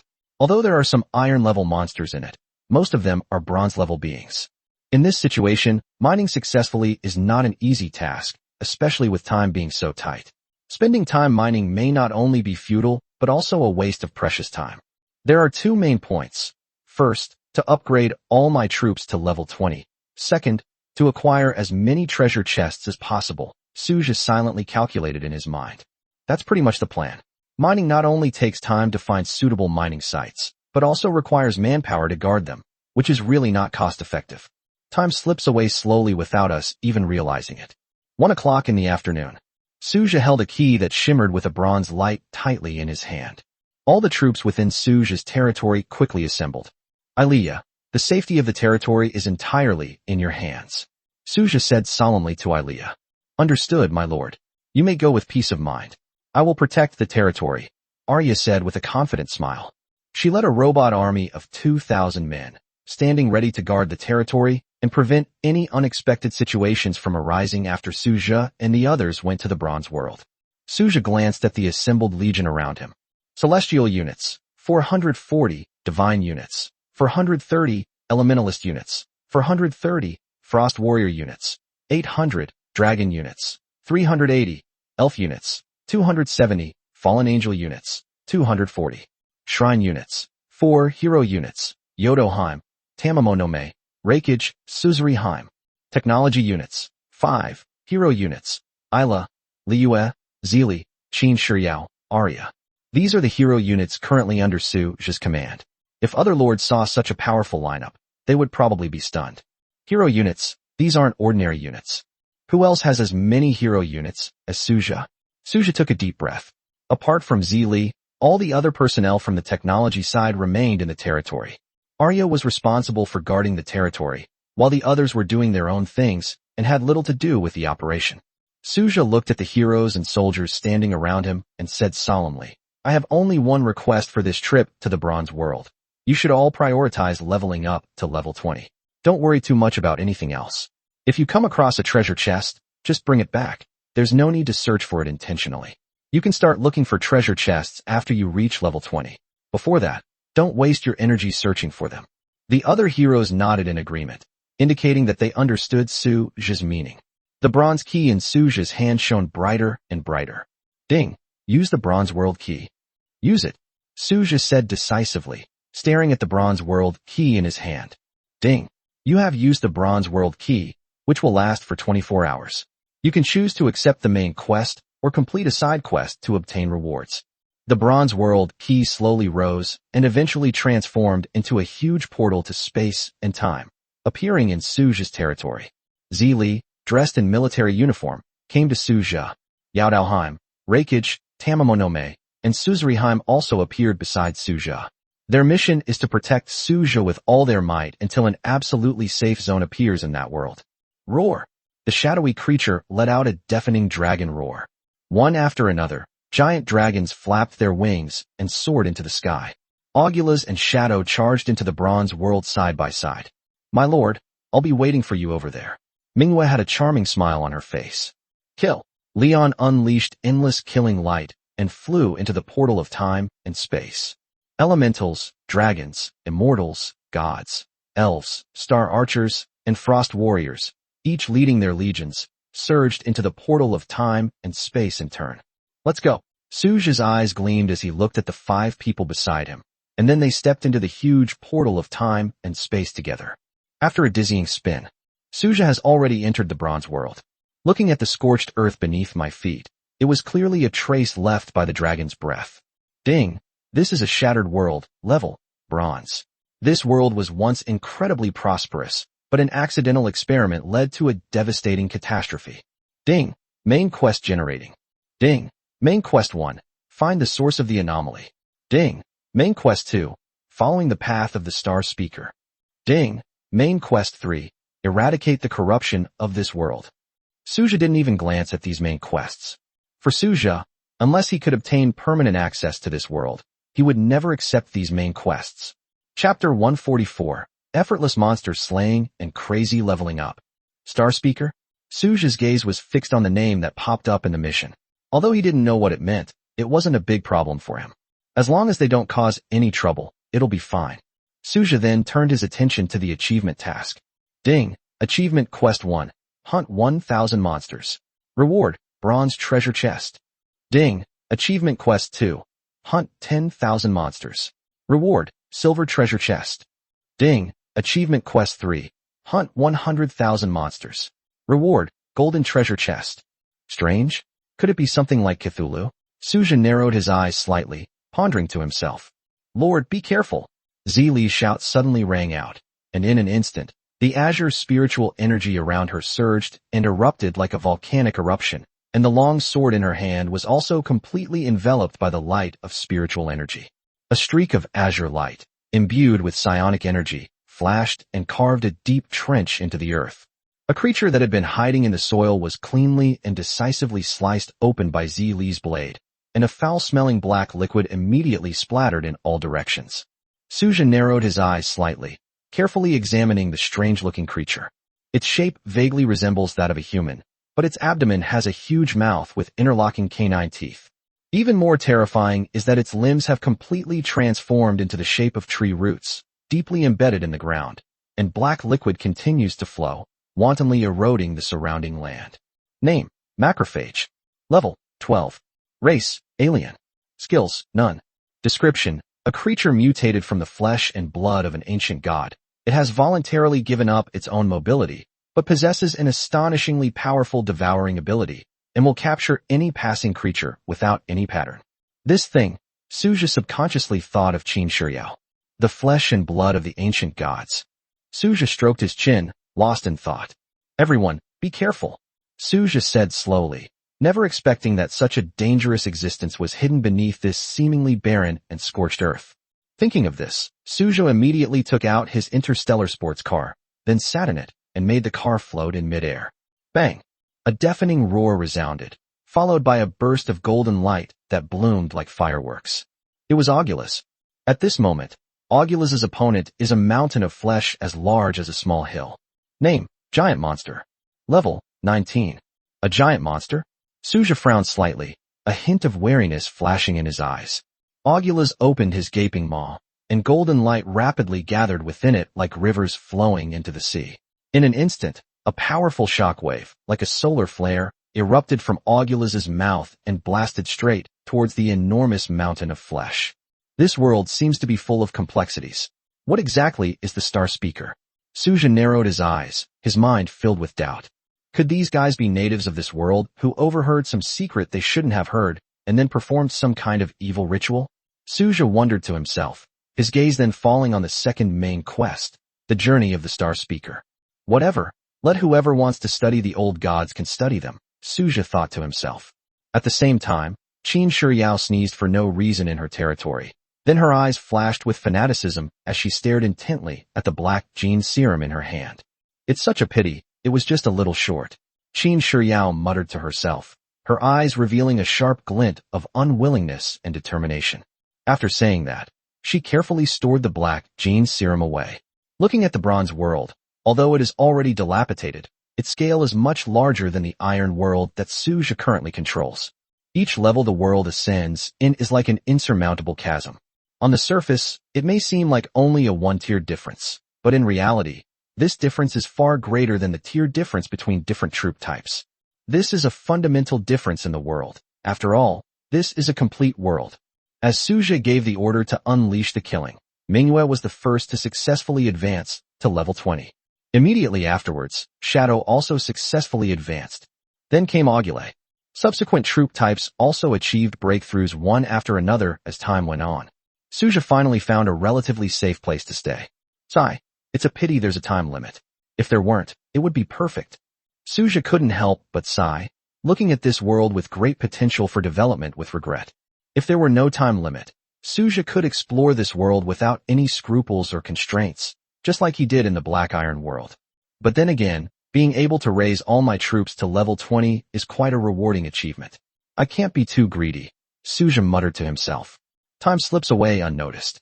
One by one, the troops that successfully advanced to level 20 began searching for treasure chests all over the world. Suja took a deep breath and looked up at the time. It was already 1 a.m., which meant they had been in this world for a full 12 hours.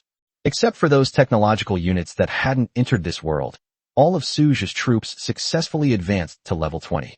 Although the level has been raised to 20, the specific attributes have not changed much and remain the same. However, the strength has made a qualitative leap compared to before. Level 20. A surge of pride welled up in Suja's heart. Who else can do that? He's still in the Novice Lord stage, and he already has troops that have reached level 20. Looking at the entire Novice Lord group, who can compete with him? Among Novice Lords, Suja is absolutely number one by a wide margin.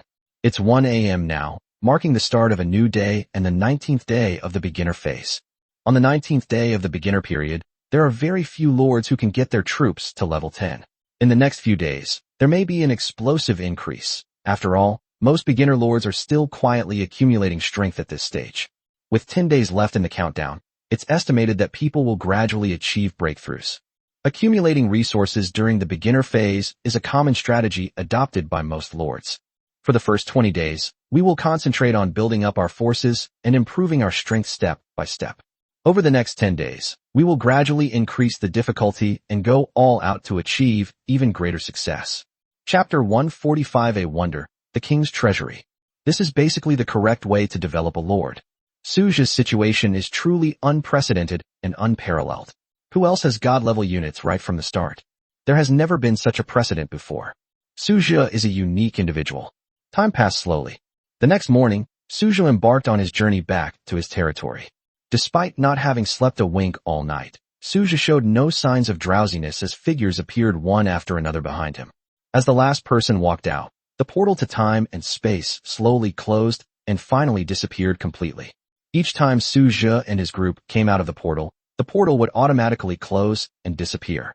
Although there were still a few hours left, it didn't matter anymore, because a new chaotic invasion was about to arrive, and Suja wouldn't miss this opportunity. Suja began to carefully tally up his gains. Including the rewards from achievement missions, you'll have exactly 4,000 bronze treasure chests, 100 silver treasure chests, and 1 gold treasure chest. I also earned 1 million gold coins. This is all that Suja has gained in the bronze world. Let's start recruiting. Suja thought to himself. Recruit new units and send them to the Dark Iron world to level up. Once they reach level 10, they can be used to defend the territory tomorrow. Manhwa and the others are now at level 20. Although they can no longer gain experience points by killing invading monsters, it's still better than nothing. It's not that the newly recruited troops are ineffective. It's just that the number of invading monsters is ridiculously high, making it impossible for Suja to choose a chaos invasion of any other difficulty level. Sending newly recruited units to fight against invading monsters would be like a mantis trying to stop a chariot, completely futile. On the one hand, the newly recruited troops are of too low level. On the other hand, their numbers are pitifully small. Facing the current chaos invasion, which has a difficulty level of 200,000 and a minimum of S level, they have virtually no chance of winning. Although these units themselves are not in any real danger, the key issue is that their territories will be invaded and destroyed because they cannot withstand the invasion. Therefore, it is better to give up the experience points that can be gained from a day of chaos invasion. Suja could not accept either the loss of territory or the reduced difficulty of the chaos invasion, so he felt that wasting a day's experience points was barely acceptable. Suja then began daily recruitment. Celestial plus 80, Divine plus 80, Elementalist plus 80, Frost Warrior plus 160, Dragon plus 80, Elf plus 80, Fallen Angel plus 80. There are no hero units in this recruitment. They are all regular units. Not bad. The number of units I can recruit each day has increased after my level has gone up. Now I finally feel a bit more confident. Suja thought to himself with relief. This finally looks like a legion. If it still only has a few dozen units like before, how can it be considered a legion? It's a complete joke. Although the individual quality of each unit is not bad, the total number is too small, which is one of the common drawbacks of high-tier units. The biggest problem facing the Soviet Union's military at present is a severe shortage of personnel. This is the biggest drawback right now. There are still 2 military camps that haven't been recruited yet. One is the Future Hub, and the other is the Shrine. Suja isn't in a hurry and plans to wait until the chaos invasion is over before making any decisions. Suja arrived at the Blackstone City wall and sat down cross-legged on the wall. Looking at the 4,000 bronze treasure chests, Suja knew that it was only after his troops had thoroughly searched every place they went that they managed to get so many. 40,000 spirit ore. Damn it. Suja couldn't help but swear when he saw that the 4,000 bronze-grade treasure chests had only yielded 40,000 spirit ores. Damn it. This social welfare system is such a ripoff. Suja's face was somewhat unpleasant as he muttered to himself. Suja didn't even consider that he was opening hundreds or thousands of treasure chests at once, whether they were iron or bronze. This way of opening chests naturally made it easy to trigger the minimum guarantee mechanism, which was only natural. My lord, what has happened? Chelsea appeared beside Suja at some point, looking at him with a gentle smile. Suja turned to look at Chelsea. How should I put it? I'm having a bit of bad luck. Don't move yet. Let me absorb some of my luck, Suja said to Chelsea. Chelsea paused for a moment, drawing in luck? Does the Lord possess such a peculiar ability? The next moment, Chelsea's face turned red. She realized that Suja's so-called absorbing luck was actually an intimate act of face wash. Alright. Suja's eyes regained their confidence as he looked at the 100 silver treasure chests in front of him. Open. Without the slightest hesitation, Suja chose to open them all at once. Ding. You have obtained 100 barracks upgrade cards. Ding. You have obtained 100 troop refresh recruitment cards. Ding. You have obtained 100,000 spirit ore. Holy crap. Suja jumped up excitedly, grinning from ear to ear at what he had opened from the silver treasure chest. Really? Suja looked at the scene before him and could hardly believe his eyes. It felt like a pie had suddenly fallen from the sky and hit him on the head. After calming down a bit, Suja frowned and thought that the result seemed to be normal. After all, not just any lord could go to the bronze world and plunder like him right now. That's bad. From now on, I guess I'll only be able to get the minimum reward from the silver treasure chests. Suja thought of this problem. Oh well, welfare it is. I've been lucky enough this time. Suja muttered to himself, then looked into the endless void, took a deep breath, and realized there was still a golden treasure chest he hadn't opened yet. Ding! Open the golden treasure chest? Open it. Suja's eyes were filled with anticipation. So far, he had only opened a golden treasure chest once. Ding! You have obtained the wonder, the king's treasury. A hint of surprise flashed in Suja's eyes as he looked at the king's treasury that had appeared before him. It wasn't a blueprint, but a complete spectacle. Suja quickly checked its attributes. Name, King's Treasure Trove. Level low. Function, favorites. Features, none. Upgrade, collect 1,000 diamond level treasures to upgrade. Description, collect 100 treasures to gain unexpected special properties. Go collect them if you want. This kind of spectacle is truly the first time I've ever seen one. A glint of excitement flashed in Suja's eyes. No wonder they gave it to me without any materials. Suja stroked his chin, his eyes fixed on the king's treasury in his hand. Treasures are different from weapons. Suja currently doesn't have a single treasure. It's not that this treasure is particularly rare, it's just that it hadn't been found before. I can try collecting them later. Suja thought to himself. But how easy is it to upgrade by collecting 1,000 diamond-level treasures? Chapter 146, A Super Bug-like Existence. Thinking of this, Suja couldn't help but shake his head helplessly. Just then, a notification sound suddenly rang out. Ding! Chaos invasion has begun. Lord, please select difficulty. S, A, B, C, or D. S rank difficulty. Suja said calmly, then quickly put away the king's treasury. My gaze was drawn to the ever-flowing void. Then, one after another, terrifying and ferocious figures slowly emerged from the void. Hey, is this for real? Suja looked at the monster that had appeared in his territory with a face full of surprise. Weird. There are giant monsters, hound monsters, fusion monsters, all sorts of bizarre creatures. Could it be? A hint of surprise flashed in Suja's eyes. He was very familiar with these monsters. He had fought them all night just last night. This is interesting. It seems that the monsters invading our territory all came from those broken worlds. So what kind of existence is this supreme will? Suja murmured to himself. Suja's eyes flashed with a sharp light as he stared intently at the strange creatures that had invaded his territory. He remembered these monsters clearly. After all, he had only been out of that world for a short time, and even if he were forgetful, he couldn't have forgotten them so quickly. This reminded Suju of the words his future self had left him. Nothingness does not necessarily mean evil, and the supreme will does not necessarily represent justice. TSKSK. It seems my future self has already sensed something unusual, Suja said in a low voice, his eyes gleaming with a sharp light as he sought the truth.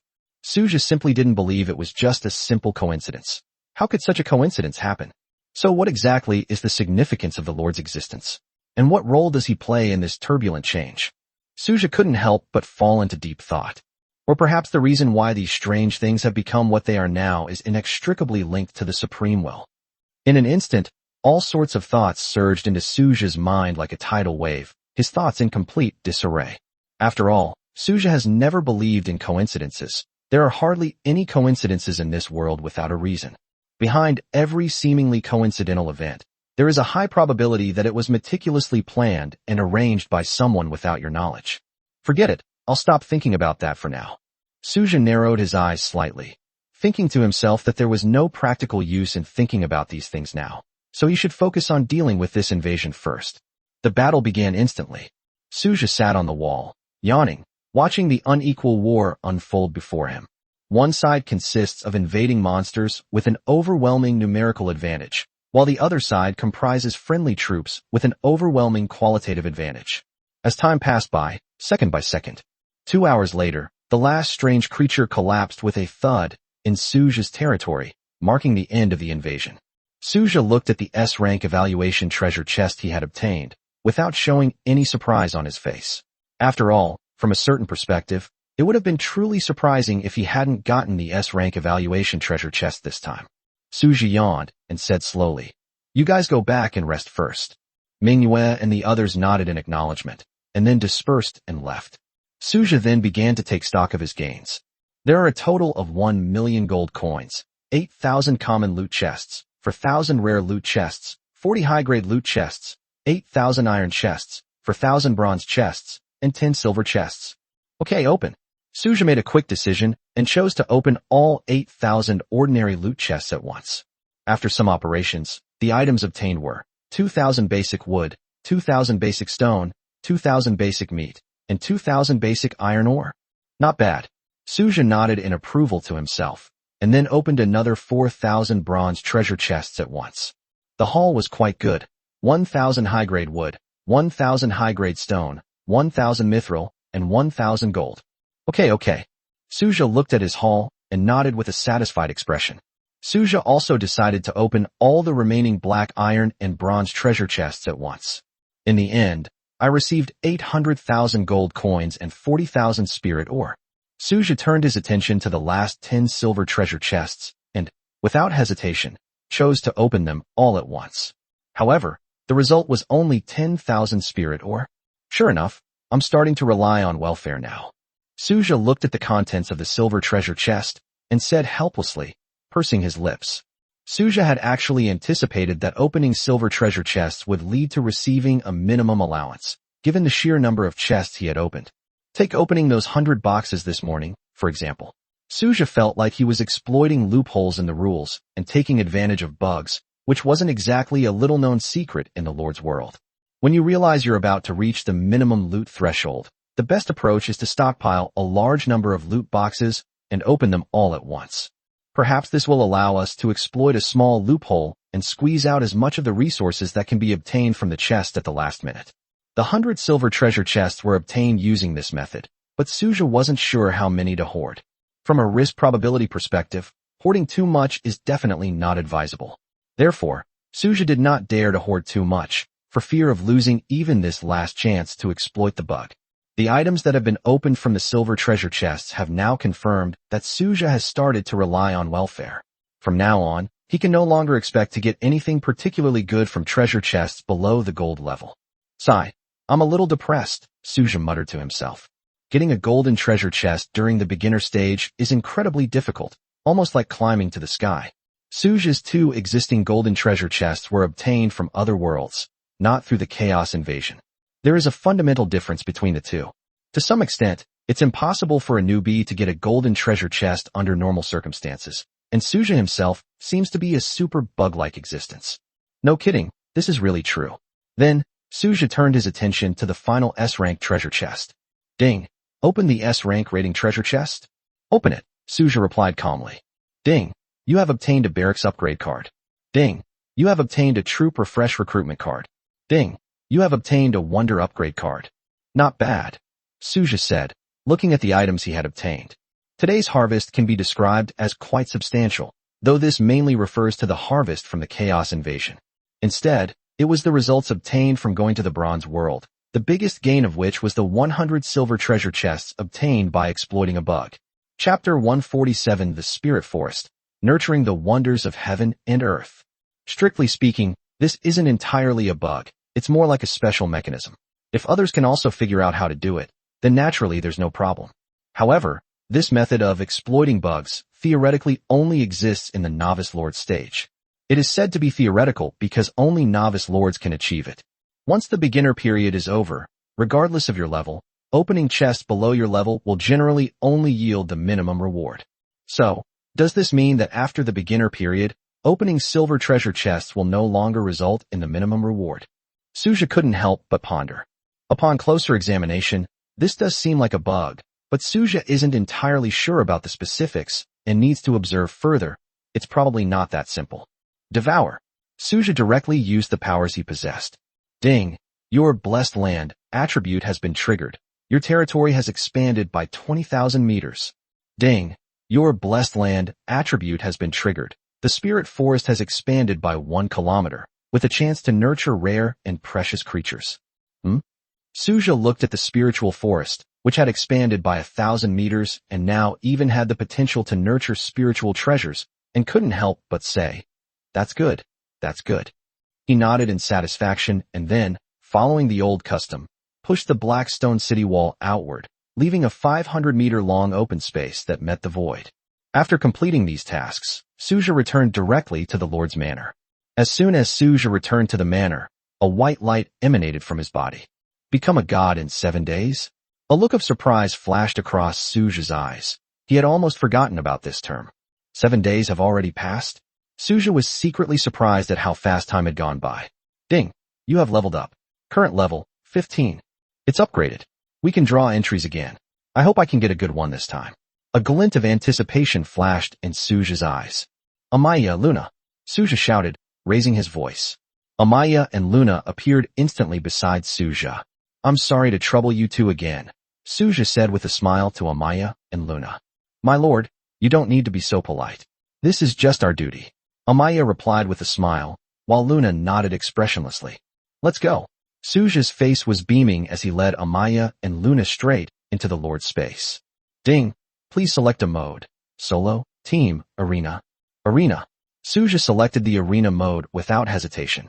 He still chose the canyon terrain, not for any other reason than to end the battle as quickly as possible and not want to waste time. Other factors were irrelevant to him. Ding! Screening challengers, please wait. At the same time, Lord of Flame Dragon, King of War, Empress, and others received invitations to the arena battle.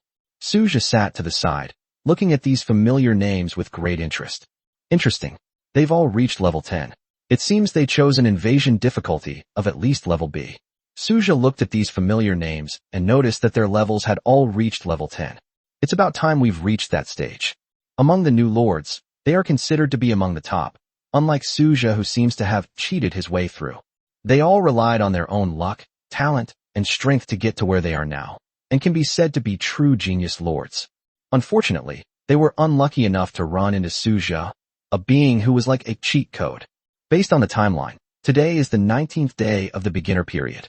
To reach level 10 at this point, a lord's talent, troop type, and luck are all indispensable. They are all genius-type lords, and their accumulated power is sufficient, but it is still slightly insufficient to challenge the S-level difficulty. They may need to accumulate power for a few more days. After all, Suja is currently facing an S-level chaos invasion every day, with monsters all above level 14 and numbering as many as 250,000, and the number will continue to increase every day. The S-rank Chaos Invasion may seem to differ by only 1 rank from the A-rank Chaos Invasion, but in reality, they are worlds apart. So, it seems we should be able to get a better resource chest today, Suja thought to himself, stroking his chin. After all, today's challengers are all level 10, while in the past most were below level 10, so the two are completely incomparable. Putting aside troop levels, Suja and their lords are both at level 10, although Suja might be a few levels higher than them. But this difference is really nothing. After all, it's impossible for lords to be like ordinary people, with one warming up and preparing for battle while the other is locked in an octagon for an offline brawl, right? Lord rank is important, but it is not the key factor in determining victory or defeat. The core factor that truly determines a lord's victory or defeat is the level of his troops. Finally, you've arrived. The Flame Dragon Lord's eyes gleamed with excitement as he stared intently at his opponent's screen, which was filled with question marks. This was the guy who had once made him question his very existence. Now that he has broken through to level 10, Lord Flame Dragon does not believe he will lose again. Not only did the Flame Dragon Lord share this idea, but the War King did as well. Both of them looked eager to try. Suja was too lazy to waste time, and chose to start the battle directly. He felt that it was better to spend more time with the troops in his territory than to waste time here. The stars twinkled in the canyon. Empress Yi Xingqian became the first challenger to enter the canyon. Yi Xingqian was in the Lord's space. As she watched her troops enter the canyon, A sharp glint flashed in her eyes, and the familiar twinkling stars came into view. Apart from the increased number of stars, nothing else seemed to have changed much, and the lone crystals still floated on the other side of the canyon. The next moment, countless beams of light rained down from the sky like a torrential downpour. Yi Xingqian's eyes widened. Although she had been somewhat prepared, the scene before her eyes still shocked her greatly. After all, the overwhelming beams of light were like a flood. Who could withstand that? Watching his shadow elf army instantly dissolve in the beam of light, Yi Xingqian's previously anxious heart sank completely. What kind of mess is this? These aren't weapons from the technology department. A sharp glint flashed in Yi Xingqian's eyes as he stared intently at the beams of light. It's at least an attack from a legendary unit, or even higher level, Yi Xingqian muttered to himself, making his judgment. She then looked at the attributes on the other side, but could see nothing except the level.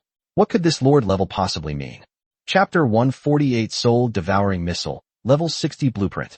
As I said before, at this level, the Lord level doesn't play a significant role. Only Lord levels above 40 have real meaning.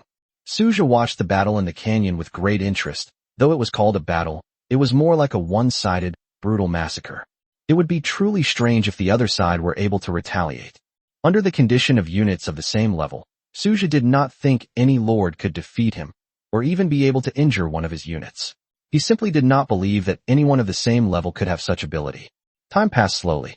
Finally, it was Lord Flame Dragon's turn to take the stage. Lord Flame Dragon confidently stepped into the canyon, but the next moment, an overwhelming beam of light poured down like a torrent. The confident expression on the Flame Dragon Lord's face instantly froze. Burning, Lord Yanlong stared in disbelief at the scene before him, questioning his own existence. Was he really so easily defeated? At this moment, the other lords who had reached level 10 were also in a state of existential doubt. After all, to some extent, those who reached level 10 during this period were all genius-level novice lords. Suja walked out of the lord's space with a cheerful expression. As expected, torturing newbies is the most enjoyable thing, so should I still participate in the baby cup? Suja pondered to himself. The baby cup that Suja mentioned actually refers to the major exam.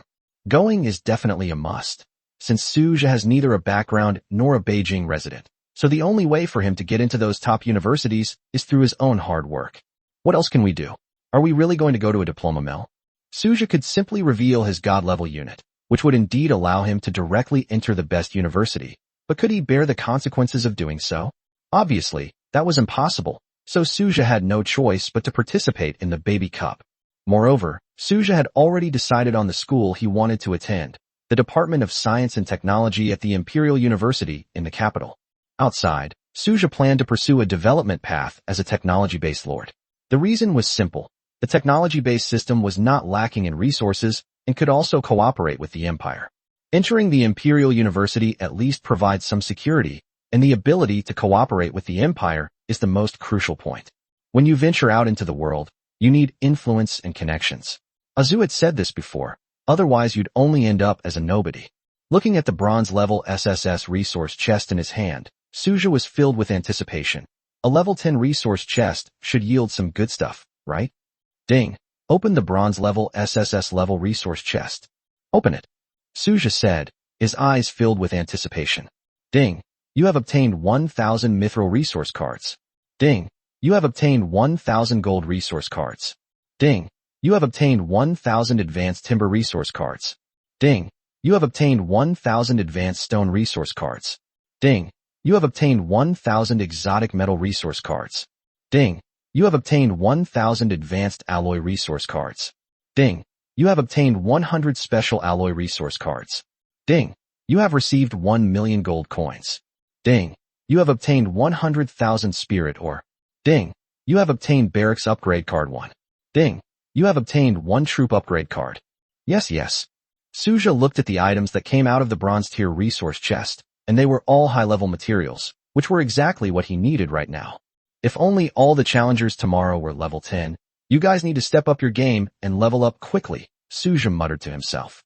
No one was more eager for other lords to reach level 10 than Suja. Not even the lords themselves were as eager as Suja. After all, in Suja's view, the higher their level, the more good things he could obtain. In Suja's eyes, the higher the level of these novice lords, the better, preferably reaching level 20, so that he could obtain more resources. Oh, I'm such a thoughtful and kind person. Suja couldn't help but feel moved by his own actions, never expecting that he would be so considerate of others. His appearance is truly touching. He's so kind. Suja pretended to wipe away non-existent tears, then walked straight toward the future hub. There are still 2 military camps that have not yet recruited. One is the future hub, and the other is the shrine. We need to hurry up and recruit, otherwise we'll have wasted this opportunity. Emperor, Zili called out to Suja. It's nothing, you can rest easy. Suja said to Zili, then walked straight into the future hub. His gaze fell upon the large sphere of light in front of him. Ding. Do you wish to spend 1 gold coin to perform daily recruitment? Recruit. Suja said calmly, his eyes fixed on the large ball of light. A futuristic portal slowly materialized, and a blueprint floated out.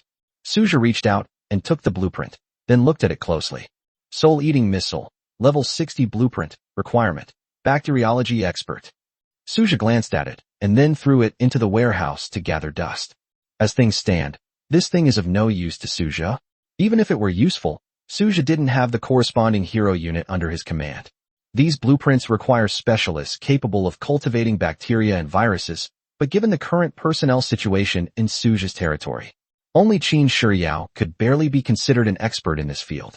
However, Qin Shiyao focuses her main energy on genetic engineering, modifying biopuppet war machines, or researching gene drugs, which are her areas of expertise.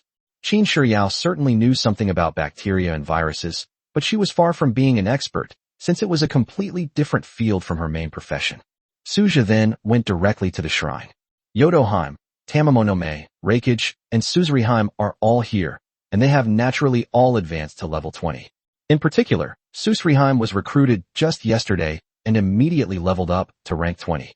It must be said that when resources are plentiful, the potential for upgrading troop types is indeed quite considerable. Of course, there is a limitation. The troop level cannot exceed the Lord level by 2 ranks. It's at most 1 major rank higher, which is already quite impressive. If there were no such restrictions, what would be the point of having lords? Then the Lord wouldn't have to do anything. My lord. Tamamonome, with a smile on her face, immediately leaned closer. You all get some rest first, Suja said before stepping into the shrine. Ding. Do you wish to spend 1 gold coin to perform daily recruitment? Recruitment, Suja replied with a yawn. A white light flashed by. Chapter 149 read Lord Entry, Lord of Psionic Power. A long sword suddenly appeared in front of Suja. Huh. Suja was slightly taken aback, looking at the long sword in front of him. Is this for real? Recruitment can actually yield something like this? Suja looked at the katana in front of him and immediately checked its attributes. Name, Demon Blade Murasame. Level, 60. Function, killing upgrade. Feature, self-repair.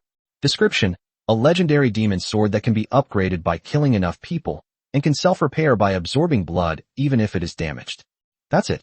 Suja glanced at the demon's sword Ichimura and curled his lip. Trash, really trash. For other lords, this might be a rare and powerful weapon, and it even has the potential to be upgraded, but for Suja, it was of no practical use because it was completely useless. Suja's troops either have their own accompanying weapons or don't need additional weapons, so what's the point of this thing? Are you really going to let Suja take a knife and go into battle to kill people? This is no joke.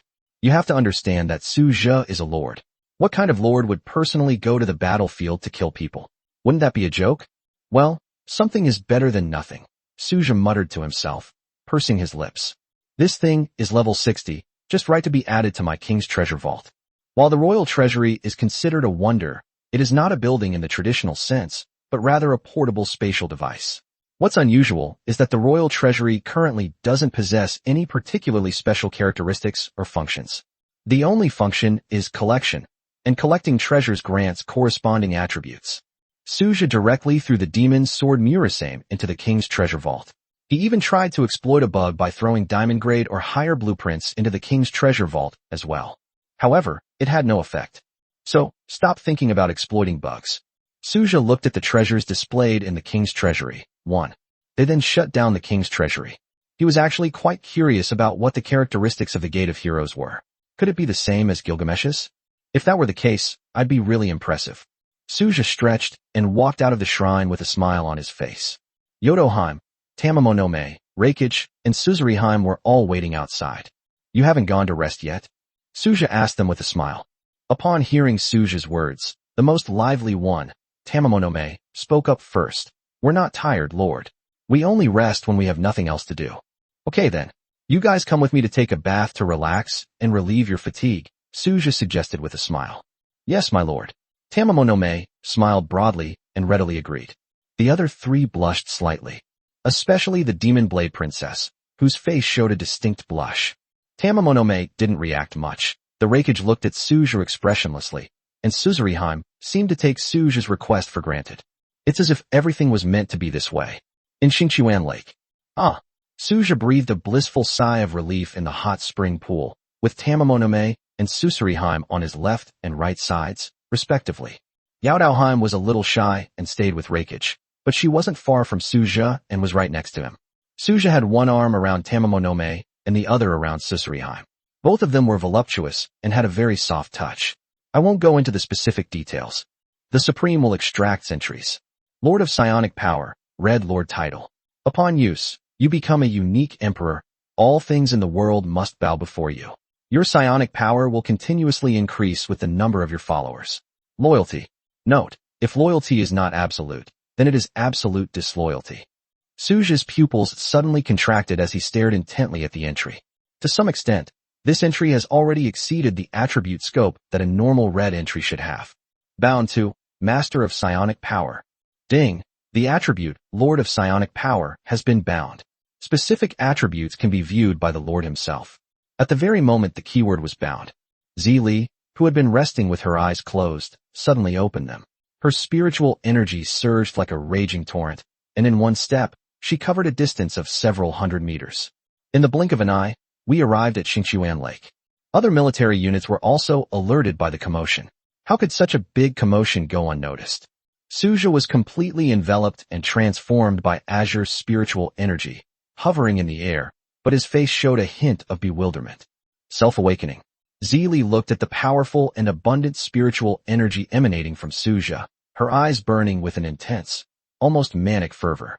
Just like the hypnotized characters in some hypnosis-themed anime, Zili would do whatever Suja asked her to do, and even if he called a deer a horse, Zili would think that Suja was completely right. Your Majesty, guide the spiritual energy with your heart, Zili said to Suja. After hearing Zili's words, Suja began to use his mental power to control the spiritual energy to slowly circulate within his body. At the same time, the spiritual energy within Suja's body was also circulating synchronously, with spiritual energy colliding with each other. Suja originally thought that something unexpected would happen, but to his surprise, they merged together perfectly. Suja carefully sensed the merging power within his body, continuously circulating his spiritual energy. Chaos armament? Suja muttered to himself. That's right, this is precisely the attribute of the Chaos armament entry, the ability to seamlessly integrate the power of any system. Thinking of this, Suja felt more at ease and continued to absorb spiritual energy and maintain its operation. In the non-material space, a golden sun slowly rose, but then quickly disappeared into the non-material space as if it had never existed. The psionic demons living in the non-material realm only sensed a faint aura, and then no matter how hard they searched, they could no longer find any trace of the golden sun. Suja's spirit also sensed the existence of the non-material space. TSK, so that's how it is. Suja muttered to himself, opening his eyes with a smile.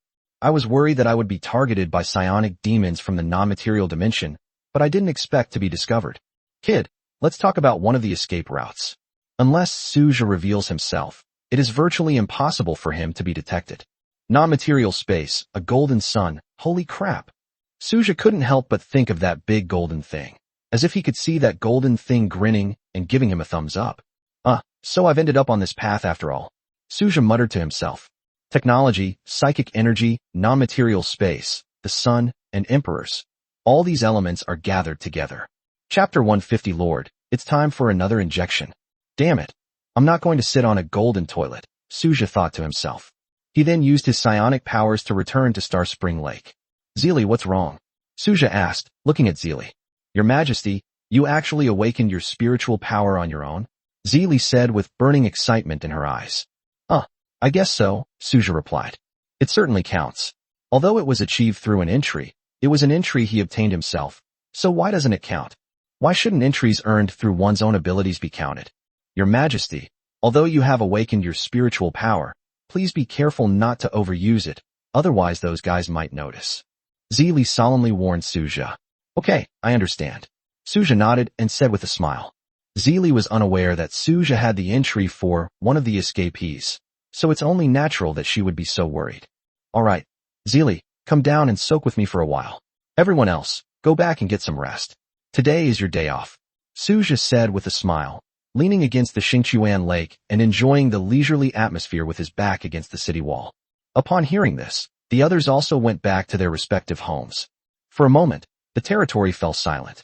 Suja gradually drifted off to sleep in Xingchuan Lake. A gentle breeze caressed everything, making it all seem so beautiful, until Arya arrived at Star Spring Lake. My lord. Arya knelt down beside Suja and gently woke him up. What's wrong? Suja asked lazily, without even opening his eyes. Sister Qin Shuriao is calling you over. It's time for your shot, Ilea said with a smile. Suja was stunned and slowly opened his eyes. An injection? Gene therapy. Suja immediately realized what was happening. Has the new gene serum been developed? Suja asked slowly. Yes, Sister Qin Shuriao told you to get the injection. It's best to take advantage of the fact that your strength hasn't increased too much yet, Lord, so the potion will still be effective. Otherwise, it won't be useful later, Ilea said with a grin. Is that so? Suja rubbed his temples and stood up from Xingchuan Lake, feeling a little listless. It wasn't because he hadn't slept, but rather due to his own habits. Now that Suja has reached the level 10 strength, even if he doesn't sleep for several days in a row, it won't have any effect. He's just used to sleeping every day. Otherwise, he feels uncomfortable all over. It's like how modern people can forget to bring anything when they go to the toilet, but they absolutely cannot forget to bring their mobile phone. Without their mobile phone, they always feel like something is missing. This is simply a matter of habit, and once a habit is formed, it's not easy to break. Let's go, Suja said to Ilea. Ilea nodded and followed Suja toward the Biological Research Institute. Welcome, Lord. Tianhui's voice rang out. Suja nodded. Tianhui, which floor is Qin Shuriao on now? My lord, Miss Qin Shuriao is currently on the 7th floor of the Research Institute. You can take the elevator directly up to find her, Tianhui said slowly. How many bottles of the export version of the gene serum are left? Suja asked Tianhui. There are already 3,000 bottles, Tianhui replied. 3,000 bottles already. Suja narrowed his eyes slightly, a hint of surprise flashing in them. He hadn't expected to reach 3,000 bottles so quickly. Suja turned to look at Ilea behind him. Ilea looked at Suja with a smile. Thank you for your hard work on this, Suja said with a smile. It's all right, my lord. I don't have anything else to do anyway, Arya replied with a smile. Suja smiled and led Ilea directly into the elevator, heading to the 7th floor of the Research Institute. The 7th floor of the Institute of Biology. Qin Shuriao was already waiting here, wearing a white coat. My lord, please lie down, Qin Shuriao said to Suja, pointing to the bed that had been prepared next to her. Suja glanced at Qin Shuriao and lay down on the bed without thinking much about it. He didn't think Qin Shuriao had any ill intentions towards him at all. Qin Shuriao then picked up the prepared gene serum and injected it into the syringe. 2 bottles. Suja asked Qin Shuriao with a hint of surprise in his eyes. Qin Shuriao nodded. That's right. Now the Lord's body can withstand 2 bottles of gene potion at once, so there's no waste of time. Suja. What does it mean to waste time? Before Suja could even ask clearly, Qin Shuriao injected the gene serum directly into Suja's body. In an instant, the gene serum took effect. A surge of heat coursed through Suja's body. He gritted his teeth and looked at Qin Shuriao, asking, Did you inject both vials at once? Yes. The gene serum that was originally supposed to be injected in 2 separate injections will be injected together since Lord's strength has improved. It's not a big problem, but the process might be a little painful, Qin Shuriao explained calmly, placing her hand beside Suja. A figure appeared beside Qin Shuriao in an instant. Zili. Zili stared intently at Qin Shuriao with a strong killing intent in her eyes, while Qin Shuriao looked back at Zili without fear. If anything happens to the Emperor, I will not let you off the hook, Zili said in a deep voice. Qin Shuriao pushed up her glasses. Don't worry, when that time comes, it won't be your turn to make a move. As soon as Qin Shuriao finished speaking, several figures appeared beside Suja. One by one, Manhwa, Isabella, Leon, and others appeared at this place. At this moment, Suja kept his eyes closed, focusing intently on the changes within his body, gritting his teeth, and remaining completely oblivious to everything happening around him. All right, there's nothing else, you can go now. If the Lord sees this, he might misunderstand, Qin Shiyao said with a smile. Upon hearing Qin Shiyao's words, the others glanced at her and then vanished without a trace from the Biological Research Institute. A strange look flashed across Qin Shiyao's eyes, and a smile appeared on her lips as she looked at Suja lying on the bed. Really? You're worried about the Lord, but would I be a threat to him? Qin Shiyao couldn't help but shake her head slightly, but she didn't intend to defend herself. After all, I felt it wasn't necessary. As time slowly passed, Suja slowly sat up from the bed. This feeling is really quite nice, Suja muttered to himself, a sharp glint in his eyes. Speaking of which, Shiyao, how come your black iron level gene serum still works on me? Suja asked with a face full of curiosity. Qin Shiyao smiled and looked at Suja. Lord, this is because this gene potion was mainly developed to strengthen 10th tier black iron level troops. Suja. Chapter 151 The Corpse of a God. What does this mean? Suja's eyes were filled with astonishment. Simply put, this gene serum is essentially used to enhance troops, specifically tier 10 troops. Even if a tier 10 troop is at the iron rank, it will still be effective, Qin Shiyao explained calmly, adjusting her glasses as she spoke. If that's the case, Suja nodded thoughtfully. No wonder the potion worked for him. So it's not surprising at all. Are there any gene serums that Manhwa and the others can use? Suja asked Qin Shiyao slowly. Yes, Qin Shiyao nodded in response, adjusting her glasses. Oh, what materials are needed? Suja asked Qin Shiyao with great curiosity. The corpse of a god, Qin Shiyao said calmly. Suja, are you kidding me? Suja said irritably. I'm not joking, Lord. You know that Manhwa and the others are at a very high level. Given the current state of our territory, it's already quite remarkable that we can produce gene potions that are effective against tier 10 troops. If we want to develop potions that are useful to Lilith and the others, we would need at least god-level materials. Without them, they would be completely useless to them. Relying on external forces to help them improve their strength is not an easy task to begin with, Qin Shiyao explained patiently. Suja fell silent. At this moment, he understood that it wasn't that Qin Shiyao couldn't make it, but rather that she was limited by the materials. In addition, Manhwa and others are of very high rank, so ordinary potions are no different from drinking sugar water to them. So, do those export versions of gene serums have any effect on the military units?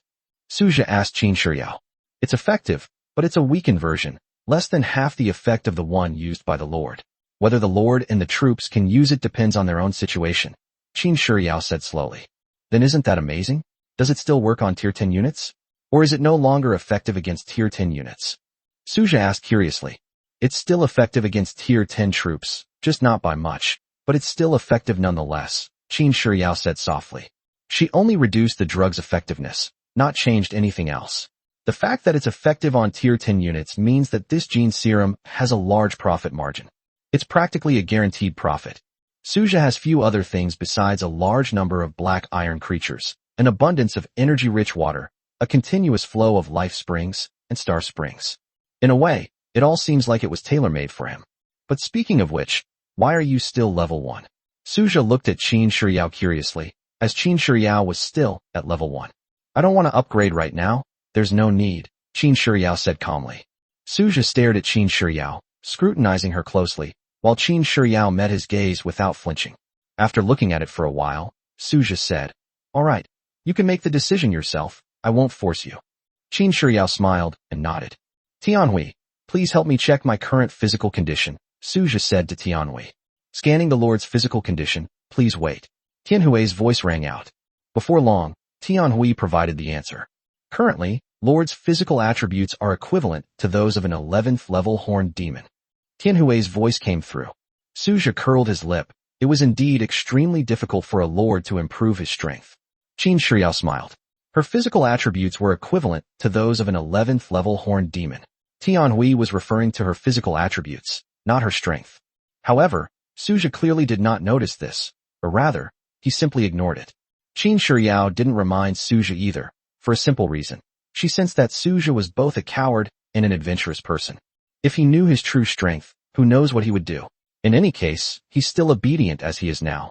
At least he's a bit more timid and cautious in his actions. This way, they can save themselves a lot of trouble, as they don't have to worry about Suja's safety, At least he won't easily take risks. If Suja really knew the extent of her strength, he might do something unexpected, which is why Qin Shiryao didn't explain. Make more gene-based drugs, Suja said to Qin Shiryao. That's no problem.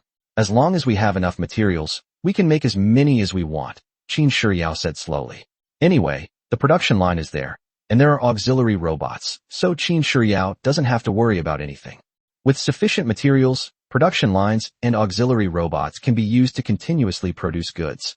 This is the power of technology, and it is a mass production that is difficult for other systems to achieve.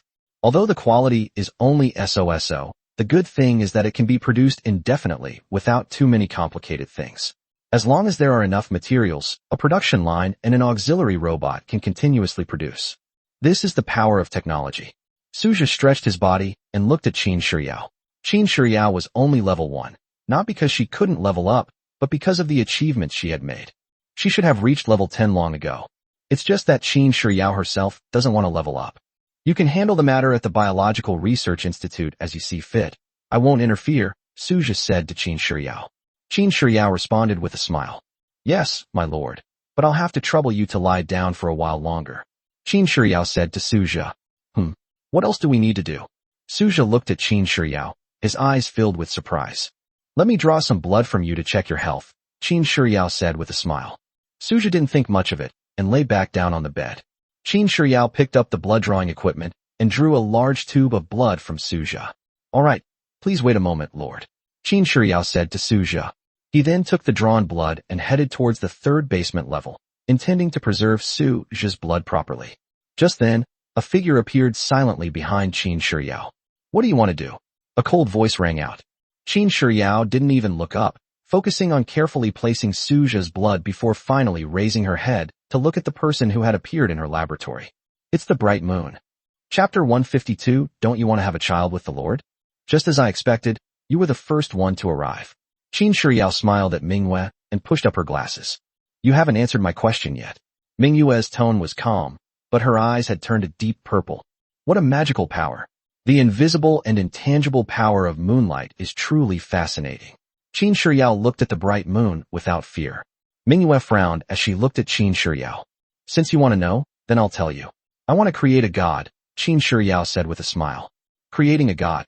Manhwa looked at Qin Shiryao with astonishment in her eyes. That's right, it's about creating gods. We use the Lord's genes as a base and then combine other genes to cultivate them into gods. However, this process takes time, Qin Shiryao explained with a smile. Manhwa's pupils suddenly contracted. Does the Lord know about this? Manhwa asked Qin Shiryao in a calm tone. I don't know. If he knew, he definitely wouldn't agree, Qin Shiryao said frankly. After all, this is artificial life, and Suja would definitely not be able to accept such a thing. Manhwa gazed at Qin Shiryao, the light in her eyes flickering, and the moonlight aura emanating from her body fluctuating constantly. Don't get so worked up. The Lord will object if he finds out, but as long as he doesn't know, that's fine. As his subordinates, shouldn't we do things that he can't do? Qin Shiryao said meaningfully. Don't worry. I have no ill intentions towards the Lord. You know what kind of person the Lord is. There are some things he can't say or do, but I can. Leave these thankless tasks to me. I don't care anyway, Qin Shiryao said calmly. Manhwa fell silent. She understood that Qin Shiryao was right. Some responsibilities could be borne by others, but the Lord should never bear them. The moonlight aura emanating from Manhwa gradually dissipated. That's for the best. After saying that, Manhwa prepared to leave. Just then, Qin Shiryao spoke up. Don't you want to have a child of your own with the Lord? Manhwa stopped and looked at Qin Shiryao, her eyes filled with murderous intent. Don't worry. You're not the only one in the territory who has this idea. Others feel the same way. I can help you.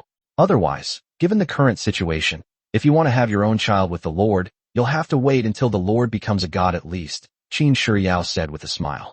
But after a Lord becomes a god, according to the rules of the reproduction of all things, the stronger a creature is, the smaller the chance of it having offspring, especially you, Qin Shiryao said in a low voice.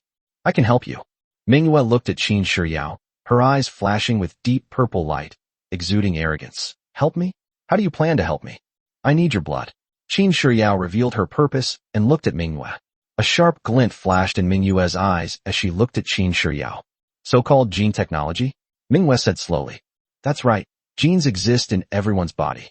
Whether it's you, the Lord, or anyone else. Everyone has their own unique genes, Qin Shiyao said with fervor in her eyes. That's why only I can help you.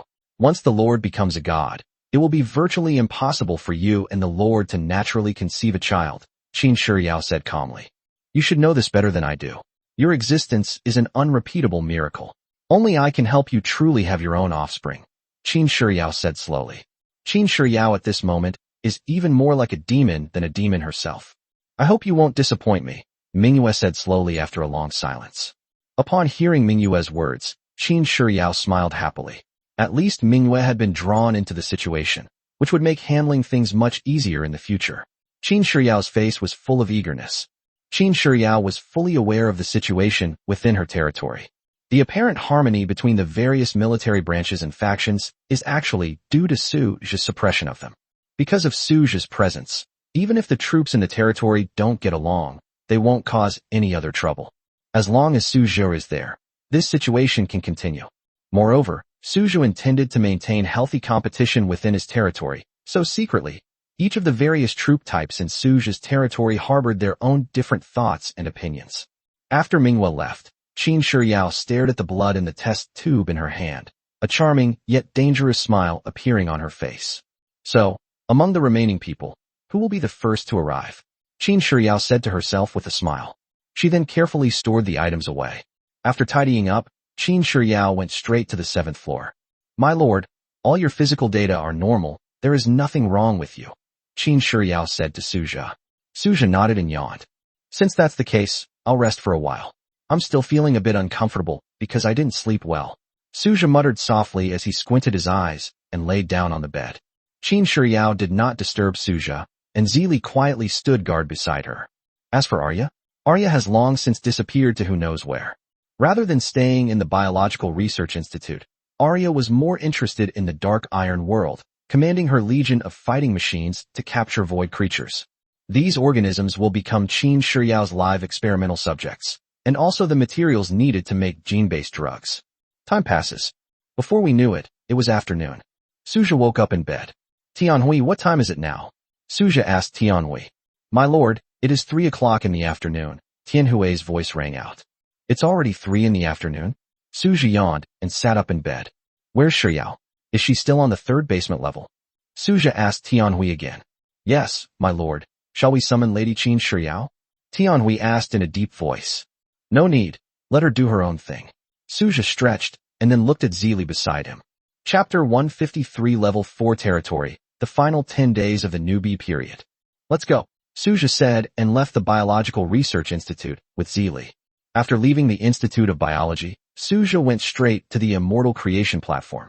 Suju checked the 112 barracks upgrade cards he possessed. The barracks that Suju needs to upgrade are Immortal Creation Platform, Divine Source Temple, Elemental Tower, Star Temple, Void Dragon Nest, Origin Spirit Tree, and Fallen Temple. There are a total of 7 barracks that need to be upgraded. Including the barracks that cannot be upgraded, Future Hub and Shrine. There are a total of 9 barracks. If I level up to the maximum, which is level 10, then, apart from the Divine Source Temple, each barracks can recruit 5,120 units per day. Suju thought to himself. A level 10 barracks is the maximum level barracks. At max level, except for the Divine Source Temple, the other 6 military camps can recruit 5,120 units per day. Sigh, it's still too few. We only recruit this many people each day. Suju thought with a sense of distress.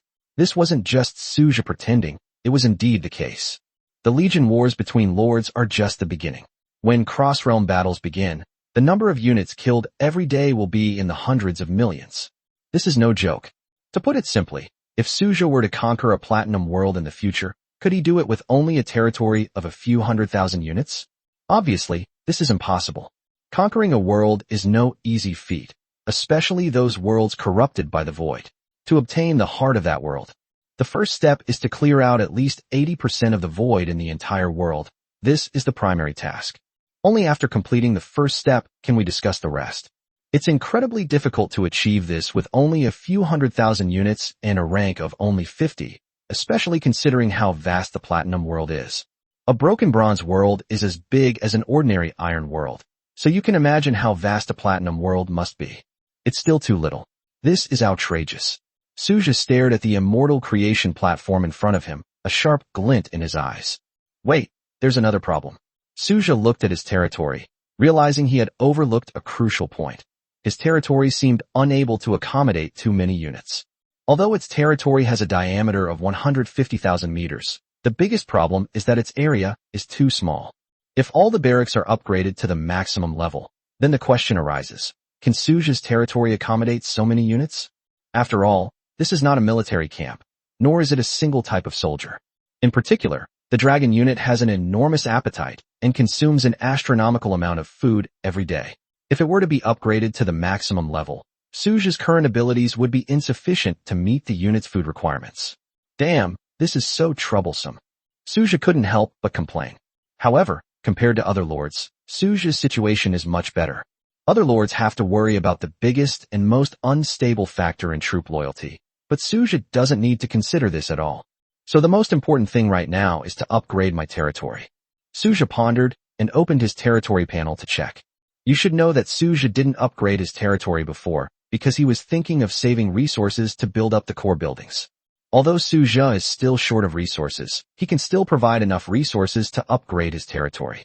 Suja looked at the territory upgrade requirements. 10,000 times wood, 10,000 times stone, 1,000 high-grade wood, 1,000 high-grade stone, population unit, 1,000. Ding, consume 10,000 wood, 10,000 stone, 1,000 high-grade wood, and 1,000 high-grade cloth to upgrade your territory. Upgrade, Suja said in a deep voice. Ding, your territory has been successfully upgraded. Current level 4. You can check the specific attributes yourself. Name, Tianhui. Level 4. Area, diameter 200,000 meters. Barracks, Immortal Ascension Platform, God level. Divine Source Temple, God level. Elemental Tower, God level. Star Temple, God level. Void Dragon Nest, God level. Future Nexus, God level. Origin Tree, God level. Fallen Temple, God level. Shrine, God level. Buildings, Lord's Mansion, Blackrock City Wall, Basic Elemental Towers, 10. Spirit Forest, South, Star Spring, Advanced Spirit Field, 1,000 meters. Technology Research Center, Basic. Biological Research Institute, Basic. Wonders, Heart of the Sun and Moon, low level. Heart of the Elements, low level. Units, Celestial, 520, Divine, 510, Elementalist, 510, Frost Warrior, 960, Dragon, 460, Elf, 350, Technology, 5, Fallen Angel, 320, Shikigami, 4, Battle Robot, 3000, Mining Robot, 120, Working Robot, 210. Minerals, Spirit or Intermediate 100, Copper or Vein, Intermediate 5000, Iron or Vein, Intermediate 5000, Gold, Intermediate 1000, Silver, Intermediate 1000, Otherworldly Metal, Basic 10, Mithril, Intermediate 1000. Entry, Extraordinary Evolution, Red, Peerless Beauty, Red, Blessed Land, Gold, Spiritual Energy Replenishment, Blue. Upgrade, 100,000 wood, 100,000 stone, 10,000 high-grade wood, 10,000 high-grade stone, 1,000 spirit stones, 10,000 gold. Population unit, 500. Suja took a deep breath and looked at his territory panel. The diameter of his territory had changed to 200,000 meters, but nothing else had changed. What's the difference between this upgrade and not upgrading at all? Suja couldn't help but ask, looking at his territory that had become level 4. However, the territory level is related to the Lord's powers, and to gain more powers, the territory must be upgraded. Should we continue upgrading? Suja pondered this question, and then, as usual, pushed the black stone city wall outward, leaving a distance of 500 meters to connect with the void. The diameter of Suja's territory has now reached 200 kilometers, which is not small. However, there are still not many usable areas, but most areas have their uses. Generally speaking, the diameter of a level 4 territory belonging to an ordinary lord is no more than 50,000 meters. Of course, some lords with special talents may have a larger territory, but that is about it. There's no need to upgrade for now. The resources from the daily chaos invasion are enough to meet the territory's current needs. Suja muttered to himself, then closed the 3D territory map and looked at the immortal creation platform in front of him. Forget it. I'll just take it one level at a time and try again tomorrow. Suja stretched and then lay down on the lounge chair next to Xingchuan, leisurely enjoying a sunbath. Today's business is done. Tomorrow will be the 20th day of the newbie period, and the countdown to the newbie period will soon begin. Only 10 days left. There's going to be a good show then, Suja thought to himself. I wonder what the situation will be like in these 10 days. Some people in this world have said that life is divided into two parts, the part before becoming a lord and the part after becoming a lord. The same applies to lords. One period is the time of a novice lord, and the other is the time of becoming a formal lord. Chapter 154, the second characteristic of the immortal creation platform, immortal power unleashed. Time flows slowly. The next morning, Suja got up, looked at the two beautiful girls sleeping soundly beside him, gently touched them, and then got up and left. Ding! Today is the 20th day of the new player period. From today onwards, mimics will no longer appear, and the number of loot chests will decrease. They're here, Suja said in a low voice. The so-called treasure chests were actually a perk given to novice lords by the Supreme Will. Now that this perk has ended, the loot chests have also begun to decrease. The drop rate for loot chests was already low, but now it's ridiculously low. As for why this is the case? Of course, the appearance of the mimic is to promote the development of the Lord. If you fail to seize this opportunity, there is nothing you can do but blame yourself, since the Supreme Will has already given you enough time. The mimic never existed. It was created by the Supreme Will as a benefit for new lords. Now it's just a return to its original state. For Suja, there wasn't much of a loss. So far, Suja had been getting the guaranteed rewards from the treasure chests in the iron, bronze, and silver tiers. It can be said that the benefits have been fully enjoyed, and at most, the loss is only some gold coins and spirit ore. But the situation was quite different for other lords. At this stage, other lords may have just begun to exert their strength, but unfortunately, before they could even unleash their power, it was all over. The reason for the decrease in loot chests is also very simple. Loot chests never actually existed, and have always been the case. For a formal lord to acquire resources, there are only two ways. There are two ways. Either you mine it yourself, or you open treasure chests. It's that simple. Monsters from other worlds do not drop loot chests. They only drop gold coins. The cruel side of the Lord's world is beginning to emerge. The saying, a step behind leads to a step behind, perfectly illustrates this point. To put it simply, the first 20 days are a development period for novice lords, and how well they develop depends entirely on their individual abilities. The next 10 days are for the new lords to gradually adapt to the life of a real, official lord. Ultimately, this is just a buffer period. The Supreme will exist to nurture lords. It cannot simply release novice lords indiscriminately from the start. Otherwise, virtually no lord would survive. Even if you're raising goo, this isn't the way to do it. Now all new lords have to get used to life without loot chests, and the already low drop rate has now become extremely low. Basically, if you get a regular loot chest on difficulty level B or below, you're considered extremely lucky. This forces lords to take on the challenging Chaos Invasion if they want to acquire resources.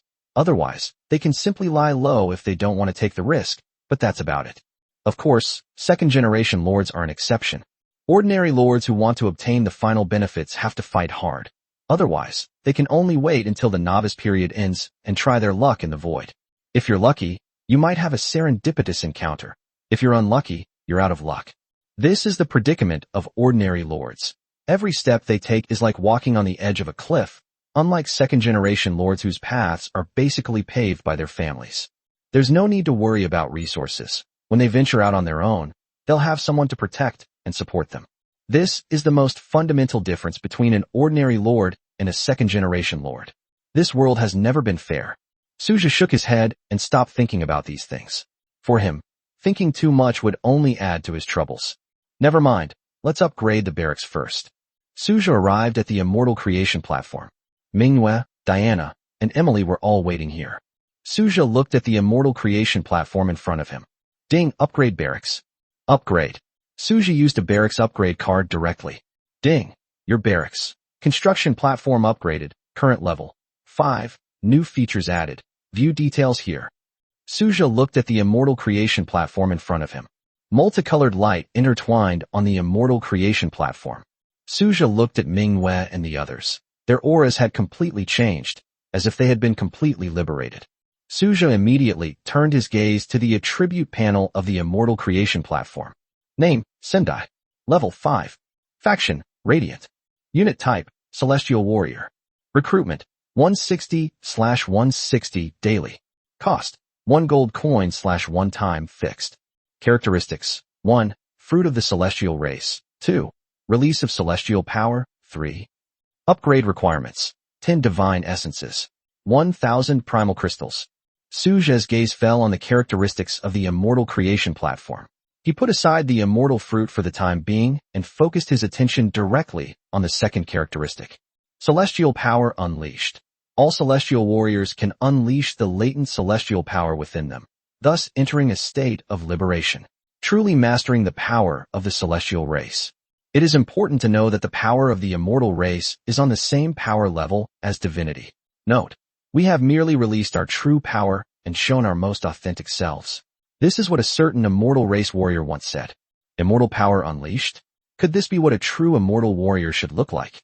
Suja muttered to himself, his gaze returning to Manhwa and the others.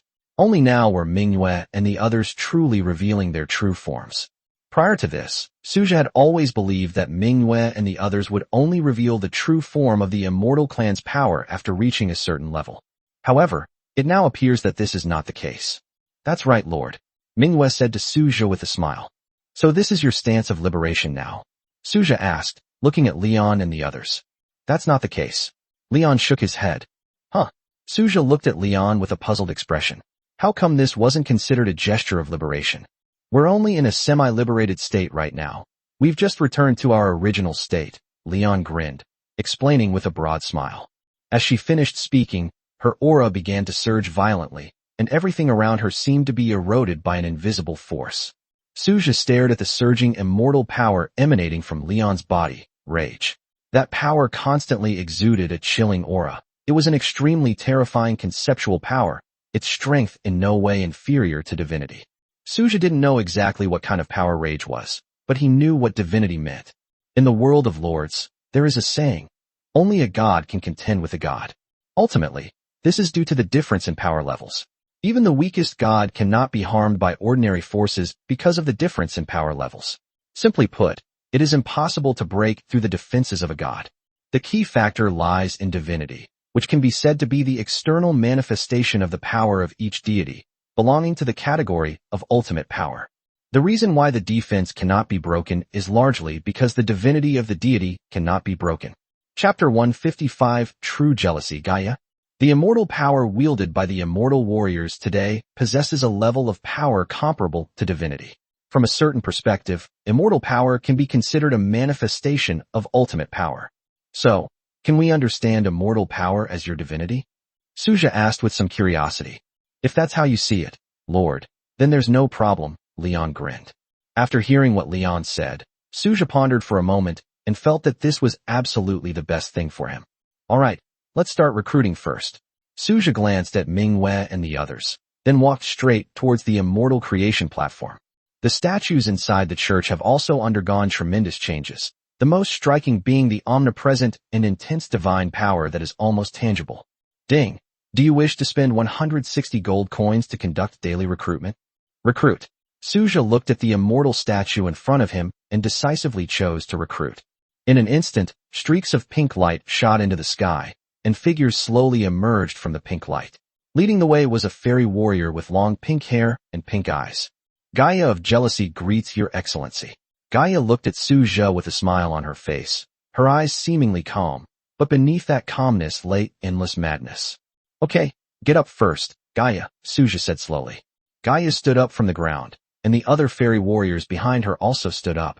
Fortunately, the barracks are quite spacious inside, so it doesn't feel crowded. After all, this is a level 5 god-level barracks. Suja turned his gaze to Gaia's attribute panel. Name, Gaia. Loyalty, 100. Experience points, 0 out of 100. Level 1. Unit. Hero, Jealousy Gaia. Talent. Power of Jealousy, Unleashed. Skill, Jealousy's Sting. Accompanying weapon, Sword of Jealousy. Potential, S rank, Saint rank. Description, now free, able to absorb the original sin of jealousy from heaven and earth to improve oneself at any time and place.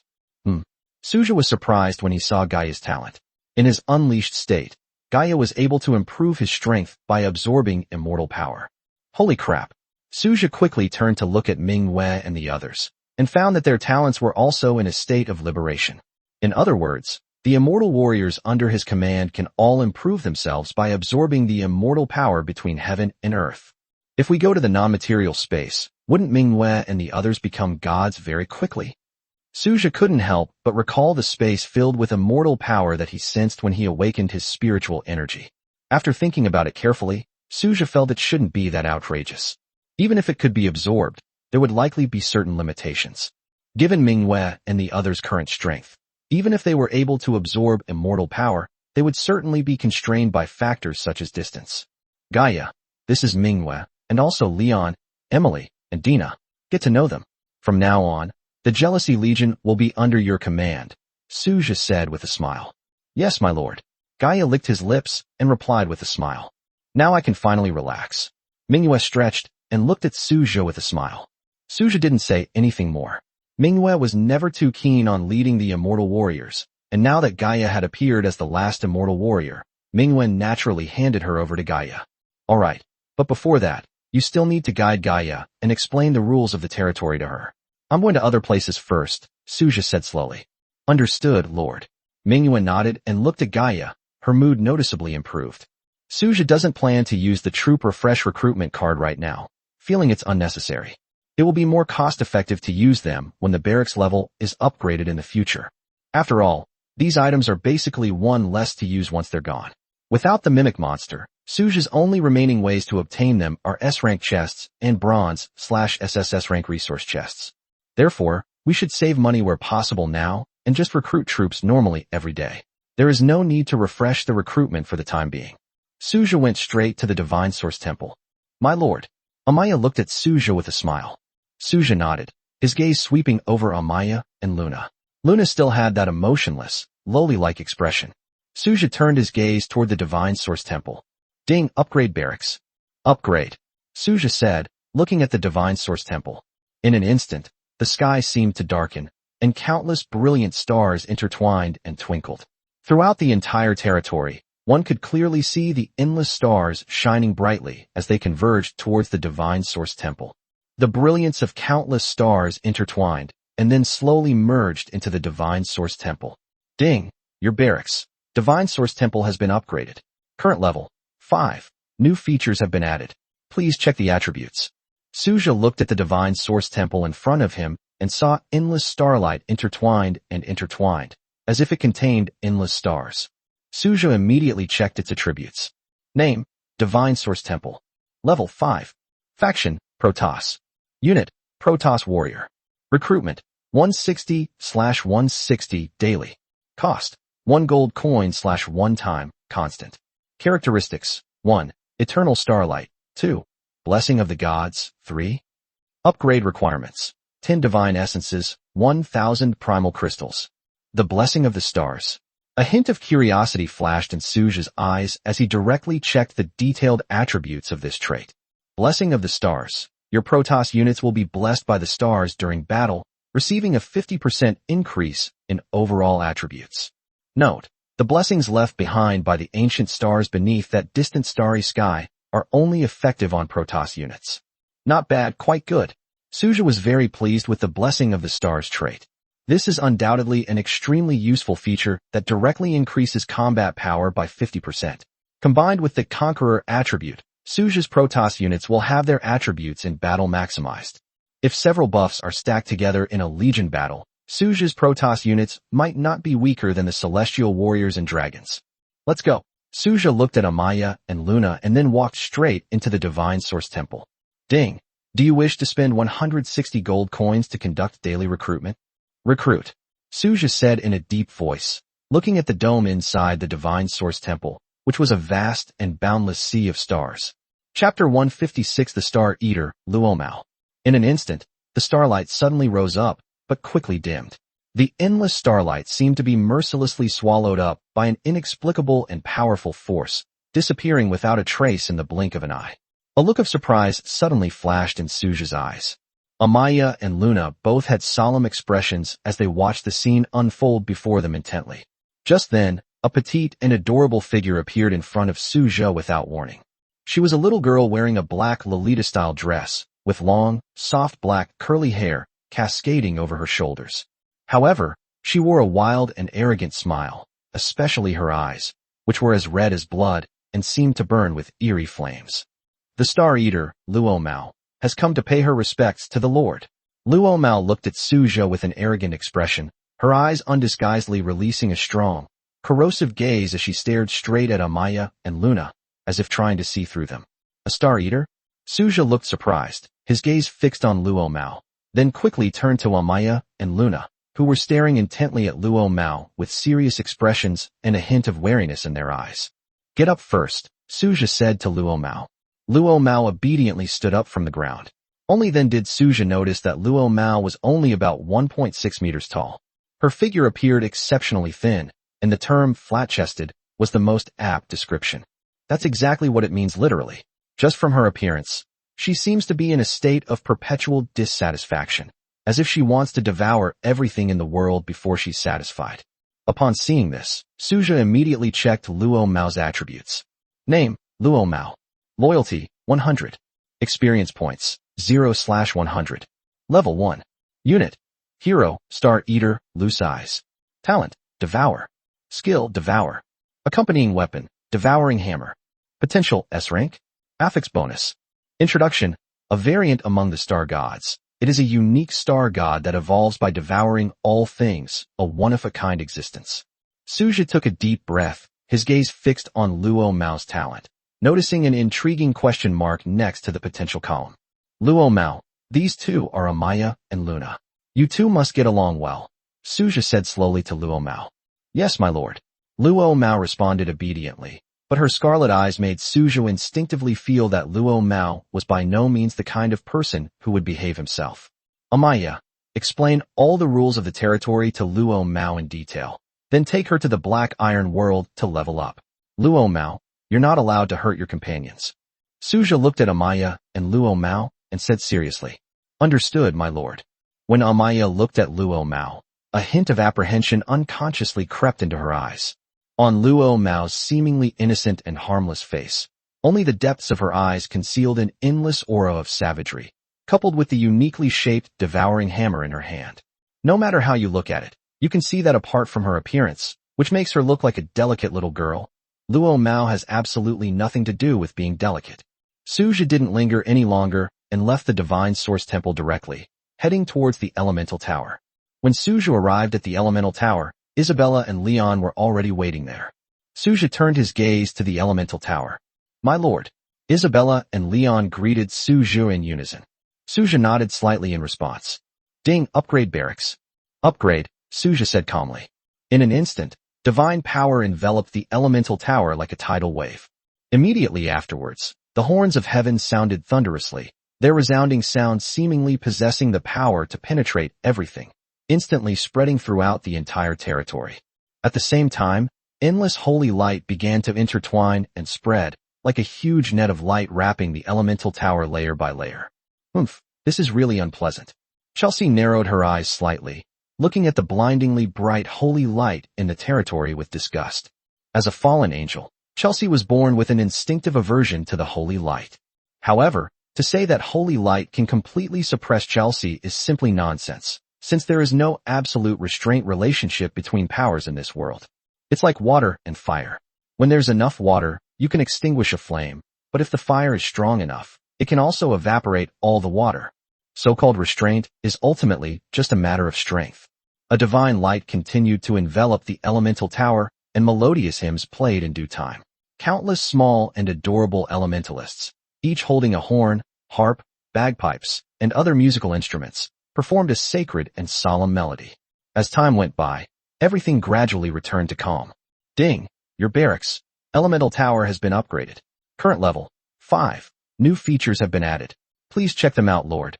Suja looked at the Elemental Tower and saw that the golden sacred inscriptions on it appeared even more sacred and solemn, as if they were exuding an aura that inspired awe. He immediately checked the attributes of the Elemental Tower. Name, Elemental Tower. Level 5. Faction, Elemental. Unit, Angel. Recruitment, 160/160 daily. Cost, 1 gold coin/1 use, constant. Characteristics, 1. Ascension to Godhood, 2.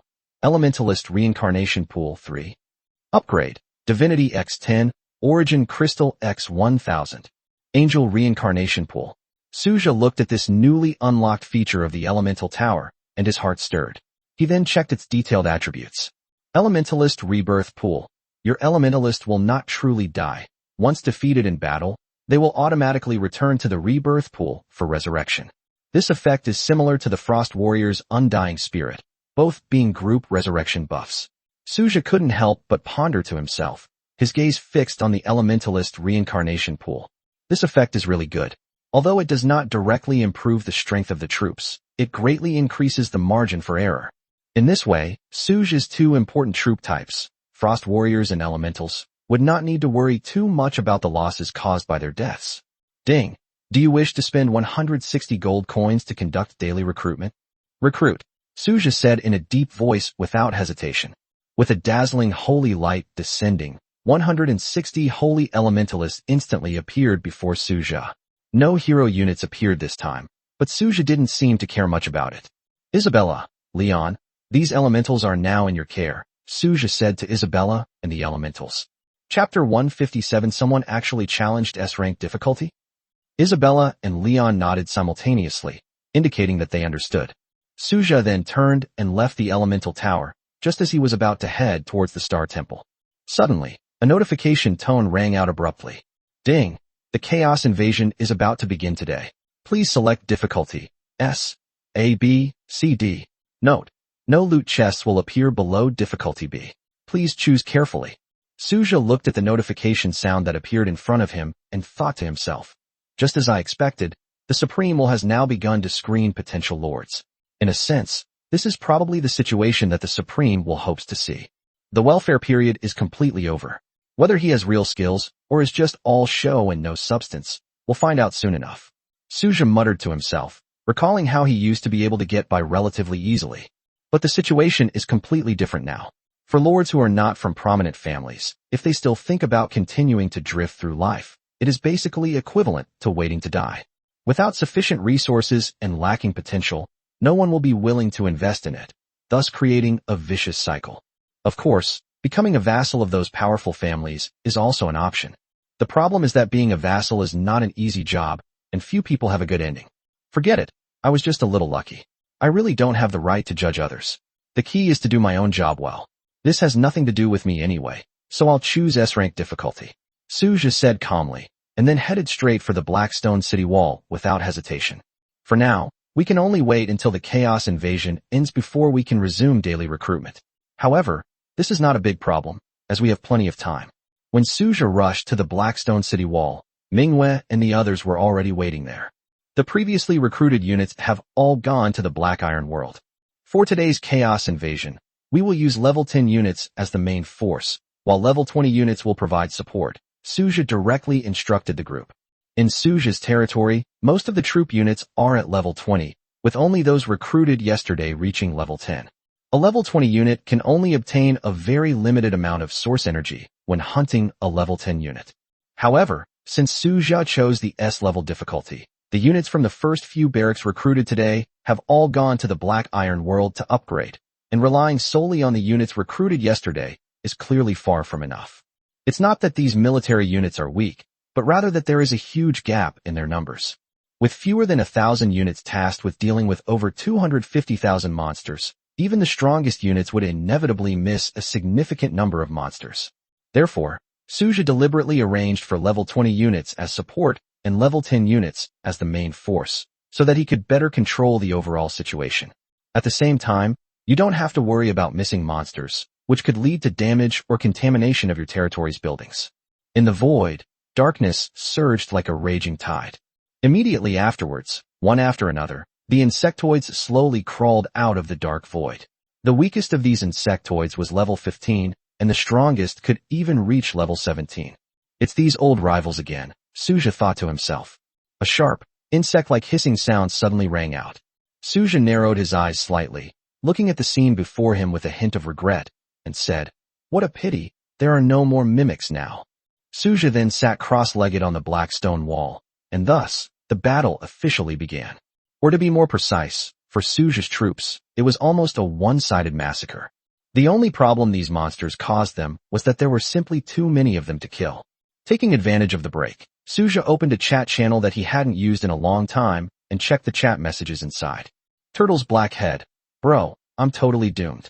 I guess I can only go to some second-rate diploma mill.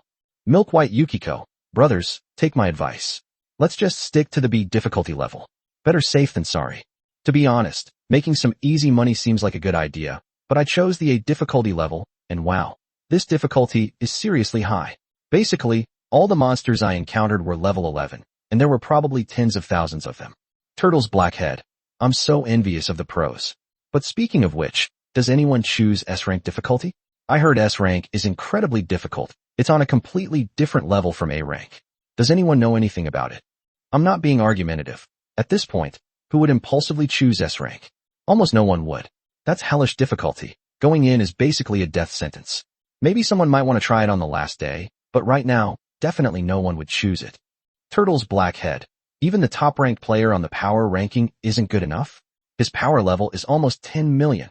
I'm not being argumentative. Theoretically, he might be able to. After all, he's a top student in the technology department, and the defensive firepower of the technology department is definitely top-notch. Of course, this is only theoretical. Milk White Yukiko, why don't we just ask Tenki? Suja never expected that someone would actually do this, and after a moment's thought, he joined the chat. Tianhui. Turtle's black head. Boss, did you choose S-rank difficulty? Tianhui, what's wrong? Turtle's black head. Holy crap, you're amazing. Can you tell me what S-rank difficulty is like? Milk White Yukiko. Curiosity, +1. To be honest, curiosity, +1. I'm not a contrarian. Curiosity, +1. Empress. Curiosity, +1. Suja stared at this string of messages, utterly bewildered. Suddenly, a bunch of people who were originally hiding came out, but thinking about it carefully, this is actually quite normal. After all, apart from Suja, no one else has chosen the S-level difficulty, so it's only natural that everyone is curious. They were all eager to see what S-rank difficulty was like, and then, based on what they learned, to assess the true combat strength of their own territories. If they think it's feasible, they're all thinking of giving it a try. After all, the newbie period is about to end, and the remaining benefits are only a few days away, so naturally they all want to try their best to see if they can get more benefits. Chapter 158. Anything produced by Tianhui is guaranteed to be of the highest quality. Tianhui. I don't really recommend choosing S-rank difficulty. Today's S-rank invasion monsters are Zerg, including exploding Zerg, numbering over 250,000, probably around 300,000. And these monsters are all level 15 or higher. If you think you're strong enough, you can give it a try. Empress. The Turtle's black head. Milk White Yukiko. Is this the #1 powerhouse on the battle power ranking? That's terrifying. I'm not being argumentative. Did the person upstairs mistype something? But judging from the combat robots the expert previously revealed, they seem a bit overwhelmed by so many monsters, right? Tianhui. You're right, but how about this? HD2 combat robot equipped with black iron gene serum. Those interested can consider ordering some. You definitely won't regret it. The Empress's pupils constricted sharply as she looked at the data Suja displayed. A level 19 robot and a black iron gene potion. These were all valuable items. This guy's tech-based barracks seems to have quite a foundation. The Empress couldn't help but mutter to herself. However, the more this happened, the more excited the Empress became, as it laid an incredibly solid foundation for her rise to power. To be honest, holy crap, the black iron gene potion can actually enhance lords?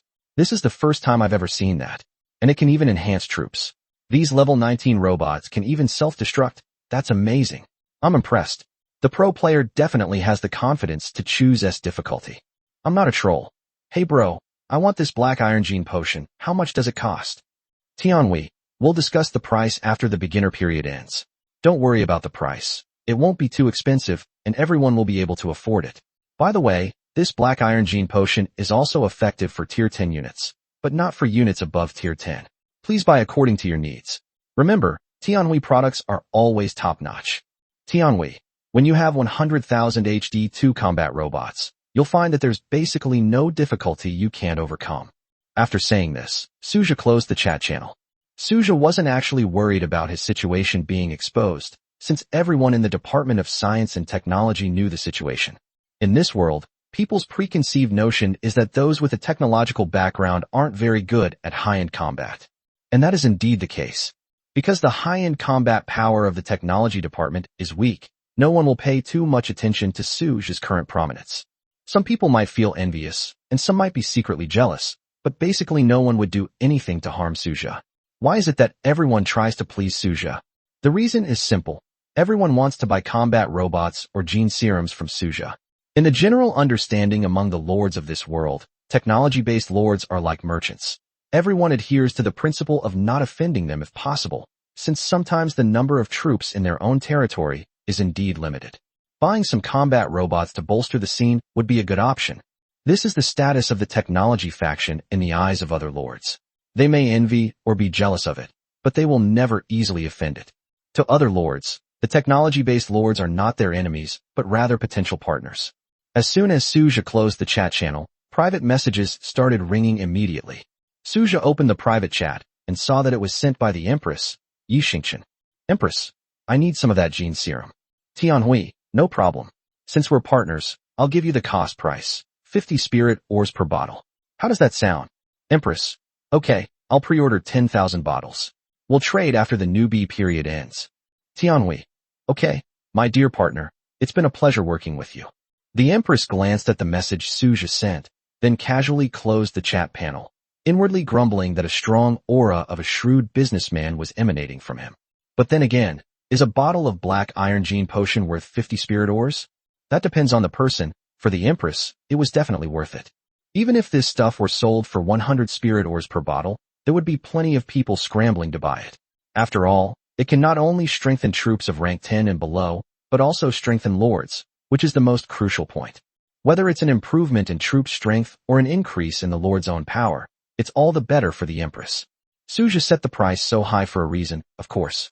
Gene agents are not scarce on the market, but the gene agent with enhancement effects that Suge possesses is unique and unparalleled in the entire market. In fact, Sujebin could have raised the price even further, but for him, doing so would not have been a wise move and would have been counterproductive.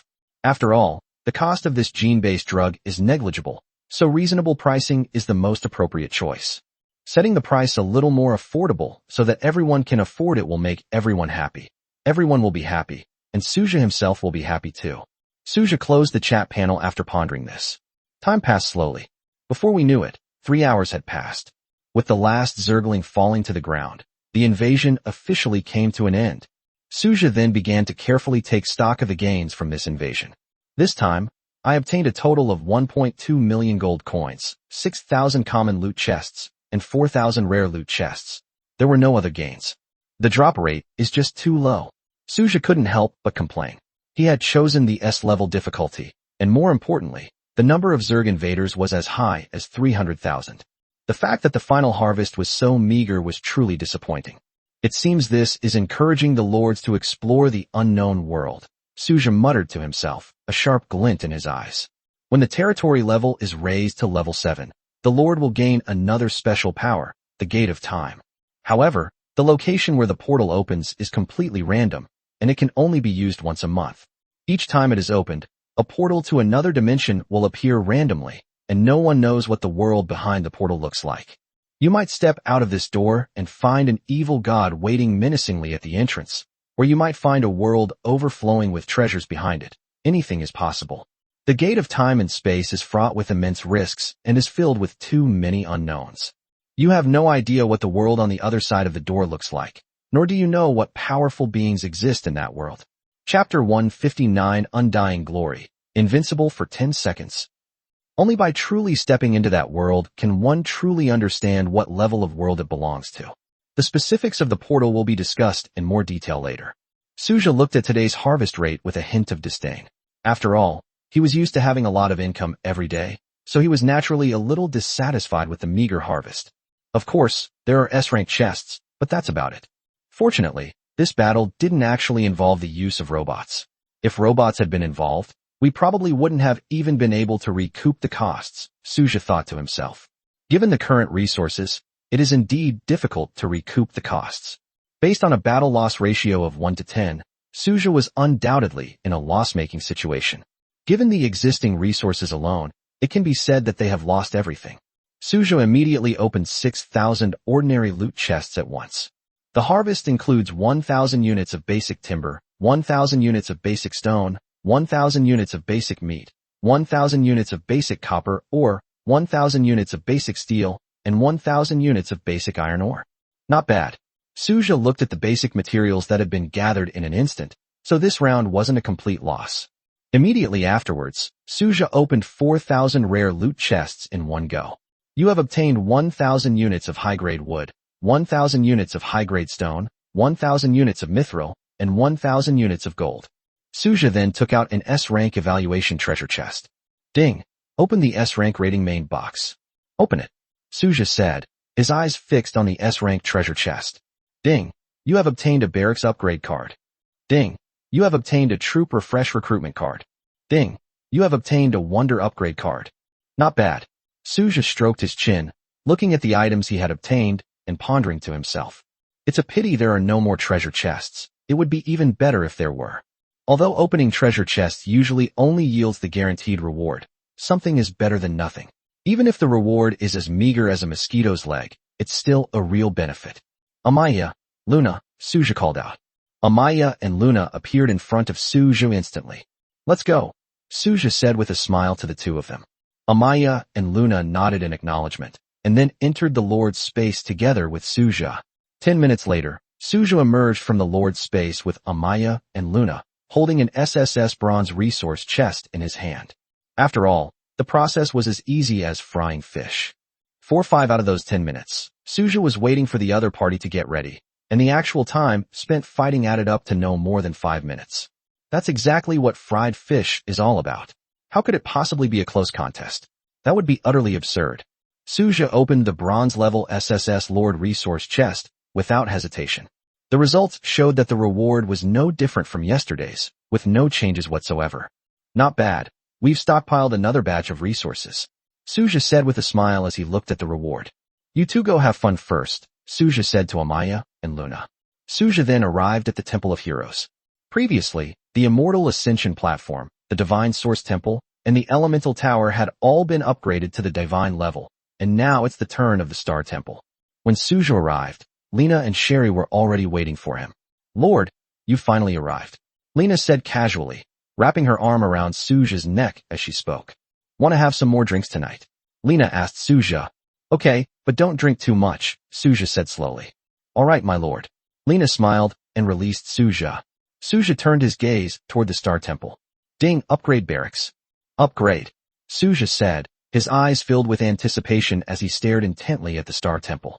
In an instant, countless illusory images appeared above the Star Temple, with white Pegasus soaring freely in the sky and endless phantoms of star archers emerging. They are agile and brave, like symbols of an immortal legend. All of this is like ripples in the long river of time, carrying and recording their supreme glory. After a short while, the strange phenomenon gradually disappeared. Everything returned to calm, and at that moment, a notification sound rang out. Ding! Your barracks, Star Temple has been upgraded to level 5. New features have been added. Please check them out. Suja immediately checked the attributes of the Star Temple. Name, Temple of Stars. Level 5. Faction, Protoss. Recruitment, 320/320, daily. Cost, 1 gold coin /1 use, constant. Features, 1. Glory of the Stars, 2. Undying Glory 3. Upgrade, Divinity X10, Origin Crystal X1000. Immortal Glory? Suja looked at this new feature and immediately checked its details. Undying Glory. The glory of the stars is an indelible brilliance, an epic that will never be forgotten, and a glory that cannot be forgotten. Each star archer gains 10 seconds of invincibility upon facing death, during which they cannot be controlled, but their attack power is doubled. Note, this is my final glory. Immortal Glory, invincible for 10 seconds? Is this true? Suja turned to Lena and Sherry and asked. With such a powerful combination of attributes, Suja thought that his Star Archer unit would probably become the #1 Legion. The Conqueror effect combined with Star Glory, and then paired with Undying Glory. With such powerful buffs stacked upon each other, the Star Archer Legion may only truly unleash its terrifying combat power when only one member remains. Suja took a deep breath, his eyes gleaming. It seems that the more Star Archers there are, the stronger the overall combat power will be. Suja suddenly had an idea. Should he recruit the Star Archers to the maximum number first? But after thinking about it carefully, he decided it was better to wait. After all, it would be possible sooner or later and wouldn't affect the overall situation. It's not that he's deliberately not summoning, but a max-level star archer can recruit over 10,000 units at once, which would instantly push the pressure on Suja's territory to its limit. This is obviously not feasible, but we can consider releasing them into other worlds later. Alright, let's start recruiting first, Suja said, leading Lena and Sherry into the Star Temple. Ding. Do you wish to spend 320 gold coins for daily recruitment? Recruit. Suja's eyes were full of anticipation. After all, being able to recruit 320 units at once meant that the Star Archer Legion might really become his trump card and #1 legion in the future. Streaks of white light slowly emerged within the Star Temple. Suja narrowed his eyes slightly as he watched this scene. Fortunately, the interior of the divine-level barracks was spacious enough. Otherwise, Suja would probably have witnessed a cramped and overcrowded scene, which would have been quite comical. Chapter 160 New Features, The Dragon God's Favor. Sherry, Lena, these newly recruited companions are in your care, Suja said, looking at Sherry and Lena. Understood, my lord. Sherry and Lena replied in unison. Suja then left the Star Temple and headed towards the Void Dragon Nest. Currently, there are still 3 barracks that have not been upgraded: Void Dragon Nest, Origin Tree, and Fallen Temple. Suja is eagerly anticipating what powerful characteristics these 3 barracks will develop after they are upgraded. Suja quickly arrived at the Void Dragon's nest, where he saw Shadow and Augulus lying there, their massive bodies resembling 2 towering mountains. Looking at Yueying and Augulus, Suja couldn't help but feel a pang of emotion. When they were first recruited, Shadow and Augulus were only 10 meters long. Now that they have reached level 20, Shadow and Augulus are already hundreds of meters long and tens of meters tall. They lay there like that, looking just like 2 small mountains. More importantly, the Shadow's body constantly exudes an aura of annihilation, while Augulus is like a truly blazing sun, its golden light never extinguished for a moment. As if by telepathy, Yueying and Augulus simultaneously opened their enormous eyes and looked at Suja, who had appeared there. My lord. Shadow and Augulus's deep voices rang out simultaneously. Though they tried to lower their voices, they were still very loud. Suja nodded, his gaze sweeping over Yueying and Augulus. Among the many legions under Suja's command, the Dragon Legion is undoubtedly the strongest in terms of individual strength. This legion largely operates independently, but each dragon possesses astonishing power. Dragons are born with an air of arrogance. If it weren't for Shadow and Augulus being there, Suja would probably have to summon each of these proud dragons one by one to lead them. Within the territory, apart from Suja, Yueying, and Augulus, no one else can command these dragons. Even ordinary dragons are incredibly proud, let alone the ancient dragons in Suja's territory, each of them an ancient dragon. You two should get some rest, Suja said, looking at Yueying and Augulus. Yueying and Augulus nodded in acknowledgement and remained lying down beside the barracks. But instead of resting, they quietly watched Suja. Suja didn't care about this. After all, the troops in the territory were absolutely loyal to him. They existed because of Suja and were born because of Suja. Ding, upgrade barracks. Upgrade. Suja looked firmly at the Void Dragon nest in front of him. Instantly, countless phantom dragons began to roar madly. One after another, the phantom dragons, each as large as a world, intertwined in the sky, each one an incredibly powerful alien dragon. The dragon's roar, which seemed to pierce the clouds, exploded like rolling thunder in Suja's territory. The dragon's roar, like a surging tide, completely filled the entire territory. The little female dragons, who were originally scattered in various corners of the territory, seemed to be drawn by the same force, all raising their heads and looking in unison toward the direction of the Void Dragon nest. Immediately afterwards, they too could not suppress their inner impulse and let out bursts of roars. After the countless phantom images of dragons gradually and slowly dissipated, Suja was staring intently at the Void Dragon nest in front of him when the notification sound rang out at just the right moment. Ding! Your barracks, Void Dragon nest has been upgraded to level 5. New features have been added. Please check the attributes. Suja immediately focused his attention on the attribute panel of the Void Dragon nest. Name, Void Dragon nest. Level 5. Unit, Dragon. Recruitment, 160/160 daily. Cost, 1 gold coin/1 use, constant.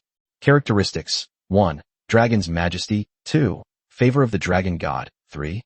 Upgrade. Divinity X10, Origin Crystal X1000. The Dragon God's Blessing? Suja stared intently at this characteristic, a hint of curiosity flashing in his eyes. Without hesitation, he immediately began to examine its detailed attributes. Dragon God's Blessing. Under the protection and blessing of the Dragon God, all your dragon units are immune to 50% of elemental damage. As Suja looked at this trait, he couldn't help but think of the Dragon's Majesty from before.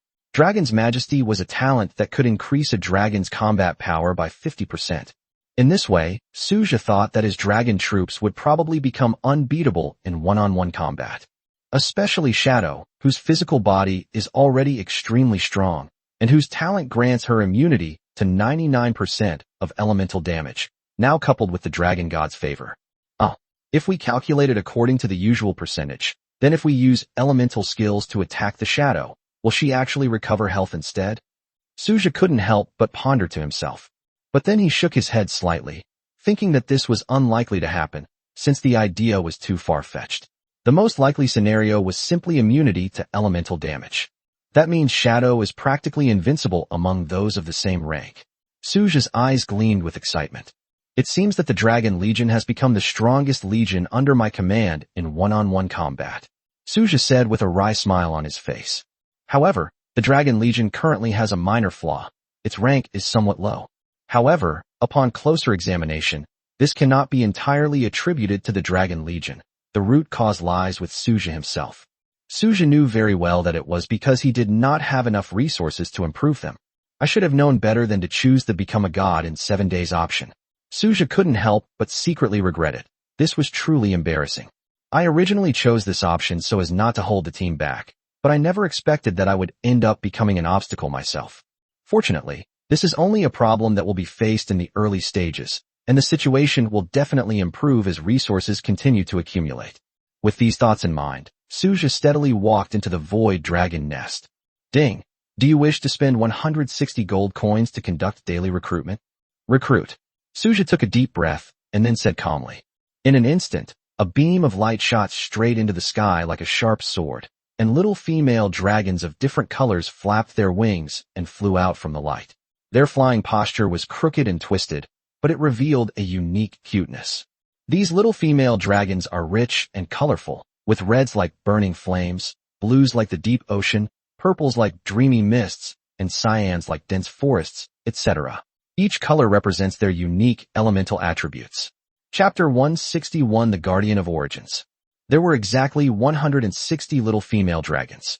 However, these little guys were not well behaved at all. As soon as they appeared, they shoved and jostled each other. It wasn't because there wasn't enough space, but because these little female dragons did it on purpose. They all wanted to show off in front of Suja. Alright, everyone, come with me first. Suja took a deep breath, a hint of helplessness in his voice, and said. Upon hearing Suja's words, the little female dragons obediently lined up and followed behind him out of the Void Dragon Nest. When they saw the shadowy figures and Aguilas waiting outside, the little female dragons were so frightened that their legs went weak. Shadow, Aguilas, I'm entrusting these little guys to you, Suja said with a smile. Yes, Lord. Shadow and Aguilas nodded in acknowledgement, then turned their attention to the group of newly recruited female dragons, and began to patiently and meticulously explain to them the various rules of the territory and the relevant matters concerning going to the Black Iron World to level up. Suja then turned and walked towards the Origin Spirit Tree. Xinglan and Chris had been waiting quietly there for a long time. Lord. Xinglan and Chris looked at Suja respectfully with smiles on their faces. Suja nodded slightly, his gaze falling on the Origin Spirit Tree. Ding, upgrade the barracks. Upgrade. Suja looked at the Origin Spirit Tree without hesitation. The Origin Tree gently swayed its branches, making a rustling sound, as if it were whispering something. Countless dazzling elemental lights, like twinkling stars, gathered on the tree canopy. Metal, wood, water, fire, earth, light, darkness, wind, ice, lightning, and even the light of time and space attributes shone, leaped, and intertwined to create a magnificent scene. Among the many types of troops under Suja's command, those produced by the Origin Spirit Tree are the most conventional. They have a wide range of abilities, but they are not outstanding in any aspect compared to other types of soldiers. However, They are good at mastering a little bit of everything. On the bright side, this could be called being all-rounder, but to put it bluntly, it's being mediocre and not being particularly proficient in any one area. However, there is one thing that other units can hardly match: their powerful firepower and bombardment capabilities, which is also the combat style that the Origin Elves are best at. As Origin spirits, they possess almost inexhaustible magical power. The only thing that can limit them is their level, not the casting of magic. In particular, the first characteristic born from the Origin Spirit Tree, the Origin Contract, is undoubtedly a rare treasure for Suja, at least granting him a certain degree of self-protection in the short term. Ding! Your barracks. Origin Tree has been upgraded to level 5. New features have been added. You can view the attributes now. Suja immediately turned his attention to the Origin Spirit Tree to examine its specific attributes. Name: Origin Tree. Level 5. Unit: Origin Elf. Recruitment: 160/160 daily. Cost: 1 gold coin/1 use, constant. Characteristics: 1. Contract of Origin. 2. Guardian of Origin. 3. Upgrade: Divinity x10, Origin Crystal x1000. Guardian of Origins. Suja looked at this trait and vaguely felt that it seemed to have some connection with the first trait, so he quickly checked its attributes. As expected, Suja immediately understood after looking at the description of the Origin Guardian's characteristics. Guardian of Origin. You can transfer the damage you receive to the object of the Origin Contract, thereby sharing the damage you suffer. This is practically a life-saving trump card. Suja thought to himself with delight as he looked at the ability. Then, Suja turned his gaze to Xinglan and Chris. Are you aware of this characteristic? Suja asked Xinglan and Chris. Protecting the Lord is our inescapable mission. If one day we can exchange our sacrifice for the Lord's safety, then it will all be worth it, Xinglan said solemnly, her eyes shining with determination. Although Chris, who was standing to the side, did not say anything, her eyes were also fixed on Suja with the same unwavering belief. Upon hearing this, Suja felt a slight warmth in his heart, but remained silent for a moment. That day will never come. I will not lose, and there is absolutely no way I could lose. Isn't it my destiny to become the winner? Isn't this just the way things should be? Suja said with a smile, his tone seemingly calm, but revealing unparalleled confidence and pride. Suja then turned his gaze back to the Origin Spirit Tree. Ding! Do you wish to spend 160 gold coins to conduct daily recruitment? Recruit. Suja looked at the Origin Spirit Tree without hesitation. In an instant, red and white light intertwined and burst forth with dazzling brilliance. 160 lively and agile Origin Spirits appeared before Suja. Chris, I'm entrusting these Origin Spirits, Xinglan, to you. From now on, I'll rely on you to protect me, Suja said with a smile, then turned and left the Origin Spirit Tree. Chris and Xinglan stared at Suja's departing figure, their expressions growing increasingly resolute. Losing? That's absolutely impossible. No matter what others do, I could never lose. Suja muttered to himself with a confident smile on his face. Lose. This word simply doesn't exist in Suja's dictionary. He will continue to win until he truly reaches the Invincible peak. The Fallen Temple. Suja turned his gaze to Chelsea. My lord, you seem to have something on your mind, Chelsea said to Suja with a smile. Worries? No, they're just trivial troubles, Suja replied with a smile.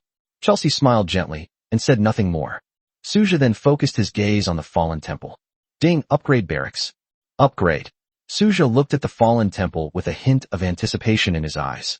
In an instant, endless darkness enveloped the Fallen Temple like a surging tide.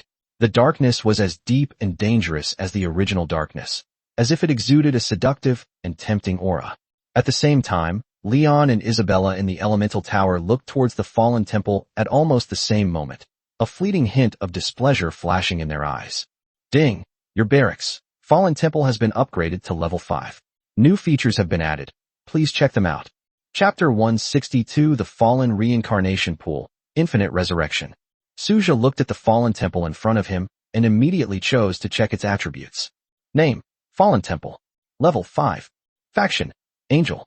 Unit: Fallen Angel. Recruitment: 160/160 daily. Cost: 1 gold coin/1 time, constant. Characteristics: 1. Fallen Holy Soul. 2. Fallen Reincarnation Pool. 3. The Pool of Fallen Reincarnation. A hint of surprise flashed in Suja's eyes. Why did this thing seem so familiar? He then turned to look at Chelsea, who was smiling at him. Suja immediately checked the attributes of the fallen reincarnation pool. After reading it, Suja finally understood why Chelsea had laughed. Fallen rebirth pool. Your fallen angel will not truly die. If it perishes in battle, it will return to the rebirth pool to be resurrected. Upon seeing this, Suja's lips twitched slightly. The fallen temple is really going head-to-head with the elemental tower. The first characteristic of the elemental tower, ascension to godhood, can open the path to advancement for elementalists and unlock their potential. The first characteristic of the fallen temple, fallen holy soul, has a similar effect, except that it takes 30 natural days to condense the fallen holy soul, but the overall effect is not much different. As for this second characteristic, it's exactly the same. No wonder Chelsea's smile was so meaningful. If you were to say they weren't sworn enemies, probably no one would believe you. I think I understand now. The fallen temple and the elemental tower are my hidden talents. Suja slowly turned to look at Chelsea and said, no wonder Isabella and Chelsea have always had a bad relationship. Even with my help, they rarely communicate. If it weren't for my mediation, they probably would have already come to blows. Suja shook his head helplessly and didn't think about it anymore, since it was a good thing for him. Ding. Do you wish to spend 160 gold coins for daily recruitment? Recruit. Suja looked at the fallen temple. In a flash of light, 160 fallen angels appeared before Suja. Although there were no hero units this time, Suja didn't feel anything and was not disappointed. Having hero units is ideal, but if not, we can recruit them again later. I'm leaving Chelsea in your hands from now on, Suja said to Chelsea. Yes, my lord. You may go about your business. I will take good care of them for you, Chelsea said with a sly smile. Upon hearing Chelsea's words, Suja pretended to be serious and said, Ahem, don't say such things lightly, lest it affect the glorious and majestic image of this lord. Understood, my lord, Chelsea said with a smile. Immediately afterwards, Suja walked towards the future hub. Today's upgrade recruitment is finally over. Suja couldn't help but let out a deep breath, having spent a lot of effort to finally get it done smoothly. Looking at the 107 barracks upgrade cards he had left, Suja felt a growing sense of unease, fearing that he might not have enough. It seemed he needed to stockpile more to be on the safe side. There are only 10 days left until the end of the beginner period, so there's still time to accumulate one more wave of progress. Next, Suja decided to stop upgrading the barracks. Given the current size of the territory, it is just enough to accommodate subsequent recruitment. If we continue to upgrade the recruitment territory, it will become too crowded, so it's best to forget about it. On the one hand, even if Suja recruits more troops now, it won't make much of a difference. He knew very well that divine-level troops could not be easily exposed. Once they were revealed, it would surely mean certain death. Even if there were a way to escape one of them, it wouldn't be very effective. Even if others cannot deduce his exact location, the threat he poses is obvious enough that those families will not sit idly by. They don't care about spending time completely blocking Suja's path to advancement. Don't underestimate the ruthlessness of those families. Someone like Suja is truly extraordinary. In essence, once he matures, he will inevitably surpass everyone else. This is something those families absolutely cannot tolerate, and the forces on the other side of the void share the same attitude. Therefore, suppressing Suja is a win-win situation for all parties involved. Even if Suja himself can upgrade, it will be all in vain if the troops cannot upgrade. Therefore, Suja has decided to maintain the status quo of the barracks and not upgrade them for the time being, and will make a decision later based on the specific circumstances. Moreover, if Suja really wanted to upgrade, he could upgrade all the barracks to the maximum level in just one day. If he doesn't upgrade, the only difference is that he can recruit a little less each day, which Suja can accept.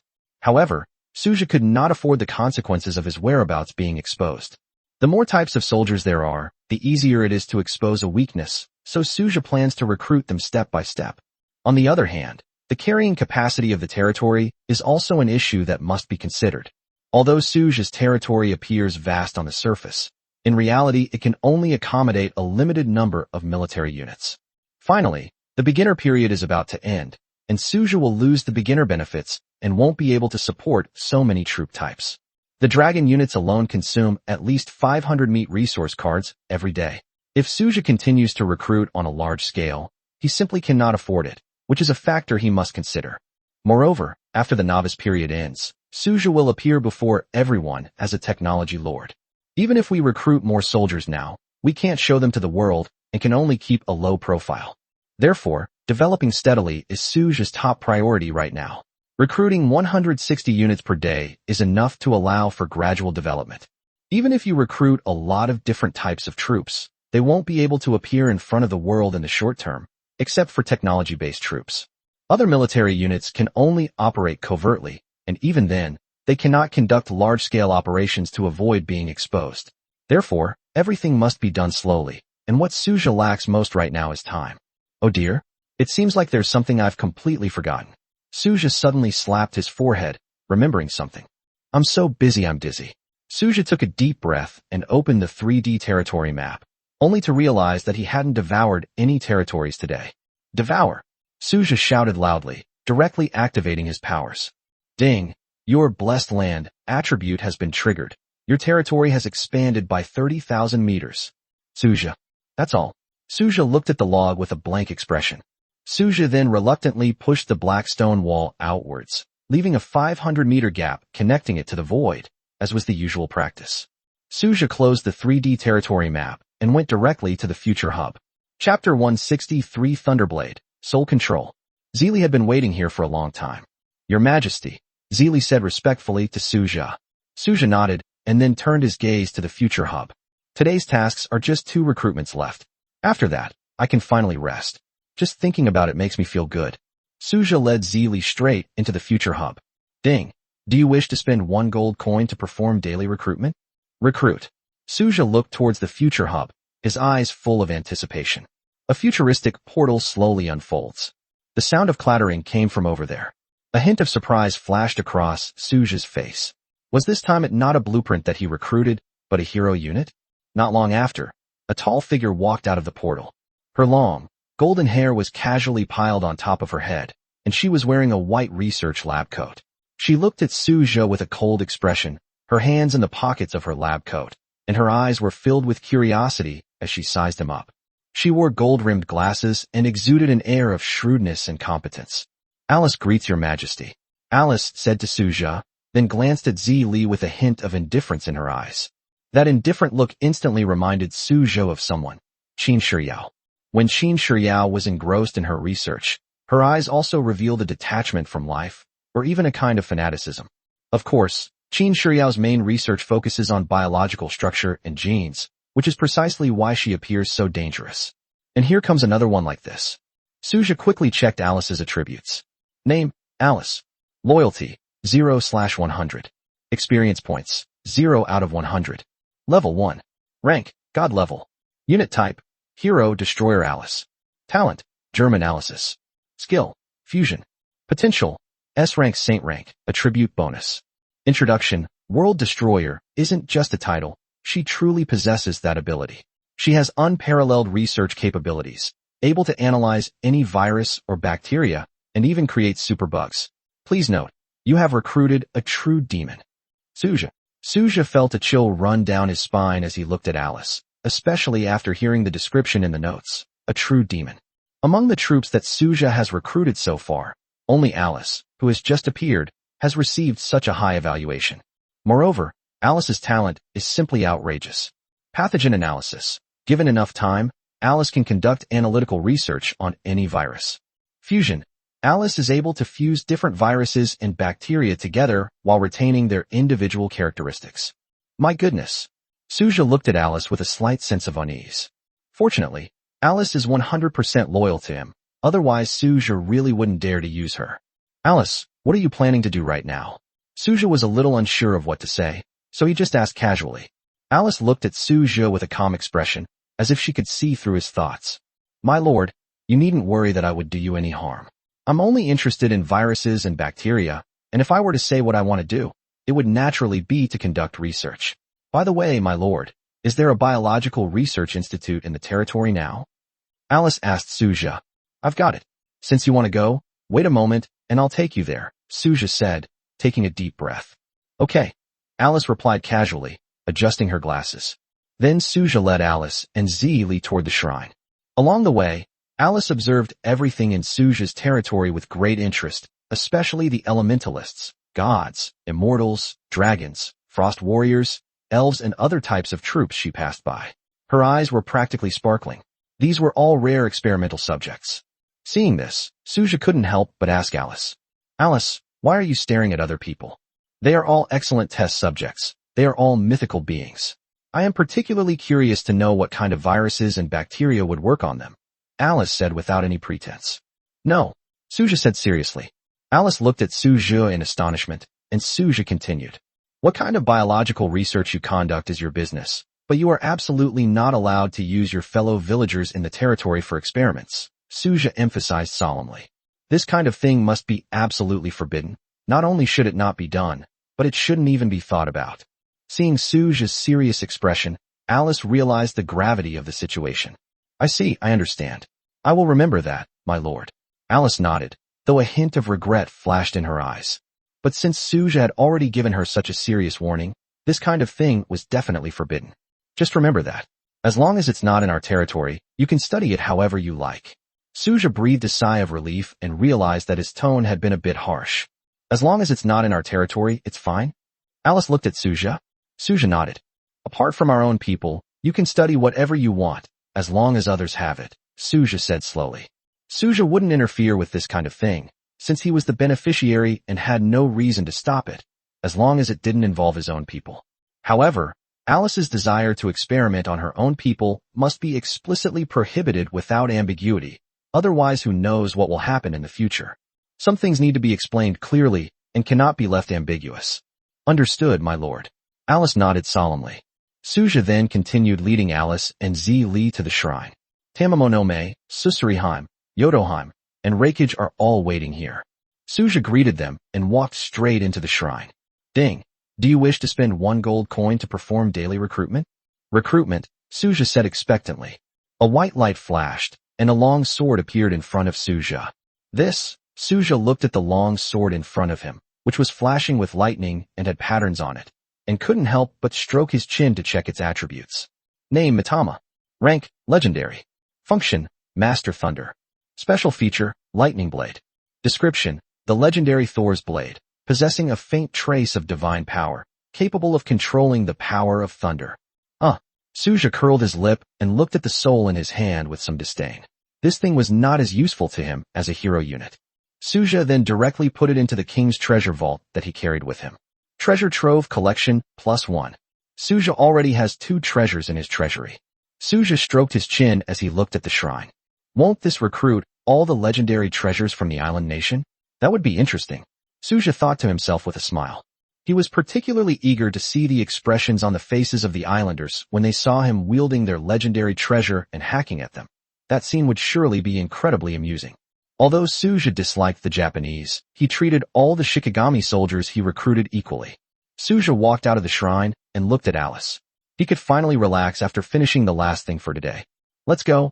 I'll take you to the Biological Research Institute first, Suja said to Alice. Suja then led Alice, Zi Li, and Yao Dao Ji to the Biological Research Institute. Suja looked at the Biological Research Institute in front of him and then at Alice. The Institute of Biology has an AI named Tianhui. You can have her do some things for you. Besides you, there's another person named Qin Shiyao. Maybe you'll have something in common, Suja said slowly. Alice nodded.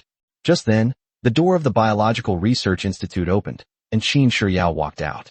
My lord, is this a new member? Qin Shiyao asked Suja, looking at Alice. Suja nodded and asked Qin Shiyao curiously, where are you planning to go? We're running out of test subjects. We're planning to go to the Black Iron World and ask Ilea for help in capturing some more, Qin Shiyao said slowly. Oh, I see. Then you should bring Alice along. She has common interests with you, and she also needs test subjects, so it's a good opportunity to exchange ideas, Suja said to Qin Shiyao. Before Qin Shiyao could refuse, Suja continued. Alice, this is Qin Shiyao. From now on, she will be your colleague and partner. Qin Shiyao glanced at Suja and then at the people around him, realizing that Suja was simply being lazy and wanted to slack off and go play. Okay, I have no objection, but Alice, what do you study? Qin Shiyao asked Alice. Viruses and bacteria, Alice said slowly, looking at Qin Shiyao. A smile appeared on Qin Shiyao's face, and the smile grew brighter and brighter. It seems we have a lot to talk about, Qin Shiyao said meaningfully. I feel the same way. Alice looked at Qin Shiyao and sensed a kindred spirit in her. Chapter 160 For the Slaughter Show of Luomao. Suja looked at the 2 people in front of him. For a moment, He couldn't tell whether this was a blessing or a curse. The two craziest people in the territory have come together, and it's hard to predict what kind of chemical reaction will occur. Then you guys go ahead. We're leaving first. Do whatever makes you happy. Just remember the bottom line. After saying this, Suja hurriedly left with Zi Li and the others. If he stayed any longer, Suja felt he might not be able to handle it. With a smile on her face, Qin Shiyao led Alice straight into the Black Iron world, and the two chatted and laughed along the way, discussing various topics. Seeing this scene, Suja couldn't help but feel a sense of helplessness. One focused on research in the field of genetic biology, while the other was obsessed with studying viruses and bacteria. These two people actually came together. On the bright side, they were all his own people, but the bad thing was that Suja had no idea whether Qin Shiyao and Alice would bring him a surprise or a shock. Let's go, let's have some fun. Suja's face lit up with a smile, and his body radiated golden light.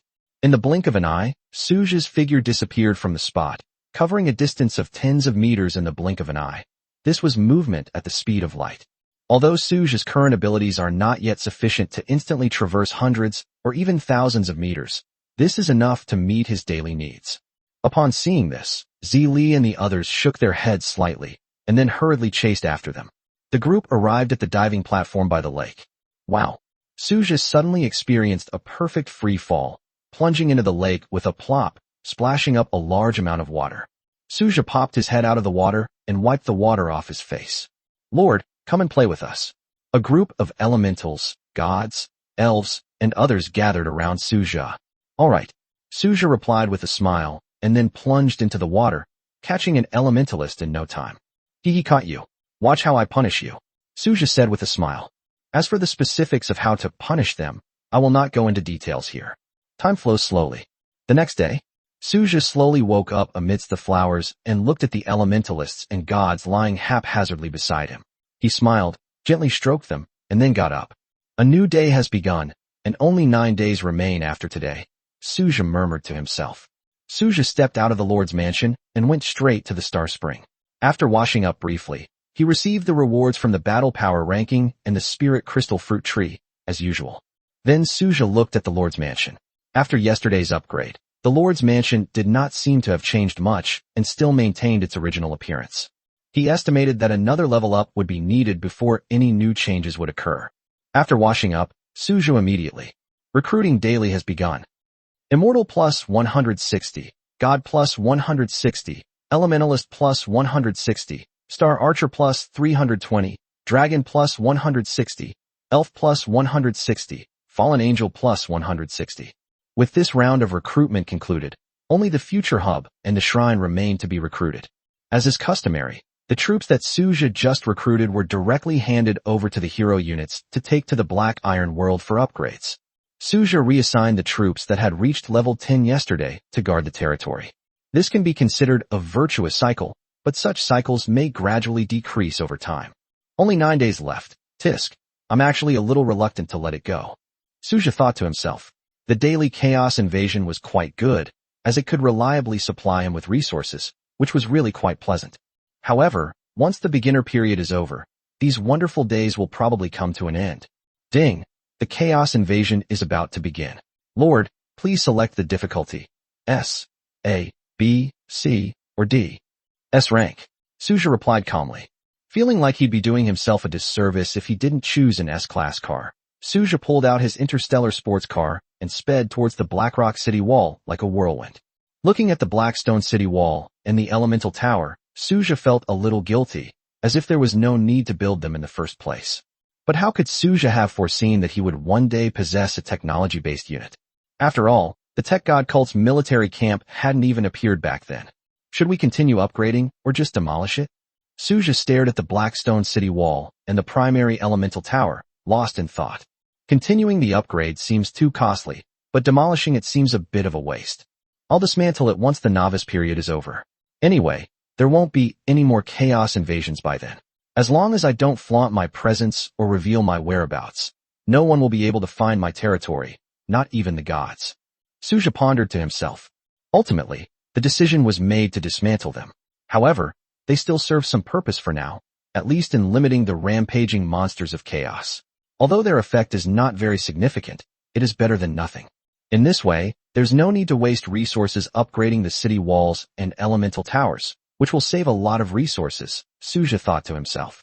Because of the escape and take one attribute, no one can find his territory unless Suja deliberately exposes himself by sacrificing himself. Just like the reborn Sato Ichiro, the reason he was able to find Suja's territory was because Suja intentionally revealed it to him. Otherwise, Suja would not have needed to worry about being discovered by others in the vast void. Let's bring our thoughts back to the present. Suja looked into the boundless void and saw only surging darkness.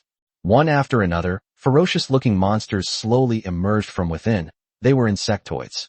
TSK. No wonder it's called a natural disaster. There are so many of them. Suja couldn't help but sigh as he watched the Zerg constantly emerging from the void. A great battle broke out instantly. The battle officially began, accompanied by the ear-piercing hiss of the insects. Suja spotted a grumpy little girl among the swarm of insects. She had scarlet eyes, and a phantom image of an endless black hole was intertwined behind her. It is none other than the Star Eater, Luo Mao. Now at level 10, she wields a heavy hammer and rampages through the Zerg with a chilling, maniacal laugh. As the hammer slammed down, the black hole phantom instantly enveloped a large area of the Zerg phantoms before dissipating, leaving a large empty area in the Zerg sea. As time slowly passed, when the last bug fell, the battle was over. Suja stood up from the Blackstone city wall to check his day's harvest. 1.4 million gold coins, 8,000 common loot chests, 2,000 rare loot chests, and 1 S-rank evaluation box. This drop rate is outrageous. There isn't even a single high-level loot chest. Suja couldn't help but complain to himself. Chapter 165 Planning and Preparation, making a big difference. 1,400,000 gold coins, which means that there are a total of 350,000 monsters that have invaded Chaos today. Since these monsters are all level 10, each monster drops 2 gold coins, and with the newbie bonus doubled, the total is 1.4 million gold coins. The number of regular loot chests has been doubled to 8,000 with the new player bonus, but in reality, only 4,000 originally dropped. The number of rare loot chests has increased to 2,000 after the original 1,000 were doubled. The drop rate is ridiculously low. Given that it's set to be in S-level difficulty, the drop rate should be much higher, especially considering that there are as many as 350,000 monsters, yet the drop rate is so low. Suja could hardly imagine what the drop rates were like for other lords. This is too outrageous. Suja couldn't help but think. Then he remembered that after becoming a formal lord, nothing but gold coins would drop. That's right. After becoming a formal lord, monsters will no longer drop loot, treasure chests, or anything like that. They will only drop gold coins and nothing else. The gap has widened dramatically now. Suja thought to himself. Previously, everyone had chosen to keep a low profile, so the difference was not obvious, but now the situation was different. If you want to continue to keep a low profile, you have to be prepared to fall behind others, and that gap will only widen. Suja looked at the ordinary loot chests, and then opened 8,000 of them at once.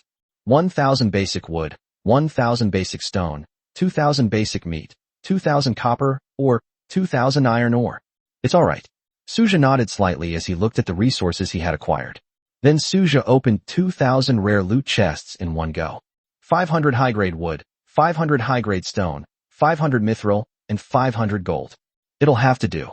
Suja looked at the resources offered, and although it felt like there were far fewer than before, something was better than nothing. Having become accustomed to substantial gains, they now feel that the harvest is somewhat meager. Looks like I need to find a way to make a big profit, Suja pondered, but there didn't seem to be a suitable opportunity at the moment. There was one S-rank treasure chest left, so Suja chose to open it. As expected, it was the same old 3 dishes, just as Suja had predicted. Ding! You have obtained 1 barracks upgrade card. Ding! You have obtained 1 troop refresh recruitment card. Ding! You have obtained a wonder upgrade card X1. Suja looked at the items from the S-rank treasure chest. Although they were better than nothing, these 3 items were relatively easy to obtain during the beginner period. However, it would be much more difficult to obtain them again after the beginner period. To put it simply, these items cannot be traded and can only be used by the Lord himself. They are specially prepared by the Supreme Will to help novice lords improve their strength. Only in this way can novice lords quickly improve their strength. After all, a lord's strength largely depends on the type of troops they command. So these items are exclusive benefits given to novice lords by the Supreme Will.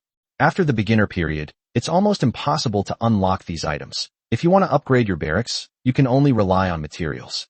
Barracks upgrade cards may seem worthless to novice lords, but they are extremely valuable to experienced players. For novice lords, the level of their barracks is limited.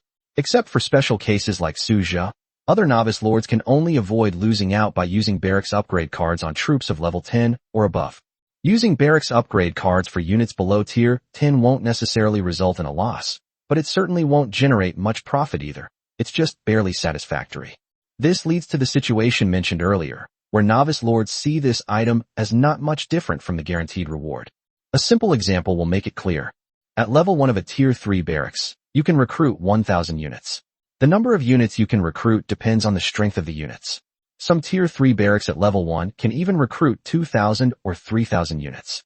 Just like the god level barracks in Suja's hands, the Star Archer at level 1 can recruit 20 units, while other unit types can only recruit 10 units, which is the same principle. Individual combat strength determines the number of recruits. We've strayed a bit from the topic. Let's get back to the present. A tier 3 barracks at level 1 can recruit 1,000 units, and at level 2 it can recruit 2,000 units. Therefore, for novice lords, barracks upgrade cards are far less important than resources. Is what novice lords lack troop units? What they lack are gold coins, resources, and food. What's the use of recruiting more troops? The key problem is that we can't afford to raise them. That's the most fatal flaw. Even if a novice lord can recruit more troops, he still cannot afford it, which is the core problem. Therefore, upgrading the barracks is like a useless thing for a novice lord who has troops below the 10th tier. My thoughts return to the present moment. Suja opened the 3D territory map. Devour. Suja directly used his own power to initiate Devour. Ding. Your blessed land attribute has been triggered. Your territory has expanded by 30,000 meters. Suja. That's all. Nothing else. Suja stared at the log with a speechless expression. Suja curled his lip and pushed the wall outward, leaving a space of 500 meters that met the void. Suja then turned off the 3D panel. My lord. A lovely voice called out. Suja turned his head and saw Luo Mu, who was tilting her head, looking at him with a slightly crooked smile. What's wrong? Suja looked at Luo Mao with a hint of surprise in his eyes. My lord, may I eat them? Luo Mao pointed at the gods in the sky, a crooked smile on her face as she looked at Suja. Suja rubbed his temples, thinking to himself that this little guy was also a troublesome problem child. No, none of our companions within the territory can be eaten, Suja hurriedly said.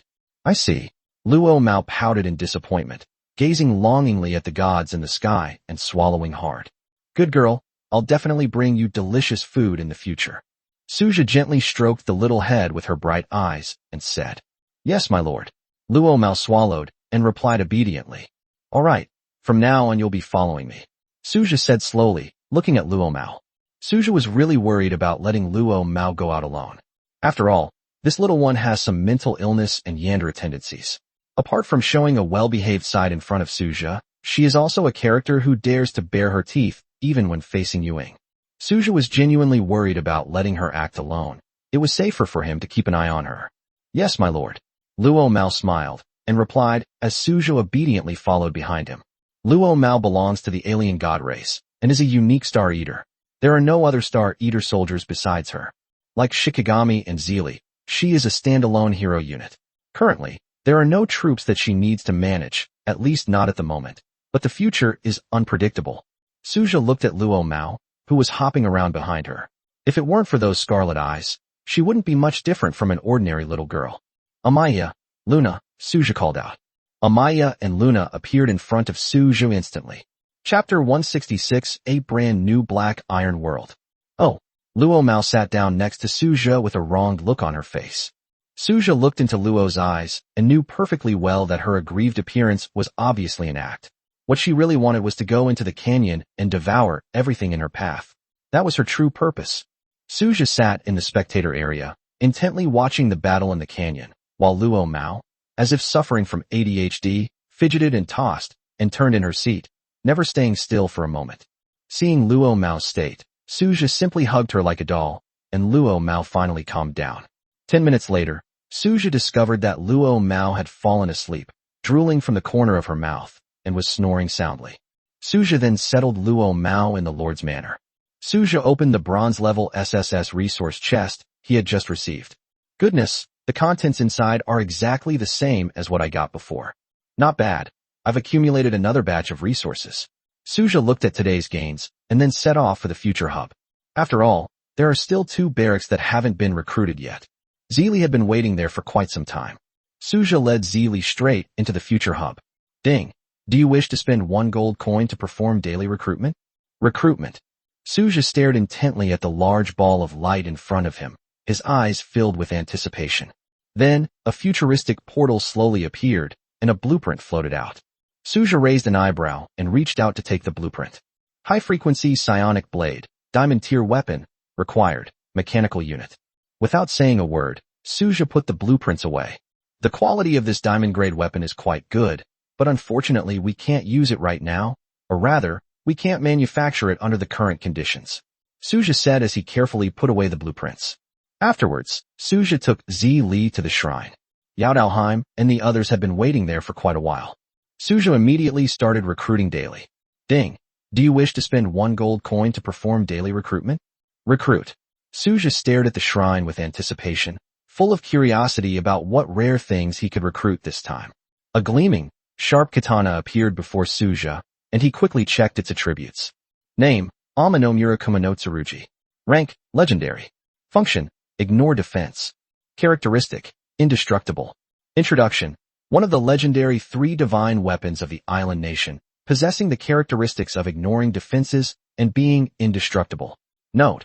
In the end, it is a small country, and the so-called divine weapon is nothing more than self-aggrandizement. That's it. Suja looked at the sharp katana in his hand.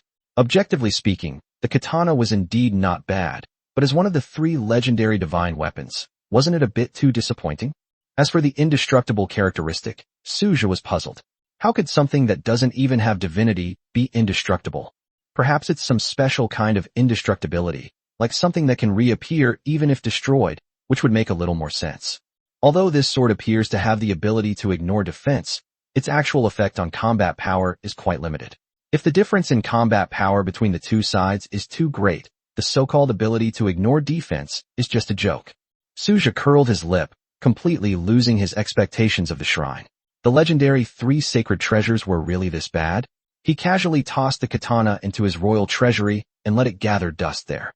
It's passable as a collectible. The main problem is that it doesn't even possess any divine qualities, so how can it be called a divine artifact? After the recruitment was over, Suja stretched and began to look around his territory, carefully checking everything to make sure that all the necessary tasks had been completed. Then Suja turned his attention to the terrain module in the territory. Suja had already unlocked the terrain module. Forget it, there's no rush to do that now. It's not appropriate to create these terrain features right now. Suja looked at the territory's boundaries and felt that placing terrain modules right now was not a wise choice. Ultimately, it's because Suja's territory is too small.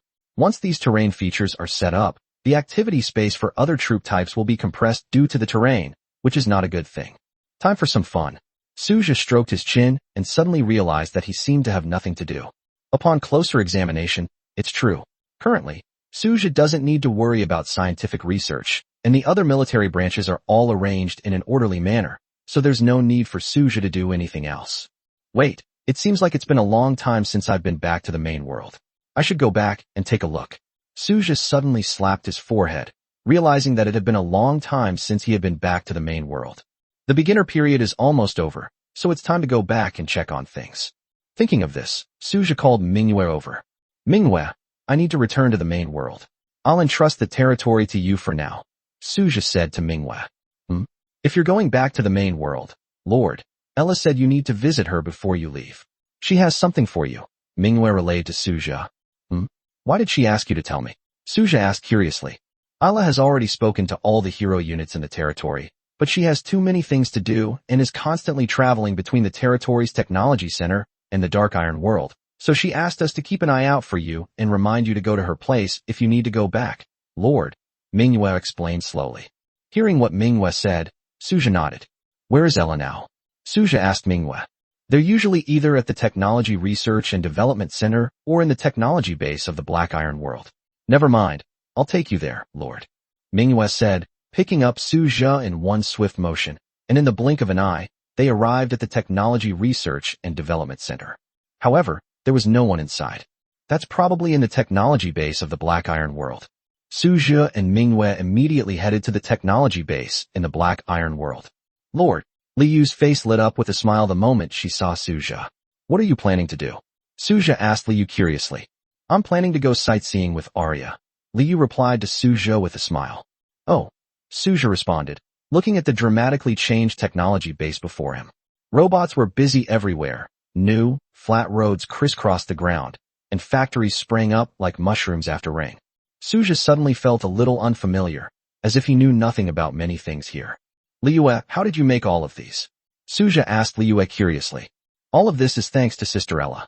That factory over there is the production workshop, and this one is the storage warehouse. Liyu explained to Suja with great interest. Chapter 167, The Comprehensive Upgrade of the Technology Base. 2 rows of factory buildings were neatly arranged, one row being the production workshop and the other row being the storage warehouse. Production? What kind of things do you produce? Suja continued to ask curiously. We mainly produce industrial supplies, such as cement and steel bars, which can be used for construction. Of course, my lord, look over there. Liyu said, pointing in a direction. Following the direction Level pointed, Suja saw a massive arsenal standing before him. That's the HD-1 heavy truck factory developed by Ella, Liyue introduced with a smile. Suja, how come I had no idea about this? Suja looked at the huge truck factory with a lot of doubts in his mind. When was it built? Sister Ella said these are all small things, and there's no need to tell you. They're not anything big, Liyu explained with a smile. Suja, tell me anything else, no matter how small, Suja said slowly, looking at Liyu. Also, the engine factory can only produce truck engines at present. Although it uses psionic engines, it has not yet achieved the effect that Sister Lingxi expected. So for now, it can only be used in heavy trucks as a transition. Of course, Sister Ella has already developed a train engine and is now laying tracks. Once the construction is completed, it will be much more convenient to reach other mining areas. However, it is an underground track, Liyue said incessantly. Suja took a deep breath and stared blankly at the technology base in front of him. He felt like he was just a decoration, with Lingxi arranging everything perfectly so that he didn't have to worry about anything. Where did these materials for building the factory come from? Suja asked Liyu again. Of course it was mined in this world, Lord. There are spirit stone veins not far away that can fully meet the needs of the technology base for the use and research of spirit ore. Liyu's face was filled with a proud smile. Suja, a spirit or vein? Listen to that yourself. Does it even make sense? Speaking of which, did Lingxi and you make all these things? Suja asked Liyu seriously. Liyu smiled and nodded. Yes, my lord. How impressive is that? Liyu said to Suja with a boastful look. Amazing, absolutely amazing, Suja said, taking a deep breath. I underestimated Ella's independent research and development capabilities. It wasn't that Ella couldn't make these things, but that she hadn't planned to before. Where is Ella? Suja asked Lovell. Sister Ella is at a temporary base over there, Lord. I'll take you there, Liyu said, leading the way. Suja nodded and led Manhwa to the temporary base where Ella was located, following Liyue. Manhwa didn't feel anything special. In her eyes, no matter how many of these things there were, it was just a matter of one cut. That's right, it was that simple and straightforward. This is because she doesn't understand the technology side of things due to the different systems, so she can't understand Suja's feelings at this moment and just thinks these things are very ordinary. This is the gap and barrier brought about by the system, which has nothing to do with other factors. When Suja arrived at the temporary base, he saw Ella busy checking the data in front of her and constantly recording something. Sister Ella, the Lord has arrived, Liyue informed Ella. Ella turned to look at Suja and Manhwa. Is your excellency returning to the main world? Ella asked, adjusting her glasses. Suja nodded. I'm going back to check on things. It's been so long since I've been back. I want to see if there's any new news. Ella nodded as well. This is for you, Ella said, taking out a black wristwatch and handing it to Suja. Suja looked at the black wristwatch in his hand with curiosity in his eyes. He noticed that Lingxi also had the same thing in her hand, and knew that it could store artificial intelligence, which was an avatar of Tianhui. Ella had shown it before when Sato Ichiro was involved, but Suja didn't take it too seriously at the time. This is a smartwatch. Radiant has a clone inside it, which is basically a piece of intelligent data. It can help the Lord connect to the main world's network. At the same time, it is also a small energy barrier protector. When the Lord is in danger, it will generate a bronze-level psionic barrier to protect the Lord's safety. However, This barrier can only withstand 10 bronze-level attacks. It will not work above that level. Ella explained slowly. Suja looked at the smartwatch in his hand and checked its properties. Name, smartwatch. Rank, bronze. Functions, connecting to networks, artificial intelligence, and psionic barriers. Introduction, a small, AI-powered wristwatch that stores intelligent data and can withstand attacks from bronze-level enemies.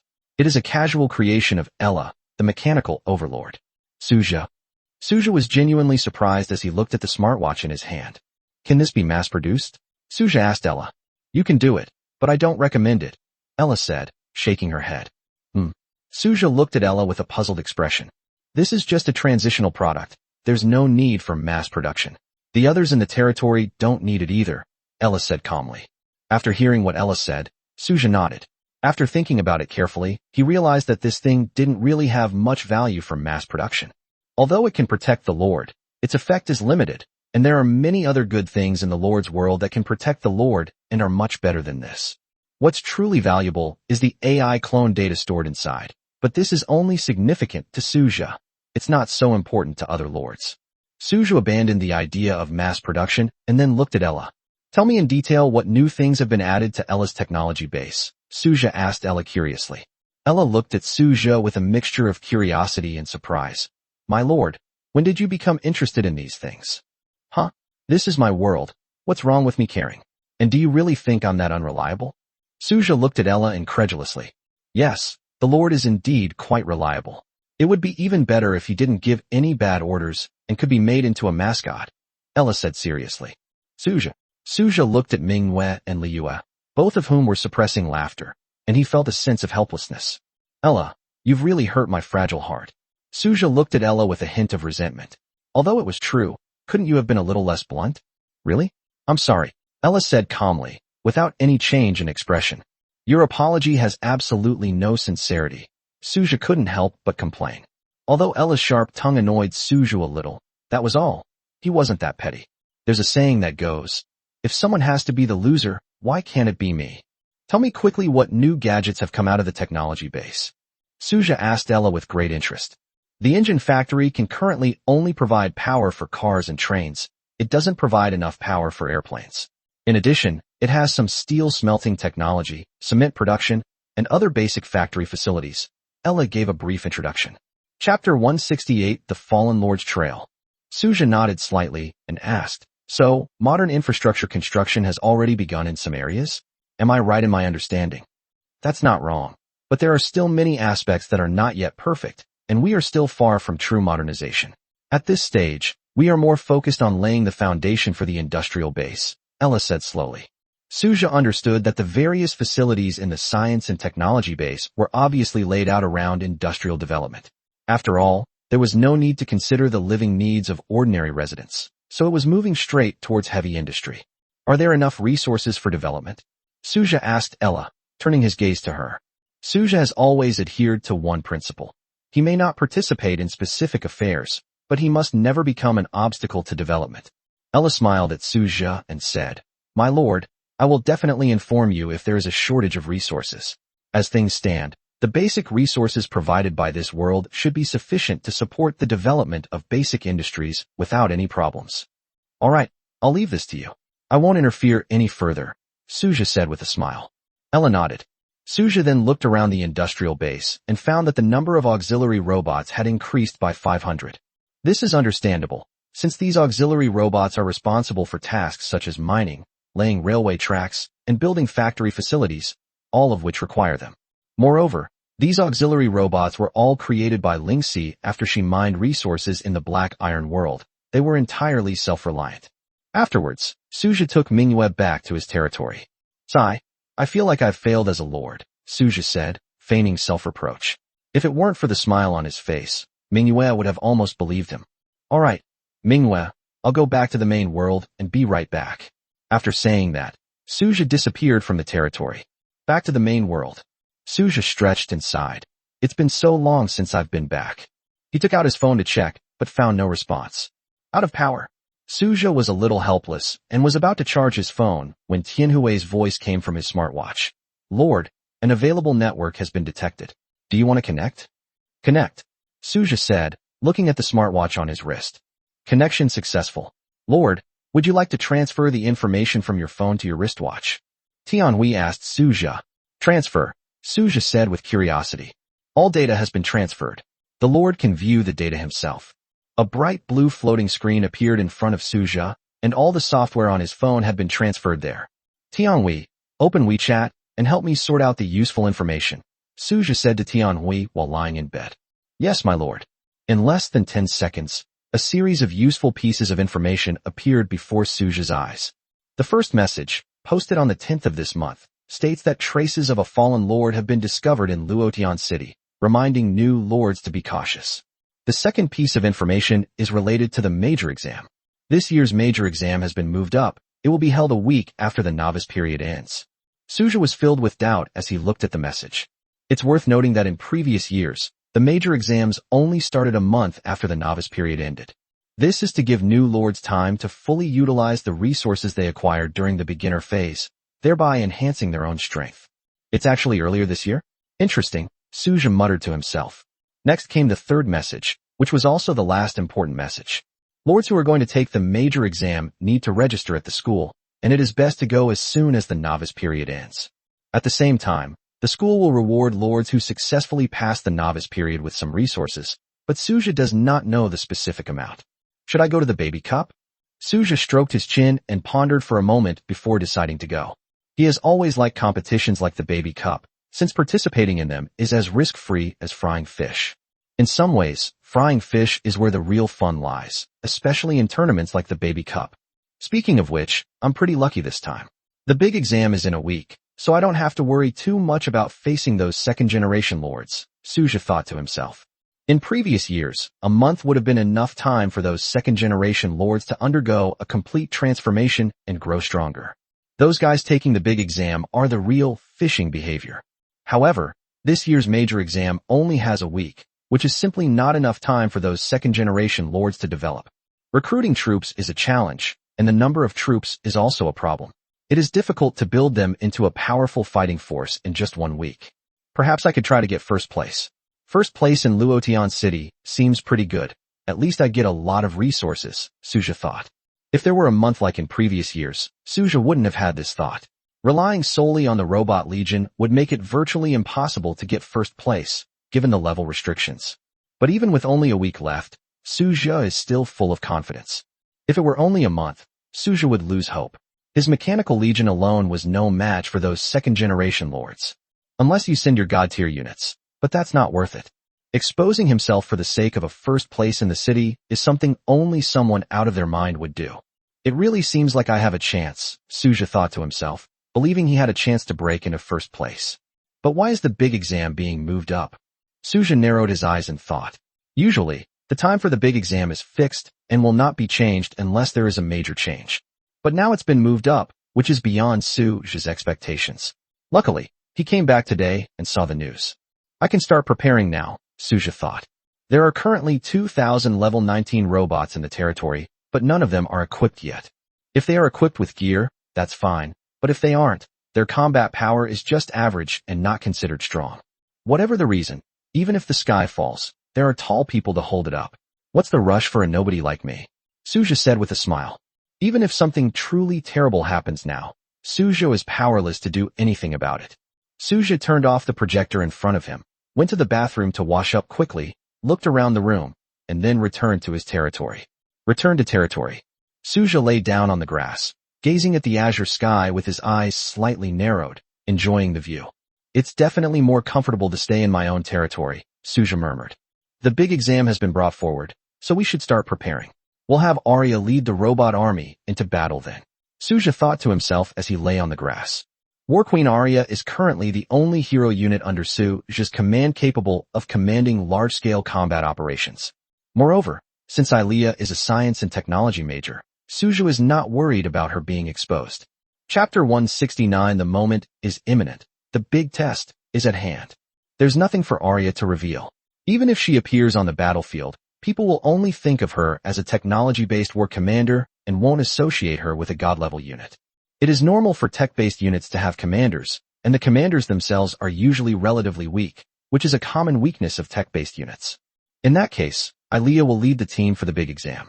But aren't 2,000 level 10 robots a bit too few? Suja pondered to himself.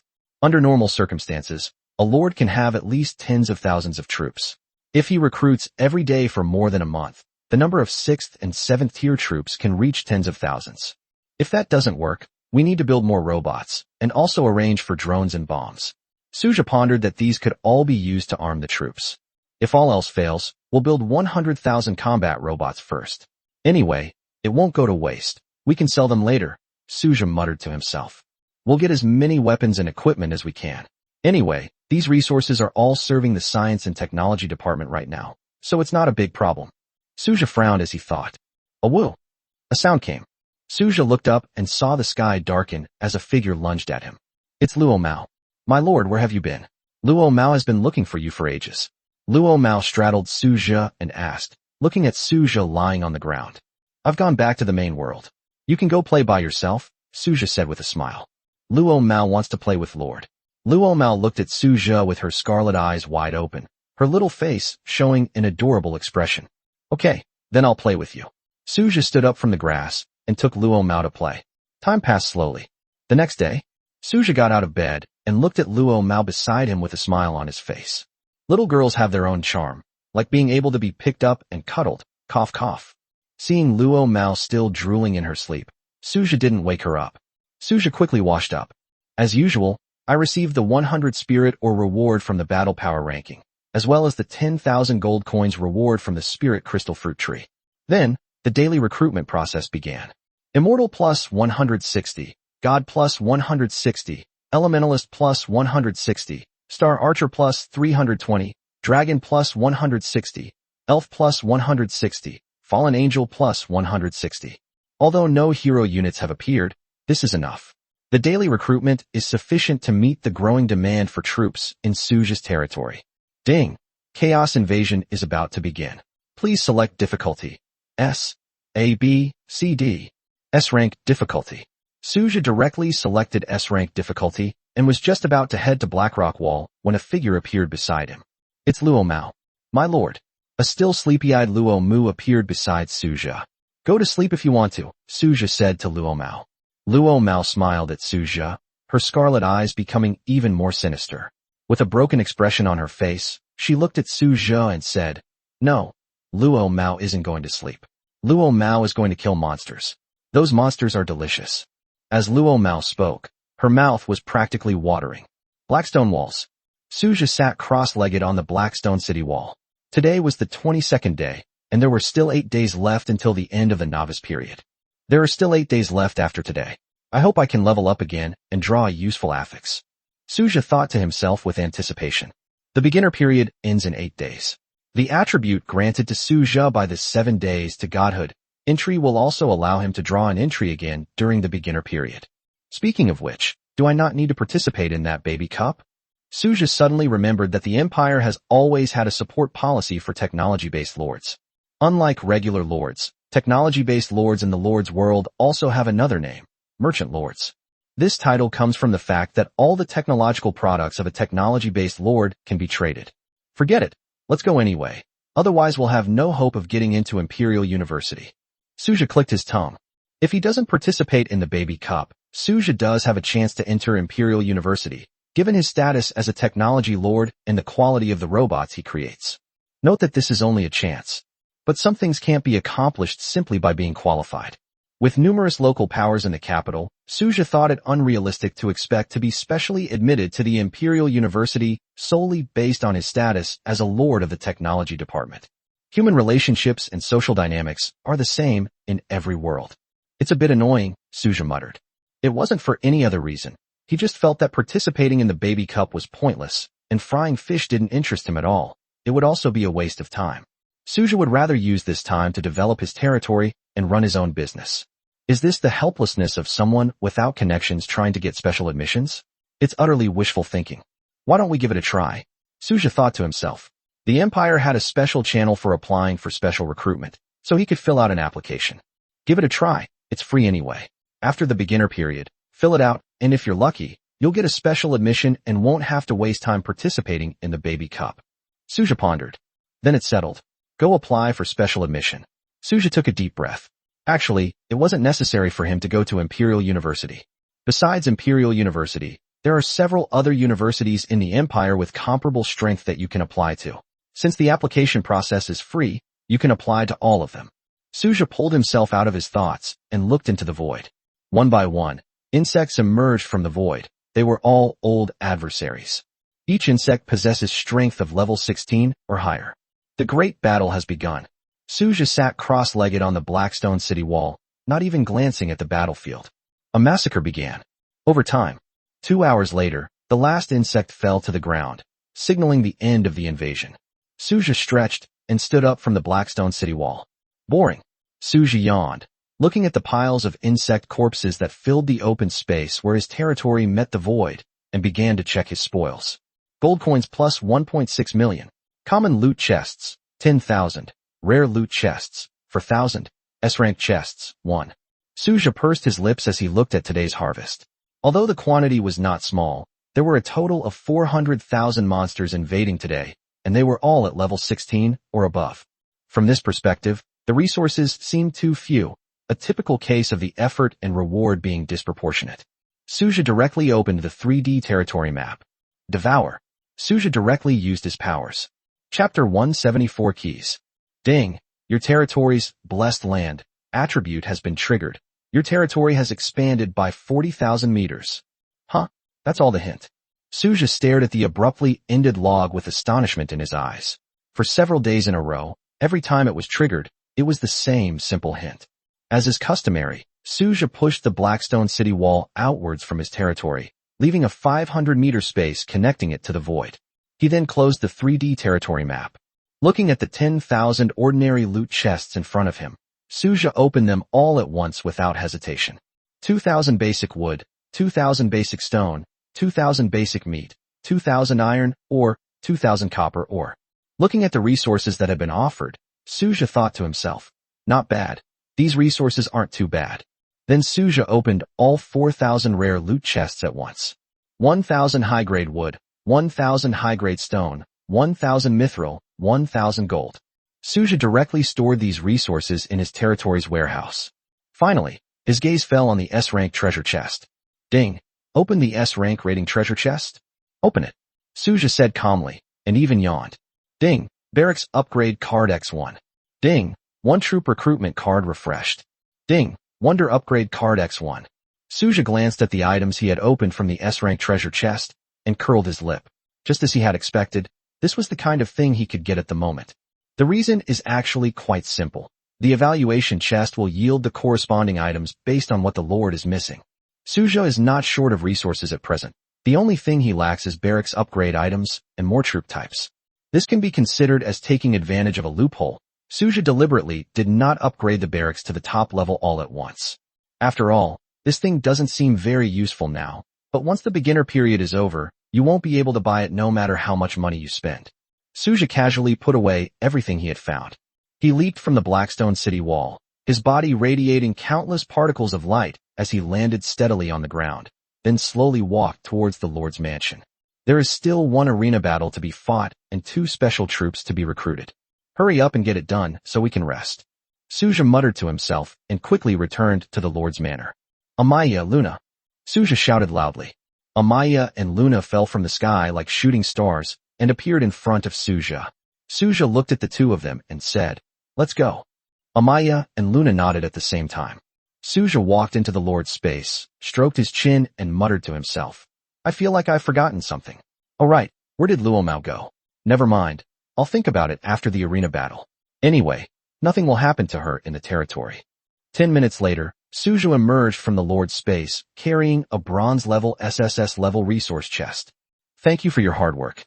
You should go and get some rest," Suja said to Amaya and Luna. "Yes, my lord," Amaya replied with a smile.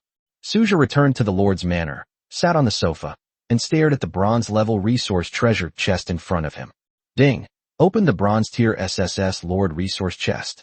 Open it, Suja replied, yawning. Ding. You have obtained the Black Iron World, Key X1. Ding. You have obtained the Bronze World, Key X1. Ding. You have obtained the Silver World, Key X1. Ding. You have obtained the Golden World, Key X1. Ding. You have obtained a barracks upgrade card X1.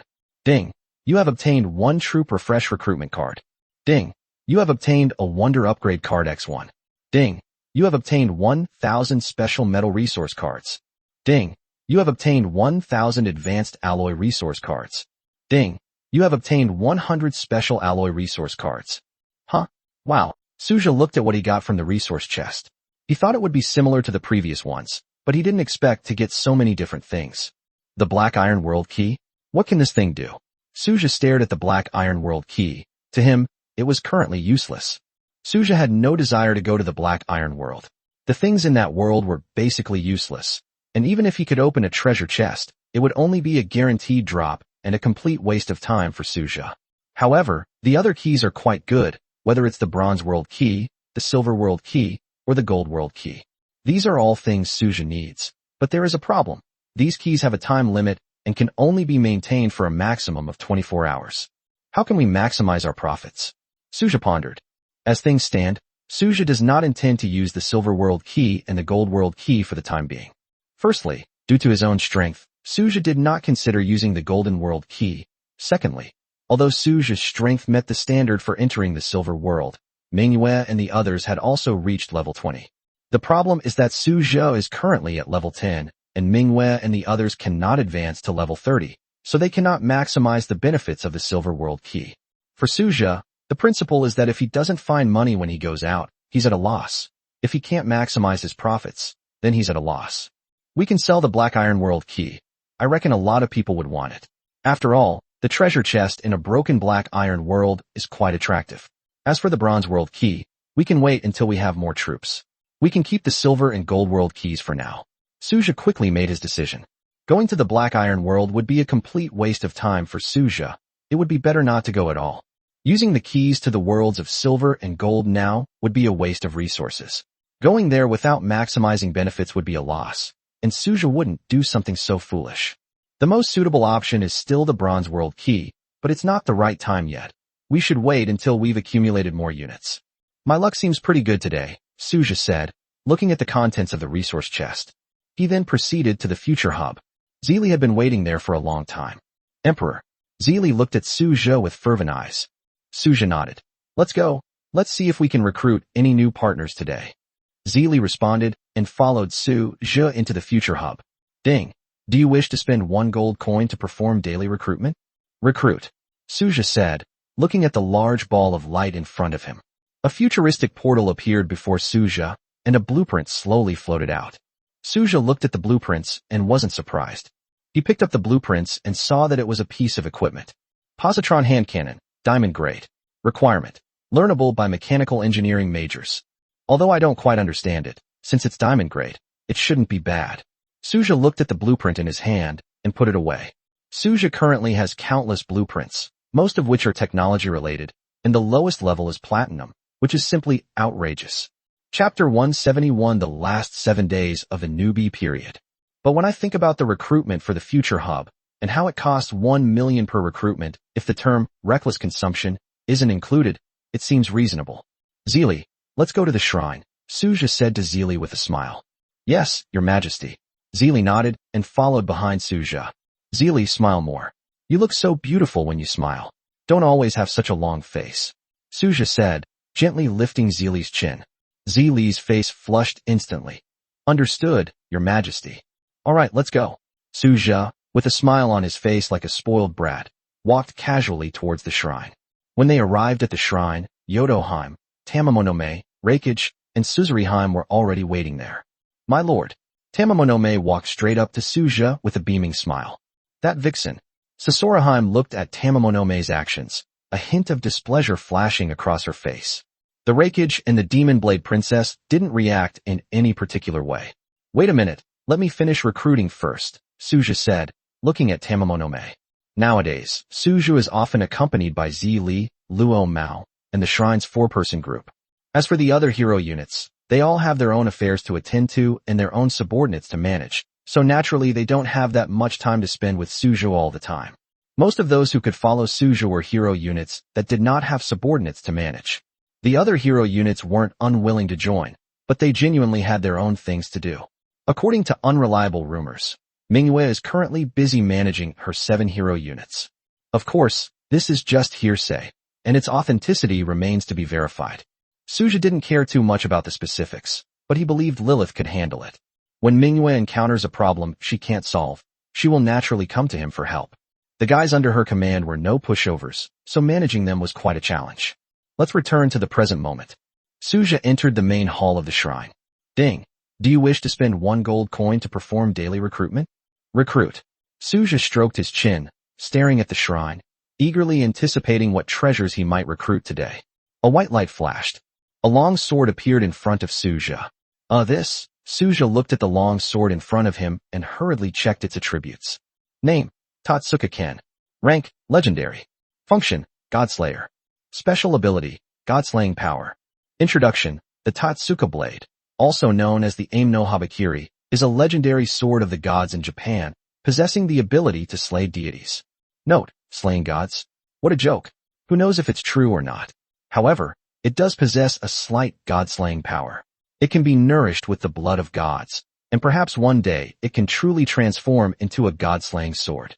Suju examined the Tatsuka sword in his hand. To be fair, the sword was not bad.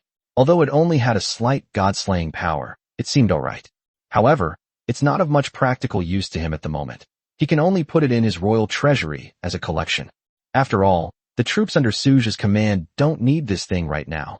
The troops that need it already have their own accompanying weapons. Not bad, Suja commented, then put it into his treasure vault. Suja currently has 4 collectibles in his treasury: the Demon's Sword Murasame, the Soul Sword, the Aim no Murakumo, and the Tatsuka sword that he has just recruited. Why are they all knives? Don't they have any other types of items? Or is the island nation just too poor to produce any better treasures? Suja couldn't help but wonder. So far, apart from the highest level treasures recruited by hero units being only legendary, there isn't even a single demigod level treasure. But in a small place like this, it's already pretty good to have these things. What more can we ask for? Suja comforted himself. Afterwards, he led Zeely and the others straight to Xingchuan bathing area.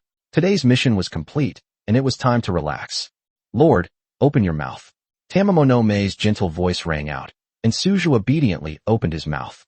Tamamonome then gently placed a golden orange in Suju's mouth. My lord, is it delicious? Tamamonome asked Suja with a smile. Suja, wearing baggy shorts, lay lazily on a beach chair and nodded, enjoying Suzuri's massage, while Tamamonome fed him. Before him lay Xingchuan, where numerous beautiful women were bathing in the lake, occasionally casting flirtatious glances at Suja, as if intentionally trying to seduce him. This is what real life is like. Suja's face was filled with a satisfied smile, and he was very pleased with the scene before him. My lord, you certainly know how to enjoy yourself. A voice came, and a pure white celestial horse slowly landed beside Suja. Bingna dismounted from the Pegasus. Bingnai. Suja turned to look at Bingnai. Have you finished with everything? Suja asked Bingnai. I'm done with my work. By the way, where are Leon and Liua? Does the Lord know where they went? Bingna asked casually as she sat down next to Suja. If Leon and Liua aren't in the territory, then they should be in the technology base in the Black Iron world, Suja said slowly. Is that so? Bingnai smiled and suddenly picked up Suja, then lay down on the recliner and placed Suja on her lap. Bingnai, what are you doing? Suja was a little confused by Bingnai's sudden action, but the soft feeling of leaning against her was quite comfortable. It's been so long since I've hugged the Lord, Bingna said with a grin. Suja pouted. It was just the night before last. However, Suja didn't care too much. In fact, he felt more comfortable this way. For the rest of the time, Suja spent his time having fun with the troops in his territory. Time flies by. The next morning, Suja noticed that Tamamonome's tail was covering him. He stretched and gently pushed the languid eye off him before getting out of bed. A new day has begun. Suja took a deep breath. Time really flies, Suja muttered to himself as he got dressed and went to wash up. As usual, I first collected the daily rewards, including the 100 spirit ores from the power ranking and the 10,000 gold coins from the money tree. Suja then immediately began the daily recruitment process. Immortal plus 160, God plus 160, Elementalist plus 160, Star Archer plus 320, Dragon plus 160, Elf plus 160, Fallen Angel plus 160. After completing his daily recruitment tasks, Suja stretched again. No, I can't keep going like this. Suja thought to himself as he recalled his indulgence yesterday. Only 7 days left. Time really flies, Suja remarked, noticing that the beginner period was almost over. Chapter 172, A Little Girl Full of Murderous Intent. Ding! Chaos Invasion is about to begin. Please select difficulty. S. A, B, C, D. S rank difficulty. Suja decisively chose S rank difficulty. Just as Suja was selecting the difficulty level, a sleepy-eyed little girl walked past him. It's Luo Mao. Luo Mao, where are you going? Suja asked the little girl. Luo Mao is going to kill monsters. Monsters are so delicious. Luo Mao muttered as she walked towards the black stone city wall with her eyes closed. That appearance showed no skill whatsoever, relying entirely on sheer enthusiasm. Suja's lips twitched slightly as he looked at the little girl who was full of murderous intent. This little guy has a really strong desire to kill. Suja then turned his attention to the Institute of Biology. 2 days had passed, and it was time to check on the situation. With this in mind, Suja headed straight for the Blackstone City Wall, intending to go to the Research Institute after the Chaos Invasion ended. As the saying goes, when a child is quiet, they're definitely up to no good. Since being recruited, Alice and Qin Shiryao have plunged into the Biological Research Institute. The two of them have been there for 2 days now, and it's unclear what they're tinkering with. The crucial point is that these two are the most dangerous people in the territory, and they've ended up together. To be honest, Suja was still a little worried. This isn't a simple matter of 1 + 1 is equal to 2. On the Blackstone City Wall, Suja stared at the surging void, and saw strange creatures emerging from it. He narrowed his eyes slightly. It's not bugs today, but strange creatures? Suja looked at these strange creatures with some surprise. In essence, these anomalies are all sources of contamination, and ordinary soldiers would easily be contaminated by them. However, Suja's troop type is a different story. If even his troops can be corrupted, then probably no troops can resist these anomalies. Time passed by, second by second. 2 hours later, Suja opened the 3D territory map and shouted, "Devour!" Ding! Your territory's blessed land attribute has been triggered. Your territory has expanded by 40,000 meters. That's it. Suja was stunned when he saw that only one notification message pop up. This has been going on for several days in a row, and every time it's triggered, it's the same simple prompt, which leaves him speechless.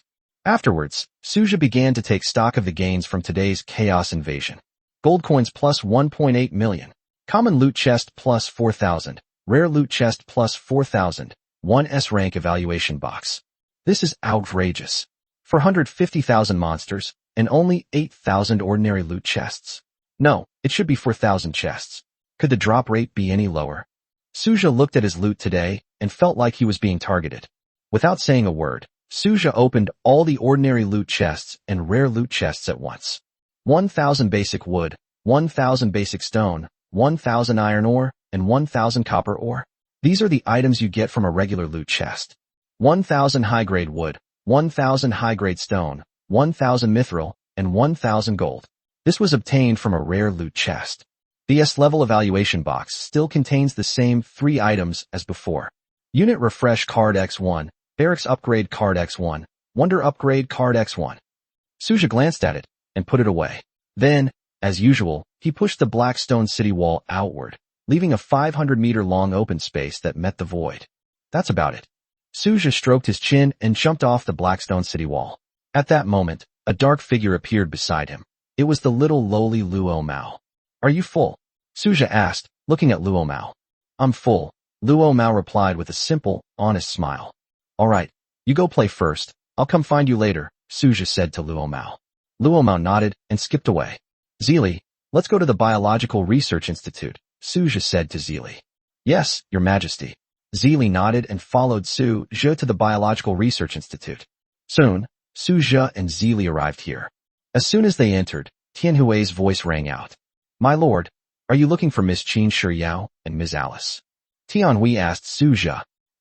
Why do you call Qin Shiryao Miss and Alice a Miss? Suja asked curiously. Was there some significance to this? These are the titles that Miss Qin Shiryao and Ms. Alice chose themselves. Lord, you can also set your own unique titles, Tianhui replied. Oh, I see. Then you can just call me Lord. I'm here to see them. Which floor are they on? Suja asked slowly. My lord, Ms. Alice and Miss Qin Shiryao are both on the 3rd basement level. Please go to the 1st basement level for disinfection and to put on protective clothing, Tianhui said. Suja raised an eyebrow and then led Zi Li to the first basement level. After a simple disinfection, they put on heavy protective suits and entered the third basement level. Just as I stepped into the third underground level, a furious roar came from below. Roar! The roar was filled with pain and endless rage. I don't quite understand what happened, but this feels like the lair of a major villain in a movie. Suja clicked his tongue as he looked at the entire third basement level. He then put on protective clothing and led Zi Li, who wasn't wearing protective clothing, toward the laboratory on the third floor, passing by some detention rooms along the way. Although Suja didn't know what had happened in the room, the painful screams that could be felt across races made him realize that what was going on inside was probably not good. These weren't there when I came last time, and there were also level 10 robots guarding the area. These things weren't there last time. Is it to prevent riots? Suja pondered to himself as he looked at the underground base. Soon, Suja found Qin Shiyao in a large hall, but he didn't see Alice. My lord, Qin Shiyao said slowly to Suja, her eyes fixed on the unidentified scarlet liquid in the test tube in front of her. What is this? Suja asked Qin Shiyao curiously. Horned Demon Gene Potion, Qin Shiyao replied with a smile. Horned Demon Gene Potion? What's the use of this? Suja looked at Qin Shiyao with a hint of curiosity. Does your lordship want to know? Qin Shiyao asked Suja with a smile. Suja nodded, feeling very uncomfortable wearing the heavy protective suit. My lord, you can take off your protective suit unless you go to a special area. With your current physical condition, you should be fine. You'll just need to disinfect when you come in again, Qin Shiyao said slowly. Is that so? Upon hearing Qin Shiyao's words, Suja immediately took off his heavy protective suit and felt much more relaxed. Come on, let me see what this thing is used for. Suja stared curiously at the scarlet gene potion in Qin Shiyao's hand. Yes, my lord, please follow me, Qin Shiyao said to Suja. Chapter 173 I'm doomed. I've become the villainous boss? She led Suja to the outside of an experimental room, where a sleeping voidworm was kept, and several mechanical arms were placed nearby.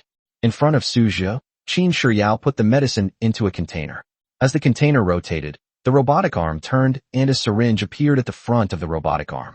The robotic arm rotated the syringe and pierced directly into the voidworm's body, slowly injecting the scarlet potion into it. My lord, don't blink, Qin Shiyao said with a mysterious smile. Hearing Qin Shiyao's words, Suja stared intently at the voidworm. The previously quiet voidworm suddenly erupted into a frenzied rampage, emitting bursts of hissing sounds. Its body throbbed violently, as if an invisible force was tearing at its flesh and blood.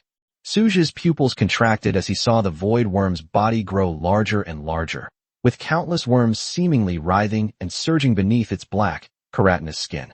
Some corrosive liquid flowed out from the voidworm's body, and Suja narrowed his eyes slightly. The white floor was otherwise unremarkable, except for some filthy liquid. This is a special floor that Ella helped me make. It can resist the corrosive effects of the voidworm liquid, Qin Shiyao explained with a smile, clearing up Suja's doubts. Suja nodded and continued to watch the voidworm. It rolled and swelled continuously, until finally its keratinous skin was peeled off the voidworm as if it were being ripped off alive. The voidworm, which originally had nothing under its skin, suddenly grew scarlet flesh. A cluster of claws suddenly tore out from under the voidworm's skin. A terrifying creature, resembling a void-horned demon, but with a voidworm's head that looked like a meat grinder, appeared before Suja. Roar! With a deafening roar, the terrifying creature slammed its fist against the glass in front of Suja, producing a muffled, drum-like sound. Suja looked at the raging monster inside, and then turned to look at Qin Shiyao. This thing has turned into a void-horned demon? Suja asked slowly. Qin Shiyao shook her head. It's not accurate to say that it became a void-horned demon. Rather, it was a genetic evolution. After fusing with the void-horned demon's gene serum, this creature combined the advantages of both the void-horned demon and the voidworm, Qin Shiyao explained slowly. It possesses the ability of the voidworm to melt everything and the powerful physical abilities of the void-horned demon, Qin Shiyao explained to Suja. Unfortunately, this is a failure. Qin Shiyao's tone carried a hint of disgust. In Qin Shiyao's opinion, such a work is not perfect, and it doesn't even qualify as a bioengineered war puppet. This is still a failed product? It looks pretty impressive to me, Suja said, looking at the creature in front of him that was constantly pounding on the glass. Qin Shiyao shook her head again and continued. These fused creatures have no reason and only kill each other in a frenzy. They even kill their own kind, and are completely uncontrollable. At this point, Qin Shiyao rubbed her temples. Perhaps it's because the void worm's level is too low, or perhaps the void horn demon's genes are too violent. Further experimental data is needed to determine the specific reason, Qin Shiyao said in a deep voice, then looked at Suja. Suja also looked at Qin Shiyao. Why are you looking at me like that? I don't understand any of this. I need your support, my lord. I heard that different monsters appeared in the world you visited last time, Qin Shiyao said with a smile. No, that thing is too dangerous. That world was destroyed because of researching that stuff. Suja refused without even thinking. My lord, I'm not talking about now. I'm talking about the future, Qin Shiyao said with a smile. Suja looked at Qin Shiyao's expectant eyes and remained silent for a moment. Let's talk about this later. By the way, where's Alice now? Suja asked Qin Shiyao. A strange glint flashed in Qin Shiyao's eyes as she looked at Suja. Lord, are you sure you want to go? Hearing Qin Shiyao's words, Suja thought to himself that he came here to find out what these two women were up to. Otherwise, why would he come here? Since your excellency is going, I'll take you there, but don't regret it later, Qin Shiyao said with a smile, leading Suja and Zili deeper into the Biological Research Institute.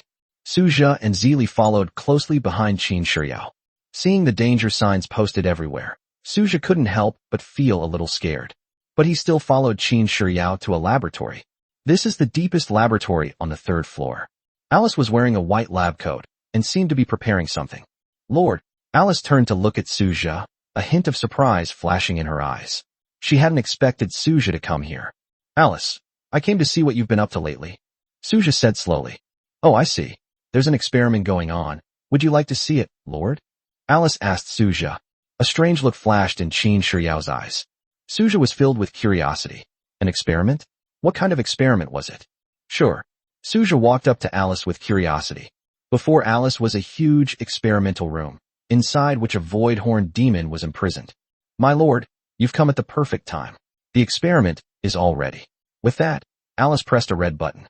A colorless and transparent gas was ejected from the experimental room. Only the sound of the gas being released could be heard. In an instant, Suja's expression changed drastically.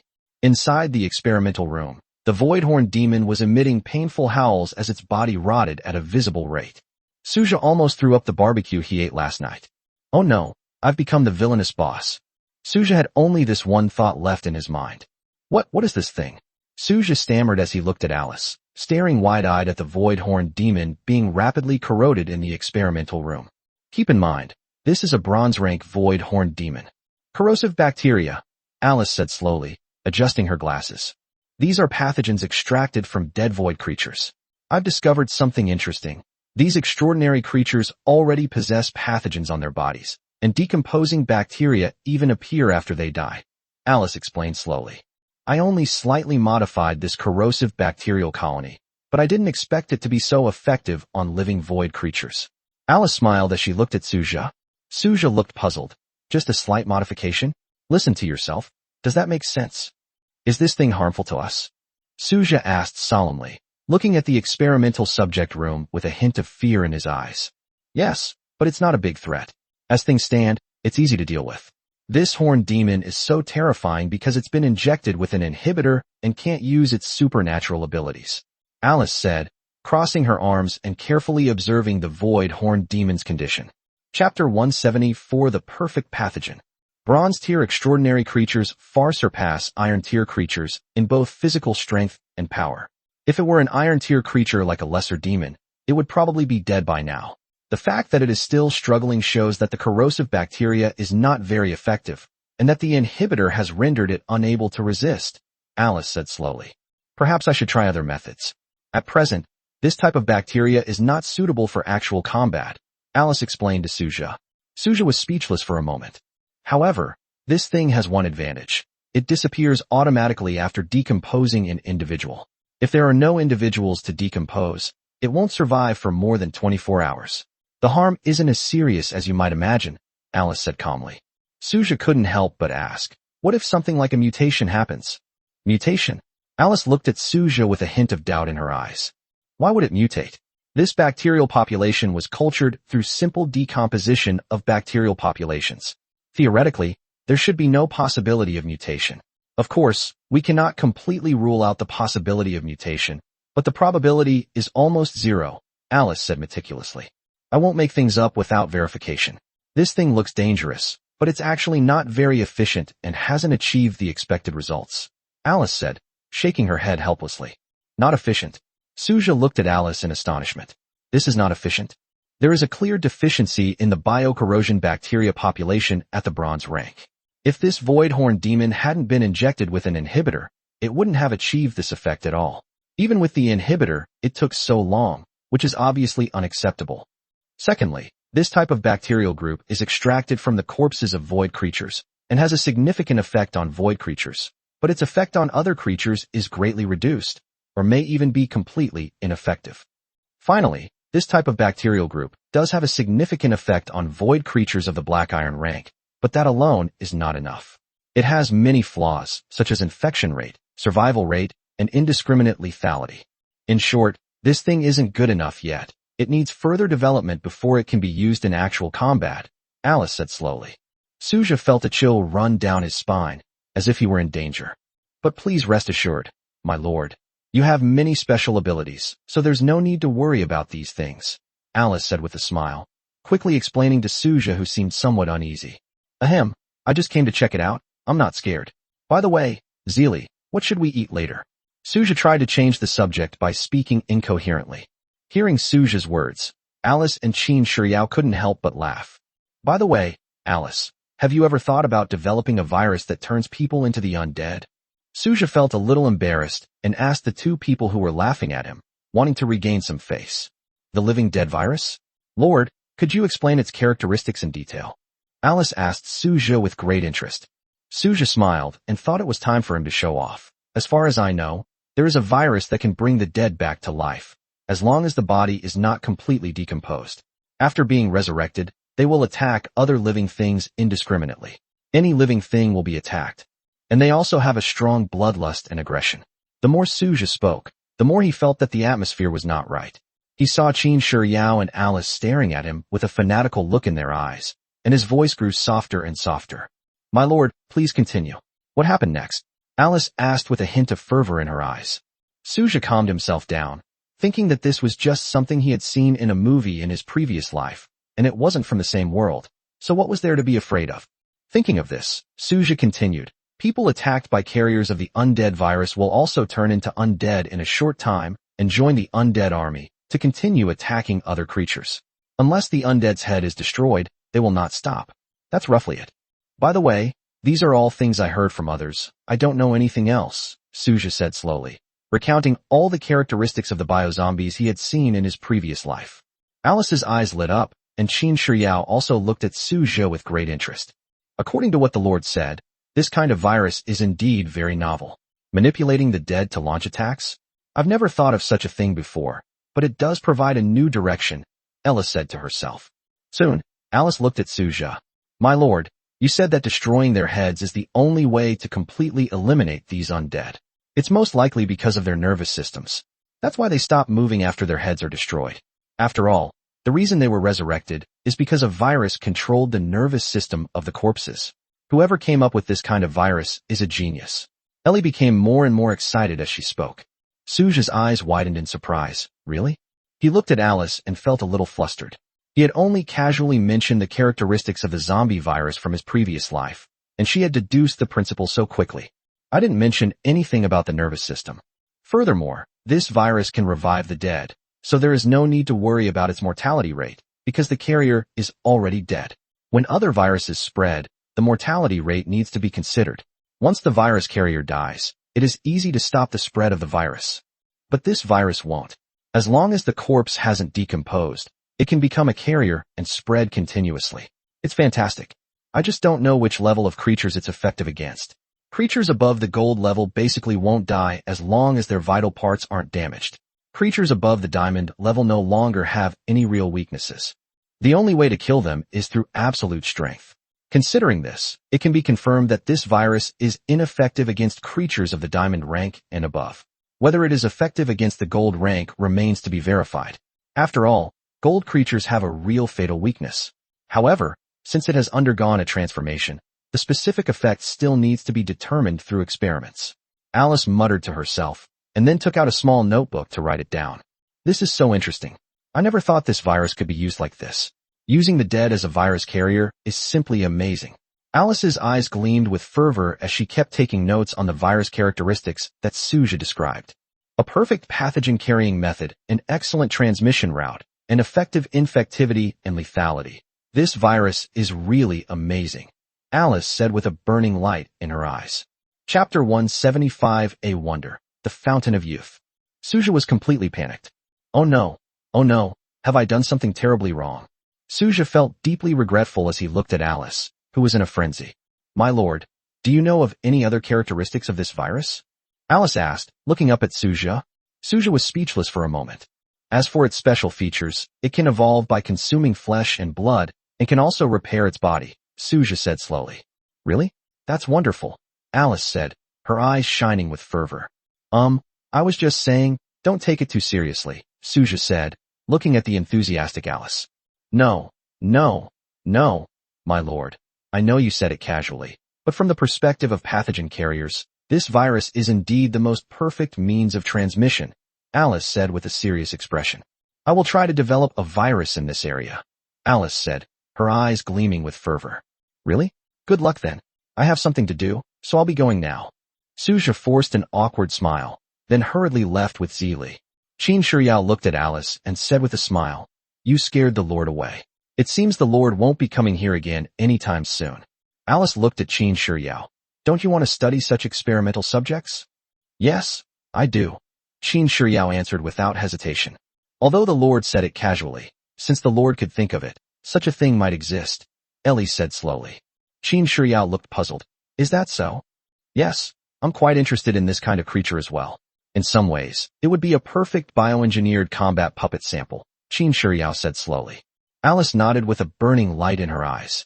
On Suja's side, Suja left the Biological Research Institute with Zili and finally breathed a sigh of relief.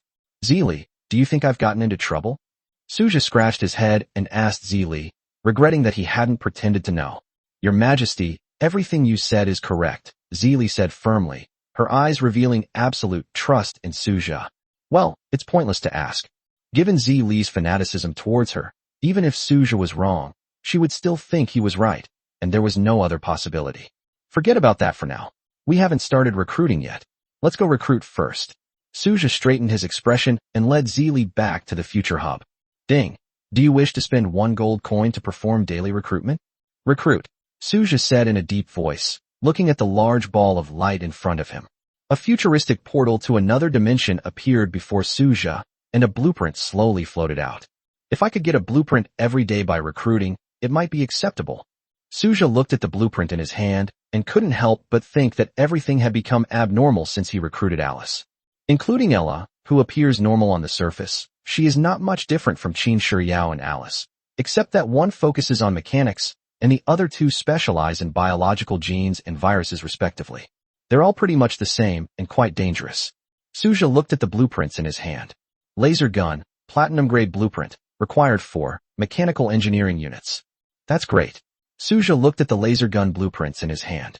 He already had a laser sword. Now he had both melee and ranged weapons.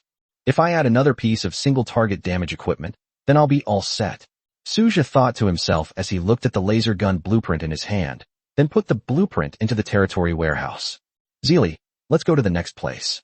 Suja led Zili straight to the shrine. Yodoheim, Tamamonome, Suzuriheim, and the Reikage are already waiting here.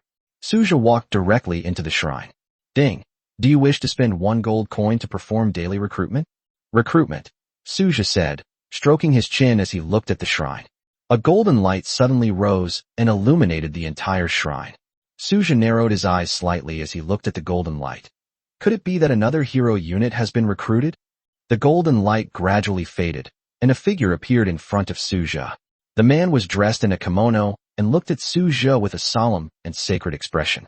Amaterasu greets your excellency, Amaterasu said to Suja with a solemn expression and a sacred tone. Amaterasu. Suja looked at Amaterasu with curiosity in his eyes, and then checked her attributes. Name, Amaterasu. Loyalty, 100. Experience points, 0 out of 100. Level 1. Rank, God level. Unit, Hero, Great Sun Spirit Amaterasu. Talent, Eternal Sun. Skill, Undying Flame. Potential, S rank, Saint rank, attribute bonus. Introduction, the legendary sun god of the island nation, the deity who governs the sun, possesses the majesty of the sun god, but has not yet truly developed his own divinity. Suja looked at Amaterasu with great interest. He had to admit that Amaterasu was stunningly beautiful and exuded an aura that inspired awe and made people afraid to approach her. Of course, this aura is effective on others, but it's a different story for Suja. Most importantly, it is still uncertain whether the person in front of us is the legendary sun goddess of the island nation. Amaterasu, this is Yodoheim, that's Reikage, and here's Suzuri, Tamamonome, and Shiri. Please get to know everyone, Suja said with a smile. Amaterasu nodded slightly, her gaze sweeping over Yodoheim, Reikage, and the others. Reikage, Tamamonome, Yodoheim, Suzuriheim, I'm entrusting Amaterasu to your care, Suja said with a smile. Understood, Lord. Reikage and the others replied in unison. Amaterasu maintained her aloof and superior demeanor. Suja just smiled and didn't take it to heart. For him, God was the one thing he had no shortage of in his own territory. Amaterasu's arrogance stems from her status as the sun goddess, and it has no impact on Suja as long as her loyalty is not an issue. Suja then took Li and left the shrine, returning to the Lord's mansion. Amaya, Luna, Suja called out. Amaya and Luna appeared in front of Suja instantly. Let's go. The resource war hasn't even started yet, Suja said to the two. The two nodded and led the divine army into the Lord's space. 10 minutes later, Suja, Amaya, and Luna returned to the territory. Suja looked at the bronze-level SSS resource chest that had appeared in his backpack. Ding! Open the SSS-level resource chest. Open. Suja looked at the SSS resource chest with anticipation, hoping to get some surprises, just like yesterday's resource chest. Ding! You have acquired a Tier 1 barracks, skeleton graveyard. Ding! You have obtained a barracks upgrade card X1. Ding! You have obtained 1 troop refresh recruitment card. Ding! You have obtained a wonder upgrade card X1. Ding! You have obtained the wonder, Fountain of Youth. Huh. Suja looked at what he had gotten from the SSS level resource chest and was somewhat incredulous. Chapter 176, The Temple of Death. Is this really something I can do on my own? Good heavens, is it real or fake? Suja looked at the things that had been unearthed, a military camp and a wonder. Although there were only 2 things, he felt like he had made a huge profit just from the military camp alone. You should know that obtaining a barracks is entirely a matter of luck. No matter how many resources you spend, you might not be able to get one. Basically, no one will sell a barracks. Unless they're out of their minds. Even the worst military camp wouldn't act rashly. Wonder, Fountain of Youth. Suja turned his gaze to the wonder that had appeared, even though the amount of resources he had obtained from the SSS level resource chest today was not much. But a barracks alone is already a great deal, not to mention the added wonder. Suja quickly checked its specific attributes. Name, Fountain of Youth, disposable blueprint. Level, advanced. Materials, 1 million high-grade wood, 1 million high-grade stones, 100,000 life-type divine blood, 1 million spirit stones, 100 million gold coins. Introduction. Legend has it that this spring water can grant immortality, allowing one to live an endless lifespan after consumption, provided, of course, that one doesn't get killed. Note, in the face of absolute power, the so-called immortality is nothing but a joke. Are you tempted? Suja raised an eyebrow, staring at the Fountain of Youth. This was a high-level wonder, and it was the first time he had ever seen one. However, given his current situation, he simply cannot gather all the necessary materials. Putting everything else aside, the prices of gold coins, spirit stones, high-grade wood, and high-grade stones are all ridiculously high. Only high-level lords can afford them, and Suja simply doesn't have that ability right now. Not to mention the 100 units of life-type divine blood. Where was he going to find a life-type god and bleed him out? Even if we do find it, who knows who will bleed whom out in the end? Perhaps in the end, it will be the gods who bleed him. This thing is indeed valuable. If it can be built, we can obtain resources continuously. However, it doesn't seem to have any practical use for me right now. Suja pondered, stroking his chin. For Suja, the blueprints were somewhat useless. The gains were not proportional to the efforts. But for the major merchant guilds in the main world, this item is of considerable value. After all, there will always be some people in this world who fail to become lords, including members of some top families who, due to various accidents or other reasons, just miss out on the position of Lord. There are quite a few people like this, and many large families have similar situations. This could be a decent auction item, Suja thought to himself. The value of this blueprint was undeniably high, but it also seemed reasonable to underestimate its worth. Even high-ranking lords don't necessarily have unlimited lifespans. You have to know that not everyone can get their hands on a statue of faith. It depends on luck and opportunity. It's alright. Suja felt that the blueprints could bring him a lot of resources, so he simply put them away. As for building this thing himself, putting aside the effectiveness, the materials alone wouldn't be worthwhile for Suja. Moreover, can he really hold on to this thing? This is also a major issue that we must consider. Suja then turned his attention to the newly opened Tier 1 barracks, the Skeleton Graveyard, and checked its attributes. Name, Skull Graveyard. Level 1. Rank, First Rank. Recruitment, 10,000/10,000 daily. Cost, 1 gold coin, /1 use. Introduction. This is the basic and crucial unit of the Undead faction and the Chaos faction. You may think it's weak, but you can't say it's useless. Note, we are the Scourge. It's an undead unit. Suja narrowed his eyes slightly. To some extent, undead units are not a popular type. After all, they are the dead. Living beings inherently have a sense of disgust towards the dead, and similarly, the dead are filled with hatred for life. This is a reason ingrained in their very bones. Furthermore, according to statistics from the Lord's world, 9 out of 10 units that betrayed the Lord came from the Chaos faction, and 8 of these 9 traitors were undead. This is not an exaggeration, but a fact, and there may be more to it than that. Even demon units, as long as their needs are met, are not as prone to betraying their Lord as undead units. The most fundamental reason is the undead's hatred of life. That's the key. This means that once undead units reach a certain stage of development, they often become hostile towards the Lord, leaving the Lord with only 2 choices. The first option is to abandon the undead units, and the second option is to transform yourself into an undead. Of course, after the transformation, it is still a Lord, only in an undead form. In fact, quite a few lords choose to become undead. Most high-level lords will try to become undead when they have no hope of breaking through, in order to gain more lifespan. Of course, this approach is not advisable and is explicitly prohibited. Because after being transformed into an undead, the Lord will also develop a hatred for life, and will be unconsciously distorted by this emotion, and will unknowingly come to loathe life, which is the biggest reason for its prohibition. However, as people often say, this is something that cannot be completely eliminated simply by banning it. Let's return to the present moment. Suja was undecided about whether or not to deploy undead units. From a certain perspective, deploying undead units would give him an additional god-level barracks, which is indeed a good thing. Suja wasn't worried about the undead faction betraying them. After all, their 100% loyalty was a given. The problem lies in the fact that other unit types reject undead units, which is the most critical issue. The undead are inherently hostile to all other factions, including those of the same chaotic alignment, as they abhor all life. I need to think about this carefully. Suja took a deep breath. What would happen to his territory if he recruited undead troops? Will there be skeletons everywhere, rotting corpses all over the place, and even ghosts roaming at night, with a ghost suddenly appearing in front of you while you're sleeping? Thinking about this, Suja suddenly became conflicted. Or should we wait and not recruit now? Suja pondered, should we put this matter aside for now and recruit people after the territory expands a bit more? But he didn't want to waste time, since recruiting even one more person felt like a bonus. A god-level undead unit shouldn't be too ugly, right? Suja muttered to himself, thinking about the high-level undead units known in the Lord's world.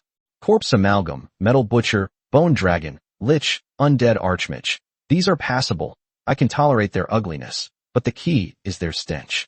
Imagine this. In your paradise-like territory, a rotting corpse fusion monster suddenly appears, as tall as a mountain, constantly dropping rotten flesh and emitting a foul stench. Swarms of flies buzzed incessantly, like a dark cloud. Just thinking about it made Suja feel like he was about to collapse. Among the undead units, the only one that Suja found cool was probably the Death Knight. Riding a Nightmare Black Knight, that was really cool. Forget it, let's just recruit. We can't have all those disgusting junk units in our god tier units. Suja thought to himself, and then took out the Undead Graveyard. Ding! Tier 1 Barracks. Undead Graveyard detected. Your affix has triggered a god-level evolution. Ding! You have obtained the god tier barracks. Death Temple. Suja looked at the Death Temple that appeared in his hand. It was full of the unique style of the undead. The walls were made of white bones, and the whole building exuded a gloomy and terrifying aura, with a black eerie light. Chapter 177 Daughter of Death, Rona. Suja checked its attributes. Name, Death Temple. Level, None. Rank, God level. Unit, Undead. Recruitment, 1/1, daily. Cost, 1 gold coin/1 use, constant. Original price, 10 million gold coins/1 use. Upgrade, not upgradable. Introduction. This is a unique, god-tier building in the undead faction, unprecedented and unparalleled. It is a special building born from a miracle, which cannot be upgraded or refreshed for recruitment. Note, death is the eternal destination. This is too incredible. Suja looked at the attributes of the Death Temple. The recruitment price of 10 million gold coins per recruitment had far exceeded the cost of recruiting other types of troops before. Suja became increasingly curious about what kind of god-level troops the Temple of Death could recruit. He currently doesn't know what a god-tier undead unit looks like. He doesn't recall ever having a god-tier undead unit before. Suja placed the Temple of Death directly next to the Shikigami Shrine, naturally in the correct order. A terrifying, bone-strewn palace appeared in Suja's territory. The entire Temple of Death was built from countless piles of bones. Suja looked at the deathly temple filled with white bones and led Zeely inside. The spacious hall was empty except for a pentagram magic circle on the floor. Ding. Do you wish to spend 1 gold coin to perform daily recruitment? Recruit. Suja stared curiously at the magic circle on the ground. The magic circle flickered with an eerie light, followed by endless dark light shooting into the sky, and a red aura spreading outwards. A figure slowly emerged from the crimson light. Oh my, you're the Lord? A little girl with golden twin ponytails carrying a giant war scythe, wearing a purple-black Lolita dress, had a haughty smile on her delicate face and purple-black lips, giving off a dark vibe. Suja looked surprised. This? Looking at the little girl in front of him, Suja's eyes were filled with curiosity. This isn't the image of the undead we were expecting. Where are the ghosts? Where are the zombies? My lord, you're quite the oddball, staring so intently at a little girl. The little girl looked at Suja with a teasing smile. Suja was taken aback again. Huh? So, what's your name? Suja asked the little girl. My name is Rona, Lord. You must remember it well, or I'll be very angry. Rona said earnestly to Suja. Luona? Okay, I got it. Suja looked at Luona and then checked her attributes. Name, Luona. Loyalty, 100. Experience points, 0 out of 100. Level 1. Rank, God level. Hero, Death Maiden Rona. Talent, Death Touch. Skill, Life Harvest. Accompanying weapon, Reaper's Scythe. Potential, S-Rank Saint Rank. Introduction. Legend has it that she is the embodiment of death, and everything withers wherever she goes. But she is still too weak right now. Note. Death is the end of all life, but also the beginning. Looking at Rona's attributes, Suja thought, the concept of death is truly the ultimate weapon. The curse of death from the Demon Blade Princess was already outrageous enough. But Rona's talent is even more extraordinary. Touch of Death has a certain chance to ignore level and trigger an instant death effect. This talent is simply outrageous. It can actually trigger an instant death effect regardless of level. Suja looked at Rona, feeling that this arrogant lowly was somewhat similar to the previous Star Eater, Luo Mao. However, Luo Mao is more insane. She goes into a frenzy once she starts fighting. As for Luo Na's specific situation, Suja doesn't know much about her yet. My lord, why are you staring at me like that? Are you planning to do something strange to me? Do you want me to get pregnant with your child? No, I absolutely won't resist if that happens. Rona said, closing her eyes and blushing, looking completely at ease. Suja's face immediately darkened. He lightly tapped Rona on the head, clearly annoyed. Luo Na looked at Suja with a somewhat confused expression. Does the Lord not want this? Doesn't he want to turn me into? Before Rona could finish speaking, Suja covered her mouth. Suja stared at the little girl, Luo Na, with a dark expression on his face. What's this little guy thinking about all day? Is it all just a jumble of yellow waste? Stop, there are some things we can't say anymore, or we won't pass the review, Suja said to Luo Na. Hearing Suja's words, Rona looked at him and said, Isn't what I'm saying exactly what the Lord is thinking? Suja's face darkened. Zeely, she's in your care now. Take her to level up first, Suja said to Zeely. Understood, my lord. Zeely nodded in response. Listen to me. Go with Zeely, and come back when you reach level 10. Suja said with a smile. Chapter 178 Healthy competition is the best development trend. Okay, I'll definitely be a good girl. Luo Mao replied, swinging her pigtails haughtily as she followed Zili. Suja breathed a long sigh of relief. This is completely different from what I imagined. Suja thought to himself. He had originally thought that he would summon an extremely ugly monster. Unexpectedly, the person they attracted was a little girl. Thinking about it carefully, it makes sense. Apart from a few other god-level creatures in a pantheon, everyone else is undeniably good-looking. None of them were ugly. Of course, the specific pantheons mentioned here refer to the Cthulhu pantheon. Honestly, none of the gods in this pantheon are good-looking. You'd be lucky if they even looked human, let alone anything else. Suja left the Temple of Death. As soon as he came out, a figure flashed beside Suja, Manhwa. Suja looked at Manhwa. Lord, is this a new barracks? Manhwa asked, looking at the Temple of Death behind Suja. Suja nodded, looking at Manhwa with curiosity in his eyes. Is the matter settled? Manhwa smiled and nodded. How was it resolved? Suja asked Manhwa curiously. If the child misbehaves, just give him a good beating, Manhwa replied with a smile. Suja looked at Manhwa with a hint of surprise in his eyes. If it were really that simple, Manhwa wouldn't have taken so long. It's about defeating them in their areas of expertise, Manhwa explained with a smile. Suja's pupils contracted as he looked at Manhwa. No wonder it took so many days. Defeat them in other areas where you excel? Suja was taken aback. Manhwa nodded. That's right, Manhwa replied with a smile. And what about them now? Suja asked Manhwa curiously. They've behaved themselves now, each leading their own legions away, so I'm finally free. Manhwa stretched, revealing her graceful figure. All right, you're more relaxed about these matters concerning the Immortal Clan now, but they're still your responsibility. I don't care about the rest. You don't want to be outdone by others, do you? Suja said with a smile. Upon hearing Suja's words, Manhwa's smile froze. As the first unit recruited by Suja, Manhwa naturally did not want to see the Immortal Clan surpassed by other units.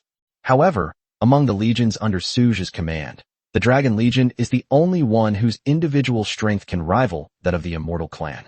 When it comes to Legion battles, the Frost Warrior Legion undoubtedly deserves the top spot. This is why Manhwa's smile froze when Suja said those words. The current Immortal Clan army is comparable to the Dragon Clan army. The ordinary Immortal Warriors below are alright. However, none of the 7 Immortal Clan Legion commanders, including Leon, were convinced of Manhwa's authority. Although they were convinced now, it didn't mean they would be in the future. They were both exceptionally talented individuals, each possessing distinct personalities, which was the root of their resentment towards Manhwa. Things were alright before liberation, but they got even worse after liberation. On the Dragon Legion's side, Shadow and Augulus basically don't get involved. Unless the little female dragon makes a mistake, no matter what happens, Shadow and Augulus won't interfere. My lord, you're putting too much pressure on me. What if I can't handle it? Manhwa said irritably. Haha, I trust you, Manhwa, just as you trust me. Suja replied with a smile. You're already at level 20. As long as you have enough resources, you can advance to level 30. You don't want your territory's legion ranking to be low then, do you? Suja said with a smile. Manhwa looked at Suja in silence for a moment, then took a deep breath and nodded, saying, This concubine will certainly not disappoint the Lord. Hearing Manhwa's words, Suja smiled and said, Then I look forward to the performance of the Immortal Clan Legion. When the time comes, apart from the 3 special barracks, I will rank the other 7 barracks into legions, from the 1st Legion to the 7th Legion. Then it's up to you too. Suja smiled and looked at Manhwa.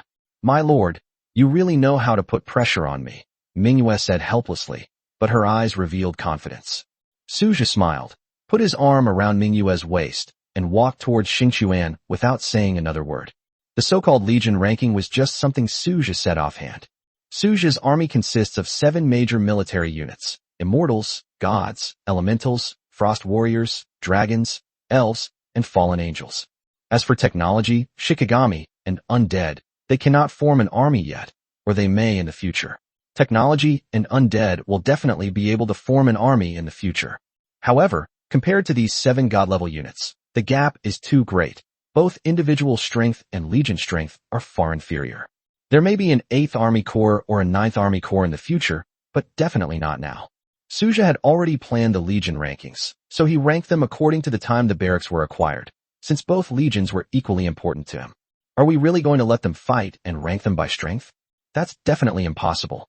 In the end, Suja said that because he wanted to motivate his troops and stop them from being so lazy. Moreover, ranking them according to the time of acquisition is fair, and there's nothing for anyone to complain about. Otherwise, in a real Legion war, the outcome would be a foregone conclusion. The Frost Warrior Legion would undoubtedly win. With the various barracks characteristics of the Frost Warriors, plus the territory affix buff, there are basically no legions under Suja's command that can rival the Frost Warriors. In terms of individual strength, the Immortal Clan is considered to be in the top 2 and vying for first place. To some extent, the Dragon Legion is the strongest ace legion under Suja's command.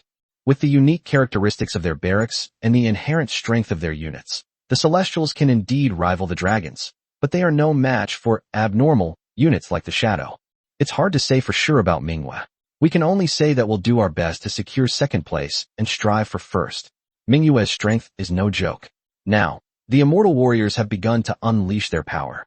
This is a power that can rival divinity, and being on the same level as divinity can also be understood as a manifestation of divinity. Ultimately, Suja said all this simply to stimulate the competitive spirit of other troop types in the territory and to make the territory more vibrant. Otherwise, they would all be like salted fish now. Dragon units, in particular, are incredibly lazy and mostly just sleep unless absolutely necessary. Manhwa let out a soft, comfortable sigh. It feels like it's been ages since I've felt this relaxed, even though it's only been a few days. Manhwa smiled as she soaked in the lake, while Suja lay down beside her. Chapter 179, An Aura of Despair and Terror. This only proves one thing, Suja said with a smile, looking at Manhwa. What's the problem? Manhwa looked at Suja curiously. That means you miss me, Suja said with a smile. Upon hearing Suja's words, Manhwa gave him a charming glance before turning over and immersing herself in the lake face to face with him. My lord, I think you're right, Manhwa said with a smile, and then sat down on Suja's lap. Ripples spread across the hot spring lake.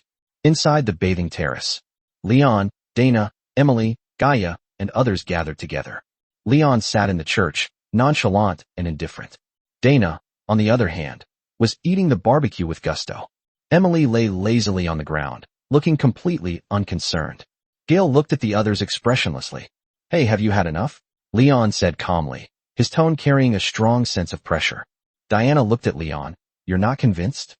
This is so boring, Emily said lazily, yawning as she stood up from the ground. If you lose, you lose. Don't be a sore loser, or no one will want to play with you in the future. Emily yawned as she lazily looked at Leon and Diana. We lost this time, but I'm not going to play this boring game anymore. Do as you please, Diana said calmly. Dina, what do you mean? Leon looked at Diana. Literally, there's nothing shameful about losing to Manhwa, Diana replied with a yawn. If you want to get revenge, then go ahead. I'm not playing along anymore. I've had enough of playing with you once, Diana said slowly. Me too. This game is boring. It's like children playing house, Emily said casually. Amy is right. A loss is a loss. There's no point in saying anything more. We might as well eat more, Diana said while eating grilled meat. I don't really care, but it seems our alliance has fallen apart, Emily said with a smile. Gaia looked at the others with smiles on their faces, especially Leon. Is that all? Leon glanced at Gaia, the guy who loved to stir up trouble and had the most twisted personality. She is jealous of everything in the world that she doesn't have. She appears to be the most normal person, but in reality, she is the most twisted. It's simply outrageous. Forget it, there's no reasoning with you. Don't get me involved in these kinds of things next time. It'll be hard to clean up the mess once the Lord gets involved. Leon said calmly, and was the first to leave the immortal creation platform. Leon is right. I don't care who's the boss as long as we have food, Diana said casually, and then left. Emily smiled and looked at everyone. I don't care about this kind of thing, but it looks like our alliance is over. With that, Emily left. On Suja's side, my lord, Emily appeared and saw Manhwa and Suja, then took off her clothes and walked into the lake. Manhwa looked at Emily curiously. Don't look at me like that, boss. I was just playing around. I'm not playing anymore now, Emily said with a smile. I'm afraid it's not that simple. If I weren't strong enough, it wouldn't be as simple as just playing around. Manhwa directly saw through Emily's little scheme. Emily wasn't embarrassed. She just smiled and didn't say anything. All right, we're all companions. I don't care about anything else, but the bottom line can't be crossed. No one is allowed to break the rules, Suja said, leaning against the hot spring lake with his eyes closed, enjoying the moment. Emily smiled. Mingwei didn't say anything more. Time passed slowly. The next morning, Suja watched as Mingwei and Emily got out of bed and, as usual, collected 10,000 gold coins from the spirit crystal fruit tree and 100 spirit ores from the combat power ranking. A new day has begun. There are only 6 days left after today. Time flies. Suja squinted slightly as he pondered. There are still 6 days left. The robot army is not in a hurry. The territory can be upgraded to level 5 on the last day. The super large energy barrier device can be made soon. Suja was planning his next move. I suddenly realized that my task was actually quite easy. Forget it, let's recruit first. Suja went straight to the immortal creation platform. Bright Moon and the 7 Legion commanders of the Celestial Warriors, Leon, Dina, Emily, Gaia, and others are all here. Suja greeted Mingwei and the 7 Legion commanders with a smile, then walked into the immortal creation platform. Ding! Do you wish to spend 160 gold coins to conduct daily recruitment? Recruit. Suja looked at the statues of the ancestors of the God Clan at the Immortal Ascension platform, and black light shone forth. Immortal Warrior plus 160. Suja then began recruiting daily in order. God Warrior plus 160, Elementalist plus 160, Frost Warrior plus 320, Dragon plus 160, Elf plus 160. All recruited units are regular troops. There are no hero units. Finally, Suja arrived at the Fallen Temple. My lord. Chelsea looked at Suja with a beaming smile. Suja smiled and nodded. Let's go recruit some companions first. The chaos invasion is about to begin. Suja said with a smile, leading Chelsea into the Fallen Temple. Ding. Do you wish to spend 160 gold coins to conduct daily recruitment? Recruit. Suja looked at the fallen angel statue. As the gray light rose, Chelsea looked at the scene before her thoughtfully, a strange glint in her eyes. Suja also saw that usually, fallen angels appear in endless black light, and only when hero units appear will there be other colored light curtains. A gray-white figure appeared in front of Suja. As soon as it appeared, Suja felt endless negative emotions such as desolation, decay, and emptiness. Chapter 180 Pale Wings, Kia? It was as if everything in the world was withering away, disappearing into silence, and sinking into oblivion. Kia greets your majesty, Kia said, kneeling on one knee and bowing his head to Suja. She was tall, with long gray hair that was slightly pale, and the wings on her back were also pale white. Get up first, Suja said to Kuya. All the fallen angels recruited this time were as pale as Kuya. Kia slowly rose, his eyes vacant, as if he were born that way, filled with endless deathly stillness. Suja checked Kuya's attributes. Name, Kuya. Loyalty, 100. Experience points, 0 out of 100. Level 1. Rank, God level. Unit type, Hero, Pale Wings, Kia. Talent, Annihilation. Skill, Pale Waterfall. Accompanying weapon, Spear of Annihilation. Potential, Saint level. Affix bonus. Introduction. The legendary fallen angel of death brings misfortune from birth, causing everything around him to move towards annihilation and death.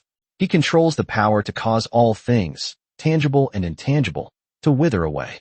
He is the fallen angel who symbolizes death. Note, annihilation, return to nothingness, and decay are the eternal destinations. Suja took a deep breath and looked at Kuya, who had actually recruited a formidable character this time. The power to wither everything is truly terrifying. Suja then looked at the other annihilation angels, or perhaps it would be more accurate to call them Deathsay angels. Their talents were different from Kuya's. They possessed the power of destruction, had additional attribute bonuses, and each wielded a companion weapon, the Deathsay spear. Another legion added, not bad, Suja said with a smile. Kia, from now on, you will be in charge of the angels of death. This is Chelsea. Get to know each other. Chelsea will explain all the rules of the territory to you, Suja said to Kia. Kia nodded, his expression indifferent and devoid of any emotion, even his eyes remained empty. Suja left the fallen temple, leaving the rest of the matter to Chelsea with peace of mind. Just as he stepped out of the fallen temple, 2 figures gracefully descended from the sky and appeared beside Suja. They turned out to be 2 little girls. Luo Mao Luo Na. One carried a large hammer, the other a giant scythe on his shoulder. Seeing this, Suja couldn't help but feel a headache coming on.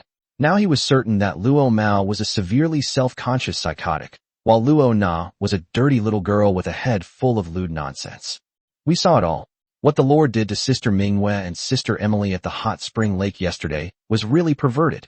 The lewd lowly Rona, with her verbal tick, attacked Su Zhe with her first words. Su Zhe looked at Luo Na and saw that her face was flushed. He cursed himself inwardly for blushing.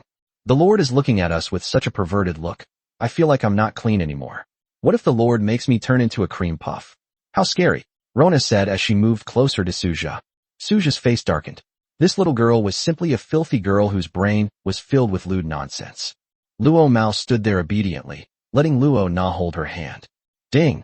Chaos invasion is about to begin. Please select the difficulty. S, A, B, C, or D. S rank difficulty. Su Zhe chose S rank without hesitation.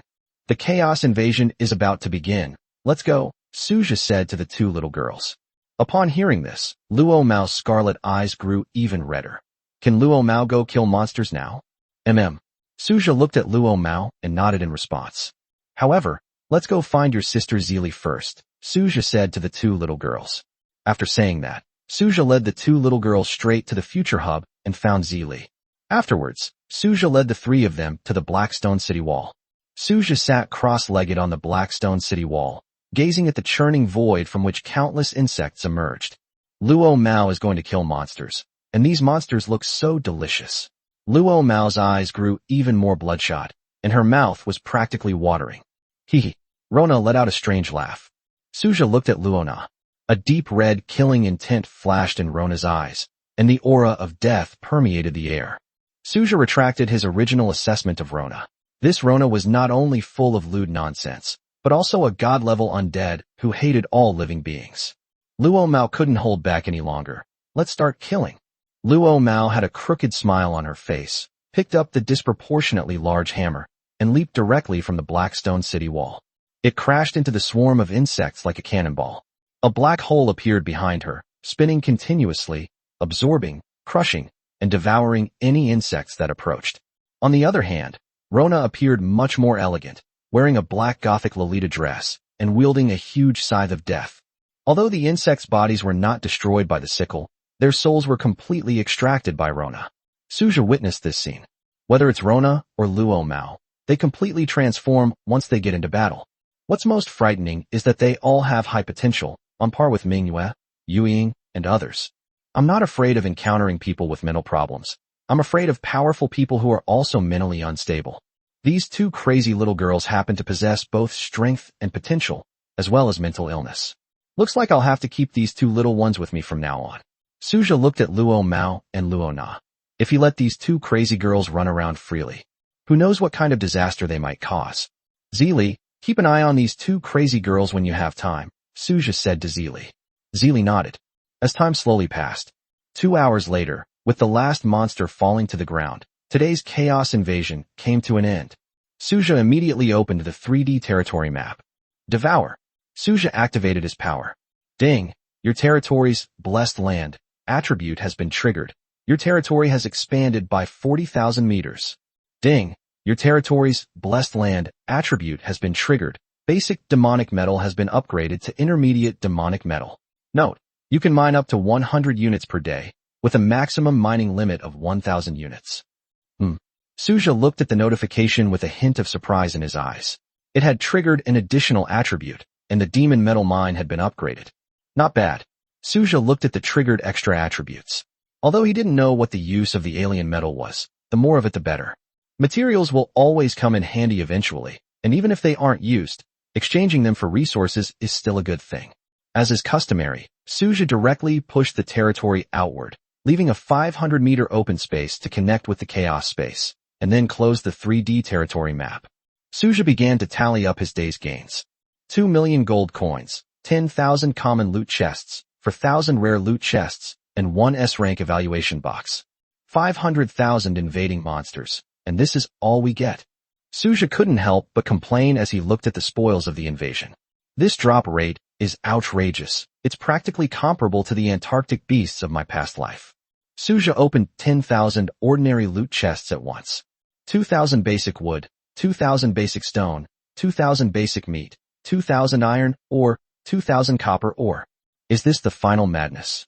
Su Zhe pondered as he looked at the resources he had acquired, then shook his head and continued to open 4,000 rare loot chests at once. 1,000 high-grade wood, 1,000 high-grade stone, 1,000 mithril, 1,000 gold. Not bad. Suja looked at the last S-level rating treasure chest.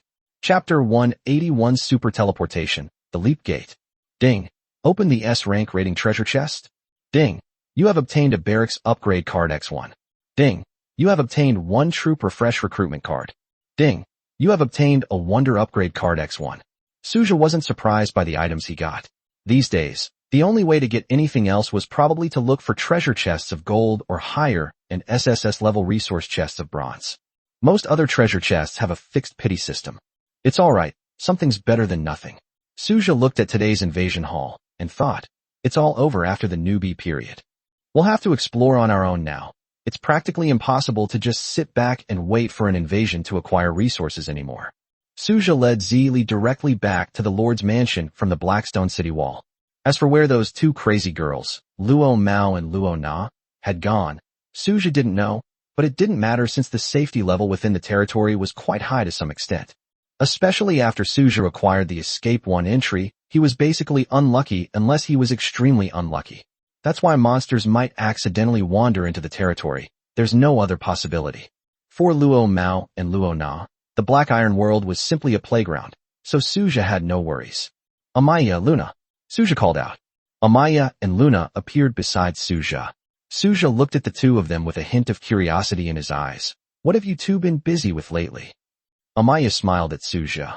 My lord, you'll find out soon enough. Suja looked at the mysterious Amaya and didn't ask any more questions. Recently, Amaya and Luna had only been waiting for him at the Divine Source Temple during recruitment. At other times, unless summoned, they will not appear and will remain mysteriously in the sky. Alright, you can arrange it as you see fit. Let's go. Suja said to Amaya and Luna, not paying too much attention. No matter what they do, Suja firmly believes they won't harm him. That's the key point. What they do isn't important. The purpose is what matters. Suja led Amaya and Luna straight into the Lord's space. 10 minutes later, Suja, Amaya, and Luna returned to the territory, where Suja was holding a bronze-level SSS resource chest. My lord, we'll get back to work now. Have fun, Amaya said to Suja. Suja looked at Amaya and Luna with interest. Alright, you 2 will keep me company tonight. Amaya rolled her eyes at Suja, then gracefully led Luna back to the sky, leaving behind the words, Understood, Lord. Suja watched Amaya and Luna return to the sky, feeling a little curious but not too concerned. After all, no matter what, Amaya and Luna won't harm me, and that's enough. Suja looked at the SSS level resource chest of the bronze tier in his hand. Ding. Open the bronze SSS level resource chest. Open it. Suja looked at the resource treasure chest with anticipation. Ding. You have obtained 1 troop refresh recruitment card. Ding. You have obtained 1 barracks upgrade card. Ding. You have obtained a wonder upgrade card X1. Ding. You have obtained 1,000 special metal cards. Ding. You have obtained 1,000 advanced alloy cards. Ding. You have obtained 100 special alloy cards. Ding. You have obtained 1,000 fire element crystal cards. Ding. You have obtained 1,000 thunder element crystal cards. Ding. You have obtained 1,000 frost element crystal cards. Ding. You have obtained 1,000 earth element crystal cards. All I got today were resources. Suja pondered to himself as he looked at the resources from the treasure chest, then put them away. These are all things that Suja needs. He can use the fire element crystal card to make psionic bombs, and the same goes for the other element crystal cards. Wonder upgrade cards. Suja looked at the wonder upgrade cards, realizing that he already had 17 wonder upgrade cards in his hand. However, Suja currently has no wonders that urgently need upgrading. The Fountain of Life does not need upgrading, nor does the Star Fountain, and the Idol of Worship is even less of a concern. The King's Treasury? Its special features haven't been developed yet, so even if it's upgraded, it probably won't be very useful. I'll save that for later, Suja thought to himself. Speaking of which, the Statue of Reverence will be upgraded soon. Suja looked at the Statue of Reverence standing in the territory, which currently has more than 4.5 million faith power. He will be able to upgrade tomorrow. As the number of troops in his territory increases, Suja will also gain more and more faith power. It's just a pity that Suja is still unable to communicate with faith power. That's the most fatal thing. Forget it, let's just wait. Suja looked at the revered statue. There was no point in thinking about these things now. The path to godhood was still long. To utilize the power of faith, one must reach at least the legendary level.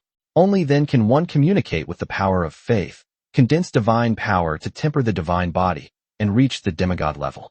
In essence, the power of faith belongs exclusively to the gods, and lords can only exploit it through trickery.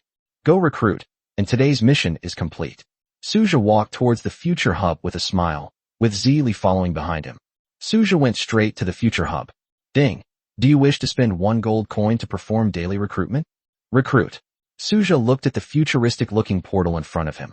A blueprint slowly floated out, which did not surprise Suja. He picked up the blueprints and examined them carefully.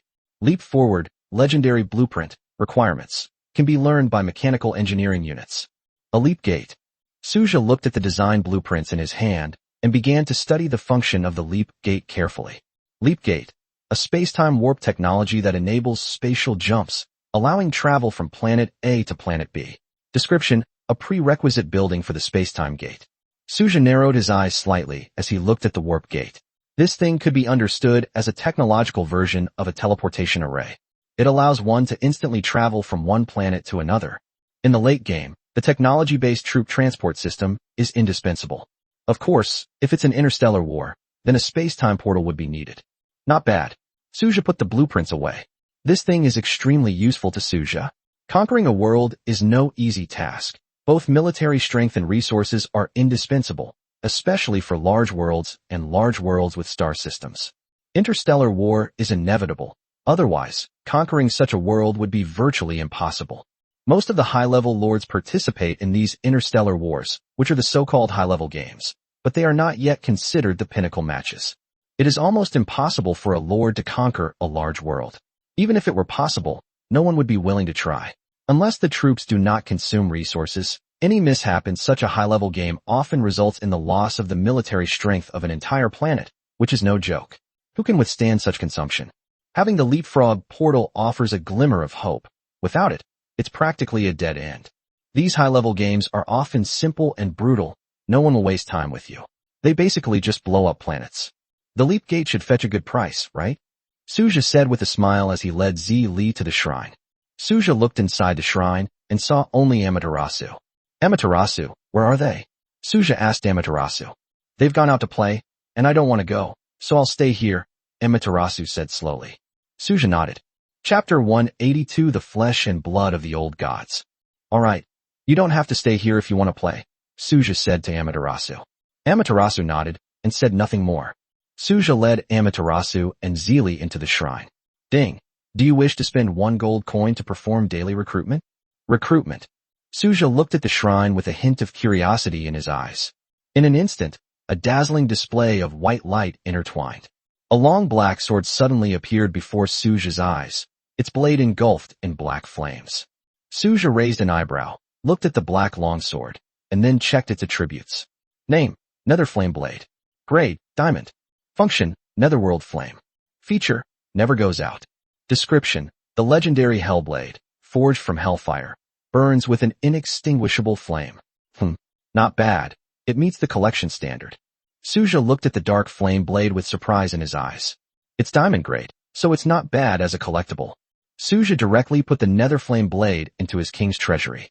Suja noticed that there were already 5 items in the king's treasury, but it was still too early for them to generate special properties. Let's go. Suja led Li and Tian Zhao away from the shrine to the last recruitment camp, the Temple of Death. Suja gazed at the Temple of Death before him. As expected, that perverted little girl, Rona, wasn't there. Suja led the two straight inside. Ding. Do you wish to spend 1 gold coin to perform daily recruitment? Recruit. Suja looked at the Temple of Death with anticipation. In an instant, countless auras of death converged, and stark white bones appeared before Suja. Suja looked at what appeared before him and found it to be a crown. A crown made of bones appeared before Suja's eyes. Countless spirits seemed to be wailing miserably on the stark white bones, and most eerily, wisps of terrifying light flickered and swirled on the white bone crown. Suja checked the attributes, and his pupils suddenly contracted. Name, the Crown of Annihilation of the Undead Emperor. Level, Demigod. Function, Resurrection of the Deceased. Characteristics, Necromantic Law, Self-Repair. Description, a world-destroying crown forged by a demigod-level undead emperor, containing a trace of necromantic law, capable of infinitely resurrecting undead as long as there is a corpse. Suja gasped. Is this for real? Suja looked at the world-destroying crown and realized it was a semi-divine artifact. Moreover, it contains the power of laws. This thing is simply a weapon of mass destruction. Suja muttered to himself, looking at the crown of annihilation. Forget it, I'll just keep it as a keepsake, Suja thought. It seems like none of the troops in my territory can use this thing. Even the crazy lowly Rona won't work. To be precise, Rona is a necromancer-type, god-type unit. Theoretically, she can use this, but for Suja, it's better to pass. After all, Lorna is already mentally unstable, so who can expect her to stay normal? If you're not careful, you could easily trigger an undead riot in your territory, which would be a huge problem. Suja directly added the world-destroying crown to his king's treasury. As Suja looked at his king's treasury, golden ripples spread around him with a thought, and treasures appeared before him in an instant. TSK, it really has become shiny and golden. Suja couldn't help but laugh and tease when he saw it. He then closed the vault. Where should we go today? Suja squinted slightly, pondering to himself. Just then, a figure hurriedly walked in. Lord, something has happened. Diana walked in from outside and said to Suja anxiously. Huh? What's going on? Suja looked at Diana with a puzzled expression. Diana glanced at Amaterasu and the other person, then took a deep breath and tried to calm herself down. Sister Ella said that she discovered something bad in the Black Iron world, Diana said in a deep voice. Suja looked at Diana, then walked out of the Temple of the Dead. Is it troublesome? Suja asked, looking at Diana. Yes. Diana nodded obediently. Shadow, Augulus, Suja called out loudly. Augulus and Shadow, who had been resting near the Void Dragon's nest, slowly opened their eyes. The next second, two enormous dragons appeared in front of Suja. Lord, Augulus and Shadow said in unison. Let's go to the Black Iron world first. Diana, tell me what happened there as we walk, Suja said to Diana. Diana nodded. Augulus looked at Amaterasu with some surprise, sensing an aura emanating from her, the aura of the sun god. Amaterasu, too, gazed at the colossal dragon before her, which appeared to be cast in gold, and sensed the power emanating from the sun. Too weak. Augulus glanced at Amaterasu and said coldly, then flew into the air with Yuing. Auguli, Shadow, you two go to the Black Iron world and protect Ayla, Suja said to the two dragons. Ella is the most important person, everything else can wait. Understood, Lord. Augulus and Shadow replied in a deep voice, then spread their wings and instantly passed through the portal to the Black Iron world. Suja turned to look at Diana. What exactly happened? My lord, it's like this. We dug up some bad things in that world, Diana said slowly. What bad thing? Suja asked, his brows furrowing slightly as he looked at Diana. The flesh and blood of the old gods, Diana said in a low voice. The flesh and blood of the ancient gods. Suja looked at Diana with a hint of seriousness in his eyes. Is this true? Suja couldn't help but think of the Star Speaker, which was mentioned in the main quest he triggered when he first went to the Bronze Fragment world. The world of the Star Speakers is probably in such a state of disarray because of a piece of the flesh and blood of an ancient god. If that's the case, Diana, are you alright? Suja asked Diana with a hint of worry. Diana looked puzzled. Huh? Then, Diana realized what Suja meant. Does your excellency mean the corruption of the old gods? Diana asked with a hint of surprise. Suja nodded. The so-called old gods. No, all gods are like this. They are all extremely powerful sources of pollution. Even gods are no exception. To some extent, gods are the biggest source of pollution because they are too powerful and too perfect. Biological instincts have always led us to pursue perfection. The pursuit of perfection is an instinct inherent in the genes of every living being. The more powerful a deity is, the stronger its corrupting power. This does not only refer to the gods in the Cthulhu mythos, but also to all known and unknown gods, who are all powerful sources of corruption. Because they are so powerful, weaker races instinctively worship this power and perfection.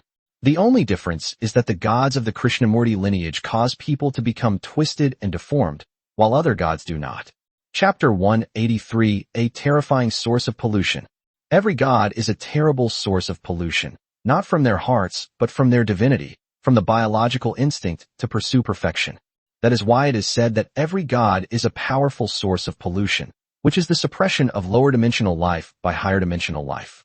When a deity truly manifests, there will always be people who cannot help but worship him. Ultimately, This is a choice made by biological genes. My lord, you misunderstand. Although we are ancient gods, our status is not low. Although there is a large gap in strength, we are not weak in terms of status, Diana explained to Suja. Rank. Suja looked at Diana, then understood and breathed a sigh of relief. The so-called rank is actually a class or level. Diana and the others are already at the god level, so Suja's worries are somewhat unnecessary. The real problem for Diana and the others is that they are relatively weak. In terms of status, none of them are not god-level beings, and their status is naturally not weaker than that of those gods. I was worrying too much, Suja said slowly. With that, he, along with Diana, Zeely, and Amaterasu, stepped through the portal to the black iron world.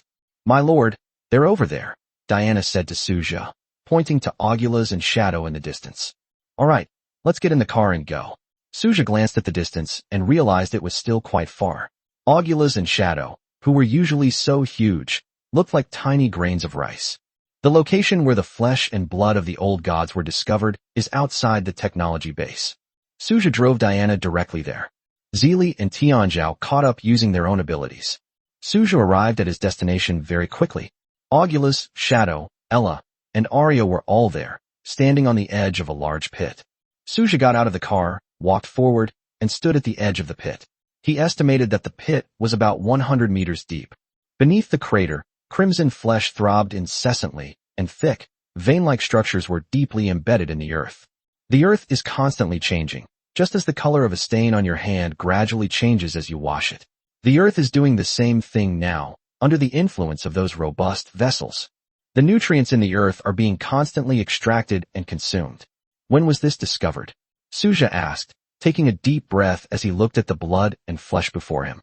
However, at this moment, Suja overlooked one problem: why he was able to withstand the influence of the old gods. Clearly, Suja hadn't noticed this small detail at the moment. Today, Ella's eyes gleamed with intense interest as she stared intently at the deep red flesh, her gaze filled with curiosity. Suja looked at Ella with the same look he had seen in Qin Shiyao and Alice. Suja had a headache. The flesh and blood of the old gods was a complete menace. Although it had some use, it also posed a great danger. However, seeing Ella's expression, Suja understood that Ella was also very interested in this thing. Fortunately, Ella is a mechanical engineer, not someone who studies genes, biology, viruses, or bacteria. Moreover, Qin Shiyao and Alice, the two key figures, are unaware of the situation here. However, a voice rang out the next second. What a beautiful treasure! Suja turned his head and saw that Qin Shiyao and Alice were there. What was going on? Manhwa, Isabella, and others also arrived. Suja was a bit overwhelmed by what he saw. My lord, may I eat it? Luo Mao's voice came. Suja looked at Luo Mao, who had appeared there at some point, and saw her swallowing hard and staring intently at the flesh and blood in the pit. How did you know? Suja asked, somewhat exasperated, grabbing Luo Mao's collar and pulling the little girl back. It's clear that the little lowly with the big eyes really wants to devour the flesh and blood of this ancient god. My lord, with such a commotion you've caused in the territory, it's impossible for us not to know, Manhwa said with a smile, looking at Aguilas and Yueying. Suja looked at Aguilas and Yueying. These two behemoths usually wouldn't leave their territory unless there was something going on, nor would they move around easily. Because they are so destructive, they spend most of their time dormant and growing. But once they start acting, it's hard for the other people in the territory not to notice them. They're such a big target, and unless there are special circumstances, Aguilas and Shadow will never come to the Dark Iron world. Stop. What do you think we should do with this piece of flesh now? Suja asked the heroic units present. Research gene therapy. Research the virus. Qin Shiyao and Alice spoke almost simultaneously.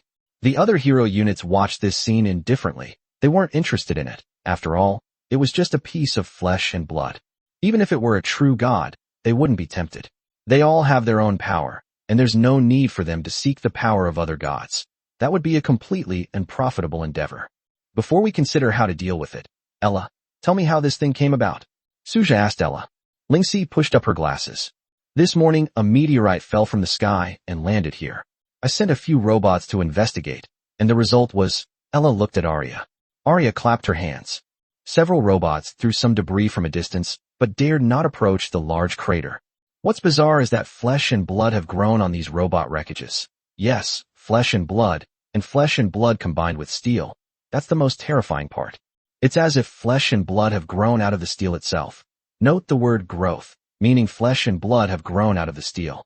This flesh and blood grew from the robot's steel shell and emitted a foul stench. Suja gasped as he watched this bizarre scene. Although he knew the influence of the old gods was great, he had to remember that this was a robot. Made of steel, it is essentially devoid of intelligence, or even intelligence at all. Nevertheless, due to the influence of the flesh and blood of the old gods, it underwent a mutation and flesh and blood grew from its steel body. These robots were affected by this flesh and blood as soon as they arrived here, and immediately rebelled and began attacking any living thing indiscriminately. Ella said, pushing up her glasses. So far, only the robots have been affected. Of course, this may be because these robots are of too low a rank, or it may be related to the divinity possessed by this piece of the old god's flesh and blood itself. In short, these are the things that happened before you arrived, Ella said slowly. Did it fall from the outside world? Suja looked up at the sky. This is a world of black iron, which, as mentioned before, is only the size of the blue planet from my previous life. Beyond this lies endless nothingness. It's possible that this piece of flesh was accidentally captured by this world and fell into it. Or it could be extremely bad news. That was when two ancient gods were fighting fiercely in the void, and this piece of flesh accidentally fell into the black iron world. If it's the first scenario, that's fine. But if it's the second, then it's a huge problem. This world would have to be abandoned. There's no way Suja can afford to offend the old gods right now. But it must have fallen into our world by accident, Ella added. Why? Suja asked Ella.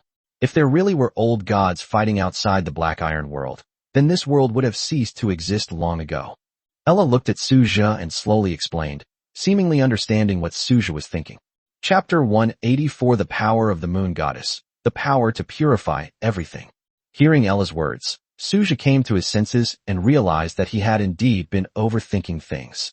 As Ella said, if two ancient gods were to actually fight, the aftershocks of that battle alone would be enough to destroy this world countless times.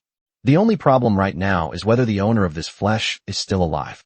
If he is, I suggest we leave it alone for the time being, Ella said slowly.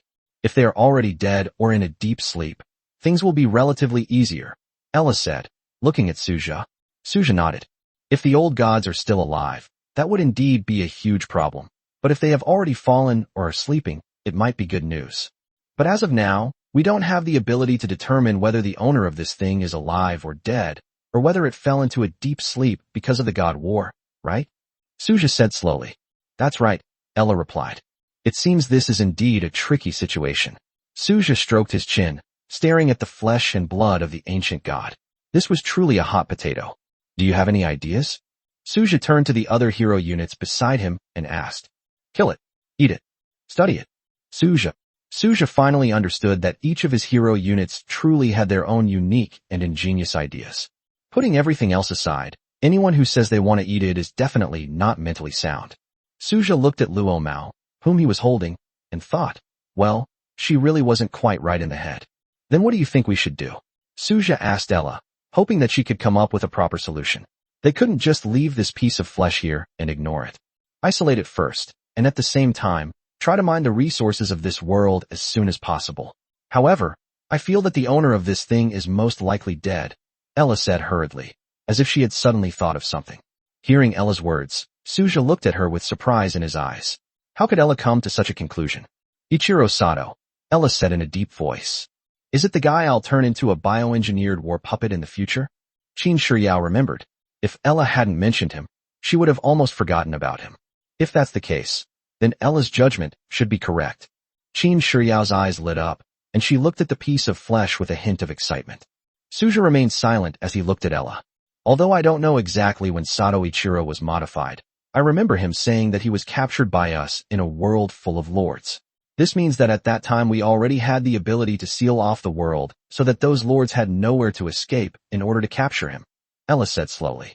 We haven't mastered such capabilities or technology yet, which is enough to show that, according to the timeline, Ichiro Sato was captured after we had the ability to block the world.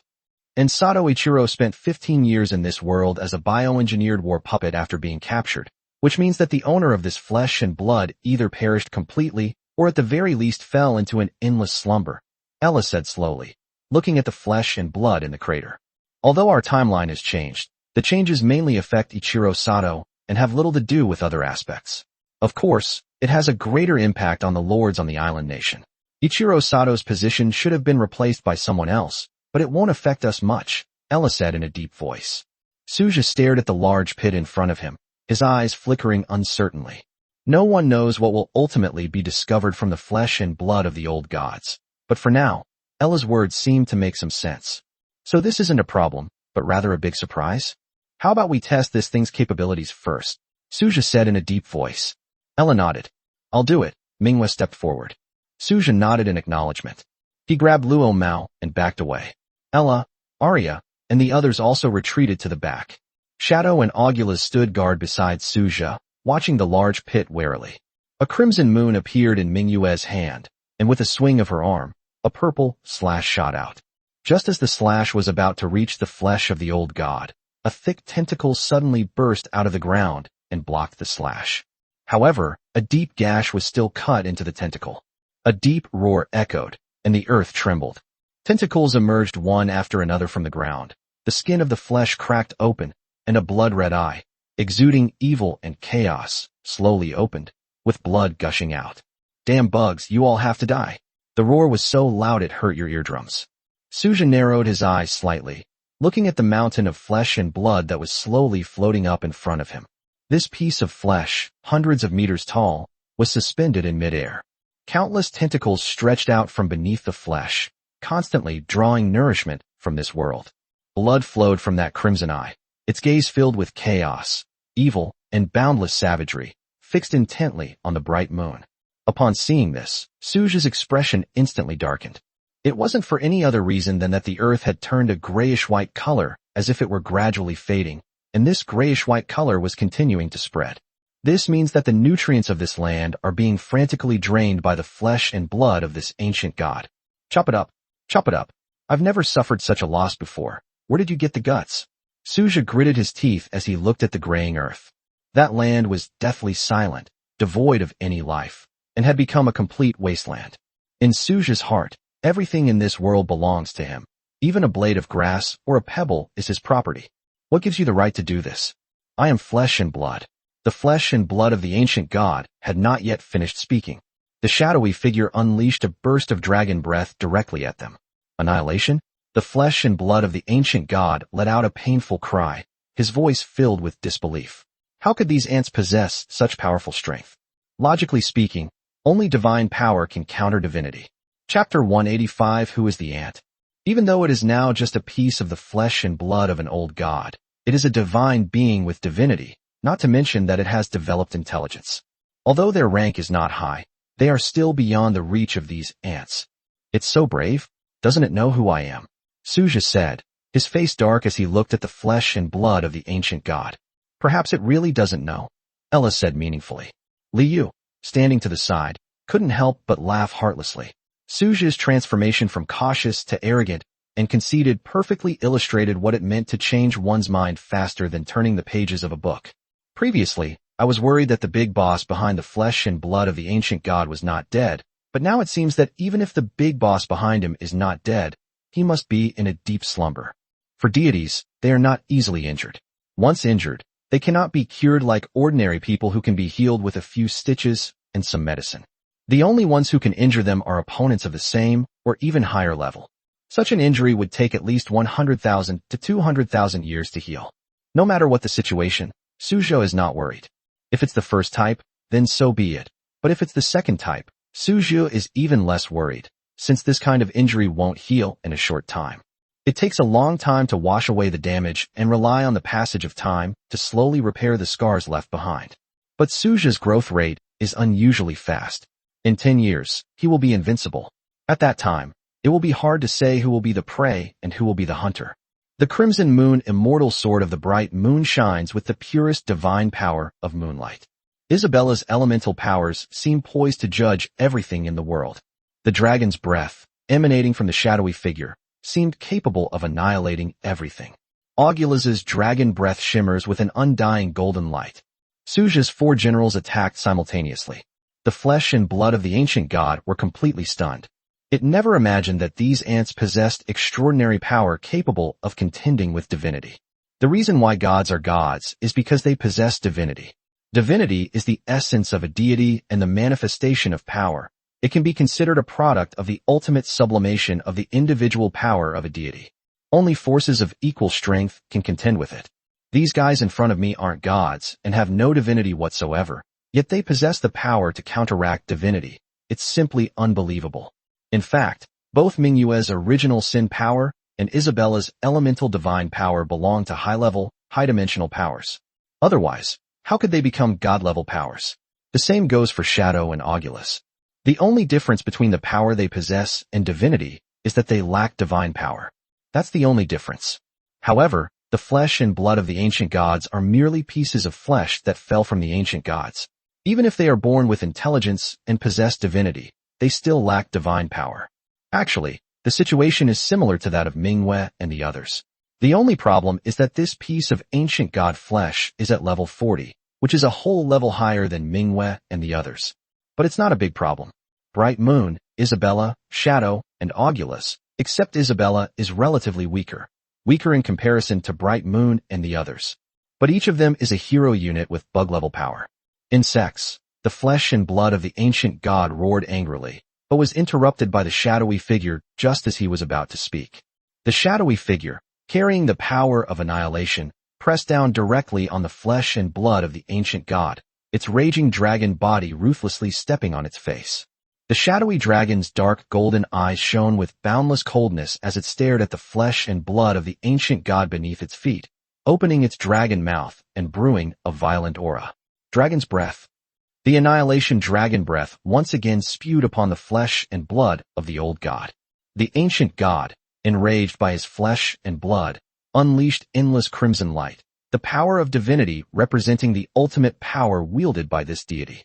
Although this attack wasn't enough to completely destroy the old god's flesh and blood, it did directly shave off a layer of flesh from the shadow. Roar! The flesh and blood of the ancient gods roared in anger. Although it was angry, it could only be anger or pure impotent rage. After all, it was being trampled underfoot by the shadow. Arrogance. Golden light emanated from Manhwa, and endless power of arrogance rapidly gathered, causing Mingyue's aura to change abruptly. How did you, trash, manage to condense divinity? Mingyue's voice rang out like that of a queen, radiating endless arrogance.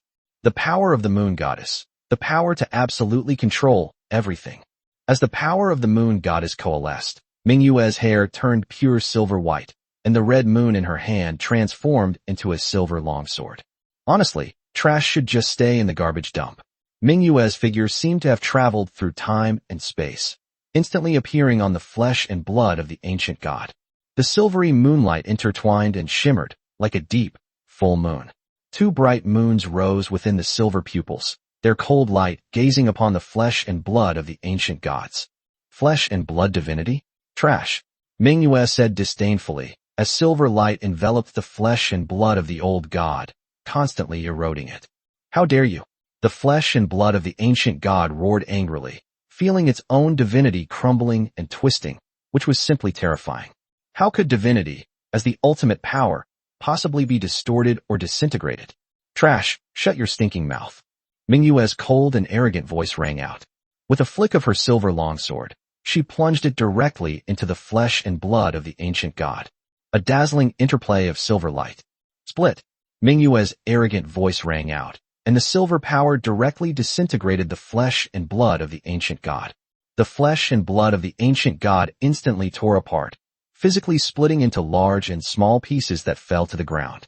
Seeing this, Isabella, Augulus, and Shadow stopped making a move. Suja watched this scene with excitement shining in his eyes. Handsome. Chapter 186 The Old God Flesh and Blood Research Project. He's really handsome. The silver light on Mingyue's body gradually dissipated. She looked at the old god's flesh and blood on the ground, which was divided into pieces. Silver light still flowed slowly on the pieces of flesh, which was the lingering power of the moon god. This guy shouldn't be dead yet, right? Suja said slowly, looking at the pieces of flesh still writhing in the pit. They had been separated by the moon goddess's power and could not be reassembled. It's not dead, my lord. Should we kill it? Manhwa asked Suja. No, This guy dared to trespass on my territory and think he could die so easily. But is there any problem with him still being alive in his current state? Suja said in a deep voice. There won't be any problem. The power of the moon goddess has cut off its way of absorbing external power and separated its body. Unless it can break the blockade of the moon goddess's power on its own, it will remain like this forever, Manhwa replied earnestly. Suja looked at Manhwa, never expecting that the power of the moon goddess that Manhwa used had such a wonderful ability. What exactly is this power of the moon goddess? Suja asked curiously.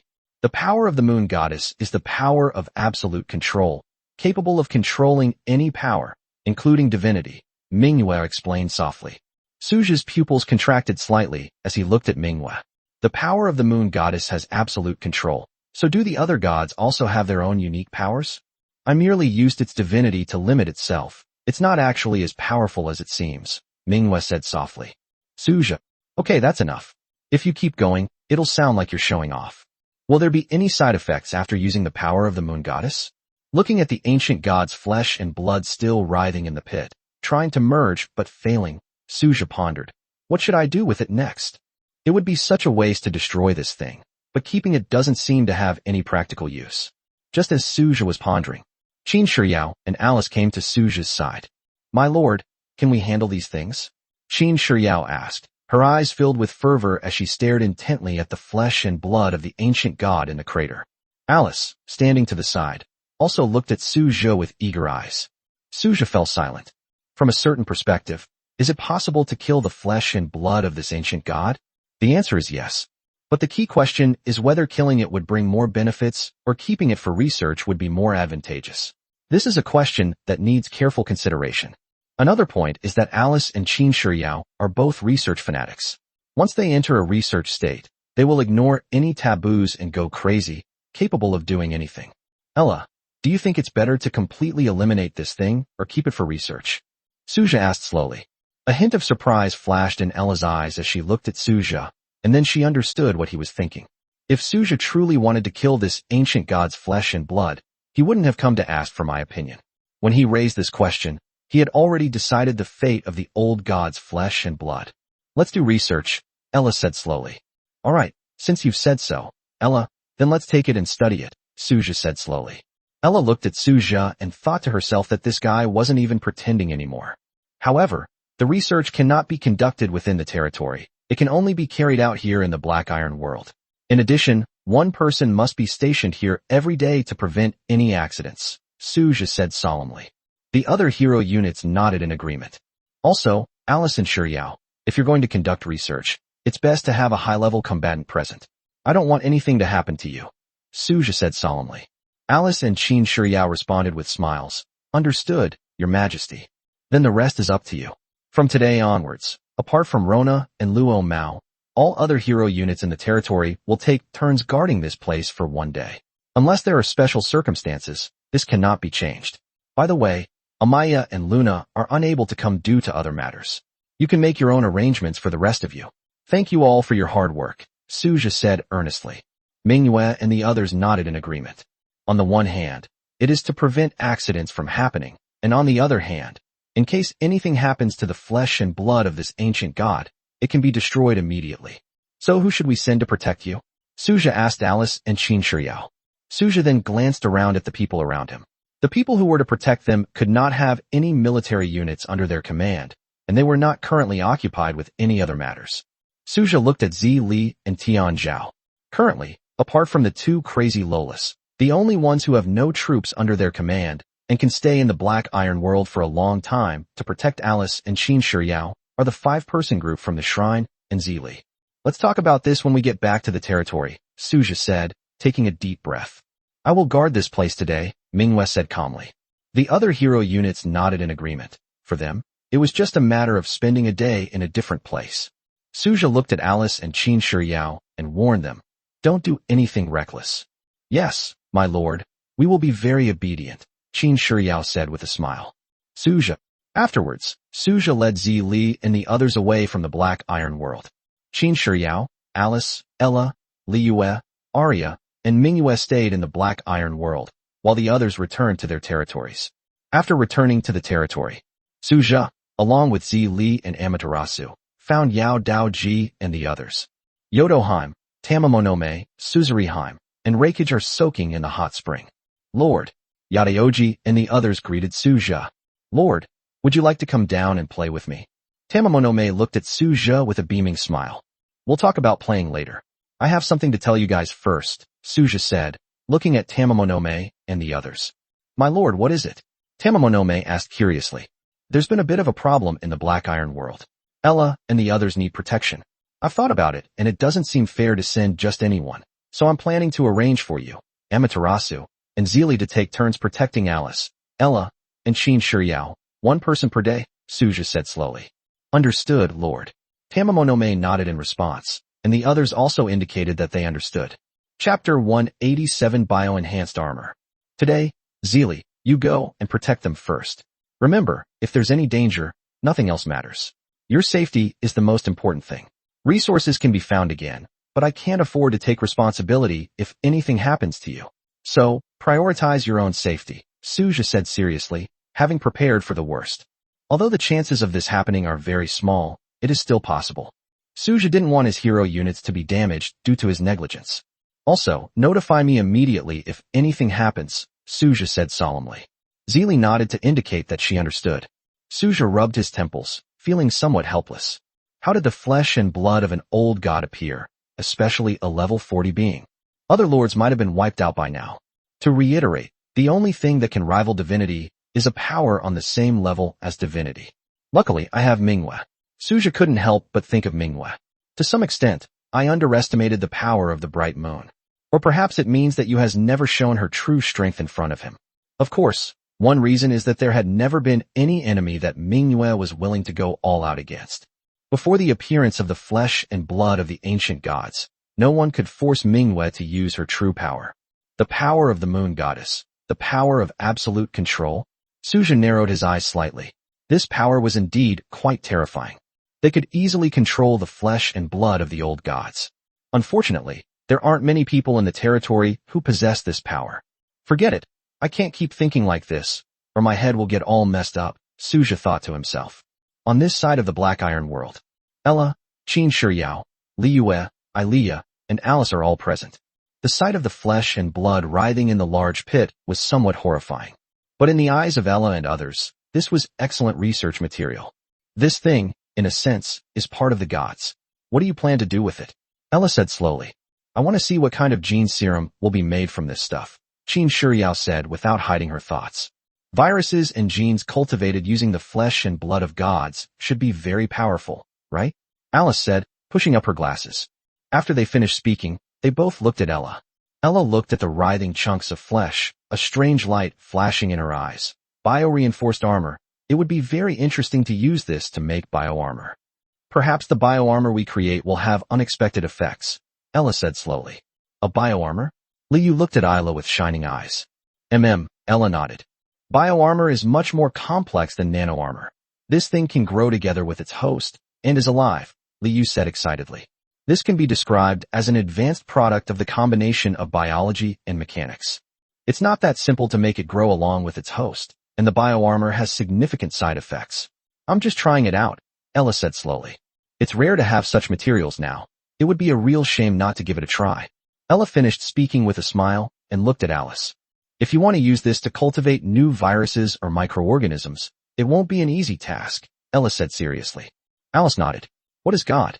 God is the ultimate evolutionary form of life, and can be considered the ultimate life form. Leaving aside the existence above God, God himself is the ultimate life form. It is virtually impossible for bacteria or viruses to be cultivated on the flesh and blood of the old gods. Although the flesh and blood of the old god is just a piece of flesh and blood, it comes from the gods, and has become a divine being even though it has gained sentience and become weakened to some extent. However, it is still extremely difficult to use it to cultivate viruses and bacteria with terrifying lethality. The first challenge is to confront the divinity of the flesh and blood of the old gods and the divine power contained within it. Secondly, even if it were truly discovered, such a virus and bacteria would be far too terrifying, implying the emergence of a virus and bacteria that would shatter divine existence, something that is simply unimaginable. In conclusion, this is by no means an easy task, and it is not something Alice can do simply by wanting to. Time passed slowly. The next morning, Suja woke up in bed and looked at Luo Mao and Luo Na lying sprawled on top of him. Suja rolled his eyes helplessly. These two crazy little girls were really bold. Only they would dare to use him as a cushion.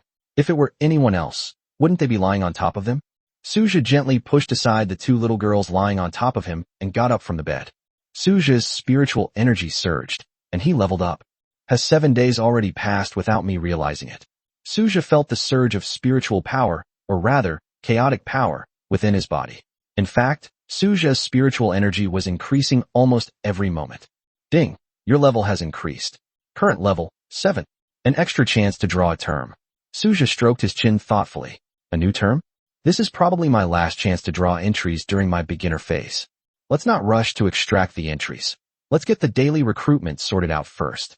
After thinking it over, Suja began to collect the 100 spirit ores and 10,000 gold coins from the spirit crystal fruit tree rewards from the combat power ranking, and then quickly washed up.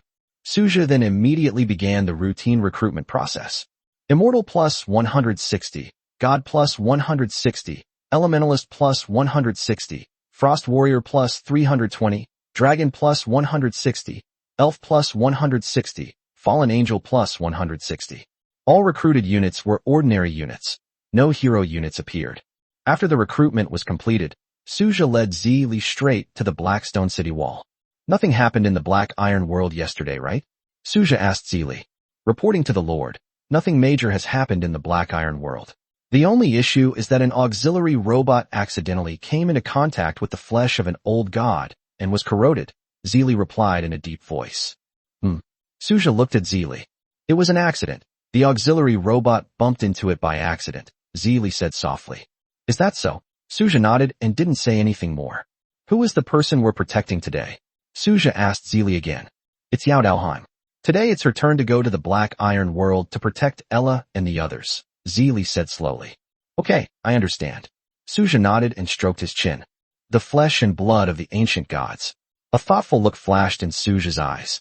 The reason he didn't choose to destroy the flesh and blood of the ancient gods was ultimately to see if Ella and the others could research anything useful. He had already made up his mind when he asked Ella how to choose. After all, he was also greedy and wanted to see if he could produce some special results, which was what he really wanted. Right there on the Blackrock City wall, a notification sound rang out. Ding! The Void Invasion is about to begin. Lord, please select the difficulty level. S, A, B, C, or D. Suja directly chose the S-level difficulty. Chapter 188 Fallen Beings. They're here. Suja gazed at the surging darkness and nothingness, where one after another, ferocious monsters emerged from it, their bodies shrouded in terrifying black mist. Fallen creatures? Suja examined the void monsters that had invaded this time. Some were humanoid, and some were beast-like, all of which were shrouded in endless black mist. To some extent, these beings are not void creatures in the traditional sense, but fallen beings, transformed from normal beings. Before their transformation, these beings might have been ordinary beings in a certain world, but they were corrupted and polluted by the power of the void, thus becoming degenerate beings. Some of them voluntarily fell into depravity, while others were forced into it. Have they all reached level 17 or above? Suja wondered to himself as he witnessed this scene. If this trend continues, will a level 20 invader appear on the last day of the Chaos Invasion? Is this just me, or is it the same for everyone? Suja stared at the invading chaotic creatures with great suspicion. It should be noted that level 20 enemies are beyond the capabilities of novice lords. I can't be the only one who's this unlucky, can I? Suja suddenly realized that he seemed to have fallen into a misconception. Was the S-rank difficulty invasion of his territory really that special? It shouldn't be that bad. The Supreme wouldn't discriminate. Suja pondered to himself, but he also had a vague feeling that something was wrong. After all, this was too outrageous. Suja could barely accept the Void Zerg, but these corrupted beings were a real headache, since they were intelligent. Of course, there are intelligent individuals among the Zerg, but that is limited to the higher Zerg. Oh my god, I'm being targeted. Suja only realized this now, and after thinking about it carefully, it was indeed possible. Who would choose the S-level difficulty Chaos Invasion and face hundreds of thousands of troops at once? It seems that's true. Suja couldn't help but think that it was no wonder he would think that way. After all, It was his first time participating in the Novice Lord test. Who could have predicted that? There is no detailed explanation of the S-level difficulty. All that is known is that it is extremely difficult, but no one can say for sure just how difficult it is. But at this moment, Suja realized that the S-level difficulty he was facing was completely different from that of others, and it was the appearance of these corrupted creatures that made him realize this. Most importantly, these corrupted beings possess intelligence, whereas the previous Zerg and Void monsters, no matter how numerous, were mostly mindless creatures. But the situation is different now. Suja looked up at the sky with a hint of helplessness. The corrupt creatures were equally speechless. They had thought they had discovered a newbie territory where they could plunder at will. This territory is large enough, but who would have thought that there would be powerful beings like elementals and dragons here, and not just ordinary dragons? Form ranks. The ancient war drums of the fallen creatures thundered, and they stood ready, their eyes fixed on Suja's territory. Suja narrowed his eyes slightly, scrutinizing the formation of these fallen creatures. Their infantry, cavalry, beast legions, and spellcasters were all arranged in orderly formation. This is the difference between having an organization and not having one. The commander of the fallen creatures was also dumbfounded, wondering to himself, "Damn it, did we come to the wrong place? This doesn't look like a territory at all, judging by the level. It's a beginner's territory." Bang! The commander of the fallen creatures looked annoyed and cursed inwardly. How could this be a newbie territory? What are you talking about, bro? You can't joke like that. It could kill someone. However, this time Suja did not rush to take action, but waited for the fallen creatures to gather. Chaos invasion is not so simple. To put it bluntly, it is a life or death struggle between the Lord and the invaders. There are only victors. There is no such thing as a draw or retreat. Woo! The war horns suddenly sounded, and the fallen creatures launched their charge. They have no way out now. Their only chance of survival is to rush into Suja's territory and destroy the heart of the territory. Otherwise, there is only one way out: death. Unseen shadows move through Suja's territory. A thief has broken in, Manhwa whispered as she appeared beside Suja. An assassination squad. A hint of curiosity flashed in Suja's eyes. Manhwa first nodded, then shook her head. Sort of, but not entirely. These guys seem to know they're no match for us, so they're planning to target the Lord's crystal, Manhwa said slowly. In her perception, hundreds of assassins, using their abilities, concealed themselves in the shadows and infiltrated Suja's territory beyond the Blackstone city walls. Interesting. As expected, those with brains are harder to deal with than those without. Suja's lips curled up slightly. He then looked at the commander of the fallen creatures, who was level 19 and was staring at him with a solemn expression, commanding his army to charge into his territory. Suja sneered. It's true that a merciful commander can't lead an army. Suja saw through the thoughts of this degenerate general, who planned to use the hundreds of thousands of troops in front of him as cannon fodder. The real killer move, however, comes from the shadowy assassins who have infiltrated Suja's territory. These assassin squads are the true trump card of this corrupt commander. Looks like this guy has quite a bit of experience dealing with lords, Suja thought to himself. However, no matter how experienced you are, you still need to have enough strength, otherwise it's all just empty talk. Roar! With a roar of fury, an ancient fire dragon howled to the sky, its violent breath sweeping across the battlefield like a surging tide. A look of despair flashed across the face of the corrupt commander. Still pretending. Suja curled his lip in disdain upon seeing this. Any other lord would probably have been lulled into a false sense of security by now. If it weren't for the strength of Suja's troops who noticed the assassins, other lords might not have even realized their base had been raided. The simplest and most effective way to deal with a lord is to destroy the lord's crystal directly. Many new lords overlook this point, which is normal in a way. After all, the lord's crystal has virtually no practical use. That's right, it's really useless. It doesn't need to be upgraded and has no other special abilities or characteristics, so lords can easily overlook it. Many lords did not lose because they lacked strength, but because of a fatal oversight that led to the destruction of their lord's crystal, resulting in their complete defeat. Shadows silently emerged from the void above the lord's manor, and dark humanoid figures appeared, staring intently at the manor before them. They were very experienced at raiding homes. This wasn't their first time doing it. However, this time they really hit a brick wall. A gray-white figure slowly floated down from the sky. The stars shone brightly in the sky, and the whole world seemed to be tinged with a grayish-white hue. A pair of lifeless, empty eyes stared expressionlessly at the group of shadowy assassins. deathly silence, emptiness, decay, and annihilation. All sorts of terrifying images unfolded in the eyes of this grayish-white angel. As if abandoned by the world, endless loneliness lingered around this gray-white angel. Pale wings, Kia. Just as these shadowy assassins were about to make a move, the next moment the gray and white world completely enveloped them, and an atmosphere of loneliness, death, despair, and decay overwhelmed them. Chapter 189 God Level Macross.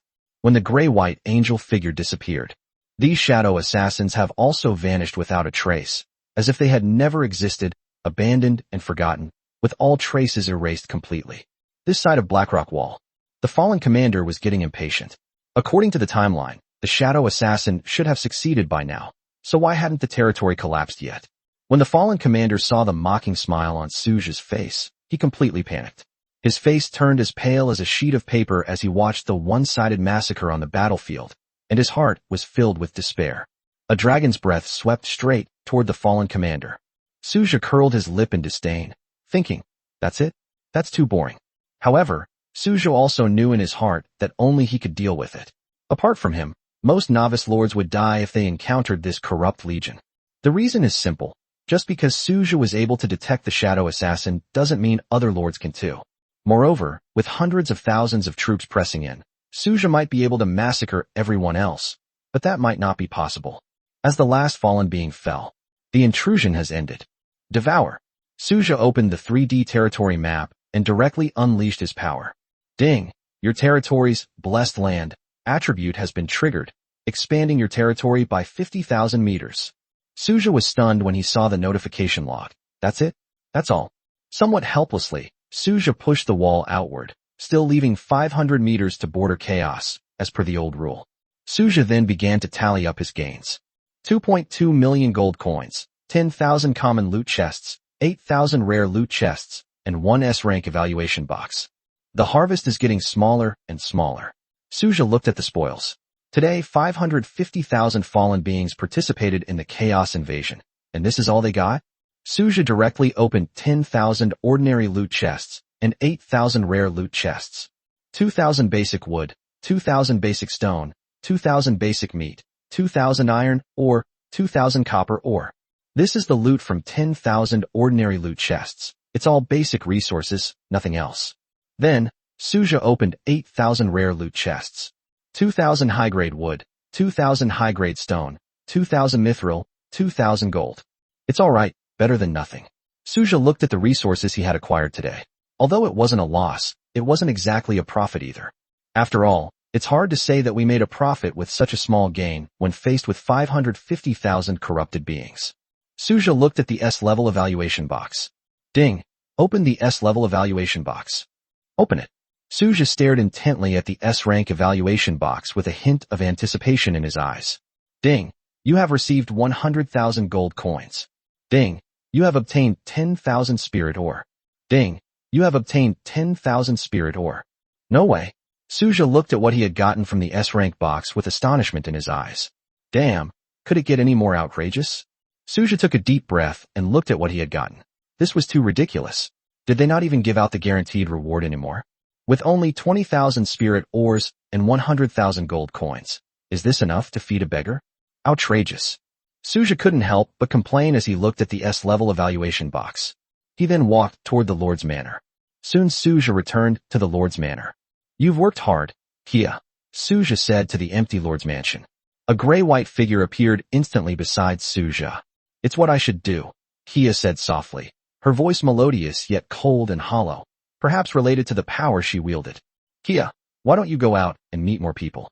Maybe you'll find a companion you like. Suja smiled at Kia.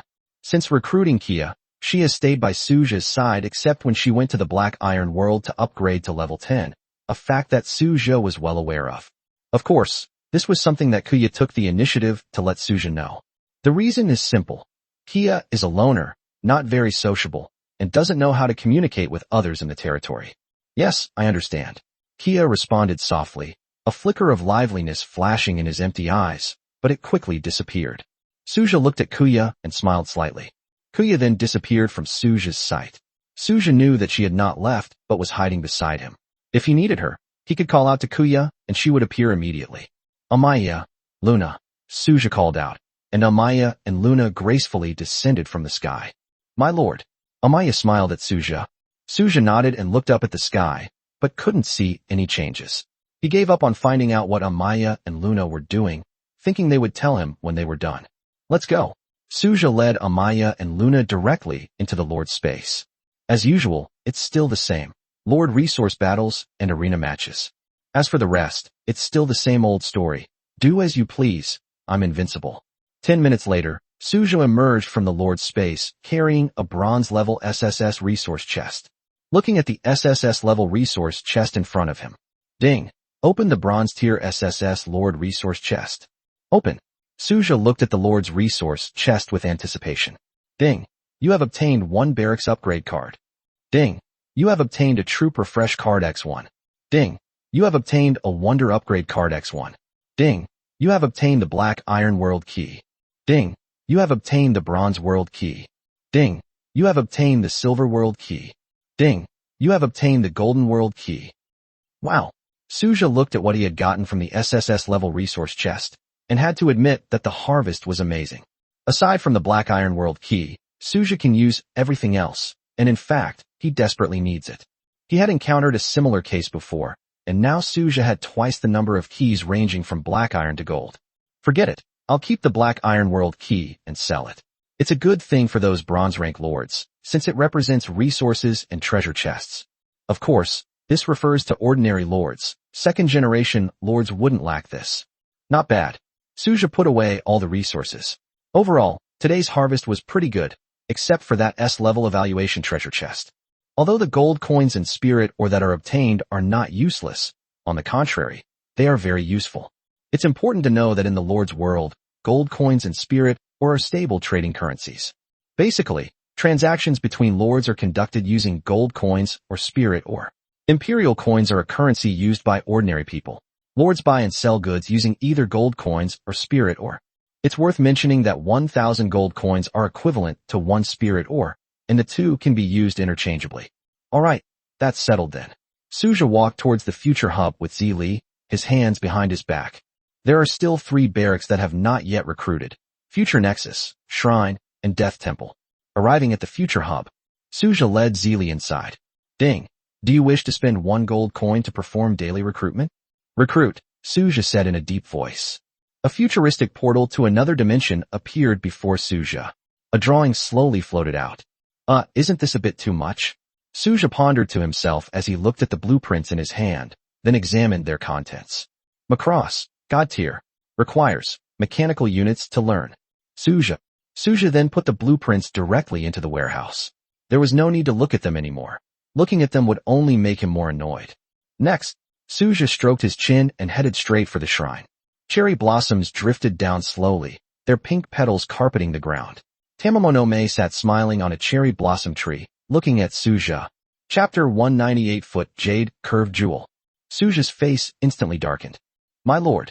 Tamamonome called softly and flew straight to Suja's side. Suja looked at Tamamonome and smelled the scent emanating from her, a scent of alcohol mixed with the fragrance of fruit. You've been drinking again, Suja said, sounding quite annoyed. My lord, I only had a tiny bit of it, Tamamonome said with a grin. Suja looked at Tamamonome and thought to himself, I'd be a fool to believe you. How could you get this drunk from such a tiny bit of alcohol? Suja simply handed the drunken guy to Zili and walked into the shrine himself. Susuriheim, Amaterasu, and Reikage are all in it. My lord, Susuriheim, Amaterasu, and Reikage said respectfully to Suja. Suja nodded. Apart from Yodoheim in the Black Iron world, all other units recruited through the shrine are here. Ding. Do you wish to spend 1 gold coin to perform a daily recruitment? Recruit. Suja looked at the shrine in front of him with a hint of curiosity in his eyes, wondering if he could recruit any new and interesting things. A white light rose up. Finally, it coalesced into a Magatama that appeared before Suja's eyes. Could it be that thing? Suja narrowed his eyes slightly as he examined the Magatama in front of him.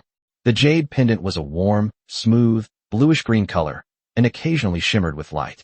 Suja immediately checked its attributes. Name, Yasakani no Magatama. Rank, Legendary. Function, Light of the Soul. Characteristics, Nourishes the soul. Description, One of the 3 legendary artifacts of the island nation, it can protect the soul and resist all soul attacks of legendary and below, while also having the effect of nourishing the soul. A pretty nice little gadget, commented a certain deity. Protecting the soul? A glint of light flashed in Suja's eyes.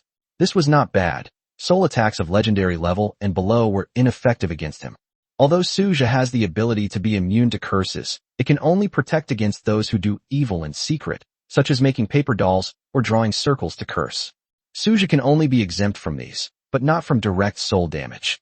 Suja directly placed the jade into his king's treasury. As things stand, wearing it on your body doesn't serve any practical purpose. Okay. Suja left the shrine with a smile. Suja led Zili straight to the Temple of Death. Suja noticed that the Temple of Death was unguarded, since the 2 most mischievous and troublesome people in the territory, Luo Mao and Luo Na, had gone off somewhere together. However, Suja didn't care much. After all, the future hub, the shrine, and the Death Temple were all special military camps, so whether or not someone was guarding them didn't really matter. Suja, with Zili in tow, strode into the Temple of Death. Ding! Do you wish to spend 1 gold coin to perform a daily recruitment? Recruit. Suja looked at the Temple of Death with anticipation in his eyes. The previous 2 recruitments had brought him great surprises, and he didn't know how this time would be, so Suja was full of anticipation. Black light rapidly gathered countless wronged souls who let out miserable wails, and a giant blood-red scythe suddenly appeared in front of Suja. Suja stared at the blood-red giant scythe with curiosity in his eyes, and then immediately checked its attributes. Name, Reaper's Scythe. Level, God level. Function, Soul Annihilation. Characteristic, Law of Death, Indestructible. Introduction, the Reaper's Scythe, imbued with the laws of death, can inflict irreparable soul wounds. Note God? I wonder if the soul of a god feels the same. A fallen Reaper said with a hint of regret. A divine artifact. Suja looked at the death scythe before him. It was a true divine artifact. What a pity. Suja directly added it to the king's treasure vault. This thing is indeed powerful, but in Suja's territory, the only one who can use it is the little lowly Rona. As for others, they are not yet suitable, since the incompatibility between attributes and laws is the most common issue. At that point, let alone unleash its power, we'll be thankful if we don't suffer a backlash. As for Suja himself, if he were to use this thing, he would be drained dry instantly. Suja breathed a sigh of relief and left the Temple of Death. Suja originally planned to go directly to the hot spring lake, but after thinking about it, he decided to go to the Black Iron World instead. Taking a look won't take much time. Zili, let's go, Suja said to Zili. Zili nodded and followed Suja to the Black Iron World. A temporary research base was erected in the Black Iron World, and the equipment inside was naturally moved from the Biological Research Institute. This is where Alice and Qin Shuyao temporarily studied the flesh and blood of the ancient gods. Suja first went to the side of the pit.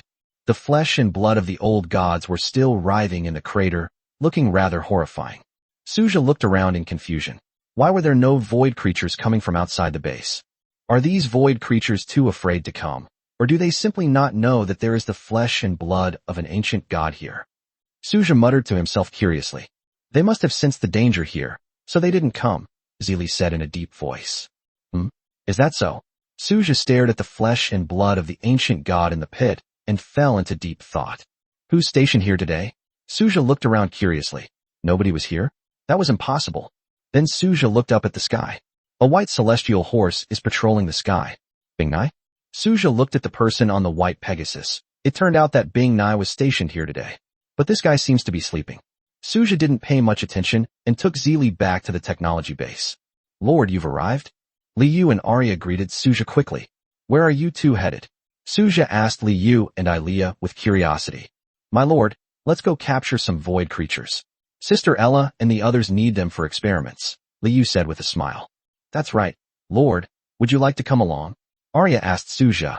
Never mind. You guys go ahead. Suja politely declined Ilea's offer. All right then, we'll head over now, Li Yu said before leaving with Arya. Hunting void creatures has become a regular occurrence for them. Suja went straight to where Ella was. Ella is a tech-savvy person, so she probably wouldn't be researching the flesh and blood of the old gods. Suja led Zili into Ella's temporary research institute. Ella, Alice, and Qin Shuyao are not in the same research institute. When Suja stepped into Ella's research lab, he was completely stunned. What did he see? pieces of flesh and blood writhing. Suja's lips twitched involuntarily. She had been careless. How could someone in the science and technology department not research such things? Even if she was in the mechanical engineering department. Chapter 191 Is Divinity Dissipating? Ella, what are you doing? Suja asked curiously. Ella looked up at Suja, then put down the tweezers and took off her gloves. Researching bioarmor, Ella said calmly. Bioarmor. Suja looked at Ella with astonishment in his eyes. That's right. Bioarmor is something similar to a symbiote, and it's similar to nanoarmor, but completely different. It can grow together with its host, Ella explained to Suja. A thought flashed through Suja's mind. Isn't that venom? So, you're researching this? Suja asked curiously. Let's give this research a try. It might be successful, but it's still missing a few things right now, Ella said, rubbing her temples. What's missing? Suja immediately became interested. What boy wouldn't want battle armor? Such a cool item made Suja's heart flutter. Some materials that can bear the divinity in these flesh and blood, Ella said, looking at Suja. Suja fell silent. Did such a thing even exist? Yes, of course. But even if Suja combined all his current resources, he probably couldn't afford one of these. Something capable of carrying divinity is no ordinary object. It's material that can be used to forge divine artifacts. Don't think that just because Suja has drawn some semi-divine artifacts or divine artifacts, these things are worthless. Actually, that's because of the special nature of his barracks. Without the barracks, do you think Suja would draw anything above level 40? There are basically none, so don't think that semi-divine artifacts, divine artifacts, legendary items, etc. are worthless. In fact, these things are all very precious, but they just don't seem so rare to Suja. As for the reason, it's obviously because Suja is the main character, otherwise why would it be? Sorry to bother you, Suja said helplessly, his lips twitching again. If you ask Suja for a magical artifact, he can actually produce it, since he just drew one. But if you ask him for materials that can carry divinity, then I'm sorry, Suja really can't get them. By the way, what are you planning to do with the bioarmor you've made? Suja asked curiously. Ella pushed up her glasses, then looked at Suja seriously and said, I just did it because I wanted to. There's no special reason. Very good, that's a strong enough reason. Suja said quietly, looking at Ella. Yes, do we really need a reason to do things? We don't necessarily need a reason. Alright, you handle it, but be careful. Suja gave a worried word before turning to leave. However, he then stopped and turned to Ella, saying, even without materials capable of containing divinity, does that mean this bioarmor can't be made? Ella was stunned when she heard Suja's words. Seeing that Ella didn't respond, Suja thought he had said something wrong. You can continue. I was just saying it offhand. Sorry to bother you. Suja took Li and left. A glint of light flashed in Ella's eyes. To create materials that can bear divinity? A thoughtful look appeared in Ella's eyes. Then, she turned her head casually and saw that the tray that had originally held the flesh and blood of the old gods had been corroded and was now just some black matter. This is because of the flesh and blood of the ancient gods themselves. Although their divinity has been sealed, they are still the flesh and blood of gods, and ordinary items simply cannot bear them. Ella's eyes gleamed as she stared at the black substance. Perhaps there really is a way, but we'll have to try. Ella murmured to herself, then continued her research. Suja led Li to the temporary Biological Research Institute. I've thought about it and decided against it. Suja stood at the entrance of the Biological Research Institute, pondering for a moment before deciding to give up on going in. However, just as Suja was about to leave, a figure emerged from the temporary Biological Research Institute. It was Qin Shiyao. Lord, did you come to see us? Qin Shiyao asked, looking at Suja and Li. I just came to take a look around, Suja said after a moment of silence. Really? Qin Shiyao looked at Suja with a half-smile on her face, knowing in her heart that Suja had just come to see what they were doing. It's normal for Suja to be worried, and Qin Shiyao didn't expose his thoughts. My lord, since you're here, the experiment is about to begin. Would you like to take a look? Qin Shiyao said to Suja with a smile. Hearing Qin Shiyao's words, Suja remained silent for a moment before nodding. Okay. Then, Lord, I'll take you there. Qin Shiyao led Suja directly into the temporary Biological Research Institute with a malicious smile on her face. They soon arrived at a makeshift laboratory. What kind of experiment is this? Suja asked, looking at the void demon in the experimental room. My lord, you'll see once you keep watching, Qin Shiyao said with a smile, then activated the button in front of her. A mechanical arm extended its syringe and stabbed the void imp directly into its body. What's in here? Suja asked, looking at the yellow liquid in the syringe. These are some muscle tissues extracted from the diluted flesh and blood of the ancient gods, Qin Shiyao said in a deep voice. Suja's pupils suddenly contracted as he stared intently at the void demon inside. After being injected with this substance, the demon's body began to mutate within seconds. It expanded at a terrifying speed, with buds growing wildly from its skin, which was bursting open due to the rapid expansion. The void imp was like an ever-expanding balloon that then exploded with a bang. Countless splatters of blood and flesh landed on the walls of the experimental room, and the flesh was still writhing and constantly growing new flesh. This is not scientific. Suja's pupils contracted again as he looked at the wriggling buds in the experimental room. These buds seemed to have life. No, it was as if they were alive. That's very scientific, Qin Shiyao said with a smile. This is muscle tissue extracted from the flesh and blood of an ancient god. Although it has been diluted many times, it is still essentially a part of the god, Qin Shiyao said slowly. Do you know what we discovered after our research? Qin Shiyao looked at Suja with a burning light in her eyes. What did you find? Suja asked Qin Shiyao with curiosity in his eyes. The reason why this ancient god's flesh and blood can develop sentience is because it has existed for a very long time. Lord, do you know what this means? Qin Shiyao asked Suja. What does that mean? Suja raised an eyebrow and asked in a very cooperative manner.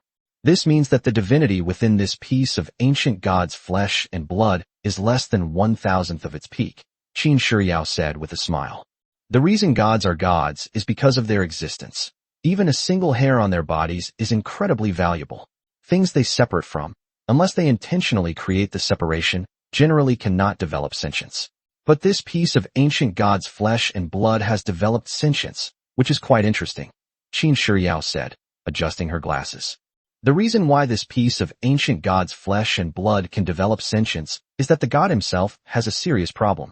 Otherwise, even if this flesh and blood existed for thousands of years, it would not be possible for it to develop sentience. The fact that it can develop sentience can only mean one thing, that the god has a big problem, and his divinity is dissipating, Qin Shiyao said in a deep voice. Is divinity fading? Suja looked at Qin Shiyao, a hint of seriousness flashing in his eyes. Yes, according to our investigation, something very interesting has emerged. The divinity in the flesh and blood of the old gods is much weaker than we perceive. It can be said that they are strong on the outside but weak on the inside. Qin Shiyao pushed up her glasses. So, it's not as powerful as we imagined? Suja asked Qin Shiyao. Chapter 192 Red Lord Entry, The All-Knowing Eye. Qin Shiyao nodded. Divinity is the manifestation of the authority of a god. In a sense, divinity is the authority and power held by that god. Although the flesh and blood of the old gods are just a piece of flesh that fell from the old gods, they are essentially a part of the old gods and should not be so weak. But in reality, it is much weaker than we imagined. After all, it is the flesh and blood of the old god, and is essentially a part of the old god. The fact that it has developed sentience, and is only at level 40, already says a lot, Qin Shiyao said with a smile. So this thing is useless now, or is the divinity it possesses fake? Suja asked curiously. It's all true. We're just lucky. Qin Shiyao looked at Suja with a big smile. It will be an excellent experimental subject, high-quality material, and a rare nursery, Qin Shiyao said seriously, her eyes revealing a hint of fanaticism and excitement. Suja gazed at the fleshy buds in the experimental room that were still writhing and growing wildly. Even a tiny amount of flesh and blood contains unimaginable energy. It's hard to imagine just how powerful a god would be in their prime. If we could capture a god as a test subject, I think that would be an extremely wonderful thing. Qin Shiyao looked at Suja with madness in her eyes and said, having only obtained the flesh and blood of the ancient god less than a day ago, Qin Shiyao has only managed to grasp the energy contained within it. As for the genetic aspects, she is currently clueless or simply unable to analyze them. Suja felt a chill run down his spine upon hearing Qin Shiyao's words. People who do scientific research are indeed crazy. They actually dare to have the idea of capturing gods to use as experimental subjects. However, it seems that such a thing is not entirely impossible once one truly matures. But for now, let's forget about it. Alright, you guys continue, I'll head out first. Suja felt a bit physically uncomfortable looking at the experimental room, then left with Zili. What a pity. Qin Shiyao looked at the wriggling buds in the laboratory room with a hint of fascination in her eyes. Qin Shiyao wasn't corrupted by anything. She was simply focused on studying the gods. In terms of status, Qin Shiyao is a god-level being, and there is no possibility that she could be corrupted. Suja took Zi Li and left the Black Iron world directly. To be honest, Suja was indeed experiencing some physical discomfort, which was understandable. Even though it was just a void imp, watching a creature explode right before your eyes, with countless frantically writhing fleshy buds growing on the sticky fragments, was simply too outrageous. Back in our territory, the air feels so much fresher, don't you think, Zili? Suja said softly to Zili. Zili nodded. Suja then brought Zi Li to Xingchuan. Soaking in a bath is definitely the most comfortable thing ever, Suja thought with a smile, before lying down in the hot spring. Zili stood beside Suja, her face slightly flushed, whether from the temperature of the hot spring water or Suja's restless hands. It was hard to tell. While holding Zili, Suja checked his talent, the Great Tao Entry. Extract the terms, Suja said calmly. Omniscient Eye, Lord's attribute, unique in red. Once bound, the Lord can view the attributes and talents of any creature. Note, nearly omniscient and omnipotent. Suja stroked his chin, his eyes suddenly lighting up. It allows one to see the attributes of any creature, including the talents of other lords. Looking at it this way, it seems quite useful. Suja narrowed his eyes slightly, pondering. The reason my future self was able to discover Sato Ichiro's talent must be because of this entry, Suja thought, a glint of light flashing in his eyes. To some extent, this talent is ridiculously powerful. It's important to understand that lords usually only see superficial information, especially when dealing with troops that are not under their command. Zili, if you had two abilities in front of you, one was to see all the attributes of the enemy, and the other was to increase your combat power by 100% when facing non-humanoid creatures, what would you choose? Suja asked Zili seriously. After hearing Suja's words, Zili thought about them seriously. I choose to be able to see all of the enemy's attributes, Zili said calmly. Why? Suja looked at Zili with some confusion. Know yourself and know your enemy, and you will win every battle, Zili said softly. There's another point. If it's an enemy that even we can't defeat, can we really win even if our strength is increased by 100%? Zili said slowly. Suja was taken aback for a moment, then smiled and looked at Zili. Indeed, given the strength of Zili and the others, they would not have been easily defeated unless the difference in their ranks was too great. If even Zili and the others lost, then it's not a problem that can be solved by simply increasing their strength. Rather, it's because the gap between them is so huge that Zili and the others would be defeated. In this situation, what good would it do to have increased strength? In a sense, this is meaningless. To put it bluntly, when an opponent can completely overwhelm Zili, Mingyu, and others, it's not simply a matter of strength. Even doubling their strength wouldn't help. It's an absolute crushing defeat in terms of level. Therefore, whether or not there is such an increase is not important, especially since there are also increases subject to restrictions. I understand, Suja said with a smile. Binding, all-seeing eye, Suja said firmly. Ding, the attribute all-seeing eye has been bound. Specific attributes can be viewed in the Lord's attribute panel. Suja glanced at his panel and then closed it. It's time to play, Suja said with a smile. Time passed slowly. The next day, Suja stretched and got out of bed. Zili had been awake for a while and was waiting for Suja by his side. A new day has begun. There are only 4 days left in the newbie period. Those guys are probably going to start going crazy now, Suja thought to himself. Currently, there are only 4 days left after today, and all new lords have entered the sprint stage, which mainly applies to ordinary lords. For second-generation lords, these resources are not a problem, and there is no need for them to take risks and do something unreliable for them, since the risks and rewards are not proportional. Their best option is simply to get through the beginner phase smoothly. Anything they fall behind on during the beginner phase will be provided with resources by the clan to help them grow once the beginner phase ends.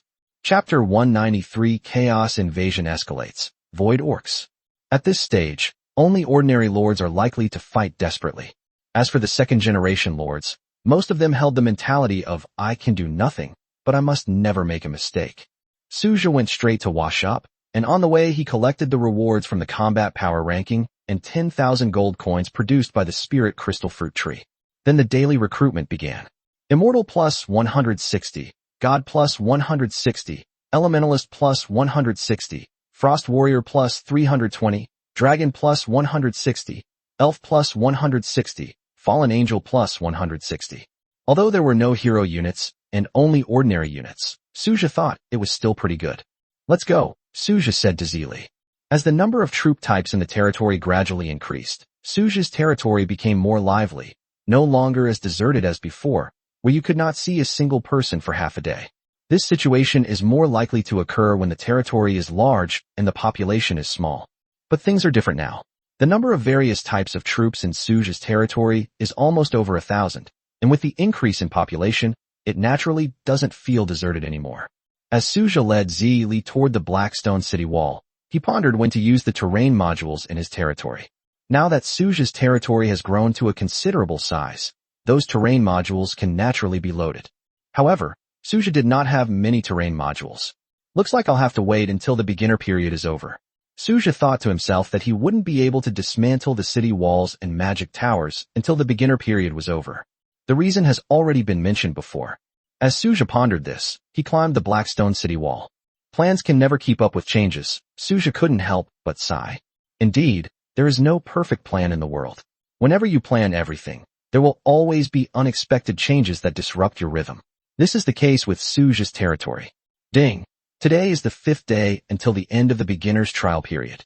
The difficulty of the chaos invasion has increased. Please choose your challenge difficulty carefully. A notification tone suddenly sounded. Suja raised an eyebrow. The difficulty had increased, but it didn't really affect him. It didn't really matter whether it was increased or not. As long as no one above level 40 appears, it's fine. Below level 40? Suja said he could kill them at will. Suja could easily deal with creatures below level 40. Whatever. Ding! The chaos invasion is about to begin. Lord, please select the difficulty level. S, A, B, C, or D. S-rank difficulty. Suja chose S-rank difficulty without hesitation. Endless black mist surged in the void, as if some terrifying monster was about to emerge from it. One after another, upright, green-skinned creatures appeared before Suja. They were void orcs, a branch of the orc race similar to the Zerg. However, these orcs are not the hybrids of humans and animals depicted in the novel, but rather massive creatures with green skin and a height of over 3 meters. Suja sized up these large, green-skinned creatures. I just acquired the all-seeing eye yesterday. Let's see what we can discover. Suja said, looking directly at one of the large, green-skinned men. Name, Void Orc. Level, 17 to 19. Talent, Void Energy. Skill, Void Erosion. Features, none. Introduction. A branch of the green-skinned orc race, the Void Orcs, after falling into the endless void, worshipped the void and became its apostles. Their goal is to pull all life forms from the world into the void. They are extreme void worshippers and fanatics. However, most are simple-minded and physically strong, although some are adept at combining void power with technology. TSK, did they actually fall into the void voluntarily? Suja narrowed his eyes slightly, staring at these green-skinned behemoths. The next moment, war broke out. These green-skinned orcs charged forward fearlessly. Seeing this, Suja wasn't worried about these void orcs. Instead, he was quite curious. The greenskin orcs are a powerful and intelligent race, while the void orcs are just one branch of the greenskin orcs. Many races have branches. Some fall into the void voluntarily, while others are forced into it. However, this has little to do with Suja at the moment. Suja hadn't expected the all-knowing eye to be so useful, not only allowing him to view the attributes of the void orcs, but also providing him with relevant information about them. Should I use my all-knowing eye to take a look at the flesh and blood of the ancient gods? This thought suddenly popped into Suja's mind. But Suja quickly abandoned this somewhat rash idea. If you actually see something you shouldn't, that would be troublesome. Most importantly, Suja had no idea whether the ancient god was completely dead. If he accidentally let the other party sense him because of his glance, things would get really messed up. The old gods are not to be trifled with. As time goes by, 3 hours later, the invasion ended with the last green-skinned orc falling in Suja's territory. Suja opened the 3D territory map. Devour. Ding. Your blessed land attribute has been triggered. Your territory's range has increased by 70,000 meters. Huh. Suja looked at his territory, which had suddenly expanded by 70,000 meters, and found it hard to believe. Was this really true? Suja immediately tallied up today's gains. 2.8 million gold coins, 14,000 common loot chests, 8,000 rare loot chests, and 1 S-rank evaluation chest. Were there 700,000 monsters invading today? Suja asked, calculating in his mind as he looked at the number of gold coins. 2.8 million gold coins, 2 gold coins for each level 10 monster, plus the newbie bonus that doubles the gold coins, which adds up to exactly 700,000 monsters.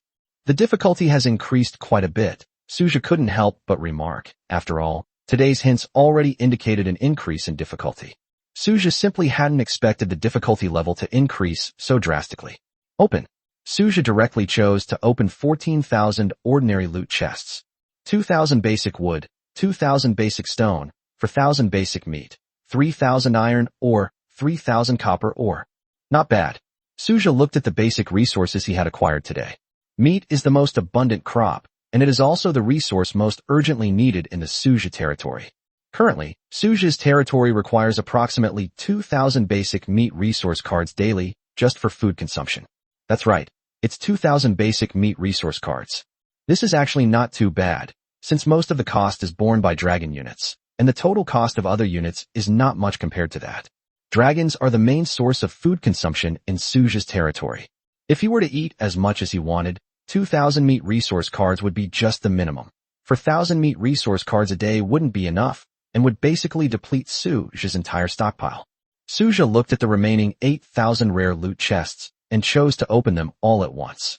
2,000 high-grade wood, 2,000 high-grade stone, 2,000 mithril, 2,000 gold.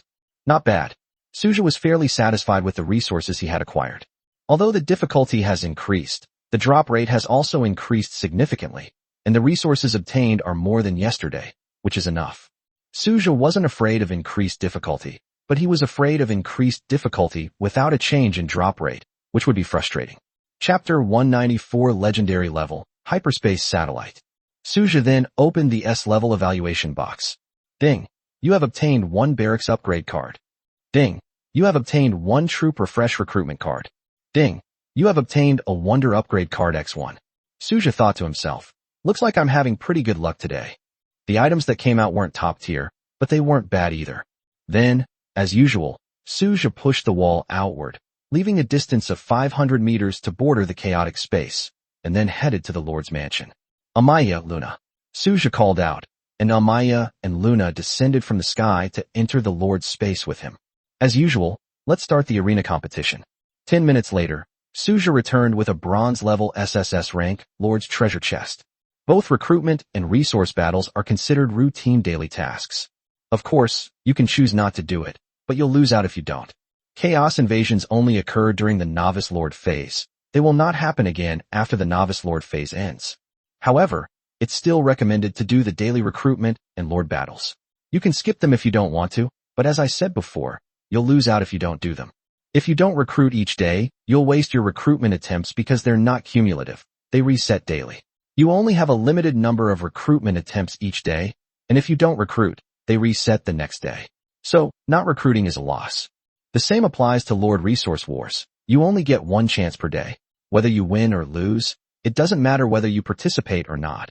It's entirely up to your personal choice. Of course, if you don't do anything, you won't get anything. If you do something, you will gain something. That's roughly how it works. Basically, daily recruitment and Lord Resource battles are things that must be done. Ding! Open the bronze tier SSS Lord Resource chest. Open it. Suja looked at the resource treasure chest in front of him with anticipation. Ding! You have obtained a barracks upgrade card. Ding! You have obtained a troop refresh recruitment card. Ding! You have obtained a wonder upgrade card. Ding! You have obtained 1,000 special metal resource cards. Ding! You have obtained 1,000 advanced alloy resource cards. Ding! You have obtained 100 special alloy resource cards. Ding! You have obtained 1,000 flame crystal resource cards. Ding! You have obtained 1,000 thunder crystal resource cards. Ding! You have obtained 1,000 frost crystal resource cards. Ding! You have obtained 1,000 earth crystal resource cards. Suja took a deep breath and looked at the resources he had acquired today, feeling that he had gained a great deal. Suja put everything he acquired into his territory's warehouse. To clarify, all hero units in Suja's territory have permission to use the territory's warehouse. Suja has granted this permission to every hero unit. For Suja, These resources are meant to be used. Otherwise, why collect them? Are they meant to be eaten? Therefore, Suja has access to all the territory warehouses, and all hero units within the territory can access them. There are 3 barracks left. Once today's recruitment is completed, this phase will be over. Suja thought to himself as he led Zi Li toward the future hub. Ding! Would you like to spend 1 gold coin for daily recruitment? Recruitment. Suja looked at the large ball of light in front of him with anticipation in his eyes. Each recruitment is like a lottery, except that Suja's recruitment will not have a thank you for your patronage situation. The minimum reward is always a blueprint of level 50. These blueprints would fetch astronomical prices outside, but to Suja they are just ordinary blueprints. A futuristic portal appeared before Suja, and a blueprint slowly floated out. Suja raised an eyebrow as he looked at the blueprints that had floated out, and then took them to examine them. Hyperspace Satellite, Legendary. Requirements. Available for learning by units in the Science and Technology or Mechanical Engineering departments. A Time-Space Satellite. Suja's eyes flashed with curiosity, and he immediately began to examine it carefully. Trans-Temporal Satellite. Enables cross-world communication and data transmission. It's a short sentence, but it carries profound meaning. Suja had never even heard of cross-world communication and transmission, let alone whether it existed. In cross-world battles within the Lord's world, the most troublesome issue is that communication technology cannot keep up in time, which is the most critical problem. Currently, in the Lord world that Suja knows, the transmission of information across worlds still mostly relies on traditional manual methods. Communication between different worlds is not easy, so manual transmission is actually faster. No wonder it's legendary. Suja muttered to himself as he looked at the description of the time-space satellite. Previously, Suja's territory was able to communicate with the Black Iron world entirely because the Black Iron world was bound to the territory. In a sense, it was essentially part of the territory itself. Of course, this is on the premise that the portal to space-time cannot be closed, otherwise communication will be impossible. This is also why Tianhui was able to detect the information when Sato Ichiro arrived earlier. Similarly, Suja was able to return to the main world because one end of Tianhui's data was in the wristwatch on Suja's wrist. With this, I won't have to go to the front lines for cross-world operations anymore. Suja was secretly delighted. With the transdimensional satellite, he could command operations and see the situation in another world even while sitting in his territory. Of course, the prerequisite is that he must first enter that world. Not bad, not bad. Suja smiled and led Zi Li to the shrine. At the shrine, it's Tamamonome's turn to go to the Black Iron world today, so everyone else is here, not Tamamonome. Lord, Yadaoji and the others greeted Suja softly. Suja nodded and looked at Yao Daoji and the others. Compared to their other unit types, Yadaoji and the others seem to have nothing to do at the moment. That's right, there's just not much to do. It's not for any other reason. It's just that there are no tasks. Because Suja doesn't need protection now. Fortunately, Tamamonome can get along well with the immortals. The remaining Yodoheim, Reikage, Amaterasu, and Susuriheim are all relatively calm and composed. When they have nothing to do, they usually stay at the shrine or go to the hot spring lake for a bath. You don't have to wait for me here all day. You can come with me or go to the territory or the Black Iron world if you want. Don't be so reserved, Suja said to Susuri and the others. Upon hearing Suja's words, Sushiri and the others nodded in agreement. Suja also discovered that the hero units recruited from the shrine were very characteristic of the island nation, with a strict concept of hierarchy. Whether it's Yodoheim, Reikage, Amaterasu, or Susuri, without exception, they all seem to care a lot about this aspect. Even Tamamonome, who seems to talk the most, is like this, especially in front of Suja. She almost treats herself as a slave. Of course, that's how they see it. However, there are also advantages. Namely that absolute loyalty will prevent the kind of insubordination that occurs in island nations. Suja walked straight into the shrine. Ding! Do you wish to spend 1 gold coin to perform daily recruitment? Recruitment, Suja said, his eyes filled with anticipation. Chapter 195 The Undead Ruler, Alas. A flash of white light appeared, and a long sword emitting a soft, bright light appeared in front of Suja. Suja was not surprised at all, and directly checked the attributes. Name, Kansmassimian. Rank, Legendary. Function, Indestructible. Features, Absolutely Sharp. Description, a legendary sword with an indestructible and absolutely sharp blade. Note, can it really cut through anything? A samurai about to slay a dragon asked. Legendary level? Not bad. Suja immediately added it to his king's treasure vault. In any case, only items of diamond quality or higher have collectible value in his treasure trove. Anything below diamond quality is basically useless. Suja walked out of the shrine. You can come with me or go play on your own. There's only one rule in this territory, no harming each other. So you can go wherever you want. Suja said with a smile, then led Zi to the Temple of Death. Upon arriving at the Temple of Death, Suja stroked his chin. Since they parted ways yesterday, that crazy lowly Rona and Luo Mao have disappeared without a trace, and they didn't even show up during today's chaos invasion. Where did Rona go? Suja asked curiously as he walked into the Temple of Death. Your Majesty, it seems that Rona and Luo Mao went to the Black Iron World yesterday, Zili replied in a deep voice. Yesterday? Suja shook his head helplessly. Those two crazy Lolas were probably wreaking havoc in the Black Iron World. Thinking of this, Suja didn't pay much attention and immediately began recruiting. Ding. Do you wish to spend 1 gold coin to perform daily recruitment? Recruit. Suja looked at the Temple of Death with anticipation in his eyes. The previous 3 recruitment attempts did not disappoint him. First came the question mark level Rona, then the semi-divine artifact, and finally the divine artifact. All that could be seen were the endless wails of wronged souls, and an aura of fear permeated the air. A tall figure dressed in white gauze, with terrifyingly pale skin, slowly emerged from the endless darkness. With each step she took, countless wronged souls howled, and each high heel on the floor was accompanied by the dissipation of a wronged soul.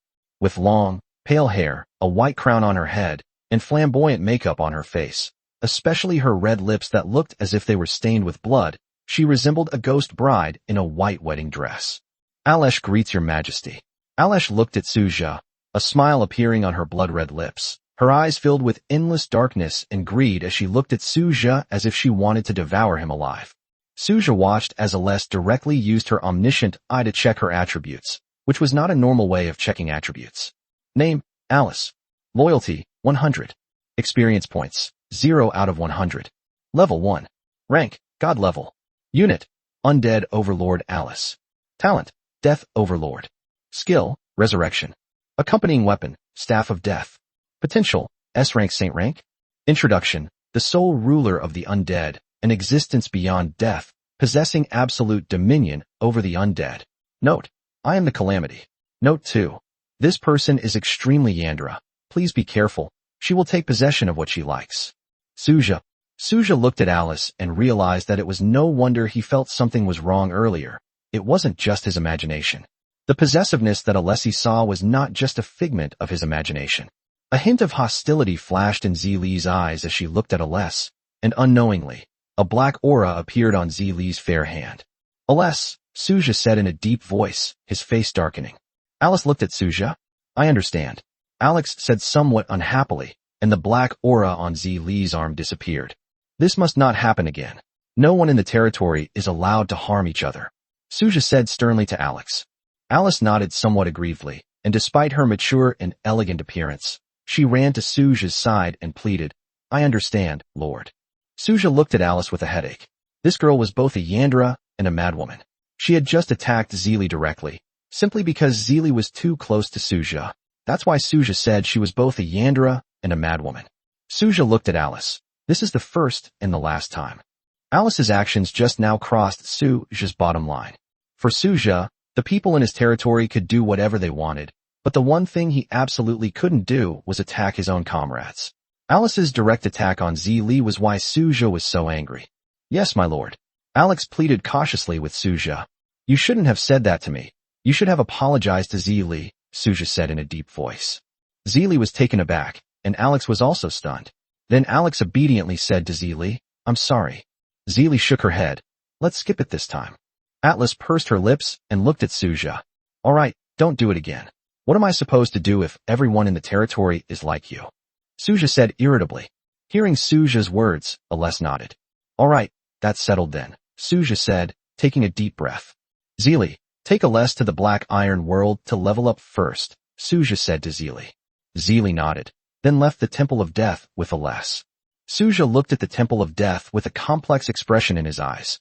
He wasn't sure whether the barracks building was good or bad, since both heroes and treasures recruited from it were very useful. The only problem is that the hero units recruited from this barracks are very dangerous.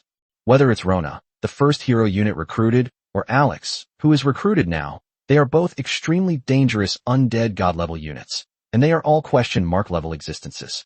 In terms of status, they are far superior to ordinary hero units. Are there any in Suja's territory that can rival them? Yes, but not many. If things get out of control, it will be troublesome if I'm not around, Suja worried. Undead units are prone to getting out of control, a drawback shared by the entire undead faction. This loss of control was not directed at Suja, but at everyone else, because of the god-level evolution. All the troops recruited by Suju are 100% loyal to him. This is a constant attribute that will not decrease. However, most of the undead going out of control is due to their disgust and distortion of life, which has nothing to do with loyalty and is a problem inherent in the undead themselves. Looks like I'll have to find someone to keep an eye on them, Suja thought to himself. I can't be there all the time. After the beginner period, I'll have to go to the main world to prepare for school and acquire resources in the future. I wish someone could stop them from getting out of control if I wasn't around.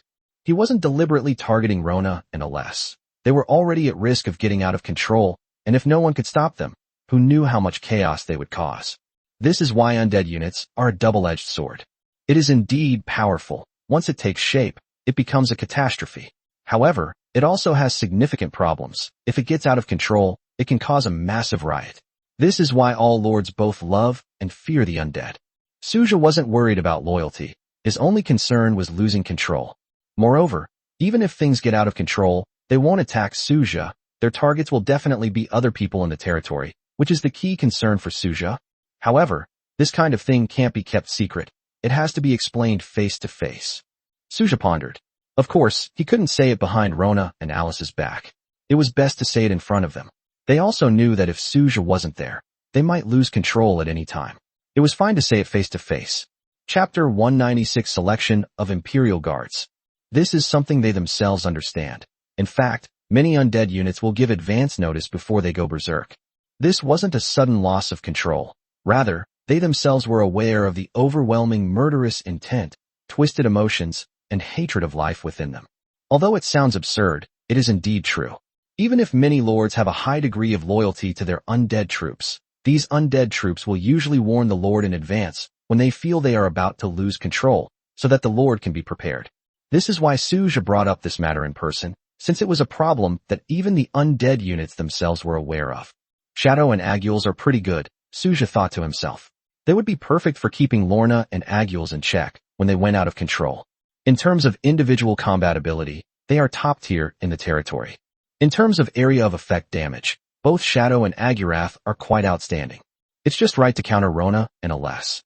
Rona is a type of character with strong individual combat power, while Alex is like an undead lord who can continuously summon an army of undead. To deal with her, you need strong area of effect damage capabilities. Furthermore, if all else fails, there are other hero units in the territory, so suppressing the out-of-control Rona and Alex shouldn't be a big problem. Time passed slowly. Suja soaked in the lake. He had no plans to go to the Black Iron World today. On the one hand, he was feeling lazy and didn't want to move. On the other hand, the Black Iron World was too dangerous. Those three research fanatics were tinkering with things there, and Suja planned to go in a few days, afraid that his little heart couldn't take it.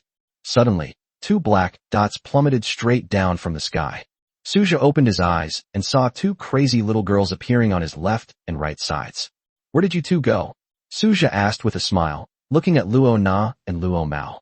Going out to play, Luo Mao replied with a grin, her scarlet eyes still carrying the lingering scent of blood. My lord, isn't it a bit perverted to stare at a young girl like that? Rona's first words were full of witty remarks. Speak properly. Don't you know how old you are? Why are you calling yourselves little girls? Where have you been going crazy? Suja asked Luo Na, knowing he probably wouldn't get any useful information from her. We went to the Iron World with my sister to help her fill her stomach, Rona said with a smile. Suja looked at Luo Mao. Fill your stomach? The celestial body represented by the Luo Mao Star Eater is a black hole, so how could it possibly be full? Never mind, just be careful yourselves, Suja said with a smile, without any intention of blaming anyone. Let me know when you go out in the future, Suja said to Luo Na. I understand. Rona looked content, her whole body submerged in the water with only her head showing. Luo Mao followed suit and struck the same pose as Luo Na. Suja smiled and closed his eyes to enjoy the moment. Time flows slowly.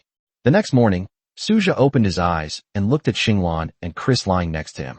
Suja stretched and got out of bed. He then left the Lord's manor. After Suja left, Xinglan and Chris slowly opened their eyes, a hint of shyness in them. Although it wasn't the first time this had happened, it still made them feel a little embarrassed. After all, they were elves and it was inevitable that they would feel this way. After leaving the Lord's manor, Suja went straight to the Fountain of Life. Along the way, he collected the daily rewards, and Suja accepted all the gold coins produced by the Spirit Mine and the Spirit Crystal Fruit Tree. By the way, is the power of reverence for the idol enough? Suja suddenly realized that he seemed to have forgotten something. The power of reverence for the idol had not been upgraded yet. Never mind, I'll go check it out after the chaos invasion ends today, Suja thought to himself. Suja began his daily routine of recruitment. Immortal plus 160, God plus 160, Elementalist plus 160, Frost Warrior plus 320, Dragon plus 160, Elf plus 160, Fallen Angel plus 160.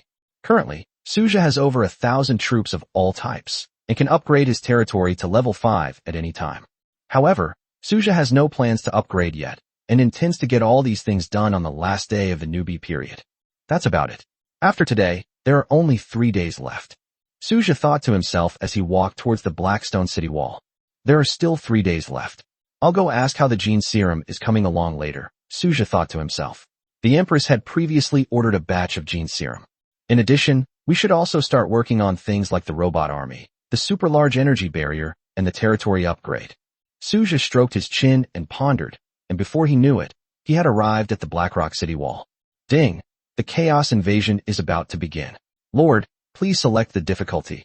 S, A, B, C, or D. S-rank difficulty. Suja chose S-rank difficulty without hesitation. Kia, you should come along too, Suja said softly. The space around Suja rippled like water, and a gray-white figure slowly appeared beside him. Yes, Lord. Kuya responded softly, and then one after another, gray-white angels filed out from around Suja. Pale Angel. This is Kir's power, Pale World. The Pale World is similar to the other world, much like a mirror space, but far more terrifying. Suja looked at Kuya, a thoughtful look flashing in his eyes. Currently, Suja's preferred candidates for the Imperial Guard are Zili, Leon, and now, the Pale Wings Kuya. The three of them are the most qualified candidates to become the guards around Suja. Of course, Bingna is also suitable, but Bingna is better at leading Frost Warriors in large-scale battles. The Frost Warriors' Legion combat capability is the strongest among Suja's troops. If they were to serve as members of the Imperial Guard, they would be unable to fully utilize the Frost Warriors' legionary combat advantages, which would be a waste. Therefore, Suja directly excluded them. These three individuals have been selected as the members of the Imperial Guard. As for the others, they simply commanded their own legions as normal. The heroes recruited by the shrine served as Suja's personal bodyguards. The heroes recruited by the Temple of Death are legion-level units, especially Alex. On the battlefield, she has a constant stream of undead fighting for her, which means she can form a legion by herself. Although she appears to be just one person, she is actually equivalent to the combat power of a legion. As for Rona, she is a strong individual fighter, so just let them do what they want, just like Luo Mao. In that case, we have a basic framework. Suja thought to himself, his gaze fixed on the chaotic land not far away. Chapter 197, The Primitive Sea. Within the chaos, countless darkness surged. One by one, insects emerged from the darkness. We're old acquaintances. Suja smiled as he looked at the insects. A hint of surprise flashed in Suja's eyes as he stared at the insects. Something's not right. Suja squinted slightly as he carefully examined the insects and discovered that they were all level 18 or higher, and there were even some enormous tank insects in the swarm. These tank bugs are enormous, covered in thick armor, and most importantly, they have evolved organs that can breathe fire, producing temperatures of over 1,000 degrees Celsius. In addition, there are flying insectoids in the sky, the sickle insects, whose 2 arms are shaped like sickles. Zili, Suja called softly, and Zili instantly appeared beside him. At the same time, Alex, who had already advanced to level 10, also appeared beside Suja. My lord, Alice said with a smile to Suja. Suja looked at Alice, his gaze involuntarily falling on the large expanse of white skin on her chest, which trembled slightly with her movements. Alice noticed Suja's gaze, and a blush rose to her face. However, she deliberately straightened her body and leaned forward so that Suja could see her more clearly. Just then, a murderous intent suddenly flashed in Alex's eyes, and a crimson color appeared in her hand. Zeely drew her long sword instantly, carrying a surge of violent spiritual energy as she slashed directly at Suja's back. Suja remained calm, showing no sign of anything amiss. A piercing sound rang out. The worm was sliced in two by Zeely's long sword, and green worm blood splattered on the ground. Suja looked at the insect. It had a human-like body, but was very thin and lacked those strange limbs. Its head was a complex insect shape, and its huge compound eyes had lost their luster. Hidden thorn beetle. These are low-level assassin masters among the Zerg, each possessing the talent for stealth and concealing their aura, making them natural-born assassins. My lord, it's very dangerous here. Zeely turned to Suja and said, her azure spiritual energy surging forth from her body, completely covering the environment around Suja and carefully examining every corner. Isn't it because you guys are here? Suja said with a smile. My lord, I want to make a move. Alice looked at Suja with a fanatical expression. The assassination attempt by the hidden thorn bugs had directly driven Alice, a Yandere, into a dark state. Go ahead. Suja also wanted to see just how strong Alice really was. A maniacal smile spread across Alex's face, making her appear increasingly deranged. The gray light spread outward from Alessa's center, and skeletons emerged from the ground. The dead rise from the dead. The skeletons of insects, demons, horned demons, and even the skeletons of strange creatures that had previously perished in Suja's territory all rose again as undead. The white sea of undead and the swarm of insects instantly clashed. Explode. A crimson light flashed in Alex's eyes as the undead began to self-destruct one by one, fearless of death. Then a sickly smile appeared on Alex's face, and gray light swept across the battlefield once more, causing all the dead insects to revive again. Suja looked at this scene and then at Alex. This was the terrifying aspect of undead hero units, especially in large-scale army battles. As long as deaths occur, the undead faction can have a continuous supply of troops and doesn't need to worry about battle losses. What is combat damage? Dying simply means getting back up and continuing the fight. That's what makes the undead so terrifying. As a terrifying existence akin to a natural disaster, the resurrected undead become even stronger, especially when the enemy is more powerful. Gradually, the white sea of undead gained the upper hand on the battlefield. While Alex's individual combat skills may not be top tier, her prowess in Legion warfare, especially in large-scale Legion battles like this, is undeniable. Over time, the last insect disappeared on the battlefield. Suja opened the 3D panel of the territory. Devour. Suja directly selected the Devour command. Ding. Your blessed land attribute has been triggered. Your territory has expanded by 100,000 meters. Ding. Your blessed land attribute has been triggered. The intermediate spirit or vein has been upgraded to a high-grade spirit or vein. Note. You can mine 1,000 units of spirit ore per day, with a maximum of 10,000 units. Ding. Your blessed land attribute has been triggered. You have obtained a beginner-level spiritual vein. Ding. Your blessed land attribute has been triggered. You have obtained the primal sea, 100,000 meters. Suja looked at the attributes triggered by the blessed land, his eyes flashing with thought and speculation. So many things were triggered today. Could it be that they were all accumulating before, and then they all erupted at once when they reached a certain point? Suja wondered to himself. First, there are the spiritual veins. The existence of spiritual veins will make the entire territory more fertile. In addition, the spiritual energy within the territory will be more abundant. This means that Suja's territory is truly evolving into a blessed land. Secondly, there is the primordial sea. The primeval sea, though only 100,000 meters in size, has a complete marine ecosystem, and although it is not large in scale, it is full of all kinds of creatures. In that case, we can finally use the terrain we acquired earlier, the Azure Sea, Suja thought to himself. The primordial sea is of great value. Although its ecosystem contains only common species and no special creatures, this complete ecosystem can make Suja's territory more vibrant. Most importantly, with the seaside and beaches, you can imagine the image of bikini-clad beauties. While Xingchuan was nice before, it still fell short of being a real seaside resort. But what if the primordial sea and the Azure Sea merge? Won't that lead to the extinction of the creatures within them? Suja couldn't help but worry. The food chain carried by the terrain is different from the ordinary food chain. It belongs to the extraordinary food chain. This is one of the reasons why Suja had not placed the terrain before. These food chains can bring both benefits and problems. Suja opened the 3D territory map and began to make adjustments and plans. Let's place the Primal Sea in the west. The factories there have already been demolished and relocated, so it shouldn't be a big problem, Suja pondered. Place the spiritual vein below the Lord's mansion, in the center of the territory, so it can spread outwards. Suja directly placed the spiritual vein below the Lord's mansion, letting it slowly nourish his territory. Following the same old routine, Suja pushed the wall outwards, leaving a 500-meter area bordering the chaotic space, and then shut down the panel. Chapter 198 Troop Upgrade Card. That's fine for now. We can adjust it gradually if other situations arise later, Suja thought to himself. The central area of the territory is home to Suja's Lord's Mansion, barracks, and 3 wonders. The ocean is located in the west, the forest in the south, the portal in the north, and most other facilities are located in the central area. As for the east, there is currently no construction there. After closing the territory 3D panel, Suja began to examine the spoils of this invasion. 4 million gold coins, 10,000 common loot chests, 4,000 rare loot chests, and 1 S-rank evaluation box.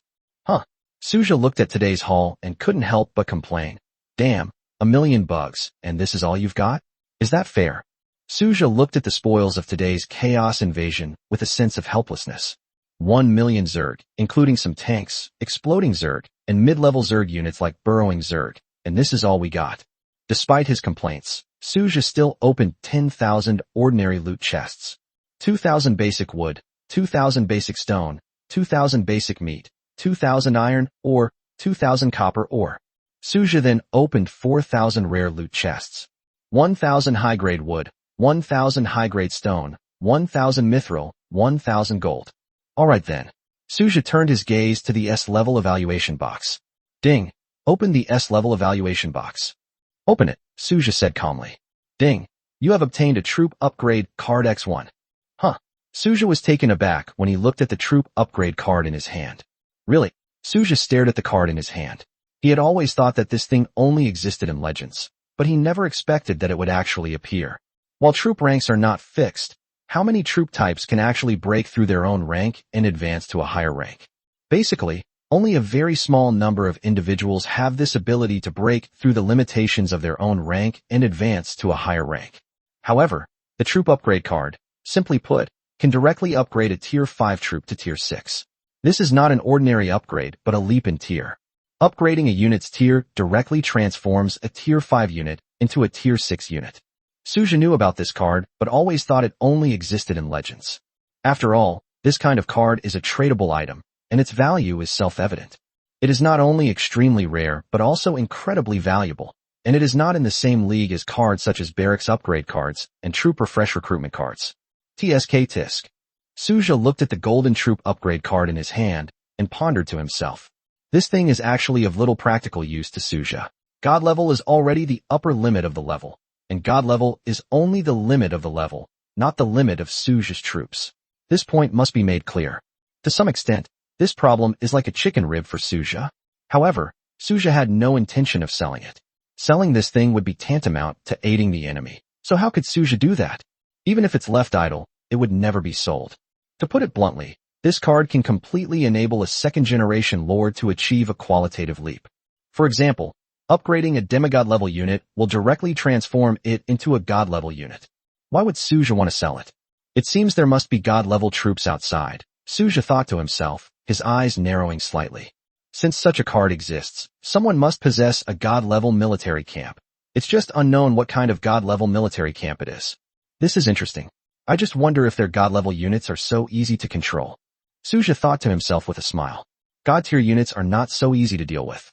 Look at the god-level soldiers under Suja's command. Even those who are 100% loyal to him each have their own unique personality and temperament. This is all under the premise of absolute loyalty to Suja.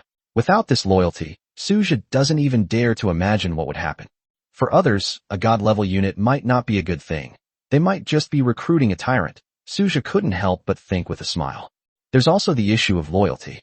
Do you think a powerful being would be absolutely loyal to someone much weaker than itself? We should be grateful if they don't betray us. Unless it's a unit that's recruited at a very low rank initially and then gradually upgraded using unit upgrade cards, there might be some loyalty to speak of. However, this situation is almost non-existent. Suja has only managed to open one card so far by choosing the S-level difficulty every time. Even if there are such cards outside, their quantity must be extremely rare and the difficulty of obtaining them is self-evident. The conditions for obtaining this are too harsh. Suja couldn't help but sigh. Others could only rely on luck to get it. Although this card is great, it feels a bit of a waste to only have one, Suja muttered to himself. Now, Suja's needs are completely opposite to those of the other lords. The other lords dream of this card, but it is of no use to Suja. Selling is absolutely out of the question. I will never sell it in my life. Even if it just gathers dust in my hands, Suja will never take it out to sell. Once sold, it could end up in the hands of anyone who might become a potential enemy. If that's the case, why sell it? Suja simply threw the troop upgrade card into the territory warehouse to gather dust. Zeely, Alessi, let's go back, Suja said to Zeely and Alessi. They then went straight to the Lord's manor.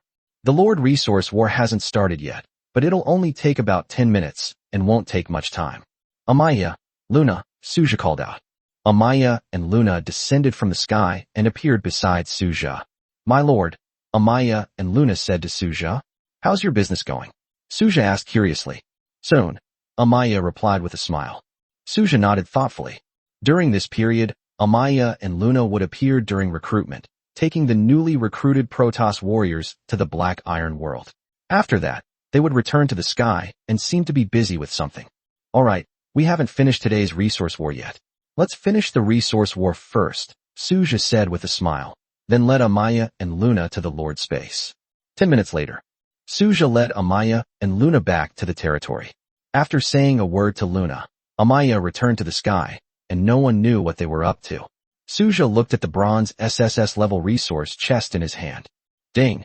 Open the bronze SSS level resource chest. Open it.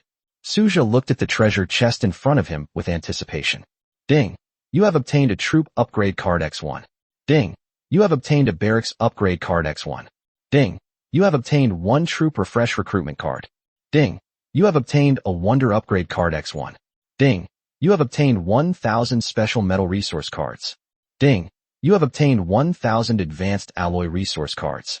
Ding! You have obtained 100 special metal resource cards. Ding! 1,000 flame crystal resource cards. Ding! Thunder crystal resource card X 1000. Ding! Earth crystal resource card X 1000. Ding! Frost crystal resource card X 1000. Seems pretty good. Suja looked at the resources offered, which were all high-end items. Chapter 199 Upgrading the Exalted Idol for top-tier auras. However, this troop upgrade card was a bit of a dilemma for Suja. It was useless to keep it, but selling it would just be asking for trouble. Damn it. I might as well just upgrade any troop type sometime, Suja thought to himself, since he didn't need the card for his barracks anyway. However, these advanced materials are something Suja really needs. There are still 3 barracks to recruit today, and the Statue of Reverence needs to be upgraded.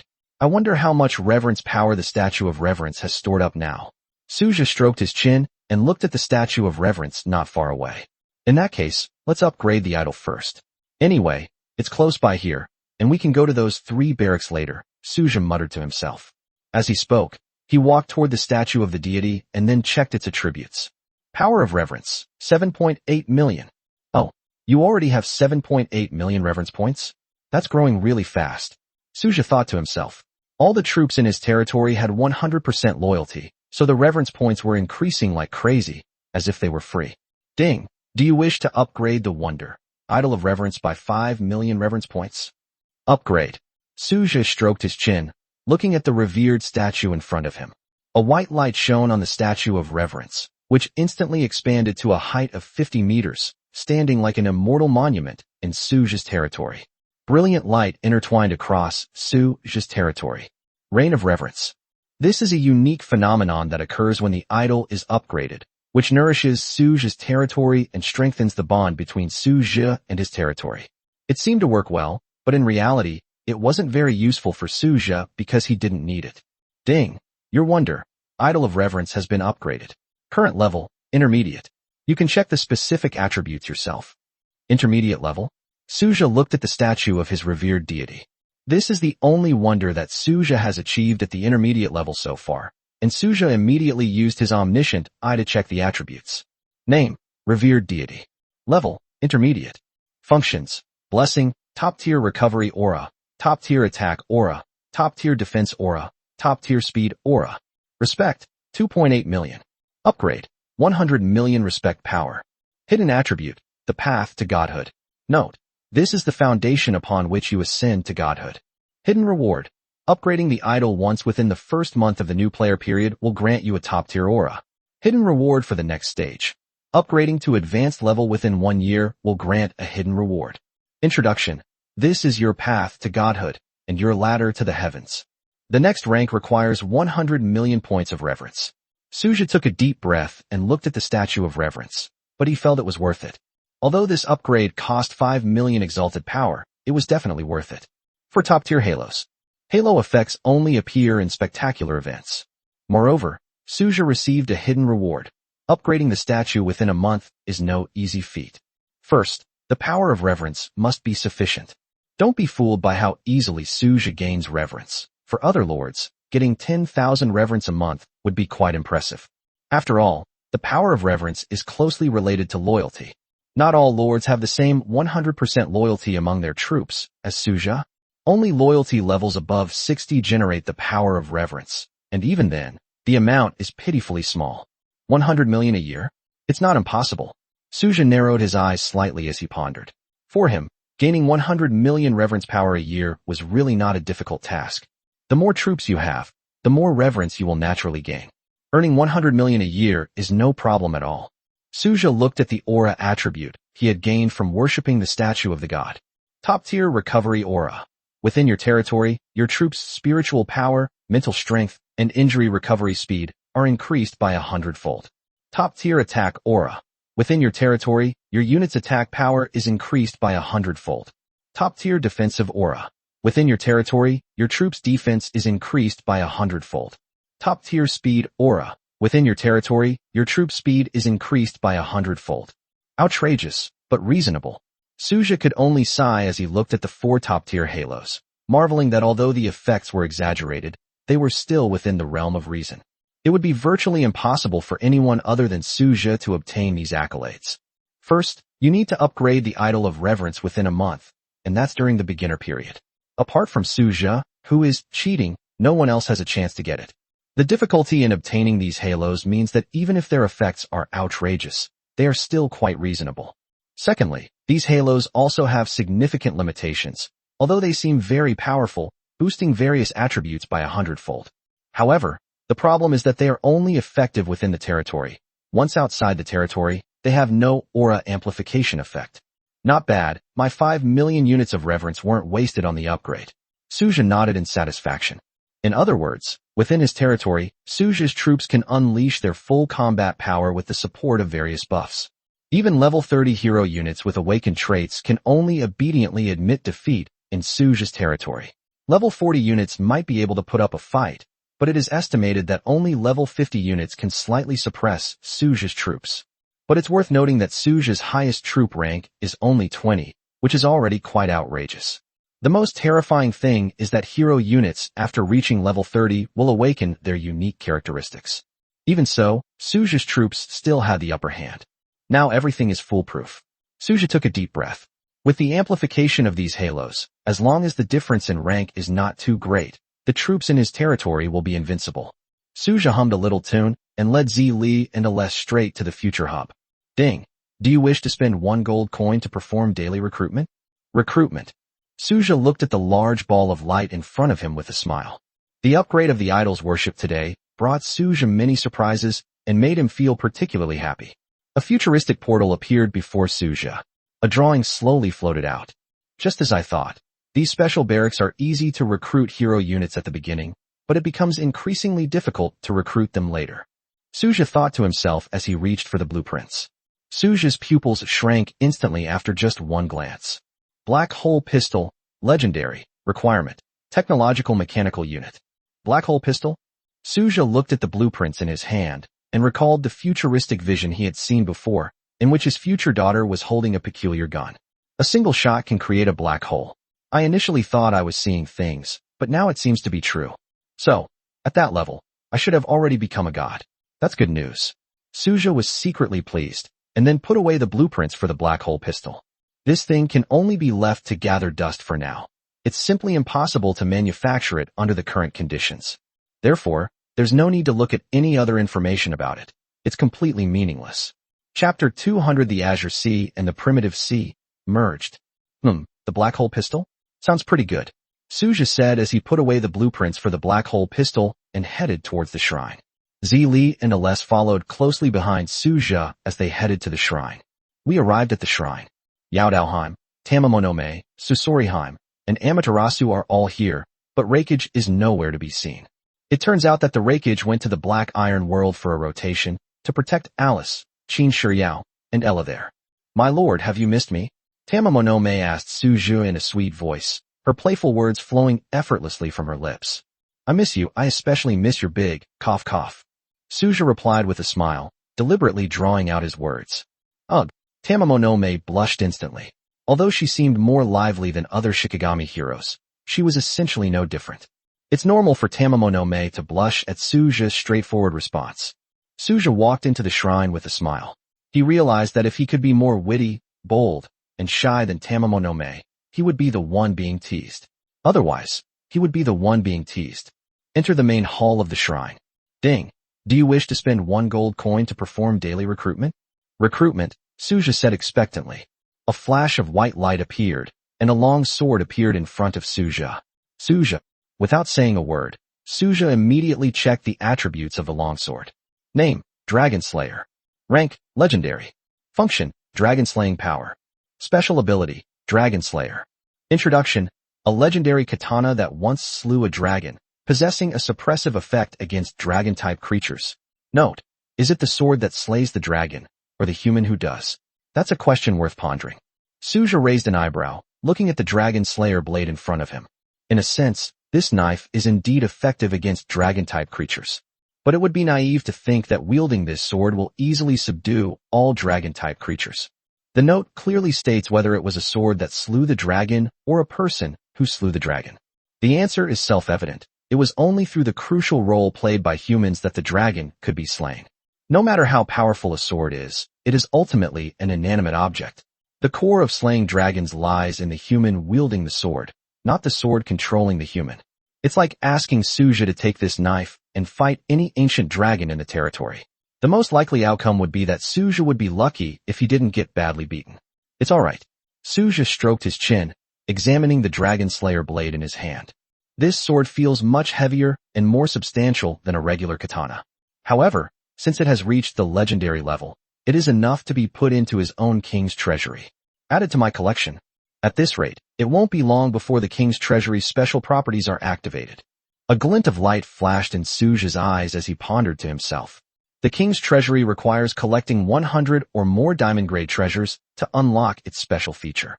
Suja has already collected 10 treasures, completing 1/10 of the progress needed to activate the feature. No rush, take your time. Suja thought to himself before leaving the shrine and heading towards the last military camp of the day, the Temple of Death. Let's go, Suja said, leading Zili and Aless away from the shrine. As for Tamamonome and the others, Suja didn't care whether they came or not. We arrived at the Temple of Death. Suja led Zili and Aless straight inside. Ding. Do you wish to spend 1 gold coin to perform daily recruitment? Recruit, Suja said, narrowing his eyes slightly as he stared at the main hall. Endless black mist began to condense, and countless vengeful spirits and evil ghosts emerged, while eerie green will-o'-the-wisps flickered incessantly. A black bead appeared in front of Suja, whose eyes lit up and immediately picked it up to check its attributes. Name, Soul-Devouring Pearl. Rank, Demigod. Function, Soul Refining. Characteristic, Soul Devouring. Description, possesses the ability to devour souls, and can refine soul essence after devouring souls. Note, soul essence can increase soul strength without side effects. Increases soul strength without side effects. Suja's eyes were filled with surprise. This was truly a wonderful thing. But where do we get souls now? Suja narrowed his eyes slightly, lost in thought. It seems like Chaos Invasion could work. Suja suddenly thought that Chaos Invasion and the Black Iron World could both collect decent souls, but he didn't know how much soul essence he could obtain. Enhancing soul strength. This is a treasure that lords dream of. Do you know what the Lord is most worried about? What I fear most is assassination targeting the soul. Such attacks are impossible to defend against. Suja was well aware that his biggest problem was his soul. His insufficient soul strength was his greatest weakness, while other aspects were relatively easy to deal with. Suja directly put the soul-devouring pearl into his king's treasure vault. It's a pity that Ella can't manufacture weapons of diamond grade or higher yet. Otherwise she could speed up the collection process of the king's treasury. Suja looked at the high-level blueprints in the territory's warehouse with some envy, but unfortunately none of them were usable at the moment. Suja led Zi Li and Alesh out of the Temple of Death, and then looked around, and found that there seemed to be nothing left to do. The idol has been upgraded, today's daily quests have been completed, and the newly recruited troops have all been upgraded in the Dark Iron World. The lowest rank of troops remaining in the territory is level 10. It seems there's nothing I absolutely have to do anymore. Life can be so lonely sometimes, Suja thought to himself as he headed west. This place was originally the site of a future hub, and also included several arsenals. After the armory moved to the Black Iron World, the future Nexus also moved to the territory center, leaving this area empty. Today, this blessed land has triggered the primordial sea, and there is now a sea area of 100,000 meters in size, as well as a beach. Wow! Suja's eyes lit up as he looked at the beach and sea in front of him. Strangely, it didn't have the fishy smell common at the beach, perhaps because this sea was only recently formed. A few coconut trees grow on a white sandy beach, just ordinary coconut trees, of course. In a way, this is already quite good. It's a characteristic inherent to the primordial sea. Suja directly retrieved the terrain template of the Azure Sea from his territory. Ding! Load terrain, Azure Sea. Ding! The Azure Sea and the primitive sea have overlapped, which will cause irreversible changes. Has the overlap occurred? 2 notifications popped up instantly. An irreversible change? Suja looked curiously at the Azure Ocean template in his hand. The primeval sea has only a normal food chain, while the Azure Sea has an extraordinary food chain. These are characteristics carried by the terrain.